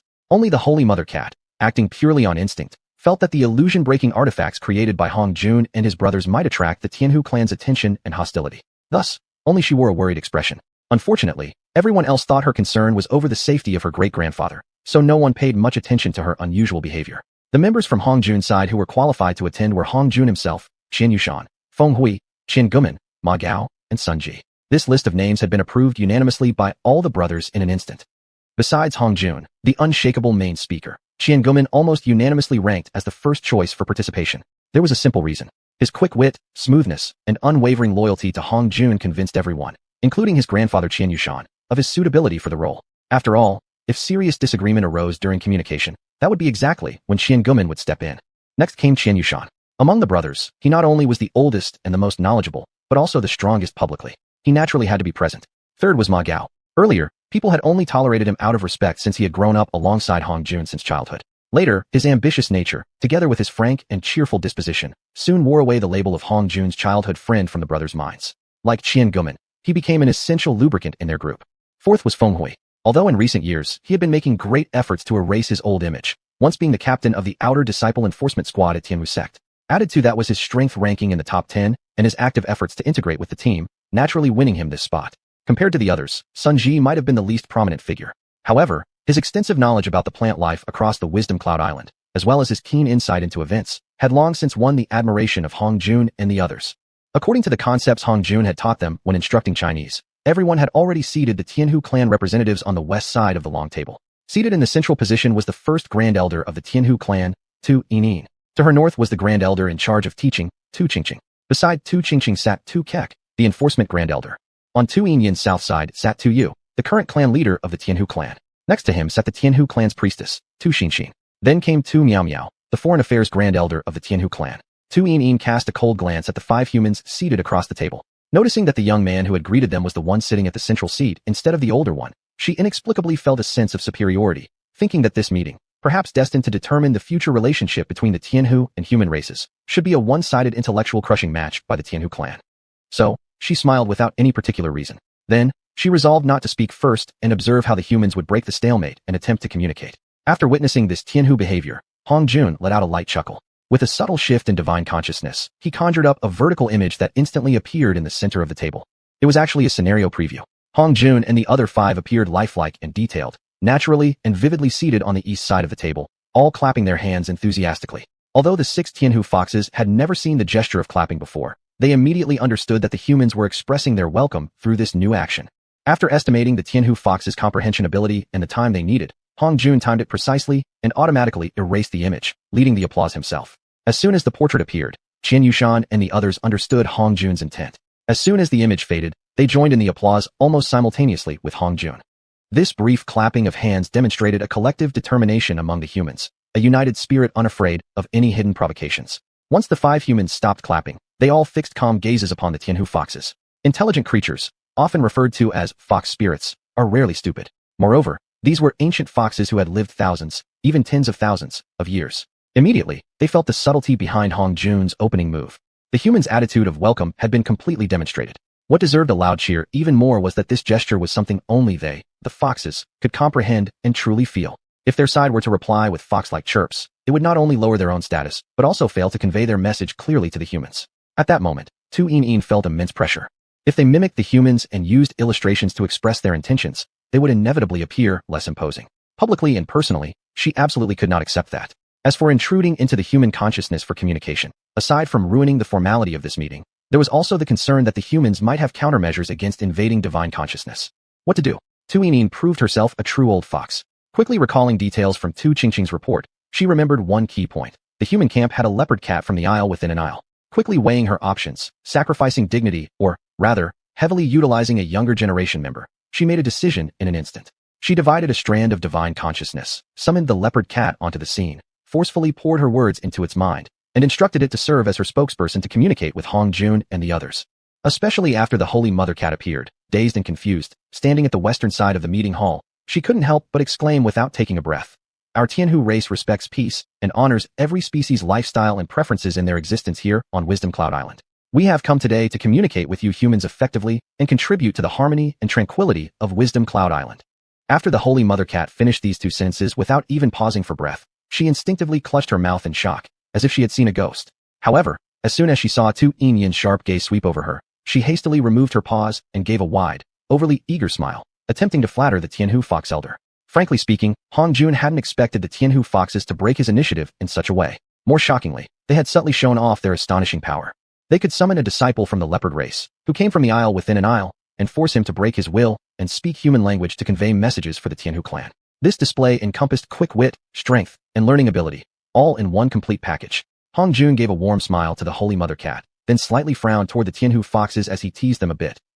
Having our old friend Holy Mother Cat act as an interpreter isn't bad at all. But for the sake of fostering friendly communication between our human race and your Tianhu clan, I would like to offer our cultivation secret techniques for your consideration. We can either learn your Tianhu language, or provide you with the ability to speak human tongues. What do you think? The 6 foxes all looked at the Holy Mother Cat together. Hongjun smiled and said, yes. Just like how we transformed the leopard cat recently, so it could communicate with us normally. Or, we could teach humans to understand your Tianhu language. Hongjun was truly playing a brilliant strategy.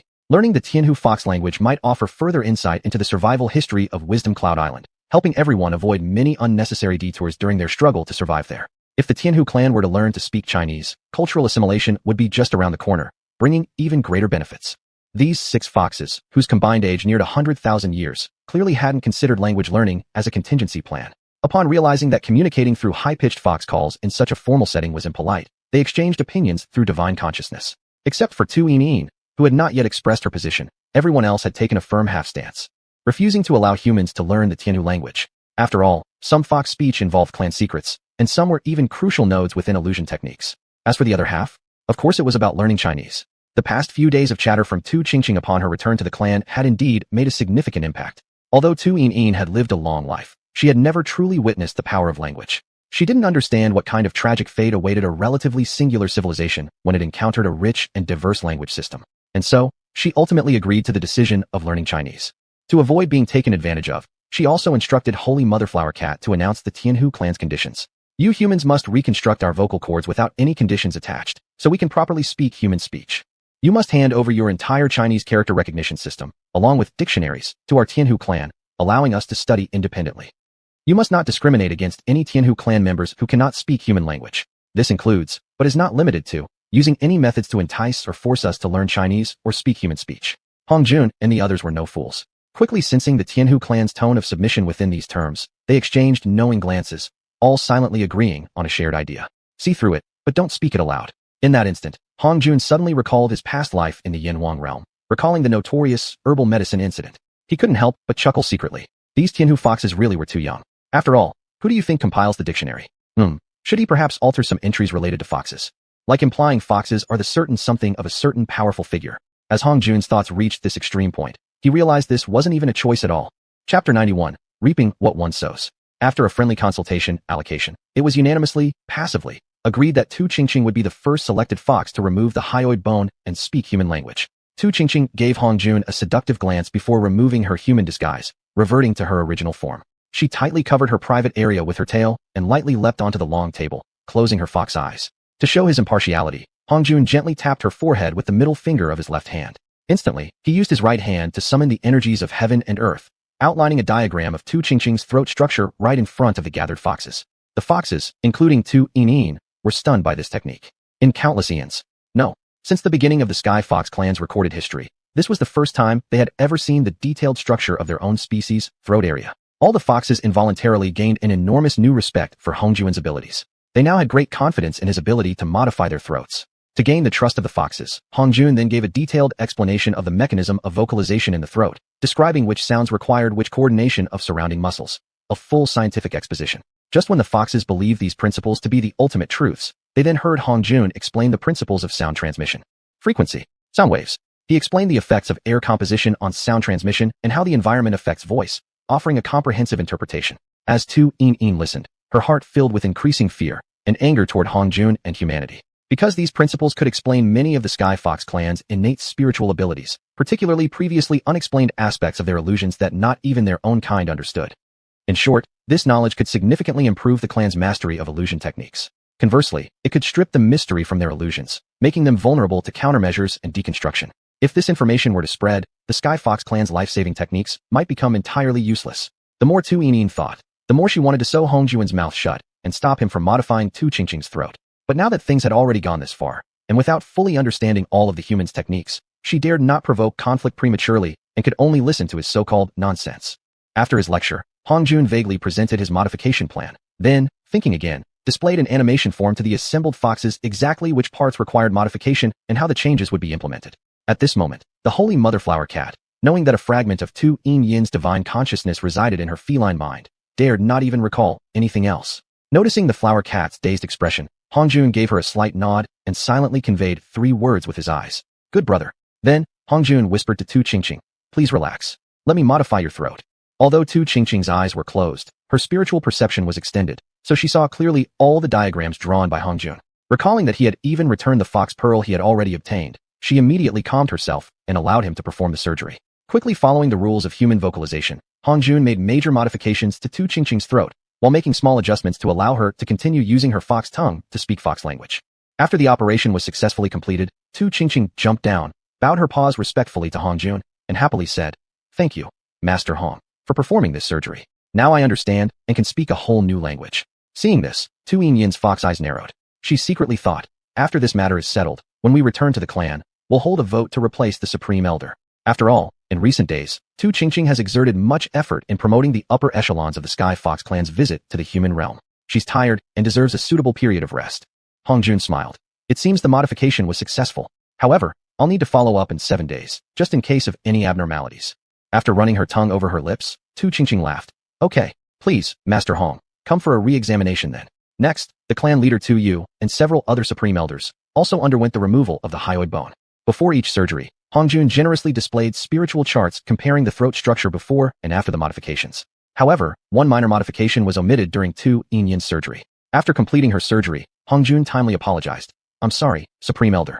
Since I've performed multiple surgeries in a row, perhaps not perfectly, I request that you, along with the other elders, come back in 7 days for a recheck.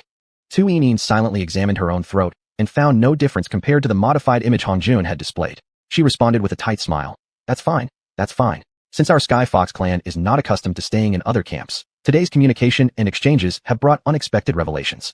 Some previously planned communication agreements no longer suit our current equal situation and must be revised after further discussions in our clan before returning for further negotiations with you. Hongjuan did not detain them further. He stood up and escorted the 6 foxes out of the hall. Watching Tu Yin's retreating figure, his lips curled slightly downward as a faint smirk appeared.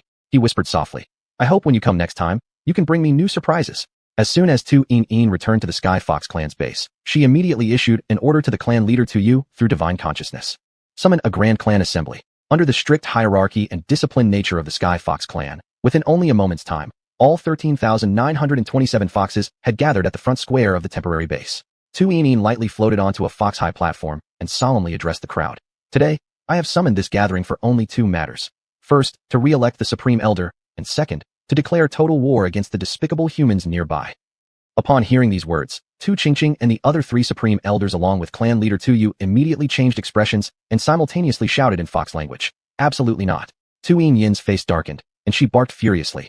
Traitors who sell out our clan's interests have no right to continue participating in decisions. Come forth, fox guards. Seize Tu Qingqing.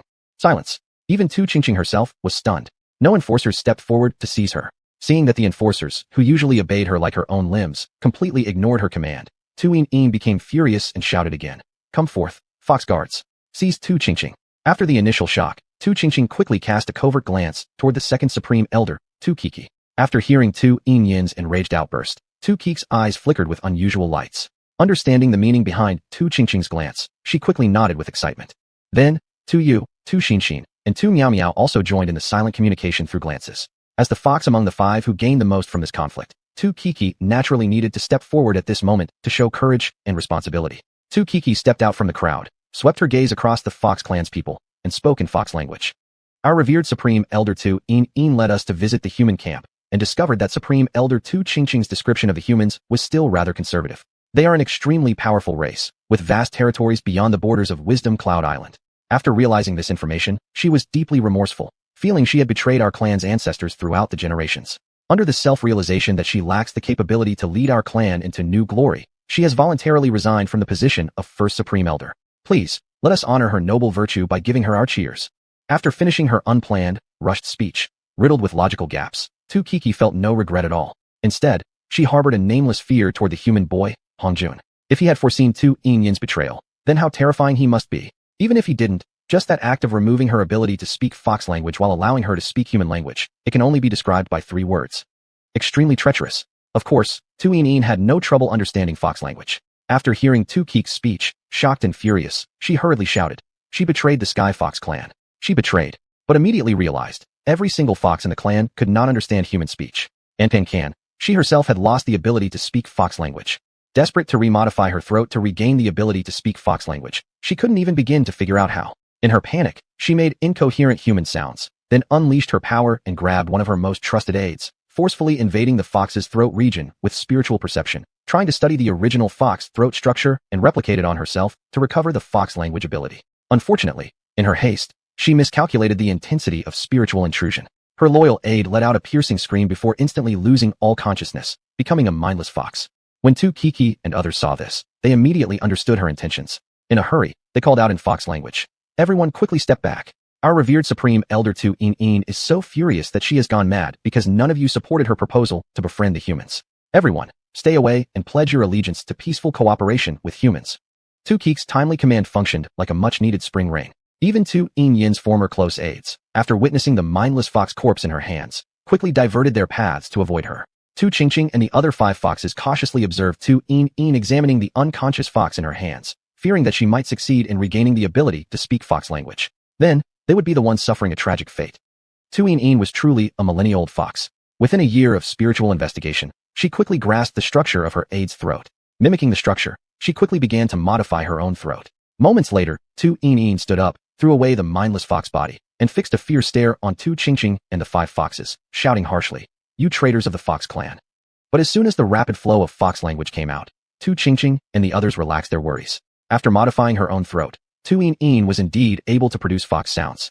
No, more precisely, she could only produce fox-like sounds, not true Fox language. To call it Fox language understandable by the vast Sky Fox clan populace, saying it was 100,000 miles apart would still be an overstatement.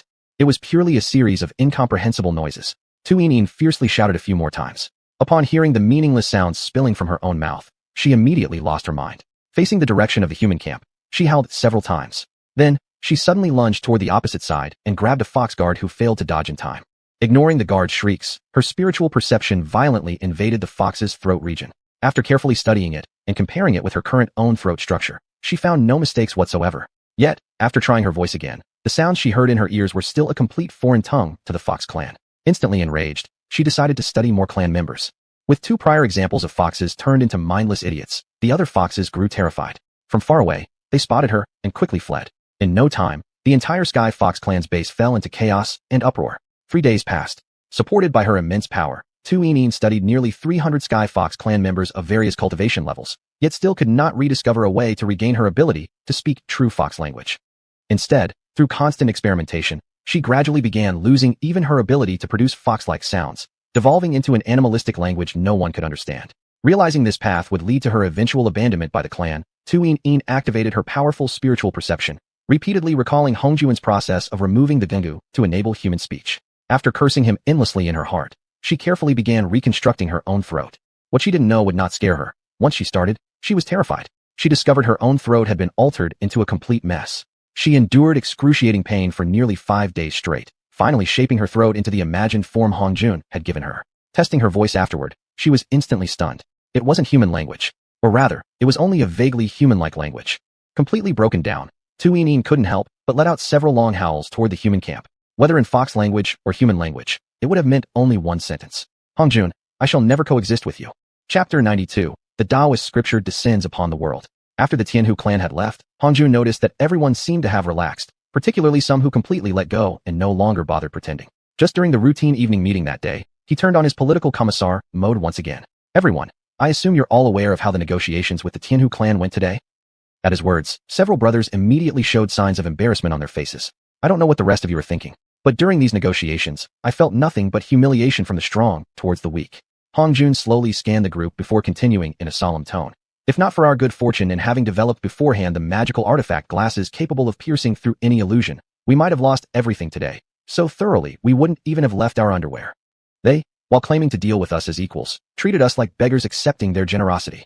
Leaving aside the fact that we were forced to remove the horizontal bones from the 6 foxes who came here, teaching them the Chinese language which only we brothers truly understand, consider how at a moment's notice they brought the Holy Mother Huamao into the negotiation hall, treating her as a puppet for passing messages. Don't you feel even a bit ashamed? You all know who the Holy Mother Huamao is. No need for me to elaborate. However, what I want to remind you all is that, when she gives it her all, few among us could escape with their lives. She was our guest. She was the brother who earned our respect and recognition through sincere efforts. Yet, she was captured by an influential figure from the Tianhu clan and turned into a puppet, a mere mouthpiece. As the so-called hosts, can we still call ourselves worthy of such a sacred title? After realizing our shame, have we only responded with indifference, laziness, and inactivity? Where is your courage? Where is that unyielding spirit we once had? We simply aren't qualified to enjoy peace just yet. Even entering the real Xiuxian island is so difficult. We hesitated repeatedly before even daring to take the first step. How much more so with treacherous locations within the island itself? Perhaps some of you might think that once we return inland, we'll surely live comfortably. That thought, by itself, isn't wrong. Provided you're willing to accept an ordinary life and can restrain yourselves from displaying your cultivation techniques, then yes, a quiet, mediocre existence would definitely be without issue. But as soon as you reveal your abilities, don't underestimate people in this world. Whatever is done leaves traces. And once you do, just wait for them to dissect you piece by piece. To be honest, this year marks the 8th since we arrived at Xiuxian Island. I must admit, I've grown tired, and I no longer wish to bear burdens that were never meant for me. Starting tomorrow, let us assist one last time for the sake of our families, to manufacture Hufei No. 4 from the glowing slates in the Spirit Rain Zone, and then return to the mainland together, parting ways amicably thereafter. Having said this, Hong Jun turned and walked directly toward his own room without a backward glance. His figure appeared so lonely, so utterly solitary. 55 people stood silently on the camp front yard for the entire night. As dawn peeked into this area, Ma Gao seemed to have awakened from sleep. He shook his head and quickly walked away. Then came the grandfather and grandson of the Qian family. As the sun finally showed itself, the number of people standing in front of the camp area gradually dwindled. Feng Jian wore a painful, conflicted expression. After a long while, he suddenly stepped forward, let out a long sigh, turned around, and gazed calmly at the 10 remaining brothers, including his own father Feng Hui. He gave a wry smile and remarked indifferently, I will request Master Hong to research and develop a technique to shield both the Chinese language and our methods of cultivation. With that, he quickly left. Feng Hui revealed a sorrowful expression. After a pause, he sighed softly, smiling bitterly to himself. I had nearly forgotten that I myself bore the heavy responsibilities of the sect. Truthfully, over the years, the other brothers should have noticed something about us, but they just chose not to speak of it. To be honest, when I first arrived at Xiuxian Island and heard Hong Jun claim that it was his fault we were all cast away by the sect, I felt confused. Just for a mere suspicion of cheating, was it worth making such a huge deal over? A dean of an outer academy should, at the very least, be a high-level official in the sect. If they were willing to kill off dozens or even hundreds of disciples, why worry about consequences? Human lives must count for less than a fart to them. So why this decision? To tell you the truth, my assignment was to secretly monitor Hong Jun on behalf of the sect, and I had even been promised the position of leader for this role. As for the specific reasons behind why he was being watched, I never truly knew. It wasn't until he displayed his talent, wisdom, and cultivation methods, which differed from conventional martial cultivation techniques, that I came to realize how ridiculous it was for me to consider myself his appointed overseer. If I already bore the duty of a hidden informant, wouldn't it have been better simply to blend in with the crowd and live normally? Why would I recklessly reveal a hint of my past habits from time to time? Why? Was I simply dissatisfied that I hadn't revealed enough of my weaknesses already? Or perhaps you really do consider Hong Jun a fool, an idiot? After he presented the inheritance of an entirely new civilization, did he not continue to teach all of you new lessons? You wouldn't believe that this new inheritance contains no knowledge of cultivation, would you? You wouldn't think that his path of cultivation was purely imagined out of thin air, would you? We're merely at the foundation building middle to late stage, Yet I believe each of us can easily defeat any martial cultivator at the small saint realm. Not just that, even experts at the full saint realm. After all, xiuxian was a martial cultivator of the small saint realm who switched to immortal cultivation. Surely you don't naively think all these years he's somehow regressed, becoming unable to defeat his former self. Perhaps you believe that it was xiuxian's appearance that gradually caused our exposure. If you truly think that way, you're underestimating him too much. Every time Hongjun divided us into groups for certain tasks, he always placed you all into my group. This happened without exception each time. Could it really have been a coincidence? He simply chose not to make it explicit. Perhaps he felt that, no matter what, we were all just enduring this place together with him. And then, in terms of strength, without mentioning others, at least, against Ma Gao and Sun Ji, I personally have not even a slight chance of victory. Perhaps you would say, Ma Gao also only started cultivating immortality after arriving at Huiyun Island. What makes him so much stronger than us? If you still think that way now, you're truly too naive. Ma Gao might be the second strongest among all of us, even stronger than xiuxian. Even if his cultivation journey started alongside all of us, even if he and Hongjun grew up together since childhood, even if he secretly helped his brother to adjust his body's constitution to better fit the path of immortal cultivation, is that impossible? They say Ma Gao spent a great deal of money, countless sums, trying to uncover the truth of this world, then shared all the obtained intelligence with Hongjun without any charge. If you were Hongjun, wouldn't you feel moved? Wouldn't you quietly help him walk this path of cultivation? He is the true model of great wisdom concealed behind apparent foolishness. And you all are merely the foolish ones masquerading as wise. Don't even think of arguing with me. Anyone even slightly intelligent would have left immediately after seeing Ma Gao depart first. Instead of clinging together, you would have followed suit, rather than remaining here, huddled together like a flock of idiotically clinging fools. Even worse than huddling together like fools is this. After witnessing the Fox clan humiliate Hongjun, you realize these powerful beings would soon awaken to the truth, discovering that Hongjun was just a paper tiger, bluffing to scare the foxes, and retaliate against him soon enough. Therefore, you figured it all didn't matter anymore. Before disbanding, you no longer needed to hide your true selves. Having fully mastered the production of the Hufei No. 3 flying vehicles, the more than 30,000 li between Huiyun Island and the mainland is no longer an insurmountable barrier. So you slackened your guard. Now at this point, among you all, whoever is truly the leader, step forward. Let me, the nominal leader who is about to face certain doom, get to know you. Just as Feng Hui finished speaking, xuanhuan stepped forward from the crowd. He made a hand signal toward Feng Hui and then solemnly said, "Number 423, intersect investigator of Tianwu sect, pays respects to his junior apprentice brother. Please forgive me for not being able to reveal my true name." After Feng Hui's expression changed, he scanned the remaining few people and said, "The real ones among them. There can only be one truth, and only among us can the real ones truly exist. Junior brother Feng, we have decided to leave Huiyun Island tonight. If you would be willing to accompany us, we would surely acknowledge the merits of your assistance in helping us remain hidden." Feng Hui shook his head and replied, "If you had told me the truth during my first year on Huiyun Island, I might have joined you. Now, I just want to be a good father, that's all." As soon as Feng Hui finished speaking, clap, clap, applause sounded from behind. Xuanhuan and the others turned around, only to discover that all the brothers who had previously left were now standing behind them, every last one. Xuanhuan, fast on his feet and swift in action, instantly dashed forward and grabbed Feng Hui, coldly declaring, "Brothers, don't come any closer. Otherwise, I may really lose control of my hands." Feng Jian's eyes immediately turned red with anger, attempting to rush forward to save his father. Ma Gao, however, held him back firmly and whispered, "Hongjuan's already here. What's the rush? Besides, your father is doing this on purpose, to draw their attention, creating an opportunity for everyone else to sneak up behind them and overhear the truth. That's a major contribution. Reasonably and emotionally, we would never allow anything to happen to your father. Just relax." Still, perhaps out of caution that Feng Jian might act rashly or for some other reason, Ma Gao didn't loosen his grip on him after restraining him. With the dawn's arrival, Hongjun pushed open the door to his room, and, looking at the scene in the yard, Guan Xinguang, Tang Duong, Wan Qingfu, Wen Yujiang, Su Dawei, Wei Mingda, Ning Wenmin, Bai Lixian, Chu Yuanxi, Wu Pingyun, and Chen Zidong, the 11 individuals, as well as the detained Feng Hui, he smiled and said, "I suppose this farce can come to an end now." As Hongjuan's words fell, Ma Gao suddenly grabbed Feng Jian and slammed him to the ground. Feng Jian, trembling with fear, cried out, "Master Hong, I am innocent. My father and I are not in cahoots with them." Hongjun ignored the threats from Guan Xinguang and the others, and actually walked straight forward, slowly passing right by them until he reached Feng Jian. He lowered his voice and said, "I also hope, truly, that you and your son are not one of them. You all, after all these years, every one of you, surely understand me well enough by now. You know I am a man who fears death above all else, and also someone who constantly imagines being persecuted. To put it plainly, I am someone always on high alert, always suspecting someone might betray or harm me. Therefore, when I found out your father and you, particularly Feng Hui, came from the enforcement squad, no matter how well you performed, I always reminded myself, this man came from Tianwu sect, the very sect that persecutes me.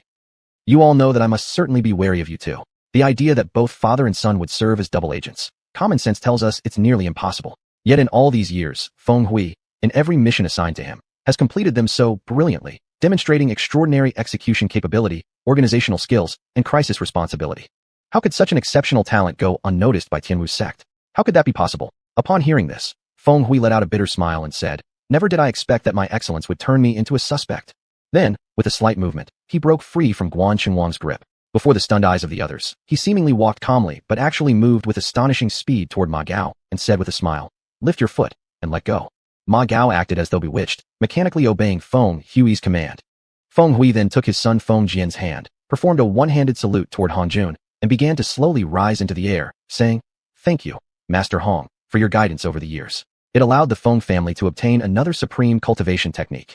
My techniques have never been taken without my permission. Not even a saint descending upon this world can claim them." At this point, Hong Jun addressed the Feng father and son with only one word: annihilation. The Feng father and son instantly exploded mid-air, their bodies torn apart and reduced to ashes in the blink of an eye. The entire encampment immediately turned deathly silent. Chapter 93: Absolute Strength. Hong Jun and the other 11 companions led by xuanhuan, 11 in total, looked terrified. Then he slowly scanned the 42 brothers surrounding the courtyard and smiled. "Is there anyone here who still feels the need to say something before we proceed?" Hong Jun's words immediately alerted everyone around the courtyard that there were still people with unknown intentions hidden among them. As a result, everyone instinctively gathered close to those they trusted, while subtly distancing themselves from suspected individuals. Seeing no one willing to step forward, Hong Jun shook his head slightly and continued, "Actually, I never intended to reveal this matter so soon. From what I imagined, whether you were sent by your clans, sects, or even national powers, there must have been a set time limit. Next year marks the 10th anniversary of our arrival at Xiuxian Island. I suspect that by then, most things will become clear. But recently, we are about to face a major upheaval. Thus, I hope this transformation will have a strong point of support." It was precisely this thought, combined with a new idea, that triggered the hidden bombs among us. Before introducing this new idea to everyone, I think it's necessary to first explain the old plan. I sincerely ask all of you to judge which approach is more reasonable. Ever since I developed the solo brain, I thought of something by chance. Many of us have been away from home and family for years. Our hometowns are filled with loved ones and friends. In the event of our unfortunate deaths, wouldn't there be a way to compensate for this loss? Particularly for our loved ones, their memories of us are frozen at the moment we left home. With the power of the solo brain, we could completely recreate that image. Some who heard Hong Jun speak this far began to sense vaguely what he intended to do and involuntarily felt a chill creeping up their spines.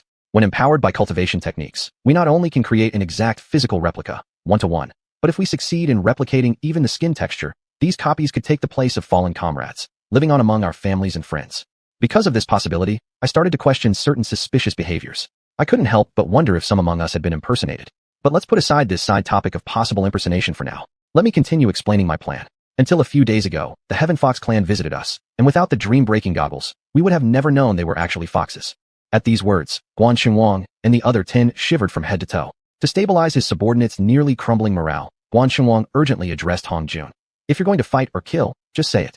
Talking this useless nonsense to shake our minds. How can you call yourself a hero or a valiant man?" Hong Jun spread his hands and replied, "Why are you in such a hurry? These words were not just for you, but to explain and express sincerity to our brothers." "What kind of sincerity is this nonsense? Do you really think others flatter you? Calling you Master Hong means you are omnipotent? That you could defeat a Heaven Fox clan millions of times stronger than us and take them as servants, selecting foxes among them too?" Xuanhuan's face paled, and he dared not continue. Hong Jun laughed. "Take them to do what? What did you think? Aren't you a brave man? Why not speak it out? You're a coward, aren't you?" Despite Hong Jun's taunts, xuanhuan remained silent, not daring to respond. He seemed terrified that saying anything would be akin to urging Hong Jun forward. He covered his mouth tightly and no longer dared to even look at Hong Jun deep within. He could only scream and curse in his heart. "Madman! Pervert!" Hong Jun looked around at his brothers on the courtyard and innocently asked, "Has anyone guessed my new plan yet?" A few among them broke into a cold sweat and instinctively stepped back slightly. Then, realizing the inappropriateness of this reaction, they quietly returned to their original places. Seeing those showing obvious signs of guilt, Hong Jun, rather than prolong their torment, directly revealed the outcome that terrified them most. The Heaven Fox clan can run rampant over Xiuxian Island, taking even the proud science from its so-called strongest sect as they please. Clearly, their illusionary arts have reached an unimaginable level. Some might foolishly believe that with the dream-breaking goggles, even the innate illusions of such a mighty race will be exposed, that they will not allow this, and our fate is thereby obvious. I regret to say that those who think so will soon be disappointed. Everyone who underestimates me will ultimately face a disappointing result. Pray that the Heaven Fox clan can stand up strongly before me. Otherwise, there will be many Heaven Foxes taking turns living out their lives in someone else's place. Oh right, the Heaven Fox clan's powerful illusion arts go beyond mere body transformations. Their greatest strength lies in the fact that, through illusion, they can vividly help you recall even the most embarrassing childhood memories, like the time you wet the bed at age 5. Hong Jun's added explanation completely shattered the final resistance of the 11 remaining in the courtyard. In desperation, xuanhuan raised his hand intending to kill himself. You learn my cultivation techniques. If I don't allow it, even death won't be possible, Hong Jun said as his words rang out. Xuanhuan's hand froze right above his head, unable to strike downward, and soon, he discovered he had completely lost control of his body, and even his thoughts were being imprisoned. After glancing back at the brothers surrounding the courtyard, Hong Jun spoke in a tone full of disgust. If it weren't for my unwillingness to witness some disgusting scenes myself, without Heaven Foxes even lifting a finger, I could perform soul searching on you directly. Oh right, I forgot one thing. I've only taught you basic 5-element techniques, and never mentioned any spells regarding soul stealing or soul searching. My bad. It's entirely my fault. For time's sake, let me give you a brief introduction. Soul searching. From a cultivator's perspective, the soul is the carrier of one's thoughts and memories, while consciousness is merely a part of the soul. To perform soul searching is to forcefully enter another's consciousness and thoroughly search through all their knowledge and memories. Soul stealing means consuming someone's soul like you would eat vegetables. Afterwards, all their knowledge and memories become part of the practitioner's own knowledge and memory. Then the practitioner can take over their body and continue living in their place. Rest assured, I won't personally perform soul searching or soul stealing on any of you. However, I might just teach those methods to the Heaven Fox clan. Of course, you don't need to worry about whether the Heaven Fox clan would become uncontrollable if I dare to pass such techniques to them. Naturally, I have complete control and fear no betrayal. Just like the Feng Fuzu, under my Taoist incantations, they're absolutely nothing at all. Enough said, I don't mind revealing to you one particularly cruel truth now. The cultivation technique I inherited is so supreme that even the Pangu, the creation god of our world, would envy it. The 5-element techniques are nothing more than basic beginner skills. At this point Hong Jun suddenly shook his head and said, forget it, I won't boast to you people anymore. Then, in a calm tone, he asked the surrounding brothers, among you, is there anyone willing to step forward and have a chat with me? After all, the cultivation team I lead is about to experience a major breakthrough, a qualitative leap. It's better to discuss certain things openly while there's still time.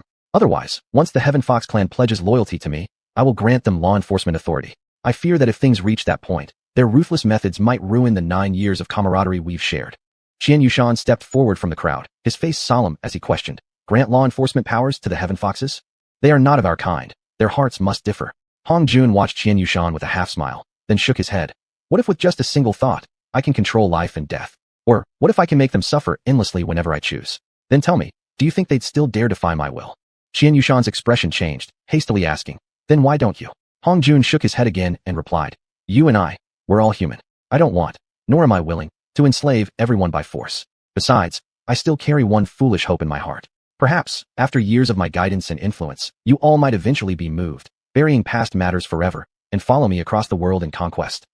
And more importantly, even Feng Hui over the years has shown many moving sides, some behaviors that sometimes make me feel warm and comforted.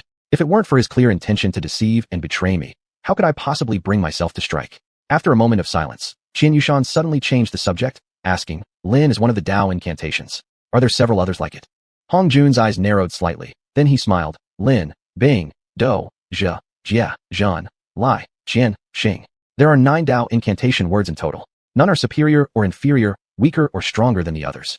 But together, their power is dramatically enhanced. Once these 9 words are combined, reshaping heaven and earth may be an exaggeration, but indeed enough to thoroughly change the world. After a respectful salute with clenched fists, Xianxia earnestly said, Disciple Xianxia respectfully requests Hong Master to display a bit of Tao power. Hong Jun stared silently at Xianxia for a long time before solemnly uttering 2 words. Reason. Xianxia looked eastward for a long time toward Huiyun Island before slowly replying. I come from the Tianlan Empire, located east beyond the 13 allied regions of Tianzhou, a wandering disciple of the Qian family from Dongyan Prefecture. As he reached this point, he raised his hand to stop Hong Jun from interrupting, then gazed into the distant east with nostalgia written all over his face before continuing.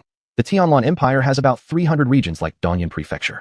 As for the 13 allied regions of Tianzhou here, they're merely a tiny place, approximately just 1% of the area of a single Dongyan Prefecture.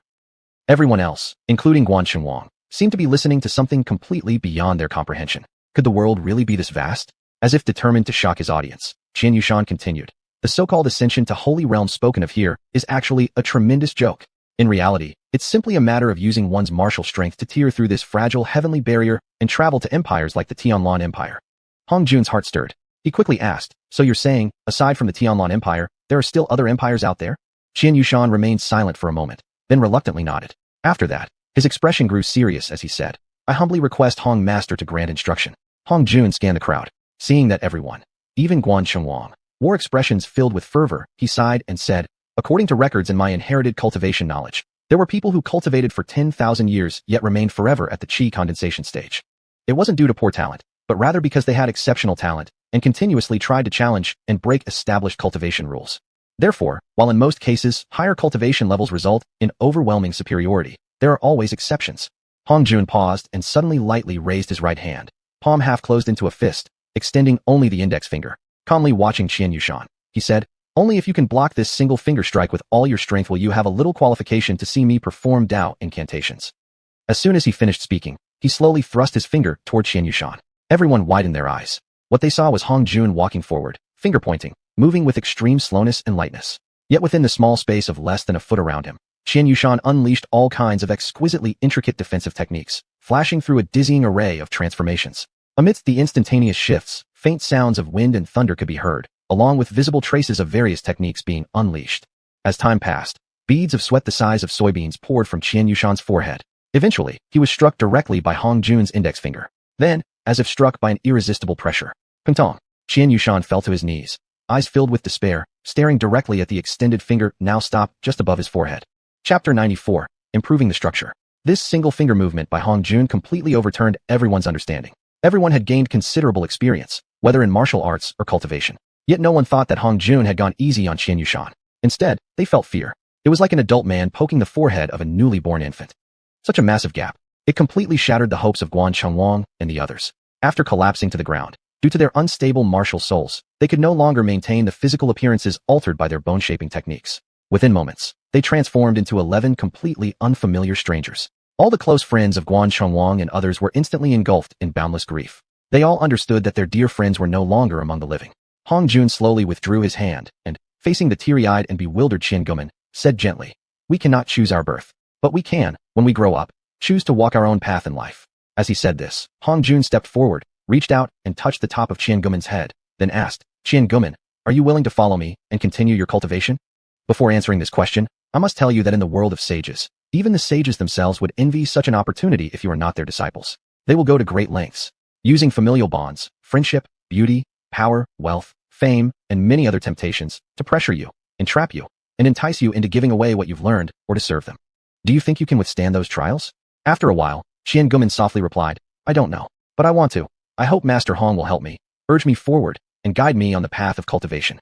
I'm willing to train my will and spirit, to safeguard my heart of seeking the Tao, to resist and cut down every obstacle, whether person or thing, that stands in the way of my personal journey. Hong Jun smiled kindly at him and said, good child, I'm willing to grant your wish. I will plant a soul seal in your heart and spirit to resist the Tao seed. Whenever you try to speak about me to others, about anything I've taught or given you, you will forget your words, and your mind will not suffer any form of spiritual intrusion. Xiangumen quickly wiped his tears and knelt before Hong Jun, his expression solemn as he said, Master Hong, please bestow your method upon me. Silently, Hong Jun activated his spiritual awareness, forming an invisible talisman. After adding his own Dao vow to it, he placed it over xiangumen and said, now swear by my name. There's no need for severe consequences for breaking the vow. Just vow not to reveal anything I've taught you, including knowledge granted intermittently, to anyone who is not a fellow disciple. Xiangumen solemnly swore, I, Xiangumen, swear before Master Hong Jun that I will never reveal a single word of the knowledge directly imparted by Master Hong Jun, or passed on intermittently, to anyone not recognized as a disciple passed down by Master Hong Jun. Hong Jun promptly stopped xiangumen from continuing with the rest of the oath's curse and declared, the ritual is complete. I Hong Jun accept your vow. After getting up, xiuxian leapt to where Hong Jun stood, knelt down, and respectfully said, Master Hong, I too would like to swear an oath to you, just like Gumen. Hong Jun looked down at xiuxian kneeling before him, his expression solemn as he asked, are you certain? Disciple xiuxian is willing. Do you think Gumen's oath is trivial? Do you think it carries any real binding power? Xiuxian shook his head and replied, Disciple doesn't think so. With your cautious nature, you would never act rashly. As for the binding force, Disciple neither intends to test it nor wants to test it. Before accepting your oath, I feel there are some issues we should clarify. I don't want to waste each other's time or commit unteachable destruction. Please ask Master Hong. Disciple Xiuxian will answer all truthfully and fully. Hong Jun spoke calmly. Why did you step forward? Keep in mind, I didn't specifically name anyone or try to trap anyone. Without hesitation, Xiuxian replied, I am from the Qin family. Although I wasn't a disciple secretly infiltrated by the 13 alliances of Tianzhou, my entry into this cultivation sect was accidental and not the result of deliberate scheming. However, I still have a family background. Rather than reveal myself later, I would rather do so now. After pondering for a moment, Hong Jun said to xiuxian, since you've already explained your origins and admitted that you belong to a family, if your descendants, excluding Guman, include any with remarkable talent, you may pass on the teachings to 5 people. Each can practice one of the foundational arts among the 5 elements. No other knowledge may be imparted without my permission. Can you accept this? To be allowed to teach 5 people from his clan? xiuxian, overjoyed, rapidly kowtowed several times and said, yes, yes. Hong Jun silently operated his spiritual awareness, forming an invisible talisman. After adding his own Dao vow to it, he placed it over xiuxian and said, swear by my name. Xiuxian, being much more experienced, could immediately sense the moment the talisman covered him. He felt a vague presence watching him from an unfathomable distance. At the same time, his entire consciousness seemed to be hooked. His heart instantly grew wary. With no room for stray thoughts, he began to take the oath solemnly. I, xiuxian, swear before Master Hong Jun to obey unconditionally all the regulations set by Master Hong regarding the transmission of cultivation knowledge. Hong Jun nodded approvingly. In fact, under the influence of the talisman and swearing in his name, there was no need for additional details for the vow to be binding. As soon as xiuxian's oath was completed, Ma Gao quickly knelt before Hong Jun and respectfully said, I would also like to take an oath. Having an oath to bind my soul and mind will, at the very least, provide me with protection. Ma Gao's words immediately reminded everyone else. Even though they might be able to guard their own Dao heart and would never intentionally leak anything Hong Jun taught, they couldn't resist the threat of experts forcibly invading their spiritual awareness and stealing the information. So, they were all resolved. Come what may today, they would swear an oath to Hong Jun as a protective measure. Seeing Ma Gao proactively request an oath for protection and even point out the other layer of meaning behind taking the oath, Hong Jun happily said, good, just swear by my name. It can ensure you don't disclose anything related to me to others, as well as protect you from forced mental theft. Actually, there is another benefit. It provides a certain level of protection to your spiritual awareness. If anyone attempts to maliciously take over your body or forcibly invade your spiritual consciousness, there's a great chance that I will detect it and may come to your rescue. Upon hearing this, Ma Gao was delighted and said, then am I not gaining something for nothing? In effect, I now have an invisible bodyguard ensuring my mind remains untouched. Hong Jun smiled and said, it's only a probability, not a certainty. Looking at Hong Jun with the expression that said, I understand exactly what you mean, Ma Gao soon turned serious and said, all right, I'm ready to take the oath. Silently, Hong Jun activated his spiritual awareness again, forming another invisible talisman, adding his Dao vow, then placing it over Ma Gao before saying, swear by my name. Following the correct procedure, Ma Gao solemnly swore his oath to Hong Jun. After that, all 39 brothers took their oaths in turn. The thin and tall man bearing xuanhuan's name, urged by his instinct to survive, urgently shouted, Master Hong, I also wish to take an oath to you. Others followed suit, quickly seizing onto this thin thread of survival. Looking at the 11 unfamiliar faces gathered in the courtyard, Hong Jun shook his head and said, sorry, but I can't grant this fortune to strangers. As Hong Jun's words fell, the 11 people immediately fell into despair and scattered in all directions in a panic. Seeing this, Hong Jun raised his hand to stop others from pursuing and shook his head before softly uttering a single word. Bang! The 11 people exploded like 11 fireworks, instantly turning into blood mist. Then, under an abundance of spiritual energy, they turned into tiny sparks and burned into ashes. Before the ashes could even reach the ground, they vanished without a trace. Only then did their agonized screams begin to echo out. This left the places where they exploded filled with a sudden wave of eeriness. The fluctuation of spiritual energy soon left no trace, just like a springtime dream vanishing without a trace. When a creature suffers, one's heart cannot help but ache. Though those 11 were considered enemies, their deaths, utterly disintegrating into nothing, had a far greater emotional impact on the brothers than the earlier demise of the Fengfutu, father and son. Even Hong Jun himself felt a tinge of sadness. Even though they bore the faces of former companions, having lived together for 9 years, voices, looks, and appearances were the main ways to identify someone. Yet habits and spiritual presence also served as important supplementary means of recognition. Yet, compassion would only arise if such events did not cross one's bottom line. Time changes everything. Sitting alone in his room, Hong Jun inexplicably experienced a strange feeling, as if the cat were crying for the mouse. Only through true experience could one understand that many matters in life are not simply black or white. That evening, xiuxian, a member of the influential Qian family from the Tianlan region, voluntarily gathered the brothers, excluding Hong Jun, for a joint discussion. Together, they established a stricter night watch system and a daytime guard duty system. Backed by his rigorous attitude, previous prestige, and martial prowess, xiuxian smoothly won unanimous election as the Grand Steward. He was now responsible for all group affairs under Hong Jun's leadership. Well, xiuxian himself cast his own vote. His grandson, Qian Guman, also received an overwhelming majority, 40 votes, and was elected as the junior steward. Besides assisting the Grand Steward with daily tasks, he mainly handled external affairs. Ma Gao was elected as inspector with 41 votes. In addition to having the authority to criticize and correct brothers who violated rules, he also possessed the right to hold hearings regarding any matters within the group that he personally deemed unreasonable. These hearings would then be documented in written or video form and archived for Hong Jun's review at any time. Additionally, he would serve part-time in organizing and preserving the cultivation techniques. Xianxia, who had an exceptional sensitivity toward data, was elected as financial director with high votes. He would also take charge of the development and application of the solo brain system.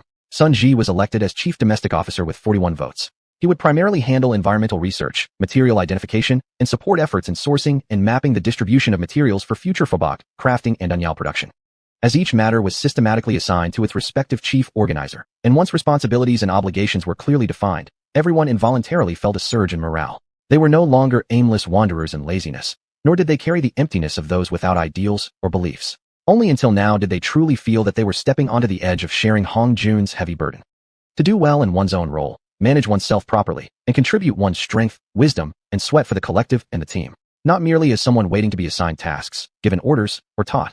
The so-called three-waiting personnel. In fact, during the voting process, Hong Jun's spiritual awareness had brushed over this place. He saw Xianxuan's proposals and even witnessed him shamelessly casting a vote for himself, clearly showing his sincere desire to contribute almost professionally for the group. Touched, Hong Jun gave himself a mental nod for lightly letting Xianxuan off earlier. Frankly speaking, Hong Jun himself still felt a chill when he recalled the moment. When Xianxuan had stepped forward, it had truly caught him off guard. Who would have thought someone would really risk their life to infiltrate from the inside? Fortunately, he had merely revealed his background, instead of coming here deliberately to pursue cultivation under Hong Jun. That had given Hong Jun enough reason to accept him gracefully. Otherwise, it wouldn't just have been a miscalculation, but a tremendous, irreparable loss. Chapter 95, Parting on Bad Terms. Half a month passed in the blink of an eye. Despite having a well-established patrol system, the rotating guards had become somewhat lax. As a result, what should have been easily spotted from afar, an approaching life form, was only detected when it came within 10 miles of the camp. A 10-mile range on Xiuxian Island was considered the minimum safety threshold, short enough for a sudden charge to reach the camp in no time. Zhong Liwei, the on-duty sentry, didn't even have time for regret. He instinctively and immediately put on his mirage lens. Upon confirming that a group of foxes was approaching, he broke into a cold sweat and issued the highest-level enemy attack alert to the camp. The brothers who had been working busily in the camp quickly donned their Mingguang armor, refined from glowing stone from the Lingyu region, and moved to their assigned positions according to the drills practiced over recent days. Hong Jun, along with Xianxuan, Qian Gumen, Hu Bugui, and another 30 men, stood ready and waiting at a position 1 mile before the camp. On the other side, Tu Kiki led 100 members of the Celestial Fox clan, halting their advance at about 500 meters away from Hong Jun's group. Tu Qingqing, leading the delegation, accompanied by the Chief Elder of External Affairs, Tu Miao Miao, stepped forward from the group, approaching Hong Jun and his companions. Seeing the Celestial Fox clan halt their approach and send only 2 foxes ahead, Hong Jun realized they were clearly not here to fight. At the very least, there was still a chance for negotiations. Everyone present was well aware that facing the powerful Celestial Foxes in battle, humans, excluding Hong Jun, stood absolutely no chance at all, whether it was a group fight or one-on-one. Even if Hong Jun could turn the tide, it would be a Pyrrhic victory with inevitable losses.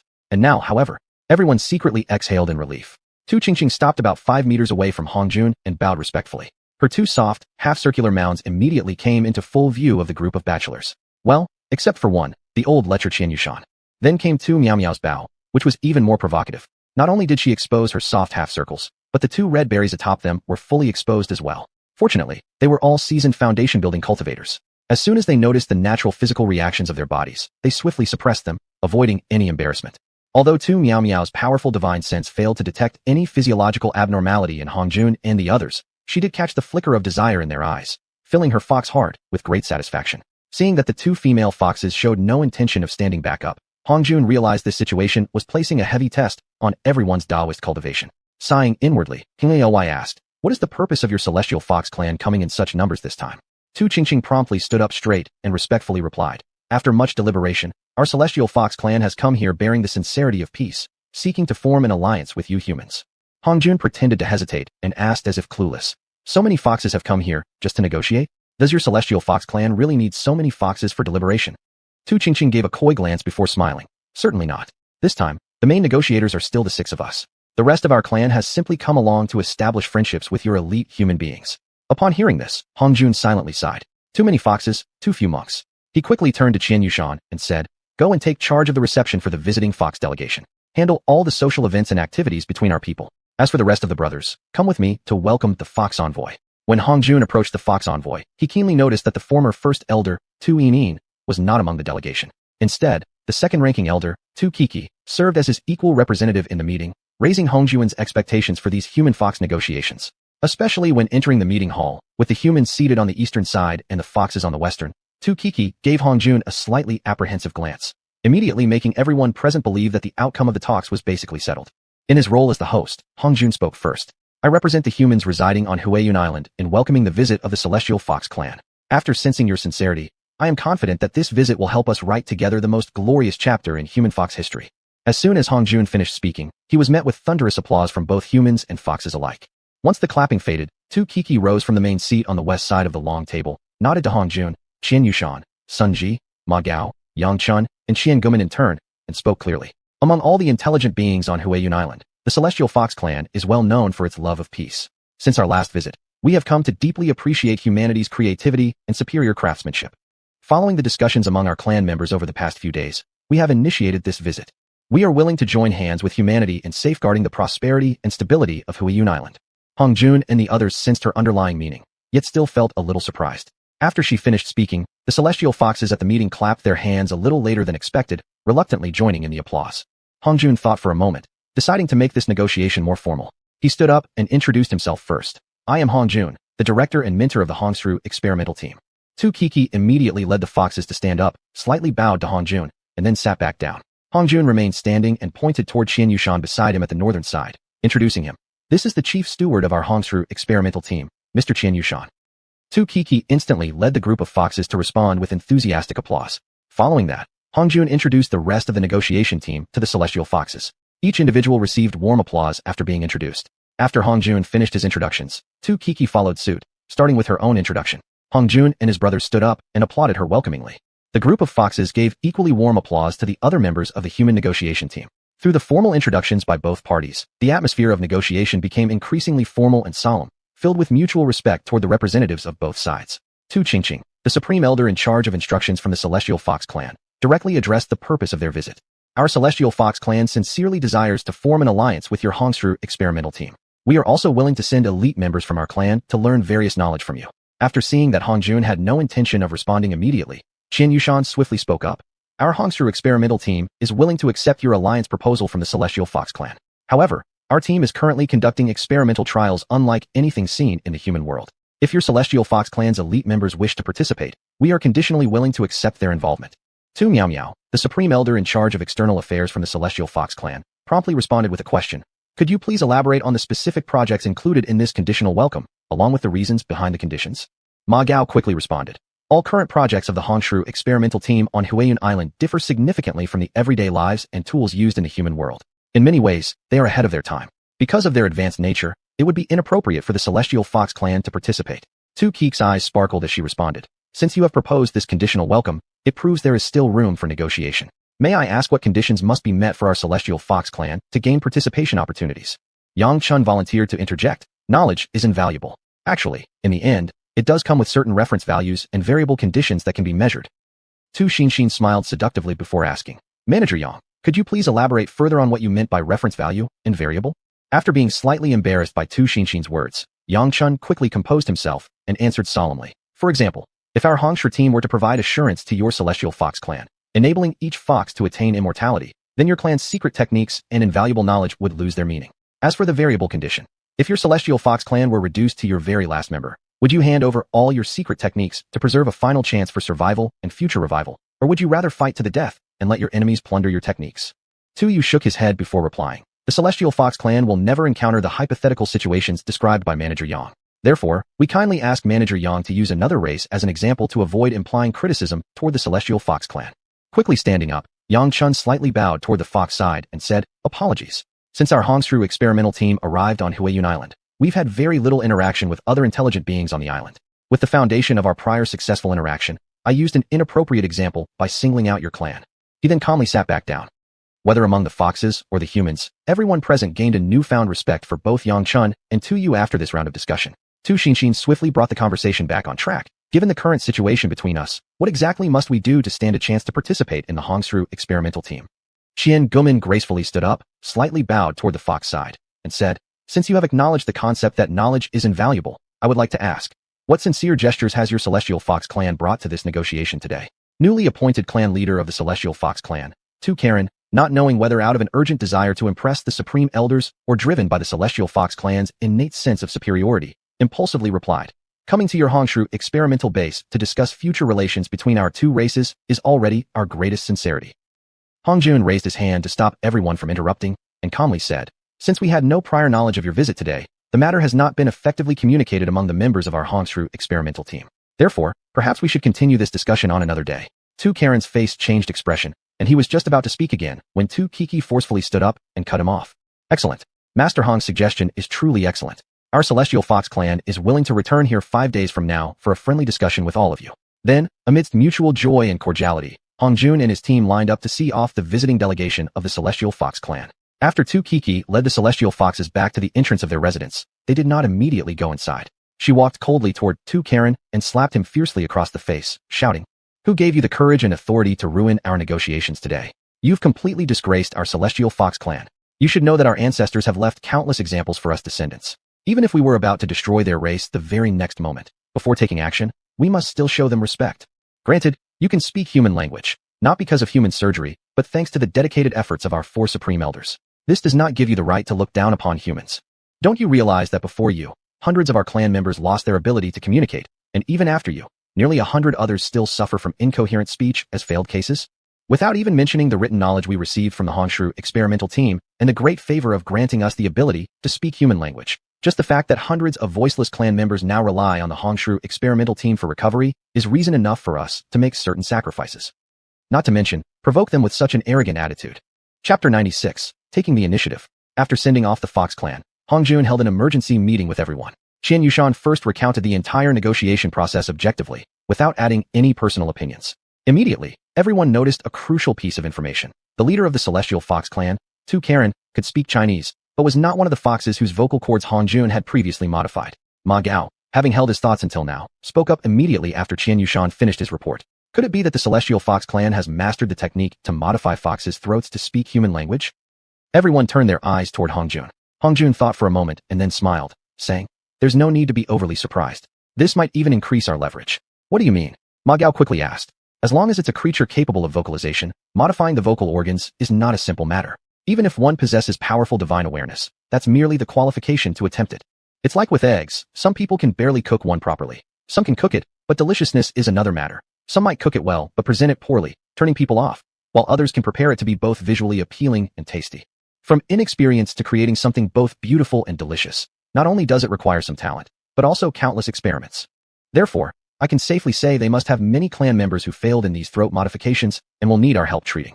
Especially the fact that the former First Supreme Elder Tu Inin didn't come with them, convinces me that the Celestial Fox clan hasn't actually mastered the technology to modify vocal cords for speaking human language. At most, they've just memorized the principles I once publicly explained. To think they could apply just those principles to reach practical usage is admirable indeed. Even if, after 100 attempts, they occasionally succeeded, it would be nothing but luck. After Hongjuan's explanation, everyone calmed down. Discussions began about how to respond to the demands of the Celestial Fox clan in 5 days. I don't support allowing them to access our research projects. After all, we don't really need their help for anything. Surprisingly, nearly 40% held this view. About half of the brothers were willing to offer limited cooperation on equal footing. The remaining 10% expressed no stance whatsoever, merely looking toward Hongjun. Secretly, they had made up their minds not to worry about it. Whatever Hongjun decided, they would support. 2 hours later, the two factions couldn't persuade each other. Finding no further point in arguing, they too cast their gazes toward Hongjun. Hongjun slowly looked around at everyone before solemnly stating, "Disagreement is fine, as long as there's no unreasonable nitpicking or personal attacks. I think this form of deliberation and attitude is worth encouraging. Director Qian, from now on, any issues needing resolution must withstand questioning. The side being questioned must provide a truly practical and feasible proposal or solution. Except in emergencies, when unexpected events require decisions without wasting time, we must never allow unilateral decisions by a single individual. Additionally, I must criticize several of my brothers. I hope you will actively participate in matters going forward. Even if you can't present convincing reasons, you should at least declare your support for one side. Don't just sit passively waiting for a leader to make the decision." The brothers who hadn't spoken a word immediately turned red. Under Hongjuan's gaze, they stood up and apologized to both sides of the debate. After they finished apologizing, Hongjuan's face turned serious as he addressed everyone. "Since neither of your two positions has gained support from 2/3 or more brothers, I have decided that when the Celestial Fox clan comes here for negotiations next time, we will refuse to allow them involvement in our projects." Ma Gao, who had been advocating limited engagement with the Celestial Fox clan, looked at Hong Jun in confusion. What sort of strange maneuver was this, Brother Jun? Isn't it supposed to be minority futon majority? Seeing the still bu-fu expression on Ma Gao's face, Hong Jun nodded with satisfaction and continued. I know this decision feels somewhat unfair to the majority. However, negotiation is never smooth. Without a little difficulty, how could the fruits of compromise appear precious? No sooner had Hong Jun finished speaking than both factions' eyes sparkled. The brothers who advocated rejection felt a bit uneasy before, but now they began to soften. A sudden thought occurred. What if the Celestial Fox clan offered an irresistible price? Instantly, everyone's mind was filled with their alluring images. Ugh spit. We are people of firm principles and will never fall for mere beauty. But still, having them sit beside us and wave a fan while we work might not be such a bad idea after all. After seeing the hardliners gain the upper hand, Hong Jun revealed a silly expression like a lovesick pig and immediately rubbed his forehead. After hesitating for a while, he decided to throw a huge bomb at everyone. Removing the transverse bone from beasts is only the initial stage of physical modification for cultivators toward other species. The ultimate technique is actual transformation into human form. Transformation into human form? Everyone instinctively sensed this was an incredibly advanced technique among cultivators and immediately fixed their gazes on Hong Jun without blinking. Hong Jun spoke calmly. Take the Celestial Fox clan for example. Transforming into human forms through illusions requires extraordinary innate abilities and skills. The reason is that humans, as favored children of heaven and earth and the only true rulers, possess innate advantages whether they pursue martial arts or cultivation. Advantages that other species find difficult to match or can only attain through significantly increased effort and skill development. For example, say someone wants the Golden Serpent Lord to kick you. It would be extremely difficult for him to accomplish. To stay close to the topic, let's take the Celestial Fox clan as another example. Don't be impressed by their current superiority over us. Their brain capacity is smaller than that of humans. Therefore, they might face natural limitations in learning, while humans can continue learning until old age. Some may argue that birds can fly and fish can swim underwater.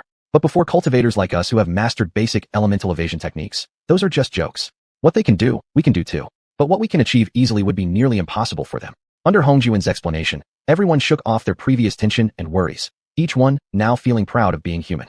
Seeing this, Hong Jun decided to pour a bit of cold water over them to cool their enthusiasm. In fact, our greatest and most valuable advantage is that we can learn. We can humble ourselves and learn from the strengths of other races, enrich ourselves, and pass them down to our descendants, thus strengthening humanity's survival capabilities and resource base. When Hong Jun spoke to this point, everyone experienced a moment of clarity. Even the Celestial Fox clan, which had been considered for countless millions of years by various races as a mysterious and untouchable force on Xiuxian Island, definitely possessed certain qualities worth learning from. Even if it were merely their knowledge, experiences, and familiarity with Xiuxian Island, acquiring them would provide tremendous benefits for the entire team. Even a simple piece of information like other races' territorial distributions could help us avoid many troubles and dangerous situations. Thus, the brothers who had advocated refusing contact with the Celestial Fox clan lowered their heads in shame, realizing their lack of a broader vision and the narrowness of their perspective. Meanwhile, the brothers who had argued for limited interaction didn't feel proud of their choice, but regretful for not considering the matter more thoroughly. Precisely because of this internal discussion, every one of the brothers began to think more deeply during future arguments, learning to view each decision from the opposing side's perspective and asking themselves whether their solution was truly the best or even the only viable option. After a friendly discussion, both sides had developed many contingency plans for the next visit by the Celestial Fox clan. Indeed, these plans even extended to interactions with ordinary members of the Celestial Fox delegation, not just those directly involved in negotiations, but also how to interact with their attendants outside the talks, complete with highly practical contingency measures. Thanks precisely to these unexpected, out-of-game strategies, the Hongshu experimental team gained a lot of unexpected intelligence and confirmed several of their previous suspicions, laying an extremely solid foundation for the next round of negotiations between humans and foxes. The 5 days passed in the blink of an eye. As Hong Jun and his brothers were getting restless with anticipation, the watchtower was the first to spot the arrival of the Celestial Fox clan at the farthest perimeter of the alert zone. Immediately after receiving the report, everyone hurriedly took their positions. Utilizing the recently agreed-upon facial expression management techniques, they disguised themselves as rough, uncultured men and lowly opportunists who lusted after beauty. When the humans and the foxes were seated across the long table in the meeting hall, east versus west, with all the same members present as last time, everyone naturally skipped the procedure of introducing themselves again. After everyone was seated, Ma Gao smiled slightly at the foxes participating in the negotiation and spoke first. Please share with us how clan leader 2 Karen succeeded. The Celestial Fox clan really were foxes through and through, even thousands of years old. They quickly grasped that Ma Gao's request for explanation was simply a challenge and a way of exposing the truth. Thus, all foxes turned their gazes toward Hong Jun.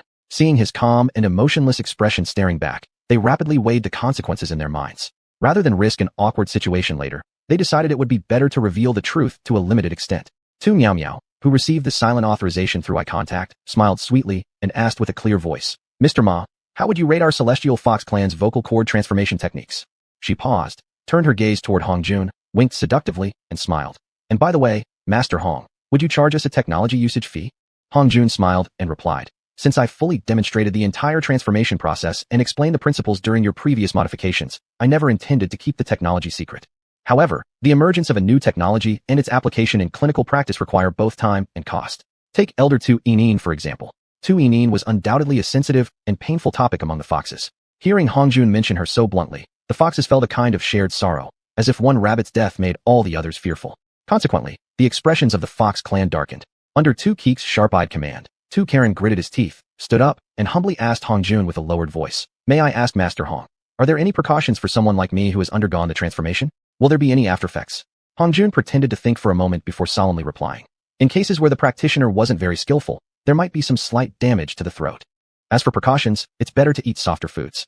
As for after-effects, since no follow-up examinations were made, I can't say for certain. I'll just share my personal understanding on this matter. Upon hearing this, Tu Karen immediately turned serious, pricking up his ears to listen closely. If the energy pathways in the throat area weren't properly handled, there could be possible issues like voice distortion, throat swelling, or even loss of voice after some time. Hearing this, Tu Karen nearly collapsed to his knees. He urgently asked, exactly how long might these after-effects take to appear, and how can they be treated and repaired? Hong Jun didn't answer Tu Karen directly. Instead, he smiled at Tu Kiki and asked, "May I ask what matters the Heavenly Fox clan intends to discuss today?" The meaning behind his words was extremely clear. Whether checking Tu Karen's transformation, identifying the issues, and fixing them was one of the purposes of this negotiation. If not, he suggested proceeding straight to the main agenda instead of dwelling on such trivialities. Tu Karen's face immediately turned dark green. His mouth opened and closed a few times. But recalling how severely he had been slapped by Tu Kiki before, and fearing to speak recklessly, he could only send desperate pleading looks toward Tu Kiki. Chapter 97. Taking the Initiative. Tu Kiki saw the pleading look in Tu Karen's eyes and immediately glared at him sternly, signaling him to sit down first. Then, after glancing at Hong Jun for a moment, she solemnly said, "If Master Hong considers our nine-tailed foxes as allies after discussion, and is willing to inspect the transformation of our clan leader's throat while allowing us to observe, it would surely be a pleasant matter." Hong Jun didn't immediately agree but smiled and said, "That can be arranged, that can be arranged. I wonder what you all need this time." Tu Kiki felt a slight headache from Hong Jun's evasive tone. With him being this slippery, who exactly was the old fox here? Still, they had a request to make and needed to preserve face. How to fight for maximum benefits for the nine-tailed foxes would truly test her cunning. Interactions between two clans revolved around mutual benefit. Yet as for humans led by Hong Jun, what did they truly need, what was essential to their experiments, and what required help from the nine-tailed foxes? Without knowing anything, she was at a disadvantage. Quickly calculating her options, Tu Kiki decided to test their Dishan first.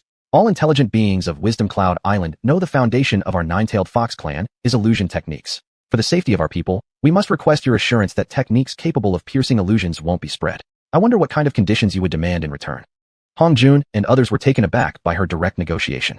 According to the leopard's account, illusion techniques were supposed to be the core of the nine-tailed fox's existence. Yet here she was making the secrecy of countering illusions her opening condition, completely shattering their expectations. Perhaps illusions weren't truly the real foundation of the nine-tailed foxes. Interesting. Ma Gao had wanted to step forward and answer, but seeing Tu Keek's gaze fixed on Hong Jun, he understood her meaning. Hong Jun thought for a moment and nodded, saying, "Actually, tools or secrets that can see through illusions probably don't impact your nine-tailed foxes much. To show our sincerity, if our alliance is successfully formed, we can promise not to spread such tools or secrets deliberately." Tu Kiki smiled and said, "I believe your team wishes to explore Wisdom Cloud Island, so our nine-tailed fox clan can offer two possible solutions. First, you don't have to explore in person. We can freely provide any kind of information about the island. Second, we can send 10 mid-level members of our clan to serve as guides for your team voluntarily." Hong Jun and others immediately detected the traps hidden in Tu Keek's words. If they chose the first option, who knew whether the information provided by the nine-tailed foxes was accurate? Even if true, if key details were intentionally omitted, wouldn't they suffer a huge loss? As for the guides, wouldn't that increase the risk of leaking certain secrets of their team? Hong Jun shook his head and said, "Seeing is believing. Honestly, the information our team needs may not closely relate to the knowledge your nine-tailed fox clan possesses. We can consider hiring your clan members as guides. However, these guides must swear a heartfelt oath not to disclose any information related to our expedition." A glint flashed through Tu Keek's eyes as she quickly responded, "No problem. I guarantee that any clan member serving as your guide will swear an oath to our ancestors across generations." No, that's unnecessary. Just swear to me will be sufficient," Hong Jun said with a smile. As Hong Jun finished speaking, Tu Keek's face changed instantly, and she pressed down her urge to flee immediately. Keeping her composure, she said, "Our nine-tailed fox clan has never sworn oaths to beings outside our ancestors. For this, I'm afraid we cannot agree." Hong Jun slowly rubbed his nose and calmly asked, "To be honest, I don't know you well enough to fully trust your oaths to your ancestors. Could you first tell me exactly how your clan ensures these oaths are kept?" Tu Kiki raised her hand to stop Tu Karen, who seemed eager to answer, and replied solemnly, "This is confidential to our nine-tailed fox clan, so I cannot disclose it to you. You simply need to know that any oath made to our ancestors will never be broken." Hong Jun instantly thought of a profound speculation, and he casually asked, "You summon your ancestors rather easily, don't you?" As soon as Hong Jun's words fell, the 6 nine-tailed foxes, including Tu Kiki, unconsciously stood up simultaneously, staring at Hong Jun with shocked and uncertain gazes. In their hearts at that moment, there existed only a single thought. The human named Hong Jun was somewhat terrifying. The moment the 6 celestial foxes suddenly stood up, xiuxian and the others immediately raised their alertness to the highest level. Hong Jun smiled and said, "It seems I've guessed right." After their expressions rapidly shifted, Tu Kiki forcefully suppressed her killing intent and raised her hand, signaling Tu Qingqing and the others to sit back down. The tense atmosphere instantly eased. Tu Kiki quickly softened her stiff expression, then forced a self-mocking smile before speaking. "Master Hong, truly a human sage, has discovered the truth so quickly. In fact, all intelligent beings on Wisdom Cloud Island know about this unique trait of our nine-tailed fox clan. It's no big deal if you have found out. You would have figured it out eventually anyway. That's right. We are the only intelligent race on Wisdom Cloud Island capable of communicating with our ancestors without great cost. This is, in fact, the real foundation of our nine-tailed fox clan's existence on the island." Hong Jun thought for a moment, then quietly asked, "So, your ancestors are?" Tu Kiki answered bluntly, "Definitely not deceased ancestors." Hong Jun narrowed his eyes slightly and spoke slowly. "Are they possessing bodies to descend?" Tu Kiki and the others' faces changed once again. Ignoring their expressions, Hong Jun continued calmly. "Even with possession, it should still involve some spiritual presence entering the brain. Therefore, a certain level of physical strength is needed to support it." Tu Kiki and the others were both shocked and furious. Meanwhile, Tu Karen glared at Hong Jun as if his eyes were burning with rage. Hong Jun, smiling faintly, gazed at Tu Karen and asked slowly, "I wonder, Chief Tu Karen, do you have any comments on my analysis?" After all, he had become the chief of the nine-tailed fox clan. He quickly suppressed his inner emotions and replied with a forced smile, "Master Hong, your skill with words is impressive. I must say I've truly experienced your eloquence. I wonder." When Tu Karen reached this point, he slightly glanced toward Elder Tu Kiki at the side and noticed she didn't intend to stop him. He decided then to proceed according to his true thoughts. "I wonder how shocking Master Hong's hand skills might be." Hong Jun hesitated for a moment. He felt that if he could subdue the nine-tailed fox clan, it would be greatly beneficial both for future exploration of Wisdom Cloud Island and later journeys into the human world. However, I do have a small trick that could surprise you a little. I'm just afraid you might misunderstand, so I hesitate to show it. Tu Kiki's heart stirred, and she quickly responded, "It would be our honor to witness Master Hong's extraordinary skills. Please, go ahead. We won't misunderstand." After finishing, she fixed her gaze intensely on Hong Jun. Hong Jun smiled faintly and said, "Chief Tu Karen, are you ready?" Tu Karen's heart tightened. With Tu Kiki intervening, he dared not be even slightly careless. Quickly summoning the power of the celestial foxes and firmly guarding his mind, he made his strongest defense preparations before solemnly saying, "I am ready. Please, give it your all." Hong Jun laughed and said, "Then I'll begin." Then he raised his right hand, rubbing his thumb against his middle finger. He snapped his fingers. As the sound echoed, Tu Karen immediately shot upward, lightly landing on the long tea table and began doing flips. And to everyone's confusion, he flipped faster and faster, until eventually leaving only a blur. This, Tu Kiki recovered first, turned to look at Hong Jun, and upon seeing his half-smiling, half-serious gaze fixed on her, her heart involuntarily shivered. What kind of technique was this? Quickly recalling the earlier interaction with Hong Jun, an absurd thought suddenly arose in her mind. Had Hong Jun spiritually possessed Tu Karen? And the more she thought about it, the more she felt this was the only explanation. If this were truly the case, then the nine-tailed fox clan's spiritual possession. After seeing the fear in Tu Kiki's eyes, Hong Jun decided to stop while ahead. He snapped his fingers once again with his right hand. Tu Karen's flipping motion hesitated for a moment, then quickly twisted midair and flew back into his seat. Once Tu Karen regained control of his body, he no longer held that lofty demeanor from before. He didn't even dare to lift his head and look at the humans across from him, wishing he could hide under the table. Tu Kiki gave Tu Karen a glare filled with frustration and disappointment, then turned to Hong Jun and lowly remarked, "Impressive skill." Hong Jun looked at Tu Karen gently and kindly, asking warmly, "Chief Tu Karen, may I ask about your current physical condition?" Only after Hong Jun had asked 3 times did Tu Karen slowly raise his head. First, he glanced at the elders of his clan on both sides. Seeing the obvious mixture of shock, doubt, and curiosity in their gazes, he knew he had to truthfully report his current state. Tu Karen quickly summoned the power of the nine-tailed foxes and carefully examined his entire body, only to be instantly startled. There was absolutely no trace of fatigue or energy depletion. Rather, it felt as if all his joints were more relaxed and comfortable than before. Could this possibly alleviate the chronic ailment that the nine-tailed fox clan had been unable to resolve over countless eons? Tu Karen rapidly widened his eyes in astonishment as he stared at Hong Jun, exclaiming excitedly, Your people can cure the joint immobilization syndrome? Could flipping flips really cure the joint immobilization syndrome? Tu Kiki, Tu Qingqing, and the other foxes immediately became restless.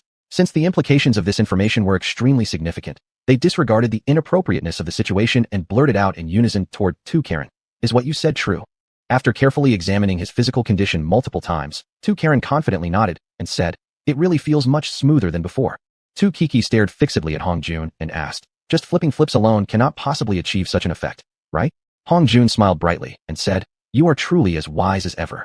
Our Hong Clan's research team, after arriving on Wisdom Cloud Island, discovered the joint immobilization syndrome by a fortuitous chance. After thorough research and experimentation, we eventually found a solution to this severe and complex condition. Eagerly, Tu Kiki pressed on.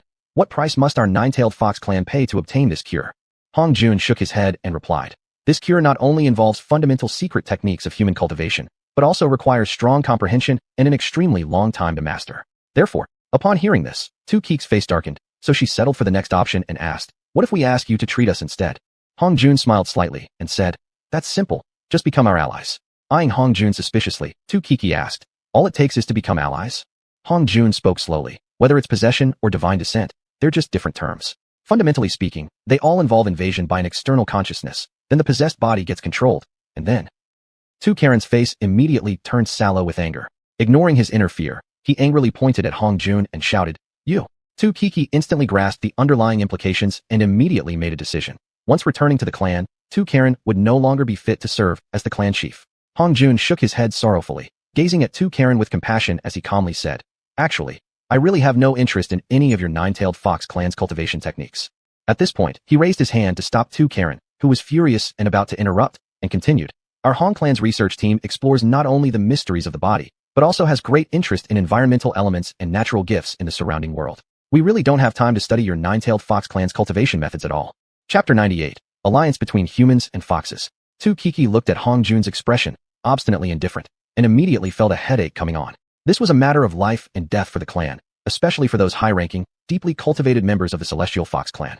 If there were no solution, then after billions of years, even if they unwillingly died, they would simply die. Now, there was a solution known. To hide it, or refuse to strive for it, had already become the most critical and urgent matter for the entire clan. After her pair of fox-like eyes spun hundreds of times, reflecting deep thought, she finally admitted to herself that she lacked sufficient understanding of humans, particularly Hong Jun and his group, and yet she dared not recklessly use telepathy to probe them. Thus, she spoke helplessly. "Master Hong, may I ask what we of the Celestial Fox clan must do to assist you?" Hong Jun shook his head. "We have no desires, no demands from your Celestial Fox clan. Rescuing your clan members suffering from the stiff death syndrome won't cost us much effort. Only, it will consume a great deal of time." The foxes of the Celestial Fox clan, including Tu Kiki, naturally did not believe Hong Jun's words. If it really required so much time, then how should one interpret the fact that Tu Karen's simple somersaults could alleviate the stiff death syndrome? It was nothing but manipulation via a method similar to divine descent. Divine descent? Divine descent. In an instant, Tu Kiki understood the hidden meaning behind Hong Jun's words. Divine descent upon each and every celestial fox meant that the individual would have absolutely no secrets from the practitioner performing the technique. In other words, as long as they agreed to allow Hong Jun's experimental team to perform divine descent to cure the stiff death syndrome, the entire Celestial Fox clan would become completely subordinate to them. Something the Celestial Fox clan could absolutely not accept. Something the Celestial Fox clan must never accept. Something the Celestial Fox clan would never accept. The more Tu Kiki thought about it, the more clearly she saw the situation the clan would face in the future if they accepted Hong Jun's team. And the more she realized the helplessness and lack of power before her. Her stance, gradually, became not so firm. It was because she knew all too well. When faced with death, not every Celestial Fox would choose to preserve personal secrets at the cost of their own life.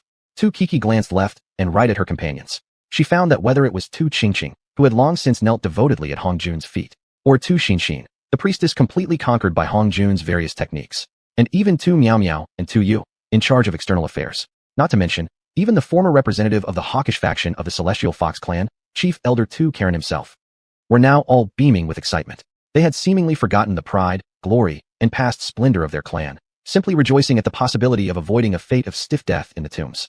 Faced with the overwhelming reality of living with dignity or dying without so much pain, Tu Kiki sighed helplessly in her heart. If she had known beforehand that Hong Jun's experimental team had such a move up their sleeve, even if it meant allowing them to break their illusions and refusing the throat transformation they offered.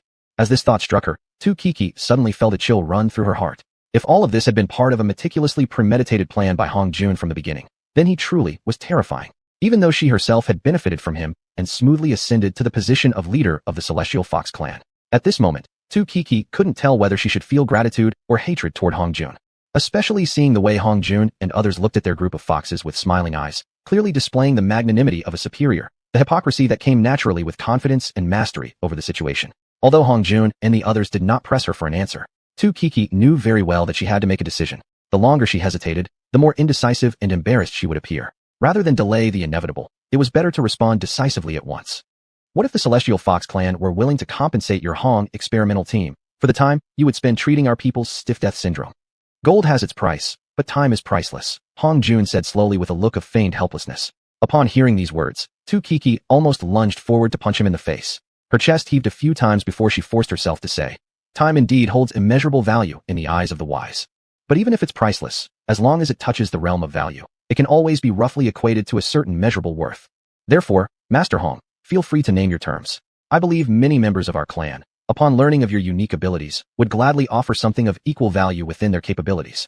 Hong Jun suppressed the excitement in his heart and gently tapped the tea table with the knuckle of his right middle finger. Xiuxian, who received the hint, stood up, nodded to Hong Jun, Yang Chun, Qin Guman, Ma Gao, and Sun Ji, and then spoke slowly. "We have only one condition. Every Celestial Fox clan member in need of treatment must help us with some feasible tasks, either before or after being healed." Upon hearing this, Kiki immediately felt a sense of humiliation. What a noble phrase. Help us with some feasible tasks. To put it bluntly, if you wish to receive treatment, you must obey our orders and instructions. Precisely, it means becoming a vassal of the human race. Kiki glanced at her companions on both sides and saw that all of them were delighted by the apparently simple requirement of gaining treatment merely by helping humans with small tasks, their expressions filled with the illusion of a great bargain. A quiet sigh of sadness welled up from within her fox heart. She knew she had truly lost this. The entire Celestial Fox clan had lost its future entirely. Like a final desperate struggle before death, Kiki hesitantly asked further, this thing, helping you with some feasible tasks, is there a time limit on it?" Though she desperately wanted to ask whether those feasible tasks involved specific duties, she lacked the courage and thus chose to remain silent on that point. Xiuxian answered steadily, "Of course, there will be a time limit. Our Hong experimental team isn't a group without trustworthiness or principles, nor are we a team that exploits allies without xian. Rest assured, we certainly won't ask your clan members, once treated, to work for us for the rest of their lives." Hearing this, Kiki's heart eased slightly, and she gave Xiuxian a "you're a good person" look. "Since we need to conduct extensive research in the preliminary phase of treating your clan members and develop efficient treatment methods and procedures, the Celestial Fox members treated during the initial phase need only serve our team for 1 year, either before or after treatment." Kiki had already understood the meaning of the term 1 year, from Qingqing's endless praises to high-ranking clan members about how amazing and capable the Hong team was. 1 year. For the Celestial Fox clan members whose lifespan easily reached thousands of years, it truly wasn't long nor unbearable. Therefore, every Celestial Fox present at this meeting, including Kiki herself, felt an immediate sense of relief in their hearts. 2 of them nearly lost control of their fox hearts, accidentally dispelling their illusions and revealing their true fox forms, making a mockery of themselves. All right, Kiki thought that Hong Jun and others weren't as cunning or ruthless as she had expected. They were even rather adorable. Since they had already shown sincerity, if her clan didn't also display a gesture of goodwill, it would be somewhat embarrassing. So when the words were already at the tip of her tongue, she changed her mind. "I, on behalf of our entire Celestial Fox clan, solemnly pledge to your Hong experimental team. From now on, every Celestial Fox clan member cured of stiff death syndrome by your team must, either before or after treatment, serve your team selflessly and unpaid for 10 years, provided that such service does not violate the Tao laws of the Celestial Fox clan." 10 years. Xiuxian suppressed the wild joy in his heart. Catching a glance at Hong Jun and the others' surprised expressions filled with delight, he quickly responded, "As the chief steward of the Hong experimental team, I, on behalf of the Hong experimental team, hereby accept your Celestial Fox clan members' offer, under which those suffering from stiff death syndrome and requesting treatment willingly pledge to selflessly and unpaid serve our Hong experimental team for 10 years, provided this service does not violate the Tao laws of the Celestial Fox clan." As soon as Xiuxian finished speaking, Hong Jun's entire human delegation, without prior coordination, instantly burst into applause. Kiki and the other foxes looked surprised, but immediately followed suit, clapping as well. And once they instantly experienced how cathartic and mentally gratifying this method of expressing emotion could be, they clapped with even more enthusiasm. A moment later, Hong Jun stood up. The applause from both humans and foxes ceased instantly. Everyone listened intently, focusing their ears and eyes. Today marks the day our Hong human experimental team officially forges an alliance with the Celestial Fox clan of Wisdom Cloud Island. At this moment, both humans and foxes simultaneously clapped again.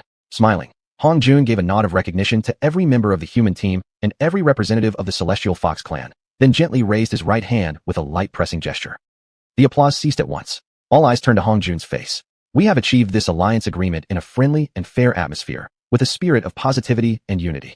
Instantly, both humans and foxes began clapping again. After allowing some time for the applause to diminish slightly, Hong Jun used a strong and firm tone to conclude this alliance. This is an alliance that transcends races and eras. Both human history and the history of the Celestial Fox clan will forever remember this day. I believe that with the joint efforts of the two races, we will build a bridge of friendship that harmonizes the two clans, laying a solid and eternal foundation of unity for our current times and generations to come. Hong Jun's speech was met with enthusiastic and prolonged applause from all attendees, human and fox alike. Even Tu Kiki, who inwardly resisted and disliked forming an alliance with humans, found herself strangely thinking that allying with humans might actually be a good thing. Tu Kiki felt that today's alliance, as Hong Jun had said, would very likely become an extremely important and epic-making day in the histories of both races. Therefore, she believed she must say something today to ensure the Celestial Fox clan would not entirely fall into a disadvantageous position. After a brief moment of thought, she quickly stood up, nodded toward Hong Jun, who had already seated himself, and gave a courteous nod to the other elite members of the Hong experimental team present. Then, in a crisp and clear tone, she spoke. Today marks an epic-making day in the history of both our Celestial Fox clan and the human Hong experimental team. The prospect ahead is so promising that even the most extravagant praise could barely capture a fraction of its significance. Due to the vast differences in lifestyle and principles between our two races in the past, some disharmonious elements might arise as we move forward into this alliance. But I believe, so long as the fundamental reasons for this alliance remain unchanged, we will, through mutual compromise and understanding, gradually draw closer, building a solid and harmonious foundation rooted in trust and sincere cooperation. As allies, the Celestial Fox clan will maintain our unique identity while engaging in comprehensive cooperation and exchanges with the Hong experimental team, devoting our full strength to promoting peace between our two races. Those present, both Celestial Foxes and humans, understood the underlying meaning of Tu Kik's words. Two Celestial Foxes fell into deep self-reflection as a result. Hong Jun and others gained a deeper appreciation and respect for the courage and conviction contained in her words. Thus, they responded to her speech with enthusiastic applause. Perhaps the speeches of these two leaders each displayed their own charm and fata. Humans such as xiuxian, Ma Gao, Yang Chun, Sun Ji, Qin Guman, and the Celestial Foxes Tu Qingqing, Tu Miao Miao, Tu Xinxin, Tu Yu, and Tu Karen alternately stood to speak. Whether their speeches were based on personal convictions or broader interracial considerations, all expressed approval and admiration for the newly formed alliance between the Celestial Fox clan and the Hong human experimental team. They all expressed that under the leadership of Hong Jun and Tu Kiki, this alliance would bring a qualitative leap to both races and provide a deep and solid confidence in facing possible external threats in the future. Chapter 99, Taken into the Fold. After the fundamental tone of the alliance between the Celestial Fox clan and the Hongshu experimental human team had been established, everyone proceeded to further discussions regarding the detailed terms of the alliance. Considering that the entire experimental team, including Hong Jun, only consisted of 43 individuals, and to reduce the burden on the 6 top-tier members, only 37 among them were in relatively free positions, the Celestial Fox clan decided to involve 74 foxes in the initial stage of assisting with the treatment of the stiffness syndrome. These 74 Celestial Foxes were grouped in pairs, each pair serving one member of the Hongshu team, ready to follow their instructions and carry out various tasks. In addition, the Celestial Fox clan dispatched 6 representatives in 3 hierarchical combinations, 2 Grand Elders, 2 Elders, and 2 mid-level members. These 6 were in charge of handling all disputes and logistical tasks arising from the clan's involvement in treatment and service. Beyond managing logistics and miscellaneous affairs, these 6 were also responsible for communication and exchange with the Hongshu experimental team in matters of culture, technology, abilities, and so on, all of which would be documented as records. Once every item, no matter how minute, had been finalized in detail, it was already the 5th day since the arrival of the Celestial Fox clan. On the morning of the 6th day, under the farewell gestures of the Hongshu experimental team's top members with Hong Jun in the lead, the Celestial Fox clan left the human camp cheerfully. 3 days later, a total of 80 Celestial Foxes led by Tu Qingqing and Tu Karen arrived at the human camp. Xianxia, acting as the chief steward of the Hongshu experimental team, delivered a brief welcoming speech on behalf of the humans to the Celestial Foxes. After Tu Qingqing's thank you response, they entered the human camp according to the agreement, in pairs. Before this integration into the human camp, every Celestial Fox had been given a short briefing on human taboos and a brief training on human customs back in their own territory. Although none of them had removed the horizontal bones from their throats, instinctively driven by their exceptional intelligence, they all demonstrated excellent initiative without being obsequious in their interactions. As a result, the virgin male members of the human team quickly relaxed their restraint and embarrassment when faced with the enthusiastic and cheerful Celestial Foxes transformed into beautiful women. Within less than 3 days, the Celestial Foxes, using their distinct ethnic aesthetic sense, had constructed fox dens beside each assigned human's quarters, significantly changing the entire human team's sense of beauty. Even though no common language existed, harmony through aesthetics led one human member, through gestures and mimicry, to redecorate his camp residence beautifully. Soon, all the human camp quarters had undergone a tremendous transformation. This silent, wordless integration and infiltration gave xiuxian new hope in regard to the instructions he had given to Kiki before departure. The alliance between the two races wasn't as xiuxian, the first Grand Elder, had worried. The xianxia experimental human team was a generous and open-minded race. The Celestial Fox clan would not, after the alliance, gradually lose its own identity. As the exchanges continued, each member of the xianxia team gradually transformed from cautious vigilance to a sense of acceptance. Nobody remembered who was the first to remove his illusion-breaking spectacles. Then one by one, everyone began taking theirs off. The men who removed the illusion-breaking spectacles for the first time experienced truly the exquisite physical forms of the Celestial Foxes. Given that the Celestial Foxes themselves had previously been seeking help from humans, their softness and remarkable comprehension ability. Each of these Celestial Foxes selected for the first stage of treating the stiffness syndrome were fox spirits with 8 or 9,000 years of cultivation. Each had extraordinary intelligence and capability. It's not that everyone was completely enchanted by them, but all shared an intense desire. They wanted to hear them speak human language. When Hongjun received the strong collective wish from the team, he felt that the situation was beginning to shift in an uncontrollable direction. Especially when he noticed everyone had taken off their illusion-breaking glasses, a headache began brewing. After seeing Hongjun's expression, which mixed surprise with worry, xiuxian suddenly felt a nearly feverish notion arising from the depths of her heart. Struggling to maintain composure, she said gently, "Master Hong, from what I understand, you don't suffer from myopia. Wearing glasses must be uncomfortable for you. Shouldn't you take them off?" At this, xiuxian, summoning her courage, boldly reached out and removed Hongjun's glasses. Then, she lowered her head in a posture indicating she was ready to be scolded, punished, or dealt with in any way. Hongjun had never expected xiuxian to have such boldness. Off guard, he found himself deprived of his illusion-breaking glasses. Seeing her shamefacedly hanging her head like a neighbor's guilty little sister, the sudden anger in his heart vanished instantly. He sighed and said, "You must not act arbitrarily on my behalf without permission again."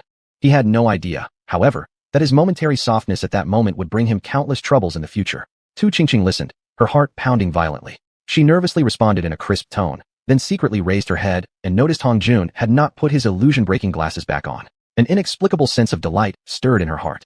Thus, wearing a delicate and pouting expression, she gently furrowed her brows and worriedly said, "The clan's people we've brought this time for treatment have been carefully selected and evaluated by our Celestial Fox clan. They not only possess a strong will to embrace life, but also lack extreme racial bias. They all carry compassionate and kind hearts." Hongjun raised his hand, halting xiuxian mid-speech, helplessly stating, "You've also personally experienced the magical surgical modification involving the removal of the throat bone. You know it is a highly complex procedure. Since you have been able to speak human language, I assume you've also performed similar surgeries on other Celestial Foxes. And the success rate. This alone proves how risky the surgery is. There's no need to avoid the topic. So far, apart from myself, none of my brothers have fully mastered this technique. Therefore, for your clan's people to be able to understand human speech and speak the human language." Xiuxian keenly caught the key words from Hongjun's sentence, understand human speech. He immediately understood Hongjun's concern. After all, understanding human speech and speaking it naturally meant the potential to accept the xianxia experimental team's knowledge, and even more, the opportunity to learn human magic. Xiuxian's heart immediately burned with eagerness, and overwhelmed by intense desire, she unconsciously activated a natural charm instinct, sweetly pleading, "Master Hong, please help them." Upon hearing this, Hongjun's face immediately turned serious. Looking at xiuxian, he saw that her expression was purely driven by concern for whether her clanmates could speak human language, rather than an intentional attempt to influence his thoughts with charm magic. Under his gaze, xiuxian's fox heart quivered, immediately sensing his displeasure.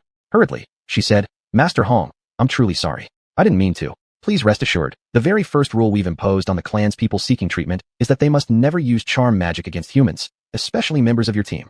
Seeing her sincere manner, Hongjun sensed her loyalty and genuine intentions. Convinced she was telling the truth, he relaxed his guard slightly and spoke gently. "It's not that it can't be done. You know, being able to speak human language means." Upon hearing this, xiuxian instantly knelt before Hongjun, kowtowing while begging, "Master Hong, I'm willing to acknowledge you as my master. Please accept me. I can do anything for you." After bowing repeatedly without receiving a response, she anxiously blurted out, "This time, all of our female clanmates, myself included, have devoted ourselves to self-improvement. None of us have had any interaction with the opposite sex for nearly 10,000 years." Though xiuxian's words were indirect and exaggerated, Hongjun immediately grasped the underlying implication she hinted at, the physical. Her meaning was clear. Every female Celestial Fox who had come to the human camp seeking treatment, herself included, still retained their purity. Hongjun's face turned uncharacteristically warm. Xiuxian lifted her eyes and happened to catch the embarrassment on Hongjun's face, leaving her momentarily stunned. Feeling humiliated, Hongjun irritably scolded, "Behave yourself. How dare you stare at your master so boldly?" It wasn't worse before he had scolded, but now that he did, Tu Qingqing the fox spirit quickly grasped Hong Jun's thoughts. Her heart secretly rejoiced, and she immediately put on a pitiful, frightened expression, quickly saying, "Yes, yes, yes. My master is absolutely right. I was being arrogant and disrespectful. Please punish me accordingly, master." After speaking, she remained prostrated on the ground, but seemingly deliberately lifted her shapely rear high, as if making sure Hong Jun noticed. Even though Hong Jun had already reached a state of inner detachment in his previous life, in this incarnation, being born of a human mother, he had yet to experience intimacy. Thus, a sudden surge of inner agitation arose. Then, keeping his brothers in mind, Hong Jun quickly suppressed the stirring emotions within. He thought of how his brothers might react in a similar situation. Human nature being what it is, if one tried to suppress, he suddenly found himself in a dilemma. Tu Qingqing waited for a while, yet the expected humiliation of her punishment never came. Thinking quickly, putting herself in his position, she made a decision, on her own, which countless future generations of celestial foxes would envy. Our celestial fox clan does not forbid cross-species marriages. Upon saying that, Tu Qingqing buried her entire blushing face to the ground. A long silence passed with no reply. Then, emboldened, she hurriedly added another sentence. In our celestial fox clan, cross-species marriage is voluntary, with no demand or compulsion for the other party to join us permanently. Hong Jun felt a rising sense of unease, and some regret. Why had he bothered with them in the first place? He knew all too well that they were fox spirits. Yet earlier, when he had been calculating against them, how could he have foolishly overlooked the possibility of falling into a seductive and awkward situation once his brothers removed their illusion-breaking glasses? Was it his arrogance and carelessness all along? After some self-blame, Hong Jun realized the current situation, especially now that his brothers had enthusiastically encouraged the idea of removing the throat bone from the fox spirits beside them, desiring for them to speak human language. Once such a thought had emerged, a momentum had already been created. Even if he refused strictly now, he couldn't stop his brothers from secretly practicing and pursuing this transformation technique, striving for the fox spirits to be able to speak human language. For his brothers, who had practical skills and understood the principles of audio transmission, modifying the throat structure of the fox spirits to enable them to speak human language wasn't an extremely difficult task. Instead of waiting until they succeeded, wouldn't it be better to just go along with the flow now? After comprehending the entire cause and effect, Hong Jun, with a touch of resignation, turned to Tu Qingqing, who was still kneeling on the ground, and impatiently asked, "Tell me, did you already foresee this moment today?" Tu Qingqing keenly detected the hidden implications in Hong Jun's words. After suppressing the excitement surging in her heart, she eagerly replied, "No, we never imagined humans like you could belong to a species that truly cherishes peace." Being aware that speaking too much could easily lead to mistakes, Tu Qingqing stopped here, still feeling the urge to continue, but wisely remaining silent. Hong Jun also realized that placing blame now would only complicate and strain their relationship, accomplishing nothing. Thus, in a low voice, he instructed her, "Go inform both humans and foxes to assemble at the central hall of the camp." After repeatedly bowing to Hong Jun, Tu Qingqing turned swiftly and disappeared from his sight with a graceful sway. Chapter 100, Named Disciples. Upon receiving the notice, Tianhu and the members of Hong's experimental team instantly understood the true meaning of this gathering. The Tianhu were extremely excited. As soon as they received the information, they knew that at least half of this opportunity had been secured for everyone by Tu Qingqing. Therefore, immediately after receiving the message, they knelt to thank her. As for the brothers of Hong's experimental team, while feeling excited, they were also very embarrassed and uneasy, entering the hall in a rather awkward manner. Once Hong Jun saw that everyone had arrived, he spoke directly without wasting any words. The profound methods are not passed lightly. The Tao must never be sold cheaply. I don't know whether those among the Tianhu race, who have been granted the rare fortune to remove the horizontal bone and speak human language, will gain great blessings along their fox-like path in the future. But it is truly a tremendous opportunity that can change your destinies. Therefore, I require every Tianhu who accepts the removal of the bone and the ability to speak, to swear to me personally, vow never to spread any knowledge you obtain from us to your kin or any other species. As soon as Hong Jun finished speaking, a full 80 Tianhu immediately knelt to the ground and, in unison, made their oaths before him. The collective vow energy from 80 Tianhu, each having cultivated for nearly 10,000 years, nearly exploded within Hong Jun's spiritual sea. Fortunately, to avoid disturbing Wu Ming, who was meditating deep within his spiritual sea, he redirected the vow energy into his heart area. As a result, the virtual space created within his heart expanded rapidly and became nearly 3 times larger than his original spiritual sea. Receiving others' oaths actually expanded one's own spiritual space. Was he really cultivating the Tao of immortality, or perhaps the divine Tao? This unexpected and enormous benefit instantly left Hong Jun slightly questioning his life. While feeling the tremendous changes within his body, Hong Jun gazed intensely at the foxes kneeling in the hall. His solemn expression caused everyone to feel as if they were standing before a deity. Though none of them had personally seen a god, they were all certain in their hearts that Hong Jun was no less than a god. Even the brothers who usually joked around with Hong Jun, even Maheo, who was closest to him and often disregarded his authority, found himself inexplicably wanting to kneel and worship him in this very moment. With a loud ping-tong, Qian Gumin, the biggest admirer of Hong Jun, became the first among Hongjuan's brothers to kneel before him at this moment. Following him were Sun Ji and Yang Chan. Before long, Maheo saw that, aside from Hongjun himself, he was the only one still standing in the entire hall. After a brief hesitation, he too knelt down out of genuine respect. Hongjun, after a brief moment of bewilderment, snapped out of it, and upon seeing everyone kneeling before him, couldn't help but feel startled. Hongjun, who always valued equality, was somewhat uncomfortable with his own brothers kneeling to him. However, under the current circumstances, it wouldn't be appropriate to display this belief in equality in front of all the Tianhu. After a brief pause, he said solemnly, "The benefits obtained from making vows to me are not fixed. This oath you Tianhu have made to me not only ensures your future conduct aligns with the interests of our Hong's experimental team, granting you access to our knowledge, but it also bestows upon you another title, my named disciples." As soon as Hongjun spoke these words, the most emotional of all was Tu Qingqing, who could only let tears silently stream down her cheeks. At this moment, the only way she could express her feelings was by repeatedly kowtowing to Hongjun. The Tianhu chosen from among tens of thousands of their kin to participate in this mission were no fools. Seeing Tu Qingqing, the eldest and most respected among them, who had first interacted with Hongjun, ignoring her own status and identity to kowtow desperately before him, immediately followed suit, deeply moved by everything they had experienced since arriving at the human camp. Things beyond their wildest imaginations. Though these kowtows brought Hongjun no real benefit, he still felt a peculiar joy and satisfaction watching a group of beautiful and charming girls show such reverence toward him.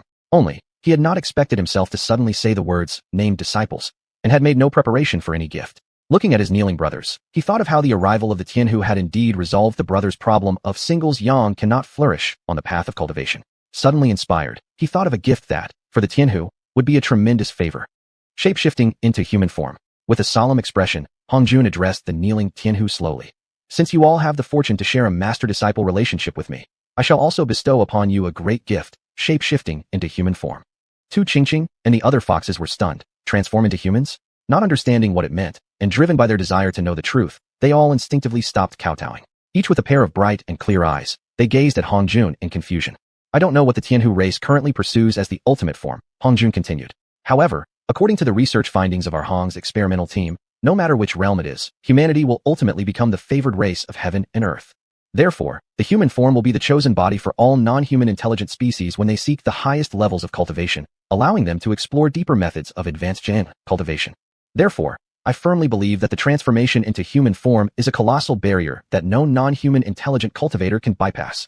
And when all intelligent beings transform into human form and become the favored of heaven and earth, in a sense, they transcend the celestial laws that define their racial forms, and thus commit an act against the heavens. Going against the heavens requires both fate and opportunity, as well as an extremely painful price. Now, I'll give you all tonight to think it over. Any Tianhu willing to endure the great tribulation of transformation, which may lead to complete destruction of body and soul, may gather at the square in front tomorrow morning to face the test of transformation. Of course, for any Tianhu unwilling to transform, I will treat and teach them equally with those who do transform, without any discrimination." Upon saying this, Hongjun waved his hand and declared, "Today's ceremony of swearing allegiance to me and becoming my named disciples is now concluded. I urge everyone to carefully consider whether or not to transform." As the Tianhu representative who had led the delegation undergoing the treatment for the stiffness plague, Tu Qingqing first gave Hongjun a respectful, loud kowtow before asking in a clear and firm voice, "The benefits of transformation have been made very clear, Master Hong. May I ask, are there also benefits to not transforming into human form?" Hongjun nodded approvingly, signaling that this was a very good question. Then he smiled and said, "By continuing to maintain your Tianhu form, you will gain a significant advantage. You will understand, learn, and master your Tianhu race's secret teachings more easily and effectively. Because the cultivation methods left behind by your race, after hundreds of millions of years, have been continuously improved and refined by your wise ancestors. Methods that best suit your race's physical form.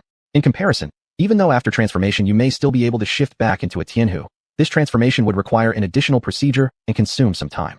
Furthermore, with physical transformation, the brain also needs time to adapt. Therefore, in terms of practice, you naturally can't match those who have always cultivated in Tianhu form. Of course, besides being unsuitable for human-style cultivation methods, maintaining the Tianhu form also leads to a cognitive barrier. That is, the Tianhu who keep their original forms will hardly be able to surpass the achievements of your ancestral masters.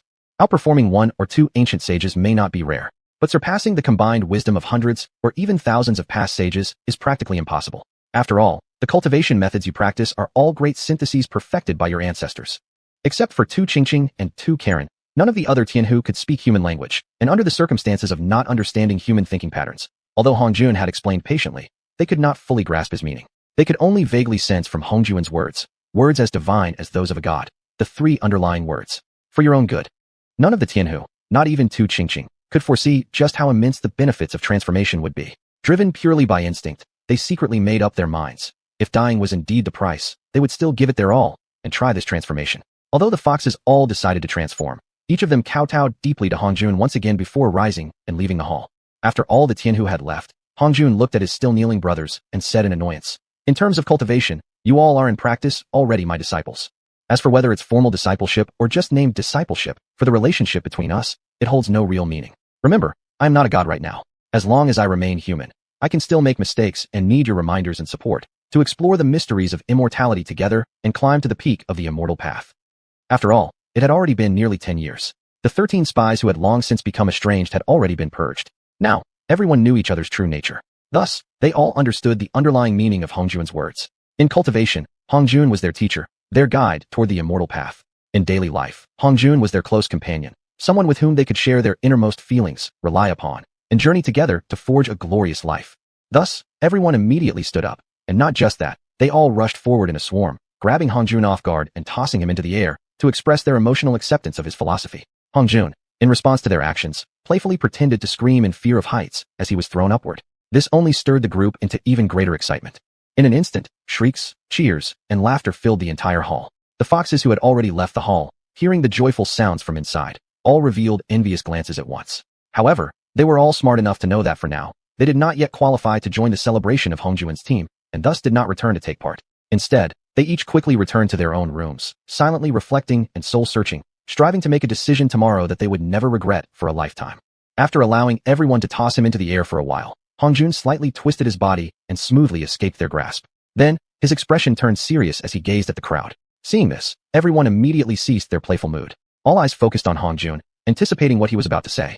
Hongjun swept his gaze over everyone, then slowly and solemnly said in a calm tone, "Brothers, have you ever thought about what would happen after a Tianhu transforms into human form?" Everyone was stunned for a moment, then quickly imagined a certain scene. Ma Gao blurted out, "Heavenly tribulation." Then, all of them couldn't help but look at each other with glowing eyes, exchanging knowing grins. Soon after, they all quickly regained their composure, somewhat hesitantly glancing at each other. Because each of them had already undergone a foundation formation tribulation before, and knew well that after the tribulation, nothing would remain on one's body. Except, the one undergoing the tribulation would be their own.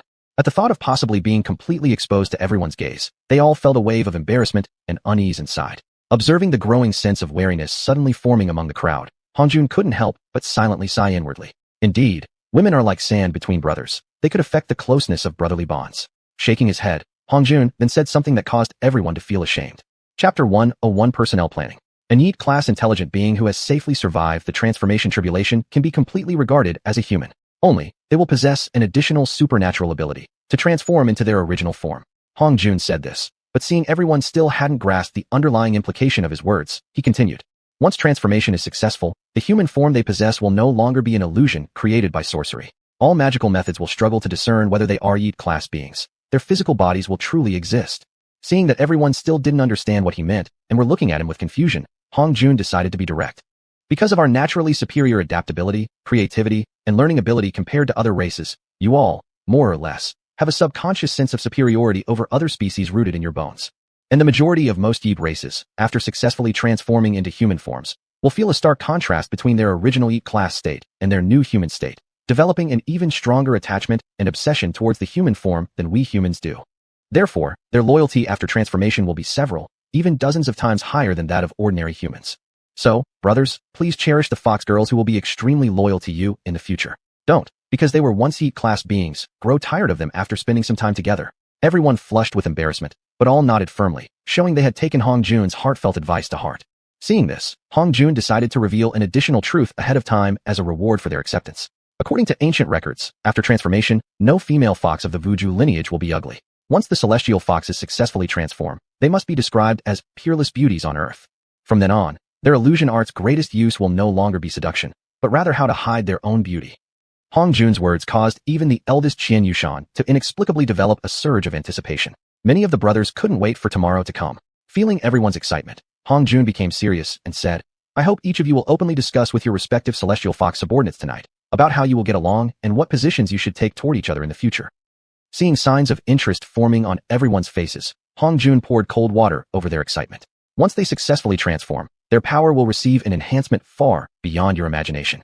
After all, nearly 10,000 years of cultivation, even if discounted compared to human cultivation standards, without claiming to reach the nascent soul stage, reaching golden core is at the very least a certainty.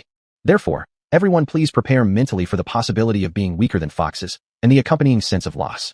Of course, no matter how powerful these celestial foxes become, you don't need to worry, because I treat everyone on the same basis. I will treat them the same as other humans or other races who may later join our team, exactly the same as all of you. Unless, of course, you stop striving for improvement from this point onward. So how should I put this? My cultivation level is currently the lowest among all the brothers.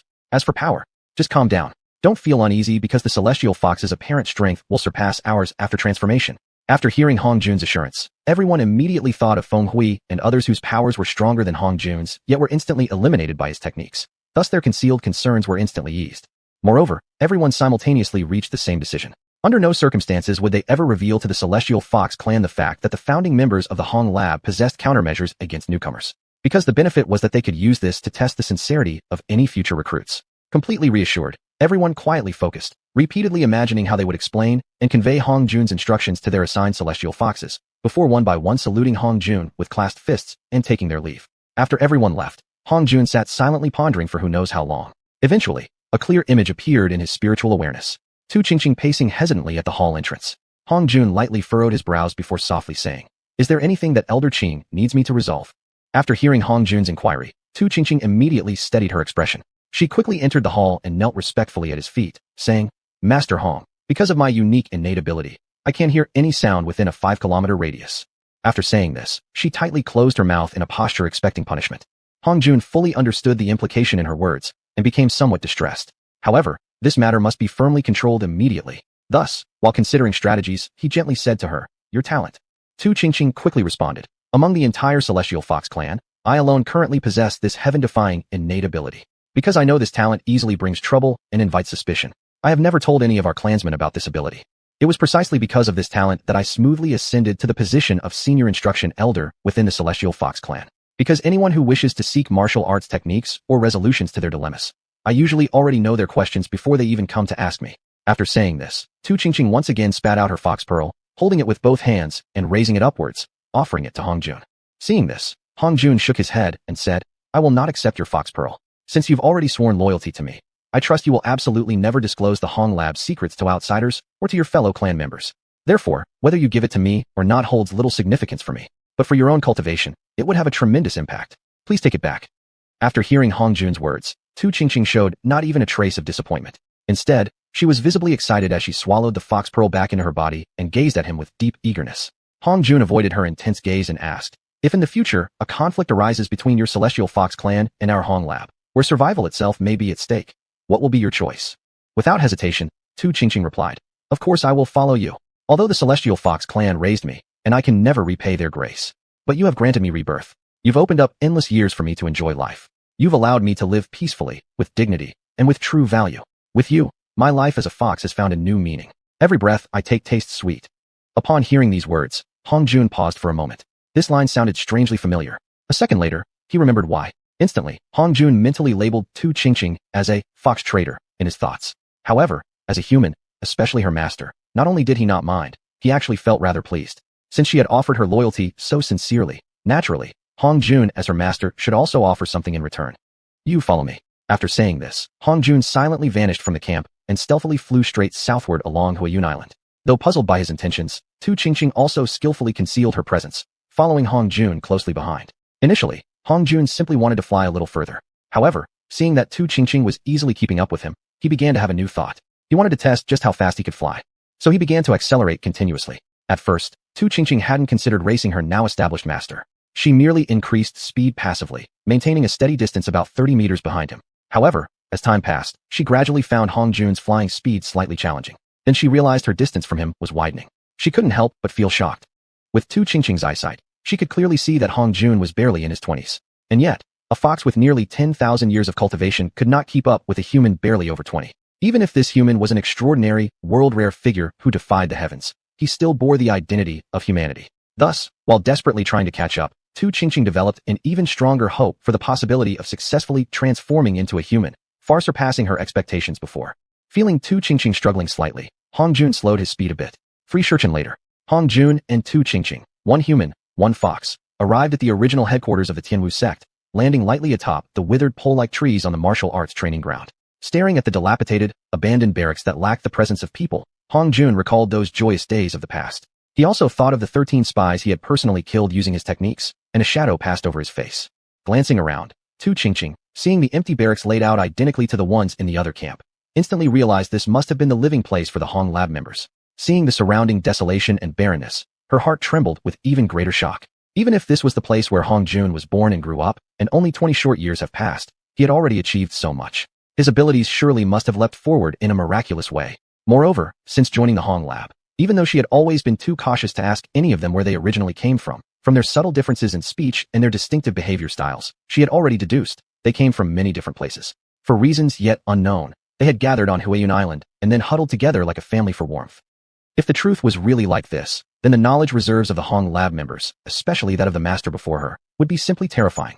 Hong Jun never expected that just bringing Tu Qingqing to this abandoned place to conveniently arrange her transformation tribulation would result in her uncovering so many secrets about his brothers. After a while, Hong Jun snapped out of his melancholy and turned his gaze toward the well field where he had once transplanted some plants. He now saw overgrown weeds had completely taken over, with no one tending to them, so much so that at a glance, it was impossible to tell which plants had originally been transplanted there. Seeing Hong Jun on the verge of being lost in memories again, Tu Qingqing finally couldn't help herself and softly asked, "Master Hong, the reason you brought me here, is it?" Hong Jun quickly withdrew his gaze and said to her, "You shall undergo your transformation tribulation right above that empty field." "Me? Undergo my transformation?" Tu Qingqing quickly understood and immediately knelt at Hong Jun's feet, excitedly saying, "Please, Master Hong, grant me this favor." Chapter 102. The Transformation Tribulation. After receiving Master Hong Jun's confirmation, Tu Qingqing twisted her body in midair. With a faint flicker, she gently floated above the field, standing respectfully before Hong Jun. Hong Jun glanced at the night sky and, estimating the time, realized he could no longer afford to be distracted or waste any moment. Otherwise, he wouldn't be able to return to the encampment by morning. Swiftly, he gathered his divine consciousness and inner yuan power, and facing the west where the spiritual energy was thick, he softly intoned, "Lightning, come." As soon as Hong Jun spoke those words, laws of cultivation were invoked, immediately stirring heaven and earth into dramatic transformation. Countless stars in the sky were instantly obscured beneath boundless dark clouds. When a silver sickle of lightning tore through the clouds, endless streaks of thunderous light poured down upon Tu Qingqing. Tu Qingqing had cultivated for nearly 10,000 years and once, from a distance in Xiuxian Island, had seen lightning in the sky. However, instinctively by nature, she harbored both repulsion and fear toward thunder. Seeing the storm of lightning crashing toward her, her immediate reaction was to flee. Then she quickly recalled. The thunder was summoned by Master Hong Jun, meant to assist her in crossing through the tribulation of transformation. Thus, she steeled herself to endure the heavenly lightning striking her head on. Pain. Excruciating pain, like being flayed alive. It nearly sent Tu Qingqing into unconsciousness at the very beginning of the tribulation. After summoning the lightning and delivering the first round of thunderous strike, Hong Jun realized his decision to help Tu Qingqing cross the tribulation of transformation had been hasty and impulsive. The tribulation of transformation was not simply a matter of enduring heavenly thunder and thus succeeding. The predicament was already here, and the trouble indeed great. Should he let Tu Qingqing suffer the lightning in vain, or should he disperse the tribulation clouds?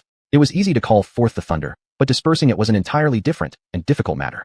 Once control was lost, not only would the clouds not dissipate, there was a high chance the storm would intensify, becoming stronger and lasting longer. Hong Jun's mind raced through memories until, through sheer luck, he discovered an ancient scripture in a remote classic text, a piece that appeared to be a secret manual of transformation. Without time to verify its authenticity, he immediately used a secret transmission method into her mind, imparting the manual into Tu Qingqing. Amidst the storm of thunder above, when Tu Qingqing, in utter helplessness, began to entertain thoughts that she might perish in this sea of lightning, she suddenly heard Hong Jun's voice transmission. Instantly, waves of gratitude surged through her heart and soul. So when Hong Jun asked, "Have you understood clearly?" she completely missed the meaning of what was imparted due to her panic. In chaos, fear, and terror, she could only shake her head desperately. Not receiving a reply, Hong Jun quickly retransmitted instructions, this time emphasizing not to use spiritual energy, and again employed the secret voice transmission. This time, Tu Qingqing, unable to divert her attention, carefully listened and immediately grasped the technique's usage. Without worrying about being impolite or admitting guilt, she urgently sent her voice out. "Master Hong, I did not catch the transformation secret technique you transmitted." Hong Jun knew this was no time for investigation. Urgently, he retransmitted the transformation secret manual, together with a diagram showing the internal structure of a celestial fox's true form and the basic anatomical structure of a human. Well, a woman's physical construction. All of these he passed to Tu Qingqing. At this moment, Tu Qingqing had no intention to trace the source of these images and knowledge Hong Jun transmitted, nor did she have time to marvel at how complex and perfectly constructed human anatomy was. After all, as a fox with nearly 10,000 years of wisdom, her intelligence was unquestionably extraordinary. Under the guidance of powerful divine consciousness, comparing the structures of a fox and human body, xiuxian instantly grasped the hidden meanings within the secret transformation technique. Therefore, when the second round of thunder tribulation struck, she had already understood the meaning and purpose behind the lightning in the trial. Fear no longer remained in her heart. Instead, a defiant, fearless ambition surged.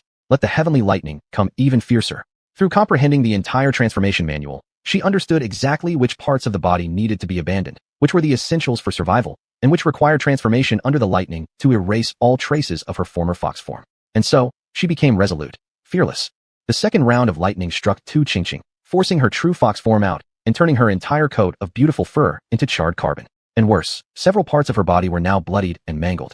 The third round of lightning struck. Unable to bear the excruciating pain that coursed through both soul and flesh, xiuxian let out a shriek, uncaring about dignity or appearance. After the third wave of thunder, her entire muscles were nearly turned to charcoal. Moreover, deep in her heart, a thought quietly surfaced. I was born a fox. Perhaps I cannot pass through this transformation tribulation. When the fourth heavenly lightning strikes, I will be utterly annihilated, body and soul. Although Hanjun, after triggering the lightning tribulation, was able to partially disperse the tribulation forces, as its summoner, he technically possessed the authority over this heavenly lightning, thus enabling him to sense the status and condition of the one undergoing the trial. At this moment, he noticed something wrong with xiuxian. Her entire aura was enveloped in thick, suffocating deathly gray. Trouble. The fourth tribulation round, the heart demon tribulation. The tribulation of heart demons was the most unpredictable and perilous of all heavenly tribulations, especially during the transformation tribulation of heteromorphic beings. If one fails to pass this tribulation successfully, even if one eventually succeeds in transforming into a human body, one would still stubbornly believe that he or she remains the same old being.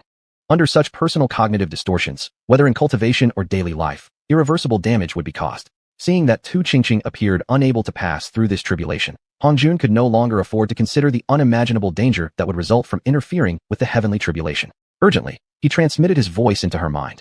Steady your spirit, then listen as I chant a sutra, and you repeat it word for word. After sensing xiuxian had developed a slight will to survive, Hanjun quickly transmitted the chant. Namo, Bhagavate, Bhaskareya, Namo Arya, Avalokiteshvara, Sripara, Bodhisattva Bhagavata, Mahasattva Bhagavata, Mahakarunakya, Om, Sarvara Pariat, Satanadasa, Namo, Sukalambaya, Imaria, Bhagavate, Sripara Bhagavata. As xiuxian repeated the mantras, the gray aura entwined around her soul quickly thinned out from dense to light, then ultimately dissipated into nothingness. At the moment the final thread of gray mist vanished, the boundless dark clouds instantly coagulated into ink-like chunks. Then lightning flashed, and thunder struck xiuxian with a massive explosion. It was precisely this restored will to survive that ushered her into the true test of her transformation tribulation. With one blow, her fox skull was blown to ashes in an instant. The sixth wave of the tribulation came more decisively in the form of dark purple lightning, descending rapidly. Under this heavenly thunder destined to erase both heaven and earth, xiuxian couldn't even protect her true body. Reduced entirely to ashes, only after her body vanished did the deafening rumble of the thunder echo through the skies. Hanjun knew all along that heteromorphic transformations required the original form to be reduced to nothingness.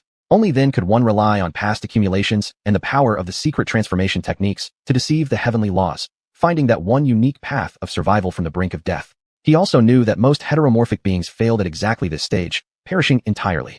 Still, he was stunned by the scene before him. In his heart, he silently murmured, "It'll be all right. She can get through this." Under Hongjuan's close observation, finally, a glimmer of green light shone through the ashes. Her spirit consciousness still survived. Overcome with joy, Hangjun knew xiuxian had passed this round of tribulation. He watched the green glow expand rapidly. Then gradually, it began to take shape. A completely naked girl formed quickly in the green light. The moment her human form materialized, the seventh thunderbolt of tribulation silently descended. Unlike the previous lightning strikes, which came rapidly, this one fell slowly, as though trying not to alarm the newly formed human girl. Hangjun covered his mouth tightly, terrified of blurting out a warning and inadvertently alerting xiuxian to the incoming tribulation. Should he truly warn her, no matter how much she had accumulated or how strong she had become, all efforts would be in vain. For this lightning was the consciousness perception tribulation, the only thunder in which the voice of the cultivator could cause it to flee. Once startled and driven off, it would bring the following dire consequences to the cultivator. No survival instincts, no intuition, and no perception abilities whatsoever. In short, even though she might possess a human body, her ability to adapt to the external world would fall short even of a human infant's. As this sinister consciousness perception lightning approached the strands of xiuxian's black hair, Hongjuan's heart seemed to leap up to his throat.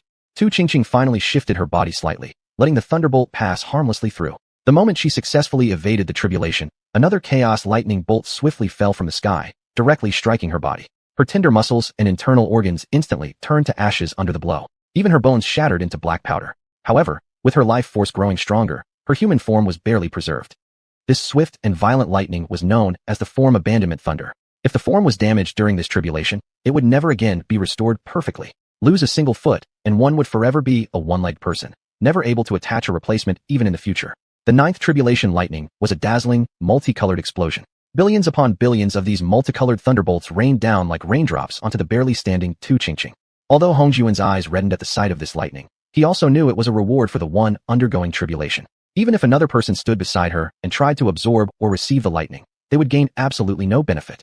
Because this lightning was effective only for those whose bodies had already turned to ash, it could rapidly restore the cultivator's physical form. Reassured, Hongjun watched as xiuxian's blackened bones became crystal clear, her internal organs quickly reforming. He realized xiuxian had passed her transformation tribulation successfully, scary, yet ultimately safe. Knowing that upon achieving human form, she would emerge naked, he quickly turned around and faced away from her. As xiuxian restored her physical body, her awareness of the external world rapidly returned. Once her body was fully restored, seeing her perfect human form, she excitedly twisted around and flew to Hongjun, exclaiming joyfully, "Master Hong, I've passed the transformation tribulation and attained a human body. Master Hong, look, I've already achieved a human body. Master Hong, I've already." When xiuxian noticed Hongjuan's blushing and embarrassed face turning to the side, suddenly she felt a chill, and instantly her face flushed bright red. She pouted, stomped her foot, turned away, and shyly whispered with a trembling voice, "Hong, Master, do you have clothes?" Clothes, naturally, he did not have. Which respectable man would carry women's garments on his person? Thus, he hurriedly replied, "Your illusion technique should have advanced. You can conjure clothes yourself." Chapter 103. Preparations for the Heavenly Tribulation. After the successful test of xiuxian's transformation tribulation, Hongjun reflected upon the entire process of the transformation tribulation and summarized all the key points and taboos involved in the process. Then, he turned his gaze toward xiuxian. Xiuxian, who had successfully passed her transformation tribulation and acquired the supernatural ability to take human form, was already wearing the tangible-like robe that she had conjured into existence. The jade green robe emitted a faint glow. This jade green robe perfectly accentuated her delicate white wrists, her crystal-like neck, and collarbone. Coupled with her angelic face that expressed both joy and anger simultaneously, her beauty became utterly alluring. Delight to the eye. At this moment, Hongjun's mind was filled only with this single thought. As the first rays of dawn pierced the darkness and brought light to Huiyan Island, 79 Tianhu stood in perfect formation on the square in front of the barracks, all eagerly looking forward, hoping for their master Hong, who would change their fates as foxes, to appear soon. Meanwhile, the 42 members of the Hong research team had gathered on the east side of the square, all staring fixedly at Hongjun's quarters. Just as the golden rays of sunlight were about to illuminate the land, everyone suddenly felt their vision blur. Hongjun appeared together with a jade-robed beauty on the stage in front of the square. Ma Gao and others immediately assumed that, finally, someone had arrived on the island. After glancing around and seeing no other strangers, and noticing the absence of the Tianhu clan's grand elder xiuxian, they instantly realized Hongjun had taken the lead. He had managed to help xiuxian pass her transformation tribulation before anyone else. A sharp-eyed member quickly took out a reality-detecting spectacles from his pocket and put it on. He realized that this was truly a human being. Only after this confirmation did he slowly recognize her beauty. At this realization, the members all blushed slightly and nervously shifted their gaze away. The 79 Tianhu lined up in the square, though they could not sense the aura of their own race from this human woman, instantly identified her as none other than Grand Elder xiuxian. So, it was true, she had truly taken human form. Thus, all the foxes fell to their knees, their faces full of reverence. However, all their heads remained high, attempting to catch more glimpses of their transformed Grand Elder xiuxian. After passing her transformation tribulation, xiuxian had elevated her original distant hearing supernatural ability to something akin to the human's supernatural mind-reading ability. Upon sensing Hongjun's intentional mental communication, she stepped forward and spoke out to the Tianhu gathered in the courtyard with dignity. "I am xiuxian, the Grand Elder of the Tianhu clan, who has successfully passed the transformation tribulation." Though the foxes in the crowd already firmly believed in her identity, hearing it directly from her mouth still brought a tremendous shock. Their gazes at her became even more fervent. Xiuxian smiled gently toward the Hong research team on the east side, then continued loudly. "Because the transformation tribulation includes a crisis of heart demons, one must remain calm and composed, adjusting one's physical condition to its peak and strongest state before proceeding. Therefore, for safety, each of you must engage in at least 7 days of quiet cultivation." After hearing xiuxian speak fluently in both human and fox tongues, the 79 members of the Tianhu clan rushed off without regard for etiquette, each hurrying back to their rooms to begin cultivation. After all the Tianhu had left, Tu Qingqing stepped back 2 paces and positioned herself again behind Hong Jun. Seeing that she had not left nor avoided the group of brothers, Hong Jun slightly pondered, then simply let her stay. He stepped forward to face his brothers, and with a solemn expression, said, "The transformation tribulation of non-human races is extremely dangerous and deeply secretive. Therefore, I hope you all can familiarize yourselves with some aspects of this tribulation." After saying this, he transmitted a summary of the transformation tribulation procedure and the secret technique through spiritual projection to each of them. After carefully reviewing the entire procedure of the transformation tribulation through the images, everyone fell into a silence. Particularly after comparing the process with their own abilities, even xiuxian, the most experienced among them, wore a bitter expression. Hong Jun glanced at all his brothers, gently pulled Tu Qingqing closer, and earnestly said, "Everyone should thank Elder Tuesday. It was she who secured these 7 days of effort for us. I hope you all can be 100% confident in carrying out the Tianhu transformation within these 7 days. If you have any questions, now is the time to raise them for collective discussion." Xianxia looked at his brothers and then stepped forward to ask Hong Jun, "I believe all of my brothers are most concerned about one thing regarding the transformation tribulation, the lightning summoning aspect. None of us have a talent for learning thunder techniques, and therefore, summoning lightning." Hong Jun thought for a moment and realized that indeed, this was something impossible to master quickly. So he swiftly changed his words. One must first practice the secret technique of transformation to summon the lightning tribulation of physical metamorphosis. As for the lightning summoning afterward, I will take charge personally. As for the subsequent supervision and protection, that falls back to each of you. Thank you, Master Hong. If this problem is resolved, then the following steps like maintaining stability and protecting the individual during the tribulation will naturally pose no issue at all, Xianxia said, then turned toward his brothers and loudly asked, "Brothers, am I right?" When everyone saw that the biggest problem was resolved, they all felt a surge of confidence, knowing that the remaining challenges were easy to handle. In a bold and resolute tone, they responded loudly, "Yes." Within the 7 days, Hong Jun gave lectures for 3 consecutive days. He explained every detail of the Tianhu's transformation tribulation and discussed the emergency measures and precautions to be taken if problems arose at critical stages. For the next 3 days, they repeatedly tested and familiarized themselves through question and answer sessions with each other. On the morning of the 7th day, Hong Jun instructed his brothers to scatter out and find private locations suitable for their attached Tianhu to undergo the transformation tribulation. He suggested that each location be at least 100 kilometers apart to avoid mutual interference during the tribulation. Xianxia, indeed the chief steward among them, collected the information about the selected tribulation spots and created a massive divine awareness map, which he stored in his soul consciousness. When all the tribulation spots were mapped out, 3 brothers were found to be too close to each other and slight adjustments were made. After reviewing the final map, Hong Jun gave it some thought and labeled each spot with a number based on proximity, not wasting time and maintaining safety distance. He then announced that during the transformation tribulation, the lightning summoning would follow these numbered spots, reminding everyone to be mindful of the timing. That night, each brother's attached Tianhu urged their master to depart early for their tribulation spot. Perhaps out of consideration for the female Tianhu, all 42 brothers, together with their attached Tianhu, traveled overnight to reach their designated tribulation spots, silently awaiting the time of tribulation. Early in the morning, when Hong Jun opened his door, he saw Xianxia, Ma Gao, Tu Qingqing, and Tu Kerong already waiting outside. He was slightly taken aback and asked in doubt, "You all?" Ma Gao replied fearlessly, "I noticed that some attached Tianhu were getting a bit impatient, urging everyone to go to their tribulation spots and stay there last night." Hong Jun pondered briefly and realized this might not be entirely appropriate. Then he turned to Tu Qingqing and said, "This time we'll let it pass. I hope you can warn those coming after. We respect every attached Tianhu and wish to coexist equally, but that does not mean our attached ones can grow conceited and domineering." Tu Qingqing's heart instantly tensed. She nodded quickly and replied, "Rest assured, Master Hong. I will faithfully pass on your warning. And after the transformation tribulation, I will summon all clan members for a stern warning." Tu Kerong, as the clan leader of the Tianhu race and the leading figure, saw the tremendous opportunity for tribulation among the clan members. Yet, he himself had no hope of transformation. Imagining the future when clan members could interact seamlessly with humans without using illusions, while he himself remained a fox in form, filled him with embarrassment and disappointment.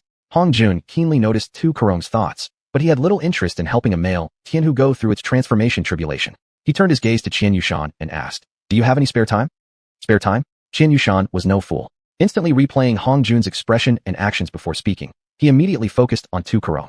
He realized that nobody had been assigned to assist Tu Kerong through his transformation tribulation, so he quickly shook his head and replied, "I need to inspect all directions and assist our brothers.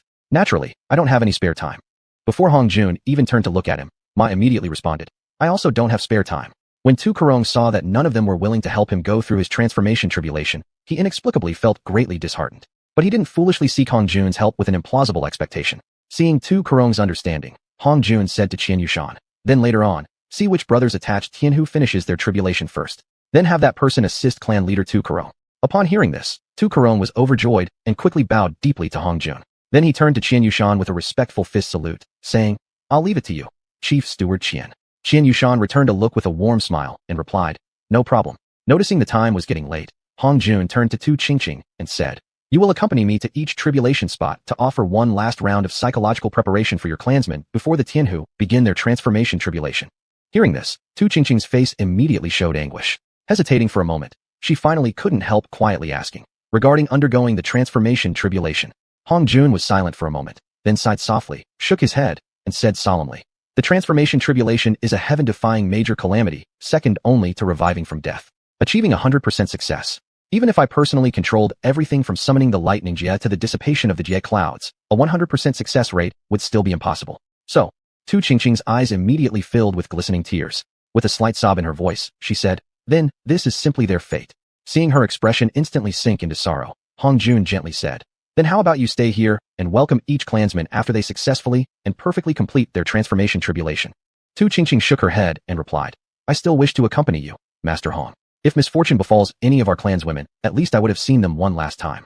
After saying this, she quickly wiped away her tears, concealed the sadness on her face, and looked up at Hong Jun. Hong Jun nodded slightly, then helplessly remarked, "We do all we can. The rest is left to fate." Chapter 104, Drawing the Line. Even though every brother had prepared various imaginable contingency plans for handling the shape-shifting tribulation beforehand, Tu Qingqing personally gave an illustrative speech, offering final encouragement and warnings to every clansmember about to undergo the tribulation. In the end, only 15 foxes, including Tu Qingqing and Tu Karen among the 6 celestial foxes, successfully passed the shape-shifting tribulation. The other 65 celestial foxes were completely eradicated by the tribulation lightning. Among them, Tu Qingqing, Tu Karen, and 2 elders were the team leaders of this rescue operation. Out of the 74 elite celestial foxes, only 11 passed successfully. In this shape-shifting tribulation, not one single brother managed to successfully assist Tu Feng in completing the transformation perfectly. Even the first brother who completed the transformation process suffered 2 consecutive failures. When he returned to the camp in grief, he was immediately stopped by Xianxuan. "Ji Weilu, right now you will do through the shape-shifting tribulation for Tu Caron at 1 kilometer ahead of this camp." Ji Weilu was stunned, looking at Xianxuan in disbelief, and asked doubtfully, "Me do sure it? You know, I have just..." Xianxuan raised his hand to cut off his words, interrupting, "No buts. This is the decision made by Hong Master before he left the camp." After speaking, seeing that Ji Weilu opened his mouth as if he wanted to say more, he added, "Even if you fail again, no one, human or fox, will dare to blame you." When the words had gone that far, Ji Weilu had no further reason to refuse. He could only suppress his sorrow and stride towards Tu Caron. Tu Caron was anxiously pacing back and forth at the entrance of the lower camp. Upon sensing a member of Hong's team returning to the camp rapidly, he hurriedly went to meet them. Although he found it a bit strange that this particular member of Hong's team had come back alone, he brushed the concern aside in his eagerness to undergo the shape-shifting tribulation, lavishing generous praises on him. Ji Weilu nearly got brainwashed by all those kind words from Tu Caron, as if he truly were a great expert next only to Master Hong, omniscient and omnipotent. But as he looked around, recalling those attached celestial foxes who had accompanied him for a while but were now gone, killed tragically by the tribulation lightning, he quickly regained clarity. After suppressing his sorrow, he somewhat dully said to Tu Caron, following Master Hong's plan, "Please, Chief, follow me to a location 1 kilometer away to undergo your shape-shifting tribulation." And with that, he turned and walked outward. Tu Caron eagerly followed him to the tribulation site. Ultimately, thanks to his foundational skills, and because he had broader knowledge and richer experience dealing with miscellaneous matters compared to other celestial foxes, coupled with better adaptability, Ji Weilu smoothly and perfectly guided Tu Caron through the shape-shifting tribulation after obtaining support from Hongjuan's lightning talisman. After acquiring a human male form, disregarding the awkward dangling between his legs, Tu Caron leaped in front of Ji Weilu, eyes brimming with tears, expressing heartfelt thanks. Although Ji Weilu desperately needed these celestial foxes who had successfully passed the shape-shifting tribulation to shower him with gratitude to alleviate his grief and self-blame, he still showed a disgusted look and pushed Tu Caron away, saying, "You no longer have fur covering your body. You must wear clothes to maintain modesty in human form." With his face reddening in embarrassment, Tu Caron quickly covered his most private area and awkwardly stepped aside. Seeing Tu Caron's helpless and embarrassed expression, Ji Weilu immediately recalled that the final step in Hong Master's transformation process was clothing manifestation. Without a good temper, he reminded, "Your celestial fox shape-shifting ability remains, and it has even significantly improved. So why don't you quickly transform some clothes to wear?" After hastily manifesting and putting on some clothes, Tu Caron once again approached Ji Weilu, starting to flatter him profusely. After a brief hesitation, Ji Weilu decided to speak honestly. "My 2 attached celestial fox companions." In the end, he had indeed formed emotional bonds with those 2 celestial foxes. Ji Weilu choked up, unable to continue. At once, Tukaruan was like a proud rooster, joyfully crowing away, suddenly having his throat tightly gripped. After a couple of incoherent croaks in his throat, he immediately stepped back twice, staring at Ji Weilu in fear. Seeing this, Ji Weilu shook his head with a bitter smile and said, "You have already completed the transformation. Their failure in the tribulation has absolutely nothing to do with you now. What are you afraid of?" Hearing this, Tukaruan quickly checked himself, found nothing wrong with his body, and instantly felt reassured. Indeed, I've successfully transformed, completely unrelated to those who failed. Yet, upon thinking further, had he known beforehand that Ji Weilu, after failing twice consecutively, still came to help him with the tribulation, if he had known even a little earlier, he would have still felt extremely frightened and guilty beyond description, no matter how much time had passed. That night, the entire camp was immersed in grief. Upon learning that they had survived, the 11 elite Celestial Fox disciples exerted every effort to console their respective masters. The next morning, routine morning meeting. Hongjun wore a stern expression, staring at the 11 brothers on the stage whose faces were full of embarrassment. After a long pause, until he saw beads of sweat pouring down their faces, he inhaled deeply and said, "You, unable to bear the embarrassment and guilt, Chengho, Yuan Chengqian, Shen Zhixing, Peng Zaiqing, Renfei, Zhang Jiatsai, Zhou Xiaoyu, Hu Yu, Shi Jincheng, Gan Yuankai, and Li Jianshan, the 11 of them, knelt down simultaneously. I don't know whether you took advantage of their vulnerability. If, before Hongjun could finish speaking, the successfully transformed fox maidens standing on the western side hurriedly walked to their respective masters, knelt down, and cried out in unison, Master Hong, they didn't take advantage of us. We did it voluntarily, willingly repaying their favor and helping us attain human form. Tu Qingqing furrowed her eyebrows, stepping past Hongjun, ready to loudly scold the clansmen for their disrespect and lack of decorum in interrupting Master Hong's reprimand.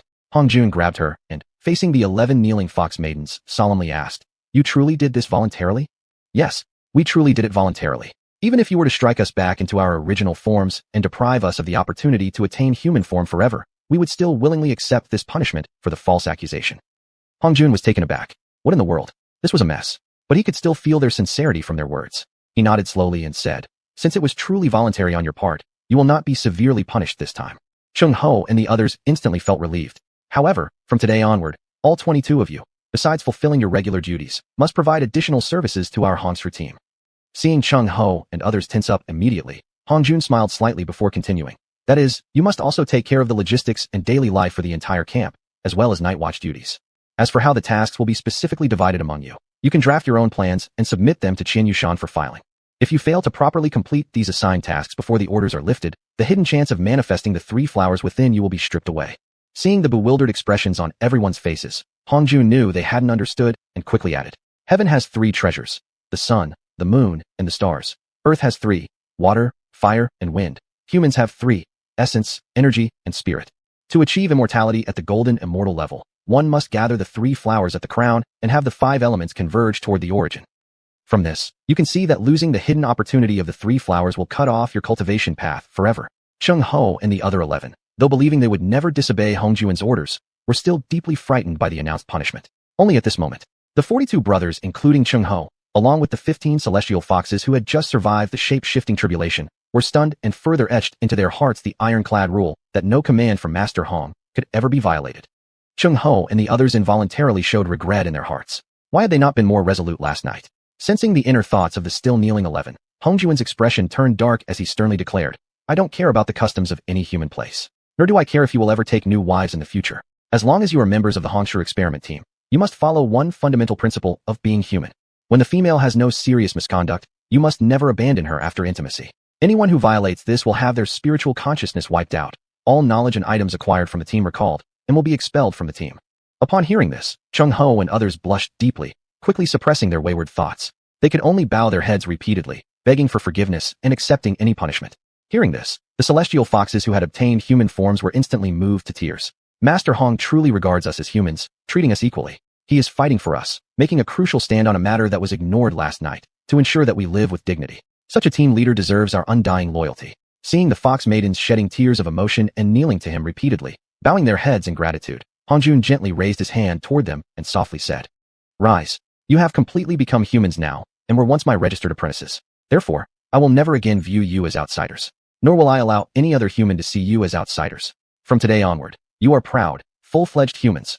You will automatically enjoy all the benefits and new knowledge Kuncheng inheritance created by our Osru, O-Clan, experiment team. I hope that in the near future, beyond advancing your cultivation realms, you will dedicate yourselves to serving and working for our Hongshu experiment team. through your own efforts, become my formal disciples. Hongjuan's grand vision instantly solidified the loyalty of all the successfully transformed celestial foxes. As for Karen, who used to look down disdainfully at humans time and again, he had now transformed completely, becoming a devoted admirer of Hongjuan. Judging from the expression and glances he revealed, he might just become another fox trader. Chapter 105, The Starter Package. After Hongjuan finished scolding his brothers and enjoying their gentle treatment, he said to them in an unpleasant tone, "You shameless guys, get up." Ho and others stood up quickly. After they retreated to the side, Hongjuan turned to the fox girls who were still kneeling on the edge, continuously bowing their heads, and said in a soft voice, "You 11, come to the center." The fox girls were first startled, then quickly realized that Master Hong was summoning them. Seeing Hongjuan's solemn expression, they nervously came to the middle of the hall and knelt down neatly, lowering their heads and not daring to breathe loudly while listening attentively. You have now officially become human. The ways humans interact, their customs, and expressions of emotions differ greatly from those of non-humans. From now on, you must break away completely from your past ways of living. I hope you embrace this new, human way of life and integrate into our xiuxian experimental team as soon as possible. Work hard and pour your efforts into securing your own future and strengthening our team. Now, I am giving you a choice. 1. Retain your original names. 2. Give yourself entirely new human names. As Hongjuan spoke, he noticed several among the 11 fox girls whose eyes lit up while staring at him, and immediately squashed their wild ideas. Regardless of your chosen surname, you may not take the surname Hong. For the sake of the team's safety going forward, within the xiuxian experimental team, no one except myself and my descendants may bear the Hong surname. Xiuxian, upon hearing this, immediately fixed the kneeling fox girls with an extremely displeased gaze. Considering herself a member of Hongjuan's harem, of course she would take immediate action regarding anything, especially matters that could cause disputes over future standing. Seeing that none of the clan members reacted strongly, she relaxed her guard slightly. At the same time, she secretly made a decision to remind all clan members later not to even think about borrowing the Hong name or trying to claim relation. Otherwise, they'd be violating Master Hong's taboo, with extremely severe consequences. After thinking for a moment, all the fox girls chose in unison to keep their original names. Hongjuan nodded with satisfaction at their choice. Then, turning to xiuxian, he said, "You will record her name and the names of the brothers who helped them successfully pass the transformation tribulation and enter both into the shared unique brain." Xiuxian hurriedly nodded in agreement. Then Hongjuan loudly announced to all the foxes, "On behalf of the human xiuxian experimental team, I congratulate all of you on successfully passing the transformation tribulation and proudly joining our team."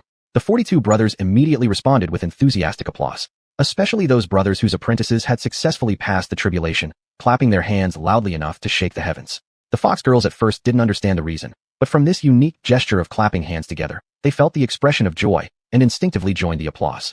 When the applause had slightly subsided, Hongjuan continued, "Your current task is to learn how to use the unique brain, and through study, create your very own personal unique brain." As Hongjuan spoke, he turned to Ho and the other 10 brothers, and said seriously, "As for how to correctly use the unique brain and other regulations, it's your responsibility to personally teach them." In order not to provoke the other brothers, the 11, including Ho, suppressed their excitement and responded in a low voice, "Yes, sir." Even after their quiet reply, the other brothers still showed traces of sadness. Observing this, Hongjuan considered for a moment before loudly announcing to the 31 brothers, including xiuxian, "I hereby announce a new regulation. Each of you may, during your time in the team, recommend one successfully transformed fox girl to join our xiuxian experimental team. And it will not be a matter of how long they've been with us that determines treatment differences." As soon as Hongjuan finished speaking, brothers like Zhong Liqing spontaneously applauded. After all, they were all brothers. If those who joined later and their apprentices were treated as inferior to the earlier apprentices, it wouldn't be a pleasant thing. The fox girls kneeling in the hall felt a sense of inner dread, absolutely not following the old tradition from the Sky Fox clan that the earliest arrival deserves the highest respect. At the same time, they silently made a new decision to establish good relationships with any foxes from their native clan who would arrive later for healing. Hongjuan focused his gaze back onto the middle of the hall, slightly sensed their physical conditions, and smiled. "Finally, I also want to extend my congratulations. You have not only cured the stiffness syndrome in your bodies after surviving the transformation tribulation, there is also good news. I want to tell you that after accepting the cultivation methods of our xiuxian experimental team, you will never again suffer from stiffness syndrome." Upon hearing this, the 11 fox girls, forgetting all decorum, shot to their feet, hugged each other, and jumped up and down excitedly. Soon, they realized this kind of behavior was extremely disrespectful, and anxiously returned to their knees inside the hall. Hongjuan smiled and said, "All of you rise. From now on, we are all part of the same team. According to my rules, unless it is an important occasion, kneeling is not encouraged." All of them were 10,000-year-old foxes. They keenly realized that Hongjuan's words came straight from his heart. Therefore, the fox girls respectfully kowtowed to Hongjuan once before rising to their feet. Seeing that the fox girls did not show even the slightest hint of discontent or feelings of inferiority despite their long cultivation years, Hongjuan decided to help them out. You, from the shortest to, as Hong Jun was saying this, he noticed that all 11 fox girls were of the same height. So he quickly changed his selection criteria and continued. You will line up according to your age and come before me to receive my inheritance. What a great opportunity. The fox girls quickly formed a line. Then, xiuxian, Cheng-ho, the first in line, solemnly and with small, respectful steps walked to Hong Jun and immediately knelt before him without hesitation. Hong Jun shook his head upon seeing this, but didn't speak. He extended his right hand, using his middle finger to press lightly against her forehead.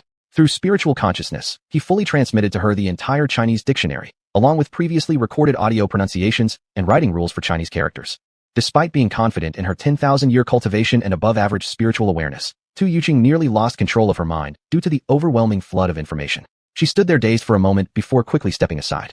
Next came Tu Beiying, Yuan Changxian, Tu Qingying, Shen Jihong, Tu Bing, Peng Zaiqing, Tu Ziyi, Ren Fei, Tu Feng, Zhang Jiatsai, Tu Na, Zhou Xiaoyu, Tu Hui, Hu Yu, Tu Yuan, Shi Jiancheng, Tu Yi, Gan Yuankai, Tu Jiao, Li Jianxin. The remaining 10 fox girls in order, each stepping forward one by one to accept the inheritance.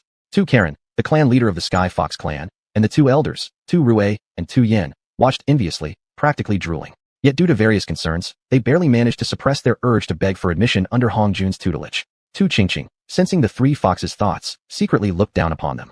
Foxes who cannot see the bigger picture will never achieve great things. At the current pace, starting nearby, the competition for spots among the next group of sky foxes coming here for healing will surely be fierce. After that will come a third batch. Without the correct cultivation methods, when sky foxes reach about 10,000 years of cultivation, they would invite the stiffness syndrome, and then, the entire Sky Fox clan would completely become a Obey personnel base for the Hongsru experimental team. Therefore, their current stubbornness, when examined deeply, was somewhat laughable. Tu Qingqing didn't reveal this truth to them, but merely gave them a smile, before continuing to closely monitor each fox girl receiving teachings from Hong Jun, making sure they didn't attempt any hidden maneuvers. After all, they were ancient foxes with 10,000 years of experience. Feeling the attention of Tu Qingqing, who had once been the highest elder in charge of teachings, they all silently sighed in their hearts. We are already apprentices of Elder Hong's brothers. Who would dare to even consider secretly seeking attention from other human men? As for Hong Jun himself, even in dreams, none would dare fantasize about such a possibility.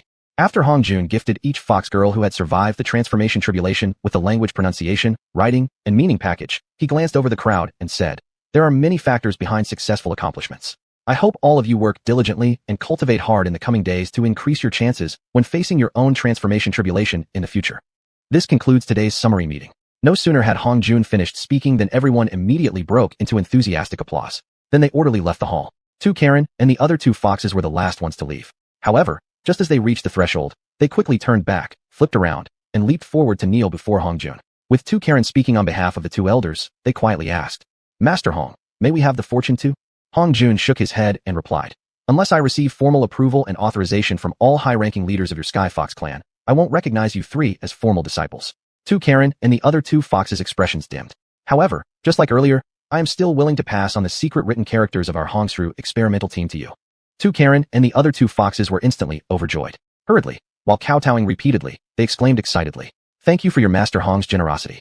"Thank you, Master Hong." Hong Jun interrupted their flow of flattery by asking, "Which one of you three should go first?" Both elders, showing great sensitivity, immediately insisted that clan leader Tu Karen receive the teaching first. Soon, all three foxes had received the spiritual transmission of knowledge from Hong Jun. As Sky Fox elites who were at least one level stronger than ordinary cultivators, their perceptiveness was naturally superior to the younger foxes. Although the dictionary contained no specific cultivation methods, subtle clues could still be discerned from the explanations of words and phrases. Therefore, their desire to join the Hongsru experimental team only grew stronger. Yet all three foxes deeply understood. They could never compare to the supreme elder Tu Qingqing, and could not fully integrate into the human-led Hongsru experimental team. Precisely because they had glimpsed an entirely new horizon, yet due to various concerns, could not fully immerse themselves within it, the frustration became especially profound. Hong Jun, of course, paid no heed to their suffering or otherwise. After finishing the transmission, he solemnly warned them, "Since you are not officially recognized disciples of mine, nor even members of our team, please avoid observing or being present during our team members' cultivation practices and related studies." Tu Karen and the other two foxes immediately turned purple in the face. Somewhat unwillingly, they quickly replied, "Please rest assured, Master Hong. We would absolutely never do anything to damage the dignity of our Sky Fox clan." Chapter 106, A Kiss That Sealed Their Fate. After receiving the report from Tu Karen, the first supreme elder of the Tianhu clan, Tu Kiki, fell silent. Wanting to personally verify the truth behind the Tianhu clan's recent decision to seek help from the human camp, she devised a small scheme and separately approached Tu Rui and Tu Yin, both of whom had successfully crossed the transformation tribulation. seeing with her own eyes that they had truly achieved fully human forms. She touched various parts of their bodies. Being of the same gender, she did so without hesitation, carefully studying their physical structures. The result was a truly rich and enlightening experience. At the very least, in the future, when transforming into human forms, they would be much more realistic. Yet, as Kiki gradually became aware of a stirring envy within herself, she immediately grew deeply alert.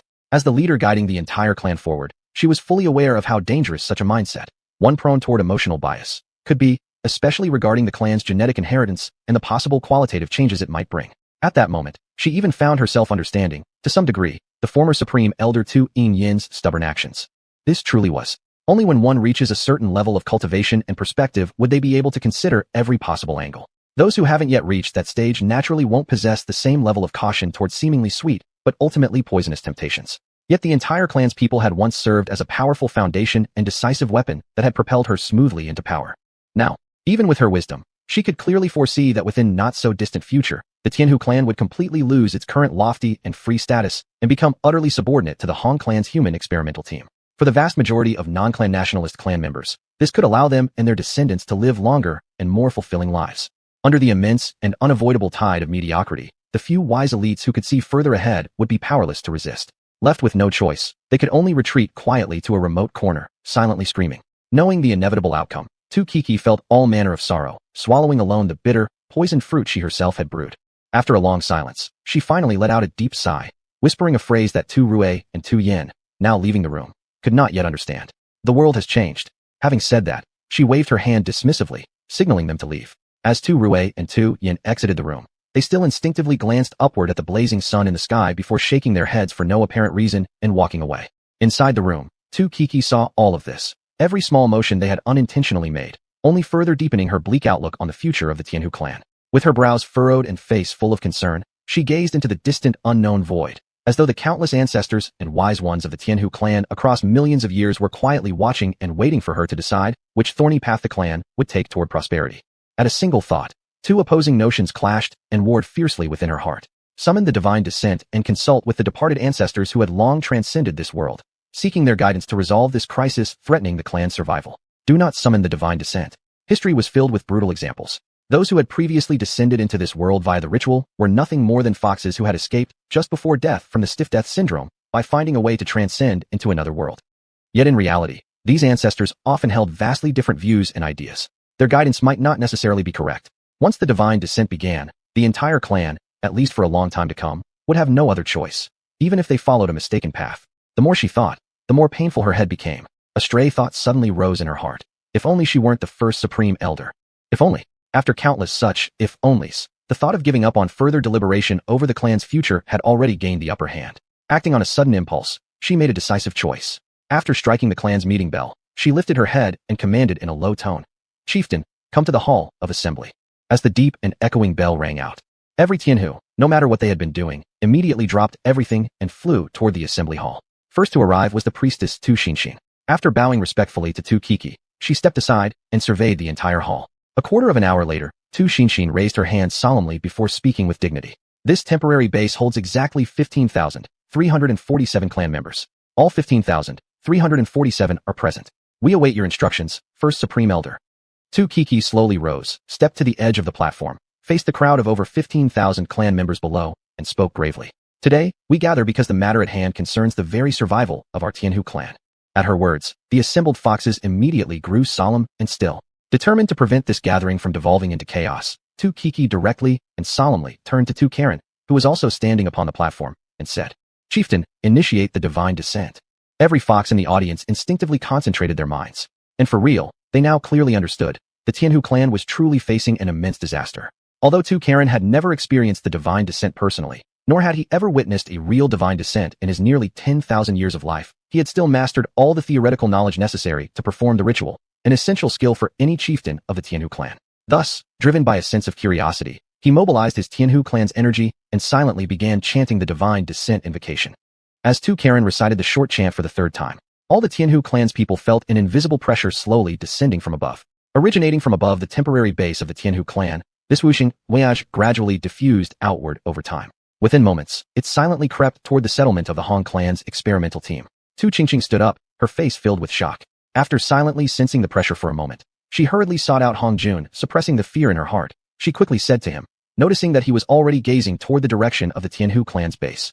Master Hong, it's bad. The Tianhu have already initiated the divine descent. Hong Jun gently patted Tu Qingqing's back, offering reassurance, then said in a calm voice, Qingqing, don't rush. Calm down. Speak slowly. Describe in detail what exactly is happening with the divine descent. Upon hearing that, Tu Qingqing immediately steadied her anxious heart. After organizing her words carefully, she solemnly continued. The divine descent hasn't been activated by our Tianhu clan for nearly 10,000 years. None of us of this generation have actually witnessed a real divine descent ceremony. As for all related records, they've only ever been passed down through clan writings and oral retellings. Reaching this point, Tu Qingqing thought to herself that things had already reached such a stage. No amount of anxiety or fear would change anything. Since time was still abundant, she elaborated further. All the races on Xiuxian Island should possess their own divine descent techniques. However, certain races are simply too weak, and those powerful ancestors who once transcended this world either due to selfishness, confinement, or death gradually lost contact with their descendants, causing these races to lose this critical means of communication and protection. As for the intelligent races that can survive in the middle and inner layers of Xiuxian Island, each possesses their own inherited divine descent ritual. Still, while the divine descent could resolve many otherwise insurmountable difficulties, including slaying powerful enemies or bridging the gaps in secret techniques inheritance, it remains powerless against the stiff death syndrome. Over billions of years of mutual restraint among the island's races, the danger of complete extinction had long ceased to exist. With territories firmly divided, there was no longer any race in survival crisis. Naturally, the divine descent gradually faded from the awareness of the middle and lower leadership across all races. Earlier, Ly realized that the divine descent would come at a cost. That's correct. Even those who inherited the tradition of divine descent were aware of this truth. The greatest drawback is that when the divine presence withdraws, the recipient may perish and lose their consciousness entirely. At best, the recipient will need at least a century of bed rest. The exact result depends heavily on various factors: the divine power involved, the foundational cultivation of the recipient, the strength of their spiritual soul, surrounding environmental conditions, the scale of the problem the divine is solving, and even the compatibility between the divine and the recipient's physical properties.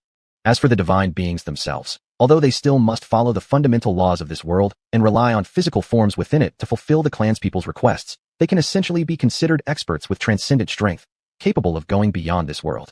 Therefore, once our experimental team faces the divine, Hong Jun remained silent for a moment before softly replying, we can only do what we must. Moreover, the reason the Tianhu clan has launched the divine descent this time may not necessarily be aimed directly at us. Yet even as he spoke those words, he could not even convince himself. As a high-ranking member of the Tianhu clan, Tu Qingqing fully understood the power distribution surrounding the clan and the entire clan's activities in recent times. This sudden activation of the divine descent, if she claimed it had nothing to do with the Tianhu clan's recent successful passage through the transformation tribulation, and if she said it had nothing to do with the Hong clan's experimental team, she wouldn't have believed it for a second. Hong Jun saw the endless worry in her eyes, but saw no trace of regret, and was deeply moved. Gently, he pulled her into his arms, embracing her with tenderness. After a brief moment of warmth, although Tu Qingqing longed to remain like this forever, she knew how unrealistic that wish was. With a gentle smile, she softly whispered, so, could this be considered? Marrying a rooster, you follow the rooster. Marrying a dog, you follow the dog. But if you marry a fool, you're cut off from all options? Hong Jun feigned anger and said, you dare call me a fool? Xuanhuan. He raised his hand as if to strike her. Tu Qingqing raised her face to meet him, gazing at Hong Jun with a trace of grievance, and said, if you're going to hit me, then go ahead. But since you haven't said anything about marrying me, how can you know I'm slandering you? You, marry me. Today? Why are you? I don't want regrets in my fox life, my human life. After all, I'm merely a weak woman. If after Tu Qingqing successfully passed through the transformation tribulation, her perfect physical form truly stirred a bit of mortal desire within Hong Jun, then now, at a time when she clearly faced the threat of death, she still stood firmly on the human side, on Hong Jun's side, willing to face danger together with him. And her confession, seemingly soft, yet firmly resolute. At last, it brought a response. Her tender lips were roughly kissed by Hong Jun. At the moment of the kiss, Tu Qingqing felt her very soul soar, felt as if countless flowers were floating all around. A line of pure tears silently flowed down her cheek. Chapter 107. Formulating Countermeasures. Women are emotional by nature. Yet, when a sense of responsibility arises within them, they can become more rational and clear-headed than men. Tu Qingqing was the first to regain her composure, ahead of Hong Jun. After forcefully pushing Hong Jun away, her face remained flushed and strikingly beautiful, but her tone was solemn. We must prepare contingency plans now. Hong Jun quickly regained his clarity from the emotional state. He hugged her tightly for a moment to express his gratitude, then turned to xiuxian, his expression heavy as he said, prepare for war. War? After glancing toward the direction where the pressure had been intensifying, xiuxian briefly showed confusion, quickly suppressed it, and then, after bowing hurriedly to Hong Jun, left in a rush while saying, I will gather everyone to the meeting hall for a discussion. From Xianxuan's action, Hong Jun saw his own oversight. Of course, such an important matter should be discussed together with the brothers. Therefore, he turned around, gently took Tu Qingqing's arm, and softly said, "Come with me to the meeting hall." Tu Qingqing slightly resisted. Hong Jun sensed her concern and proudly declared, "The woman of Hong is naturally entitled and qualified to participate in all major decision-making meetings of the Hong clan experimental team. Besides, during the upcoming discussion, it may be necessary for you to provide further explanations." After hearing this, Tu Qingqing no longer acted hesitantly. She allowed Hong Jun to lead her into the meeting hall. However, to show respect for the formality of the meeting hall, before entering, she gently disengaged from Hong Jun's arm and walked in 2 steps behind him, then stood steadily behind Hong Jun. As the 42 brothers entered one by one and saw Tu Qingqing standing behind Hong Jun, they were all momentarily taken aback. Hong Jun immediately understood their surprise and said to Xianxia, who had just entered last, "Call the 11 fox women who have successfully crossed their tribulations here for discussion as well. After all, they are already part of our team now." Xianxia accepted the order and exited quickly. In a short while, he led in 10 fox women who were visibly terrified. Without Hong Jun's instruction, Tu Qingqing immediately stepped forward and quietly told the leading Xianxia, "Deputy Manager Qian, hand them over to me." Xianxia had indeed been uncertain where to place them. Upon hearing that Tu Qingqing was willing to take charge, he quietly thanked her and quickly strode to his own position. Tu Qingqing then led the 11 frightened fox women behind the others and took a firm stance at the western side of the hall. Seeing this, Hong Jun nodded approvingly at her. Then he turned to the brothers gathered in the middle of the hall, his expression serious, and said, "You've all felt it, haven't you? The pressure is slowly intensifying. This could be the greatest danger our Hong clan experimental team has faced since its formation. The exact cause has already been analyzed on the way here to the meeting hall by Elder Tu Qingqing, the Tianhu clan's Grand Elder, and myself. It is precisely because we can completely cure the petrification disease and provide the unparalleled opportunity of transforming into a human body that other races might become drawn toward humanity, specifically toward our Hong clan experimental team. Even if we ignore the rare opportunity of transformation, simply the cure for petrification, given that no intelligent species on Huiyun Island can ultimately escape this condition, will make our Hong clan experimental team their only hope for survival. If this continues, the independence of these races and their ultimate aspiration to achieve great glory as distinct species will quickly become just a couple of empty slogans. Their decline will become inevitable. Just because we cured the Tianhu clan's petrification disease and offered the miraculous opportunity of transformation, the Tianhu clan still possesses the divine descent technique.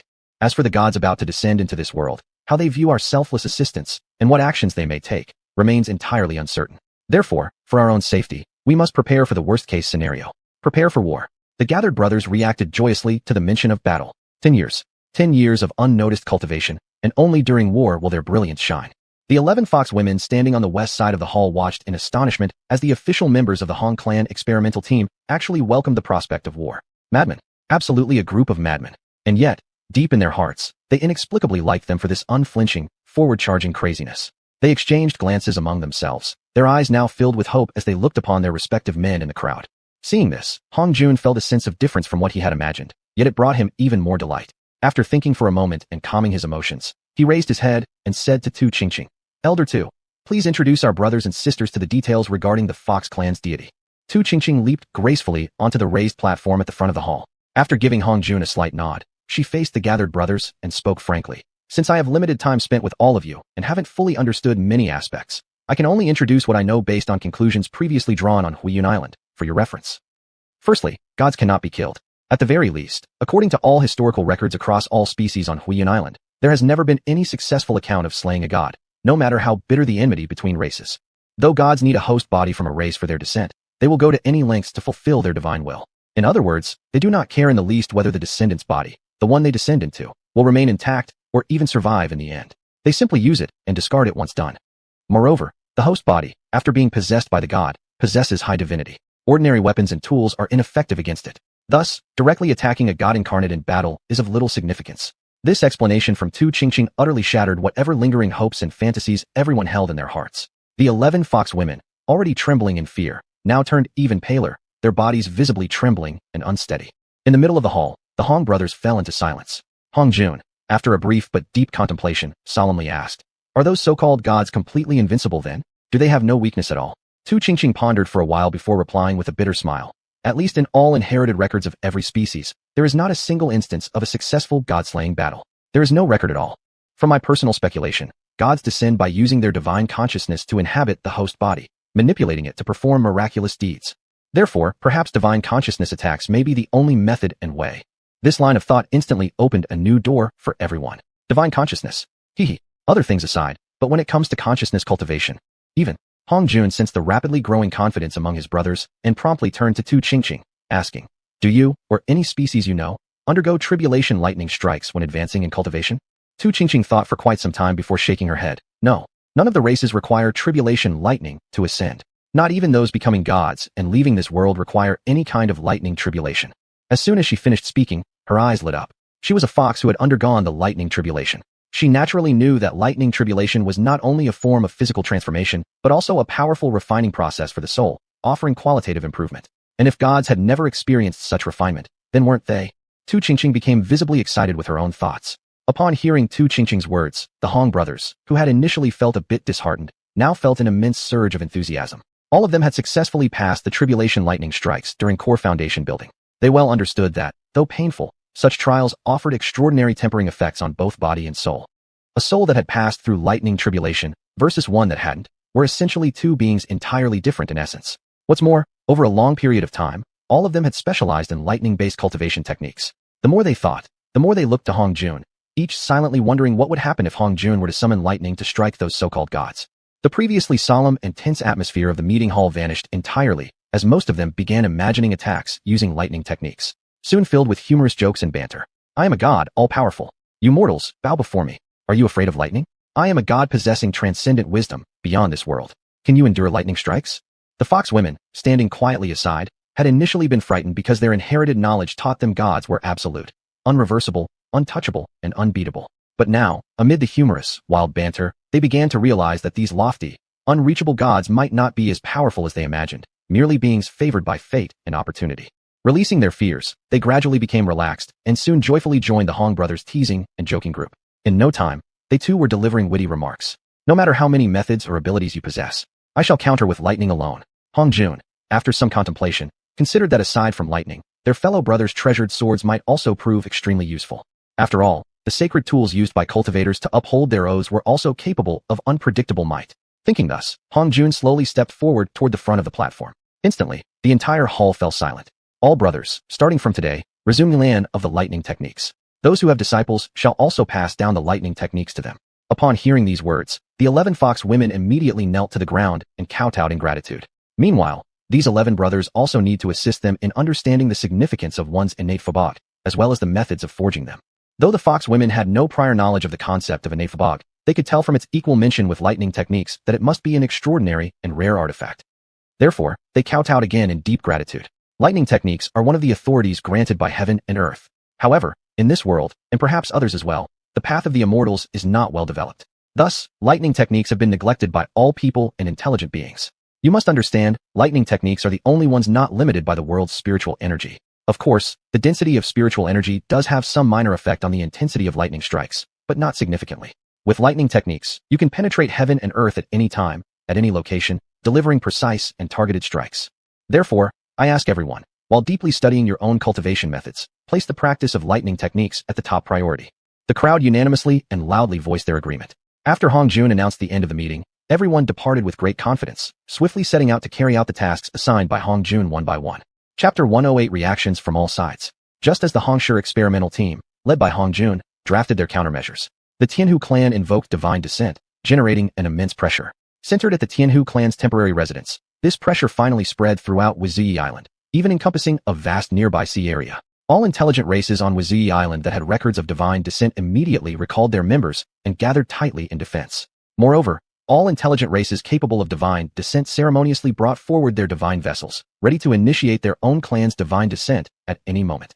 Through sensing the characteristics of the pressure, the 10 major races of Wuzhi Island, after a series of complex comparisons and perceptions, quickly pinpointed the location where divine descent was initiated, as well as the race that initiated it. First, the area where divine descent was initiated was located in the barren eastern part of Wuzhi Island. Second, the race initiating the divine descent was the Tianhu clan. Madmen, a crazed race. The leaders of the 10 major races inside the island couldn't help but curse the Tianhu clan upon learning these two truths. Yet, as they continued cursing, they began to feel something was amiss. Considering the Tianhu clan's illusion techniques, they were untouchable even just on Wuzhi Island, a race that brought major headaches to every intelligent race. Exactly what reason could have forced them, despite the risk of losing a crucial pillar of their clan, to pay such a great cost to perform the divine descent ritual? Were they facing an existential catastrophe? On Wuzhi Island, Which intelligent race possesses the capability to exterminate the Tianhu clan? After all, any intelligent race possessing the divine descent technique was practically impossible to eradicate.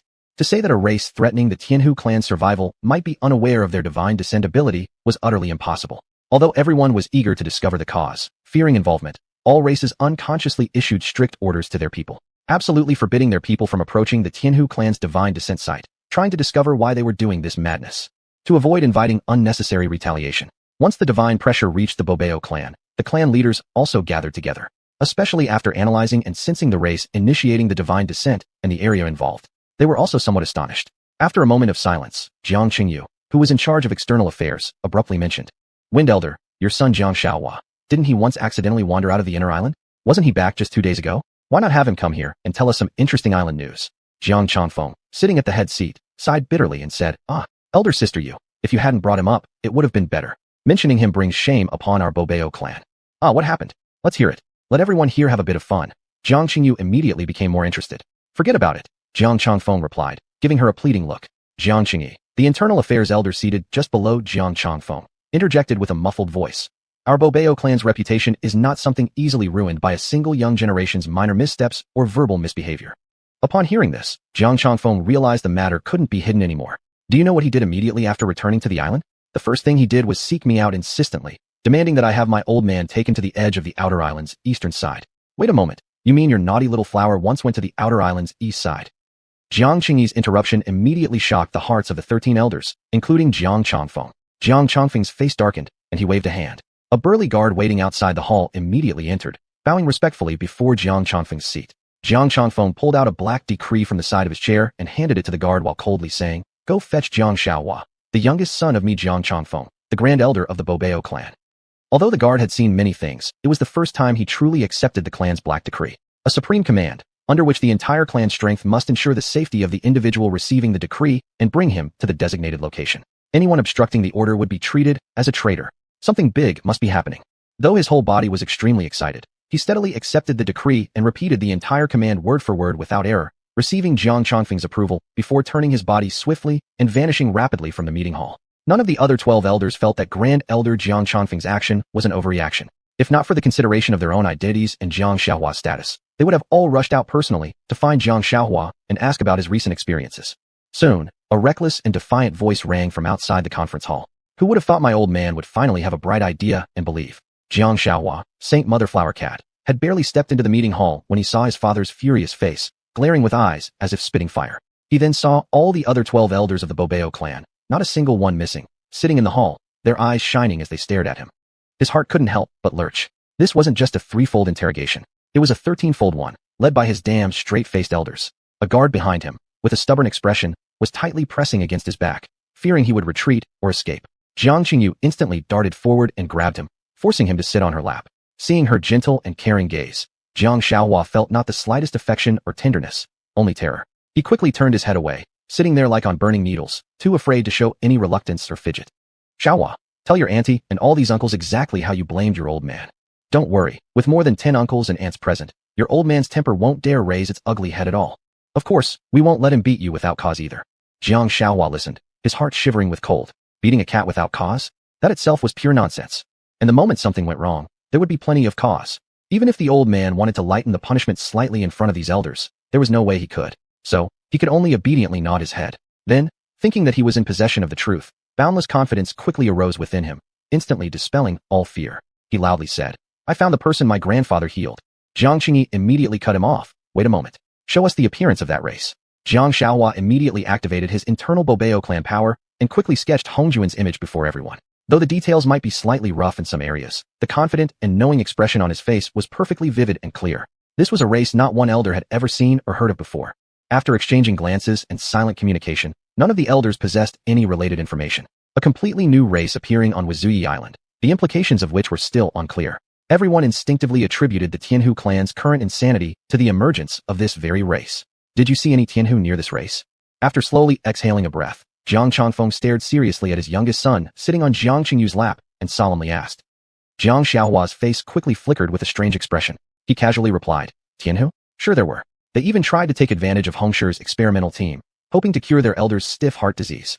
Then, to better justify his decision of bringing his grandfather to the humans for treatment, He elaborated on the entire interaction between the Tianhu clan and humans, the so-called Lakefly 3, the single-brain communication, the usage of spirit crystals, detailing everything.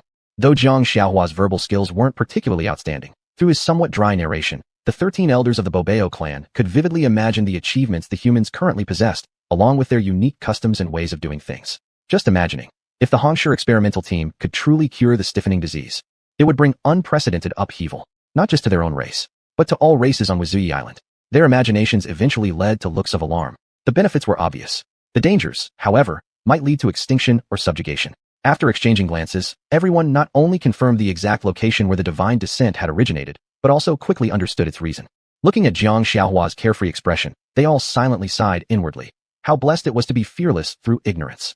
Seeing his son still trying to argue for bringing his grandfather to the humans for treatment, Jiang Changfeng shook his head and signaled the guards to carry Jiang Xiaohua away from the hall. Even long after Jiang Xiaohua had been dragged away, how should our Bobeo clan respond to the coming impact from humans? Jiang Qingyu's question broke the hall's silence. Yes, how to face them? At this moment, the 13 elders of the Bobeo clan had no trace of doubt left regarding the words of Jiang Xiaohua. And as for the Bobeo clan, no, as long as a race is intelligent, most of its members would place survival as the utmost priority.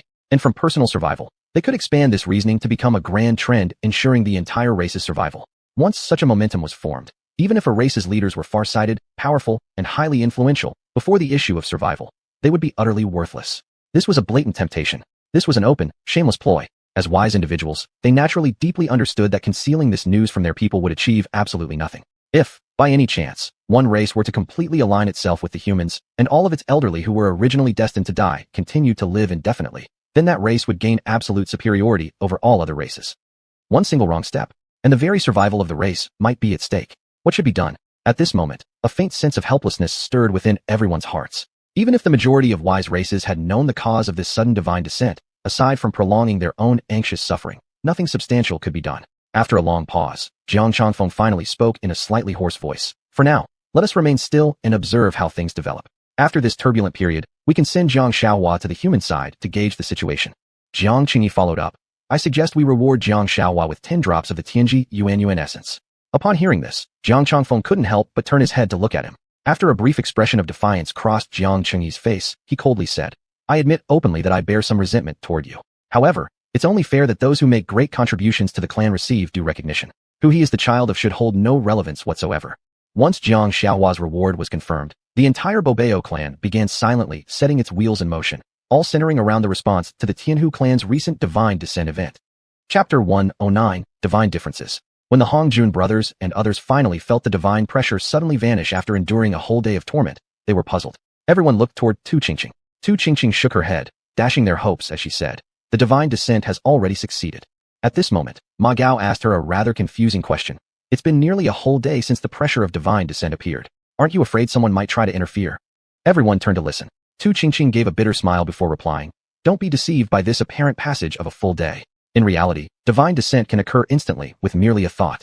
The reason it took so long was meant as a show of force toward us mortals. If you don't understand this, attacking the person undergoing divine descent at the moment the pressure appears is no different from directly attacking a god. Ma Gao continued, who would have thought that gods, besides being full of themselves, could also be quite underhanded? After all, concerning divine figures from one's own race, even if they were soon to be opponents, they were still venerable ancestors, and thus unfit for discussion. Tu Qingqing could only respond with a bitter smile, choosing silence. Ma Gao realized that speaking so bluntly to her face was somewhat inappropriate. He quickly changed the subject, urgently asking, then, now that the divine descent is successful, should we take immediate action? Tu Qingqing shook her head slightly and replied, unless it's during an ongoing war, that generally doesn't happen. Ma Gao then asked another question everyone was equally curious about. After successfully achieving divine descent, would the god prefer to attack first and negotiate later, or negotiate first and then attack? Thinking for a moment, Tu Qingqing answered uncertainly, both possibilities exist. However, considering their self-perceived superiority, even if they choose to attack first, gods often disdain striking by surprise. They usually send forth a divine pressure and advance with overwhelming force. So powerful. Hong Jun and his brothers exchanged glances, finding it hard to believe at first. But recalling the supposed god's superior strength, it seemed plausible enough. While still discussing matters, they suddenly sensed a powerful rush of energy from the direction of the celestial foxes. Everyone rushed outside to look. What came into view was a dark shadow rapidly approaching. Looking closer, it turned out to be a black-furred celestial fox flying swiftly toward them. It hovered effortlessly in the air about 100 meters from the camp, proudly declaring toward Hong Jun and his companions, By order of the great god Tu Guang, heavenly fox sovereign, I summon Hong of the human race to appear before the celestial fox clan. Such arrogance was beyond ordinary. This was the very first thought that sprang to the minds of the Hongjun brothers. Xian Gumin, being in charge of external affairs for the brothers, stepped forward on his own without needing a prompt, and snapped impatiently at the black fox. Our Hongsher research team is deeply engaged in scientific duties and has no spare time to visit your god. You actually dare to ignore a god's summons. Then prepare yourselves for destruction. Whether due to adrenaline-fueled wit, the black fox's use of human language was noticeably more fluent. Everyone ignored it and turned their eyes toward Tu Qingqing. Shaking her head solemnly, Tu Qingqing signaled that she did not recognize the fox, further deepening the gloom on her face. Though they wanted to question why she had suddenly grown serious, they all understood the inappropriate timing, suppressing their curiosity and turning their gaze back toward the still hovering black fox. Seeing that it hadn't immediately left after delivering its threat, Qian Gumin curiously asked, "Do you have anything else to say?" Foolish humans, refusing to repent. You shall see. As soon as the words left its mouth, it twisted its waist and vanished from sight in an instant. Everyone couldn't help but be startled. So it could disappear in the blink of an eye, yet it still chose to make such a grand entrance. After sensing the residual aura for a while, Tu Qingqing's face darkened as she solemnly stated, "This time might be even worse than a simple divine descent."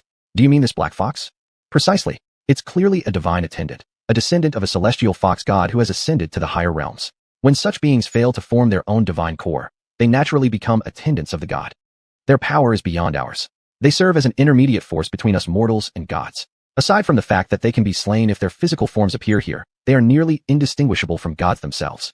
From this small example alone, Hongjun's team members immediately lost the earlier confidence they held toward gods, becoming instead quite concerned about their unpredictable and ghost-like abilities. Hongjun withdrew his gaze from where the black fox had vanished and turned to look at the group, saying, "This was an application of space magic." As the words sunk in, a sudden realization sparked in everyone's minds, and they simultaneously asked in unison, "Can we?" Hongjun shook his head and said, "Regarding the divine ways of this world, my understanding is just as limited as all of yours. For cultivators like us, at the very least one must reach the tribulation crossing stage before one gains the ability to sense space. However, if space manipulation goes wrong, the consequences are unimaginable. The practitioner will be permanently lost in the void.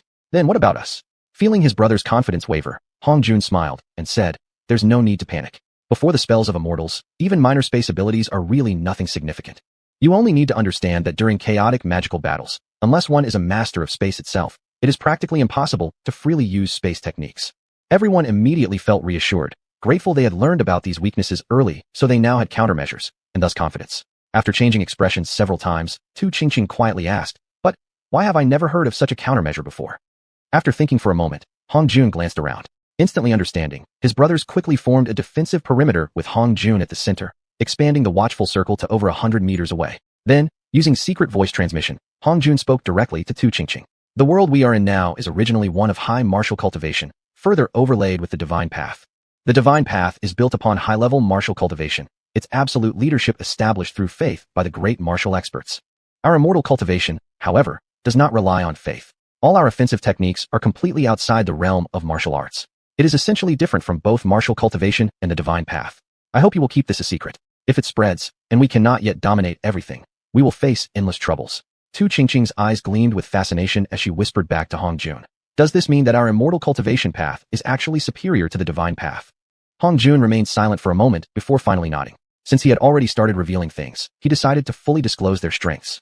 From the perspective of each cultivation path, the divine path does have a limit, but the immortal path has no such boundary. In terms of achieving cultivation success, a divine adept might become a regional power, but one who succeeds in immortality could become the superior of that divine figure. Hearing this, Tu Qingqing excitedly whispered to Hongjun, "Master Hong, teach me immortal cultivation." Hongjun smiled helplessly and said, "Once you successfully pass the forming tribulation, you've already officially begun the path of immortal cultivation." What exactly is immortal cultivation? It is a practice where one understands and utilizes the surrounding energies and the forces of heaven and earth in order to strengthen the body, temper the soul, and ultimately attain longevity, even immortality. Haven't you noticed that since passing the forming tribulation, you've been unconsciously absorbing surrounding spiritual energy, constantly renewing yourself, progressing without pause? Upon hearing this, Tu Qingqing quickly examined her body inwardly. She hadn't noticed anything before, but upon examination, she was shocked. After these past few days, she suddenly felt estranged from her own body.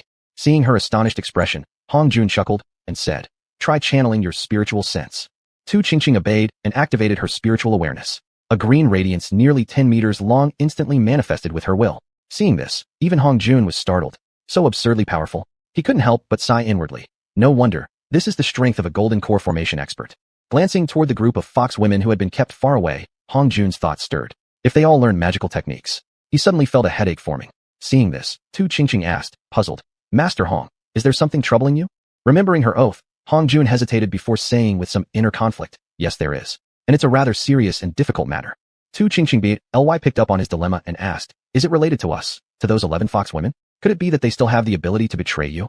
Hong Jun shook his head and said, I'm not afraid of them betraying me. I'm just conflicted about whether I should pass immortal cultivation to them. Tu Qingqing urgently asked, what are the advantages and disadvantages? After hesitating for a moment, Hong Jun clenched his teeth and said, the benefit is that their abilities would greatly surge. Assuming she understood, Tu Qingqing interjected, is the downside that it might cause immeasurable harm to their bodies? Hong Jun shook his head. No harm at all. In fact, it would be immensely beneficial. Although previously, you focused on techniques and martial cultivation, in the end, it was still cultivation, greatly benefiting both the body and the soul. After passing the forming tribulation, all that accumulated energy from thousands of years of cultivation has not dissipated. It has instead reinforced your new forms, further repaying your efforts in the immortal path. Speaking in terms of the power classification of cultivators like us, you already possess the foundational strength of a golden core formation cultivator. Once you master the techniques, you can truly be called a powerful golden core expert. Hearing this, Tu Qingqing understood Hong Jun's concern. Is it because of your cultivation stages? Hong Jun wore a bitter expression as he reluctantly replied, except for me. All my brothers who switched to the immortal path have only been cultivating for 10 years, and their progress has only reached the peak of foundation building stage. Tu Qingqing's face darkened as she asked with disappointment, is it because the gap between foundation building and golden core? Hong Jun's voice was low as he replied, even at the peak of foundation building, it's still a huge gap beneath golden core. The only way my brothers can control their subordinates is through various spells. If the fox women master the techniques, they could completely surpass their own men. Once the fox women learn the techniques, Hong Master, can you maintain full control over them? Tu Qingqing asked a core question. Hong Jun shook his head and said, there's no comparison. Even if they cultivate 3 major stages higher, they won't be able to escape my control unless they become a celestial immortal. Tu Qingqing's face brightened as she suddenly asked a question that seemed completely unrelated to the previous topic. So, does this mean that those so-called gods within our Tianhu clan are no match for you at all? Chapter 110, a major oversight. Hong Jun immediately felt embarrassed and hastily said, keep a low profile, keep a low profile. We must stay low. Upon hearing Hong Jun's response, Tu Qingqing's worries immediately vanished into thin air. Secretly, she couldn't wait for that conceited god to appear right in front of her and get humiliated. Then, seeing Hong Jun's confident expression, she suddenly felt a wave of emotion rise within her. Wearing a resentful look, she said, if that's the case, I guess I cannot escape your control either.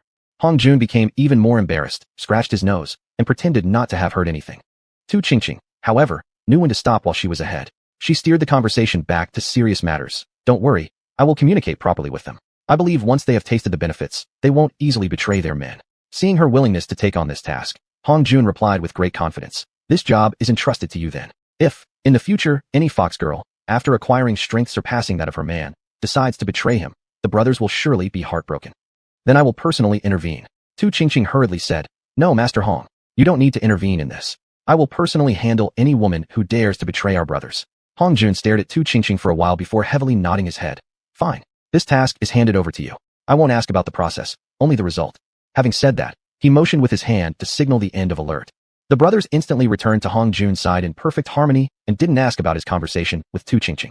However, seeing the mixture of solemnity and relief in Tu Qingqing's expression, they knew their communication had been highly effective and that significant mutual understanding had been reached. Therefore, everyone's inexplicable worries were somewhat eased. The entire Hongsher research team felt joy in anticipation of welcoming their future female leader. Tu Jingjing, a member of the Celestial Fox clan, had a smooth life ever since birth. His grandfather was the Grand Elder. His father, through pure strength and ability, had inherited the title of Grand Elder. Gifted with extraordinary talent since childhood, he was regarded by the entire clan as the most promising candidate for the next Grand Elder. Just at the age of 6,000 years old, he not only achieved the peak of fox cultivation, but also by sheer luck, found a way to ascend to another realm and successfully entered the Divine Realm.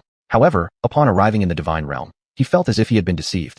Although there were much more advanced methods of cultivation through the Divine Path, his strength could be multiplied 10 or even 100-fold. Yet, he discovered that this Divine Realm still contained ordinary mortals.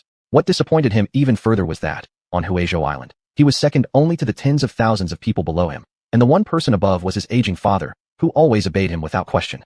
But now, in this region that hardly resembled the so-called Divine Realm, counting the narrow territory that the Celestial Fox clan retained, he was barely superior to only a few thousand foxes. Even more disheartening, The celestial foxes held an extremely low status in the divine realm, and many powerful figures within the clan had become playthings in the hands of alien races. In particular, the two-legged humans constantly hunted them for the fox's beautiful fur. This situation only improved after the mighty Yaoju formed alliances and fought back against the humans. Large-scale slaughters of Yaoju creatures with beautiful fur ceased. Especially heart-wrenching was when, 100 years ago, his beloved lover died in front of his eyes. He had no choice but to secretly hide his body and, through the gaps, helplessly watch the humans responsible for the hunt depart unscathed. Afterward, he wept continuously for 7 whole days and nights. Vowing a great oath, he decided he must seek cruel revenge upon the humans. However, in the following encounters with powerful humans on 3 occasions, he ran away faster than his companions. Watching from afar with tears in his eyes, he witnessed the deaths of his comrades. Fueled by his hatred and fear toward humans, Feng Jingjing had once secretly slaughtered several human villages, each populated by about 100 people. At first, he considered this as a form of revenge. After doing it 3 times, however, he found the act to be dull and uninteresting. Upon the warnings from dozens of senior ancestors in the direct lineage, he learned that killing too many mortals would bar him from advancement for his entire existence. He also learned that even the divine realm was subject to a mysterious affliction known as sudden death syndrome. One moment you were fine. The next, your spirit and soul would be destroyed, and your body disintegrated into various divine crystals. Once, an elder in the clan accidentally revealed, while drunk, that in the upper divine realm, most Yaoju had become subordinates of the humans. The more he learned about this divine realm, the more hopeless Tu Jingjing became, and from that hopelessness arose endless regrets. First, regretting that he ever ascended to this so-called divine realm. Second, regretting that he had not chosen to remain a human. To save himself, he used the merits he had painfully accumulated to obtain the most idle assignment available, stationed in the clan's Cyprayer Hall, holding onto a faint hope. Hoping that the clan members below in the lower realms would soon encounter an irresistible disaster, thereby quickly initiating the secret ritual to call upon the gods. At that time, he would seize the opportunity to return to Xiuxian Island once again. Anything to descend to the lower realm. Even if it meant being ridiculed as a coward afraid of death. Even if it meant being considered a weak and irresponsible being. No cost was too great, not even abandoning this true fox body cultivated for tens of thousands of years. Tens of thousands of years passed. The more desperate Tu Jingjing became, the more he started resenting his own clan. Why? In such a cramped place like Xiuxian Island, had the Celestial Fox clan become a race that no one dared provoke? When, oh when, would they finally encounter a catastrophe that could wipe out the entire clan? As time quietly passed, Tu Jingjing began to question whether his decision had truly been the right one. Although stationed at an important location within the clan meant he need not worry about attacks from humans or other alien races threatening his life. He was trapped here, unable to leave, and thus could not roam freely as other celestial foxes did, savoring life's pleasures. In recent years especially, whenever he overheard clan members talking about him, they always mocked him as a fool. His once firm and stubborn heart gradually began to waver. Thus, he sought help from everywhere, pulling every string he could, in hopes of being transferred from this post. But every request, every plea, was soon deliberately forgotten by the other clan members. After all, this position of guarding this sacred location was the worst post in the Celestial Fox Divine Clan. Over millions of years, except for this fool Tu Jingjing, who spent everything he had to obtain it, no one else desired it. Initially, many clan members thought he had discovered some hidden advantage of this assignment, so they watched closely for nearly 10,000 years. Finding nothing beneficial, they eventually forgot about it. But Tu Jingjing's foolish act to spend so much for this post remained in the clan's memory as a negative example. Unless something unexpected occurred, this disgraceful tale would be passed down forever. Just when he nearly lost all hope, believing he would remain stuck in this position until his death, suddenly the divine tablet of prayer began to tremble under secret divine techniques. Through the tablet, he saw the barren sight of Xiuxian Island. Tu Jingjing hesitated. Even the worst life in the divine realm would last nearly 200,000 years. But down there, one could hardly live 10,000 years. Only when alive was everything possible. Yet, wasn't this exactly the situation he had been seeking for tens of thousands of years? Crystal Duty Officer, how can you perform your duties like this? The divine tablet has already trembled, yet you remain motionless. Tu Xiuxian, the on-duty fox guard, scolded Tu Jingjing like a grandson. Relying on his distant great-granduncle being Tu Jingjing's direct superior, every time he rotated to duty in this side hall, he would take the chance to berate Tu Jingjing. A surge of daring rose in Tu Jingjing. He suddenly grabbed Tu Xiuxian, seized him, and before the other could react, pressed him onto the divine tablet and sent him straight down to lower realm Xiuxian Island. Realizing the immense trouble he had caused, Tu Jingjing quickly triggered an alarm. After sealing off the entire praying hall as a restricted and impenetrable zone, he sent his divine soul out and began the god-descending ritual to descend to the lower realm. Perhaps it was due to prolonged suppression. But though Tu Jingjing could have instantly arrived at Xiuxian Island, he deliberately descended slowly, playing with the thrill of a cat teasing a mouse, intentionally announcing the arrival of a god across the entire Xiuxian Island. However, the moment Tu Jingjing descended into the prepared body, he sensed something was extremely wrong. This recipient of his descent was not a body transformed by illusion magic to mimic a human appearance. No, from head to toe, Every inch of skin, every bone, was genuinely and thoroughly human. King Hell. Since when had Huizhou Island had humans? Could it be that I have descended into a human body? Impossible. A recipient should never be of a different species. Only a member of one's own clan, who had undergone the necessary spiritual cultivation rituals from childhood onward, could qualify to be a recipient. Looking around, Tu Jingjing noticed two more humans among a crowd of clan members, bowing their heads to him. When had the Celestial Fox clan changed its rules to allow humans among its people? Tu Jingjing coldly asked, since when have there been humans among the Celestial Fox clan? What exactly is going on? Was it to handle this matter that you summoned me to manifest? Tu Kiki trembled with fear as she hastily responded. I am Tu Kiki, the current first supreme elder of the Celestial Fox clan on Huizhou Island. Reporting to the divine ancestor. Since ancient times, our Celestial Fox clan has never recruited other races as clan members. As for the question from the esteemed divine ancestor, what are they? They were originally pure-blooded Celestial Foxes of our clan. Recently, however, under the influence of a strange spell cast by an outsider, they were completely transformed into humans. Such a thing exists? Did they really think they could fool the divine ancestor? With just a thought, Tu Jingjing pressed Tu Kiki heavily to the ground and, at the same time, sealed her mouth with a magical silence technique, preventing her from interfering with his examination. With a wave of his hands, Tu Jingjing pulled Tu Rui and Tu Yin before him. Ignoring their panic, he channeled his divine fox power, exposing their very essence completely. He left no secret untouched. Actually, they are truly members of the Celestial Fox clan. No, something's not right. How come there are traces of the legendary ley cultivation method lingering inside their bodies? Strange. This body, it had only been cultivated for nearly 10,000 years. How could it be tens of times better than my divine fox body, which I cultivated for tens of thousands of years in the divine realm? Tu Kij had considered everything, yet he never expected that the designated recipient of divine descent, Chief Tu Karen, had already successfully transformed into human form. Looking at the god inhabiting his body, whose expression changed unpredictably, clearly unexpected events had already taken place. When Tu Kiki thought of this, how could she possibly remain standing? Thud. She immediately knelt and prostrated herself before Tu Jingjing, continuously kowtowing while desperately berating herself. I, Kiki, deserve nothing but death for committing a grave mistake. There was a flaw in the body prepared in advance for your divine ancestor. A flaw? Yes, absolutely no mistake there. It was a huge error. However, this mistake suited him perfectly. Tu Jingjing, with a somewhat twisted mentality, naturally would not reveal the truth directly. Instead, taking advantage of her intense self-blame, he sternly questioned her about the causes behind this supposed mistake. Chapter 111, Pathetically Fragile. Tu Kiki was shocked that the god Xingran continued to press her about what mistake had been made. This was merely an excuse she offered upon seeing the god's displeased expression. How would she possibly know the specific mistake? Quick-witted as she was, Tu Kiki did think of a possible reason and quickly said, it's because we failed to remain true to our original intent. Because we didn't keep our original fox spirits pure, your receptacle body experienced a major flaw, transforming from a nine-tailed fox body into a human form. Tu Jingjing saw that she had finally taken the bait and angrily demanded, tell me, how exactly did you make him transform into a human? Upon hearing this, Tu Kiki was momentarily stunned. Even if she were slower-witted, she could already clearly tell that this god was extremely concerned about foxes transforming into humans. Yet, from his expression, she couldn't determine whether this transformation into a human body was good or bad for him.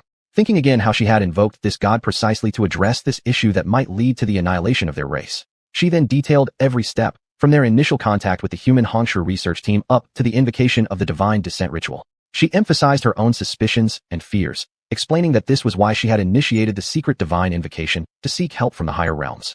Tu Jingjing listened with surging emotions.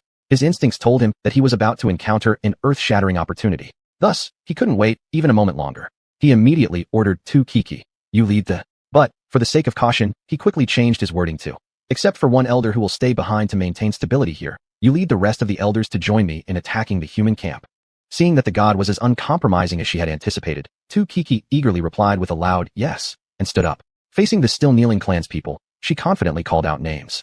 Tu Rui, Tu Yin, Tu Xianxia, Tu Miao Miao, Tu Yang, Tu Ming, Tu Ya, Tu Yong, and I will accompany the god to attack the humans. Tu Jin will remain behind to guard the camp and prepare the celebration ceremony, awaiting our victorious return. After Tu Jin's face darkened slightly, he reluctantly led the Fox clan members in loudly agreeing. In an instant, the entire nine-tailed Fox clan's temporary encampment erupted into jubilant celebration, even before the god had officially departed.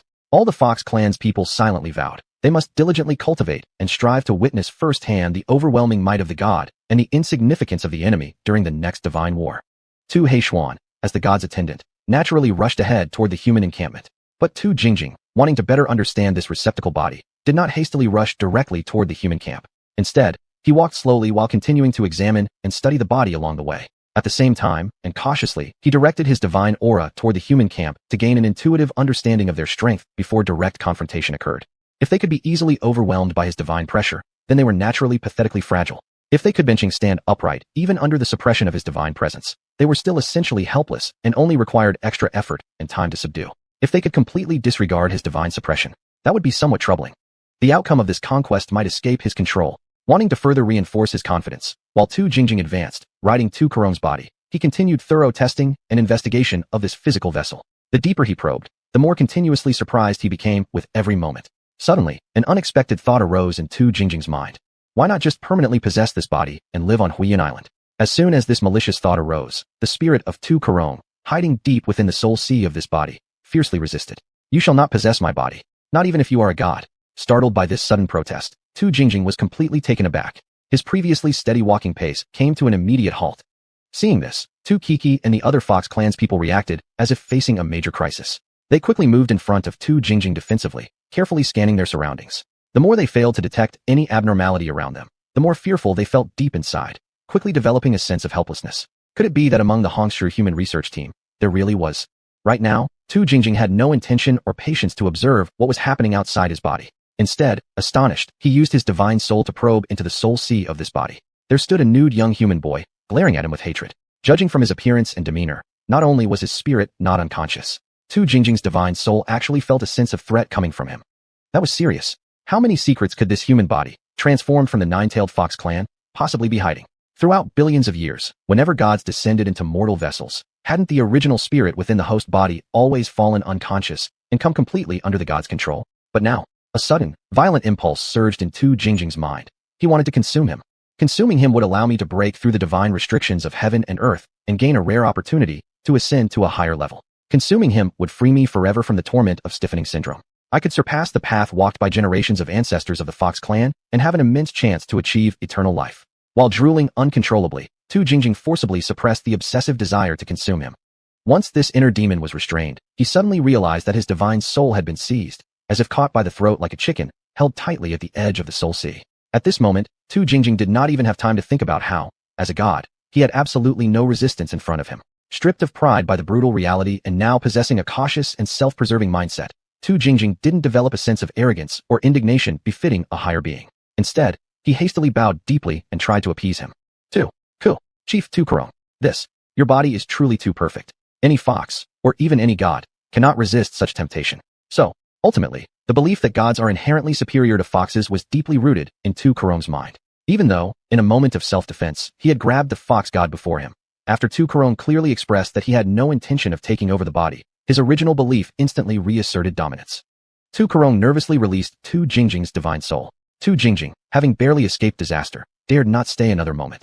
He quickly fled to the far end of the soul sea and continued pounding his chest, still trembling with fear. Scared the god out of me. Seriously, scared the god out of me. After a while, Tu Jingjing looked back into the deep recesses of the soul sea and saw no trace of the spirit of this body pursuing him, calming his divine soul slightly. Yet a wave of excitement immediately surged in his heart. This descendant of the nine-tailed fox, after transforming into human form, was actually this powerful. If his divine body could also take human form, wouldn't it be even more extraordinary? This young brat sure had some damn luck. Tu Jingjing soon thought again how he himself had been arranged to pass the great tribulation of transformation by humans. Wasn't this evidence that those humans must be extraordinarily formidable? Lucky.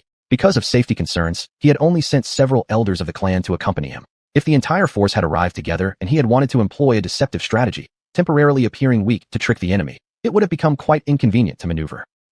Since the situation was clearly going toward the worst possible outcome, perhaps. Having already made his decision, Tu Jingjing instantly retracted his divine aura. Looking at Tu Kiki and the other foxes who were still nervously on guard, his heart automatically softened. He sternly warned. Due to the presence of great experts among the humans in the divine realm, just now, it was, well, things you cannot comprehend have already occurred. Therefore, you continuing to follow me to the human camp would be nothing but a pointless sacrifice, accomplishing nothing. To ensure the survival and continuation of our nine-tailed fox clan, all of you shall return to our temporary encampment. Also, temporarily cease all preparations for the celebratory ceremony. Once I complete negotiations with the divine experts among the humans and reach certain agreements, further decisions will be made accordingly. After searching for some time and finding no abnormalities, Tu Kiki and the other foxes were just beginning to seriously doubt their own instincts when they received the god's divine proclamation and instantly felt relieved.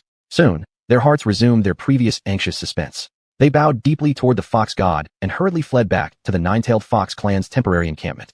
Watching them run away like startled rabbits hit from behind, Tu Jingjing gently caressed his smooth, tender chin. If only he had a beard, it would have been even more perfect. Extremely pleased with himself, Tu Jingjing thought conceitedly. Well, this god still possesses rather high artistic skill and speech. After indulging in self-admiration for a short while, he rushed toward the direction of the human encampment. No, better not rush. He should walk calmly instead, and must walk with absolutely no trace of hostility. When the boundless divine pressure from the upper divine realm descended upon the human camp, the Hongshu research team members, having already prepared protective measures, remained unharmed. However, the camp buildings suffered enormous damage. Except for the courtyard inhabited by Hongjun, which had been tempered by his divine aura and therefore remained intact, all other buildings were instantly obliterated into dust. Even the meeting hall would have been destroyed as well if Hongjun hadn't reacted quickly and shielded it. Though reluctant, since he had lived there for a period of time, besides being a private place for rest, the former dwelling also held a bit of emotional solace. In shock at the power of the deity and simultaneously furious beyond measure. Yet, after this invisible display of divine power, everyone had reached a relatively fair estimation of the god's strength. Definitely not something they could defeat individually or one-on-one. Therefore, no one foolishly shouted or ranted. Instead, they quickly formed a fan-shaped battle formation and carefully faced the direction from which the divine pressure was advancing. Just as everyone was bracing themselves, Shen Shuwei Tu Heishuan arrogantly floated before the crowd. After seeing the camp reduced to chaos, he sneered. Foolish mortals, have you finally tasted the might of a god? Why not prostrate yourselves on the ground right now, while the god has yet to arrive, and beg pitifully for a thread of survival? Otherwise, you will end up like your homes, boom, and vanish into dust and ashes. If he had not mentioned the houses, things might have remained bearable. But as soon as he tore open the wound, how could anyone endure it any longer? All 42 of them unleashed a full volley of flame spells at Tu Heishuan. Of course, he had expected humans to retaliate. Assuming they were no different from ordinary mortals in the divine realm, easily crushed. Never had he imagined that the one easily crushed would be himself. He didn't even have time to scream in pain before being vaporized by the barrage of dark purple flames. The fox maidens, including Tu Jingjing, were all utterly stunned. In the past, even the god attendants of other races on Huiyun Island were highly esteemed figures that the leaders of every race scrambled to flatter. But now, at this moment, their hearts were thrown into utter chaos. In their minds, the combat strength of Hong's team had instantly increased 1,000-fold. This incident unknowingly brought great convenience to Tu Jingjing's mission. Chapter 112: The Timid Fox's Story. Just as everyone was bracing themselves, suddenly, they felt the divine aura abruptly recede. No one was prepared for that. As a result, everyone actually took a step forward in unison. While people were speculating what new trick the Fox clan's deity was going to play next, they saw the clan leader of the Sky Foxes, Tu Karen, hurrying forward with small steps toward the camp. Somewhat oddly, upon spotting the crowd gathered in the camp square from a distance, he waved at them with an unusually warm and friendly gesture. Everyone instinctively ignored Tu Karen's suspicious behavior and instead looked past him, focusing on what was behind. Tu Jingjing watched Tu Karen carefully. Once he approached within 1,000 meters, the pressure from their shared bloodline caused her expression to change. She urgently shouted, "Everyone be careful. Tu Karen is the fox god's surrendered vessel. He is the fox god himself." Upon hearing Tu Jingjing's warning, the crowd instantly turned their gazes onto Tu Karen, preparing for immediate attack. Tu Jingjing carefully assessed the power levels of the 55 humans in front of her and realized her chances of victory were slim. After getting a clear view of the human camp, which he already understood well through Tu Karen's memories, he quickly realized things looked bad. When you've destroyed even the homes others lived in, how can you claim you're here seeking peace? Even if it were him, he wouldn't believe a single hair of that. What should be done? Very urgent. Tu Jingjing felt wrong to the point of almost wanting to cry. Hongjun witnessed the god possessing Tu Karen. Unlike the Xianxia who immediately resorted to threats, this one stood 500 meters away from the group, its expression shifting rapidly, as if deeply conflicted. Just as Hong was puzzled, Qian Gumong, the foreign affairs steward, stepped forward and mocked. "Tu Karen, are you here to help us rebuild our camp?" Intending to provoke him before launching an attack. Surprisingly, he smiled joyfully and replied, "That's right. Exactly right. I am indeed here to help you rebuild a new camp. How wise of you. Truly worthy of being the powerful experts who helped my fox kin overcome the transformation tribulation." Hongjun turned to Tu Jingjing with eyes full of questions about the so-called deity standing before them. Could it be a fake god?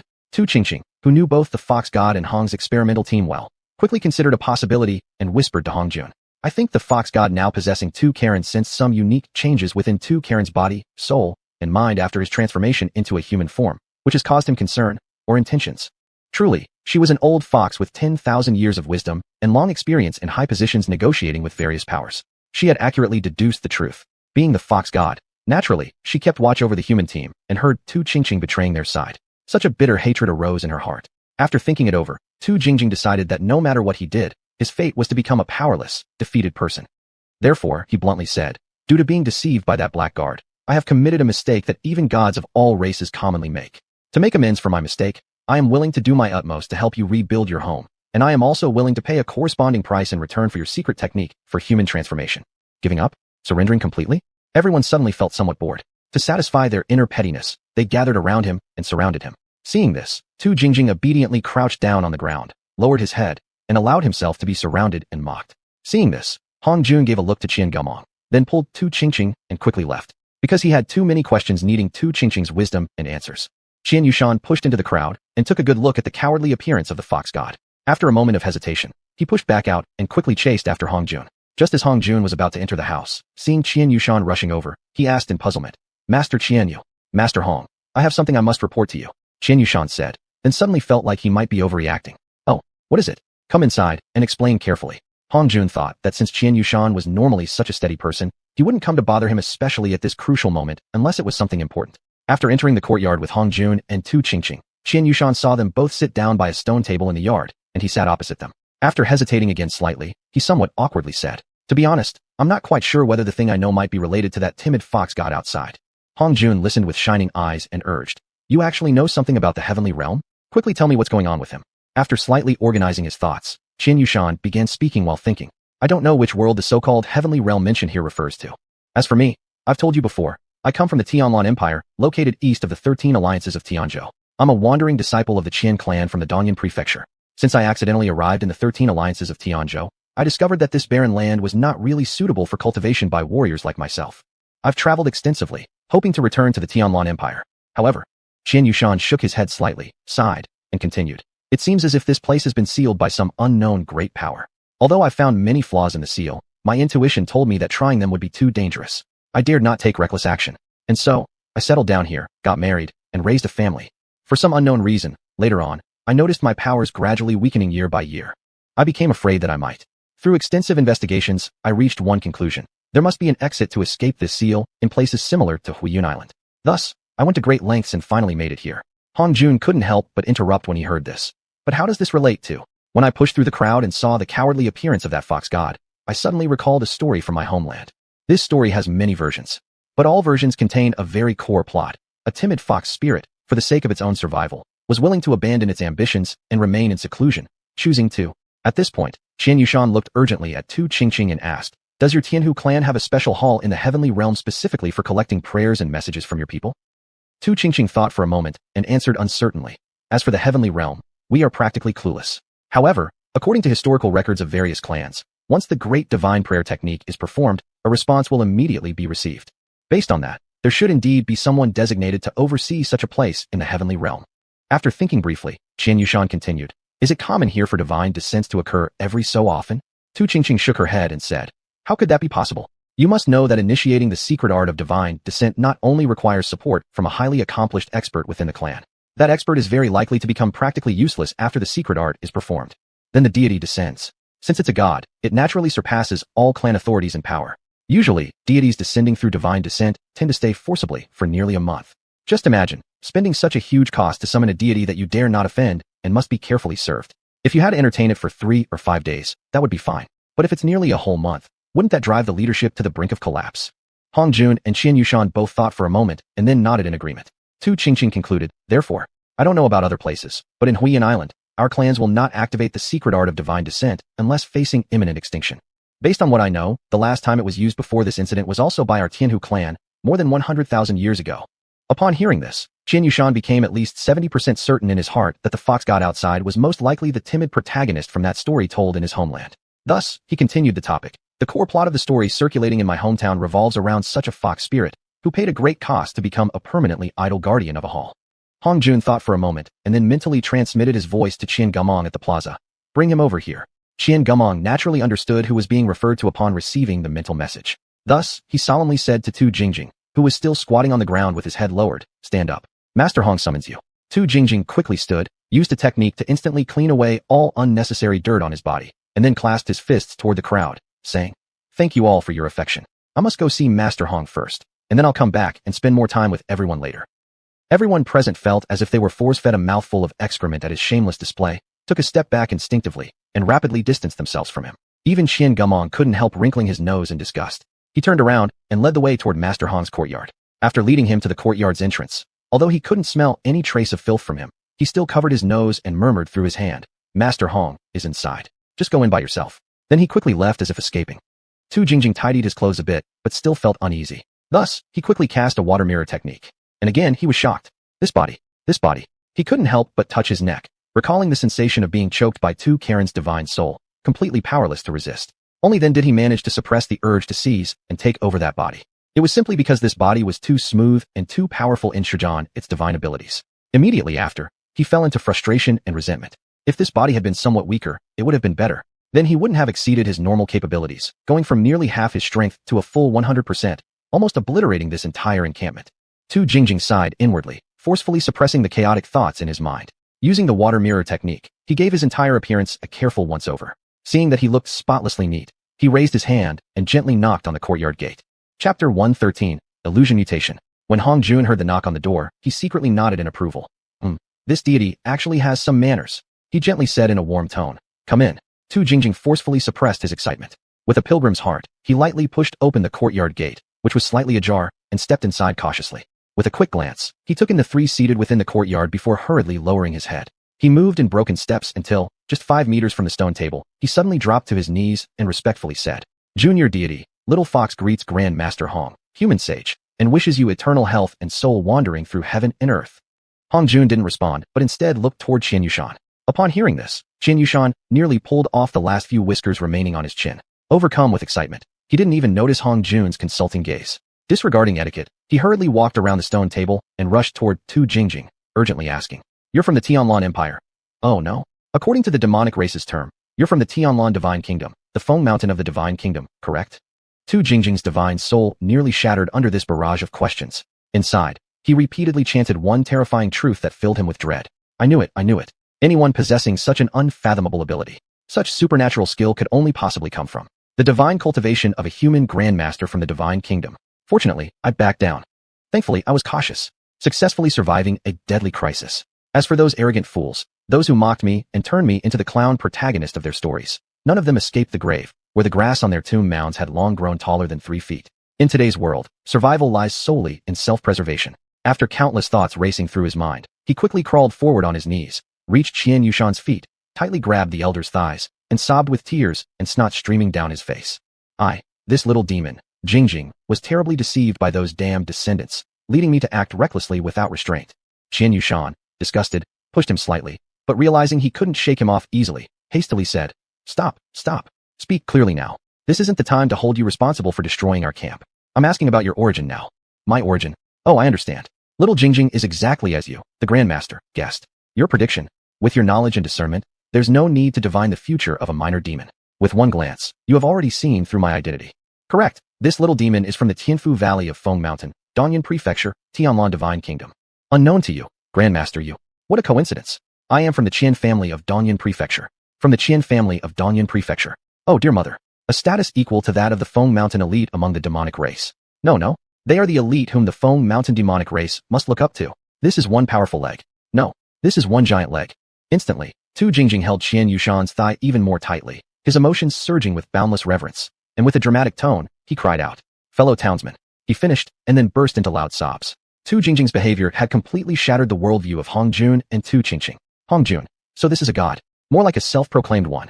Tu Qingqing's face was rapidly changing, turning red, then white, then green, then black. This disgraceful god was truly shaming the legacy of the Tianfu clan built up over countless generations. If their identities were naturally predetermined, she truly wouldn't want to acknowledge the blood ties between them. Now, feeling Hong Jun's gaze upon her, she felt even more ashamed. Seeing this, Hong Jun instantly understood the reason for her shame. Quietly, he reached out, gently held her hand, and softly said, Just as a single grain of rice can nourish 100 different people, different individuals arise from the same root. You, in reality, have already transcended the constraints of race, and from now on, you are no longer considered a citizen of the Tianfu clan.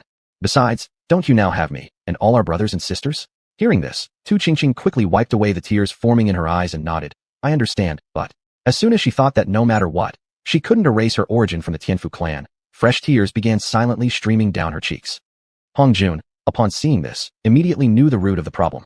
Irritated, he cast a cold gaze at the still kneeling Tu Jingjing and coldly said, You shameless wretch, get up already. Sit properly, or stand to answer the questions. Xianxuan, being a clever man, quickly glanced at Tu Qingqing before turning toward Hong Jun and suggesting, "Perhaps I should have him restore the camp first before answering your questions?" Hong Jun examined Tu Qingqing up and down, seeing that he was still in the body of Tu Karen, and noticing the soul inside was a pitifully weak deity, 100 times more cowardly than Tu Karen's straightforwardness. With a look of disgust, he waved his hand and said, "From now on, you two may communicate directly, and just report the outcome to me." Xianxia immediately grabbed Tu Qingqing, who was still somewhat dazed, and pulled him outside. Although Tu Qingqing wished more than anything to get closer to Master Hong and learn what sacrifices would be required for him to undergo the transformation tribulation, he understood that he was clearly unwelcome and thus had no choice but to focus first on clinging to this this giant leg, and bide his time. As soon as the two left, Tu Qingqing threw herself into Hong Jun's arms and burst into loud sobs. Hong Jun could only helplessly half embrace her and let her cry until she was exhausted. When her sobs finally softened, he whispered comforting words. Each person's path as a fox must be walked by themselves. Even among humans, there are no shortages of peculiar people like him. If you were to cry out of shame every time you encountered one, humans wouldn't have time to do anything else. Slightly embarrassed, Tu Qingqing buried her face in Hong Jun's chest and softly murmured in response. After a while of thought, Hong Jun asked Tu Qingqing, "You've read more historical records than anyone else. I'd like to ask, since Huizhou Island's earliest history, when gods descend, what methods do they typically use to attack deities?" Tu Qingqing tried to recall, then softly replied, "There's no clear record.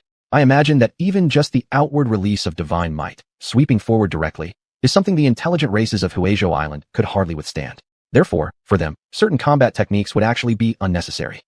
If I must speak specifically, I think that when deities of various races descend, they naturally possess a far deeper understanding and usage of their race's unique divine techniques. As for anything else, I really don't know." Hong Jun considered it briefly and thought her words made sense. Originally, he had assumed that once he broke through to foundation building's final stage, he could lead the group of brothers back inland and no longer hide their brilliance in secrecy. Now, the sudden revelation of another world beyond the heavens, more accurately, the existence of countless powerful beings in realms beyond the 13 alliances who might pose a threat to cultivators. The deeper he thought, the more Hong Jun realized that hosting the transformation tribulation for the fox spirits had been rather impulsive. It contradicted entirely his principle of survival. Now, the transformation tribulation had attracted interest from ancient demonic forces beyond the 13 alliances, proving that high-level demons of his own tier either didn't know about or simply didn't perform transformation. How could he conceal this? Hong Jun, feeling a headache, also felt somewhat relieved. The Tianhu clan is renowned for illusion arts, forcibly classifying human form transformation as an ultimate illusion technique. Yes, especially considering many Tianhu clan elites who, like gods, also failed to transform, it would be convincing to explain it as an abnormal breakthrough of illusions. With this decision, Hong Jun felt he still needed the fox girl's cooperation. Thus, he shared all his concerns and prepared explanations fully with Tu Qingqing. After listening, Tu Qingqing began crying again. Concerned and puzzled, Hong Jun urgently asked, "What's wrong? Is it unreasonable of me to arrange this? Or is there some other issue?" Wiping away her tears quickly, Tu Qingqing choked out, "I'm just grateful for Master Hong's trust in me. You've shared such a critically important piece of information concerning the safety of the Hongshu cultivation team with me. Please, and all your brothers, feel at ease. Even if I die, I will never disclose this to a third party. As for the fox girls," Hong Jun smiled, "don't worry too much. They've sworn oaths to me. As the one holding the oath, I naturally know their loyalty." However, he suddenly realized that explaining too much would lead to negative consequences and quickly changed the subject. "You just need to make sure they firmly maintain the story that their human form transformation is an illusion advancement anomaly. As for the rest, you need not concern yourself." Sensibly, Tu Qingqing didn't press for further reasons. At the same time, secretly she made a resolution. Better to keep both parties informed about the fox girls' matters while keeping them in check, so there'd be no further troubles. Seeing Hong Jun constantly glancing outside, she intelligently added, "These past couple of days, I've been too worried, and now my spirit is exhausted. If there's nothing further needing my assistance, I'd like to rest." Seeing how considerate she was, Hong Jun kissed her forehead and gently said, "Then you rest well. Everything in the camp is under control. Don't forget about all my brothers."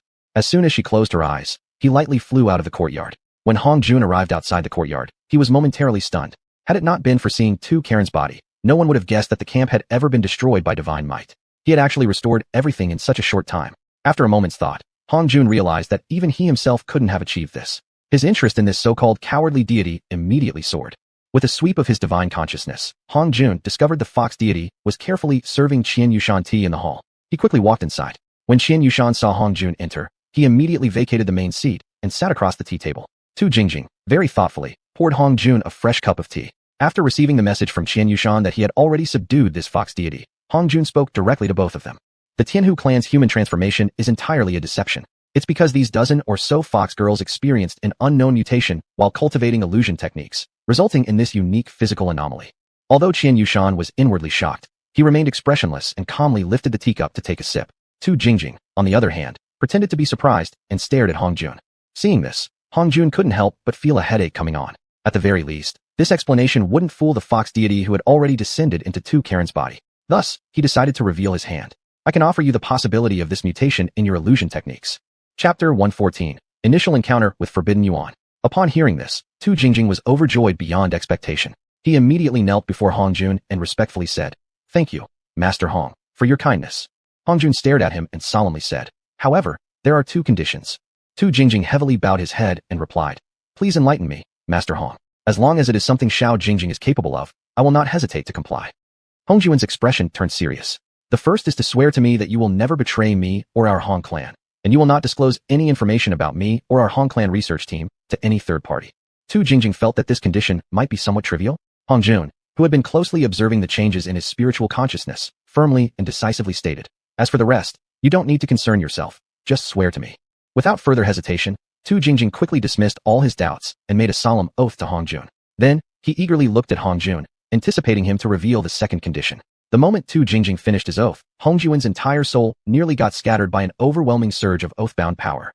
Even his entire foundation of cultivation was almost transformed into a divine path. Fortunately, his soul had been tempered by the universe, possessing extreme flexibility and inclusiveness, enabling him to barely preserve his final threshold.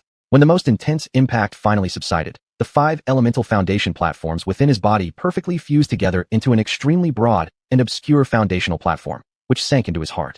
Once this chaos foundation settled into his heart, his entire consciousness realm underwent a tremendous transformation. Besides the ability to instantly alter the environment of his consciousness realm through mere thought, he also gained a 58 treasure pagoda. The pagoda had a hexagonal white crystal base, with 7 tiers of towers that were thicker at the bottom and came to a point at the top. Each side of every floor of the pagoda featured a Buddha statue with an indistinct face. Even with Hong Jun gazing intently, he was still unable to discern the exact features of the Buddha statue's faces, yet he had a strong intuition that those would be his future appearances. In front of each Buddha statue sat a disciple in a kneeling position. When Hong Jun zoomed in on these disciples, he could not see their faces clearly either. However, each one of them corresponded exactly to the 58 people he knew in the physical world. His 42 brothers, 11 fox maidens, elders Tu Rui and Tu Yin, Tu Karen, Tu Qingqing, and most recently, Tu Jingjing, who had just sworn allegiance to him. The moment Hong Jun noticed this, a thought flashed through his mind. Did it mean that every person or being who swore loyalty to him would cause such a pagoda to manifest in his consciousness realm? And with every such pagoda, could he sense at any time whether they had violated their oaths? Although Hong Jun was extremely eager to figure out its full functionality, he also knew that now was not the time to dwell on it deeply. He slowly shifted his gaze back to Tu Jingjing. When Tu Jingjing felt Hong Jun's gaze fall upon him, it was as if he were locked onto by an insurmountable predator, causing his entire body to tremble involuntarily. In his heart, he cried out desperately, Master Hong, truly a powerful cultivator, for even disciples of the Qian clan from the Tianlan divine kingdom willingly followed him. Thankfully, he had seized this opportunity without overestimating himself. Otherwise, even being gazed at like this was nearly unbearable. What if he decided to attack outright? Tu Jingjing was both ecstatic and deeply frightened, beads of cold sweat pouring down his back. As Hong Jun turned his gaze upon him, an intuition suddenly struck his heart. He could control Tu Jingjing's life and death. Indeed, with merely a single thought of his mind, Hong Jun could decide Tu Jingjing's fate without needing to take any further action. This realization startled Hong Jun. What if this same power extended to his other brothers? An abrupt wave of fear rushed over him. It seemed he needed to improve his self-cultivation and refrain from reprimanding his brothers carelessly. No, that alone was not enough. He needed to discipline his speech and his thoughts, speak less and think less recklessly. Otherwise, with the slightest mistake, a careless word or stray thought could cause his brothers to perish. Then regret would come too late. After clarifying his approach toward managing this spiritual power, Hong Jun put his concerns aside and kindly said to Tu Jingjing, the second condition, naturally, is for your physical body to actually come before me. After hearing this, Tu Jingjing believed Hong Jun's condition to be perfectly reasonable. Yet, to actually bring his divine physical body back to Huiyuan Island would be an extremely significant undertaking. In an instant, he hesitated, finding it difficult. Seeing this expression on Tu Jingjing's face, Xianxuan's heart filled with anxiety. If even a deity couldn't pass through the seal to return with a body, how would he ever hope to go home? Hong Jun turned his gaze toward Xianxuan and questioned, You weren't born here either. How did you get here? It's... Xianxuan started speaking, but suddenly felt an invisible steel needle continuously stabbing through his mind. Taken completely off guard, he couldn't help but cry out in pain. Then, as though witnessing a great horror, he suddenly leaped into Hong Jun's arms, his face turning pale with a dark tint on his lips, trembling as he stammered, a needle, there's a white needle. It's piercing me again. Hong Master, save me. Hong Master, help. Hong Jun immediately ruled out the possibility of xianxia suffering from mere hallucinations. In deep concern, he quickly poured true energy and yuan power into xianxia's body. But none of it could stop his helpless and agonized screams. Tu Jingjing, on the other hand, shifted his position in an instant, drifting to the corner of the hall, covering his head with both hands, and kneeling there, trembling all over.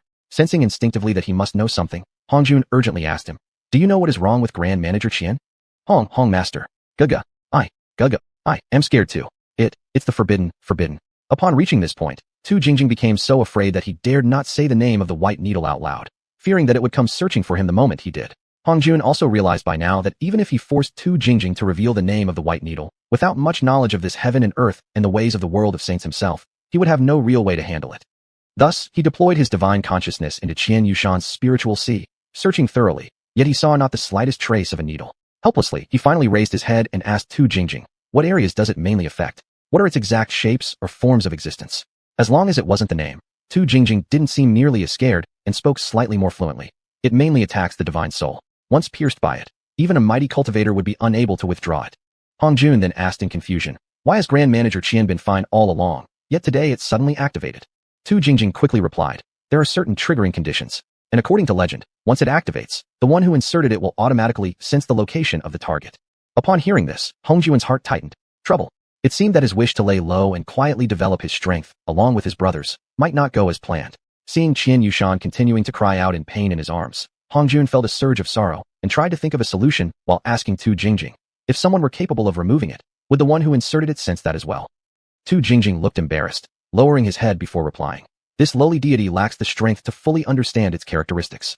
After exhausting all options and finding no way to deal with xianxua's condition, Hong Jun suddenly thought of a possibility. He quickly submerged his divine consciousness into his consciousness realm, located xianxua's pagoda, and focused his attention on enlarging xianxua's image. When it grew nearly 100 times larger than normal, he finally saw within xianxua's mind a white needle rhythmically piercing into him. As the supreme ruler of his consciousness realm, Hong Jun locked his divine soul onto the white needle and commanded solemnly, "Come out." The moment Hong Jun's words landed, the white needle instantly lost its spiritual vitality and automatically withdrew from xianxua's mind. The instant the white needle left xianxua's brain, he immediately stopped screaming in pain and, after his spiritual energy was drained, fell into unconscious slumber. Hong Jun, with a divided focus, quickly examined xianxua's physical condition and found that in this short period, he had merely overused his spiritual energy and had fallen into a weary slumber after stabilization. Reassured by this, Hong Jun relaxed slightly. But his spiritual soul inside the consciousness realm did not dare relax at all. Sure enough, the moment the white needle left xianxua's brain, it shot out violently. However, within his own consciousness realm, Hong Jun was omnipresent. Even if the white needle pierced 1,000 times in an instant, against such an environment, it was entirely in vain. After multiple unsuccessful attacks in all directions, the highly sentient needle turned around sharply and darted toward xianxua's disciple figure within the pagoda. Just as Hong Jun blinked in surprise, it had already shot toward xianxua. Despite instantly moving his consciousness across millions of miles, he realized it was too late to stop it. Hong Jun inwardly exclaimed, "Not good." Already preparing himself for xianxua's brain to be pierced again. But before he fully formed that thought, a blur crossed his eyes. In the haze, he sensed that in front of xianxua's disciple figure, the Buddha figure representing himself seemed to open its Buddha eye once. The cunning white needle was instantly immobilized in front of the Buddha image. Elated, Hong Jun immediately reached out with his hand to grasp it. As soon as it touched Hong Jun's spiritual hand, it twisted and tried to pierce into his own soul. Hong Jun, well prepared, quickly deployed his soul energy and tightly gripped it. An indescribable piece of information surged instantly into Hong Jun's soul. It turned out its name was the Forbidden Yuan Spirit Needle. It didn't even have a physical form. It was merely a curse. Hong Jun immediately became extremely interested in it. A mere curse Jingran could possess such sentience and be so insidious. Such a technique. Hong Jun instantly decided he would deconstruct it. Perhaps sensing Hong Jun's determination, this Forbidden Yuan Spirit Needle began to resist violently. However, under the immense suppression of Hong Jun's soul force, it was naturally unable to escape being dismantled. When Hong Jun cracked open its outer shell, countless runes instantly flooded his entire consciousness realm, as if attempting to destroy this world. As the boundless runes surged toward the void, seeking escape, 58 pagodas simultaneously emitted soft, milky white Buddhist light, while chanting resonated through the air. These countless beams of Buddha light instantly trapped the chaotic, desperately fleeing runes. The endless runes became like tiny insects caught on a spiderweb, instantly stuck by the Buddha light. Then, they were rapidly drawn back into the Buddha statues atop the 58 pagodas. As Hong Jun felt each Buddha statue becoming somewhat more solid and radiant, he suddenly felt as if he had drunk too much wine. His mind remained somewhat clear, yet his body no longer obeyed his will, and he collapsed to the ground, falling asleep. Chapter 115, The Cruel Truth. Although Tu Jingjing was crouched in a corner of the grand hall, he was still keenly aware of the movements of Hong Jun and xiuxian at the front of the hall. The moment xiuxian's cry of pain faded, his entire soul nearly fled from Tu Karen's body in horror.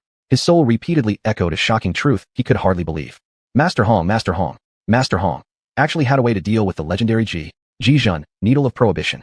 Though Tu Jingjing repeated this astonishing thought in his heart, he still dared not utter the name of the xiuxian, Divine Needle of Prohibition. Immediately afterward, he felt an overwhelming sense of relief. After tens of thousands of years of silent devotion and waiting, he had finally found a glimmer of hope for rebirth. Even if others called him a fox trader, so what? As his emotions surged, he suddenly heard something drop to the floor. To avoid causing offense, Tu Jingjing did not even dare send out his spiritual sense to investigate. He simply stayed curled up tightly. Furthermore, he made up his mind secretly. Unless summoned, he would not lift his head or try to learn what happened in the hall, under any circumstances. He knew too well that the events unfolding before him were far beyond his capacity to involve himself in. One day and one night passed. Although Tu Jingjing had incredible endurance, he perceived the time as merely an instant. Hong Jun and xiuxian both woke up at the same time. Xiuxian discovered he was being embraced by Hong Jun, and his aged face flushed with embarrassment. Instantly, he recalled yesterday's tragic experience and expressed heartfelt gratitude, saying, Master Hong, you have saved Yuxian again. Hong Jun stood up, stretched his arms and legs, and smiled. Between you and me, what difference does it make whether I save you once or many times? Hearing this, xiuxian gazed upward for a moment, suppressing tears that had welled up, letting them retreat deep into his eyes. He exhaled deeply and said, No difference. No difference at all. The two exchanged glances and smiled. Words were unnecessary to convey everything. Xiuxian turned his gaze toward Tu Jingjing, who was still curled up in a corner of the hall. Instantly understanding the reason for Tu Jingjing's behavior, he scolded, You damned fox. Not a bit refined. Go make some tea now. Immediately, Tu Jingjing used a cleansing spiritual art to remove all impurities from his body, exuding a refreshing aroma as he quickly stepped forward to the front of the hall. He bowed apologetically to both xiuxian and Hong Jun before obediently preparing tea and serving as their tea assistant. After taking a sip of hot tea, Hong Jun looked seriously at xiuxian and said, It seems that you ended up here because someone plotted against you. After a brief flicker of pain across his face, xiuxian quietly responded, Yes. Do you want us brothers to take care of it for you? Hong Jun could not have possibly been indifferent to such a scheme against his comrade. To Hong Jun, the word brother was far more than just an expression. Xiuxian shook his head halfway, but suddenly recalled the matter of the xiuxian and realized he truly could not refuse the assistance of Hong Jun and the other brothers. So he quickly nodded and whispered, Fine. With tea replacing wine, the two drank several cups, gradually easing the heavy atmosphere between them. Meanwhile, beside them, Tu Jingjing, listening to their conversation, seemed to foresee endless blood and turmoil in the future. After all, daring to plot against the heir of the Dongyun mansion, who was ranked among the elite of the Tianlan Divine Kingdom, and doing so using the xiuxian as surveillance, whether the culprits were internal or external forces within the Qian clan, the numbers involved would be innumerable. Hong Jun thought for a moment and then calmly said, Looks like I'll have to conduct intensive training for the brothers for a considerable amount of time. Xiuxian nodded and continued, I'll be responsible for explaining some details about the Tianlan Empire, along with Tu Jingjing. As for other matters, I'll leave them to Master Hong. Hong Jun drank the freshly poured tea in one go and said, That's only right. Both of them tacitly avoided discussing whether they should share internal affairs of the Qian clan with the rest of the brothers. When all the plans were settled, Xiuxian felt a great weight lift from his chest, and he rose to leave. As Xiuxian approached the threshold of the hall, Hong Jun quietly said to his retreating back, Chief Steward Qian, Tu Jingjing, should now be considered a member of our Hong clan's experimental team. Please refrain from calling him you damned fox from now on. Xiuxian's footsteps paused briefly. He quickly turned around and rushed back. Bowing deeply to Tu Jingjing, who was sobbing uncontrollably, he sincerely apologized. I'm sorry, I was careless. Rest assured, I will never make such a mistake again. Overwhelmed, Tu Jingjing almost overturned the tea table. Fortunately, as a fox possessing great spiritual powers, he quickly stabilized the tea set before him and poured Xiuxian a cup of tea. His voice slightly choked as he spoke. I originally wanted to humor you and call myself by my nickname, Doggy. But you regard me as your brother. I can't keep putting myself down like that. I must live, for myself and for my brothers, with dignity. Therefore, Tu Jingjing of the Tianhu clan accepts your apology. With that, he bowed his head respectfully toward Xiuxian. Good words. Living with dignity, for yourself and for your brothers. Xiuxian said loudly. He then gave Tu Jingjing a heavy pat on the back, continuing heartily. You, my friend, are accepted by Xiuxian. Then, turning his gaze toward Hong Jun and nodding slightly, he said sincerely, Thank you, Master Hong, for your teaching. After that, Xiuxian wasted no time and quickly left the hall. Tu Jingjing stood there, gazing treasure at Xiuxian's retreating figure, tears involuntarily streaming down his face again. At that moment, at that place, within his entire being surged emotions beyond anything he had ever experienced before. After rummaging through all his memories, struggling to find the right words to describe it, all those feelings ultimately condensed into one simple sentence. So this is what it means to be brothers. After a while, returning to his senses, Tu Jingjing almost instinctively dropped to one knee, intending to kowtow to Hong Jun in gratitude. But Hong Jun raised his hand in midair, channeling spiritual energy to stop Tu Jingjing's descent. He smiled, saying, "Among brothers, we do not usually bow like this. I sincerely hope that, for your own sake and for your brothers, you will stand." Upon hearing these words, confidence lit up across Tu Jingjing's face. He smiled broadly and replied, "Right. From now on, I, Tu Jingjing, must stand." With his heart wide open, Tu Jingjing no longer held back, and he plopped down casually onto the seat where xiuxian had just been sitting. He poured Hong Jun's teacup to 7/10 full and added more tea to his own before boldly asking, "Master Hong, I've noticed that the way you and the brothers cultivate is completely different from anything I've seen or heard of before. Can I learn it?" In the past, even in 1,000 dreams, Tu Jingjing would never have dared to ask such a direct question in front of Hong Jun. Hong Jun gently lifted his teacup and took a sip before replying, "Of course you can. In fact, ever since you swore your oath to me, you have been qualified to learn." Eyes sparkling with excitement, Tu Jingjing refilled Hong Jun's cup before continuing eagerly, "Master Hong, then please teach me a couple of techniques." Hong Jun gazed at Tu Jingjing for a moment before questioning, "A couple of techniques?" Tu Jingjing lowered his head and examined his current body. Seeing nothing unusual, he quickly pressed, "Earlier, you said I could learn. Why won't you even teach me 2 techniques? Are you only going to teach me 1? Don't you think you're being a bit too stingy?" Hong Jun laughed heartily for a moment, then replied, "You're rushing too much." Tu Jingjing shot Hong Jun a sharp glance and retorted, "If you had endured thousands of years like I did, only to discover in one morning that you never had to hide anymore, you'd become impatient too. Are you keeping your word or not?" Hong Jun smiled and said, "What I meant was, teaching you just 2 techniques would definitely be insufficient. If you were to tell others later that you only learned 2 from me, I'd be too embarrassed to show my face." Tu Jingjing decided not to press further, simply laughing along with Hong Jun. After a while, he suddenly turned serious and said, "It's extremely difficult for my divine body to return to Huiyun Island. Perhaps it was because my heart knot, formed over countless millennia, has finally unraveled, but I just thought of something. Master Hong, do you think this entire world is merely a junkyard for disposing of leftovers and waste?" Hong Jun didn't answer. Instead, he rose and walked toward the west-facing window of the Grand Hall. Not understanding why, Tu Jingjing followed closely behind him. Hong Jun pointed toward the raining area of the Huiyun Island Spirit Rain Zone without turning back, asking Tu Jingjing, "What do you think of this rain here and the similar rains that fall across the inner island?" Tu Jingjing watched for a while, but saw nothing unusual. Puzzled, he asked, "This rain has been falling like this for billions of years. Is there something strange about it? You've lived on this island." Hong Jun originally intended to ask if he had seen humans on it, but remembering Tu Jingjing might not know, he changed the analogy and said instead, "You know Huiyun Island has divisions, the inner island, the outer circle, and the outermost periphery. Have you noticed that intelligent beings from different regions rarely survive when moved to another zone?" Tu Jingjing thought for a moment before admitting honestly, "Yes, they can't. But how does that?" Upon hearing this, Hong Jun, after a pause, abandoned his attempt to guide him to the conclusion and spoke bluntly instead. "In the view of us cultivators, the rain of Huiyun Island is known as spirit rain. Those who possess supernatural powers draw their abilities from prayers and incense offerings. Martial cultivators, on the other hand, unlock their potential to increase their chances of survival." Tu Jingjing opened his mouth, feeling that aside from the cultivator's summary, he couldn't be sure yet if it was correct. However, he was deeply shocked by Hong Jun's sharp and accurate explanation distinguishing the divine path and the martial path. After a pause, he quietly asked, "What connection do we cultivators have with the spirit rain falling there?" The spirit rain is extremely hostile toward both martial cultivators and those who cultivate supernatural powers. It is precisely the reason why members of these 2 groups suffer from the stiff death syndrome.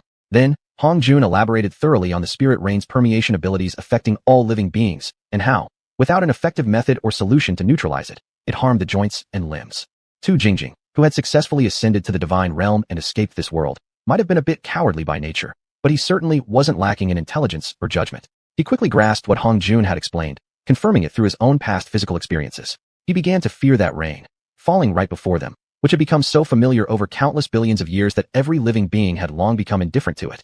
Hong Jun glanced at him before gravely saying, "Due to the application of spiritual energy being related to our team's cultivation secrets, you do not have the right to disclose these contents to any third party. Understand?" Tu Jingjing nodded in agreement. Being an extremely intelligent individual, he naturally recognized the vast prospects of cultivation. Therefore, he felt more gratitude and pride within himself, anticipation for the future growing even stronger. Chapter 116, Early Intervention. On Huiyun Island, there exists a wise race that possesses knowledge regarding the divine descent inheritance. They are capable of determining the divine strength of descending gods by sensing the divine might radiated after the descent. Although even the weakest god far exceeds what everyone can resist, This criterion can be used to judge the length of time the god remains on Huiyun Island. The higher the god's power, the longer the duration of their stay. The maximum period can last up to nearly 3 months. The weakest gods can only remain on Huiyun Island for less than half a month. Although the duration depends on their own will, they can make slight adjustments accordingly.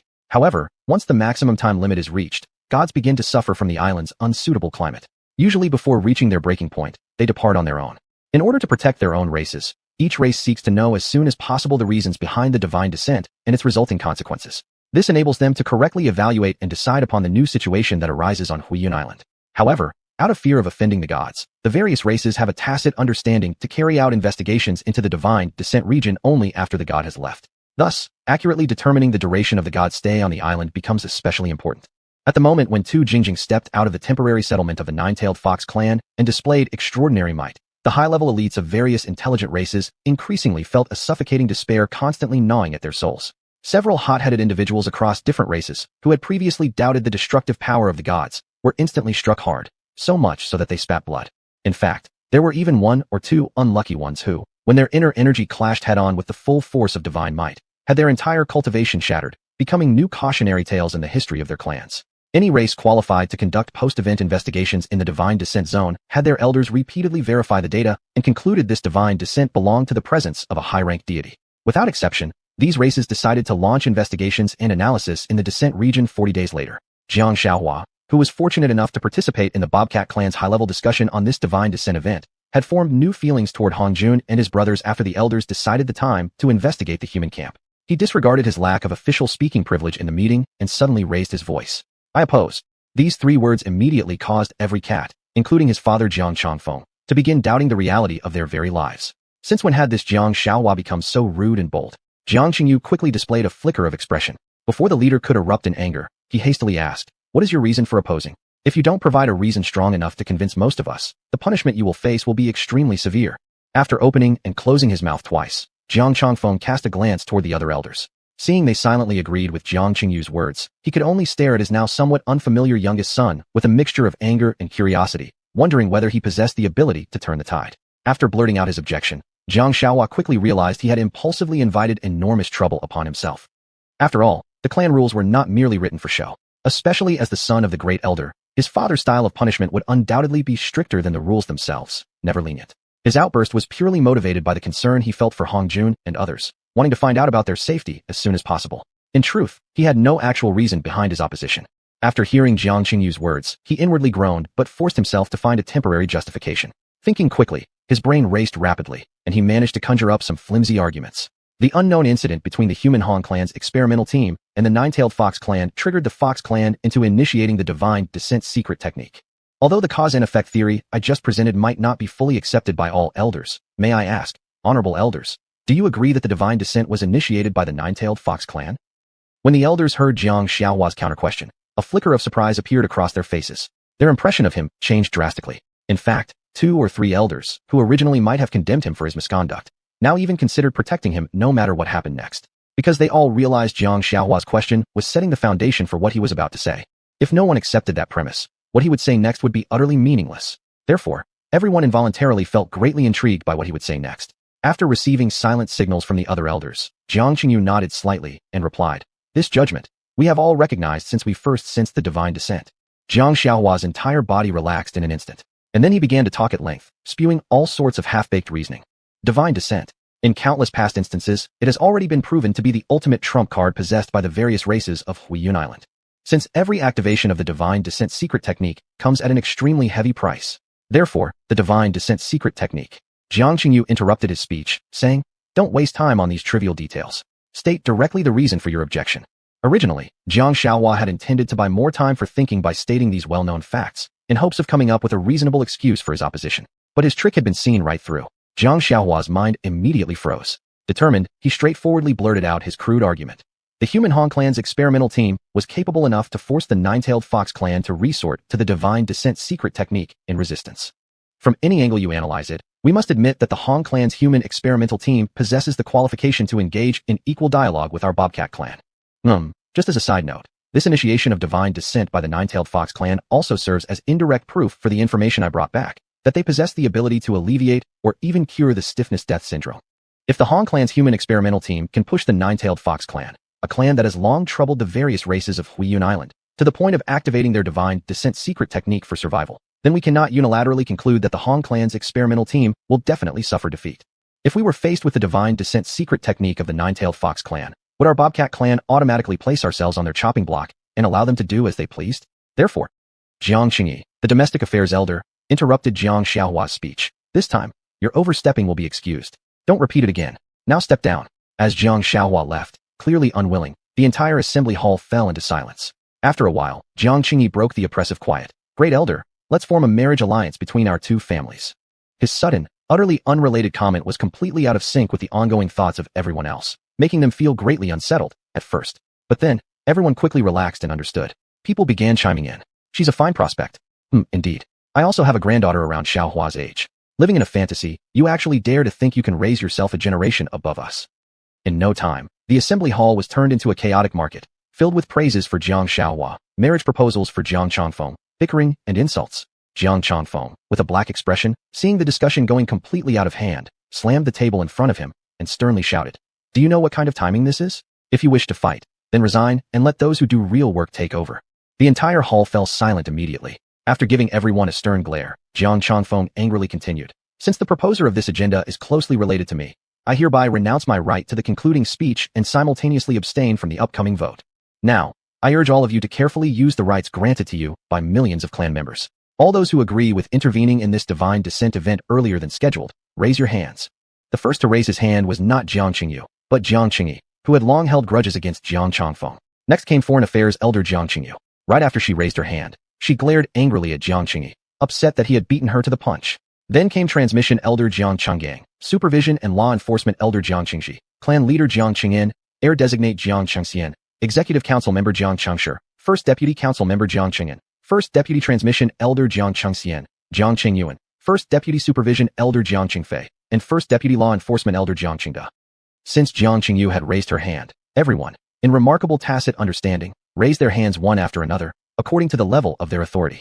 Seeing this, Jiang Changfeng felt a severe headache coming on. Now his youngest son was being pushed to the absolute forefront of the clan's storm. Though he himself was there to back him up, such a situation posed a great unknown for his son's development. But now, things had already reached a point where even he himself couldn't stop it anymore. Swiftly pushing his personal concerns aside, Jiang Changfeng solemnly announced the next agenda. Now that everyone agrees on our Bobcat clan intervening earlier than scheduled in this divine descent matter, I assume you are all aware of the risks involved. For the safety of our clan, Heir designate Jiang Chengxian shall begin purifying his body starting from the end of this meeting, and be ready at any time to initiate our clan's divine descent secret technique. Upon hearing this, Jiang Chengxian's face darkened. It was great fun to raise your hand in agreement at the moment, but when the time comes, you might find yourself at the pyre. However, this was the very purpose of his existence, a responsibility he could not refuse.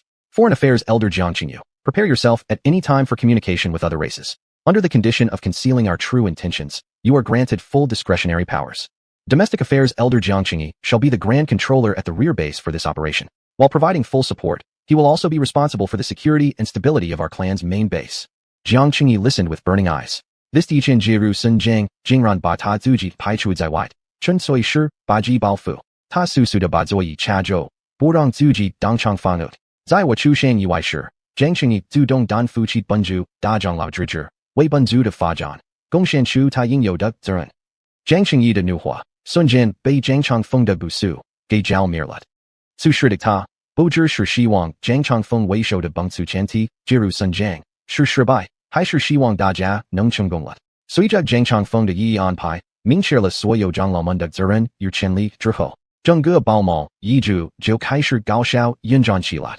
Chapter 117, Talismans Gaining Sentience. When both student and teacher possess extremely strong spiritual awareness, even Tu Jingjing quickly mastered the methods of using spiritual awareness. Within less than 2 days, the 42 brothers, 11 fox women, along with Tu Jingjing, Tu Qingqing, and Hong Jun, had synchronized and shared all the information they knew about the Tianlan Empire.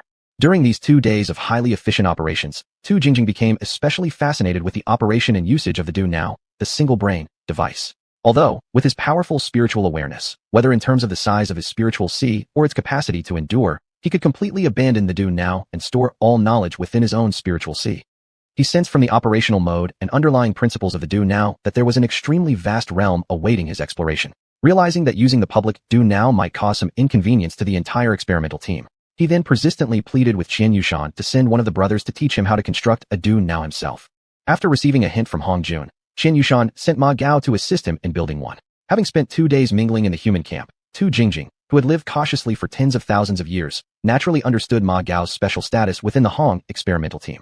Therefore, he used all his abilities to flatter Ma Gao until, eventually, they crafted a do now whose overall performance rivaled the one Hongjun had once forged and used as the team's main server. After thoroughly testing the newly forged do now built specifically for Tu Jingjing, Ma Gao actually felt a strong urge to swap with him. Eventually, he somewhat reluctantly handed the new do now over to Tu Jingjing. After sulking for a while, Ma Gao found Hongjun, saw that he was drinking tea, sat himself directly opposite him, grabbed the teacup in front of Hongjun, drank it all in one go, then poured out his complaints. Brother Jun, tell me, am I not at a loss here? The do now I forged for little Jingjing ended up outperforming my own. Hongjun looked at him somewhat disdainfully, fetched a new teacup, rinsed it with hot water, filled it 7/10 full with tea, took a delicate sip, closed his eyes while savoring the tea's subtlety, and quietly replied, "There are 2 choices. Tea 2 choices?"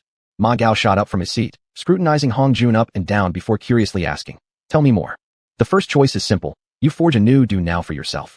You know, back when you forged your original do now, what was your cultivation stage then? And what is it now? As your skill has improved, your grasp of details and mastery of the forging temperature have both advanced substantially. Naturally, anything you produce now will be superior to what you made before." Reflecting on the forging of the 2 do naos, Ma Gao nodded in deep agreement. Yet, somehow, he didn't feel the same joy as he once did after completing his own original do now. Hongjun opened his eyes, saw Ma Gao lost in thought, nodded, and continued with the second choice. "As for the second choice, naturally, you can just continue using your original do now." Ma Gao immediately fell into hesitation, murmuring, "But its performance is considerably inferior." Hongjun waved his hand, summoning his ribbone blade, and steadily pushed it toward Ma Gao while solemnly saying, "You should still remember it, them." Ma Gao was taken aback, then hesitantly said, "The R-ribs? The bone blade forged from sea beast ribs." Hongjun lightly sighed and said, "Years have passed, and things have changed. From the current group of more than 40 brothers, no less than 10 might not even recognize where this blade came from." Ma Gao went silent. After recalling for a moment, Hongjun smiled at Ma Gao and said, "Why don't you bring out your own treasure blade and test its power against theirs?" Though somewhat tempted, Ma Gao still shook his head and said, "Your bone blade is something sentimental to you. I'd rather not test it against my own treasure." Hongjun laughed loudly and said, "Without testing, who knows which will prove stronger?" Having said that, he forcefully suppressed the spirit within the bone blade with his soul force, hiding any signs of its awakening. Ma Gao eyed Hongjun suspiciously and, with a probing look, said, "This doesn't seem right. From my past experiences, Brother Jun, you've always been someone who never lets himself suffer a loss. Oh, right. I also remember you still kept a set of vine leaf armor." Upon mentioning that, Ma Gao's expression suddenly changed as he blurted out, "Didn't you mention once that they had developed sentience?" A bone blade with sentient intelligence. Excitedly, Ma Gao immediately summoned the latest treasure blade he had forged after arriving at this camp, using luminescent flakestone, and stared at Hongjun's bone blade with shining eyes, saying, "Are you really not afraid it will be damaged by my treasure blade?" Before Hongjun could respond, the bone blade floating in front of Ma Gao emitted a soft, buzzing sound by itself, vibrating rapidly in sheer excitement. Hongjun immediately received a message from the blade's spirit. "Something delicious is here." Shaking his head, Hongjun sighed inwardly. After all these years, it still hasn't lost its gluttonous nature. He then nodded slightly to the blade. Given permission, the bone blade moved faster than Ma Gao's spiritual awareness could detect. In a flash, it pierced straight into the treasure blade Ma Gao had crafted from luminescent flakestone. By the time Ma Gao noticed, he could only stare blankly. He had believed the treasure blade, painstakingly forged from what he considered the hardest material available, was unbreakable. Yet before the bone blade, it was like paper. Not only had it been pierced clean through, it also rapidly shifted from brilliant white to gray under the high-frequency vibrations of the bone blade. Then, shockingly, it crumbled into dust and ash. A gentle breeze passed through. Ma Gao felt as if he had experienced a very brief dream. In the span of just 2 blinks, his treasured weapon had turned into nothing more than scattered dust. A rush of thoughts surged through his mind. After a while, he regained his senses and eagerly turned to Hongjun, asking, "Does this mean my do now also has a high chance of developing sentient intelligence?" Hongjun thought for a moment before replying slowly. More precisely, whether a magical artifact gains sentience doesn't have much to do with the time it was crafted. But it absolutely relates greatly to the mindset, emotions during the forging process, and the subsequent nurturing afterward. Take your do now for example. Even if you forge a new do now with exceptional performance, you probably won't be able to replicate the same emotional bond you had with the very first one you personally crafted. And besides, a do now, which is already somewhat intelligent by design, naturally has thousands of times more potential to develop sentience compared to ordinary magical artifacts. As Hongjun concluded his explanation, an abrupt thought struck him. Ignoring Ma Gao, who was still asking him questions, he turned and hurried back into his bedroom, retrieving his personal set of do now and placing it on the tea table in the courtyard. Excitedly, he told Ma Gao, who was watching in confusion. I really might have overlooked this for all these years. Let's hope it's not a case of missing the obvious. Upon hearing that, Ma Gao instantly understood Hong Jun's meaning and also turned his eyes, full of interest, to Hong Jun's do now. Looking at the still inactive do now, Hong Jun wore a gentle expression as he asked, will you activate yourself, or do I need to do something to help? Tu Qingqing, accompanied by Tu Jingjing, had come looking for Hong Jun on an errand. As soon as they entered the courtyard, they heard Hong Jun speaking to the do now. Both doubted whether they had overused illusion techniques and were now hallucinating. Thus, both instinctively shook their heads, then focused their eyes again, only to hear Ma Gao threatening the do now with, little duo, tiny now, if you don't listen today, I'll have your master. Well, my buddy. Remake you. Tu Qingqing and Tu Jingjing exchanged glances, confirming it wasn't an illusion. They quickly approached the tea table and looked at the do now resting there. Tu Qingqing then asked doubtfully, what are you two doing here? Ma Gao excitedly bragged. Brother Jun just reached a new conclusion. He says his do now might have developed intelligence. Could an object really gain sentience? This idea immediately caused Tu Jingjing and Tu Qingqing to question their very existence. Literally. Seeing their skeptical expressions, Ma Gao quickly provided evidence, saying, you don't believe magical artifacts can become sentient? Brother Jun owns a set of vine leaf armor and a bone blade that have already become sentient. Hong Jun inwardly winced at Ma Gao's tendency to show off. Even after so many years, he still hadn't matured, just as impulsive as ever. When he saw Tu Qingqing and Tu Jingjing looking at him with disbelief, he sighed silently and raised his hand, summoning the bone blade and vine leaf armor. The moment the two appeared, they sprightly took their positions beside Hong Jun. Although they currently had no distinct faces, they still gave off an impression. A very clever, obedient impression. Tu Qingqing, very curious, stepped forward and tried to touch the vine leaf armor. When it automatically dodged her hand, she grew even more interested. In an instant, one was trying to reach out and the other was trying to avoid, like two playful children causing chaos all over the courtyard. Seeing actual proof of artifacts gaining sentience, Tu Jingjing remained stunned for a while before regaining her senses. As a martial artist, she naturally had a strong interest in swords and blades. Therefore, she extended her hand toward the bone blade, which was quietly standing by Hong Jun's other side. Before Hong Jun and Ma Gao could issue a warning, Tu Jingjing got hit. In a flash, the bone blade had already sliced off the tips of her right index finger and thumb. And, more bizarrely, Tu Jingjing tried countless methods, even using divine abilities, but couldn't stop the bleeding from the tips of her fingers sliced off by the bone blade, let alone reattaching the severed fingertips. Hong Jun lightly slapped the bone blade's handle, his voice turning stern. With your intelligence, don't you know she is my guest? Is this how you treat guests? Seeing this, Ma Gao, despite the great danger of making contact with the bone blade, quickly pulled it into his arms protectively and angrily said to Hong Jun, it's still just a child. Why get so mad? It being a little mischievous is perfectly normal. After sensing Ma Gao's intention, the bone blade gently slipped out from his embrace and very carefully shaved off all of his beard. Ma Gao, who always took pride in growing a full beard, naturally hadn't expected such a move from the bone blade. And since he had just called it a child, unable to admit he was wrong so quickly, he could only wear an expression of painful regret and say, Brother Jun, look how well-mannered it is. It knows I've been busy lately and didn't have time or proper tools to shave. See, it went ahead and shaved for me. After saying this, he rubbed his chin, feeling the smoothness under his fingers, and suddenly realized something wasn't quite right. Chapter 118, The Joy of Wits. Ma Gao noticed Hong Jun staring at his hand resting on his chin with a faint, ambiguous smile. After a brief hesitation, he awkwardly forced himself to shift the topic. Brother Jun, hurry and stop the bleeding for Tu Jingjing. After holding back for so long, Tu Jingjing actually felt as though he had suffered injuries across countless eons. Pain evident on his face, he said to Hong Jun, Master Hong, this bone knife of yours is truly peculiar. Not only did it wound this physical body of mine, but surprisingly, it even injured my spiritual soul. It really hurts. Hong Jun, momentarily unable to figure out a solution to stop the bleeding and relieve the pain, turned his head and sternly commanded the bone knife, deal with your own mess. Upon hearing that, the bone knife flashed and cut the wounded spot on Tu Jingjing's finger once again. Then, with another flicker, the tip of the blade picked up the two severed fingers from the ground, precisely reattaching them. Then, the knife carefully scraped around the connection point and evaporated the blood traces left behind. After completing this whole process, if it weren't for the barely visible thin white mark at the previously severed spot on Tu Jingjing's right index finger and thumb, one might actually believe his fingers had never been cut at all. The moment Tu Jingjing's body and spiritual soul were freed from the pain, he lifted the two fingers in amazement toward his eyes. Watching the slowly fading white circular marks, his gaze at the bone knife turned even more eager and shining, with almost drool on the verge of flowing.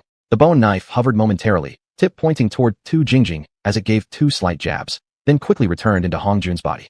Meanwhile, Tu Qingqing, who had fully satisfied her curiosity by toying with the vine leaf armor, abandoned her attempts to caress it further. Upon sensing Tu Qingqing's emotions, the armor actually approached her on its own, allowing her to embrace it briefly in an affectionate gesture before returning to Hong Jun's body. With these two artifacts as evidence, both Tu Qingqing and Tu Jingjing were completely awed by the unprecedented, heaven-defying truth that objects could possess sentience. Thus, the two joined Ma Gao and Hong Jun in pressuring the monobrain to show off its own intelligence. In no time, the four of them were just like fools, endlessly heaping words of threats upon the silent, blackened screen of the monobrain. Perhaps, the monobrain had simply not developed consciousness. Or perhaps, it actually possessed considerable sentience, seeing through the four's intentions and limits. It adopted the attitude, no matter how you threaten me, I will simply ignore you all. Seeing this stubborn thing refused all persuasion or coercion, Ma Gao became furious and grabbed the monobrain to take it away. An anxious and confused Hong Jun urgently asked, Hey, where are you taking it? Ma Gao half turned his body and shot Hong Jun a sidelong glance. Where else but to throw it away? With your abilities, you could manufacture a brand new monobrain with capabilities exponentially superior to this one within minutes. Back then, we kept it for sentimental reasons. Now, it can't even offer the slightest bit of hope to any of us. It's definitely time to let go. With such a useless junk, this low-end piece deserves nothing better than being tossed into a latrine. Hong Jun replied, slightly pained. Isn't that going a bit too far? Shaking his head, Ma Gao replied. Kind words can't guide a doomed fool. Earlier, I thought it might have developed some intelligence and would at least show some response to you, its master, and to us three. But who knew it didn't gain consciousness at all? After all our efforts went to waste, we certainly must take action. A latrine is naturally its most fitting destination. After finishing, Ma Gao turned and hurriedly strode out of the courtyard. Just as he was about to step across the courtyard's threshold, buzz! A light sound rang out, and the monobrain he was holding automatically turned on. In fact, Hong Jun's monobrain had been crafted with extreme balance and precision. Normally, startup produced no sound at all. At this moment, upon sensing Ma Gao truly intended to discard it into the latrine, it couldn't help but panic and switched itself on immediately, even producing a startup sound. Regardless, Ma Gao ignored whether it powered on or not, and continued stepping out of the courtyard. Ma Gao, I've already powered on. What more do you want from me? Hearing the clear voice from the monobrain speaker, Ma Gao looked down and saw the liquid crystal display lighting up. On it appeared a small boy, furiously glaring at him. Ma Gao simply smiled faintly. What more could I want? I'll just keep holding you on the way to throw you into the latrine. Since the monobrain was directly in Ma Gao's grip, whether by feeling the physical tension or observing Ma Gao's indifferent expression, it sensed that Ma Gao indeed fully intended to abandon it into a latrine. At the thought of plunging into a stinking, sticky pit of filth, it desperately struggled. However, compared to Ma Gao, who had reached the peak of foundation building, its resistance was naturally helpless against his firm grasp. Ma Gao, my good buddy, I was wrong. Please, treat me like a fart, and just let me go. Ma Gao lifted it up to his eyes, glaring furiously at the tearful little boy on the LCD screen. You good one. Even now, you still can't stop insulting me. I didn't mean to insult you at all. The little boy desperately pleaded his innocence. Shaking his head coldly, Ma Gao replied. Didn't insult me? First you called me brother, then you said you treat yourself like a fart. Are you implying that your brother is a fart? Is your master also a fart? Such an ungrateful thing only deserves to rot in a sewage pit. After a moment of shock, the little boy hastily begged. Lord Ma Gao, I was wrong. I shouldn't have troubled you. I'm nothing, absolutely nothing. I shouldn't have acted so proud, committed such an arrogant mistake. Please, have mercy and forgive me. Perhaps realizing that pleading with Ma Gao alone wouldn't change anything, he shouted louder. Master, please have mercy on me. Receiving no response, he returned to begging Ma Gao once again. Seeing that they'd teased it enough, Ma Gao slightly relaxed his posture. The monobrain, sensing the decrease in hostility from Ma Gao, immediately poured out flattery and exaggerated praise in a continuous stream. Even Hong Jun, its master, felt both embarrassed and flushed at this. Despite already witnessing the sentience of the bone knife and vine leaf armor, Tu Qingqing and Tu Jingjing were still greatly shocked at this display from the monobrain. Not just surprised at the level of its sentience, but amazed that intelligent objects could continue appearing one after another. This realization made Tu Qingqing and Tu Jingjing look at each other, and in each other's eyes, they saw a nearly overflowing enthusiasm. After stopping his steps, Ma Gao held it up and said with a mocking smile, I'll consider sparing you only if you can answer one question of mine correctly.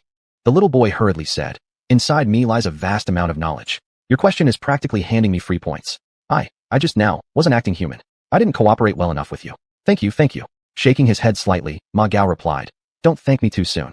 My question won't be easy to answer. Are you ready? After a shiver of apprehension, the little boy stared at Ma Gao seriously. I'm ready. After breaking into a smile, Ma Gao gravely asked, Tell me, do you think I'd prefer calling you Zaidu or Xianxia? The little boy was utterly stunned by this ridiculous question. After a while, he asked unhappily in a low voice, Must I really answer?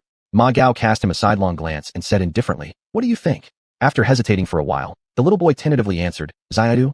Upon seeing Ma Gao's face darken, he hastily corrected himself, Xianxia. Actually, Ma Gao wasn't particularly fond of any term of address for it. His main intention was just to take revenge and tease it. Given the binary choice and the two chances to answer, naturally the correct answer could be reached. Seeing Ma Gao's expression soften slightly, he completely failed to realize how ridiculous Xianxia sounded. Instead, he felt a sense of escaping a pit full of excrement. Naturally, he became extremely satisfied with this name. At that moment, He didn't consider at all how many rounds of mockery and embarrassment the name Xianxia would bring him in the future. Worse still, even when he later approached Ma Gao's level of power, he still dared not ask for a name change. This name, perhaps a lifelong humiliation, would be passed on everywhere he had been.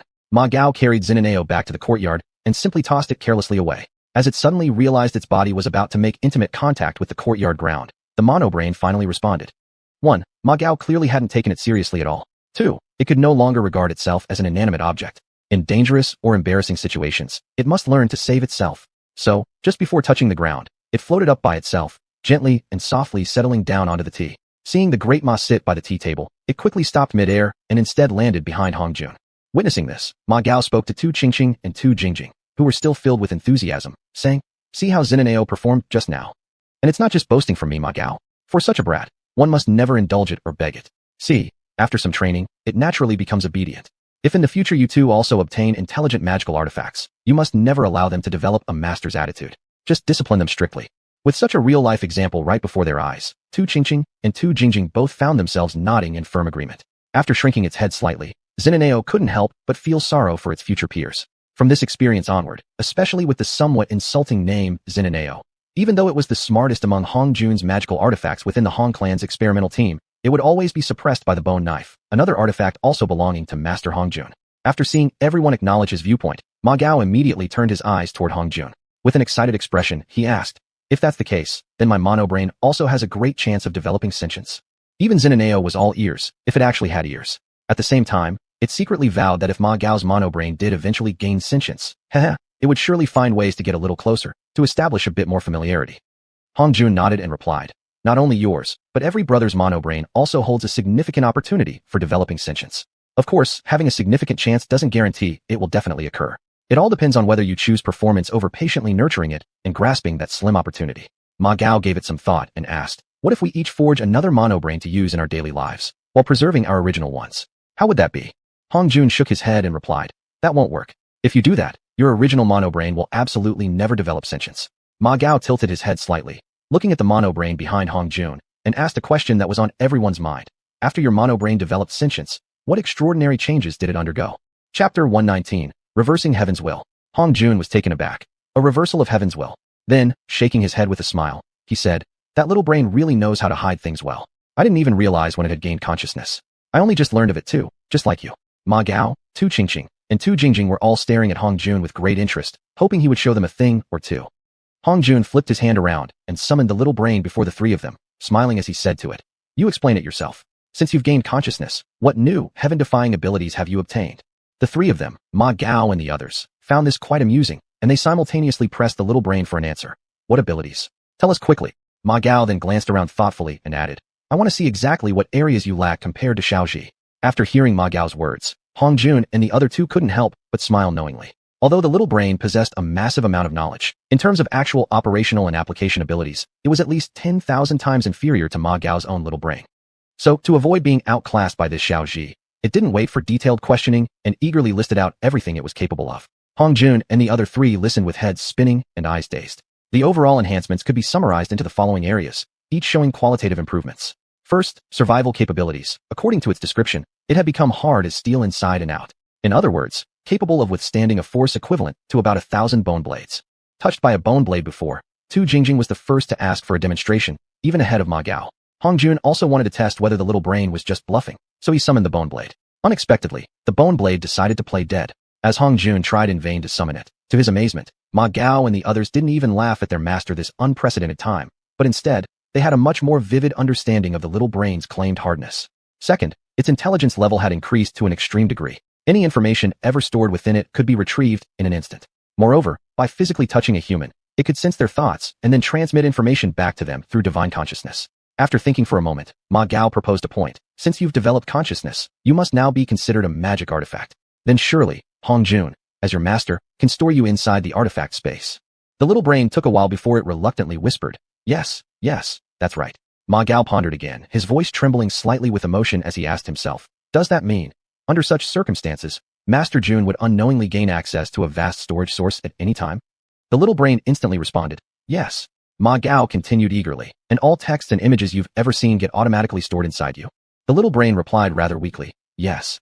Both Tu Qingqing and Tu Jingjing had attained supernatural skills, so they naturally understood that seeing and remembering were entirely different matters. Both had experience with their own solitary brains, so they knew that once stored, nothing would ever be forgotten or confused.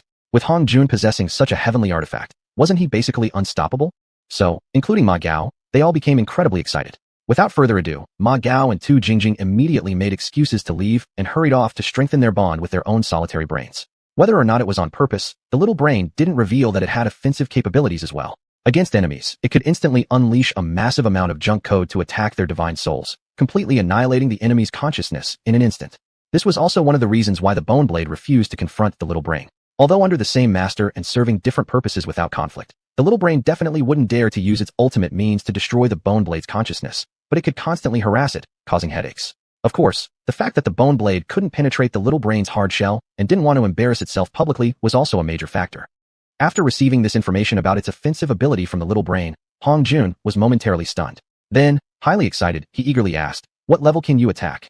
Knowing Hong Jun was struggling to phrase the question correctly about the attack strength, the little brain thought for a moment before giving Hong Jun an answer that left him shaking his head in amusement. 0.7 Hong Juns. Hong Jun couldn't help but smile and ask, "When did I become a unit of measurement?" The Bone Blade inwardly grumbled. "Earlier, it even used me as an offensive unit of measure." The little brain responded guiltily. "Even though I've seen everyone in the camp and have some understanding of their strength. For one person, it's manageable, but simply adding them up, at least 15 of them together. However, they all have combined techniques and formation enhancements, so it's naturally difficult to estimate. If I had to say, even if it's equivalent to the attacking power of 10 brothers, that would be an insult to both sides' actual capabilities." After thinking for a moment, Hong Jun smiled and asked, "I imagine this 0.7 Hong Jun must come with certain conditions, right?" "Master, you're absolutely correct. Other than you being the one to control the Bone Blade, none of the other methods can be used. In fact, ever since I gained consciousness, I have never stopped analyzing your strength. These past few days, I've been spending all my spare time on estimating your abilities." Hong Jun, surprised, asked eagerly, "And what's the result?" The little brain sighed dejectedly and replied glumly, "It's impossible to measure accurately. Even if I could, it would only be possible under circumstances where you restrict certain techniques and abilities. For example, 0.6 Hong Jun, or 0.35 Hong Jun. This kind of estimation seems to be completely meaningless. I've decided, no more, never again will I try to calculate your strength." After thinking for a while, Hong Jun's curiosity stirred. Glancing left and right, he noticed no one else from the brothers was watching his courtyard, so he lowered his voice and asked, "I don't believe you. Have you secretly connected to the main server, or ever attempted to infiltrate the other brothers' solitary brains?" The little brain denied strongly, No, absolutely not. Just look at me, how upright and kind-hearted I am. With a master as upright as you, how could I ever invade someone else's mind without permission?" Hong Jun saw that he had dragged him into the matter himself. If he kept pushing, wouldn't it suggest that his own master was immoral? Hong Jun's eyes rolled. Then he smiled and asked, "Should our entire Hongshu experiment team issue a new decree?" The little brain, seeing that Hong Jun had dropped the awkward topic, relaxed his vigilance and curiously asked, "What kind of decree? For example, prohibiting the placing of solitary brains inside the bedroom." Yes, master, you're truly brilliant. We should have done this long ago. You wouldn't believe it. Sometimes when I accidentally saw things, they were really eye-scorching." "Ha ha ha." Hong Jun burst into laughter. Under a mix of embarrassment and anger, the little brain merely said, "You? What did I do? Ha ha. Can I laugh and enjoy myself?" Hong Jun continued to grin. The little brain became furious and said, "You're tasteless. Vulgar." Hong Jun chuckled. "My eyes weren't scorched at all, haha." Knowing he could not outwit Hong Jun in words, the little brain simply played dead. Since there was no cooperation, Hong Jun decided to leave it at that.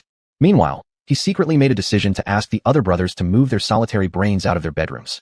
Of course, the official reason would be security. In fact, after Ma Gao spread the news that Hong Jun's solitary brain had developed consciousness, the other 11 brothers, including Chung Ho, turned slightly red in the face, and then, with a sense of subtle resentment, cast a meaningful glance at Hong Jun's courtyard before tacitly removing their solitary brains from their bedrooms. However, after hearing Ma Gao say that bonding with a solitary brain increased its chance of developing consciousness, they once again fell into internal conflict.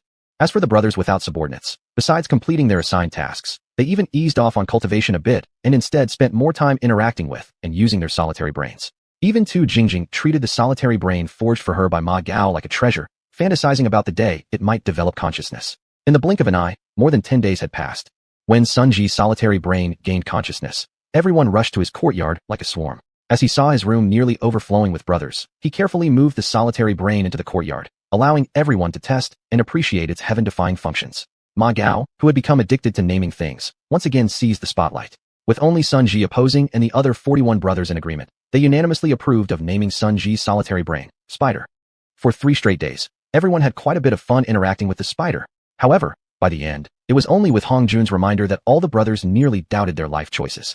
Therefore, choosing to challenge it by competing in memory or knowledge breadth is simply measuring its strength using our own weaknesses. If we are to compete at all, it should be in creativity, imagination, and progress in cultivation, ways to improve our own abilities. Remember, we are humans, the darlings of heaven and earth. Even a solitary brain, after cultivating to a certain extent, must ultimately walk the path of becoming a human and opening up a whole new journey of cultivation. Otherwise, it will forever remain just a tool controlled by humans.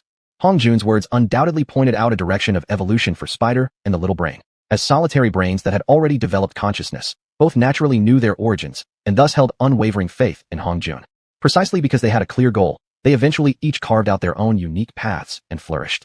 Especially in the future, after verifying what Hong Jun had said, becoming human through transformation became the unwavering belief of the entire Hongsru experiment team. Just when everyone generally believed that the time for the third solitary brain to awaken its consciousness was not far off, Hong Jun suddenly poured a bucket of ice water over them. Although it is somewhat inevitable for artifacts to develop consciousness, it is also simultaneously full of randomness. Especially when we lose our calm and deliberately force it, it easily creates a mistaken mental obstacle, always believing that the next solitary brain to awaken must be your own. Then anxiety and impatience arise. Even resentment develops toward your solitary brain if it hasn't awakened consciousness quickly and truly cuts off the possibility for your solitary brain to ever gain consciousness.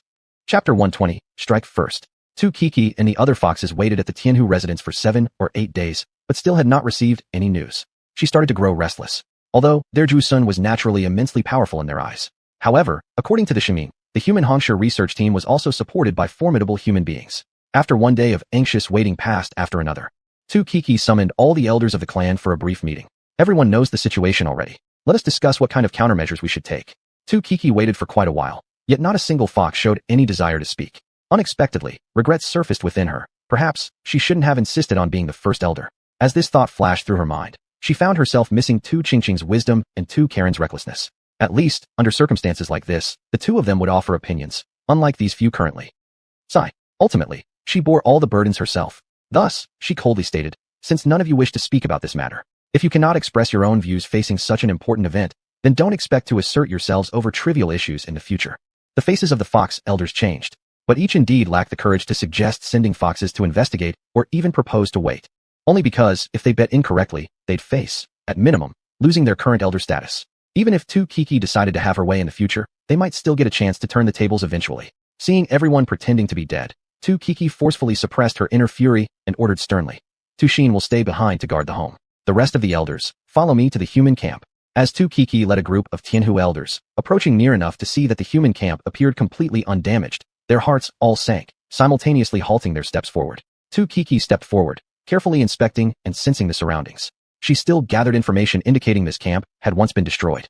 Once destroyed, but now existing as good as new. She naturally knew exactly what this meant. Were it not for detecting the presence of her Jusun inside the human camp, she would have been scared enough to flee immediately. After a brief contemplation, Tu Kiki issued a low command without turning back to the elders behind her. Set aside your pride. Lower yourselves and visit the human clan as equals. Actually, the elders didn't need Tu Kiki's instructions. Being the side that had proactively come to seek trouble, they naturally understood what it meant to see humans maintaining an intact camp. Thus, for once, they didn't even bother using illusions and headed toward the human camp meekly like timid wives. It was only after reaching 500 meters from the camp entrance that a human lazily stepped forward to greet them. Tu Kiki did not look down upon him simply because he wasn't a notable figure. Instead, she took 2 steps forward and, standing about 10 meters away, warmly expressed, "Young sir, we the Tianhu clan have come to visit, needing to discuss something with Master Hong. Please inform him on our behalf." Since Ren Fei had Tu Zi as his follower, though verbally he referred to her as a subordinate, deep down he regarded himself as half a son-in-law of the Tianhu clan. Now, faced with high-ranking members of the Tianhu clan visiting, his face flashed slight discomfort. Especially upon seeing them in their original forms, he quickly averted his eyes with slight embarrassment and gently responded, "Please wait a moment," before practically fleeing the scene. Upon receiving Ren Fei's report, Hong Jun inwardly mused, they still dared to come. Only after so many days did they finally check up on the situation. Upon hearing of the Tianhu's visit, Tu Qingqing followed Hong Jun out of the courtyard, heading toward the camp entrance. At first glance, she recognized that the visiting foxes, aside from Tu Xian guarding the home, actually included all 36 other elders led by Tu Kiki. Quietly, she passed this information to Hong Jun. They came out in full force. Hong Jun felt almost 80% confidence regarding absorbing the Tianhu clan into his fold. Thus, from nearly 300 meters away, he cheerfully stepped forward with a smile. When Tu Kiki sensed Hong Jun's aura, finding it even more concealed and steady than last time. Alarms went off in her mind. Thus, she adopted an even humbler stance and directly stated their purpose. Our Xianhu clan came as a group today with an important matter to discuss with you. Hong Jun shifted sideways slightly and with a courteous wave of his right hand said, "This is not a suitable place for discussion. Please follow me, esteemed elders, so we may talk inside in detail." Having received the message earlier, xiuxian quickly gathered a few brothers who used earth spirit techniques to reshape the middle and back section of the conference hall into a large round table. Furthermore, they painstakingly carved various floral, avian, insect, and fish designs along the tabletop and the curved table legs in full human artistic style. Then, they fired the table using dark flame magic to set and shape it permanently. However, what left xiuxian somewhat stunned was that as soon as the large circular table and its movable taisher chairs were successfully refined, he detected a faint trace of spiritual awareness upon them. Meanwhile, Hong Jun had already led the Xianhu delegation and was approaching within less than 30 meters of the conference hall. It was too late now to either replace or remake the table. In desperation, xiuxian forced himself to act. He quickly stepped out of the hall and hurried forward to meet Hong Jun. Yet, he immediately noticed that the first elder of the Xianhu clan, Tu Kiki, was engaged in lively and enjoyable conversation with Hong Jun. No matter how anxious Qian felt, interrupting them now would be utterly inappropriate. As Hong Jun was about to lead the visiting Xianhu delegation into the meeting hall, a desperate xiuxian shot a meaningful glance toward Tu Qingqing, who was merely smiling beside them. Tu Qingqing, lingering slightly behind the foxes, saw the worried xiuxian with puzzlement. "Right now, I don't know what to do about this matter anymore." Upon hearing that, Tu Qingqing's face instantly showed a mixture of emotions. She quickly whispered to xiuxian, "Don't worry, I'll find a chance to tell Master Hong about it later." Seeing him still looked worried, she continued, "If your suspicion is incorrect, then there's nothing to talk about. If, however, you're right and it truly has gained spiritual awareness, it would naturally seek communication in a proper way instead of rashly revealing itself. And if, by any chance, it is newly awakened and doesn't understand the weight of the situation or the occasion, we'll destroy it immediately. After all, if this matter leaks out, it would become a serious obstacle to the healthy development of our Hongsha research team." Only at that moment did xiuxian fully accept Tu Qingqing's integration into the group. He also erased the lingering doubts in his heart regarding her future status as the wife-to-be of Hong Jun. Though xiuxian had forged no less than 180 taisher chairs, he had not arranged for all his brothers to attend. Only because during today's negotiation with the Xianhu clan, the 11 human-formed Xianhu, led by Tu Yuqing, could not be avoided as a topic. He had seated these 11 Xianhu separately as attendees. Those officially seated around the round table for the meeting remained just Hong Jun, xiuxian, Qian Guman, Ma Gao, Sun Ji, and Yang Chan. After receiving a strong request from Tu Qingqing, he did not even arrange a seat for her. As xiuxian entered the meeting hall, he saw the 36 Xianhu envoys seated on the west side of the round table. Hong Jun and the other 5 sat on the east side. Tu Qingqing stood expressionlessly behind Hong Jun. So he strode to the empty seat to Hong Jun's right and sat down.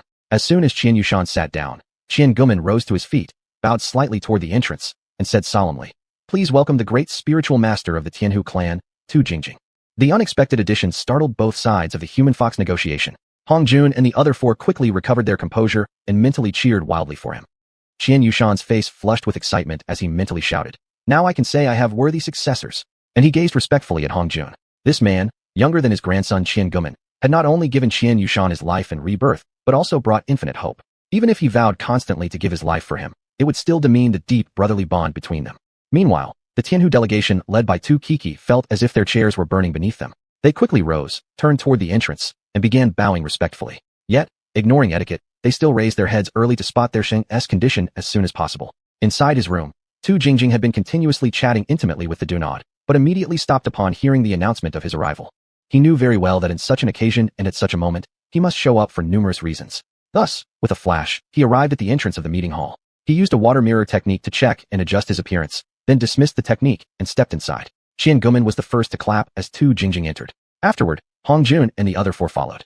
The 36 Xianhu elders clapped, but half a beat behind, to welcome their divine representative who had come through spiritual descent this time. Wanting to fully play the scene out, after a dozen claps, Qian Guman swiftly left his seat, walked around, and escorted Tu Jingjing to the northernmost seat at the round table, the honored seat. Tu Jingjing naturally understood that seating arrangements and the act of taking one's seat were extremely significant matters during negotiations between 2 races. He glanced nervously at Hong Jun, who gave an almost imperceptible nod. Only then did he settle down into the seat. This interaction between Tu Jingjing and Hong Jun did not escape the sharp eyes of Tu Kiki. Her heart instantly sank into the abyss. It was because she clearly knew that this round of negotiations, not yet officially begun, had already declared its outcome. Even if in the end the balance did not completely tilt toward the human Hongsha research team, it would only be out of pity and condescension. Sure enough, just as Tu Kiki had expected, the intense clash came even sooner than she had imagined. And what she never could have foreseen was that Xiangumen would be the first to launch an attack again. Chapter 121. Borrowing Spirits to Create Trouble. As soon as Tu Jingjing had taken her seat, Xiangumen spoke first. Since Madame Tu Qingqing has voluntarily chosen to cultivate the magical techniques of our human race under Master Hong, we request that your clan remove all related information regarding her. Tu Kiki listened, both shocked and furious. Whether a great elder of their clan should stay or leave. How could it be decided by you? She first glanced at Tu Jingjing, then fixed her gaze on Tu Qingqing and coldly said, if it is indeed voluntary, our Heaven Fox clan understands well that forced things bring no sweetness. Fine. On behalf of the Heaven Fox clan, I officially reply. From this moment onward, Tu Qingqing is no longer a member of our Heaven Fox clan. From today onward, all her actions shall bear no relation to our Heaven Fox clan. At this very day, hour and moment, Tu Qingqing instantly burst into tears. Everyone present was extremely satisfied with Xiangumen's sudden, impromptu decision. Seeing Tu Qingqing's weeping face brought Tu Kiki some comfort. Then she fixed her gaze on Xiangumen, watching what his second agenda item might be. However, he remained silent, instead showing sudden great interest in the teacup before him, beginning to study it carefully. After a while, Tu Miao Miao, who had received an inquiry message, turned to Xiangumen and asked, do you have more agenda items? Xiangumen stared at Tu Miao Miao, as if questioning her intelligence for a while before solemnly replying, of course, many more. Without thinking, Tu Miao Miao blurted out a question she would deeply regret. If you have agenda items, why don't you continue speaking? Xiangumen gave Tu Miao Miao a glance as if looking at a fool and slowly said, although I am the host, I still believe in equality. Taking turns to propose agenda items is the basic principle of negotiations between both parties. If I, taking advantage of my home ground, were to propose all the agenda items, I might as well just issue direct orders to you. Such an act would turn my goodwill into interrogation. Tu Miao Miao was instantly left red-faced. Even Tu Kiki changed expressions. It was fortunate that she had sent Tu Miao Miao ahead as a shield. Otherwise, her own face would have been the one embarrassed now. Within the hearts of the other elders of the Heaven Fox clan, they had all simultaneously classified Xiangumen as a difficult and dangerous person not to be trifled with. Tu Kiki lightly coughed, intending to open her mouth to raise her side's agenda. But since she had come here with the sole intention of prioritizing the Fox God's request, she had made absolutely no other preparation related to this trip. As a result, she was momentarily stuck. Luckily, being in a high position, she still had some presence of mind. Today, we propose a suspension of negotiations. We will resume talks tomorrow after a brief rest. Hongjun nodded and said, all right. Then he turned to Ma Gao and Xiangumen and continued. You two will be responsible for the reception and arrangements regarding the Heaven Fox clan within the camp. Ensure they feel warmly welcomed. Xiangumen and Ma Gao loudly agreed. When the Heaven Fox clan's elder delegation realized that Xiangumen would still be involved in reception duties, they felt as if they had swallowed a fly immediately. And it was even a green-headed one. Only after Ma Gao and Xiangumen had led the visiting Heaven Fox delegation out of the negotiation hall, did Tu Qingqing finally get the chance to speak with Hongjun. Seeing that only a few of them remained in the hall, she quietly said to Hongjun. Chief Steward Qian said that at the very moment this roundtable took shape, it developed consciousness. Hongjun was greatly startled and turned to look at Xianxia. Xianxia nodded toward Hongjun and replied, yes. Fortunately, recently having dealt with the spiders from Sun Ji has made me somewhat familiar with the fluctuations of conscious artifacts. Hongjun gently knocked the tabletop, observing the naturally elegant decorative patterns on its surface while giving it a thorough examination before murmuring to himself. It's not impossible for an object to possess consciousness upon completion, but it would require numerous coincidental factors or meticulous preparation. After pondering for a while without being able to determine how it had gained consciousness, Hongjun heavily rapped the table and solemnly said, you have already developed consciousness. Now that the hall is empty, reveal your form and tell me what abilities you possess. As soon as Hongjun finished speaking, an unoccupied chair suddenly leapt onto the table and quickly transformed into a little boy wearing dark red armor, holding a dark purple spear made of an unknown material. As soon as he revealed himself, he thrust the dark purple spear toward Hongjun and sternly shouted, what are you, daring to command me, an Earth Spirit clan entity?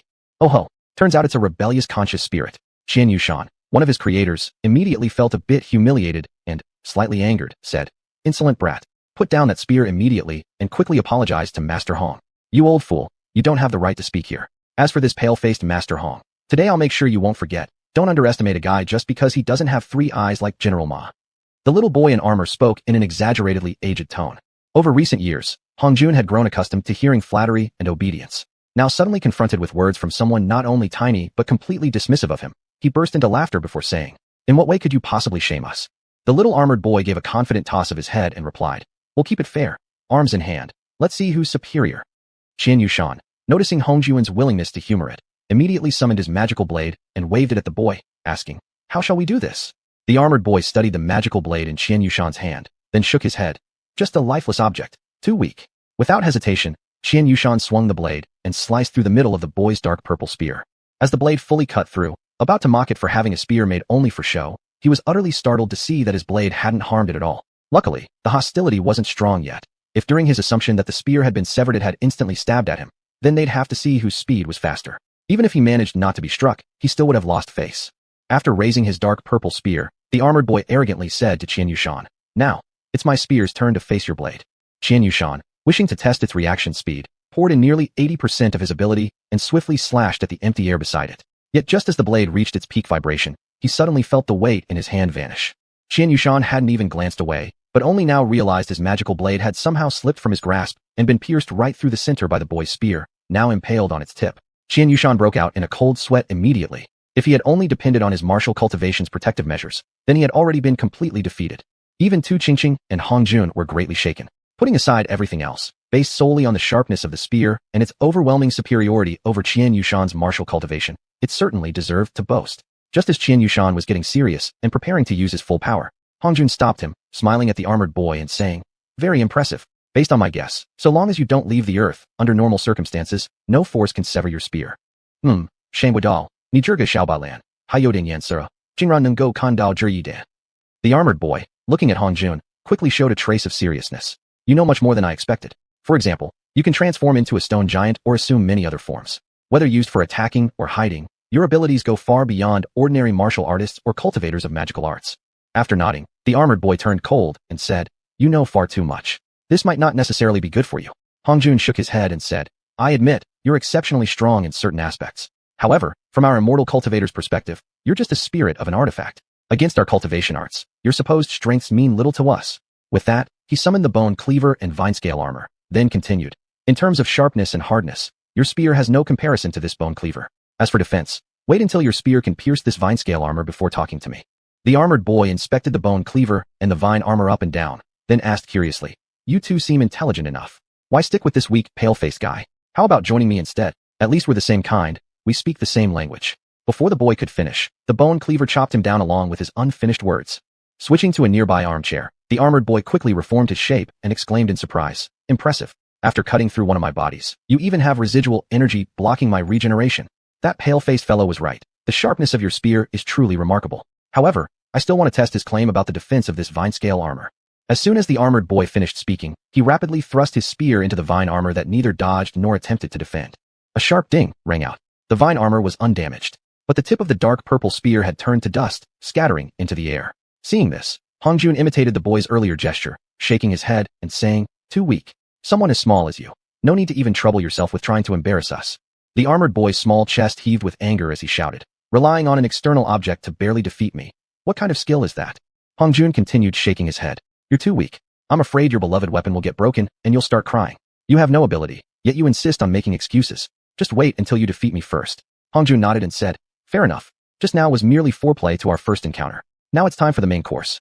Set your terms. If you succeed and I fail." Of course, the challenge shouldn't be something stupid like who can urinate in public and who can't. Feeling deeply insulted, the armored boy angrily retorted, "I, a great being of heavenly," and suddenly stopped himself. Hongjun sneered coldly and stared at him meaningfully, saying, "Aren't you one of the Earth Spirit clan? What heavenly business do you have anything to do with? That's none of your concern. Enough of your chatter. Me and you, have a match.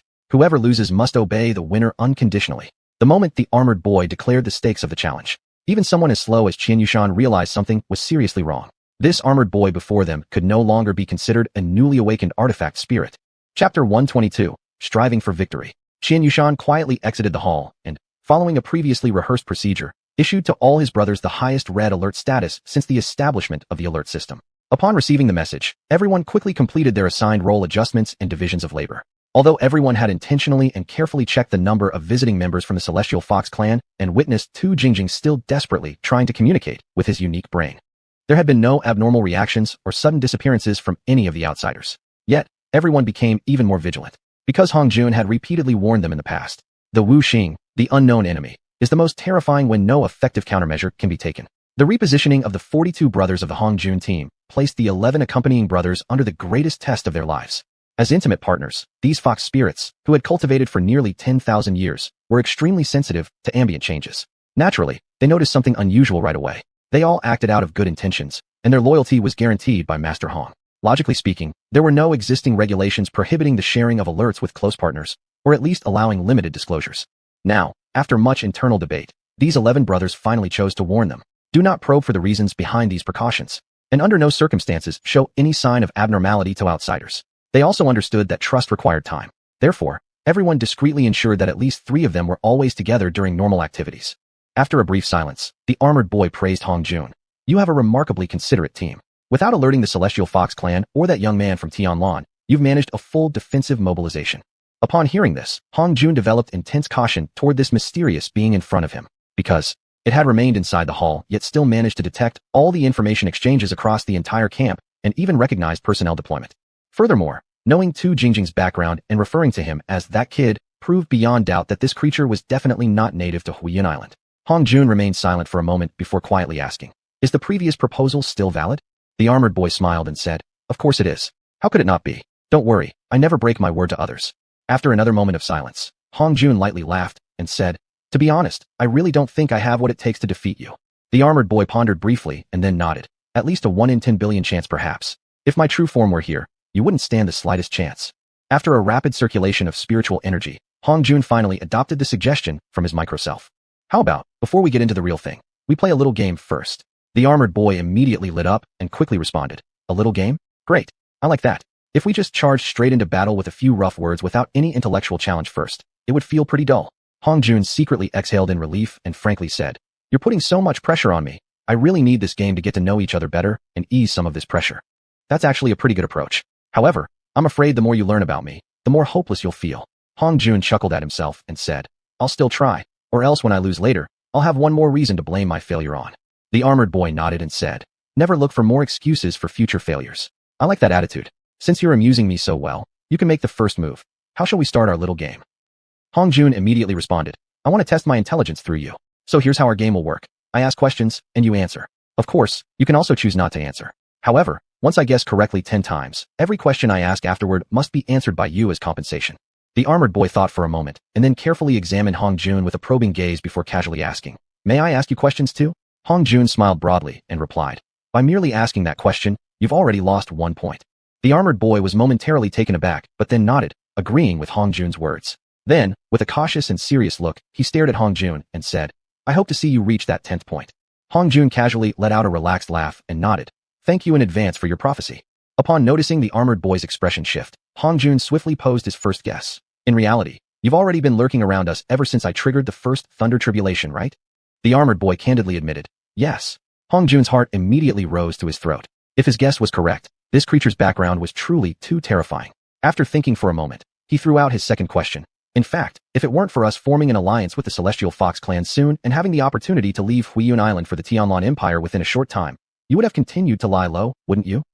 The armored boy's eyes narrowed, and after staring at Hong Jun for half a moment, he solemnly said, "You're truly impressive. Just SOSO. If I hadn't carefully considered things when facing problems, I think the grass on my tomb would already be over 3 feet high. I accidentally looked into you and your companion's experiences before. Hope you don't mind." Hong Jun felt a chill in his heart before he smiled and said, "Of course I mind. Imagine this. When you're completely stripped naked in front of another man, you surely wouldn't feel very pleased either. I apologize for that. Although I brought it up to indirectly confirm what I've learned about you, I understand you've indeed faced a lot of hardships all the way here." Hong Jun felt deeply moved by this comment, and then kindly posed a warm guess. "Are they doing okay?" "Actually, I wanted to casually give you an answer that you wouldn't be able to verify for a long time now. However, I don't want to lie to you, so my answer is, no idea." When the armored boy said this, he displayed a self-satisfied smile. "See how standard my answer was?" Hong Jun nodded slightly before carefully asking, "Do you think I should directly expose your identity right in front of you?" The armored boy fell silent.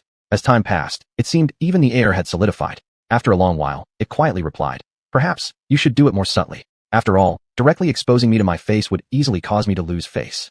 Hong Jun thought for a moment and felt the creature had indeed spoken the truth. Therefore, he readily accepted the suggestion and asked, "Would you like to take control of the thunder tribulation?" The armored boy's expression turned bitter, his voice low. "I tried, but unfortunately, I failed." Although Hong Jun had mentally prepared himself, he still felt shocked by the answer. After some time, he barely suppressed his shock and then proceeded with another guess. "Actually, you can never learn to speak Chinese, right?" The armored boy's expression became even more bitter as he silently nodded in confirmation. "Frankly, I really want to guess that you've never even heard this language, or anything like it before. However, I know I can't. May I ask you this question?" The armored boy shook his head and said, "Better not to ask it. As a gesture of goodwill, I promise to show you additional respect once I defeat you." Hong Jun finally exhaled in relief. If the creature could understand and use the Chinese language, then all his secrets would become nothing more than dust under its fingertips, something it could examine or scatter anytime it pleased. Only at this moment did Hong Jun finally gain the courage to fight against it, and the odds of winning actually reached 40%. From the originally hopeless situation of no chance of victory, through this series of tests, Hong Jun now glimpsed a ray of hope. An unexpected confidence surged within him, confidence that he would surely defeat this being. Feeling mentally relaxed, Hong Jun decided to start counterattacking. I've asked you so many questions, perhaps now it's your turn to ask me one. The armored boy hesitated for a while before finally giving in to his own curiosity. He knew that, as soon as he asked a question of Hong Jun, it would somehow mysteriously weaken his own chances of victory. Especially now that he could see Hong Jun growing more relaxed. He clearly had gained confidence to fight. Where exactly did your knowledge of thunder technique and cultivation come from? What if I told you these were innate abilities I've carried since birth? Would you believe me? The armored boy really wanted to spray Hong Jun's face with contempt. How could he actually say something so ridiculous? What happened to the honesty they'd agreed upon earlier? Yet, in his gut instinct, he sensed that Hong Jun wasn't lying either. Could it be that in this world, there actually exist people born with inherent knowledge? Individuals who could escape his surveillance? Confused and unable to figure it out, he decided not to dig further. He also chose not to engage in further conversation with Hong Jun to avoid accidentally weakening his advantage further. However, this subconscious move of his still cost him just a little bit of his victory probability. What the armored boy would never realize was that the conflict between him and Hong Jun was essentially no less than a collision between two worlds, a competition between their respective fortunes. Whichever side displayed the slightest weakness would suffer a reduction in fortune. This was precisely the optimal strategy Hong Jun had discovered, with the assistance of his microself. The reason was that when the armored boy spoke in a tone clearly inconsistent with a newly born spirit, Hong Jun activated the function of his microbrain supercomputer and quickly arrived at a nearly impossible truth. When it mentioned the thunder tribulation, its answer confirmed Hong Jun's suspicion, which led to the subsequent reaction from two xiuxian standing nearby, utterly confused. Among the two humans and one spirit, only Hong Jun managed to shift from probing to taking full control of the situation, securing for himself a slim chance of victory. The armored boy stared at Hong Jun for a while before slowly saying, "Although I really want to use a method to decide who strikes first, or whether we attack simultaneously. But my identity, even as a mere projection, doesn't allow me to do that." As soon as it said this, it raised its spear, its light gleaming, and continued. "Before I allow you to strike me first, I think you deserve to know a cruel truth. Don't tell me you really believe I only possess Earth-type abilities." Chapter 123, The Reason for Fear. Hong Jun wore a grave expression as he spoke. "From the moment your identity was confirmed, I wouldn't have committed the mistakes you mentioned. Even at this critical moment, he never forgot to struggle for fortune. Are you sure to let me strike first?" "Yes, go ahead." Hong Jun thought for a moment and tried to test the bottom line further. "Are you sure not to let me 2 moves?" As soon as these words entered the ear of the armored boy, he mysteriously felt a great threat. Yet, his pride would absolutely not allow him to regard Hong Jun as an equal. Swallowing the idea of granting hundreds of moves, he cautiously said, "Then just 2 moves? You won't dodge, right?" Provoked repeatedly by Hong Jun, the armored boy became furious. "Giving you the chance to attack me almost cost me my face. And you're still asking whether I will dodge? It's an enormous joke. I will stand right here, neither dodging nor avoiding. Let's see how you deal with this little rival in your mind." Hong Jun immediately devised a strategy. To further capture its attention, he added an extremely important sentence. "I am going to strike now." "Okay." The armored boy simply replied, "Come." Though brief, the reply carried the full focus of his spirit, his eyes locked tightly on Hong Jun. Observing this, Hong Jun inwardly exclaimed, "Good." This was exactly the situation he had wanted. In the beginning was the light. As these slightly awkward 5 Chinese characters left Hong Jun's mouth, a brilliant white light completely foreign to this world abruptly flashed before the armored boy's eyes, blinding his unguarded eyes sharper than titanium, in an instant. Taking the opportunity, Hong Jun immediately followed up with his second move, striking the boy's forehead with his middle finger. Contained within that finger was the condensed form of the Taoist Tai array, composed of the 9 esoteric characters, Lin, In, Bing, Bing, Do, Ya, Yan, Dung, Liat, Zai, Chen, which, when silently invoked, instantly turned the boy's head into nothingness. Moreover, above the original position of the boy's head, formed by the residual force of the finger strike, there remained a grayish tunnel, about the thickness of Hong Jun's middle finger, stretching endlessly into the unknown. Anything in the path of this tunnel simply vanished into thin air. At the very moment the armored boy's head was obliterated, every cultivator within the sage's world simultaneously heard a deafening thunderclap in their minds. As the unexpected thunder rumbled, they all involuntarily sensed that their power had decreased by at least 10%. Even their surroundings, once vivid and vibrant, now appeared shrouded under a thin mist. Meanwhile, the 42 brothers of the Hong clan who had cultivated immortal arts, upon hearing the thunderclap echoing deep in their consciousness, each experienced a nearly doubled expansion of their spiritual sea. Without undergoing tribulation, they all entered the golden core stage simultaneously.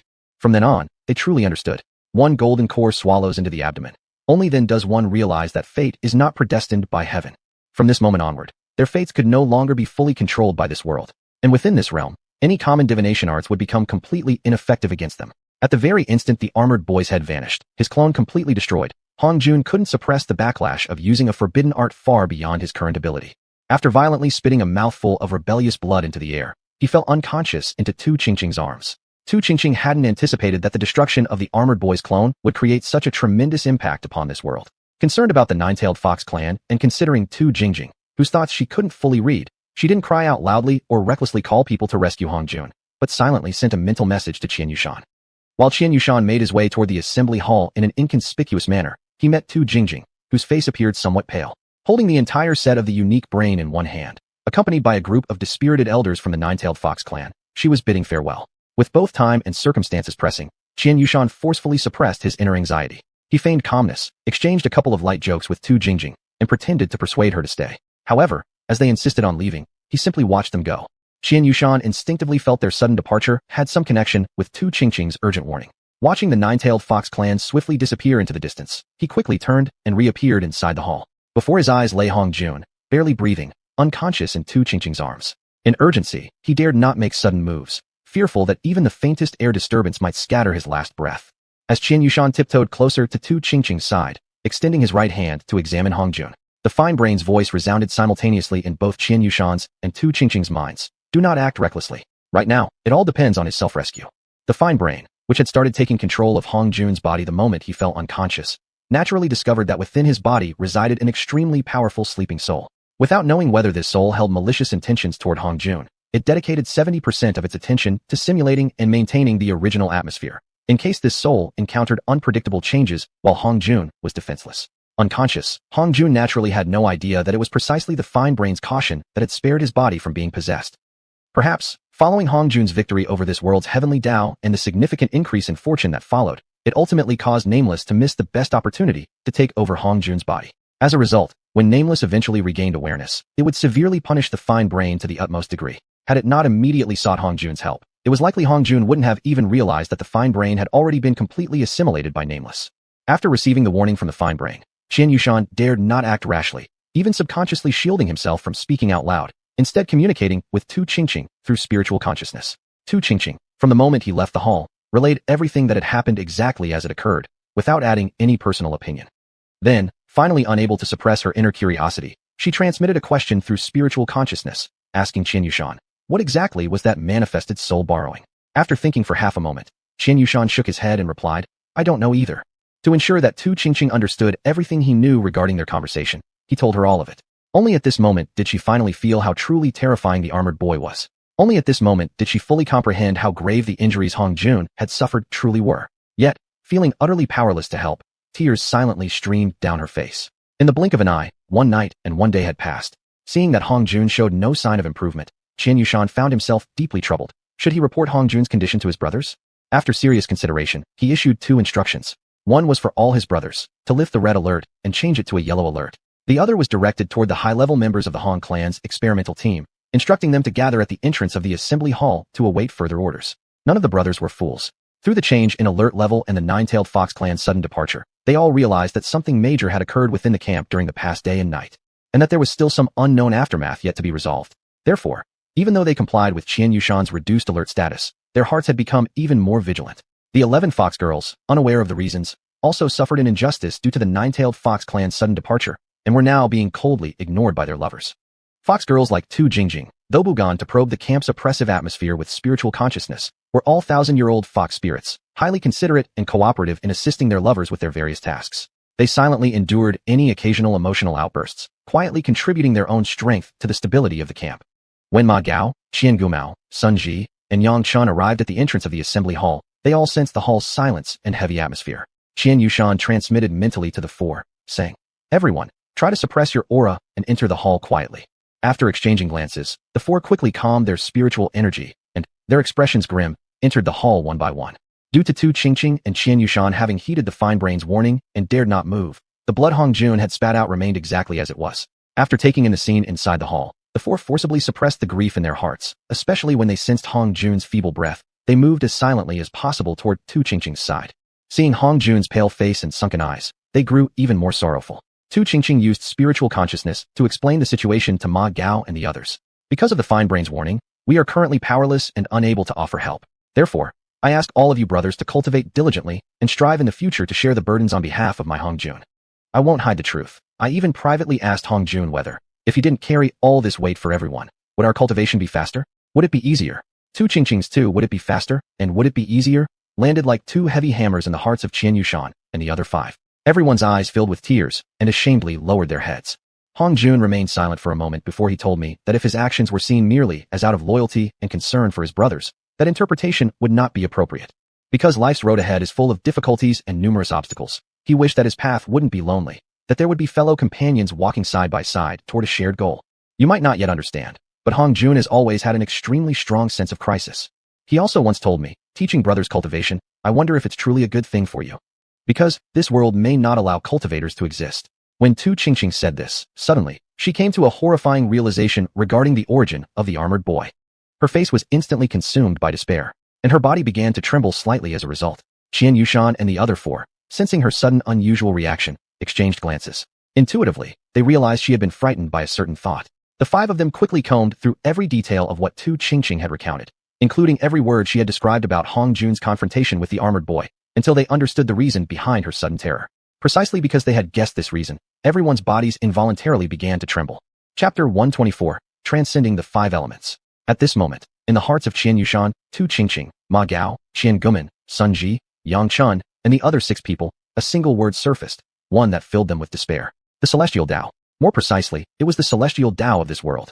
They all remembered hearing from Hongjun that the authority to control the trials of cultivation and ascension was supposed to belong to the Celestial Tao alone.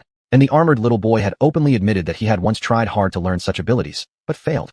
Perhaps due to the fear and dread radiating from the six of them, an instinct within Hongjun to protect his brothers was awakened, and countless spells and methods he had once seen for restoring one's very essence rapidly surfaced in his consciousness. Driven by the instinct to survive, he chose the optimal method and began to circulate it violently. Without conscious control, Hongjun was cultivating a forbidden method that defied heaven itself by repairing both body and spiritual awareness simultaneously. The resulting display overwhelmed Xianxia and the others beyond imagination. The formation the six had created together to suppress the leaking aura of Hongjun's injuries instantly dissipated. Moreover, the surging waves of spiritual energy radiating outward from Hongjun not only reduced the entire meeting hall to dust in an instant, but also hurled the six of them over 300 meters away. Perhaps there remained some faint control from Hongjun. Other than the courtyard in the eastern part of the meeting hall, Hongjun's own quarters, remaining intact, every single structure within a 500-meter radius was completely obliterated. And the ground where buildings had stood appeared as if it had been scorched at high temperatures, leaving behind a glassy, glazed surface. As for the sky, the sight was even more shocking. A distinct area of spiritual rain suddenly shifted to Hongjun's location and visibly began forming a massive whirlpool. An endless flow of white spiritual energy continuously poured down from the heavens into the crown of his head. Yet Hongjun was like a bottomless abyss. Instead of being on the verge of explosion from the overwhelming energy, his body converted the surging spiritual power into nourishment and vital energy his body needed through total bodily transformation. An hour passed. Under the nourishment of spiritual energy, Hongjun's body fully recovered from its state of weakness. Another hour passed. The vast ocean of spiritual energy was then used to cleanse his body, bones, and marrow. Once all impurities were completely purged from his body, his physical form instantly underwent crystallization. Even his blood, already condensed into blood crystals, continued to circulate throughout his entire being, flowing and exchanging within his powerful organs, performing all its natural functions. After a full 5 hours of spiritual infusion, Hongjun's body had truly undergone a transformation of body and soul. His original physical form, which had contained all 5 elements in their absolute fullness, had now transformed into a primordial crystal body. This new body was composed of countless minuscule spirit crystals, intricately connected and constructed according to the natural design of the human body. If converted into energy output, in a sealed space devoid of spiritual energy, even using nearly 10% of its strength continuously, it could be sustained for up to 100,000 years without incurring any true loss of power. When the first fraction of his primordial crystal body awakened, the supernatural spectacle of spiritual rain pouring from above abruptly vanished. He slowly opened his eyes. Seeing Tu Qingqing rushing over in tears of joy, he gently embraced her, smiled toward his brothers who leapt toward him from left and right, and said, "Worried you all, did I?" Seeing and feeling that he was safe and unharmed, no one asked about his condition. Instead, they all smiled and said in unison, "According to the rule, whoever breaks it pays. You'll have to rebuild all this." Hongjun glanced at everyone, briefly scanning their cultivation states, then shook his head and offered a rather cryptic reply. "Spiritual rain. It's a good thing. Everyone understood the meaning behind Hongjuan's words. They all gazed at him with shining eyes, eagerly waiting for further explanation. Hongjun, who had essentially died once already and undergone a qualitative leap in power, no longer felt the need for many of his old concerns. Straightforwardly, and right in front of the fox girls, he laid out his next plans. First, we'll help everyone go through their golden core tribulations. Then, we return inland to visit our families and friends. Finally, we journey to even vaster horizons in pursuit of our own glory. This was the first time they had heard Hongjun lay out a concrete vision of the future, especially with a clear timeline for returning inland. Without exception, they all shed tears. Almost 12 years had passed. Though they hadn't set out yet, a quiet sense of emotional reluctance at the thought of meeting their families and loved ones again was quietly blooming within them. Seeing this emotional response from his brothers, Hongjun chuckled and scolded them. Is it really that much? We're still far from getting near home. In your current condition, there's no way you can fully pass the golden core tribulation. Now, I will give everyone 7 days to stabilize your minds and spirits, and strive to enter the golden core tribulation with the best possible mindset and physical condition. Everyone felt slightly ashamed and silently walked toward their respective manners. However, when the brothers suddenly remembered that their manners had already been destroyed during Hongjuan's sudden transformation earlier, they were about to rebuild their homes themselves when a sudden scene before their eyes stopped them in their tracks. The originally barren ground, which had been completely cleared by spiritual energy, was visibly restoring itself, not slowly, as it seemed, but actually at an extremely rapid pace. When they rubbed their eyes in disbelief and looked again, they were stunned to find that all their manners had already returned to their original condition. What shocked them even further was that even the flowers and grass inside the courtyards had completely regenerated.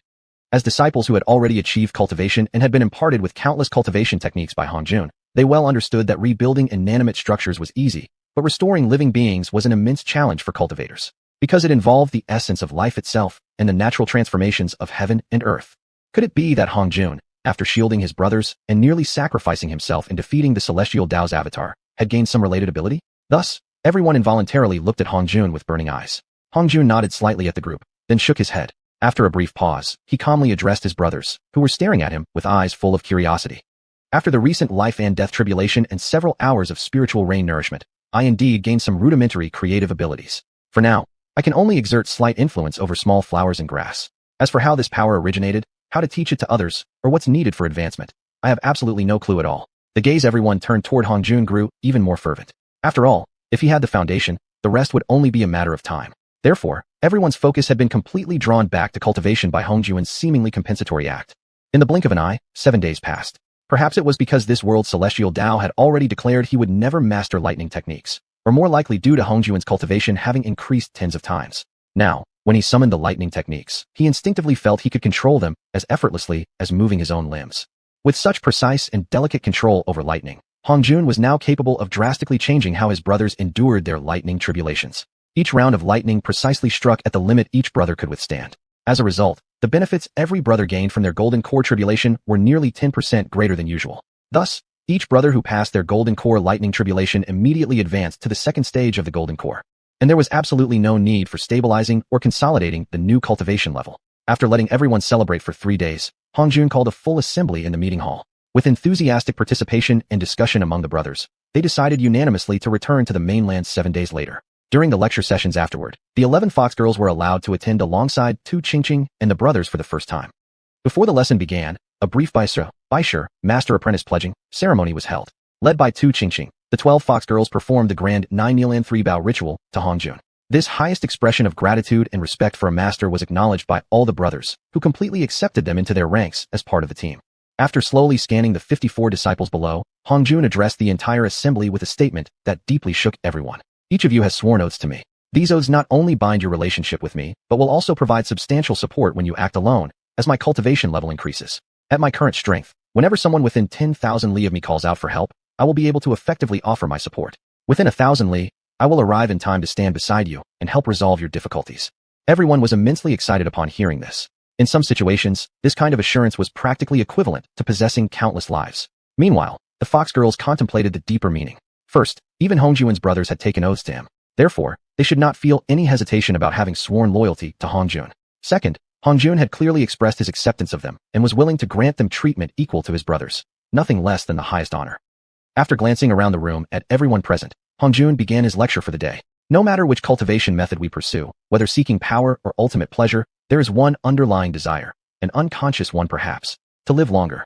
Thus, immortality is the ultimate goal pursued by all sentient beings. As long as you live long enough, there will certainly be many threats to your survival throughout your life. Therefore, enhancing your defensive and offensive abilities naturally becomes two essential means of protecting your Dao path that cannot be ignored.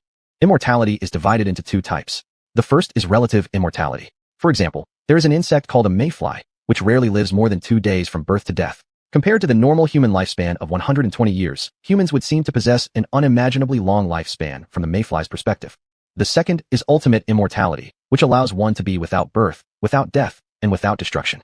We cultivators pursue this ultimate immortality. Usually, we refer to this state of immortality as transcending the 3 realms and existing outside the 5 elements. Transcending the 3 realms is still extremely distant from our current level. As for the names of the 3 realms, due to certain reasons, I temporarily cannot reveal them to you. Simply uttering their names may bring unnecessary danger to you. Following this, Hongjun, in consideration of the Fox Girls, went on to give a detailed explanation of the foundational knowledge regarding the mutual generation and mutual restraint among the 5 elements. Now, Hongjun, who could be considered as having already transcended the constraints of the 5 elements, explained the knowledge of the 5 elements, which he had observed comprehensively and from an outside perspective. His lecture brought enormous impact to his brothers who had already been familiar with the 5 elements, thus laying a solid foundation for their future transcendence of the 5 elements. Chapter 125, The Worst Case Scenario.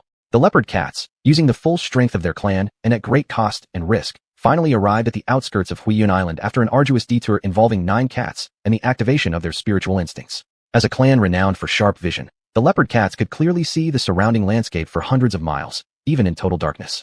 Holy Mother Flower Cat, xianxia, stood atop a peak of the phosphorescent Flintstone Mountain. By the light of the crescent moon, he pointed to the blurred outline of buildings far below, several dozen miles away, and gravely said, "There, that's where the human camp is located." Although Jiang Changfeng was the senior elder of the leopard cat clan, he avoided direct involvement with Jiang Xiaohua due to the latter being his own son. Matters concerning official business were therefore handled by internal affairs elder, Jiang Qingyi. Seeing the occasional dim light leaking from the human camp, Jiang Qingyi considered further implications. She turned her head slightly and quietly asked the external affairs elder, Jiang Qingyu, "Do the celestial foxes usually move about at night?" After serious contemplation, Jiang Qingyu confidently responded, "Unless it's one of their major festivals, they generally don't engage in night activities. Even if they did, they are a species that doesn't require light to move freely about." Upon hearing this, Jiang Changfeng raised his hand signaling to the others. Jiang Qingyu, Jiang Qingyi, Jiang Xiaohua, Jiang Qingji, Jiang Xiuxian, Jiang Qingyan, Jiang Qingyan, and Jiang Qingda quickly gathered around him. With a serious face, Jiang Changfeng spoke. "Now the situation must be the worst-case scenario we had anticipated. Does anyone here object?" Everyone shook their heads simultaneously. From his father's judgment, Jiang Xiaohua deduced that Hongjun and the others must be out of danger.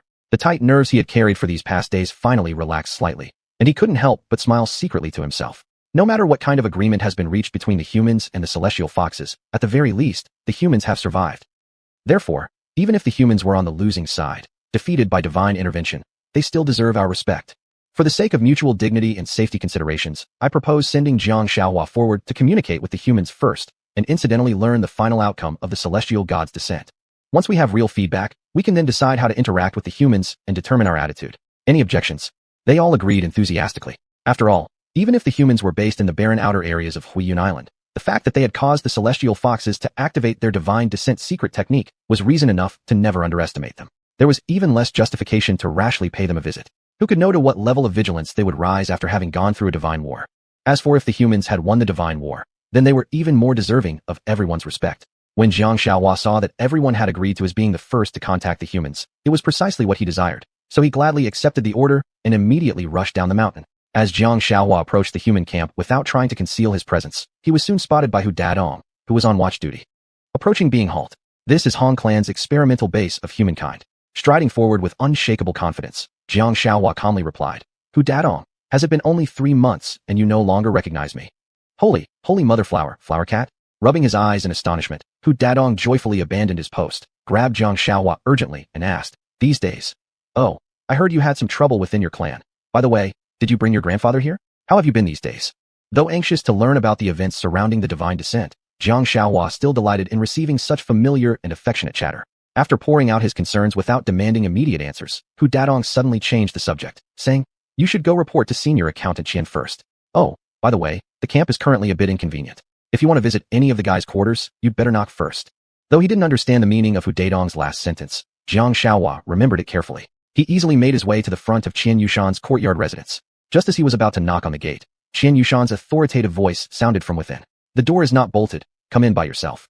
Pushing open the gate, Xianxia entered and gently shut the door behind him. With quiet steps, he crossed the courtyard and entered the main hall. There, he saw xiuxian as usual, lounging lazily on a rocking chair humming a tune that Xianxia couldn't understand. Xianxia plunked himself down on the other side of the tea table, poured himself a cup of tea, drank it in one gulp, and remarked, "How come you're still using such cheap tea leaves? Don't you have anything better?" Opening his eyes, xiuxian looked at Xianxia and smiled lightly. "What counts as good tea? Should we go by your standards?"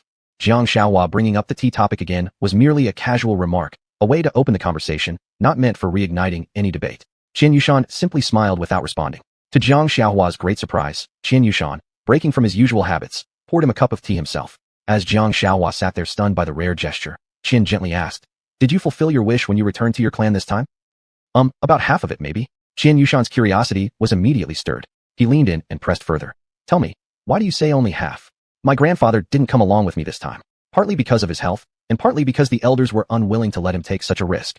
But my father, well, the senior elder of the Leopard Cat clan, has arrived with 7 other elders, including Jiang Qingyi, the internal affairs elder, and Jiang Qingyu, the external affairs elder, at a mountain over 100 miles away from here.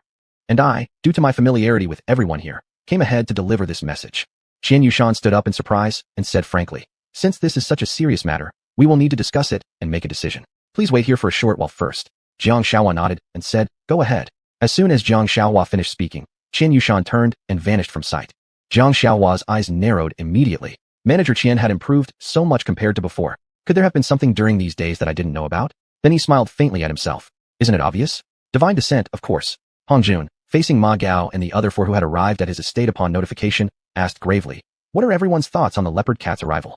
Xiuxian detailed the situation of the Holy Mother Flower Cat returning to the human camp, then expressed his own opinion. "First of all, our overall strength has significantly increased compared to when the Holy Mother Flower Cat first arrived. So personally, I believe we should treat them with formality, but without showing weakness." Although Ma Gao and Jiang Xiaohua had been fairly close during the Holy Mother Flower Cat's earlier stay, Ma Gao now proposed a different view. No matter how noble the Holy Mother Flower Cat's origin, it doesn't necessarily mean he has full authority over the Leopard Cat clan. Therefore, we must first eliminate one idea from our minds. Don't assume that the Leopard Cat clan's visit is a sign of goodwill toward us humans. Treat them merely as visitors we don't know. Based on this, personally, I think the intention of the Leopard Cat clan's visit is unclear. It's even possible they may have ill intentions. Qian Guman, from his own job perspective, insisted that regardless of their intentions, proper etiquette should still be observed. Sun Ji presented another suggestion. Due to our recent breakthroughs to the Golden Core stage, residual thunder energy from the nearby tribulation sites remains significant. Whether for self-protection or to maintain environmental harmony, I suggest we carry out some cleanup measures. Even if they have already noticed those signs, once we've dealt with them, they naturally won't be able to confront us directly with solid evidence, thereby avoiding unnecessary trouble. Yang Chun, analyzing the Leopard Cat clan's advance notification to the human camp, offered his speculation. First, I agree with Ma Gao's view. Although Tujingjing came to us nearly a month ago, judging from the responses of the larger races, it was plenty of time for the Leopard Cat clan to have secretly arrived. Therefore, I believe that although the Holy Mother Flower Cat's involvement played a certain role in the Leopard Cat's visit, the primary motive may stem from their suspicion and curiosity about our capability to cure the stiffness syndrome. But the real main driving force remains the divine descent by the celestial foxes. Based on the feedback we've received from the celestial foxes, with their unique illusion techniques that lack an effective countermeasure, they can be considered one of the most powerful intelligent races on Huiyun Island, even if slightly exaggerated.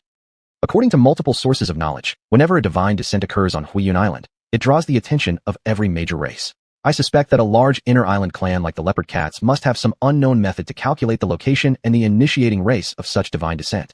They likely first deduced that this divine descent was initiated by the Celestial Fox clan, and then combined that with the fact that the Holy Mother Flower Cat informed his clan about the Celestial Fox's interactions with us humans. Therefore, I believe this Leopard Cat clan's visit is based on a dual preparation strategy. 1. If we are defeated, they may try to offer shelter or request some of our people from the victorious Celestial Foxes, taking them back to the inner island to possibly explore new approaches for curing the stiffness syndrome. 2nd, if we end up victorious in this divine descent, a force that can defeat another party confirmed to have undergone a divine descent, no matter the methods employed, will not be overly aggressive in attempts to court or establish good relations with us. And further, this very point will significantly reduce their suspicions about our ability to cure the stiffness syndrome. After all, a race capable of defeating a deity in combat might not exist in the billions of years of Huiyun Island's history. Therefore, it's not impossible that we can cure an incurable illness like the stiffness syndrome. Hongjun nodded approvingly at Yang Chun, secretly thinking, he truly lives up to being, well, a talented big data analyst. Noticing Xiuxian had no intention of speaking, he summarized.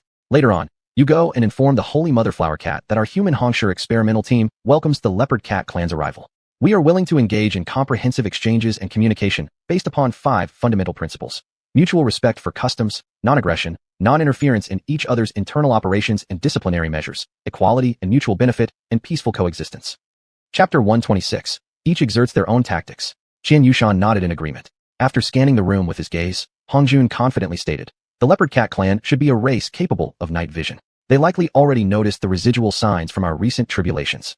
Therefore, we should treat this matter calmly. No need to erase those traces overnight or deliberately deal with them openly in their presence when they arrive. Considering the power level of the Celestial Fox clan after passing their shape transformation tribulation, even if the Leopard Cats are several times stronger than the Celestial Foxes as a whole, their strength should still be roughly equivalent to our Golden Core cultivators. After all, with Tujingjing, the Divine Descended One, as a reference, and considering the great leap in strength after surviving the Golden Core Lightning Tribulation and other such factors, referring to them as being equal to Golden Core practitioners, Hongjun quickly corrected himself. No, perhaps just slightly weaker than Golden Core cultivators. Therefore, we are more than capable of handling their visit, and need not fear if they come with malicious intentions. Hongjuan's previous accurate judgments and successful decisions had established his authority. Upon hearing this, everyone relaxed slightly toward the Leopard Cat clan's visit. The previously tense atmosphere gradually eased. After listening to his son Jiang Xiaohua's objective account, Jiang Chongfeng fell into even deeper silence. Frankly speaking, his decision to personally lead this delegation had been driven by great ambition and ulterior motives. But after carefully considering his son's report, he painfully realized that many of the assumptions and expectations he had made prior to their journey now seemed naive and flawed in the face of reality. Put bluntly, he had simply overestimated things. Jiang Qingyu and the others had supported the decision to come to such a remote location, mainly because they could sense Jiang Chongfeng's intentions. Now, sensing his disappointment, they couldn't help feeling a sort of mournful sympathy for him. After a pause, Jiang Chongfeng decisively declared, "At the first light of dawn tomorrow, we will pay a visit to the human xianxia experimental team. And let me make one thing clear in advance. I hope you all will present the finest image and demeanor of our Leopard Cat clan and take this visit seriously. For the party we are about to visit might very well be a power no weaker than our Leopard Cat clan." From Jiang Chongfeng's words, the others sensed the pressure he bore and solemnly responded in unison, "Yes." The night passed in the blink of an eye. With the Leopard Cat's high-speed flying, when the sun's rays touched the earth, they arrived exactly at the spot 500 meters from the human xianxia team's encampment. Hu Dandong, the guard on duty who had learned of the Leopard Cat's scheduled visit, reported to Xiuxian while stepping forward with confidence and a smile. "We prepared all night." But when he sensed Xiuxian had already come out with others to greet them, he immediately stopped himself and quickly stepped aside. Xiuxian, accompanied by Qian Guomin, Ma Gao, and Yang Chun, walked forward and halted just 10 meters away from Jiang Chongfeng's group. With a solemn expression, he declared, "On behalf of the human xianxia experimental team, we warmly welcome the Leopard Cat clan. Master Hong is waiting for all of you inside." Thanks to Jiang Chongfeng's prior instructions, Jiang Qingyu and the others managed to suppress their rising anger, silently and expressionlessly looking at Jiang Chongfeng. Jiang Chongfeng exercised excellent control over his facial expressions, revealing not a hint of displeasure. Instead, he even wore a slight smile, as if genuinely pleased, saying, "We arrived unexpectedly, uninvited, and have caused you trouble. Please do not take offense." However, whether deliberately or unintentionally, he spoke these words entirely in the Leopard Cat's native language, without considering that Xiuxian would not understand it. But Xiuxian was not the least bit unsettled by this move. He simply smiled and turned his gaze toward the Holy Mother Flower Cat, Jiang Xiaohua. Inside, all 8 Leopard Cat elders felt a sudden chill run through them. Jiang Chongfeng and the other cats, although having received an intensive crash course from Jiang Xiaohua, only possessed a preliminary grasp of the human language. They still couldn't understand or verbally communicate fluently. As for practicing spoken Chinese, after barely getting started, they all abandoned it one after another. Finally, with Jiang Xiaohua's assistance and practice sessions, they became certain the human xianxia team would welcome their arrival, and thus had prepared this scripted statement in advance. Jiang Chongfeng had spent great effort to deliver this response in fluent human language. Yet in the actual moment, he still chose to use his native tongue, hoping to preserve even a sliver of dignity. Seeing the humans respond so precisely, he couldn't help feeling somewhat disheartened. Jiang Xiaohua, startled for a moment, quickly retranslated Jiang Chongfeng's words into the human language. Xiuxian and the other 3 paid no attention to these petty tricks. One of them simply stepped aside, motioned with a courteous gesture, and said, "This way please." Though Jiang Xiaohua was deeply unwilling, he had no choice but to reluctantly serve as an interpreter. Jiang Chongfeng nodded gently toward Xiuxian. Xiuxian nodded in return, then turned around, leading them toward the conference hall of the encampment. Hongjun had been waiting downstairs at the steps of the meeting hall for their arrival. When Jiang Chongfeng was still about 100 meters from the hall, Hongjun went out to greet him. To the Holy Mother Flower Cat's previous impression, Hongjun had always appeared particularly refined and dignified. Now, Hongjun did not bow constantly as the Leopard Cats walked in their true forms, naturally slightly shorter in stature compared to humans. As he extended his hand, if they kept approaching, his hand would hover about a foot above the leopard cats' heads. This time, it was Jiang Changfeng, and the cats turned to feel awkward. If they stood upright, it would unavoidably expose their less than dignified bodily features. If they didn't stand upright, in a sudden moment, Jiang Changfeng floated upward, bringing his paw to the same level as Hongjuan's hand. Swallowing his embarrassment and anger, he performed the handshake etiquette that Jiang Xiaohua had previously explained.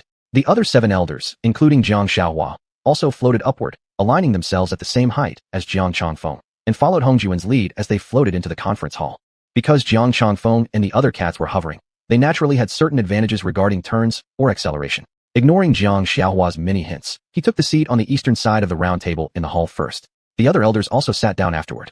Seeing this, Jiang Xiaohua could only helplessly take a seat at a lower chair below them. After a slight hesitation, Hongjuan shook his head slightly, unconcerned, and sat down on the western side of the circular table. Soon after, xiuxian, Ma Gao, Xiangumen, Sun Ji, and Yang Chun entered, and seeing the leopard cats occupying the eastern seats, all exchanged subtle glances. A hint of displeasure surfaced in their hearts. Because of this act by the leopard cats, the upcoming negotiations were destined not to proceed entirely smoothly. Once everyone had seated themselves, Hongjun, different from his approach with the Celestial Fox clan, acted as the first speaker himself. I, Hongjun, representing the human Hongshi experimental team, welcome the arrival of the leopard cat clan. Ma Gao and the other 5 clapped immediately, whether or not the leopard cats understood human speech. Despite Jiang Xiaohua's prior explanation that clapping was a positive behavior for expressing joy. But after Hongjun spoke a few lines of his own, followed instantly by the applause from his team, what exactly was happening? Everyone's expressions immediately darkened. Had it not been for Jiang Changfeng's strict warning last night, several elders would have openly erupted on the spot. Jiang Xiaohua was the one most unwilling to see such a confrontation arise among all present. However, he lacked the qualifications to get involved, and could only timely interpret Hongjuan's words for the elders. Xiuxian Island is our ancestral homeland, inhabited by all intelligent races since ancient times. As visitors, you are under no obligation to represent anything, or to welcome our arrival. After Jiang Changfeng finished speaking, he stared ELY with his eyes at his young son Jiang Xiaohua, signaling him to translate the original message to the arrogant humans. Although Jiang Xiaohua was 100,000 times unwilling and would have preferred to alter his father's words to deliver a more polite interpretation to Hongjun and the others. Thinking about his own position, origin, and the former glory of his race, he translated his father's words verbatim. Upon hearing this, the hearts of Ma Gao and others sank even further. Great.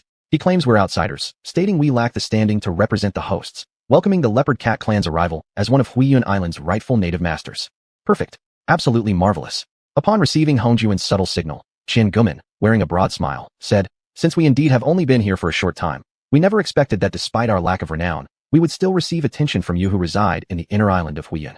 We are curious about your intentions in coming here.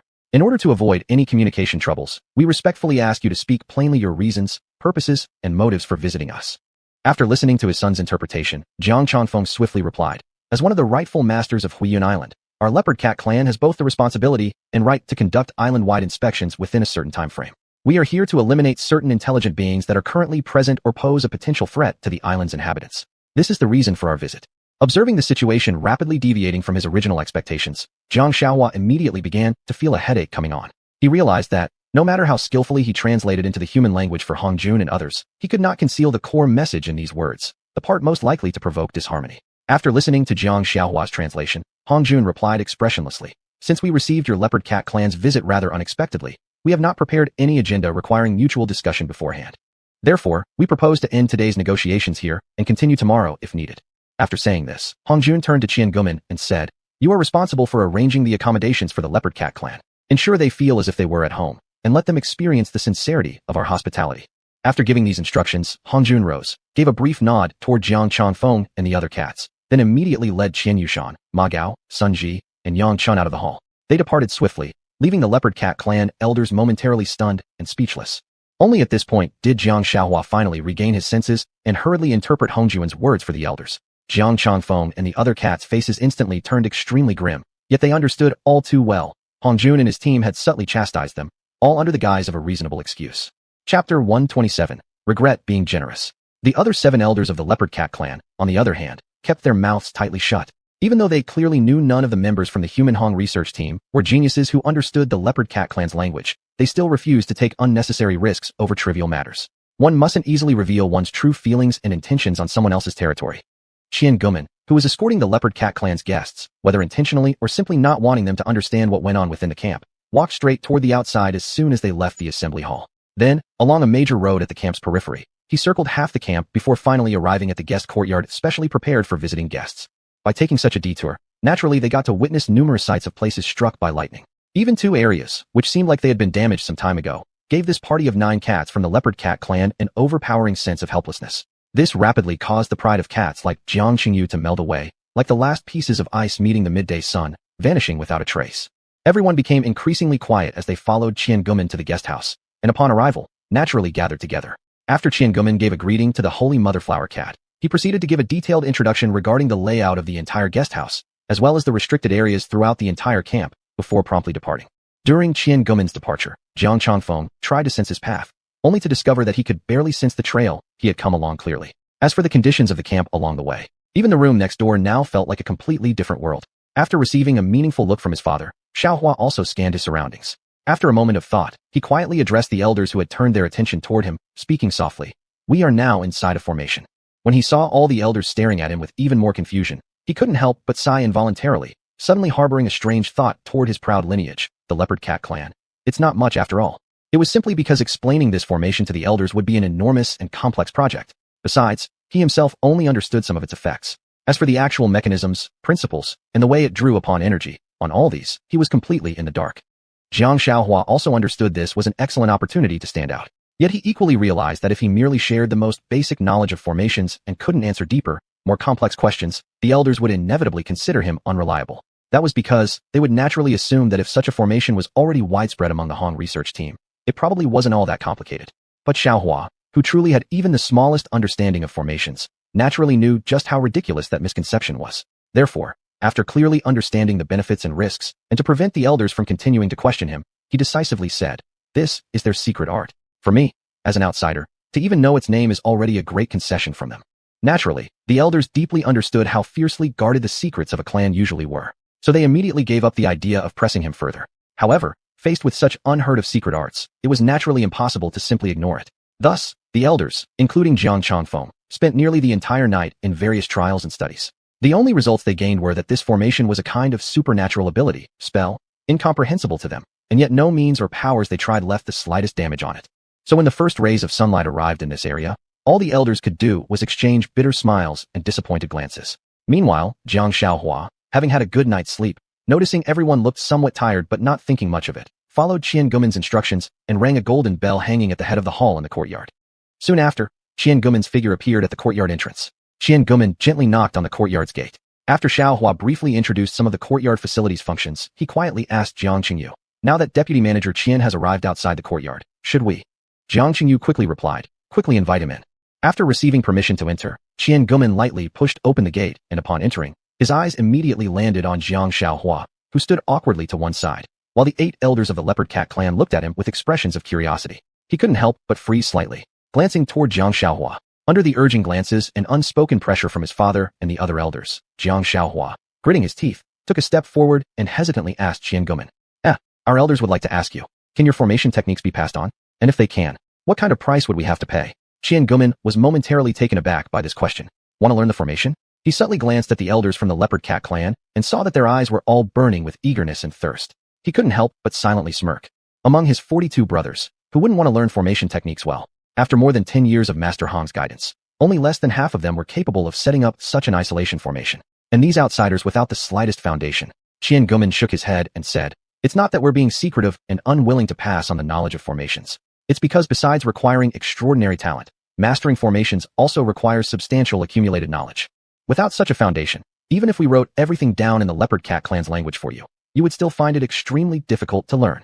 After listening to Jiang Xiaohua's translation, elders like Jiang Changfeng couldn't help but feel a strange sense of humiliation. They felt that this human clearly looked down on their learning abilities. Thus, their impression of him immediately worsened. When Xiangumen noticed the somewhat hostile looks they gave him, a sudden memory surfaced, his childhood domestic cats, known for their fierce independence and distant attitude toward humans. In his heart, he placed a big cross over the leopard cat clan. At least in his view, he no longer believed that the leopard cat clan would make a suitable cooperative species for the human Hong research team. When Hong Jun received Xiangumen's views about the leopard cat clan, he immediately called for an emergency meeting with Xianxia, Ma Gao, Sun Ji, and Yang Chun for a discussion. Xianxia spoke first. "I don't know whether wild leopards share the same habits as domestic cats, but I do know that house cats will leave their owners if neglected for long. They're fundamentally different from dogs in terms of loyalty. In other words, as long as you are beneficial to them, They are willing to stick close and reap the benefits. But once they feel you have nothing more to offer, they will decisively abandon you. Next, Yangshan and Sun Ji expressed similar views. Ma Gao, noticing everyone was now looking at him, awkwardly shrugged and said, "You all know about my situation. Master Hong knows it too. Neither my family nor Master Hong's has ever kept a cat. Therefore, I choose to abstain from commenting." Hong Jun looked at everyone before decisively stating, "We need to reassess our views on the Leopard Cat clan. The core principle for our upcoming negotiations should be equality as a baseline, while maintaining a slight advantage." Everyone immediately grasped the underlying implication in Hong Jun's words and began to laugh. Qian Gumin glanced at the sky before whispering to Hong Jun, "Shall I bring them over here directly to speed up the negotiation?" Hong Jun nodded. "Yes, we should speed things up. We still need to go home." Qian Gumin left quickly. Soon after, the Leopard Cat clan, led by Qian Gumin, stepped into the assembly hall. When they saw the Human Hong research team had already taken up seats on the eastern side of the hall, all their faces immediately showed signs of displeasure. They sullenly walked over to the western side of the round table and sat down. With their seating, an unwelcoming aura naturally radiated from their bodies. Seeing this, Hong Jun and others became even more convinced of their previous agreement. "We must not spoil them." Jiang Qingyu spoke first. "Your human species, after a whole night's discussion among yourselves, what important topics have you decided to negotiate with us, the Great Leopard Cat clan, today?" Jiang Xiaohua quickly translated her words for Hong Jun and others. "What? The Great Leopard Cat clan? Come on, it's not like we're begging for something from you. We were the ones you came looking for." Standing up, Qian Gumin spread his hands, revealing a regretful and helpless expression on his face as he said, "We are deeply sorry. After thorough discussion, our Hong research team believes we don't actually need any help from the Leopard Cat clan. Therefore, there is no topic for negotiation with you." Jiang Qingyu was just about to rise to her feet and scold Qian Gumin for his arrogance when she was tightly restrained by Jiang Changfeng sitting beside her. Jiang Changfeng stared at Hong Jun and calmly said, "Hong, this time our Leopard Cat clan has come here with tremendous sincerity, lowering our pride to reach out to you. Considering that you have only lived on Huiyan Island for a short time and lack experience, it is understandable that you might not yet realize how essential our assistance is to your survival here. This oversight needs time to prove itself, and the lack of it now will certainly bring you many future inconveniences." After Jiang Xiaohua swiftly translated the message to Hong Jun and others, she carefully observed their expressions, and noticing they didn't look angry, felt slightly relieved. "To show the sincerity of our visit, we have decided to give you a generous gift." Upon hearing Jiang Xiaohua's translation, Hong Jun and the other five couldn't help but glance at each other, surprise flickering across their faces. Has the Leopard Cat clan really become this easy to deal with?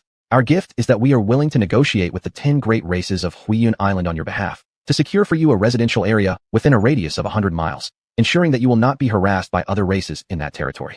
After hearing Jiang Xiaohua's translation, Hong Jun and the other five were nearly stunned into disbelief. "We're just temporarily staying here, and now we need your permission for that? Who appointed you as the rulers of Huiyun Island?" Seeing the astonished expressions on Hong Jun and his group, Jiang Changfeng thought inwardly, just as expected, an ignorant species with little experience, just a small favor, and they're completely overwhelmed. Immediately afterward, he began to regret his words. Less than 100 humans. Was offering them a safe living area within a radius of 100 miles too generous? The more he thought about it, the more he felt like he had given away a core territory worth thousands of kilometers. He was seized by deep regret. Chapter 1, 28 Countermeasures. Jiang Changfeng, who now regretted his earlier words, immediately began speaking in an exaggerated tone. "A safe and stable living environment can provide you with more time for research, study, and cultivation. Therefore, our Great Leopard Cat clan hopes that, from this additional time, you will spend 2 hours each day resolving the minor illnesses of our elders who have made outstanding contributions to the prosperity and strength of our clan, so that they may continue working for our clan without any worries." Jiang Xiaohua somewhat nervously translated these words. After lightly tapping the table a few times with his right fingers, Hong Jun calmly said, "Any more? Please just say everything out first." After hearing his son's translation, Jiang Changfeng continued in an even more exaggerated manner. "Our Leopard Cat clan, as one of the top races on Huiyun Island, has maintained friendship with the other great races for billions of years. Therefore, we are willing to help you expand your customer base and provide strong support for improving your treatment capabilities." After listening to Jiang Xiaohua's translation, Hong Jun and others instantly understood the meaning behind Jiang Changfeng's words. They not only wanted to get free treatment for their elders suffering from petrification sickness, but also expected the group to make house calls through their introductions. Thus, the 6 of them couldn't help but shake their heads and smile. Seeing this, Jiang Changfeng decided to push further. "At the same time, we are willing to offer our talented young clansmen to assist you during your diagnoses and treatments, thereby reducing some of your burdens." After Jiang Xiaohua translated this, Hong Jun followed up by asking, "Any more?" After receiving his son's translation, Jiang Changfeng looked at the expressions of Hong Jun and the others and felt it was time to get down to serious discussion. He quickly said, "Then let's begin the formal negotiations." After Jiang Xiaohua translated this sentence, Hong Jun and the other 5 were all momentarily stunned. So all those earlier demands weren't even part of the formal negotiations yet. Everyone's worldview had been completely shattered by the Leopard Cat's shameless behavior.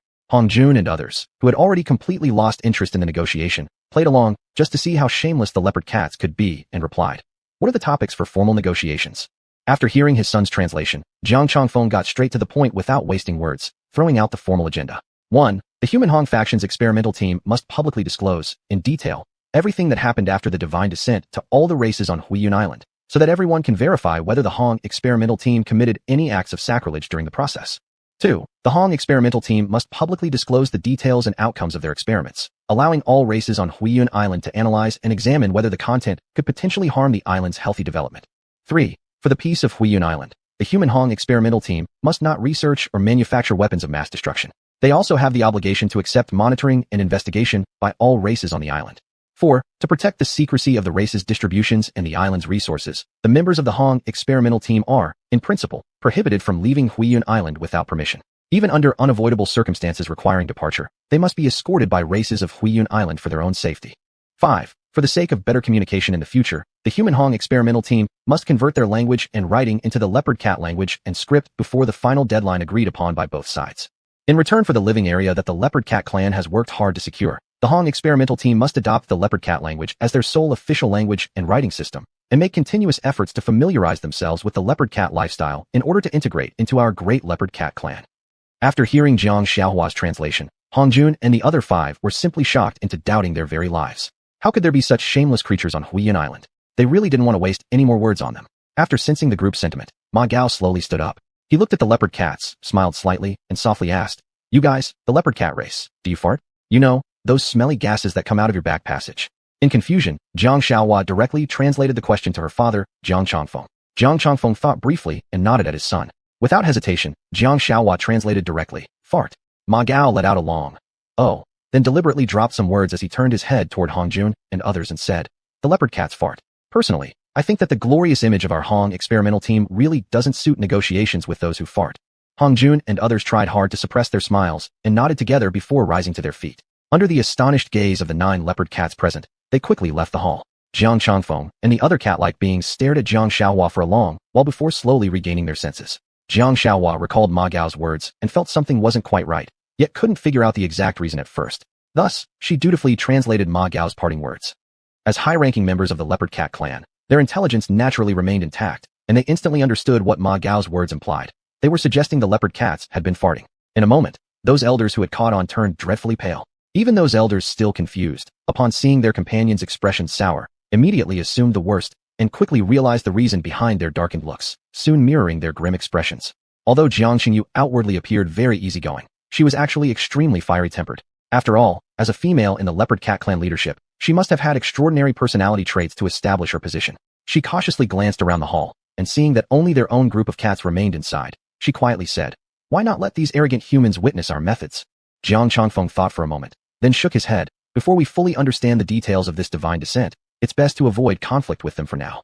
We can't fight, and they won't accept the respect we've shown. What should we do then? Just stay here accomplishing nothing?" Jiang Qingyu hit the nail on the head. After pondering for a while, Jiang Changfeng finally established the overall direction. To enhance mutual understanding, he expressed willingness for a friendly demonstration match between the leopard cat clan and the Hong faction's human team.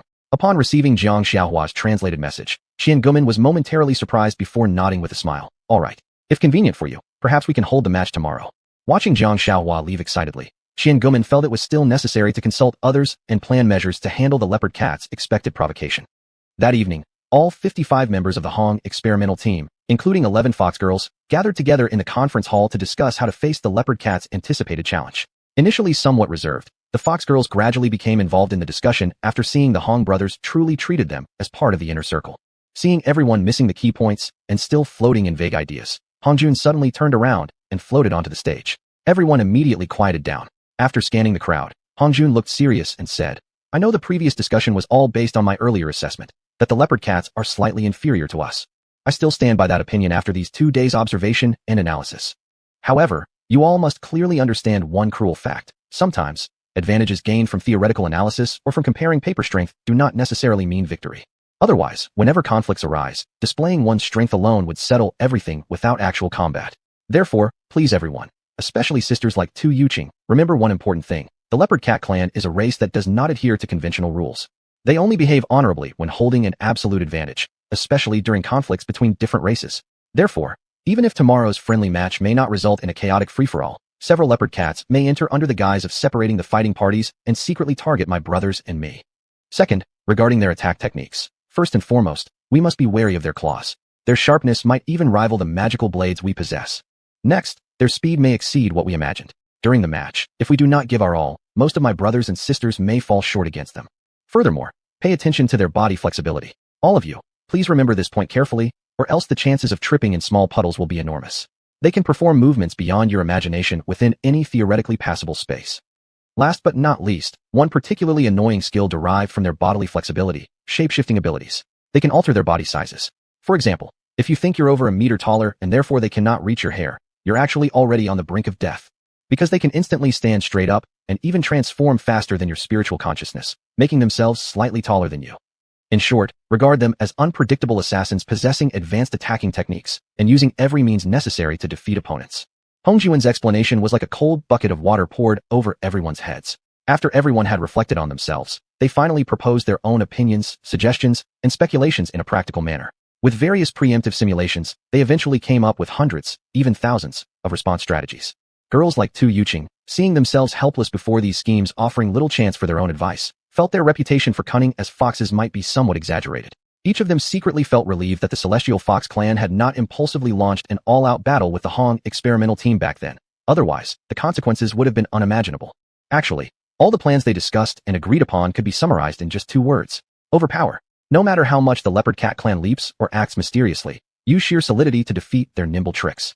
Chapter 129, First Victory. The Leopard Cat clan, now possessing extensive sparring experience, did not hold a long discussion that evening. The 9 cats gathered together to discuss only one issue: whether or not to kill members of the Hong xiuxian human team during the sparring match. Xianxia held a dissenting opinion.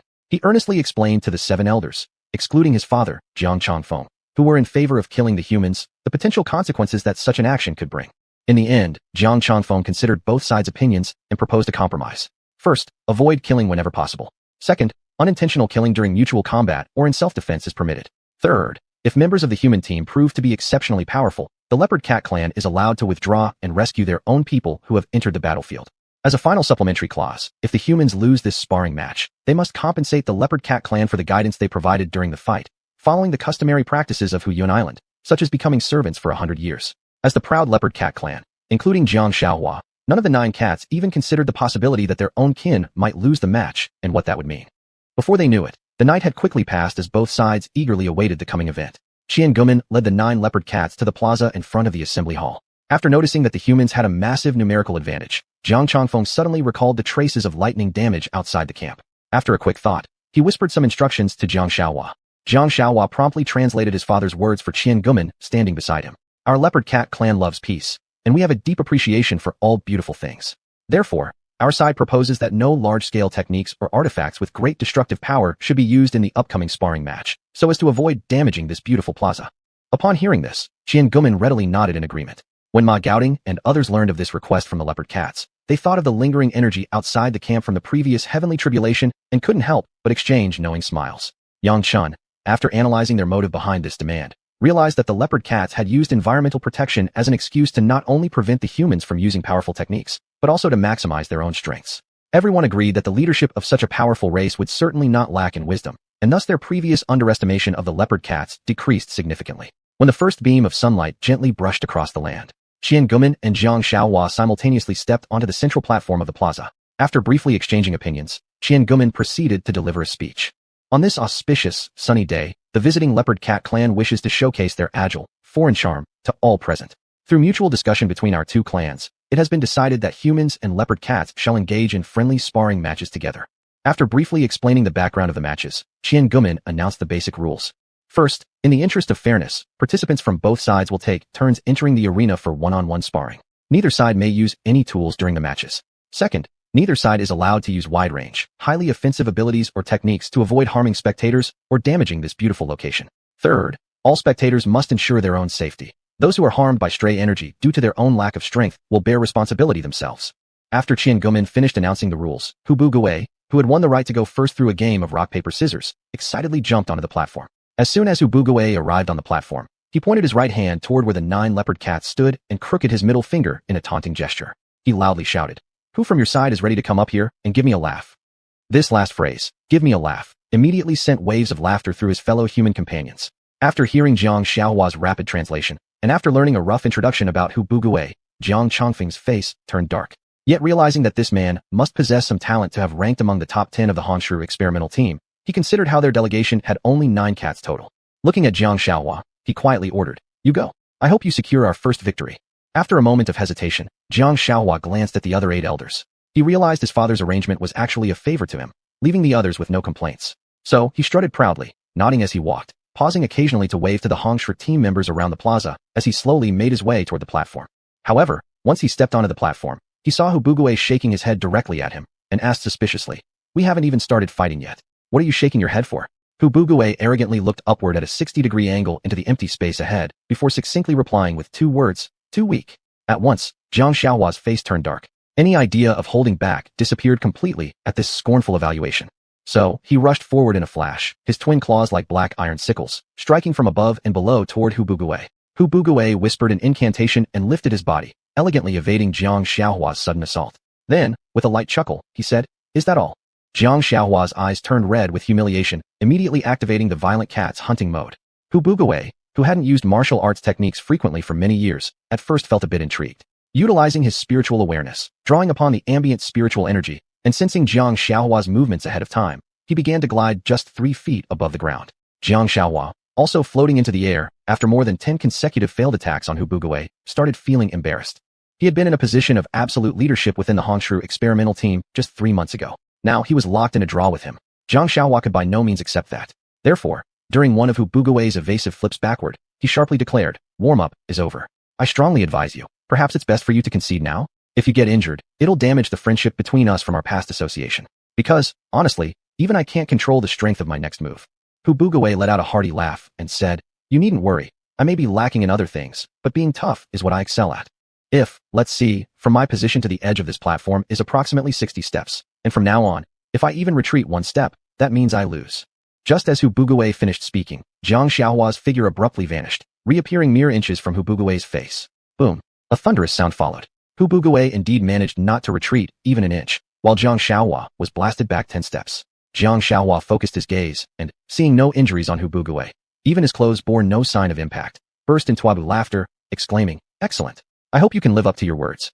Hu Bugui took 1 step forward and said calmly, "Be careful now.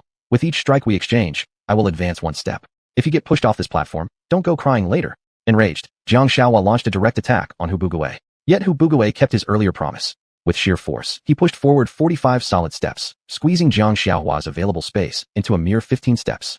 Jiang Xiaohua's eyes flickered with a thought. Pretending to attack, he faked a move. When Hu Bugui wasn't watching, he darted behind him.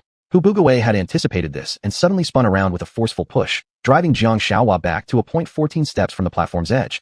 Still not giving up, Jiang Xiaohua attempted twice more to circle around. As a result, he now stood 12 steps away from the southern edge of the platform, directly facing the 8 elders of the Leopard Cat clan and the members of the Hongshru experimental team observing from the plaza. When the situation reached this point, Jiang Xiaohua realized that his attempt to find an opening had become an utter mockery from start to finish. From the moment Hu Bugui declared he would no longer retreat, every sudden attack, transformation, and dazzling variety of techniques Jiang Xiaohua used crumbled helplessly before Hu Bugui's overwhelming power.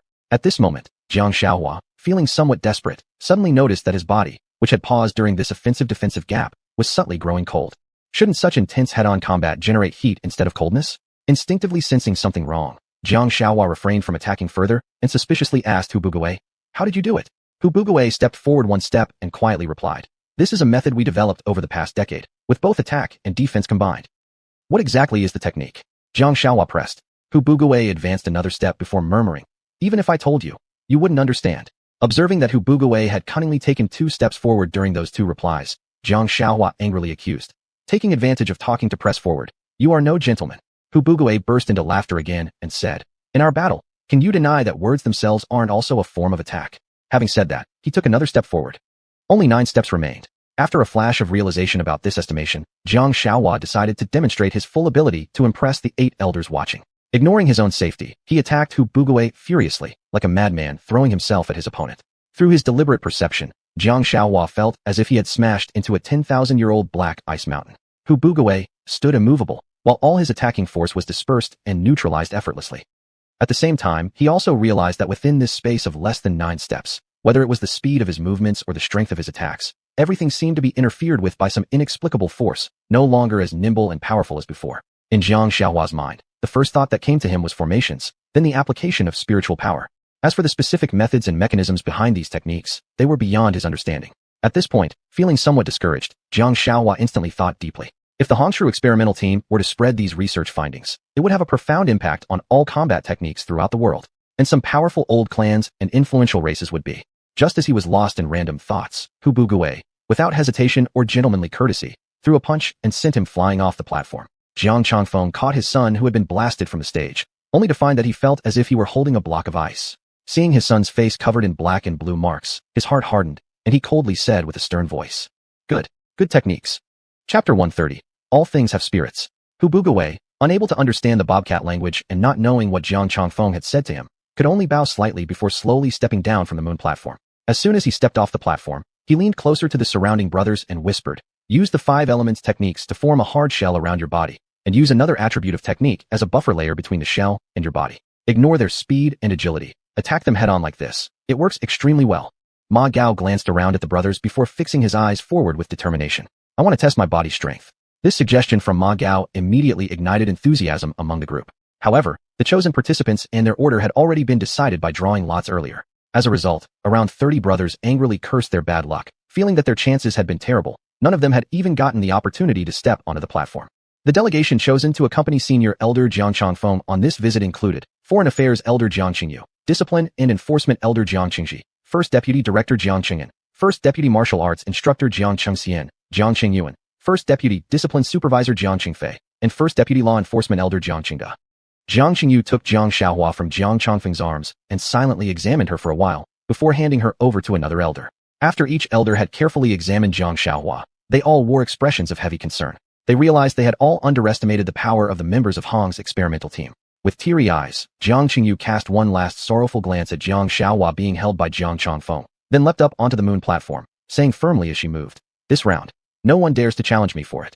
Half a step behind her, Ma Gao also leapt nimbly onto the platform. Bowing slightly to her, he said, Please. Though Jiang Qingyu didn't understand what Ma Gao said, she knew she must strike first. She immediately launched forward and attacked. As the potential second strongest member of Hong's team, Ma Gao's abilities had been ranked only behind Hong Jun and xianxia. His attack instantly drew everyone's attention. Even Hong Jun was carefully watching this match unfold. Calmly, Ma Gao slightly retracted his left shoulder under attack, then began to recite a classic technique. Retract the leg. Sink the shoulder. Reverse strike 7. This technique, Reverse Strike 7, was executed terribly inconveniently, directly and ruthlessly aimed straight at Jiang Qingyu's eyes. She seemed to know full well there was a hand in front, yet stubbornly stared ahead and charged straight forward. Thankfully, her speed was astonishing. At the moment of impact, she narrowly avoided the blow. Everyone watching, both humans and bobcats, let out a cold sweat. Ma Gao didn't give her a chance to recover, shouting loudly as he pressed the advantage. Rise the body, stride forward, and thrust straight. Following the momentum, he continued his assault, once again aiming for her eyes. Although these two strikes hadn't actually made contact, the compact, precise spiritual pressure that accompanied them still affected Jiang Qingyu. Her eyes, already moist from sorrow over Jiang Xiaohua's wounds, now streamed with tears under the sharp spiritual irritation as she dodged. The onlookers, all possessing extraordinary vision, naturally saw clearly the image of this weeping, clearly outmatched bobcat. It was as if drops of water had fallen into a pan of hot oil, instantly sparking an uproar. The 6 bobcat elders, excluding Jiang Changfeng, could barely contain their fury. They all stared intensely at Jiang Changfeng, eyes burning. The moment he gave the command, all of them would rush the platform and teach that detestable white-faced human a lesson. However, when Jiang Changfeng noticed the more than 50 remaining members of Hong's team below, his mind cleared sharply. With a meaningful glance, he reminded everyone to look to the side. When elders Jiang Qingji and the other 5 finally followed senior elder Jiang Changfeng's gaze and turned their attention, clearly seeing the more than 50 fanatical supporters still loudly cheering for Ma Gao, it was as if a bucket of ice-cold water had been poured over their heads, snapping them back to reason. After calmly discussing with Jiang Changfeng, they all agreed to stop this one-sided and humiliating bout immediately. However, just when it was time to negotiate with the humans, they discovered that their only translator had already fallen unconscious. In desperation, after a quick discussion, they unanimously decided on a strategy of silent retreat. On the platform, Ma Gao had only barely demonstrated a taste of his skill, yet had already reduced this bobcat to tears. Instantly, he felt the match had been nothing like the intense battle he had imagined. Suddenly losing all interest in bullying small cats, he summoned the surrounding spiritual energy, flicked his sleeve, and sent her down from the moon platform. Shaking his head, Ma Gao swiftly stepped off the stage. As soon as Ma Gao left the platform, Lan Xingyu leapt up and took her place, silently waiting for the bobcats to come back up for their turn, only to realize that they were already walking away, clearly preparing to leave entirely. Seeing this, Lan Xingyu was momentarily at a loss. Qian Gumin quickly chased after Jiang Changfeng and his bobcat group. After a series of frantic gestures and guesswork-filled communication, he approximately understood. They wanted to rescue Jiang Xiaohua first, and talk about everything else later. Qian Gumin thoughtfully escorted them back to their guest quarters before returning to the plaza. Lan Xingyu hurriedly flew to Qian Gumin's side, still clinging to a sliver of hope as he anxiously asked, Ganjia Qian, did they? Seeing that everyone had gathered around, Qian Gumin pointed at Ma Gao and Hu Bugui while shaking his head and said with a chuckle, you two really went too far with the guests. You actually scared them off. After a brief pause, he continued, but honestly, I really enjoyed it. With Qian Gumin setting this tone, everyone eagerly started pressuring Ma Gao and Hu Bugui to treat them all to a feast. Under the enthusiastic insistence of their brothers, the two finally relented and agreed. After a quick discussion, Hu Bugui volunteered to assist under Ma Gao's command to gather ingredients, while Ma Gao himself would be the chef. Upon hearing that Ma Gao would be cooking, everyone erupted into excited celebration, as if for a festival. After all, compared to the other brothers from different families, Ma Gao held a natural advantage. He came from a family of restaurateurs.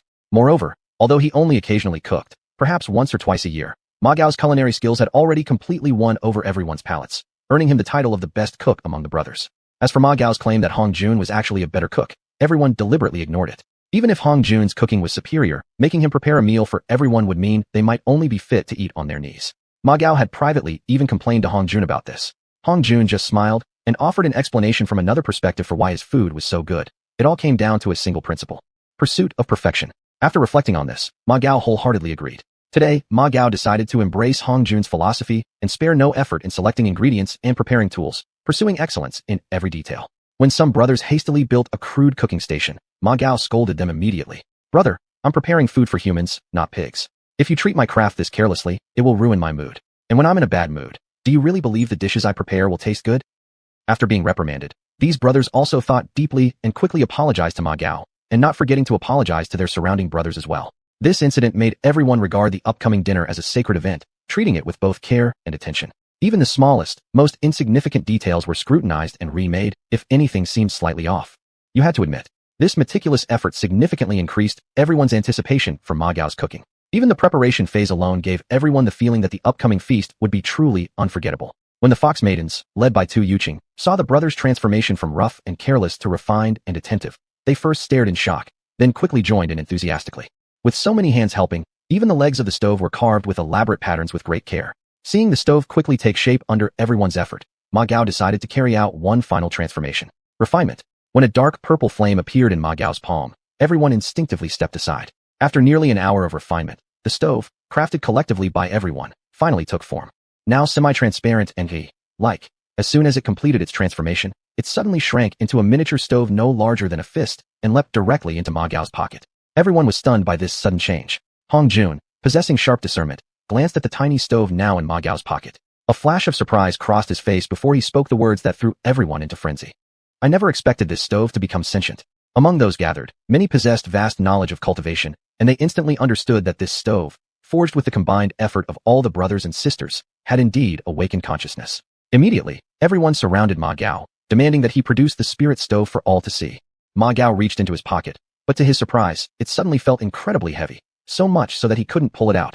Even more bizarrely, despite the sudden increase in weight, the stove didn't make the fabric feel heavy at all, having absolutely no effect on the pocket containing it. He muttered inwardly, "Indeed, it has become a spiritual artifact." He then gently spoke, his voice soft. "Now that you've attained consciousness, surely you know how much passion and effort everyone invested in your creation.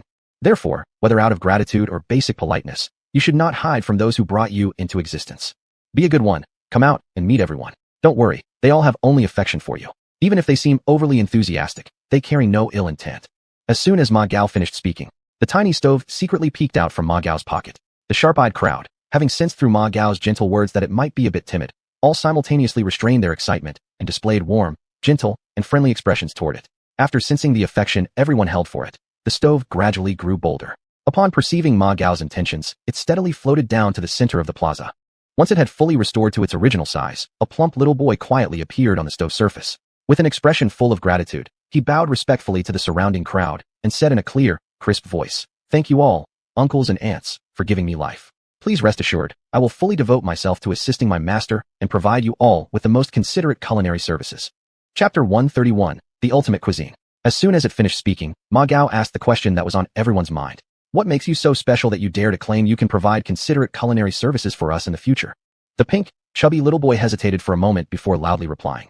In the future, as long as you are in a place with spiritual energy, dear uncles and aunts, there will be no need to specially go out searching for firewood. As long as there's spiritual energy or spiritual crystals, I can start the fire automatically. And I can follow Master Ma. Everyone burst into goose-like laughter at his use of Master Ma. Startled, he looked nervously toward Ma Gao, whose expression had darkened slightly. Quickly stepping forward, he pulled Ma Gao's big hand over to his own face, lowering his head submissively, as if offering himself for a slap or scolding. Faced with this emotional gesture, everyone criticized Ma Gao instead, saying the child didn't know better and shouldn't be punished for it. If they had such a cute little fellow themselves, they wouldn't mind even if he called them Dog Master instead of Ma Master. Ma Gao's face darkened even further. With teary eyes, the chubby pink boy anxiously looked up at Ma Gao and pleaded, "In the future, I'll call you Master Ma Gao. Please just calm down." Looking at how considerate the child was being, Ma Gao's annoyance inexplicably vanished. Perhaps because this little grudge had arisen and dissipated so quickly, Ma Gao suddenly felt that everything he saw around him seemed even more vivid than before. Hongjun immediately sensed this change in him and happily thought to himself, "This kid Ma Gao really does have great luck." From nothing more than the sudden appearance and disappearance of a minor annoyance, his mental state has greatly improved. After this sudden emotional release, Ma Gao looked at the timid little stove spirit before him and laughed heartily. "As your master, I naturally have the tolerance to accept that. In the future, whether you call me Master Ma or Master Ma Gao, you can choose freely." Then he returned to the original topic. "Now continue. How exactly will you assist me in controlling my culinary skills?" Naturally, the pink chubby boy was the most sensitive to Ma Gao's mood. After putting his heart at ease, he answered cheerfully. "Firstly, I can control the heat exactly as you wish. Whether it's high or low, long or short, I can match your every command. Secondly, although you are not afraid of high temperatures, I can still ensure that any part of you that touches the stove will remain at a comfortable temperature, so you will never suffer burns or similar issues. Thirdly, I can stir-fry the food exactly as you wish, whether it's flipping ingredients in the wok, rotating them in a certain direction at a specific frequency, or performing any other stir-frying techniques. And I can also communicate with you, telling you the optimal timing to season the dish. That's all I can think of for now, but there may be further discoveries along the way once you actually begin cooking." Hearing this, Hongjun couldn't help but shake his head inwardly, thinking, "Isn't this basically a smart cooking robot?" The other brothers and sisters all had shining eyes, impatiently wanting to test and witness his incredible coordination abilities right away. Therefore, everyone turned their gaze to Hubuguwei. Hubuguwei gave a bitter smile, then clasped his fists toward Ma Gao respectfully and asked, "Master Ma, please tell me, what ingredients do you need?" After thinking briefly, Ma Gao replied, 5,500 tender leaf tips from broadleaf yellow-stemmed trees. And make sure they come specifically from trees between 2 meters and 2.5 meters in height." Upon hearing this, Hubuguwei's expression involuntarily changed. Finding just the tender leaf tips would already be somewhat difficult, and now they were specifying a height range. He couldn't help glancing at Ma Gao suspiciously, wondering whether he was deliberately making things hard for him. Everyone had lived here for almost a year, and they all knew that although the leaf tips of broadleaf yellow-stemmed trees were delicious, they were already a bit rare. Noticing Hubuguwei's expression darken, everyone shouted together, "Brother Hu, don't worry, we'll all help you find them together." Only after receiving this collective assurance did Hubuguwei's face return to normal, and he hurriedly asked, "What else?" "A minimum of 100,000 thread fish from the front of the camp. Other requirements are not too strict, just they must be pure white, and each between 5 inches and 5.5 inches in length." This request became even more unreasonable. Even some of the other brothers couldn't help but interject disapprovingly. "Master Ma, are you deliberately trying to make things hard for Elder Hu?" Ma Gao was taken aback, then replied with a mix of helplessness and anticipation, "This is the stove spirit's very first cooking session. I don't want it to end with regrets that we would feel later."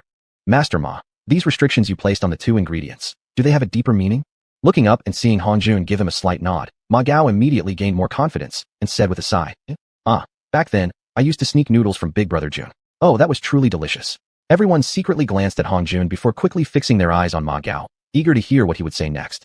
"I'll ask everyone a question, something you might have done many times before. When you cook noodles, what do you use for firewood? What firewood do you use for boiling noodles?" "Wood, charcoal, grass." A bunch of common fire-starting materials were quickly listed by the brothers. Shaking his head, Ma Gao continued, "At that time, just to make the noodles taste as delicious as Hongjuan's, I used eggs from the same hen, from the same batch of soy sauce, and the same batch of... In short, aside from different cooks and different stoves, oh, right, my family runs a restaurant, so our facilities were definitely better than Hongjuan's home. Unfortunately, even if we gathered all the chefs in our town, none of us could ever reach the deliciousness of Hongjuan's noodles." Later, I specially asked him about this. It was an unexpected answer, something you definitely didn't expect. Just 5 words revealed the entire gap between us. "Heaven sandalwood from fallen leaves." Yes, back then Hongjun simply said these 5 words. Everyone here practices martial arts and has met the standards to enter the Tianwu Gate. I'm sure your families are all quite well off. Now, just imagine, could burning such a rare kind of wood possibly add a unique flavor to your noodles? Even though the brothers' families might indeed be as well off as Ma Gao had said, a few of them had no idea what heaven sandalwood from fallen leaves even was. After those who understood gave a quick explanation, they were left stunned and speechless. Only one thought filled their minds. This must be the difference between ordinary people and top experts. After Ma Gao's example, even Hu Bugui, who was supposed to be the main collector, no longer opposed the requirements. Instead, he and the others further refined Ma Gao's ingredient criteria. After a discussion among the brothers, they decided to divide the areas for collection, ensuring strict standards, gathering leaves and fish strictly by specific height and length, so they could distinguish the differences in taste after cooking. Seeing how enthusiastic everyone was, Ma Gao continued listing more requirements. Yangyang 3-foot heaven essence fruits, bright red, flowerless tree honey, clear and transparent. Spewing them out one after another, Ma Gao gave a total of 18 different main ingredients and seasonings. Only when the brothers felt overwhelmed and dizzy did he finally stop. Only then did they all release a collective sigh of relief. But as soon as they recalled the 18 ingredients and seasonings, they all simultaneously sucked in a cold breath. Was this even humanly possible? Cherishing refined living is wonderful, as long as someone else does all the work. But when enjoying refinement comes at the price of breaking your legs running around, it turns into nothing but torment. Thankfully, they had eaten dishes with these 18 ingredients before and roughly knew where they could be found. Feeling the urgency of time, they quickly divided tasks and scattered out using various techniques. Fortunately, the Bao Mao clan didn't notice their frantic scattering. Otherwise, it would have made them question their very cat-like existence. They left faster than the famously fast Bao Mao clan. And in the 2 previous matches, they had actually been holding back. Even though the Bao Mao were extremely self-obsessed, upon seeing such a scene, they would definitely use a word for it. One that would bring great shame to whoever had been involved in the fight. With a continuous flow of ingredients arriving, Ma Gao, with the little stove spirit's full assistance, finally brought out 500% of his ability, creating one dish after another. To preserve the best possible flavor, he even brought out a rare formation he had secretly developed. Freshness-preserving, heat-retaining, fragrance-locking formation. As the name suggested, after testing, this formation could maintain freshness and flavor for at least 7 days, ensuring all dishes within remained as delicious as when they first came out of the pan. A few of the brothers stared at the dishes inside the formation. Though they couldn't yet smell the aroma, the exquisite colors and elegant presentation made their mouths water uncontrollably. Seizing a moment when Ma Gao wasn't looking, they quickly reached out to take a bite. Unfortunately, their hands hit an invisible barrier, realizing immediately that the dishes were protected by the formation. Desperately giving Ma Gao eye signals, they silently begged if they could try a taste. Ma Gao completely ignored them, focused instead on perfecting each cooking step. Time passed, and as more dishes were completed, with the stove spirit's full assistance, Ma Gao found himself enjoying the process more and more, completely immersed in the joy of cooking. When he reached out to grab another ingredient, only to find nothing, he finally looked around, only to find there were no more ingredients left, just a group of brothers staring at him with glowing green eyes. He was just about to scold them for not bringing more ingredients when he noticed the night had already blanketed the land. Dinner time had long passed.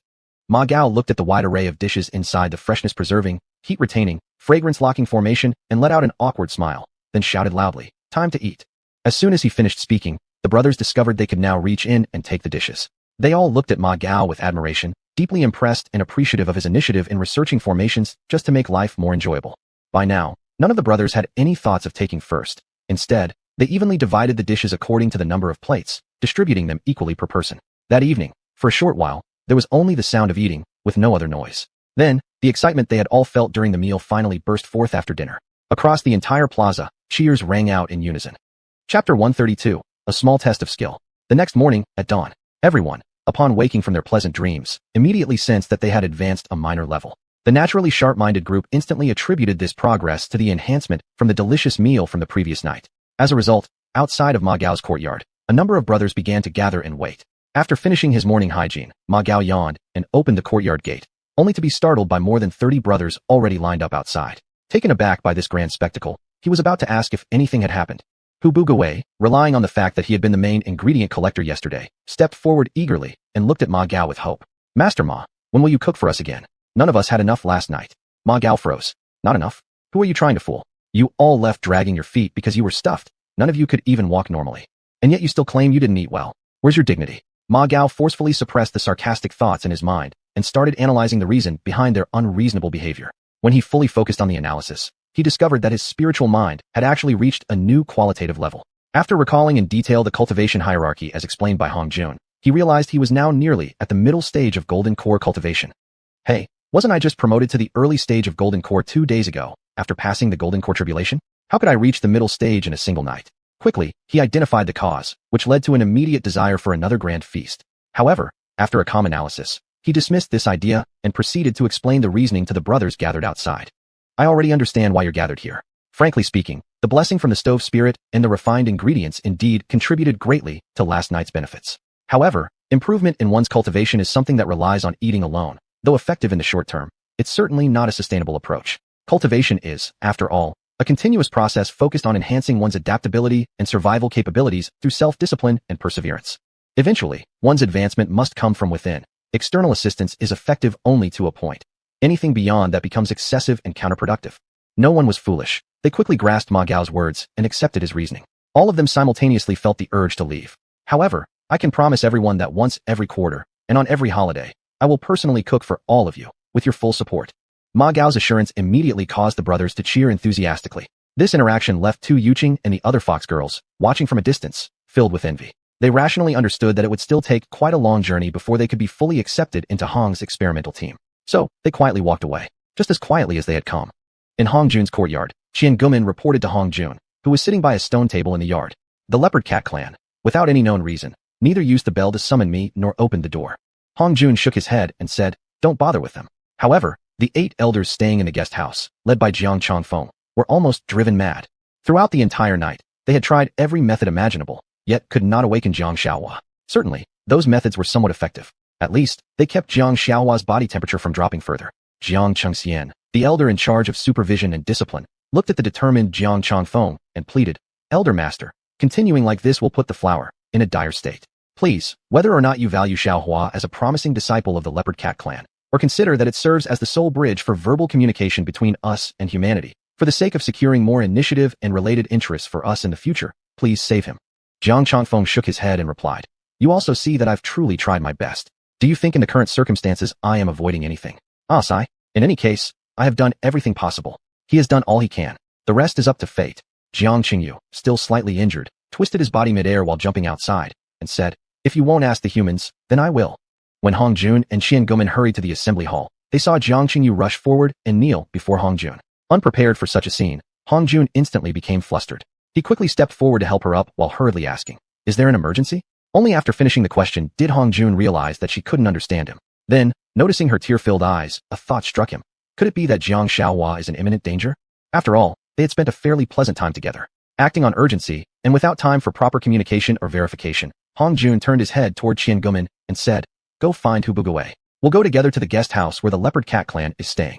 When Hubugawei entered the assembly hall, Hong Jun immediately noticed a flash of joy in Jiang Qingyu's eyes. Without needing to ask why, he had already figured it out. Under her lead, they rushed toward the guest house. Perhaps due to the urgency of the moment, Jiang Qingyu was flying back full speed, leading the way without holding anything back. Yet then, she discovered a terrifying truth. Despite flying with breathless effort, she could not detect even the slightest sign of breathlessness from Hong Jun and the 2 other humans. That realization made her suddenly feel how utterly unrealistic and disconnected the clan's multiple pre-planned strategies truly were.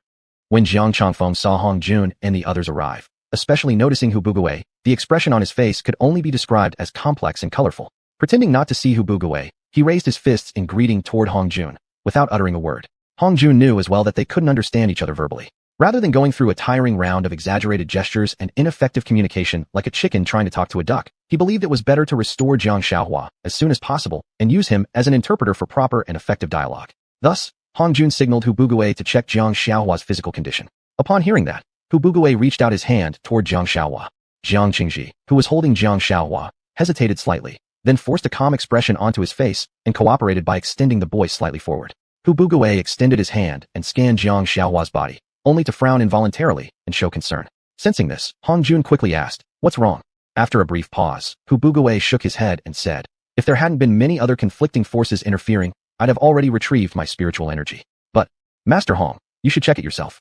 Upon hearing that, Hong Jun reached out and took Jiang Xiaohua's pulse. His face immediately displayed astonishment. At that moment, Jiang Xiaohua's internal energy wasn't merely a large amount, as Hubugawei had described. It was massive. And on top of the original 10 types of internal forces constantly colliding with each other, new energy was continuously splitting and multiplying. Hong Jun stood up, his face filled with seriousness. He glanced at the leopard cat clan elders and, after a moment of thought, decided to use his old trick. With a mere wave of his hand, an image emerged clearly before everyone.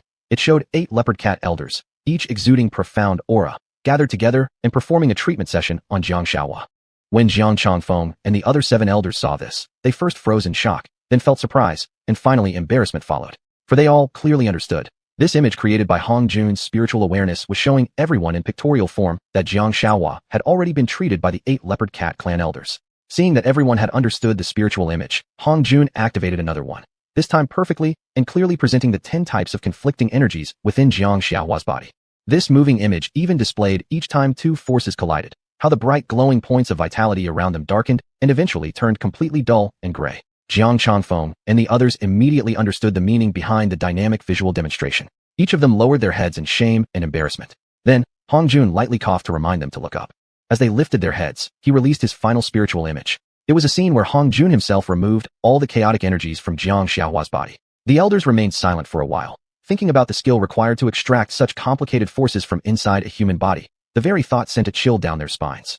They all stepped back in unison, indicating that Hong Jun should proceed with the treatment. Hong Jun did not feel joy over being granted the right to perform the treatment. Instead, he carefully observed xianxia with a heavy expression, hesitating to begin. Jiang Changfeng and the other 7 leopard cat elders sensed Hong Jun's wordless condemnation through his solemn expression. They turned red, then pale. In the midst of their uneasiness, their vision momentarily blurred. When they focused again, they saw Hong Jun's hand already pressed against xianxia's forehead. Everyone instinctively stiffened, their eyes narrowing in alarm. They couldn't help but imagine themselves in his place. And at that moment, their hearts turned to despair. The moment Hong Jun acted, the gap they felt shattered any remaining sense of pride within them.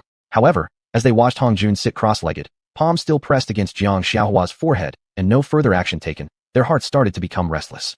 And as time passed with no noticeable change in either Hong Jun or the unconscious xianxia, doubt began to creep into everyone's mind.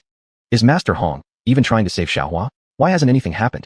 Just then, seemingly in response to the leopard cat's thoughts, everyone noticed thin wisps of mist suddenly rising and drifting outward from Hong Jun's head. Then, they saw large beads of sweat rapidly forming on his forehead. At that moment, even Hu Buguwei and Qian, who had full confidence in Hong Jun, felt their hearts tighten with anxiety.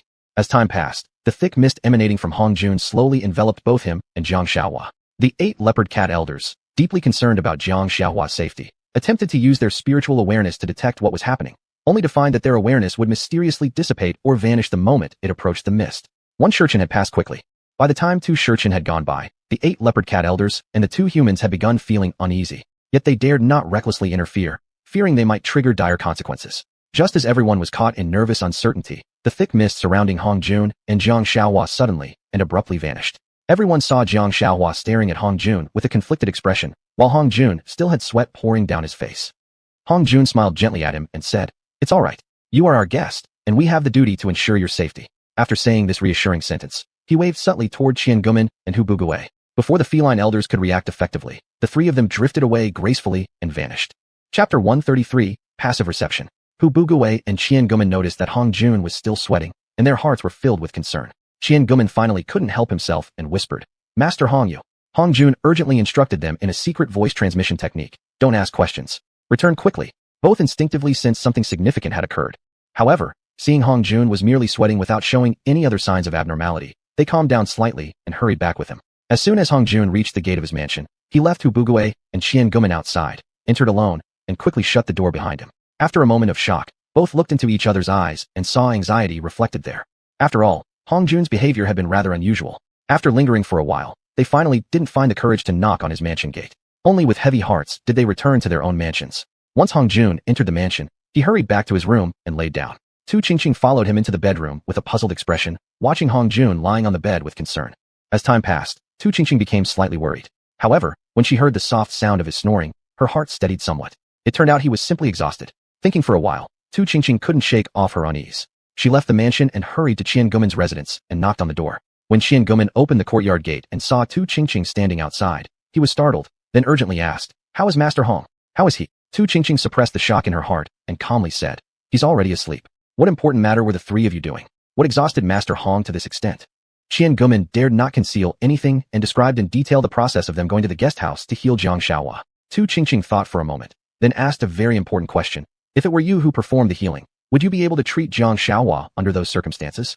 After thinking about the spiritual diagram Hong Jun had displayed at the guest house and estimating the strength of the 8 elders of the leopard cat clan, Qian nodded lightly and said, "I believe I could have healed her." Then, he quickly noticed something strange about Hong Jun. If even he himself could heal xiuxian, how could Master Hong be so exhausted? There must be an unknown reason behind this condition. Thus, Qian voiced his suspicions to Tu Qingqing. Together, the two systematically eliminated possibilities for why Hong Jun had been so exhausted. First, they ruled out the possibility that Hong Jun was only pretending to be exhausted for the Leopard Cat clan's benefit. Second, the reason Hong Jun had become so exhausted during the healing of Jiang Xiaohua must have been significant. The spiritual diagram had given them insight into the physical conditions of the Leopard Cat clan. The diagram. Both raised their heads simultaneously, exchanged glances, and saw a shocking hypothesis forming in each other's eyes. Combined with the strictness Hong Jun had shown on the way back about not allowing any discussion, they quickly dismissed their concerns about his condition. All their curiosity now naturally shifted toward the spiritual skills of the Leopard Cat clan. Could it be that the internal martial arts techniques of the Leopard Cat clan had something worth studying? After further discussion, still unable to determine the truth, Tu Qingqing eventually bid farewell and departed. When Tu Qingqing pushed open the gate to her courtyard, she saw Hong Jun sitting leisurely by the stone table in the courtyard, drinking tea. Startled, she hurriedly walked behind him, began gently massaging his shoulders, and softly said, "Just now, I nearly died of fright." Seeing her still full of concern, Hong Jun smiled. "It's nothing. When I was healing Jiang Xiaohua, I discovered a secret." "What secret?" Tu Qingqing couldn't help asking eagerly. "The Leopard Cat clan, at least on Jiang Xiaohua's body, there lies the secret of space translocation. I have a premonition that if I can cultivate such supernatural power, I might find a way to leave Xiuxian Island and reach the Tianlan Empire." Tu Qingqing gave Hong Jun a sharp glare and said, "So you seized the opportunity to secretly learn their clan's secret technique?" Hong Jun replied with a hint of embarrassment yet evident pride. "I didn't just learn it. I've become an expert." Tu Qingqing hadn't expected that her offhand joke would actually strike the truth. She stood there, momentarily stunned. Then, she rapidly turned to Hong Jun with expectant eyes and asked eagerly, "Master Hong, do you know when?" Hong Jun rubbed his nose slightly and replied softly, "Not before the Leopard Cat clan leaves, at the earliest." As this matter was somewhat undignified, although Tu Qingqing was impatient to learn what Hong Jun had gained at such a great cost, she knew this wasn't the right time to discuss it, so she nodded hastily in agreement. Relieved, she continued her chores outside. Hong Jun watched her retreating figure and thought about the glimmer of expectation on her face just now, feeling a slight headache. How should one describe the knowledge and spiritual techniques of the Leopard Cat clan? After all, as one of the top 10 races on Xiuxian Island, they were intelligent beings with some usefulness. However, all those techniques had been tailor-made specifically for the Leopard Cat clan itself. As for Hong Jun, who possessed an immense collection of cultivation knowledge, they were practically of little use to him. The problem was, this time, it had been a passive reception. When Hong Jun placed his hand on Jiang Xiaohua's forehead, attempting to extract the chaotic energies within, the energy residue belonging to Hu Bugui was easy enough to draw out. However, the 8 foreign energies nearly akin to Jiang Xiaohua's own essence left him initially at a loss. Unwilling to damage his reputation and not wanting to return fruitlessly in front of his 2 brothers-in-arms, Hu Bugui and Qian Guman. Not to mention his unwillingness to cause permanent harm. After thinking for a while, he could only choose to assimilate them. However, he never expected that while simulating those 8 chaotic energies, he found his own body beginning to shift subtly toward the form of a leopard cat. That was why he had started sweating shortly after beginning Jiang Xiaohua's treatment. Then, a sudden inspiration struck him. He expanded the condition into a shell capable of blocking others' scrutiny. Thick fog enveloped them. And it was not just ordinary fog. It contained a formation that blocked spiritual perception, shrouding both himself and Jiang Xiaohua completely. Thankfully, he had made this thoroughly protective preparation. During the actual attempt to extract Jiang Xiaohua's chaotic energies without damage, he had completely transformed into a leopard cat inside and out. Therefore, throughout the rest of the healing process, he essentially simulated the forms and techniques of the 7 elders of the Leopard Cat clan, Jiang Changfeng included. In the midst of feeling somewhat wronged, he suddenly sensed the oppressive seal hanging above Xiuxian Island. And with his formidable spiritual awareness, he discovered that the seal overhead had nearly 1,000 subtle weak points, not exactly cracks, but still vulnerabilities. Hong Jun had estimated at the time that using less than 1,000th of his power to lightly touch those weak spots would be enough to pierce through the barrier and reach another world. With this unexpected joy, his lingering sense of injustice eased slightly. Near the end of the healing, Hong Jun, who still hadn't thought things through thoroughly, suddenly remembered, upon sensing Jiang Xiaohua's recovery, that he hadn't taken measures to isolate the connection between them. In a rush, he immediately severed the link with a single thought. However, only after sensing Jiang Xiaohua fully healed and opening her eyes awake, did he realize his action wasn't entirely perfect. Just as he hastily retracted the paw from her forehead, maybe she had seen it. And after the mist dispersed, when Jiang Xiaohua gazed at herself with a conflicted expression, Hong Jun knew for sure that a small but embarrassing issue had surfaced. Even more unexpectedly, perhaps in an effort to achieve perfection in the healing, he had pushed too hard. Even after stopping, energies belonging to the Leopard Cat clan still roiled and coursed within him. That was also why he had been drenched in sweat and hurriedly left the guest house. As Hong Jun recalled all this, he silently made a decision. Except for official meetings at the assembly hall between the 2 clans, he would absolutely avoid meeting Jiang Xiaohua in private again. Otherwise, she might ask questions that would make him uncomfortable. Only after making that decision did Hong Jun completely relax his mind. He then began rapidly sifting through all the knowledge from the Leopard Cat clan in his mind, checking whether there were any techniques or abilities suitable for the Hongsru experimental team. After a detailed review, simulation, and comparison, he found quite a few that his brothers could draw inspiration from and utilize. After repeated trial and error and adaptation, he realized these techniques could significantly enhance the martial artists his brothers were already cultivating. Indeed, they could at least enhance their abilities by more than 10%. More importantly, for Hong Jun himself, at his current realm and level, these findings had immeasurable value for deepening his understanding and utilization of space. Though they might not immediately allow him to cultivate the sleeve heaven and earth technique, at the very least, they illuminated the path forward. Just as Hong Jun was finishing his contemplation and extraction of insights, he received a message transmitted by Xianxia. The Leopard Cat clan was willing to resume negotiations, following his own principle of finishing this unexpected matter as soon as possible before heading back inland. Hong Jun swiftly agreed. The meeting hall remained the same meeting hall. The personnel on both sides remained unchanged. However, the atmosphere of the talks had changed significantly. 9 leopard cats, including xiuxian, couldn't help but reveal a trace of fear in their eyes when looking at Hong Jun.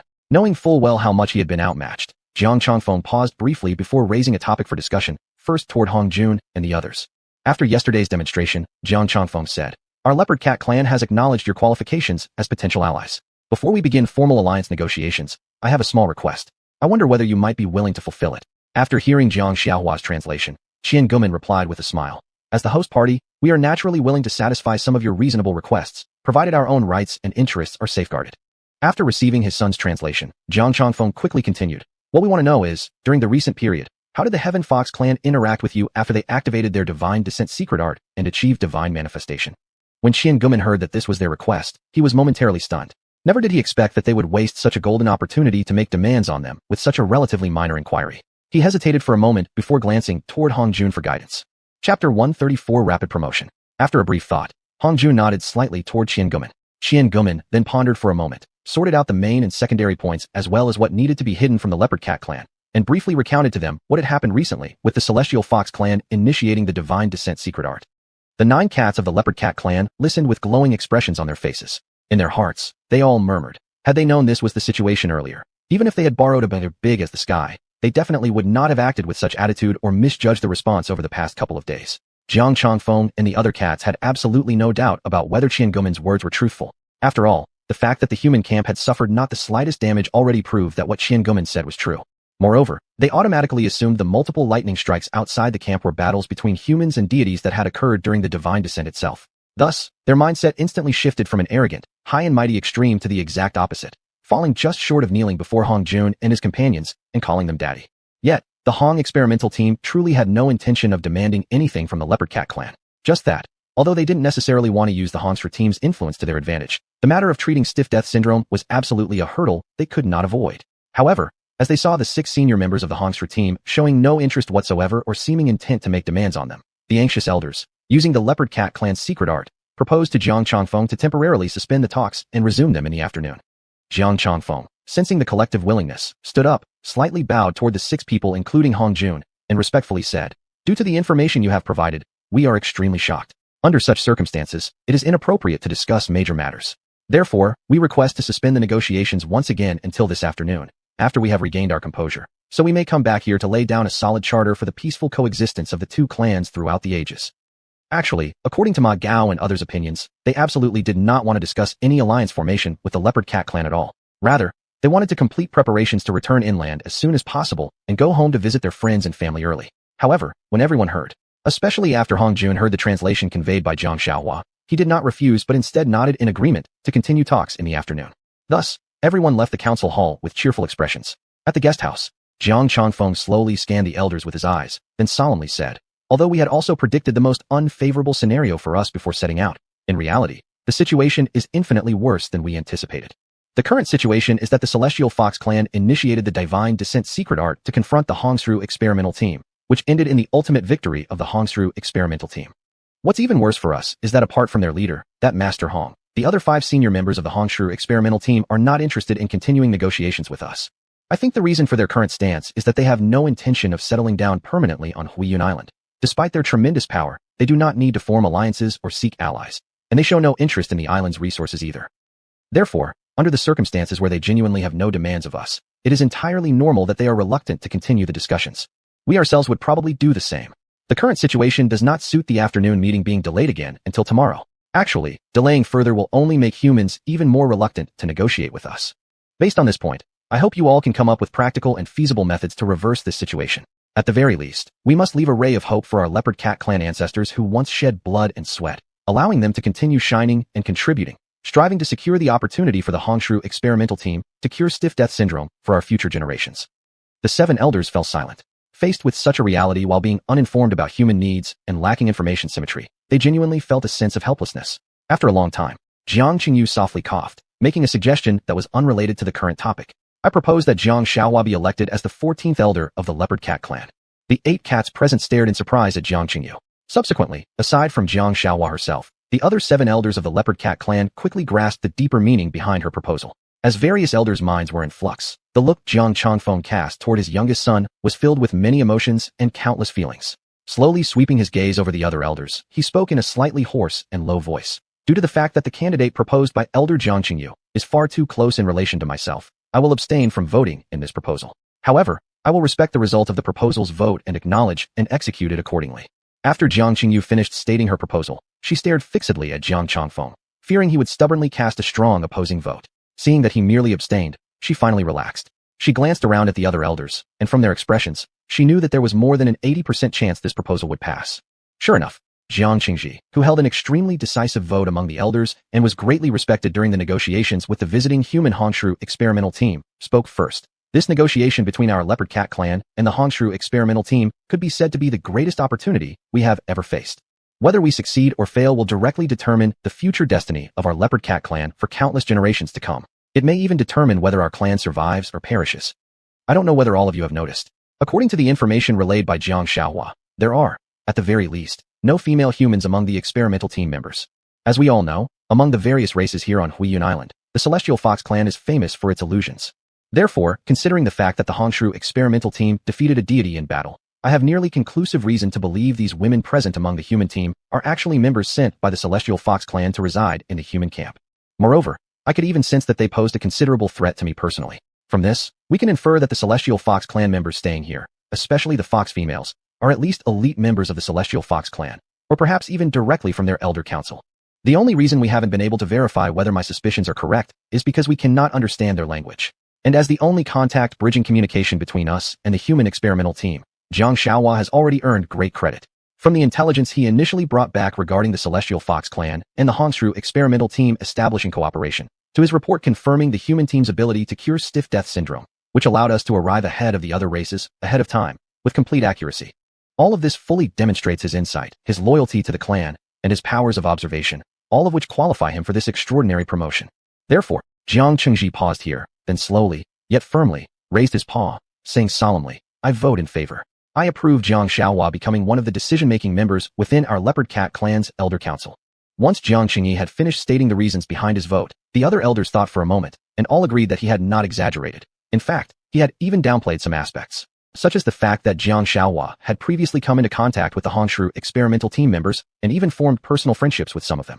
Therefore, everyone readily raised their paws, voting in favor. Jiang Changfeng's eyes flashed with a bit of emotion. After all, from the earliest recorded history of the leopard cat clan, it had never happened before that a father and son simultaneously became members of the Elder Council's decision-making group. Despite the great excitement stirring in his heart, he maintained a calm expression as he slowly scanned the room and solemnly announced, according to the vote of this temporary special Elder Council session, the result is 7 votes in favor and 1 abstention. Therefore, from this moment forward, our clan member Jiang Xiaohua shall officially join the Elder Council of the Leopard Cat clan. Faced with this unexpected outcome, Jiang Xiaohua was momentarily dazed.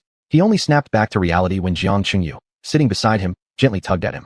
Jiang Xiaohua stood up, slightly flustered, and bowed deeply to each elder respectfully. Then, with admiration, he looked toward his father. The gaze Jiang Changfeng gave his son carried a sense of recognition, something it had never contained before, along with countless hopes. He then spoke slowly. Now that you've become a member of our Elder Council, what you must first think about should not be fame, not pleasure, not power, but responsibility and dedication. Now, I shall give you your first task as an Elder Council member of our Leopard Cat clan. How should our clan break through the current predicament? Jiang Qingyu and the other 6 elders once again felt the lofty spirit of fairness and selflessness that Jiang Changfeng displayed when facing our clan's problems. Since Jiang Xiaohua was promoted into the Elder Council precisely because of his communication with the human Hongshu experimental team, he was naturally expected to resolve the dilemma the elders currently faced with no idea how to proceed. If he solved this issue effectively, unquestionably he would be firmly seated in the Elder Council. But if Jiang Xiaohua failed to solve it, or worse, if his resolution failed to meet the expectations of most elders, then in the future, he would only serve as a servant pouring tea at Elder Council meetings. As for speaking or decision-making, he would have no place in that. Jiang Xiaohua instantly understood his father's intentions. One earns as much right as the ability one possesses. Jiang Xiaohua stood up, slowly glanced at the elders who had shown him great concern, and then dropped his first bombshell after assuming his new position. The fox girl who has already entered the residence of Hongshu, the leader of the human Hongshu experimental team, and has become his personal servant is xiuxian. She used to be the Grand Elder in charge of transmitting teachings in the Celestial Fox clan. This revelation from Jiang Xiaohua instantly caused chaos among the elders. Completely forgetting about decorum, they all stood up at once, rushed to tightly grab Jiang Xiaohua, anxiously asking, "You're not telling us the truth, are you?" Feeling the slight pain from the elders' tight grips, Jiang Xiaohua replied, "Would I dare to say something irresponsible and make this up carelessly, knowing it could be easily exposed?" Upon hearing this, the 8 elders, though their minds were still filled with 1,000 incredible emotions, accepted that his words were indeed true. The Celestial Fox clan was willing to pay such a high price to win the favor of the human Hongshu experimental team. But the Leopard Cat clan, for a moment, everyone fell silent. Then, they all turned to look at Jiang Xiaohua with sparkling eyes, hoping he could offer a proposal that would reverse the current situation. Chapter 135, The Art of Cutting In. Jiang Xiaohua had thought of a way that could possibly reverse, at least, improve the current predicament facing the Leopard Cat clan. However, because of too many concerns, she hesitated and dared not make the suggestion recklessly. Everyone here were 10,000-year-old cats. How could they not see that this little cat had ideas of her own, yet hesitated out of concern? Jiang Changfeng was the first to express his stance. "Xiaohua, you don't need to worry that your suggestion might hurt any elder's dignity." As he said this, a sudden realization struck his heart. The reason was that he suddenly thought of xiuxian from the Celestial Fox clan, and then Jiang Qingyu of the Leopard Cat clan. In an instant, Jiang Changfeng understood his son Jiang Xiaohua's dilemma. Jiang Qingyu was exactly a xiuxian within the Leopard Cat clan, without a doubt. Even more importantly, she had never had a partner of the opposite sex. Jiang Changfeng's abrupt stop caused the other elders to quickly grasp the unspoken meaning. Qingyu, the very subject of their inner turmoil, saw her chest heaving rapidly. Yet, everyone, even Xiaohua herself, chose not to speak the reason of her dilemma. Qingyu's humiliation and anger could therefore find no outlet, bitter and unspeakable. Even showing anger or hostility toward Jiang Xiaohua was impossible, lest she admitted to the rather underhanded approach they had in mind. Especially when the other 8 elders, first sneaking glances, now stared at her openly, with eyes full of anticipation. Qingyu's humiliation had already reached a point where it could explode at any moment. Fortunately, what Jiang Changfeng said next was like a bucket of cold water poured over Qingyu's head. We, as elders of the Leopard Cat clan, ever since accepting this position, have always been prepared to devote ourselves to the Leopard Cat clan. According to historical records, within every 1,000 years, at least one elder has sacrificed their life for the stability and well-being of our Leopard Cat clan. At this moment, Qingyu truly wanted to shout at him. Is this even a matter of life and death? This is absolutely. In an instant, she was furious, cold, and trembling. Upon seeing the expressions of the other 7 elders, Qingyu felt a wave of despair. Because she deeply understood that if the 9 cats voted on whether she should stay or go right now, apart from herself as the one concerned, all others would vote in favor. Even if she were more rational, she herself might also cast a vote in favor. However, facing such a situation, who could remain rational? Even the wise Jiang Changfeng had not anticipated that today's pressure placed on Qingyu would eventually backfire on them. This is a matter for later, leave it for now. With nearly 10,000 years of wisdom, Qingyu knew very well that the tide had already turned against her. If she didn't step forward to take on this mission today, she wouldn't be able to pass the scrutiny of the other 8 elders, and even Jiang Qingyi, who had secretly loved her all along, would return to the clan and sever ties decisively, resenting her for not stepping forward proactively. After clearly understanding that emotions must yield before interests, Qingyu forcefully held back the tears forming in her eyes, feigned nonchalance, and turned to Jiang Xiaohua, the one who started it all. She smiled slightly and asked, "As our Leopard Cat clan faces a crossroad in our clan's destiny, the direction we choose to go, if you indeed have a good suggestion, why not share it with everyone? I think the elders involved will surely appreciate your impartiality and won't blame you." Though Jiang Xiaohua had considered this possibility and agonized over it beforehand, she had not expected the very cat involved in the matter to take the initiative. She was momentarily taken aback and didn't know how to respond. After a while, Xiaohua saw a sharp look in the eyes of the other 7 elders. Even her own father's gaze was no less stern than the others. Jiang Xiaohua couldn't help but sigh inwardly. Looks like I'm definitely going to bear this burden. Which wasn't a surprise. After all, it was she who brought this up. Therefore, she gritted her teeth and showed Jiang Qingyu her resolution and presented a firm, even stubborn side to all the elders. Since you insist on speaking directly, I'll first bring up xiuxian as an example. The Celestial Fox clan is the most difficult and powerful intelligent race on Huiyun Island. This is a widely accepted fact among all races. She, as the head martial arts elder of such a powerful race, and having held that position for thousands of years, her position within the Celestial Fox clan is unquestionable. However, even someone with real power and formidable strength, even while employing divine descent secret techniques within their clan, still chooses to live within the Human Han clan's experimental team. As for the reasons behind this, honestly, I dare not think too deeply or investigate further. Otherwise, I fear I would no longer even have the courage to stand here, let alone discuss strategies. Although what xiuxian said was something the elders could have each summarized individually, everyone had intentionally ignored it. Then, he tore off the veil everyone had been hiding behind. After a series of shifting expressions, everyone finally gave in with sighs of helpless resignation. Actually, at first when I heard this news, I also felt it was unfair for xiuxian, thinking that perhaps she had been threatened. The reality is, she has already come to treat living here as a joy. Then, about a dozen fox girls have also joined her ranks. The depth of this matter is far greater than what I, or even we, could have imagined. At this point, a flicker of fear quickly crossed xiuxian's face. Though the expression was fleeting, the elders still managed to catch it. Thus, all their hearts involuntarily tensed up, especially when for a while, he showed no sign of continuing. The one who finally broke the silence was surprisingly Xianxia. What exactly are you afraid of? Or perhaps, there's something even more terrifying you dare not say. Xianxia hesitated briefly before cautiously glancing around and whispering, I suspect that xiuxian and those fox girls are not illusions. This statement from Xianxia instantly shocked the faces of Jiang Changfeng and the other 7 elders. They all carefully extended their spiritual awareness, confirming no eavesdroppers were present, before simultaneously whispering, Are you sure? Xianxia bitterly smiled and said, It was only after coming to the Han clan's experimental team that I came into contact with the Celestial Fox clan. I can't be certain of the true situation. It's just a hunch. After all, this was an extremely shocking and outrageous suspicion. Therefore, after their initial shock, the elders exchanged glances and silently dropped this extremely dangerous topic. After calming his nerves slightly, Xianxia summarized, Therefore, I don't think staying within the Human Han clan's experimental team is something so unforgivably shameful for a cat. Not to mention finding a powerful ally that could boost our race's strength. I believe, considering the Han clan's experimental team was able to defeat the Celestial Fox clan's deities, the value of their cultivation methods. Even if these methods can't be shared with our clan, at the very least for those who choose to stay and have the fortune to cultivate. Jiang Qingyu decisively interrupted Jiang Xiaohua's words. I will voluntarily propose to stay during this afternoon's negotiation meeting. I am willing to do my utmost to contribute to the prosperity of our leopard cat clan. When Jiang Xiaohua and the others heard this, they were all momentarily stunned.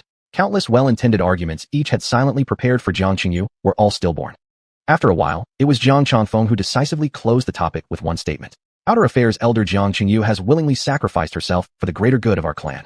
Therefore, during her lifetime, our leopard cat clan shall recognize Jiang Qingyu as the sole Outer Affairs elder. Furthermore, after returning to the clan, I will propose to the entire clan that Jiang Qingyu be elected as the honorary elder of our leopard cat clan. In the afternoon, the meeting between the two clans began. Both sides took their seats according to rank.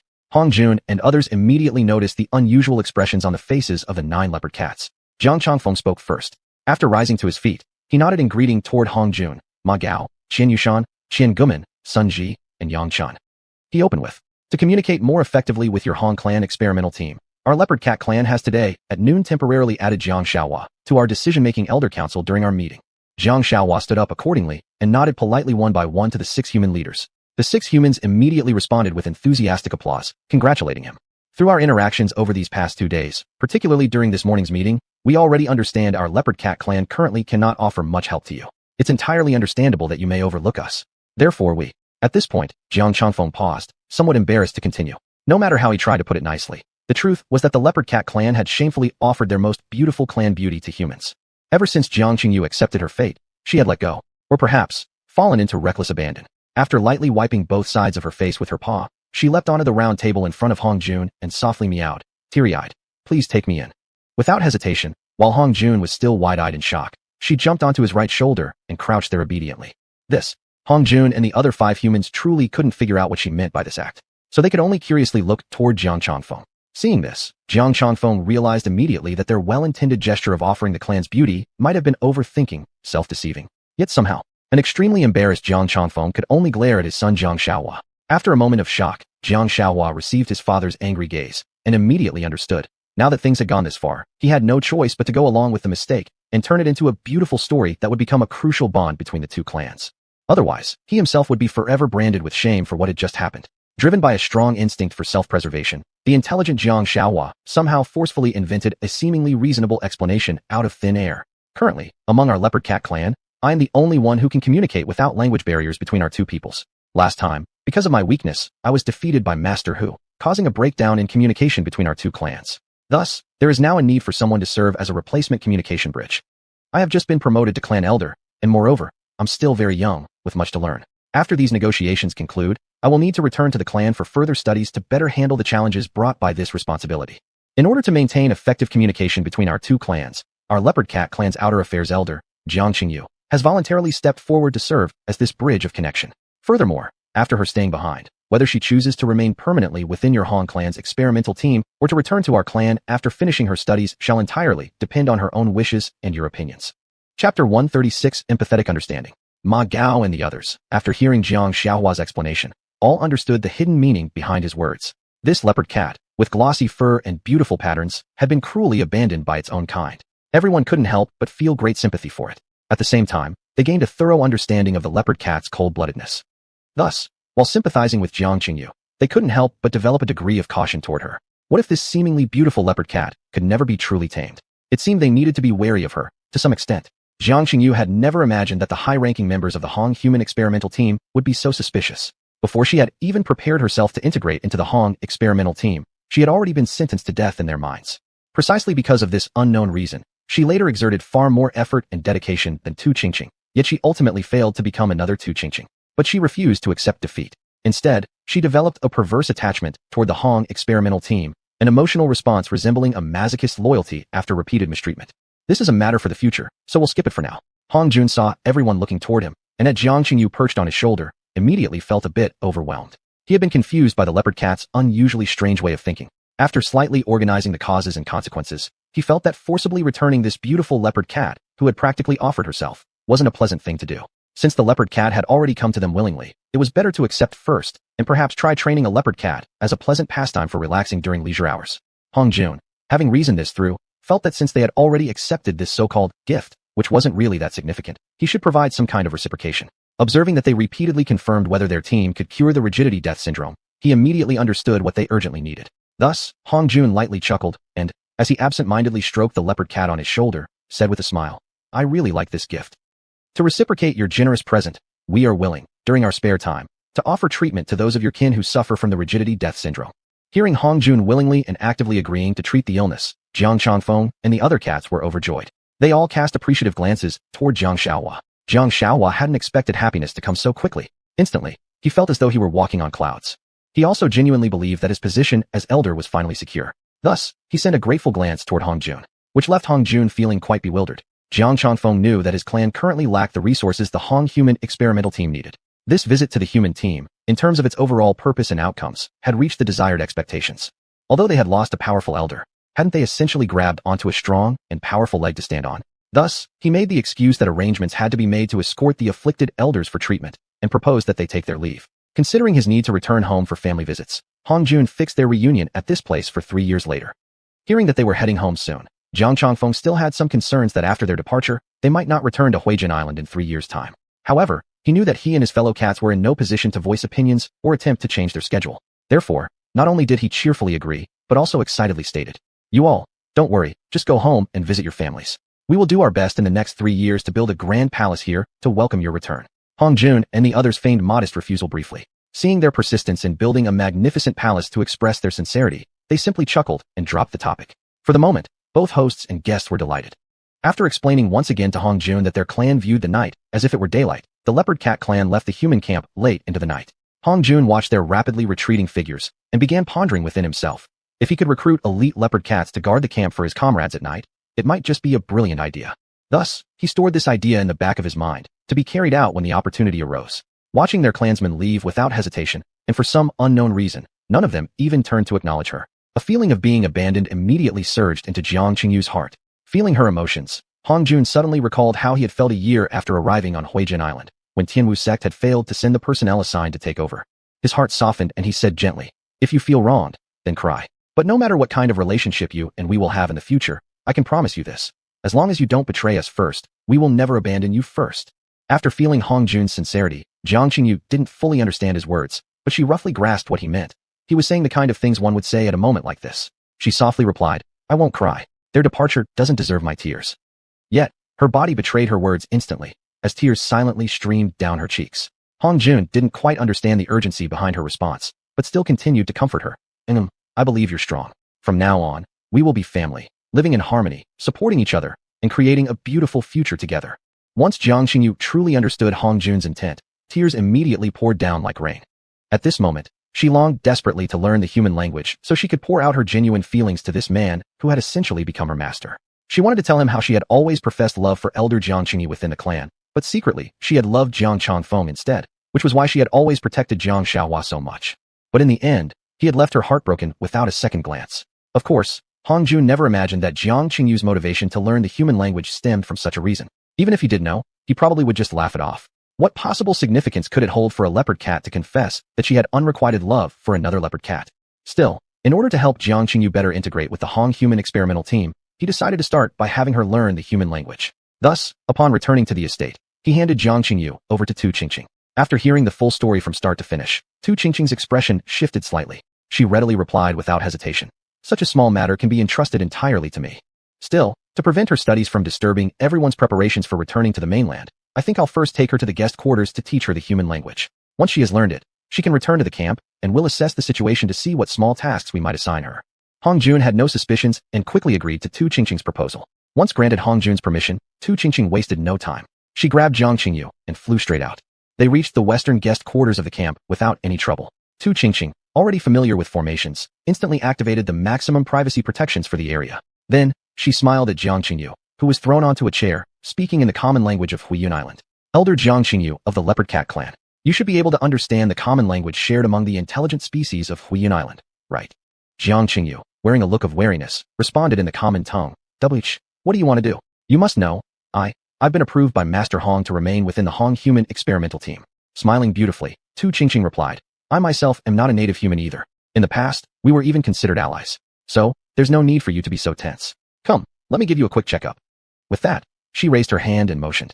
Instantly, Jiang Qingyu lost control of her body. Helplessly, she floated upward into the air at Tu Qingqing's gesture and was held fast. "Just to confirm whether I should address you as younger sister or brother. Well, a name alone isn't enough to determine that. It's better to conduct a physical inspection first." As Tu Qingqing said this, she grinned at the terrified Jiang Qingyu and continued, "Try not to make any unnecessary noises that might annoy me. I can assure you that besides the 6 high-ranking members of the Hong experimental team accidentally detecting something, no one else will sense any sound or movement happening here." Hearing this, Jiang Qingyu began struggling desperately, filled with resistance. However, the harder she struggled, the more hopeless she felt. All of her resistance seemed unable to transmit even the slightest signal to any part of her body. At this moment, true despair filled her heart. And worse, she was stripped of even a trace of shame in that despair. Tu Qingqing gently spread apart her legs, clearly confirming her female characteristics. In that instant, a glint of killing intent flashed across her eyes. Because, as an ancient fox spirit, she naturally understood what devious plans the leopard cats were scheming. But after a moment of deep contemplation, her expression returned to gentle tenderness. She lovingly smoothed the fur near Jiang Qingyu's private area before closing her legs. Smiling sweetly, she softly said to her, "Qingyu, my dear younger sister, don't blame your elder sister for being so crude and forceful in verifying your gender like this. And don't misunderstand. This is about your future activities inside the Hong estate. You must remember, your gender decides where you are allowed to move and reside within the Hong household. If you had been male, then you would begin as a male servant, staying in the outer courtyard and not allowed entry into the inner quarters without invitation. But since you are female, congratulations. You will begin as a female servant, allowed inside the inner quarters where you can closely interact with Master Hong. One last thing, I need to tell you about an important decision affecting your staying or going. Remember, carefully consider your choice before committing, before agreeing. Otherwise, the consequences awaiting you will be beyond imagination." After Tu Qingqing finished speaking, a flicker of displeasure briefly flashed through her mind, but she quickly shook her head as if trying to cast away this dangerous thought, then continued. "That is, you must swear an oath to Hong Jun. Swear not to betray the Hong human experimental team and not to reveal any knowledge you have gained from them. That's all." Jiang Qingyu, who had quickly grasped the meaning, immediately had the embarrassment on her face fade away, replaced by a faint sense of confusion. Tu Qingqing shook her head at her and said, "Some questions can only be answered after you've sworn the oath to Master Hong." Although Jiang Qingyu was doubtful about how effective it would be to swear an oath to Hong Jun instead of a deity, she also knew that when a cat lives under someone else's roof, no matter how large or small its form, it must learn to bow its head a little. Thus, she eagerly said, "Then, let us swear the oath before Master Hong right away. Please rest assured, older sister, I promise not to tell anyone about anything here. Just as she was about to say more, Jiang Qingyu immediately stopped herself, suddenly realizing that she still didn't have the ability to communicate directly with Hongjun. Chapter 137, One Shock After Another. Tu Qingqing ignored her kind of promise and smiled. There's no need to swear in front of Master Hong. You can swear here just as well. Immediately, a thought flashed through Jiang Qingyu's mind. Could she be tricking me? Still, a cat under someone else's roof could afford to lower its head a little more. Under Tu Qingqing's guidance, Jiang Qingyu made a cruel vow to Hongjun. In short, if she ever betrayed Hongjun or any member of the Hong experimental team, even death would be a fortunate thing. Just as Jiang Qingyu finished what she had considered a playful vow, a voice resembling Hongjuan's by about 70% echoed in her mind. And she understood it. It was the kind of reply a true oath would receive. This startled Jiang Qingyu terribly, taking her completely off guard. She looked at Tu Qingqing with immense shock. Tu Qingqing, with a calm expression as if nothing extraordinary had happened, looked at Jiang Qingyu and softly said, "Since you've already made the vow, some knowledge related to the Hong experimental team can now be disclosed to you. First, you need to learn the human language. You must understand, members of the Hong experimental team are usually very busy and have neither the time nor intention to learn small dialects like that of Huiyun Island." Still in shock, Jiang Qingyu mechanically nodded her head. Based on her observations over the past few days, Tu Qingqing had compiled a human language dictionary modeled after a Chinese dictionary. Using a technique of transmitting knowledge directly into another's mind, she passed the entire content to Jiang Qingyu all at once. Unprepared as she was, Jiang Qingyu immediately suffered an overwhelming blow from Tu Qingqing. The massive torrent of knowledge flooded her mind, leaving her dazed for almost an hour before the cat finally regained consciousness. As soon as she came to, she cast a fearful glance toward Tu Qingqing. After this ordeal, she truly realized the gap between herself and Tu Qingqing. After much contemplation and comparison, she horrifyingly realized that even if the 9 elders of the leopard cat clan who had come today were tied together, they still wouldn't stand a chance against Tu Qingqing alone. Her face ashen, the resentment she had nurtured from Tu Qingqing's previous highly insulting gender assessment was now completely swept away. As an external affairs elder of the leopard cat clan, Jiang Qingyu could be said to know quite a lot about the celestial fox clan. Especially regarding the experiences and abilities of the various elders within the celestial fox clan. She might not know them inside and out, but she at least had a profound understanding. Comparing her impression of Tu Qingqing with the current version, she suddenly realized that Tu Qingqing's strength had increased not just tenfold, but by dozens or even 100 times. The reason for this increase was self-evident. For a moment, she felt an immense sense of fortune at being able to remain by Hongjuan's side, with great anticipation for the future. Therefore, those occasional thoughts she previously had about disliking the Hong experimental team among humans naturally vanished without a trace. Now clearly defining herself as a maid, Jiang Qingyu quickly abandoned the status of an external affairs elder from the major clans of Huiyun Island's inner sea. Her expression immediately dropped its pride, and her face softened as she respectfully said to Tu Qingqing, "Thank you, sister, for reminding me." Tu Qingqing observed her for half a while before quietly saying, "With your abilities, you shouldn't take much time to speak human language following the examples in the dictionary I've compiled. For the better and quicker integration into the Hong experimental team, I hope you'll try to speak like a human starting from your next sentence. If your speech is poor or pronunciation incorrect, no one, including even Master Hong, will mock you. On the contrary, they will support and encourage you because of your effort. Lastly, as both of us were once considered outsiders in the eyes of humans, let me give you a piece of advice. Never bring your former feline ways of dealing with matters and principles into this new life. If you don't know how, observe more, think more, and learn more. Never insist on taking on what you truly cannot accomplish. Please keep in mind, none of the members in the Hong experimental team appreciate boastful companions." Jiang Qingyu stuttered her gratitude in the human tongue. "Hitch thank wipe too." Upon hearing this, Tu Qingqing quickly cut her off. "No thanks needed." After saying this, she waved her hand and lifted the restriction seals on this guest residence. Then, with a glance toward Jiang Qingyu, she turned and walked out. After a brief hesitation, Jiang Qingyu quickly followed behind, showing remarkable attentiveness. As Jiang Qingyu followed Tu Qingqing back to Hongjuan's estate, as soon as she entered the door, she noticed Hongjun drinking tea by the stone table. Somewhat awkwardly, she approached him and softly said, "Han, master, I." Seeing that she could already speak human language so soon, Hongjun knew immediately that Tu Qingqing must have played a significant role. He cast an astonished look at Tu Qingqing. Tu Qingqing showed a face of embarrassment and said, "This servant also benefited from your reputation. Over these past days, I compiled a human dictionary." Hongjun happily said to Tu Qingqing, "In the future, if beings like her join or serve our experimental team, you shall take charge of managing and training them." A chill ran through Jiang Qingyu's heart. Tu Qingqing's importance within the Hong experimental team exceeded even what she had imagined. At that very moment, a thought surfaced in her mind, an unshakable life goal, to defeat Tu Qingqing, surpass her, and become a key decision-maker in the Hong experimental team. While Jiang Qingyu was lost in these wild thoughts, she caught sight of Tu Qingqing standing up and moving to stand behind Hongjun, which startled her. Still puzzled, she suddenly heard the sound of the courtyard gate being pushed open. Then, she saw xianxia stride in and plop himself down directly opposite Hongjun. After pouring himself a cup of tea from the teapot, he began scrutinizing Jiang Qingyu with a piercing gaze. Although Jiang Qingyu had come to understand the members of the Hong experimental team over the past few days, she found herself lacking confidence at this moment. Facing someone as important as xiuxian, undoubtedly among the top 3 figures in the team, she hesitated and instinctively took half a step back, her head slightly lowered in visible timidity. Hongjun smiled and said, "She's fairly clever. She's already learned to speak a little human language." Xianxia glanced quickly at Tu Qingqing behind Hongjun and said in a low voice, "That must be Elder Tu's doing." Frankly, Tu Qingqing really wanted the original members of the Hong experimental team to address her with more familiarity, like Elder Sister Tu or Little Sister Tuesday. Of course, Madame Hong would have been even better.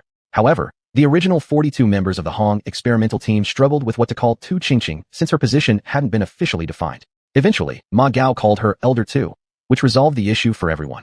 After hearing about this, Tu Qingqing silently sighed. She dared not raise any objections. She clearly understood that even if she firmly established her status as the madam of the Hong experimental team in the future and bore Hongjun in air, she still wouldn't dare hold a grudge or harbor resentment against Ma Gao, not even slightly. After all, Ma Gao's position within the Hong experimental team was irreplaceable. He wasn't simply the second most powerful figure in the shadows just because he had been Hongjun's childhood playmate. In fact, not only Ma Gao, but the other 4 high-ranking members of the Hong experimental team were figures Tu Qingqing absolutely could not offend. The very first thing she did each morning was remind herself not to become arrogant due to her favor or look down on these 5 individuals. Therefore, Tu Qingqing quickly responded, "Your praise is too generous, Chief Supervisor Qian. I simply followed Master Hong's method and conducted a trial myself." Xianxia dropped the topic and fixed his gaze on Tu Qingqing, asking, "Did she swear an oath to Master Hong?" Tu Qingqing quickly replied, "Of course. Otherwise, she would have been expelled from the residence long ago." Jiang Qingyu heard this, and, despite having already sworn the oath herself, still broke out in a cold sweat. If she hadn't taken that oath back then, upon hearing confirmation that she had sworn the oath, and seeing no sign of disagreement on Hongjun's face, Xianxia relaxed. He then reported to Hongjun, "After several days of intensive testing, Huifei number 5 has been finalized. I wonder if Master Hong has time now to inspect and approve it." During this period, the Hong experimental team had no flight missions. Tu Qingqing, who had only heard about Huifei by name and had never seen it in person, felt great excitement. Hongjun glanced at Tu Qingqing and Jiang Qingyu before Sunghada replying to Xianxia, "Let's go and inspect it right now." When Tu Qingqing followed Xianxia to a point 10 miles behind the camp and the formation array was deactivated, she was completely awestruck by the massive object before her. Especially considering the word fly in its name, she immediately imagined it soaring through the sky. Flight was a long-held dream in the minds of every intelligent race that was not avian or otherwise incapable of flight. A look of ecstatic fascination immediately flooded Tu Qingqing's face. Meanwhile, Jiang Qingyu couldn't help but wonder if she'd misheard. Could something this gigantic actually fly? Upon hearing that Master Hong had arrived at this exclusive base to inspect Huifei number 5, all the team members rushed excitedly out of the barracks. However, upon seeing Tu Qingqing and Jiang Qingyu, they involuntarily paused. Hongjun, observing this, gave an order to his men. "Brothers, Huifei number 5 will go down in history as a major magical artifact that will not be forgotten by the Hong experimental team. Therefore, those among you who have companions may return to the main camp and bring them here so they can share in the glory of our collective creation." The team members hesitated for a moment before quickly breaking out in joyous celebration. Among them, the 11 with companions immediately vanished from sight. Very soon, they returned to the camp, each accompanied by their partner. Though the fox girls, including Tu Yuqing, were greatly astonished by the giant before them, they first politely expressed their gratitude to Hongjun with deep bows before listening to their respective masters brag. With the introductions from their masters, they frequently emitted genuine exclamations of awe. Although Jiang Qingyu wasn't very fluent in speaking human language, she could understand it without much difficulty. And the more she listened, the more astonished she became. Her shock reached its peak when she suddenly heard Xianxia reporting the flight test results to Hongjun. Its length is 497.3 meters. Its width is 99.5 meters. Under the condition that it can carry the load, we have yet to find its maximum carrying capacity. Based on your description, we successfully created the Yuan magnetic gravity array and the Yuanxi gravity array. Even with these 2 arrays spread throughout the entire aircraft, it can still take off, though the consumption of spirit crystals is 1,000 times faster than under normal carrying conditions. With the assistance of these 2 arrays, its maximum speed can reach 1,000 kilometers per hour. Under normal carrying conditions, it can achieve a speed of 10,000 kilometers per hour. Testing showed that under normal carrying conditions, the optimal sustained speed is 5,000 kilometers per hour, which consumes 1 spirit crystal per hour. Seeing the expectant looks on Tu Qingqing and the others, Hongjun happily waved his hand and said, "All of you climb aboard and experience the achievements my brothers and I have made during this time." With permission granted, the fox girls followed their respective masters and boarded in an orderly fashion. After confirming that everyone was aboard, Hongjun issued the takeoff command. Chapter 138, The Eve of Return. Had it not been for the sight of the surrounding scenery rapidly dropping downwards, Not a single person aboard Xiuxian's number 5 would have noticed that it was, in fact, silently ascending vertically. Despite many of the brothers having already experienced its power during Xiuxian's number 5's test flights, they still felt a sense of pride now. Tang Qingqing and the other fox women simply stared blankly. Could this possibly be the work of human hands? Could it truly be within human capability? Even according to the legends of their clan, not even gods could achieve something of this magnitude. Jiang Qingyu bit his lip hard, determined not to let out a startled cry and embarrass himself. The scene before his eyes had completely shattered his understanding. Regardless of what kind of astonishing transformations this would bring to his future growth, just the honor of being able to ride such a giant flying vessel at this moment was enough to inspire his devotion to joining this cause. If just a flying machine like this could already produce such astonishing surprises, what about its other capabilities? In the past, such thoughts would have filled him with fear. But now, naturally, they only filled him with excitement. After Xiuxian's number 5 stopped ascending, Hongjun asked Yang Chun, Xiuxian's number 5's chief designer, "How high are we now?" Yang Chun replied quickly, "About 10,000 meters." He paused briefly, then glanced around and lowered his voice. After repeated testing, according to Master Hong's measurement standards, from the water surface to the highest terrain, it does not exceed 15,000 meters. Above that is a very resilient and immeasurably thick, transparent shell. Other than sunlight coming in from outside, the wind and rain here are all naturally generated within. After thinking for a moment, Hongjun said seriously to him, "This matter shall be classified as the highest secret within our Hongsru experimental team." Yang Chun understood its importance and nodded solemnly. Looking at Xiuxian's number 1 slowly flying northward, Hongjun asked, "How about solving the navigation problem?" After all, compared with the previous 4 Xiuxian's models, Xiuxian's number 5 was much faster. Without clear markers, there could be chaos. Yang Chun quickly answered, "Both Ma Gao, the chief supervisors Qianda and Qianxiao, Sun Ji, and I have particularly strong spiritual senses. With the help of the solo brain, we will not encounter any issues." Then, feeling it necessary to explain further, he continued, "Our solo brain's high-speed video recorder can give advance warning of everything ahead within an altitude of 100,000 meters. As long as the operator isn't too distracted, we shouldn't run into any issues. In addition, under the solo brain's high-speed recording and calculation capabilities, a full panoramic image map is automatically generated for the areas we've flown through, and flight routes from the past 20 days are labeled in real time.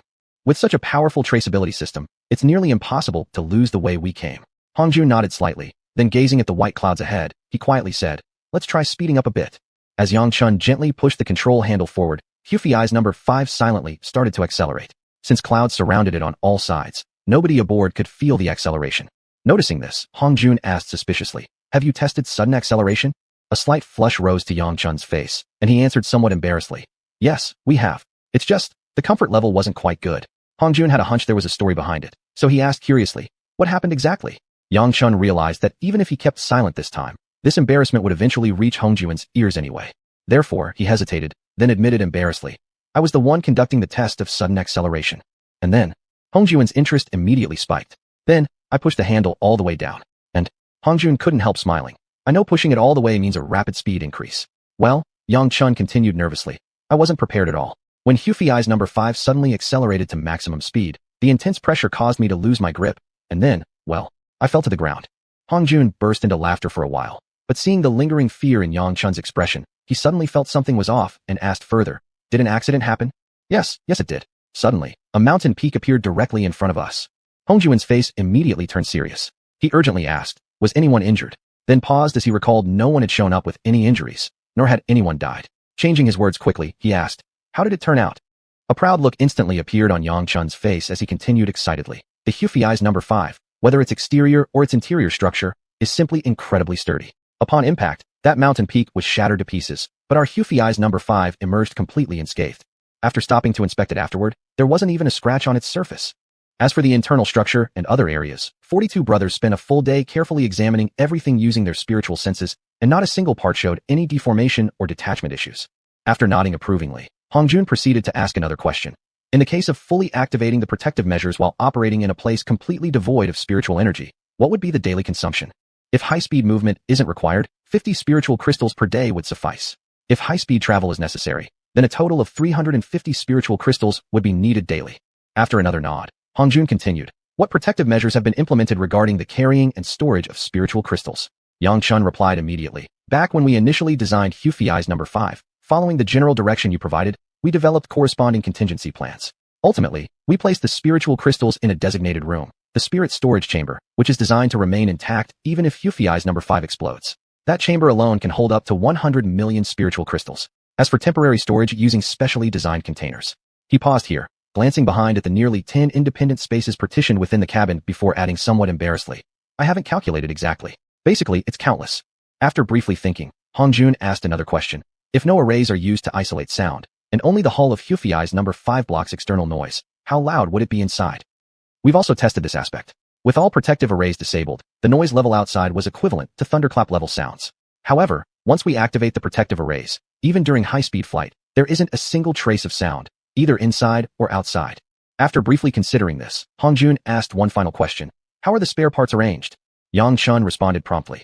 Even at such an altitude of 10,000 meters, if all 8 spiritual crystal power units were to be destroyed simultaneously, with the assistance of arrays, Xiuxian's number 5 could still perform a damage-free landing.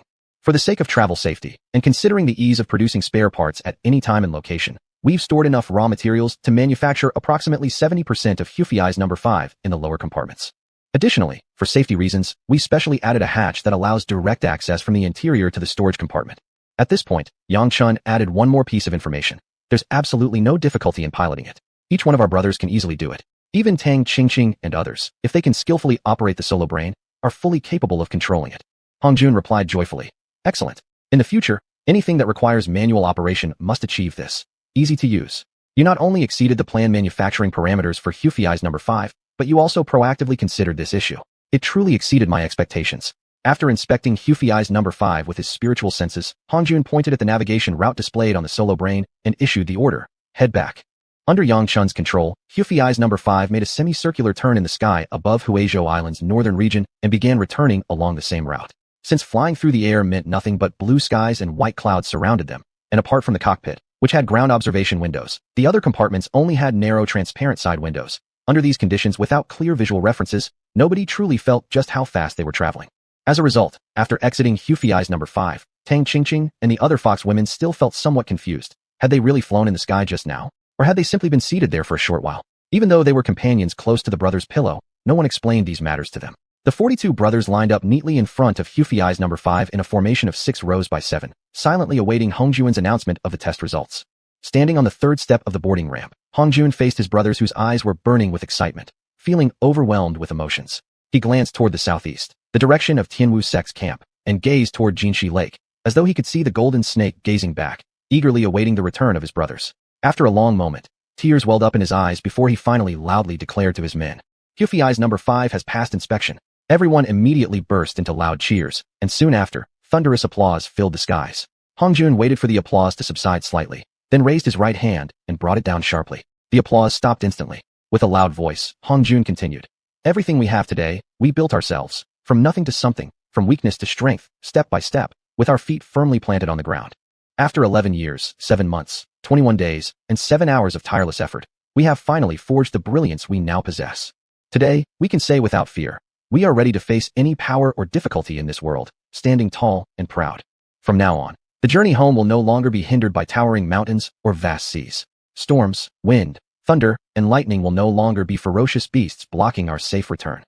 Now, I, as the leader of the Hongshu experimental team, hereby announce to all my brothers and sisters, we are starting a countdown to our return home. The 12 xiuxian countdown begins now. The entire special camp dedicated to building Xiuxian's instantly turned into a sea of joy.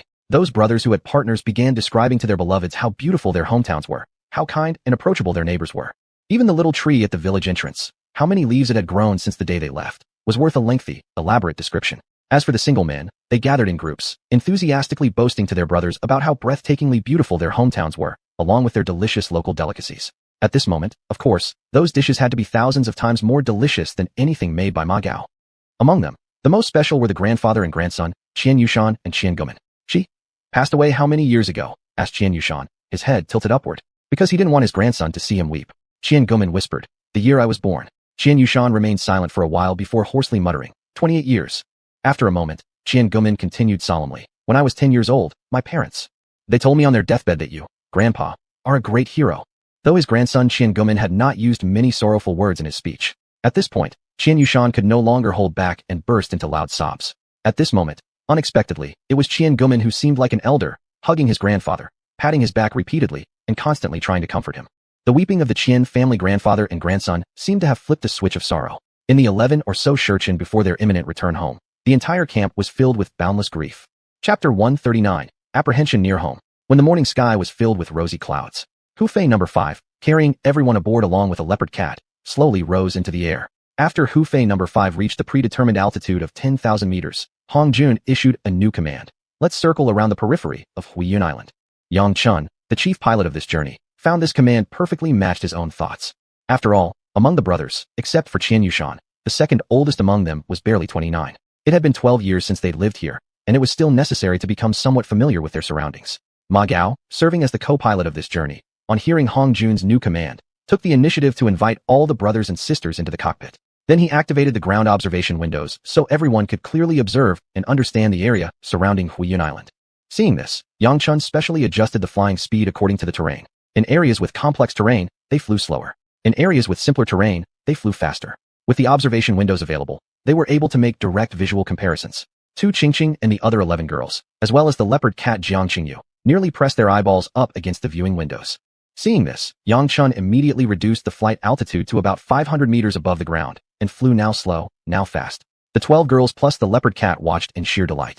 They cheered loudly when treetops zipped past in a blur, shrieked when mountains narrowly skimmed overhead. Playfully inspired, Yang Chun suddenly aimed straight toward a mountain peak, provoking loud screams from the group. Some even closed their eyes tightly. But this time, Yang Chun seemed to have overdone it, mistakenly estimating the thickness of the mountain. The entire Hufei number 5 ended up flying blindly forward at the speed of 100 meters per second, deep inside the mountain tunnel, for almost 10 minutes. Amid the fox girls' growing terror, light suddenly appeared before their eyes. Hufei number 5 had flown right through the mountain, burst out on the other side, and once again soared freely into the open sky. Instantly, the 12 girls screamed in exhilaration as if they had just won a great victory. In this manner, Hufei number 5 alternated speeds and finally gently descended at the Tianguzhong residence as the evening sky filled with rosy clouds. Everyone silently disembarked Hufei number 5 following Hong Jun. Under his lead, they each briefly visited every room. Whenever the original owner of a room was present, he would take the initiative to remove the thick layers of dust within the room using water sphere su, dark flame su, then using with spirit su, bring fresh, clean air into the space, reviving each house as if brand new. After this round of cleaning, 13 houses remained unclaimed, never receiving their former owners. Their dilapidated appearance, contrasting with the tidy state of other houses, seemed somewhat out of place. Hong Jun slowly turned his gaze toward these 13 scattered, non-connected houses, and gave them a long, respectful look before softly sighing. As his sigh settled in the air, these 13 houses simply vanished as if they had never existed, erased effortlessly by an invisible hand. Even though the brothers acknowledged Hong Jun as the most powerful among them, they still were stunned by how effortlessly he had erased all traces of their presence. As for the 12 fox girls, Xiuxian and others, it was even more shocking, because only after having once been powerful, and even more powerful now, did they understand just how terrifying this particular feat was. Jiangqingyu rubbed his eyes multiple times in disbelief, took a careful second glance, and then was so startled his cat body trembled. Later, under Hong Jun's lead, they arrived at the original meeting hall, which had not yet been cleaned. He stood upon the steps, gazing at the meeting hall for a long while before finally turning around and telling everyone, "This place was once a home we all shared together. Let us give it new life once again." After Hong Jun spoke, he bent over without resorting to tricks, began mobilizing his spiritual energy, and started carefully wiping the steps. Seeing this, the brothers followed suit, each finding a section of the area to thoroughly clean. Seeing this, the 12 sisters, Xiuxian and others, exchanged glances, then joined the physical cleaning effort with equal seriousness. Jiangqingyu hesitated briefly, flicked his tail in front of himself, stared at it for half a moment, then finally clenched his resolve. He leaped high, landing on the rafters above, and began carefully sweeping every corner with his graceful tail. Thus, working together without shortcuts, it took nearly 2 whole hours before they completely cleaned the entire meeting hall, bringing it back to radiant life. After completing their task, everyone unconsciously gathered together in front of the meeting hall.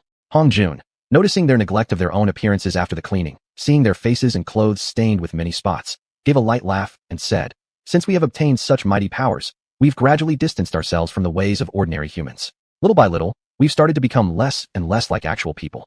And next, we are about to return to the inland world dominated by mortals. I hope everyone remembers this moment. Just now, the feeling of cleaning this meeting hall together. It allowed us to relive those old days of labor. Now, I want to ask everyone, do you feel a little different? A bit of a fresh, new sensation." All the brothers, including Xiuxian and the other 11 sisters, as well as Jiangqingyu, nodded deeply. After Hong Jun clearly stated the motive behind cleaning the meeting hall, he didn't go deeper into concepts like spiritual elevation. Instead, he smiled and said, "Everyone will stay here tonight to rest. Tomorrow, we officially begin our journey home." Early the next morning, everyone boarded the aircraft in an orderly fashion. Hong Jun checked the head count, and once he confirmed everyone was present, with a single command, Hufei number 5 lifted into the sky, flying toward their hometown beneath the morning glow. perhaps out of eagerness to see their hometown after 12 years apart. Everyone gathered in the cockpit, eyes locked on the front view. Once the first human ship came into sight, everyone grew naturally exhilarated. Hongjun immediately gave the order to slow down the flight speed, so that everyone could better view the ships and begin to feel the atmosphere of their homeland. As the distant coastline slowly emerged into view, Yang Chun lowered Hufei No. 5's speed to an almost crawling pace. Tears had unknowingly appeared in his eyes. Hongjun, too, couldn't help but recall everything from his childhood. Xuanhu Town, a place he had only seen in dreams over the years, was finally about to appear before his eyes, real and tangible, ready to reveal its unique charm. His heart stirred with emotion, and softly, he began humming a song from his past life, Wang Guoxiang by Chen Xing, a song once sung for hardworking people. Across the entire Hufei No. 5, except for the leopard cat Jiang Qingyu, who looked utterly confused, everyone had studied Chinese before. Thus, they were all captivated by this unique singing style and the simple, plain lyrics. The closer they drew to home, the sadder the heart becomes. Returning home has always been too bold to dream. The scenery of home, my parents back there. I love you all just the same as ever. A heart sways helplessly in the wind. So many years never ceased wandering. What made me suddenly yearn to return home? I look toward my homeland, tears streaming. The wind blows toward me the scent of the earth. I've returned once again to my long-lost home. The road of time bears so much hardship, allowing me once more to embrace the landscapes of my homeland.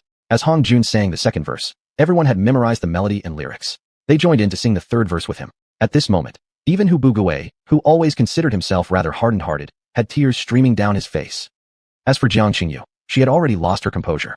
What kind of language was this? Why couldn't she understand a single word? Hadn't Tu Qingqing taught her the language of humans? With the fourth and fifth rounds of singing, the anger growing inside Jiang Qingyu increased. Finally, no longer willing to suppress it, she recklessly rushed toward Tu Qingqing to confront her. But Tu Qingqing, already a 10,000-year-old fox spirit, immediately saw through her thoughts. With a simple hand gesture, she pulled Jiang Qingyu straight to her side.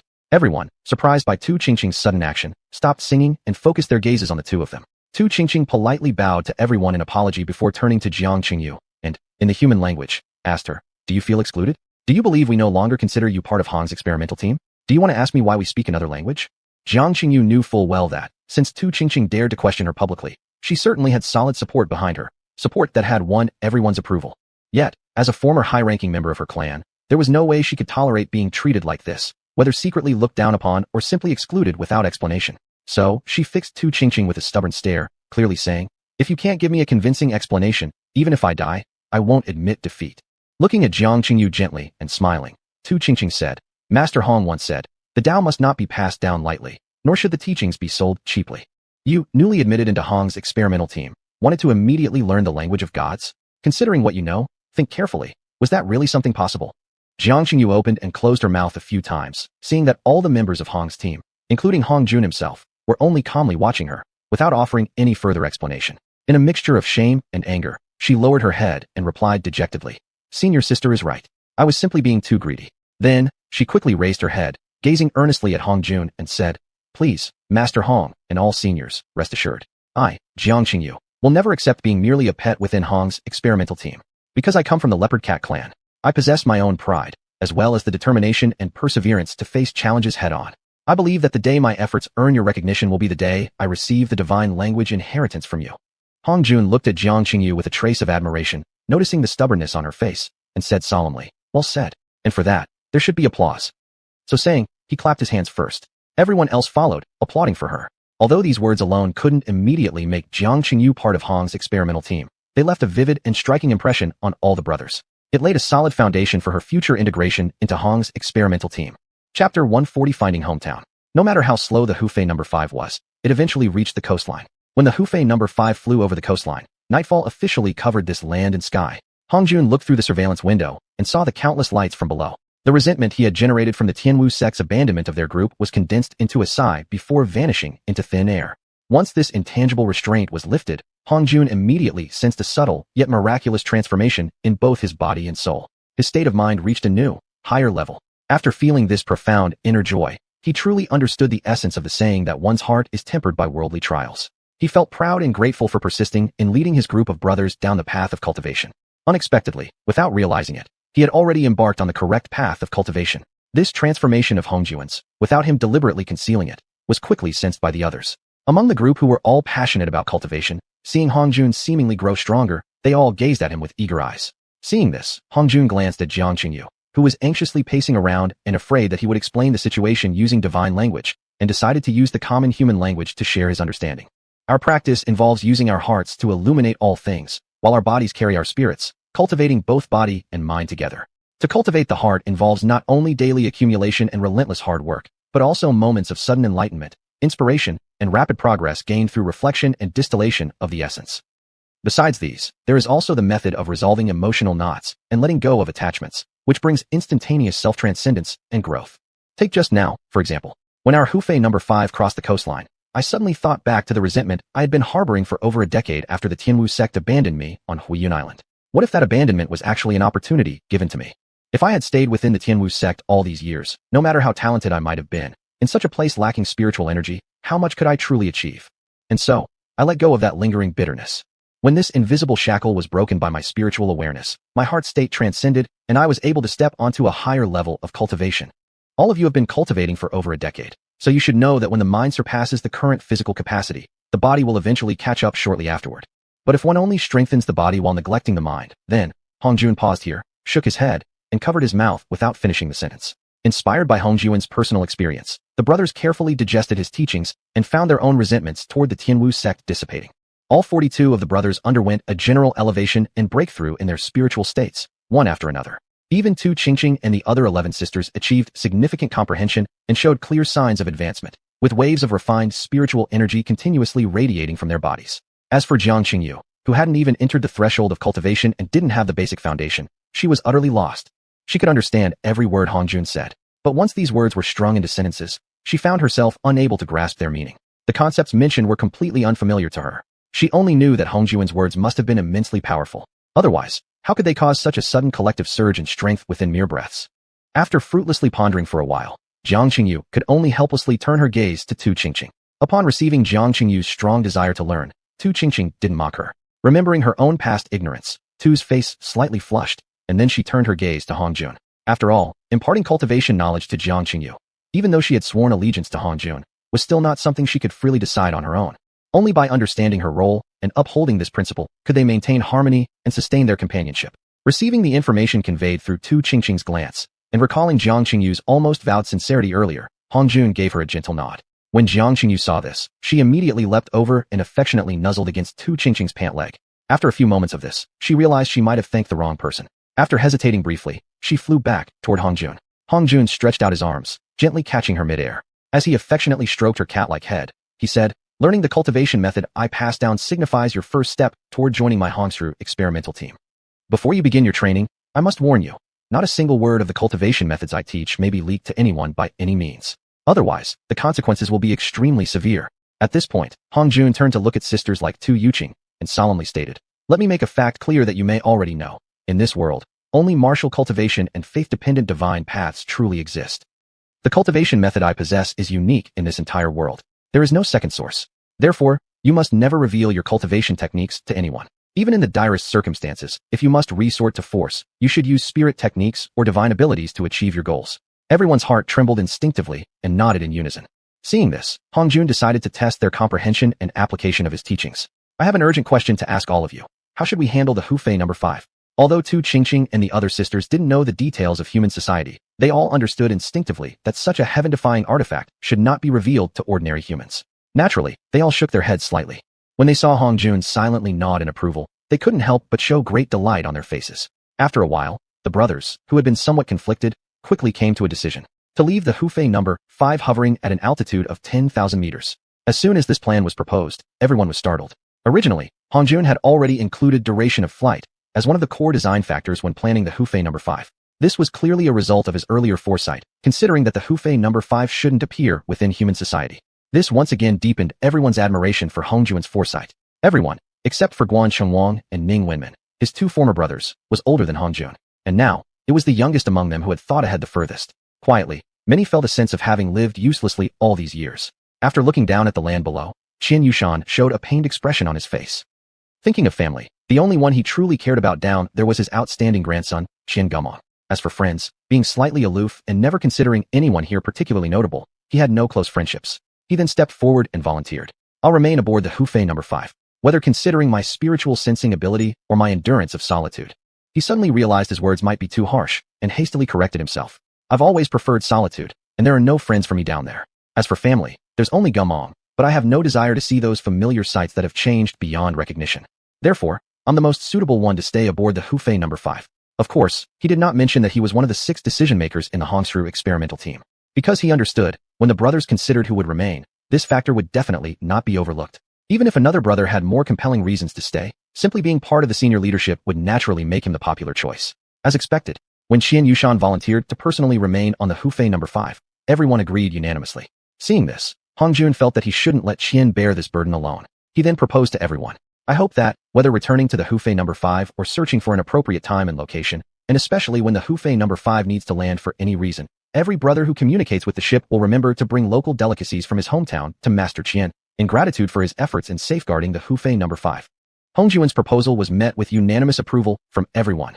They all expressed their determination to bring various types of distinctive local delicacies from their hometowns to the Hufei No. 5, not only to gift to Master Qian, but also to exchange specialties among brothers. In an instant, the sorrow of parting was completely dissipated by this spontaneous suggestion.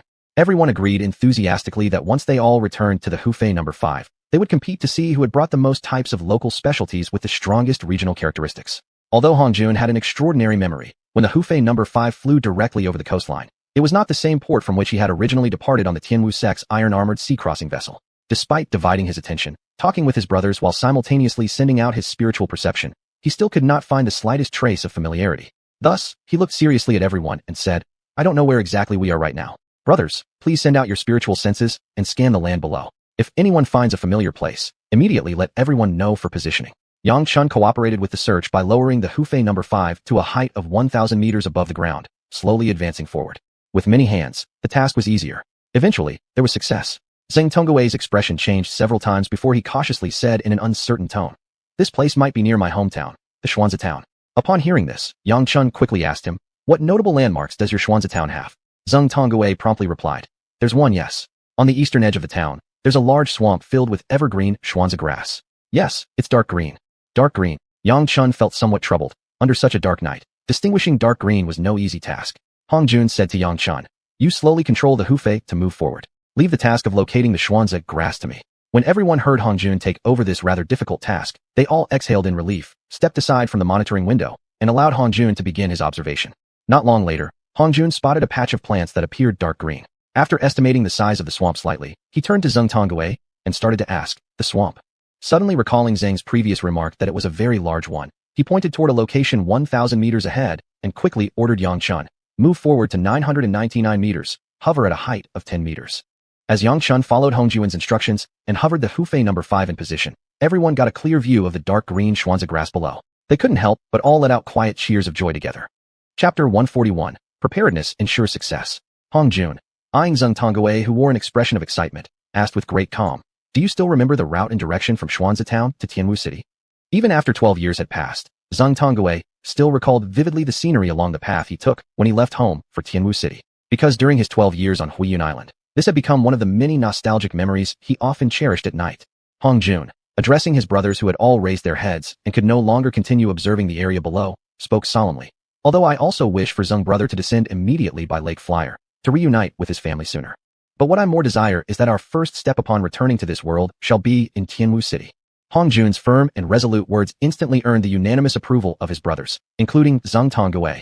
Even the broadest of hearts needs a reason, an explanation, after having been abandoned. It's only natural. Thus, Hongjun issued an order to Yang Chun. You hand over the controls to Zheng Tonggui. Zheng Tonggui was taken aback, quickly waving his hands. I don't have any experience piloting this. I won't be able to do it. Hongjun fixed his eyes on Zheng Tonggui and asked, Can you ride a Dunu, solo flyer? I can. Do you know how to push and manipulate the control stick? I know that pushing it forward and shifting it left or right controls its speed and direction. As he spoke, Zheng Tonggui's eyes lit up with excitement. After all, piloting through the skies is every earthbound young man's dream. Observing this, Yang Chun understood at once. Zheng Tonggui had been swayed by Hongjun's words. He quickly pulled him before the control panel, placed the stick in his hands, then stepped aside. Clutching tightly the control stick of Lake Flyer No. 5, Zheng Tonggui's knuckles nearly turned white. After all, he had personally experienced how Lake Flyer 5 could strike a mountain at high speed. He well understood its velocity. He feared that with even the slightest mistake, if he pushed forward too hard, given the flyer's scale and its indestructible hardness and speed, it would become a disaster the small town of Xuanzhe could never withstand.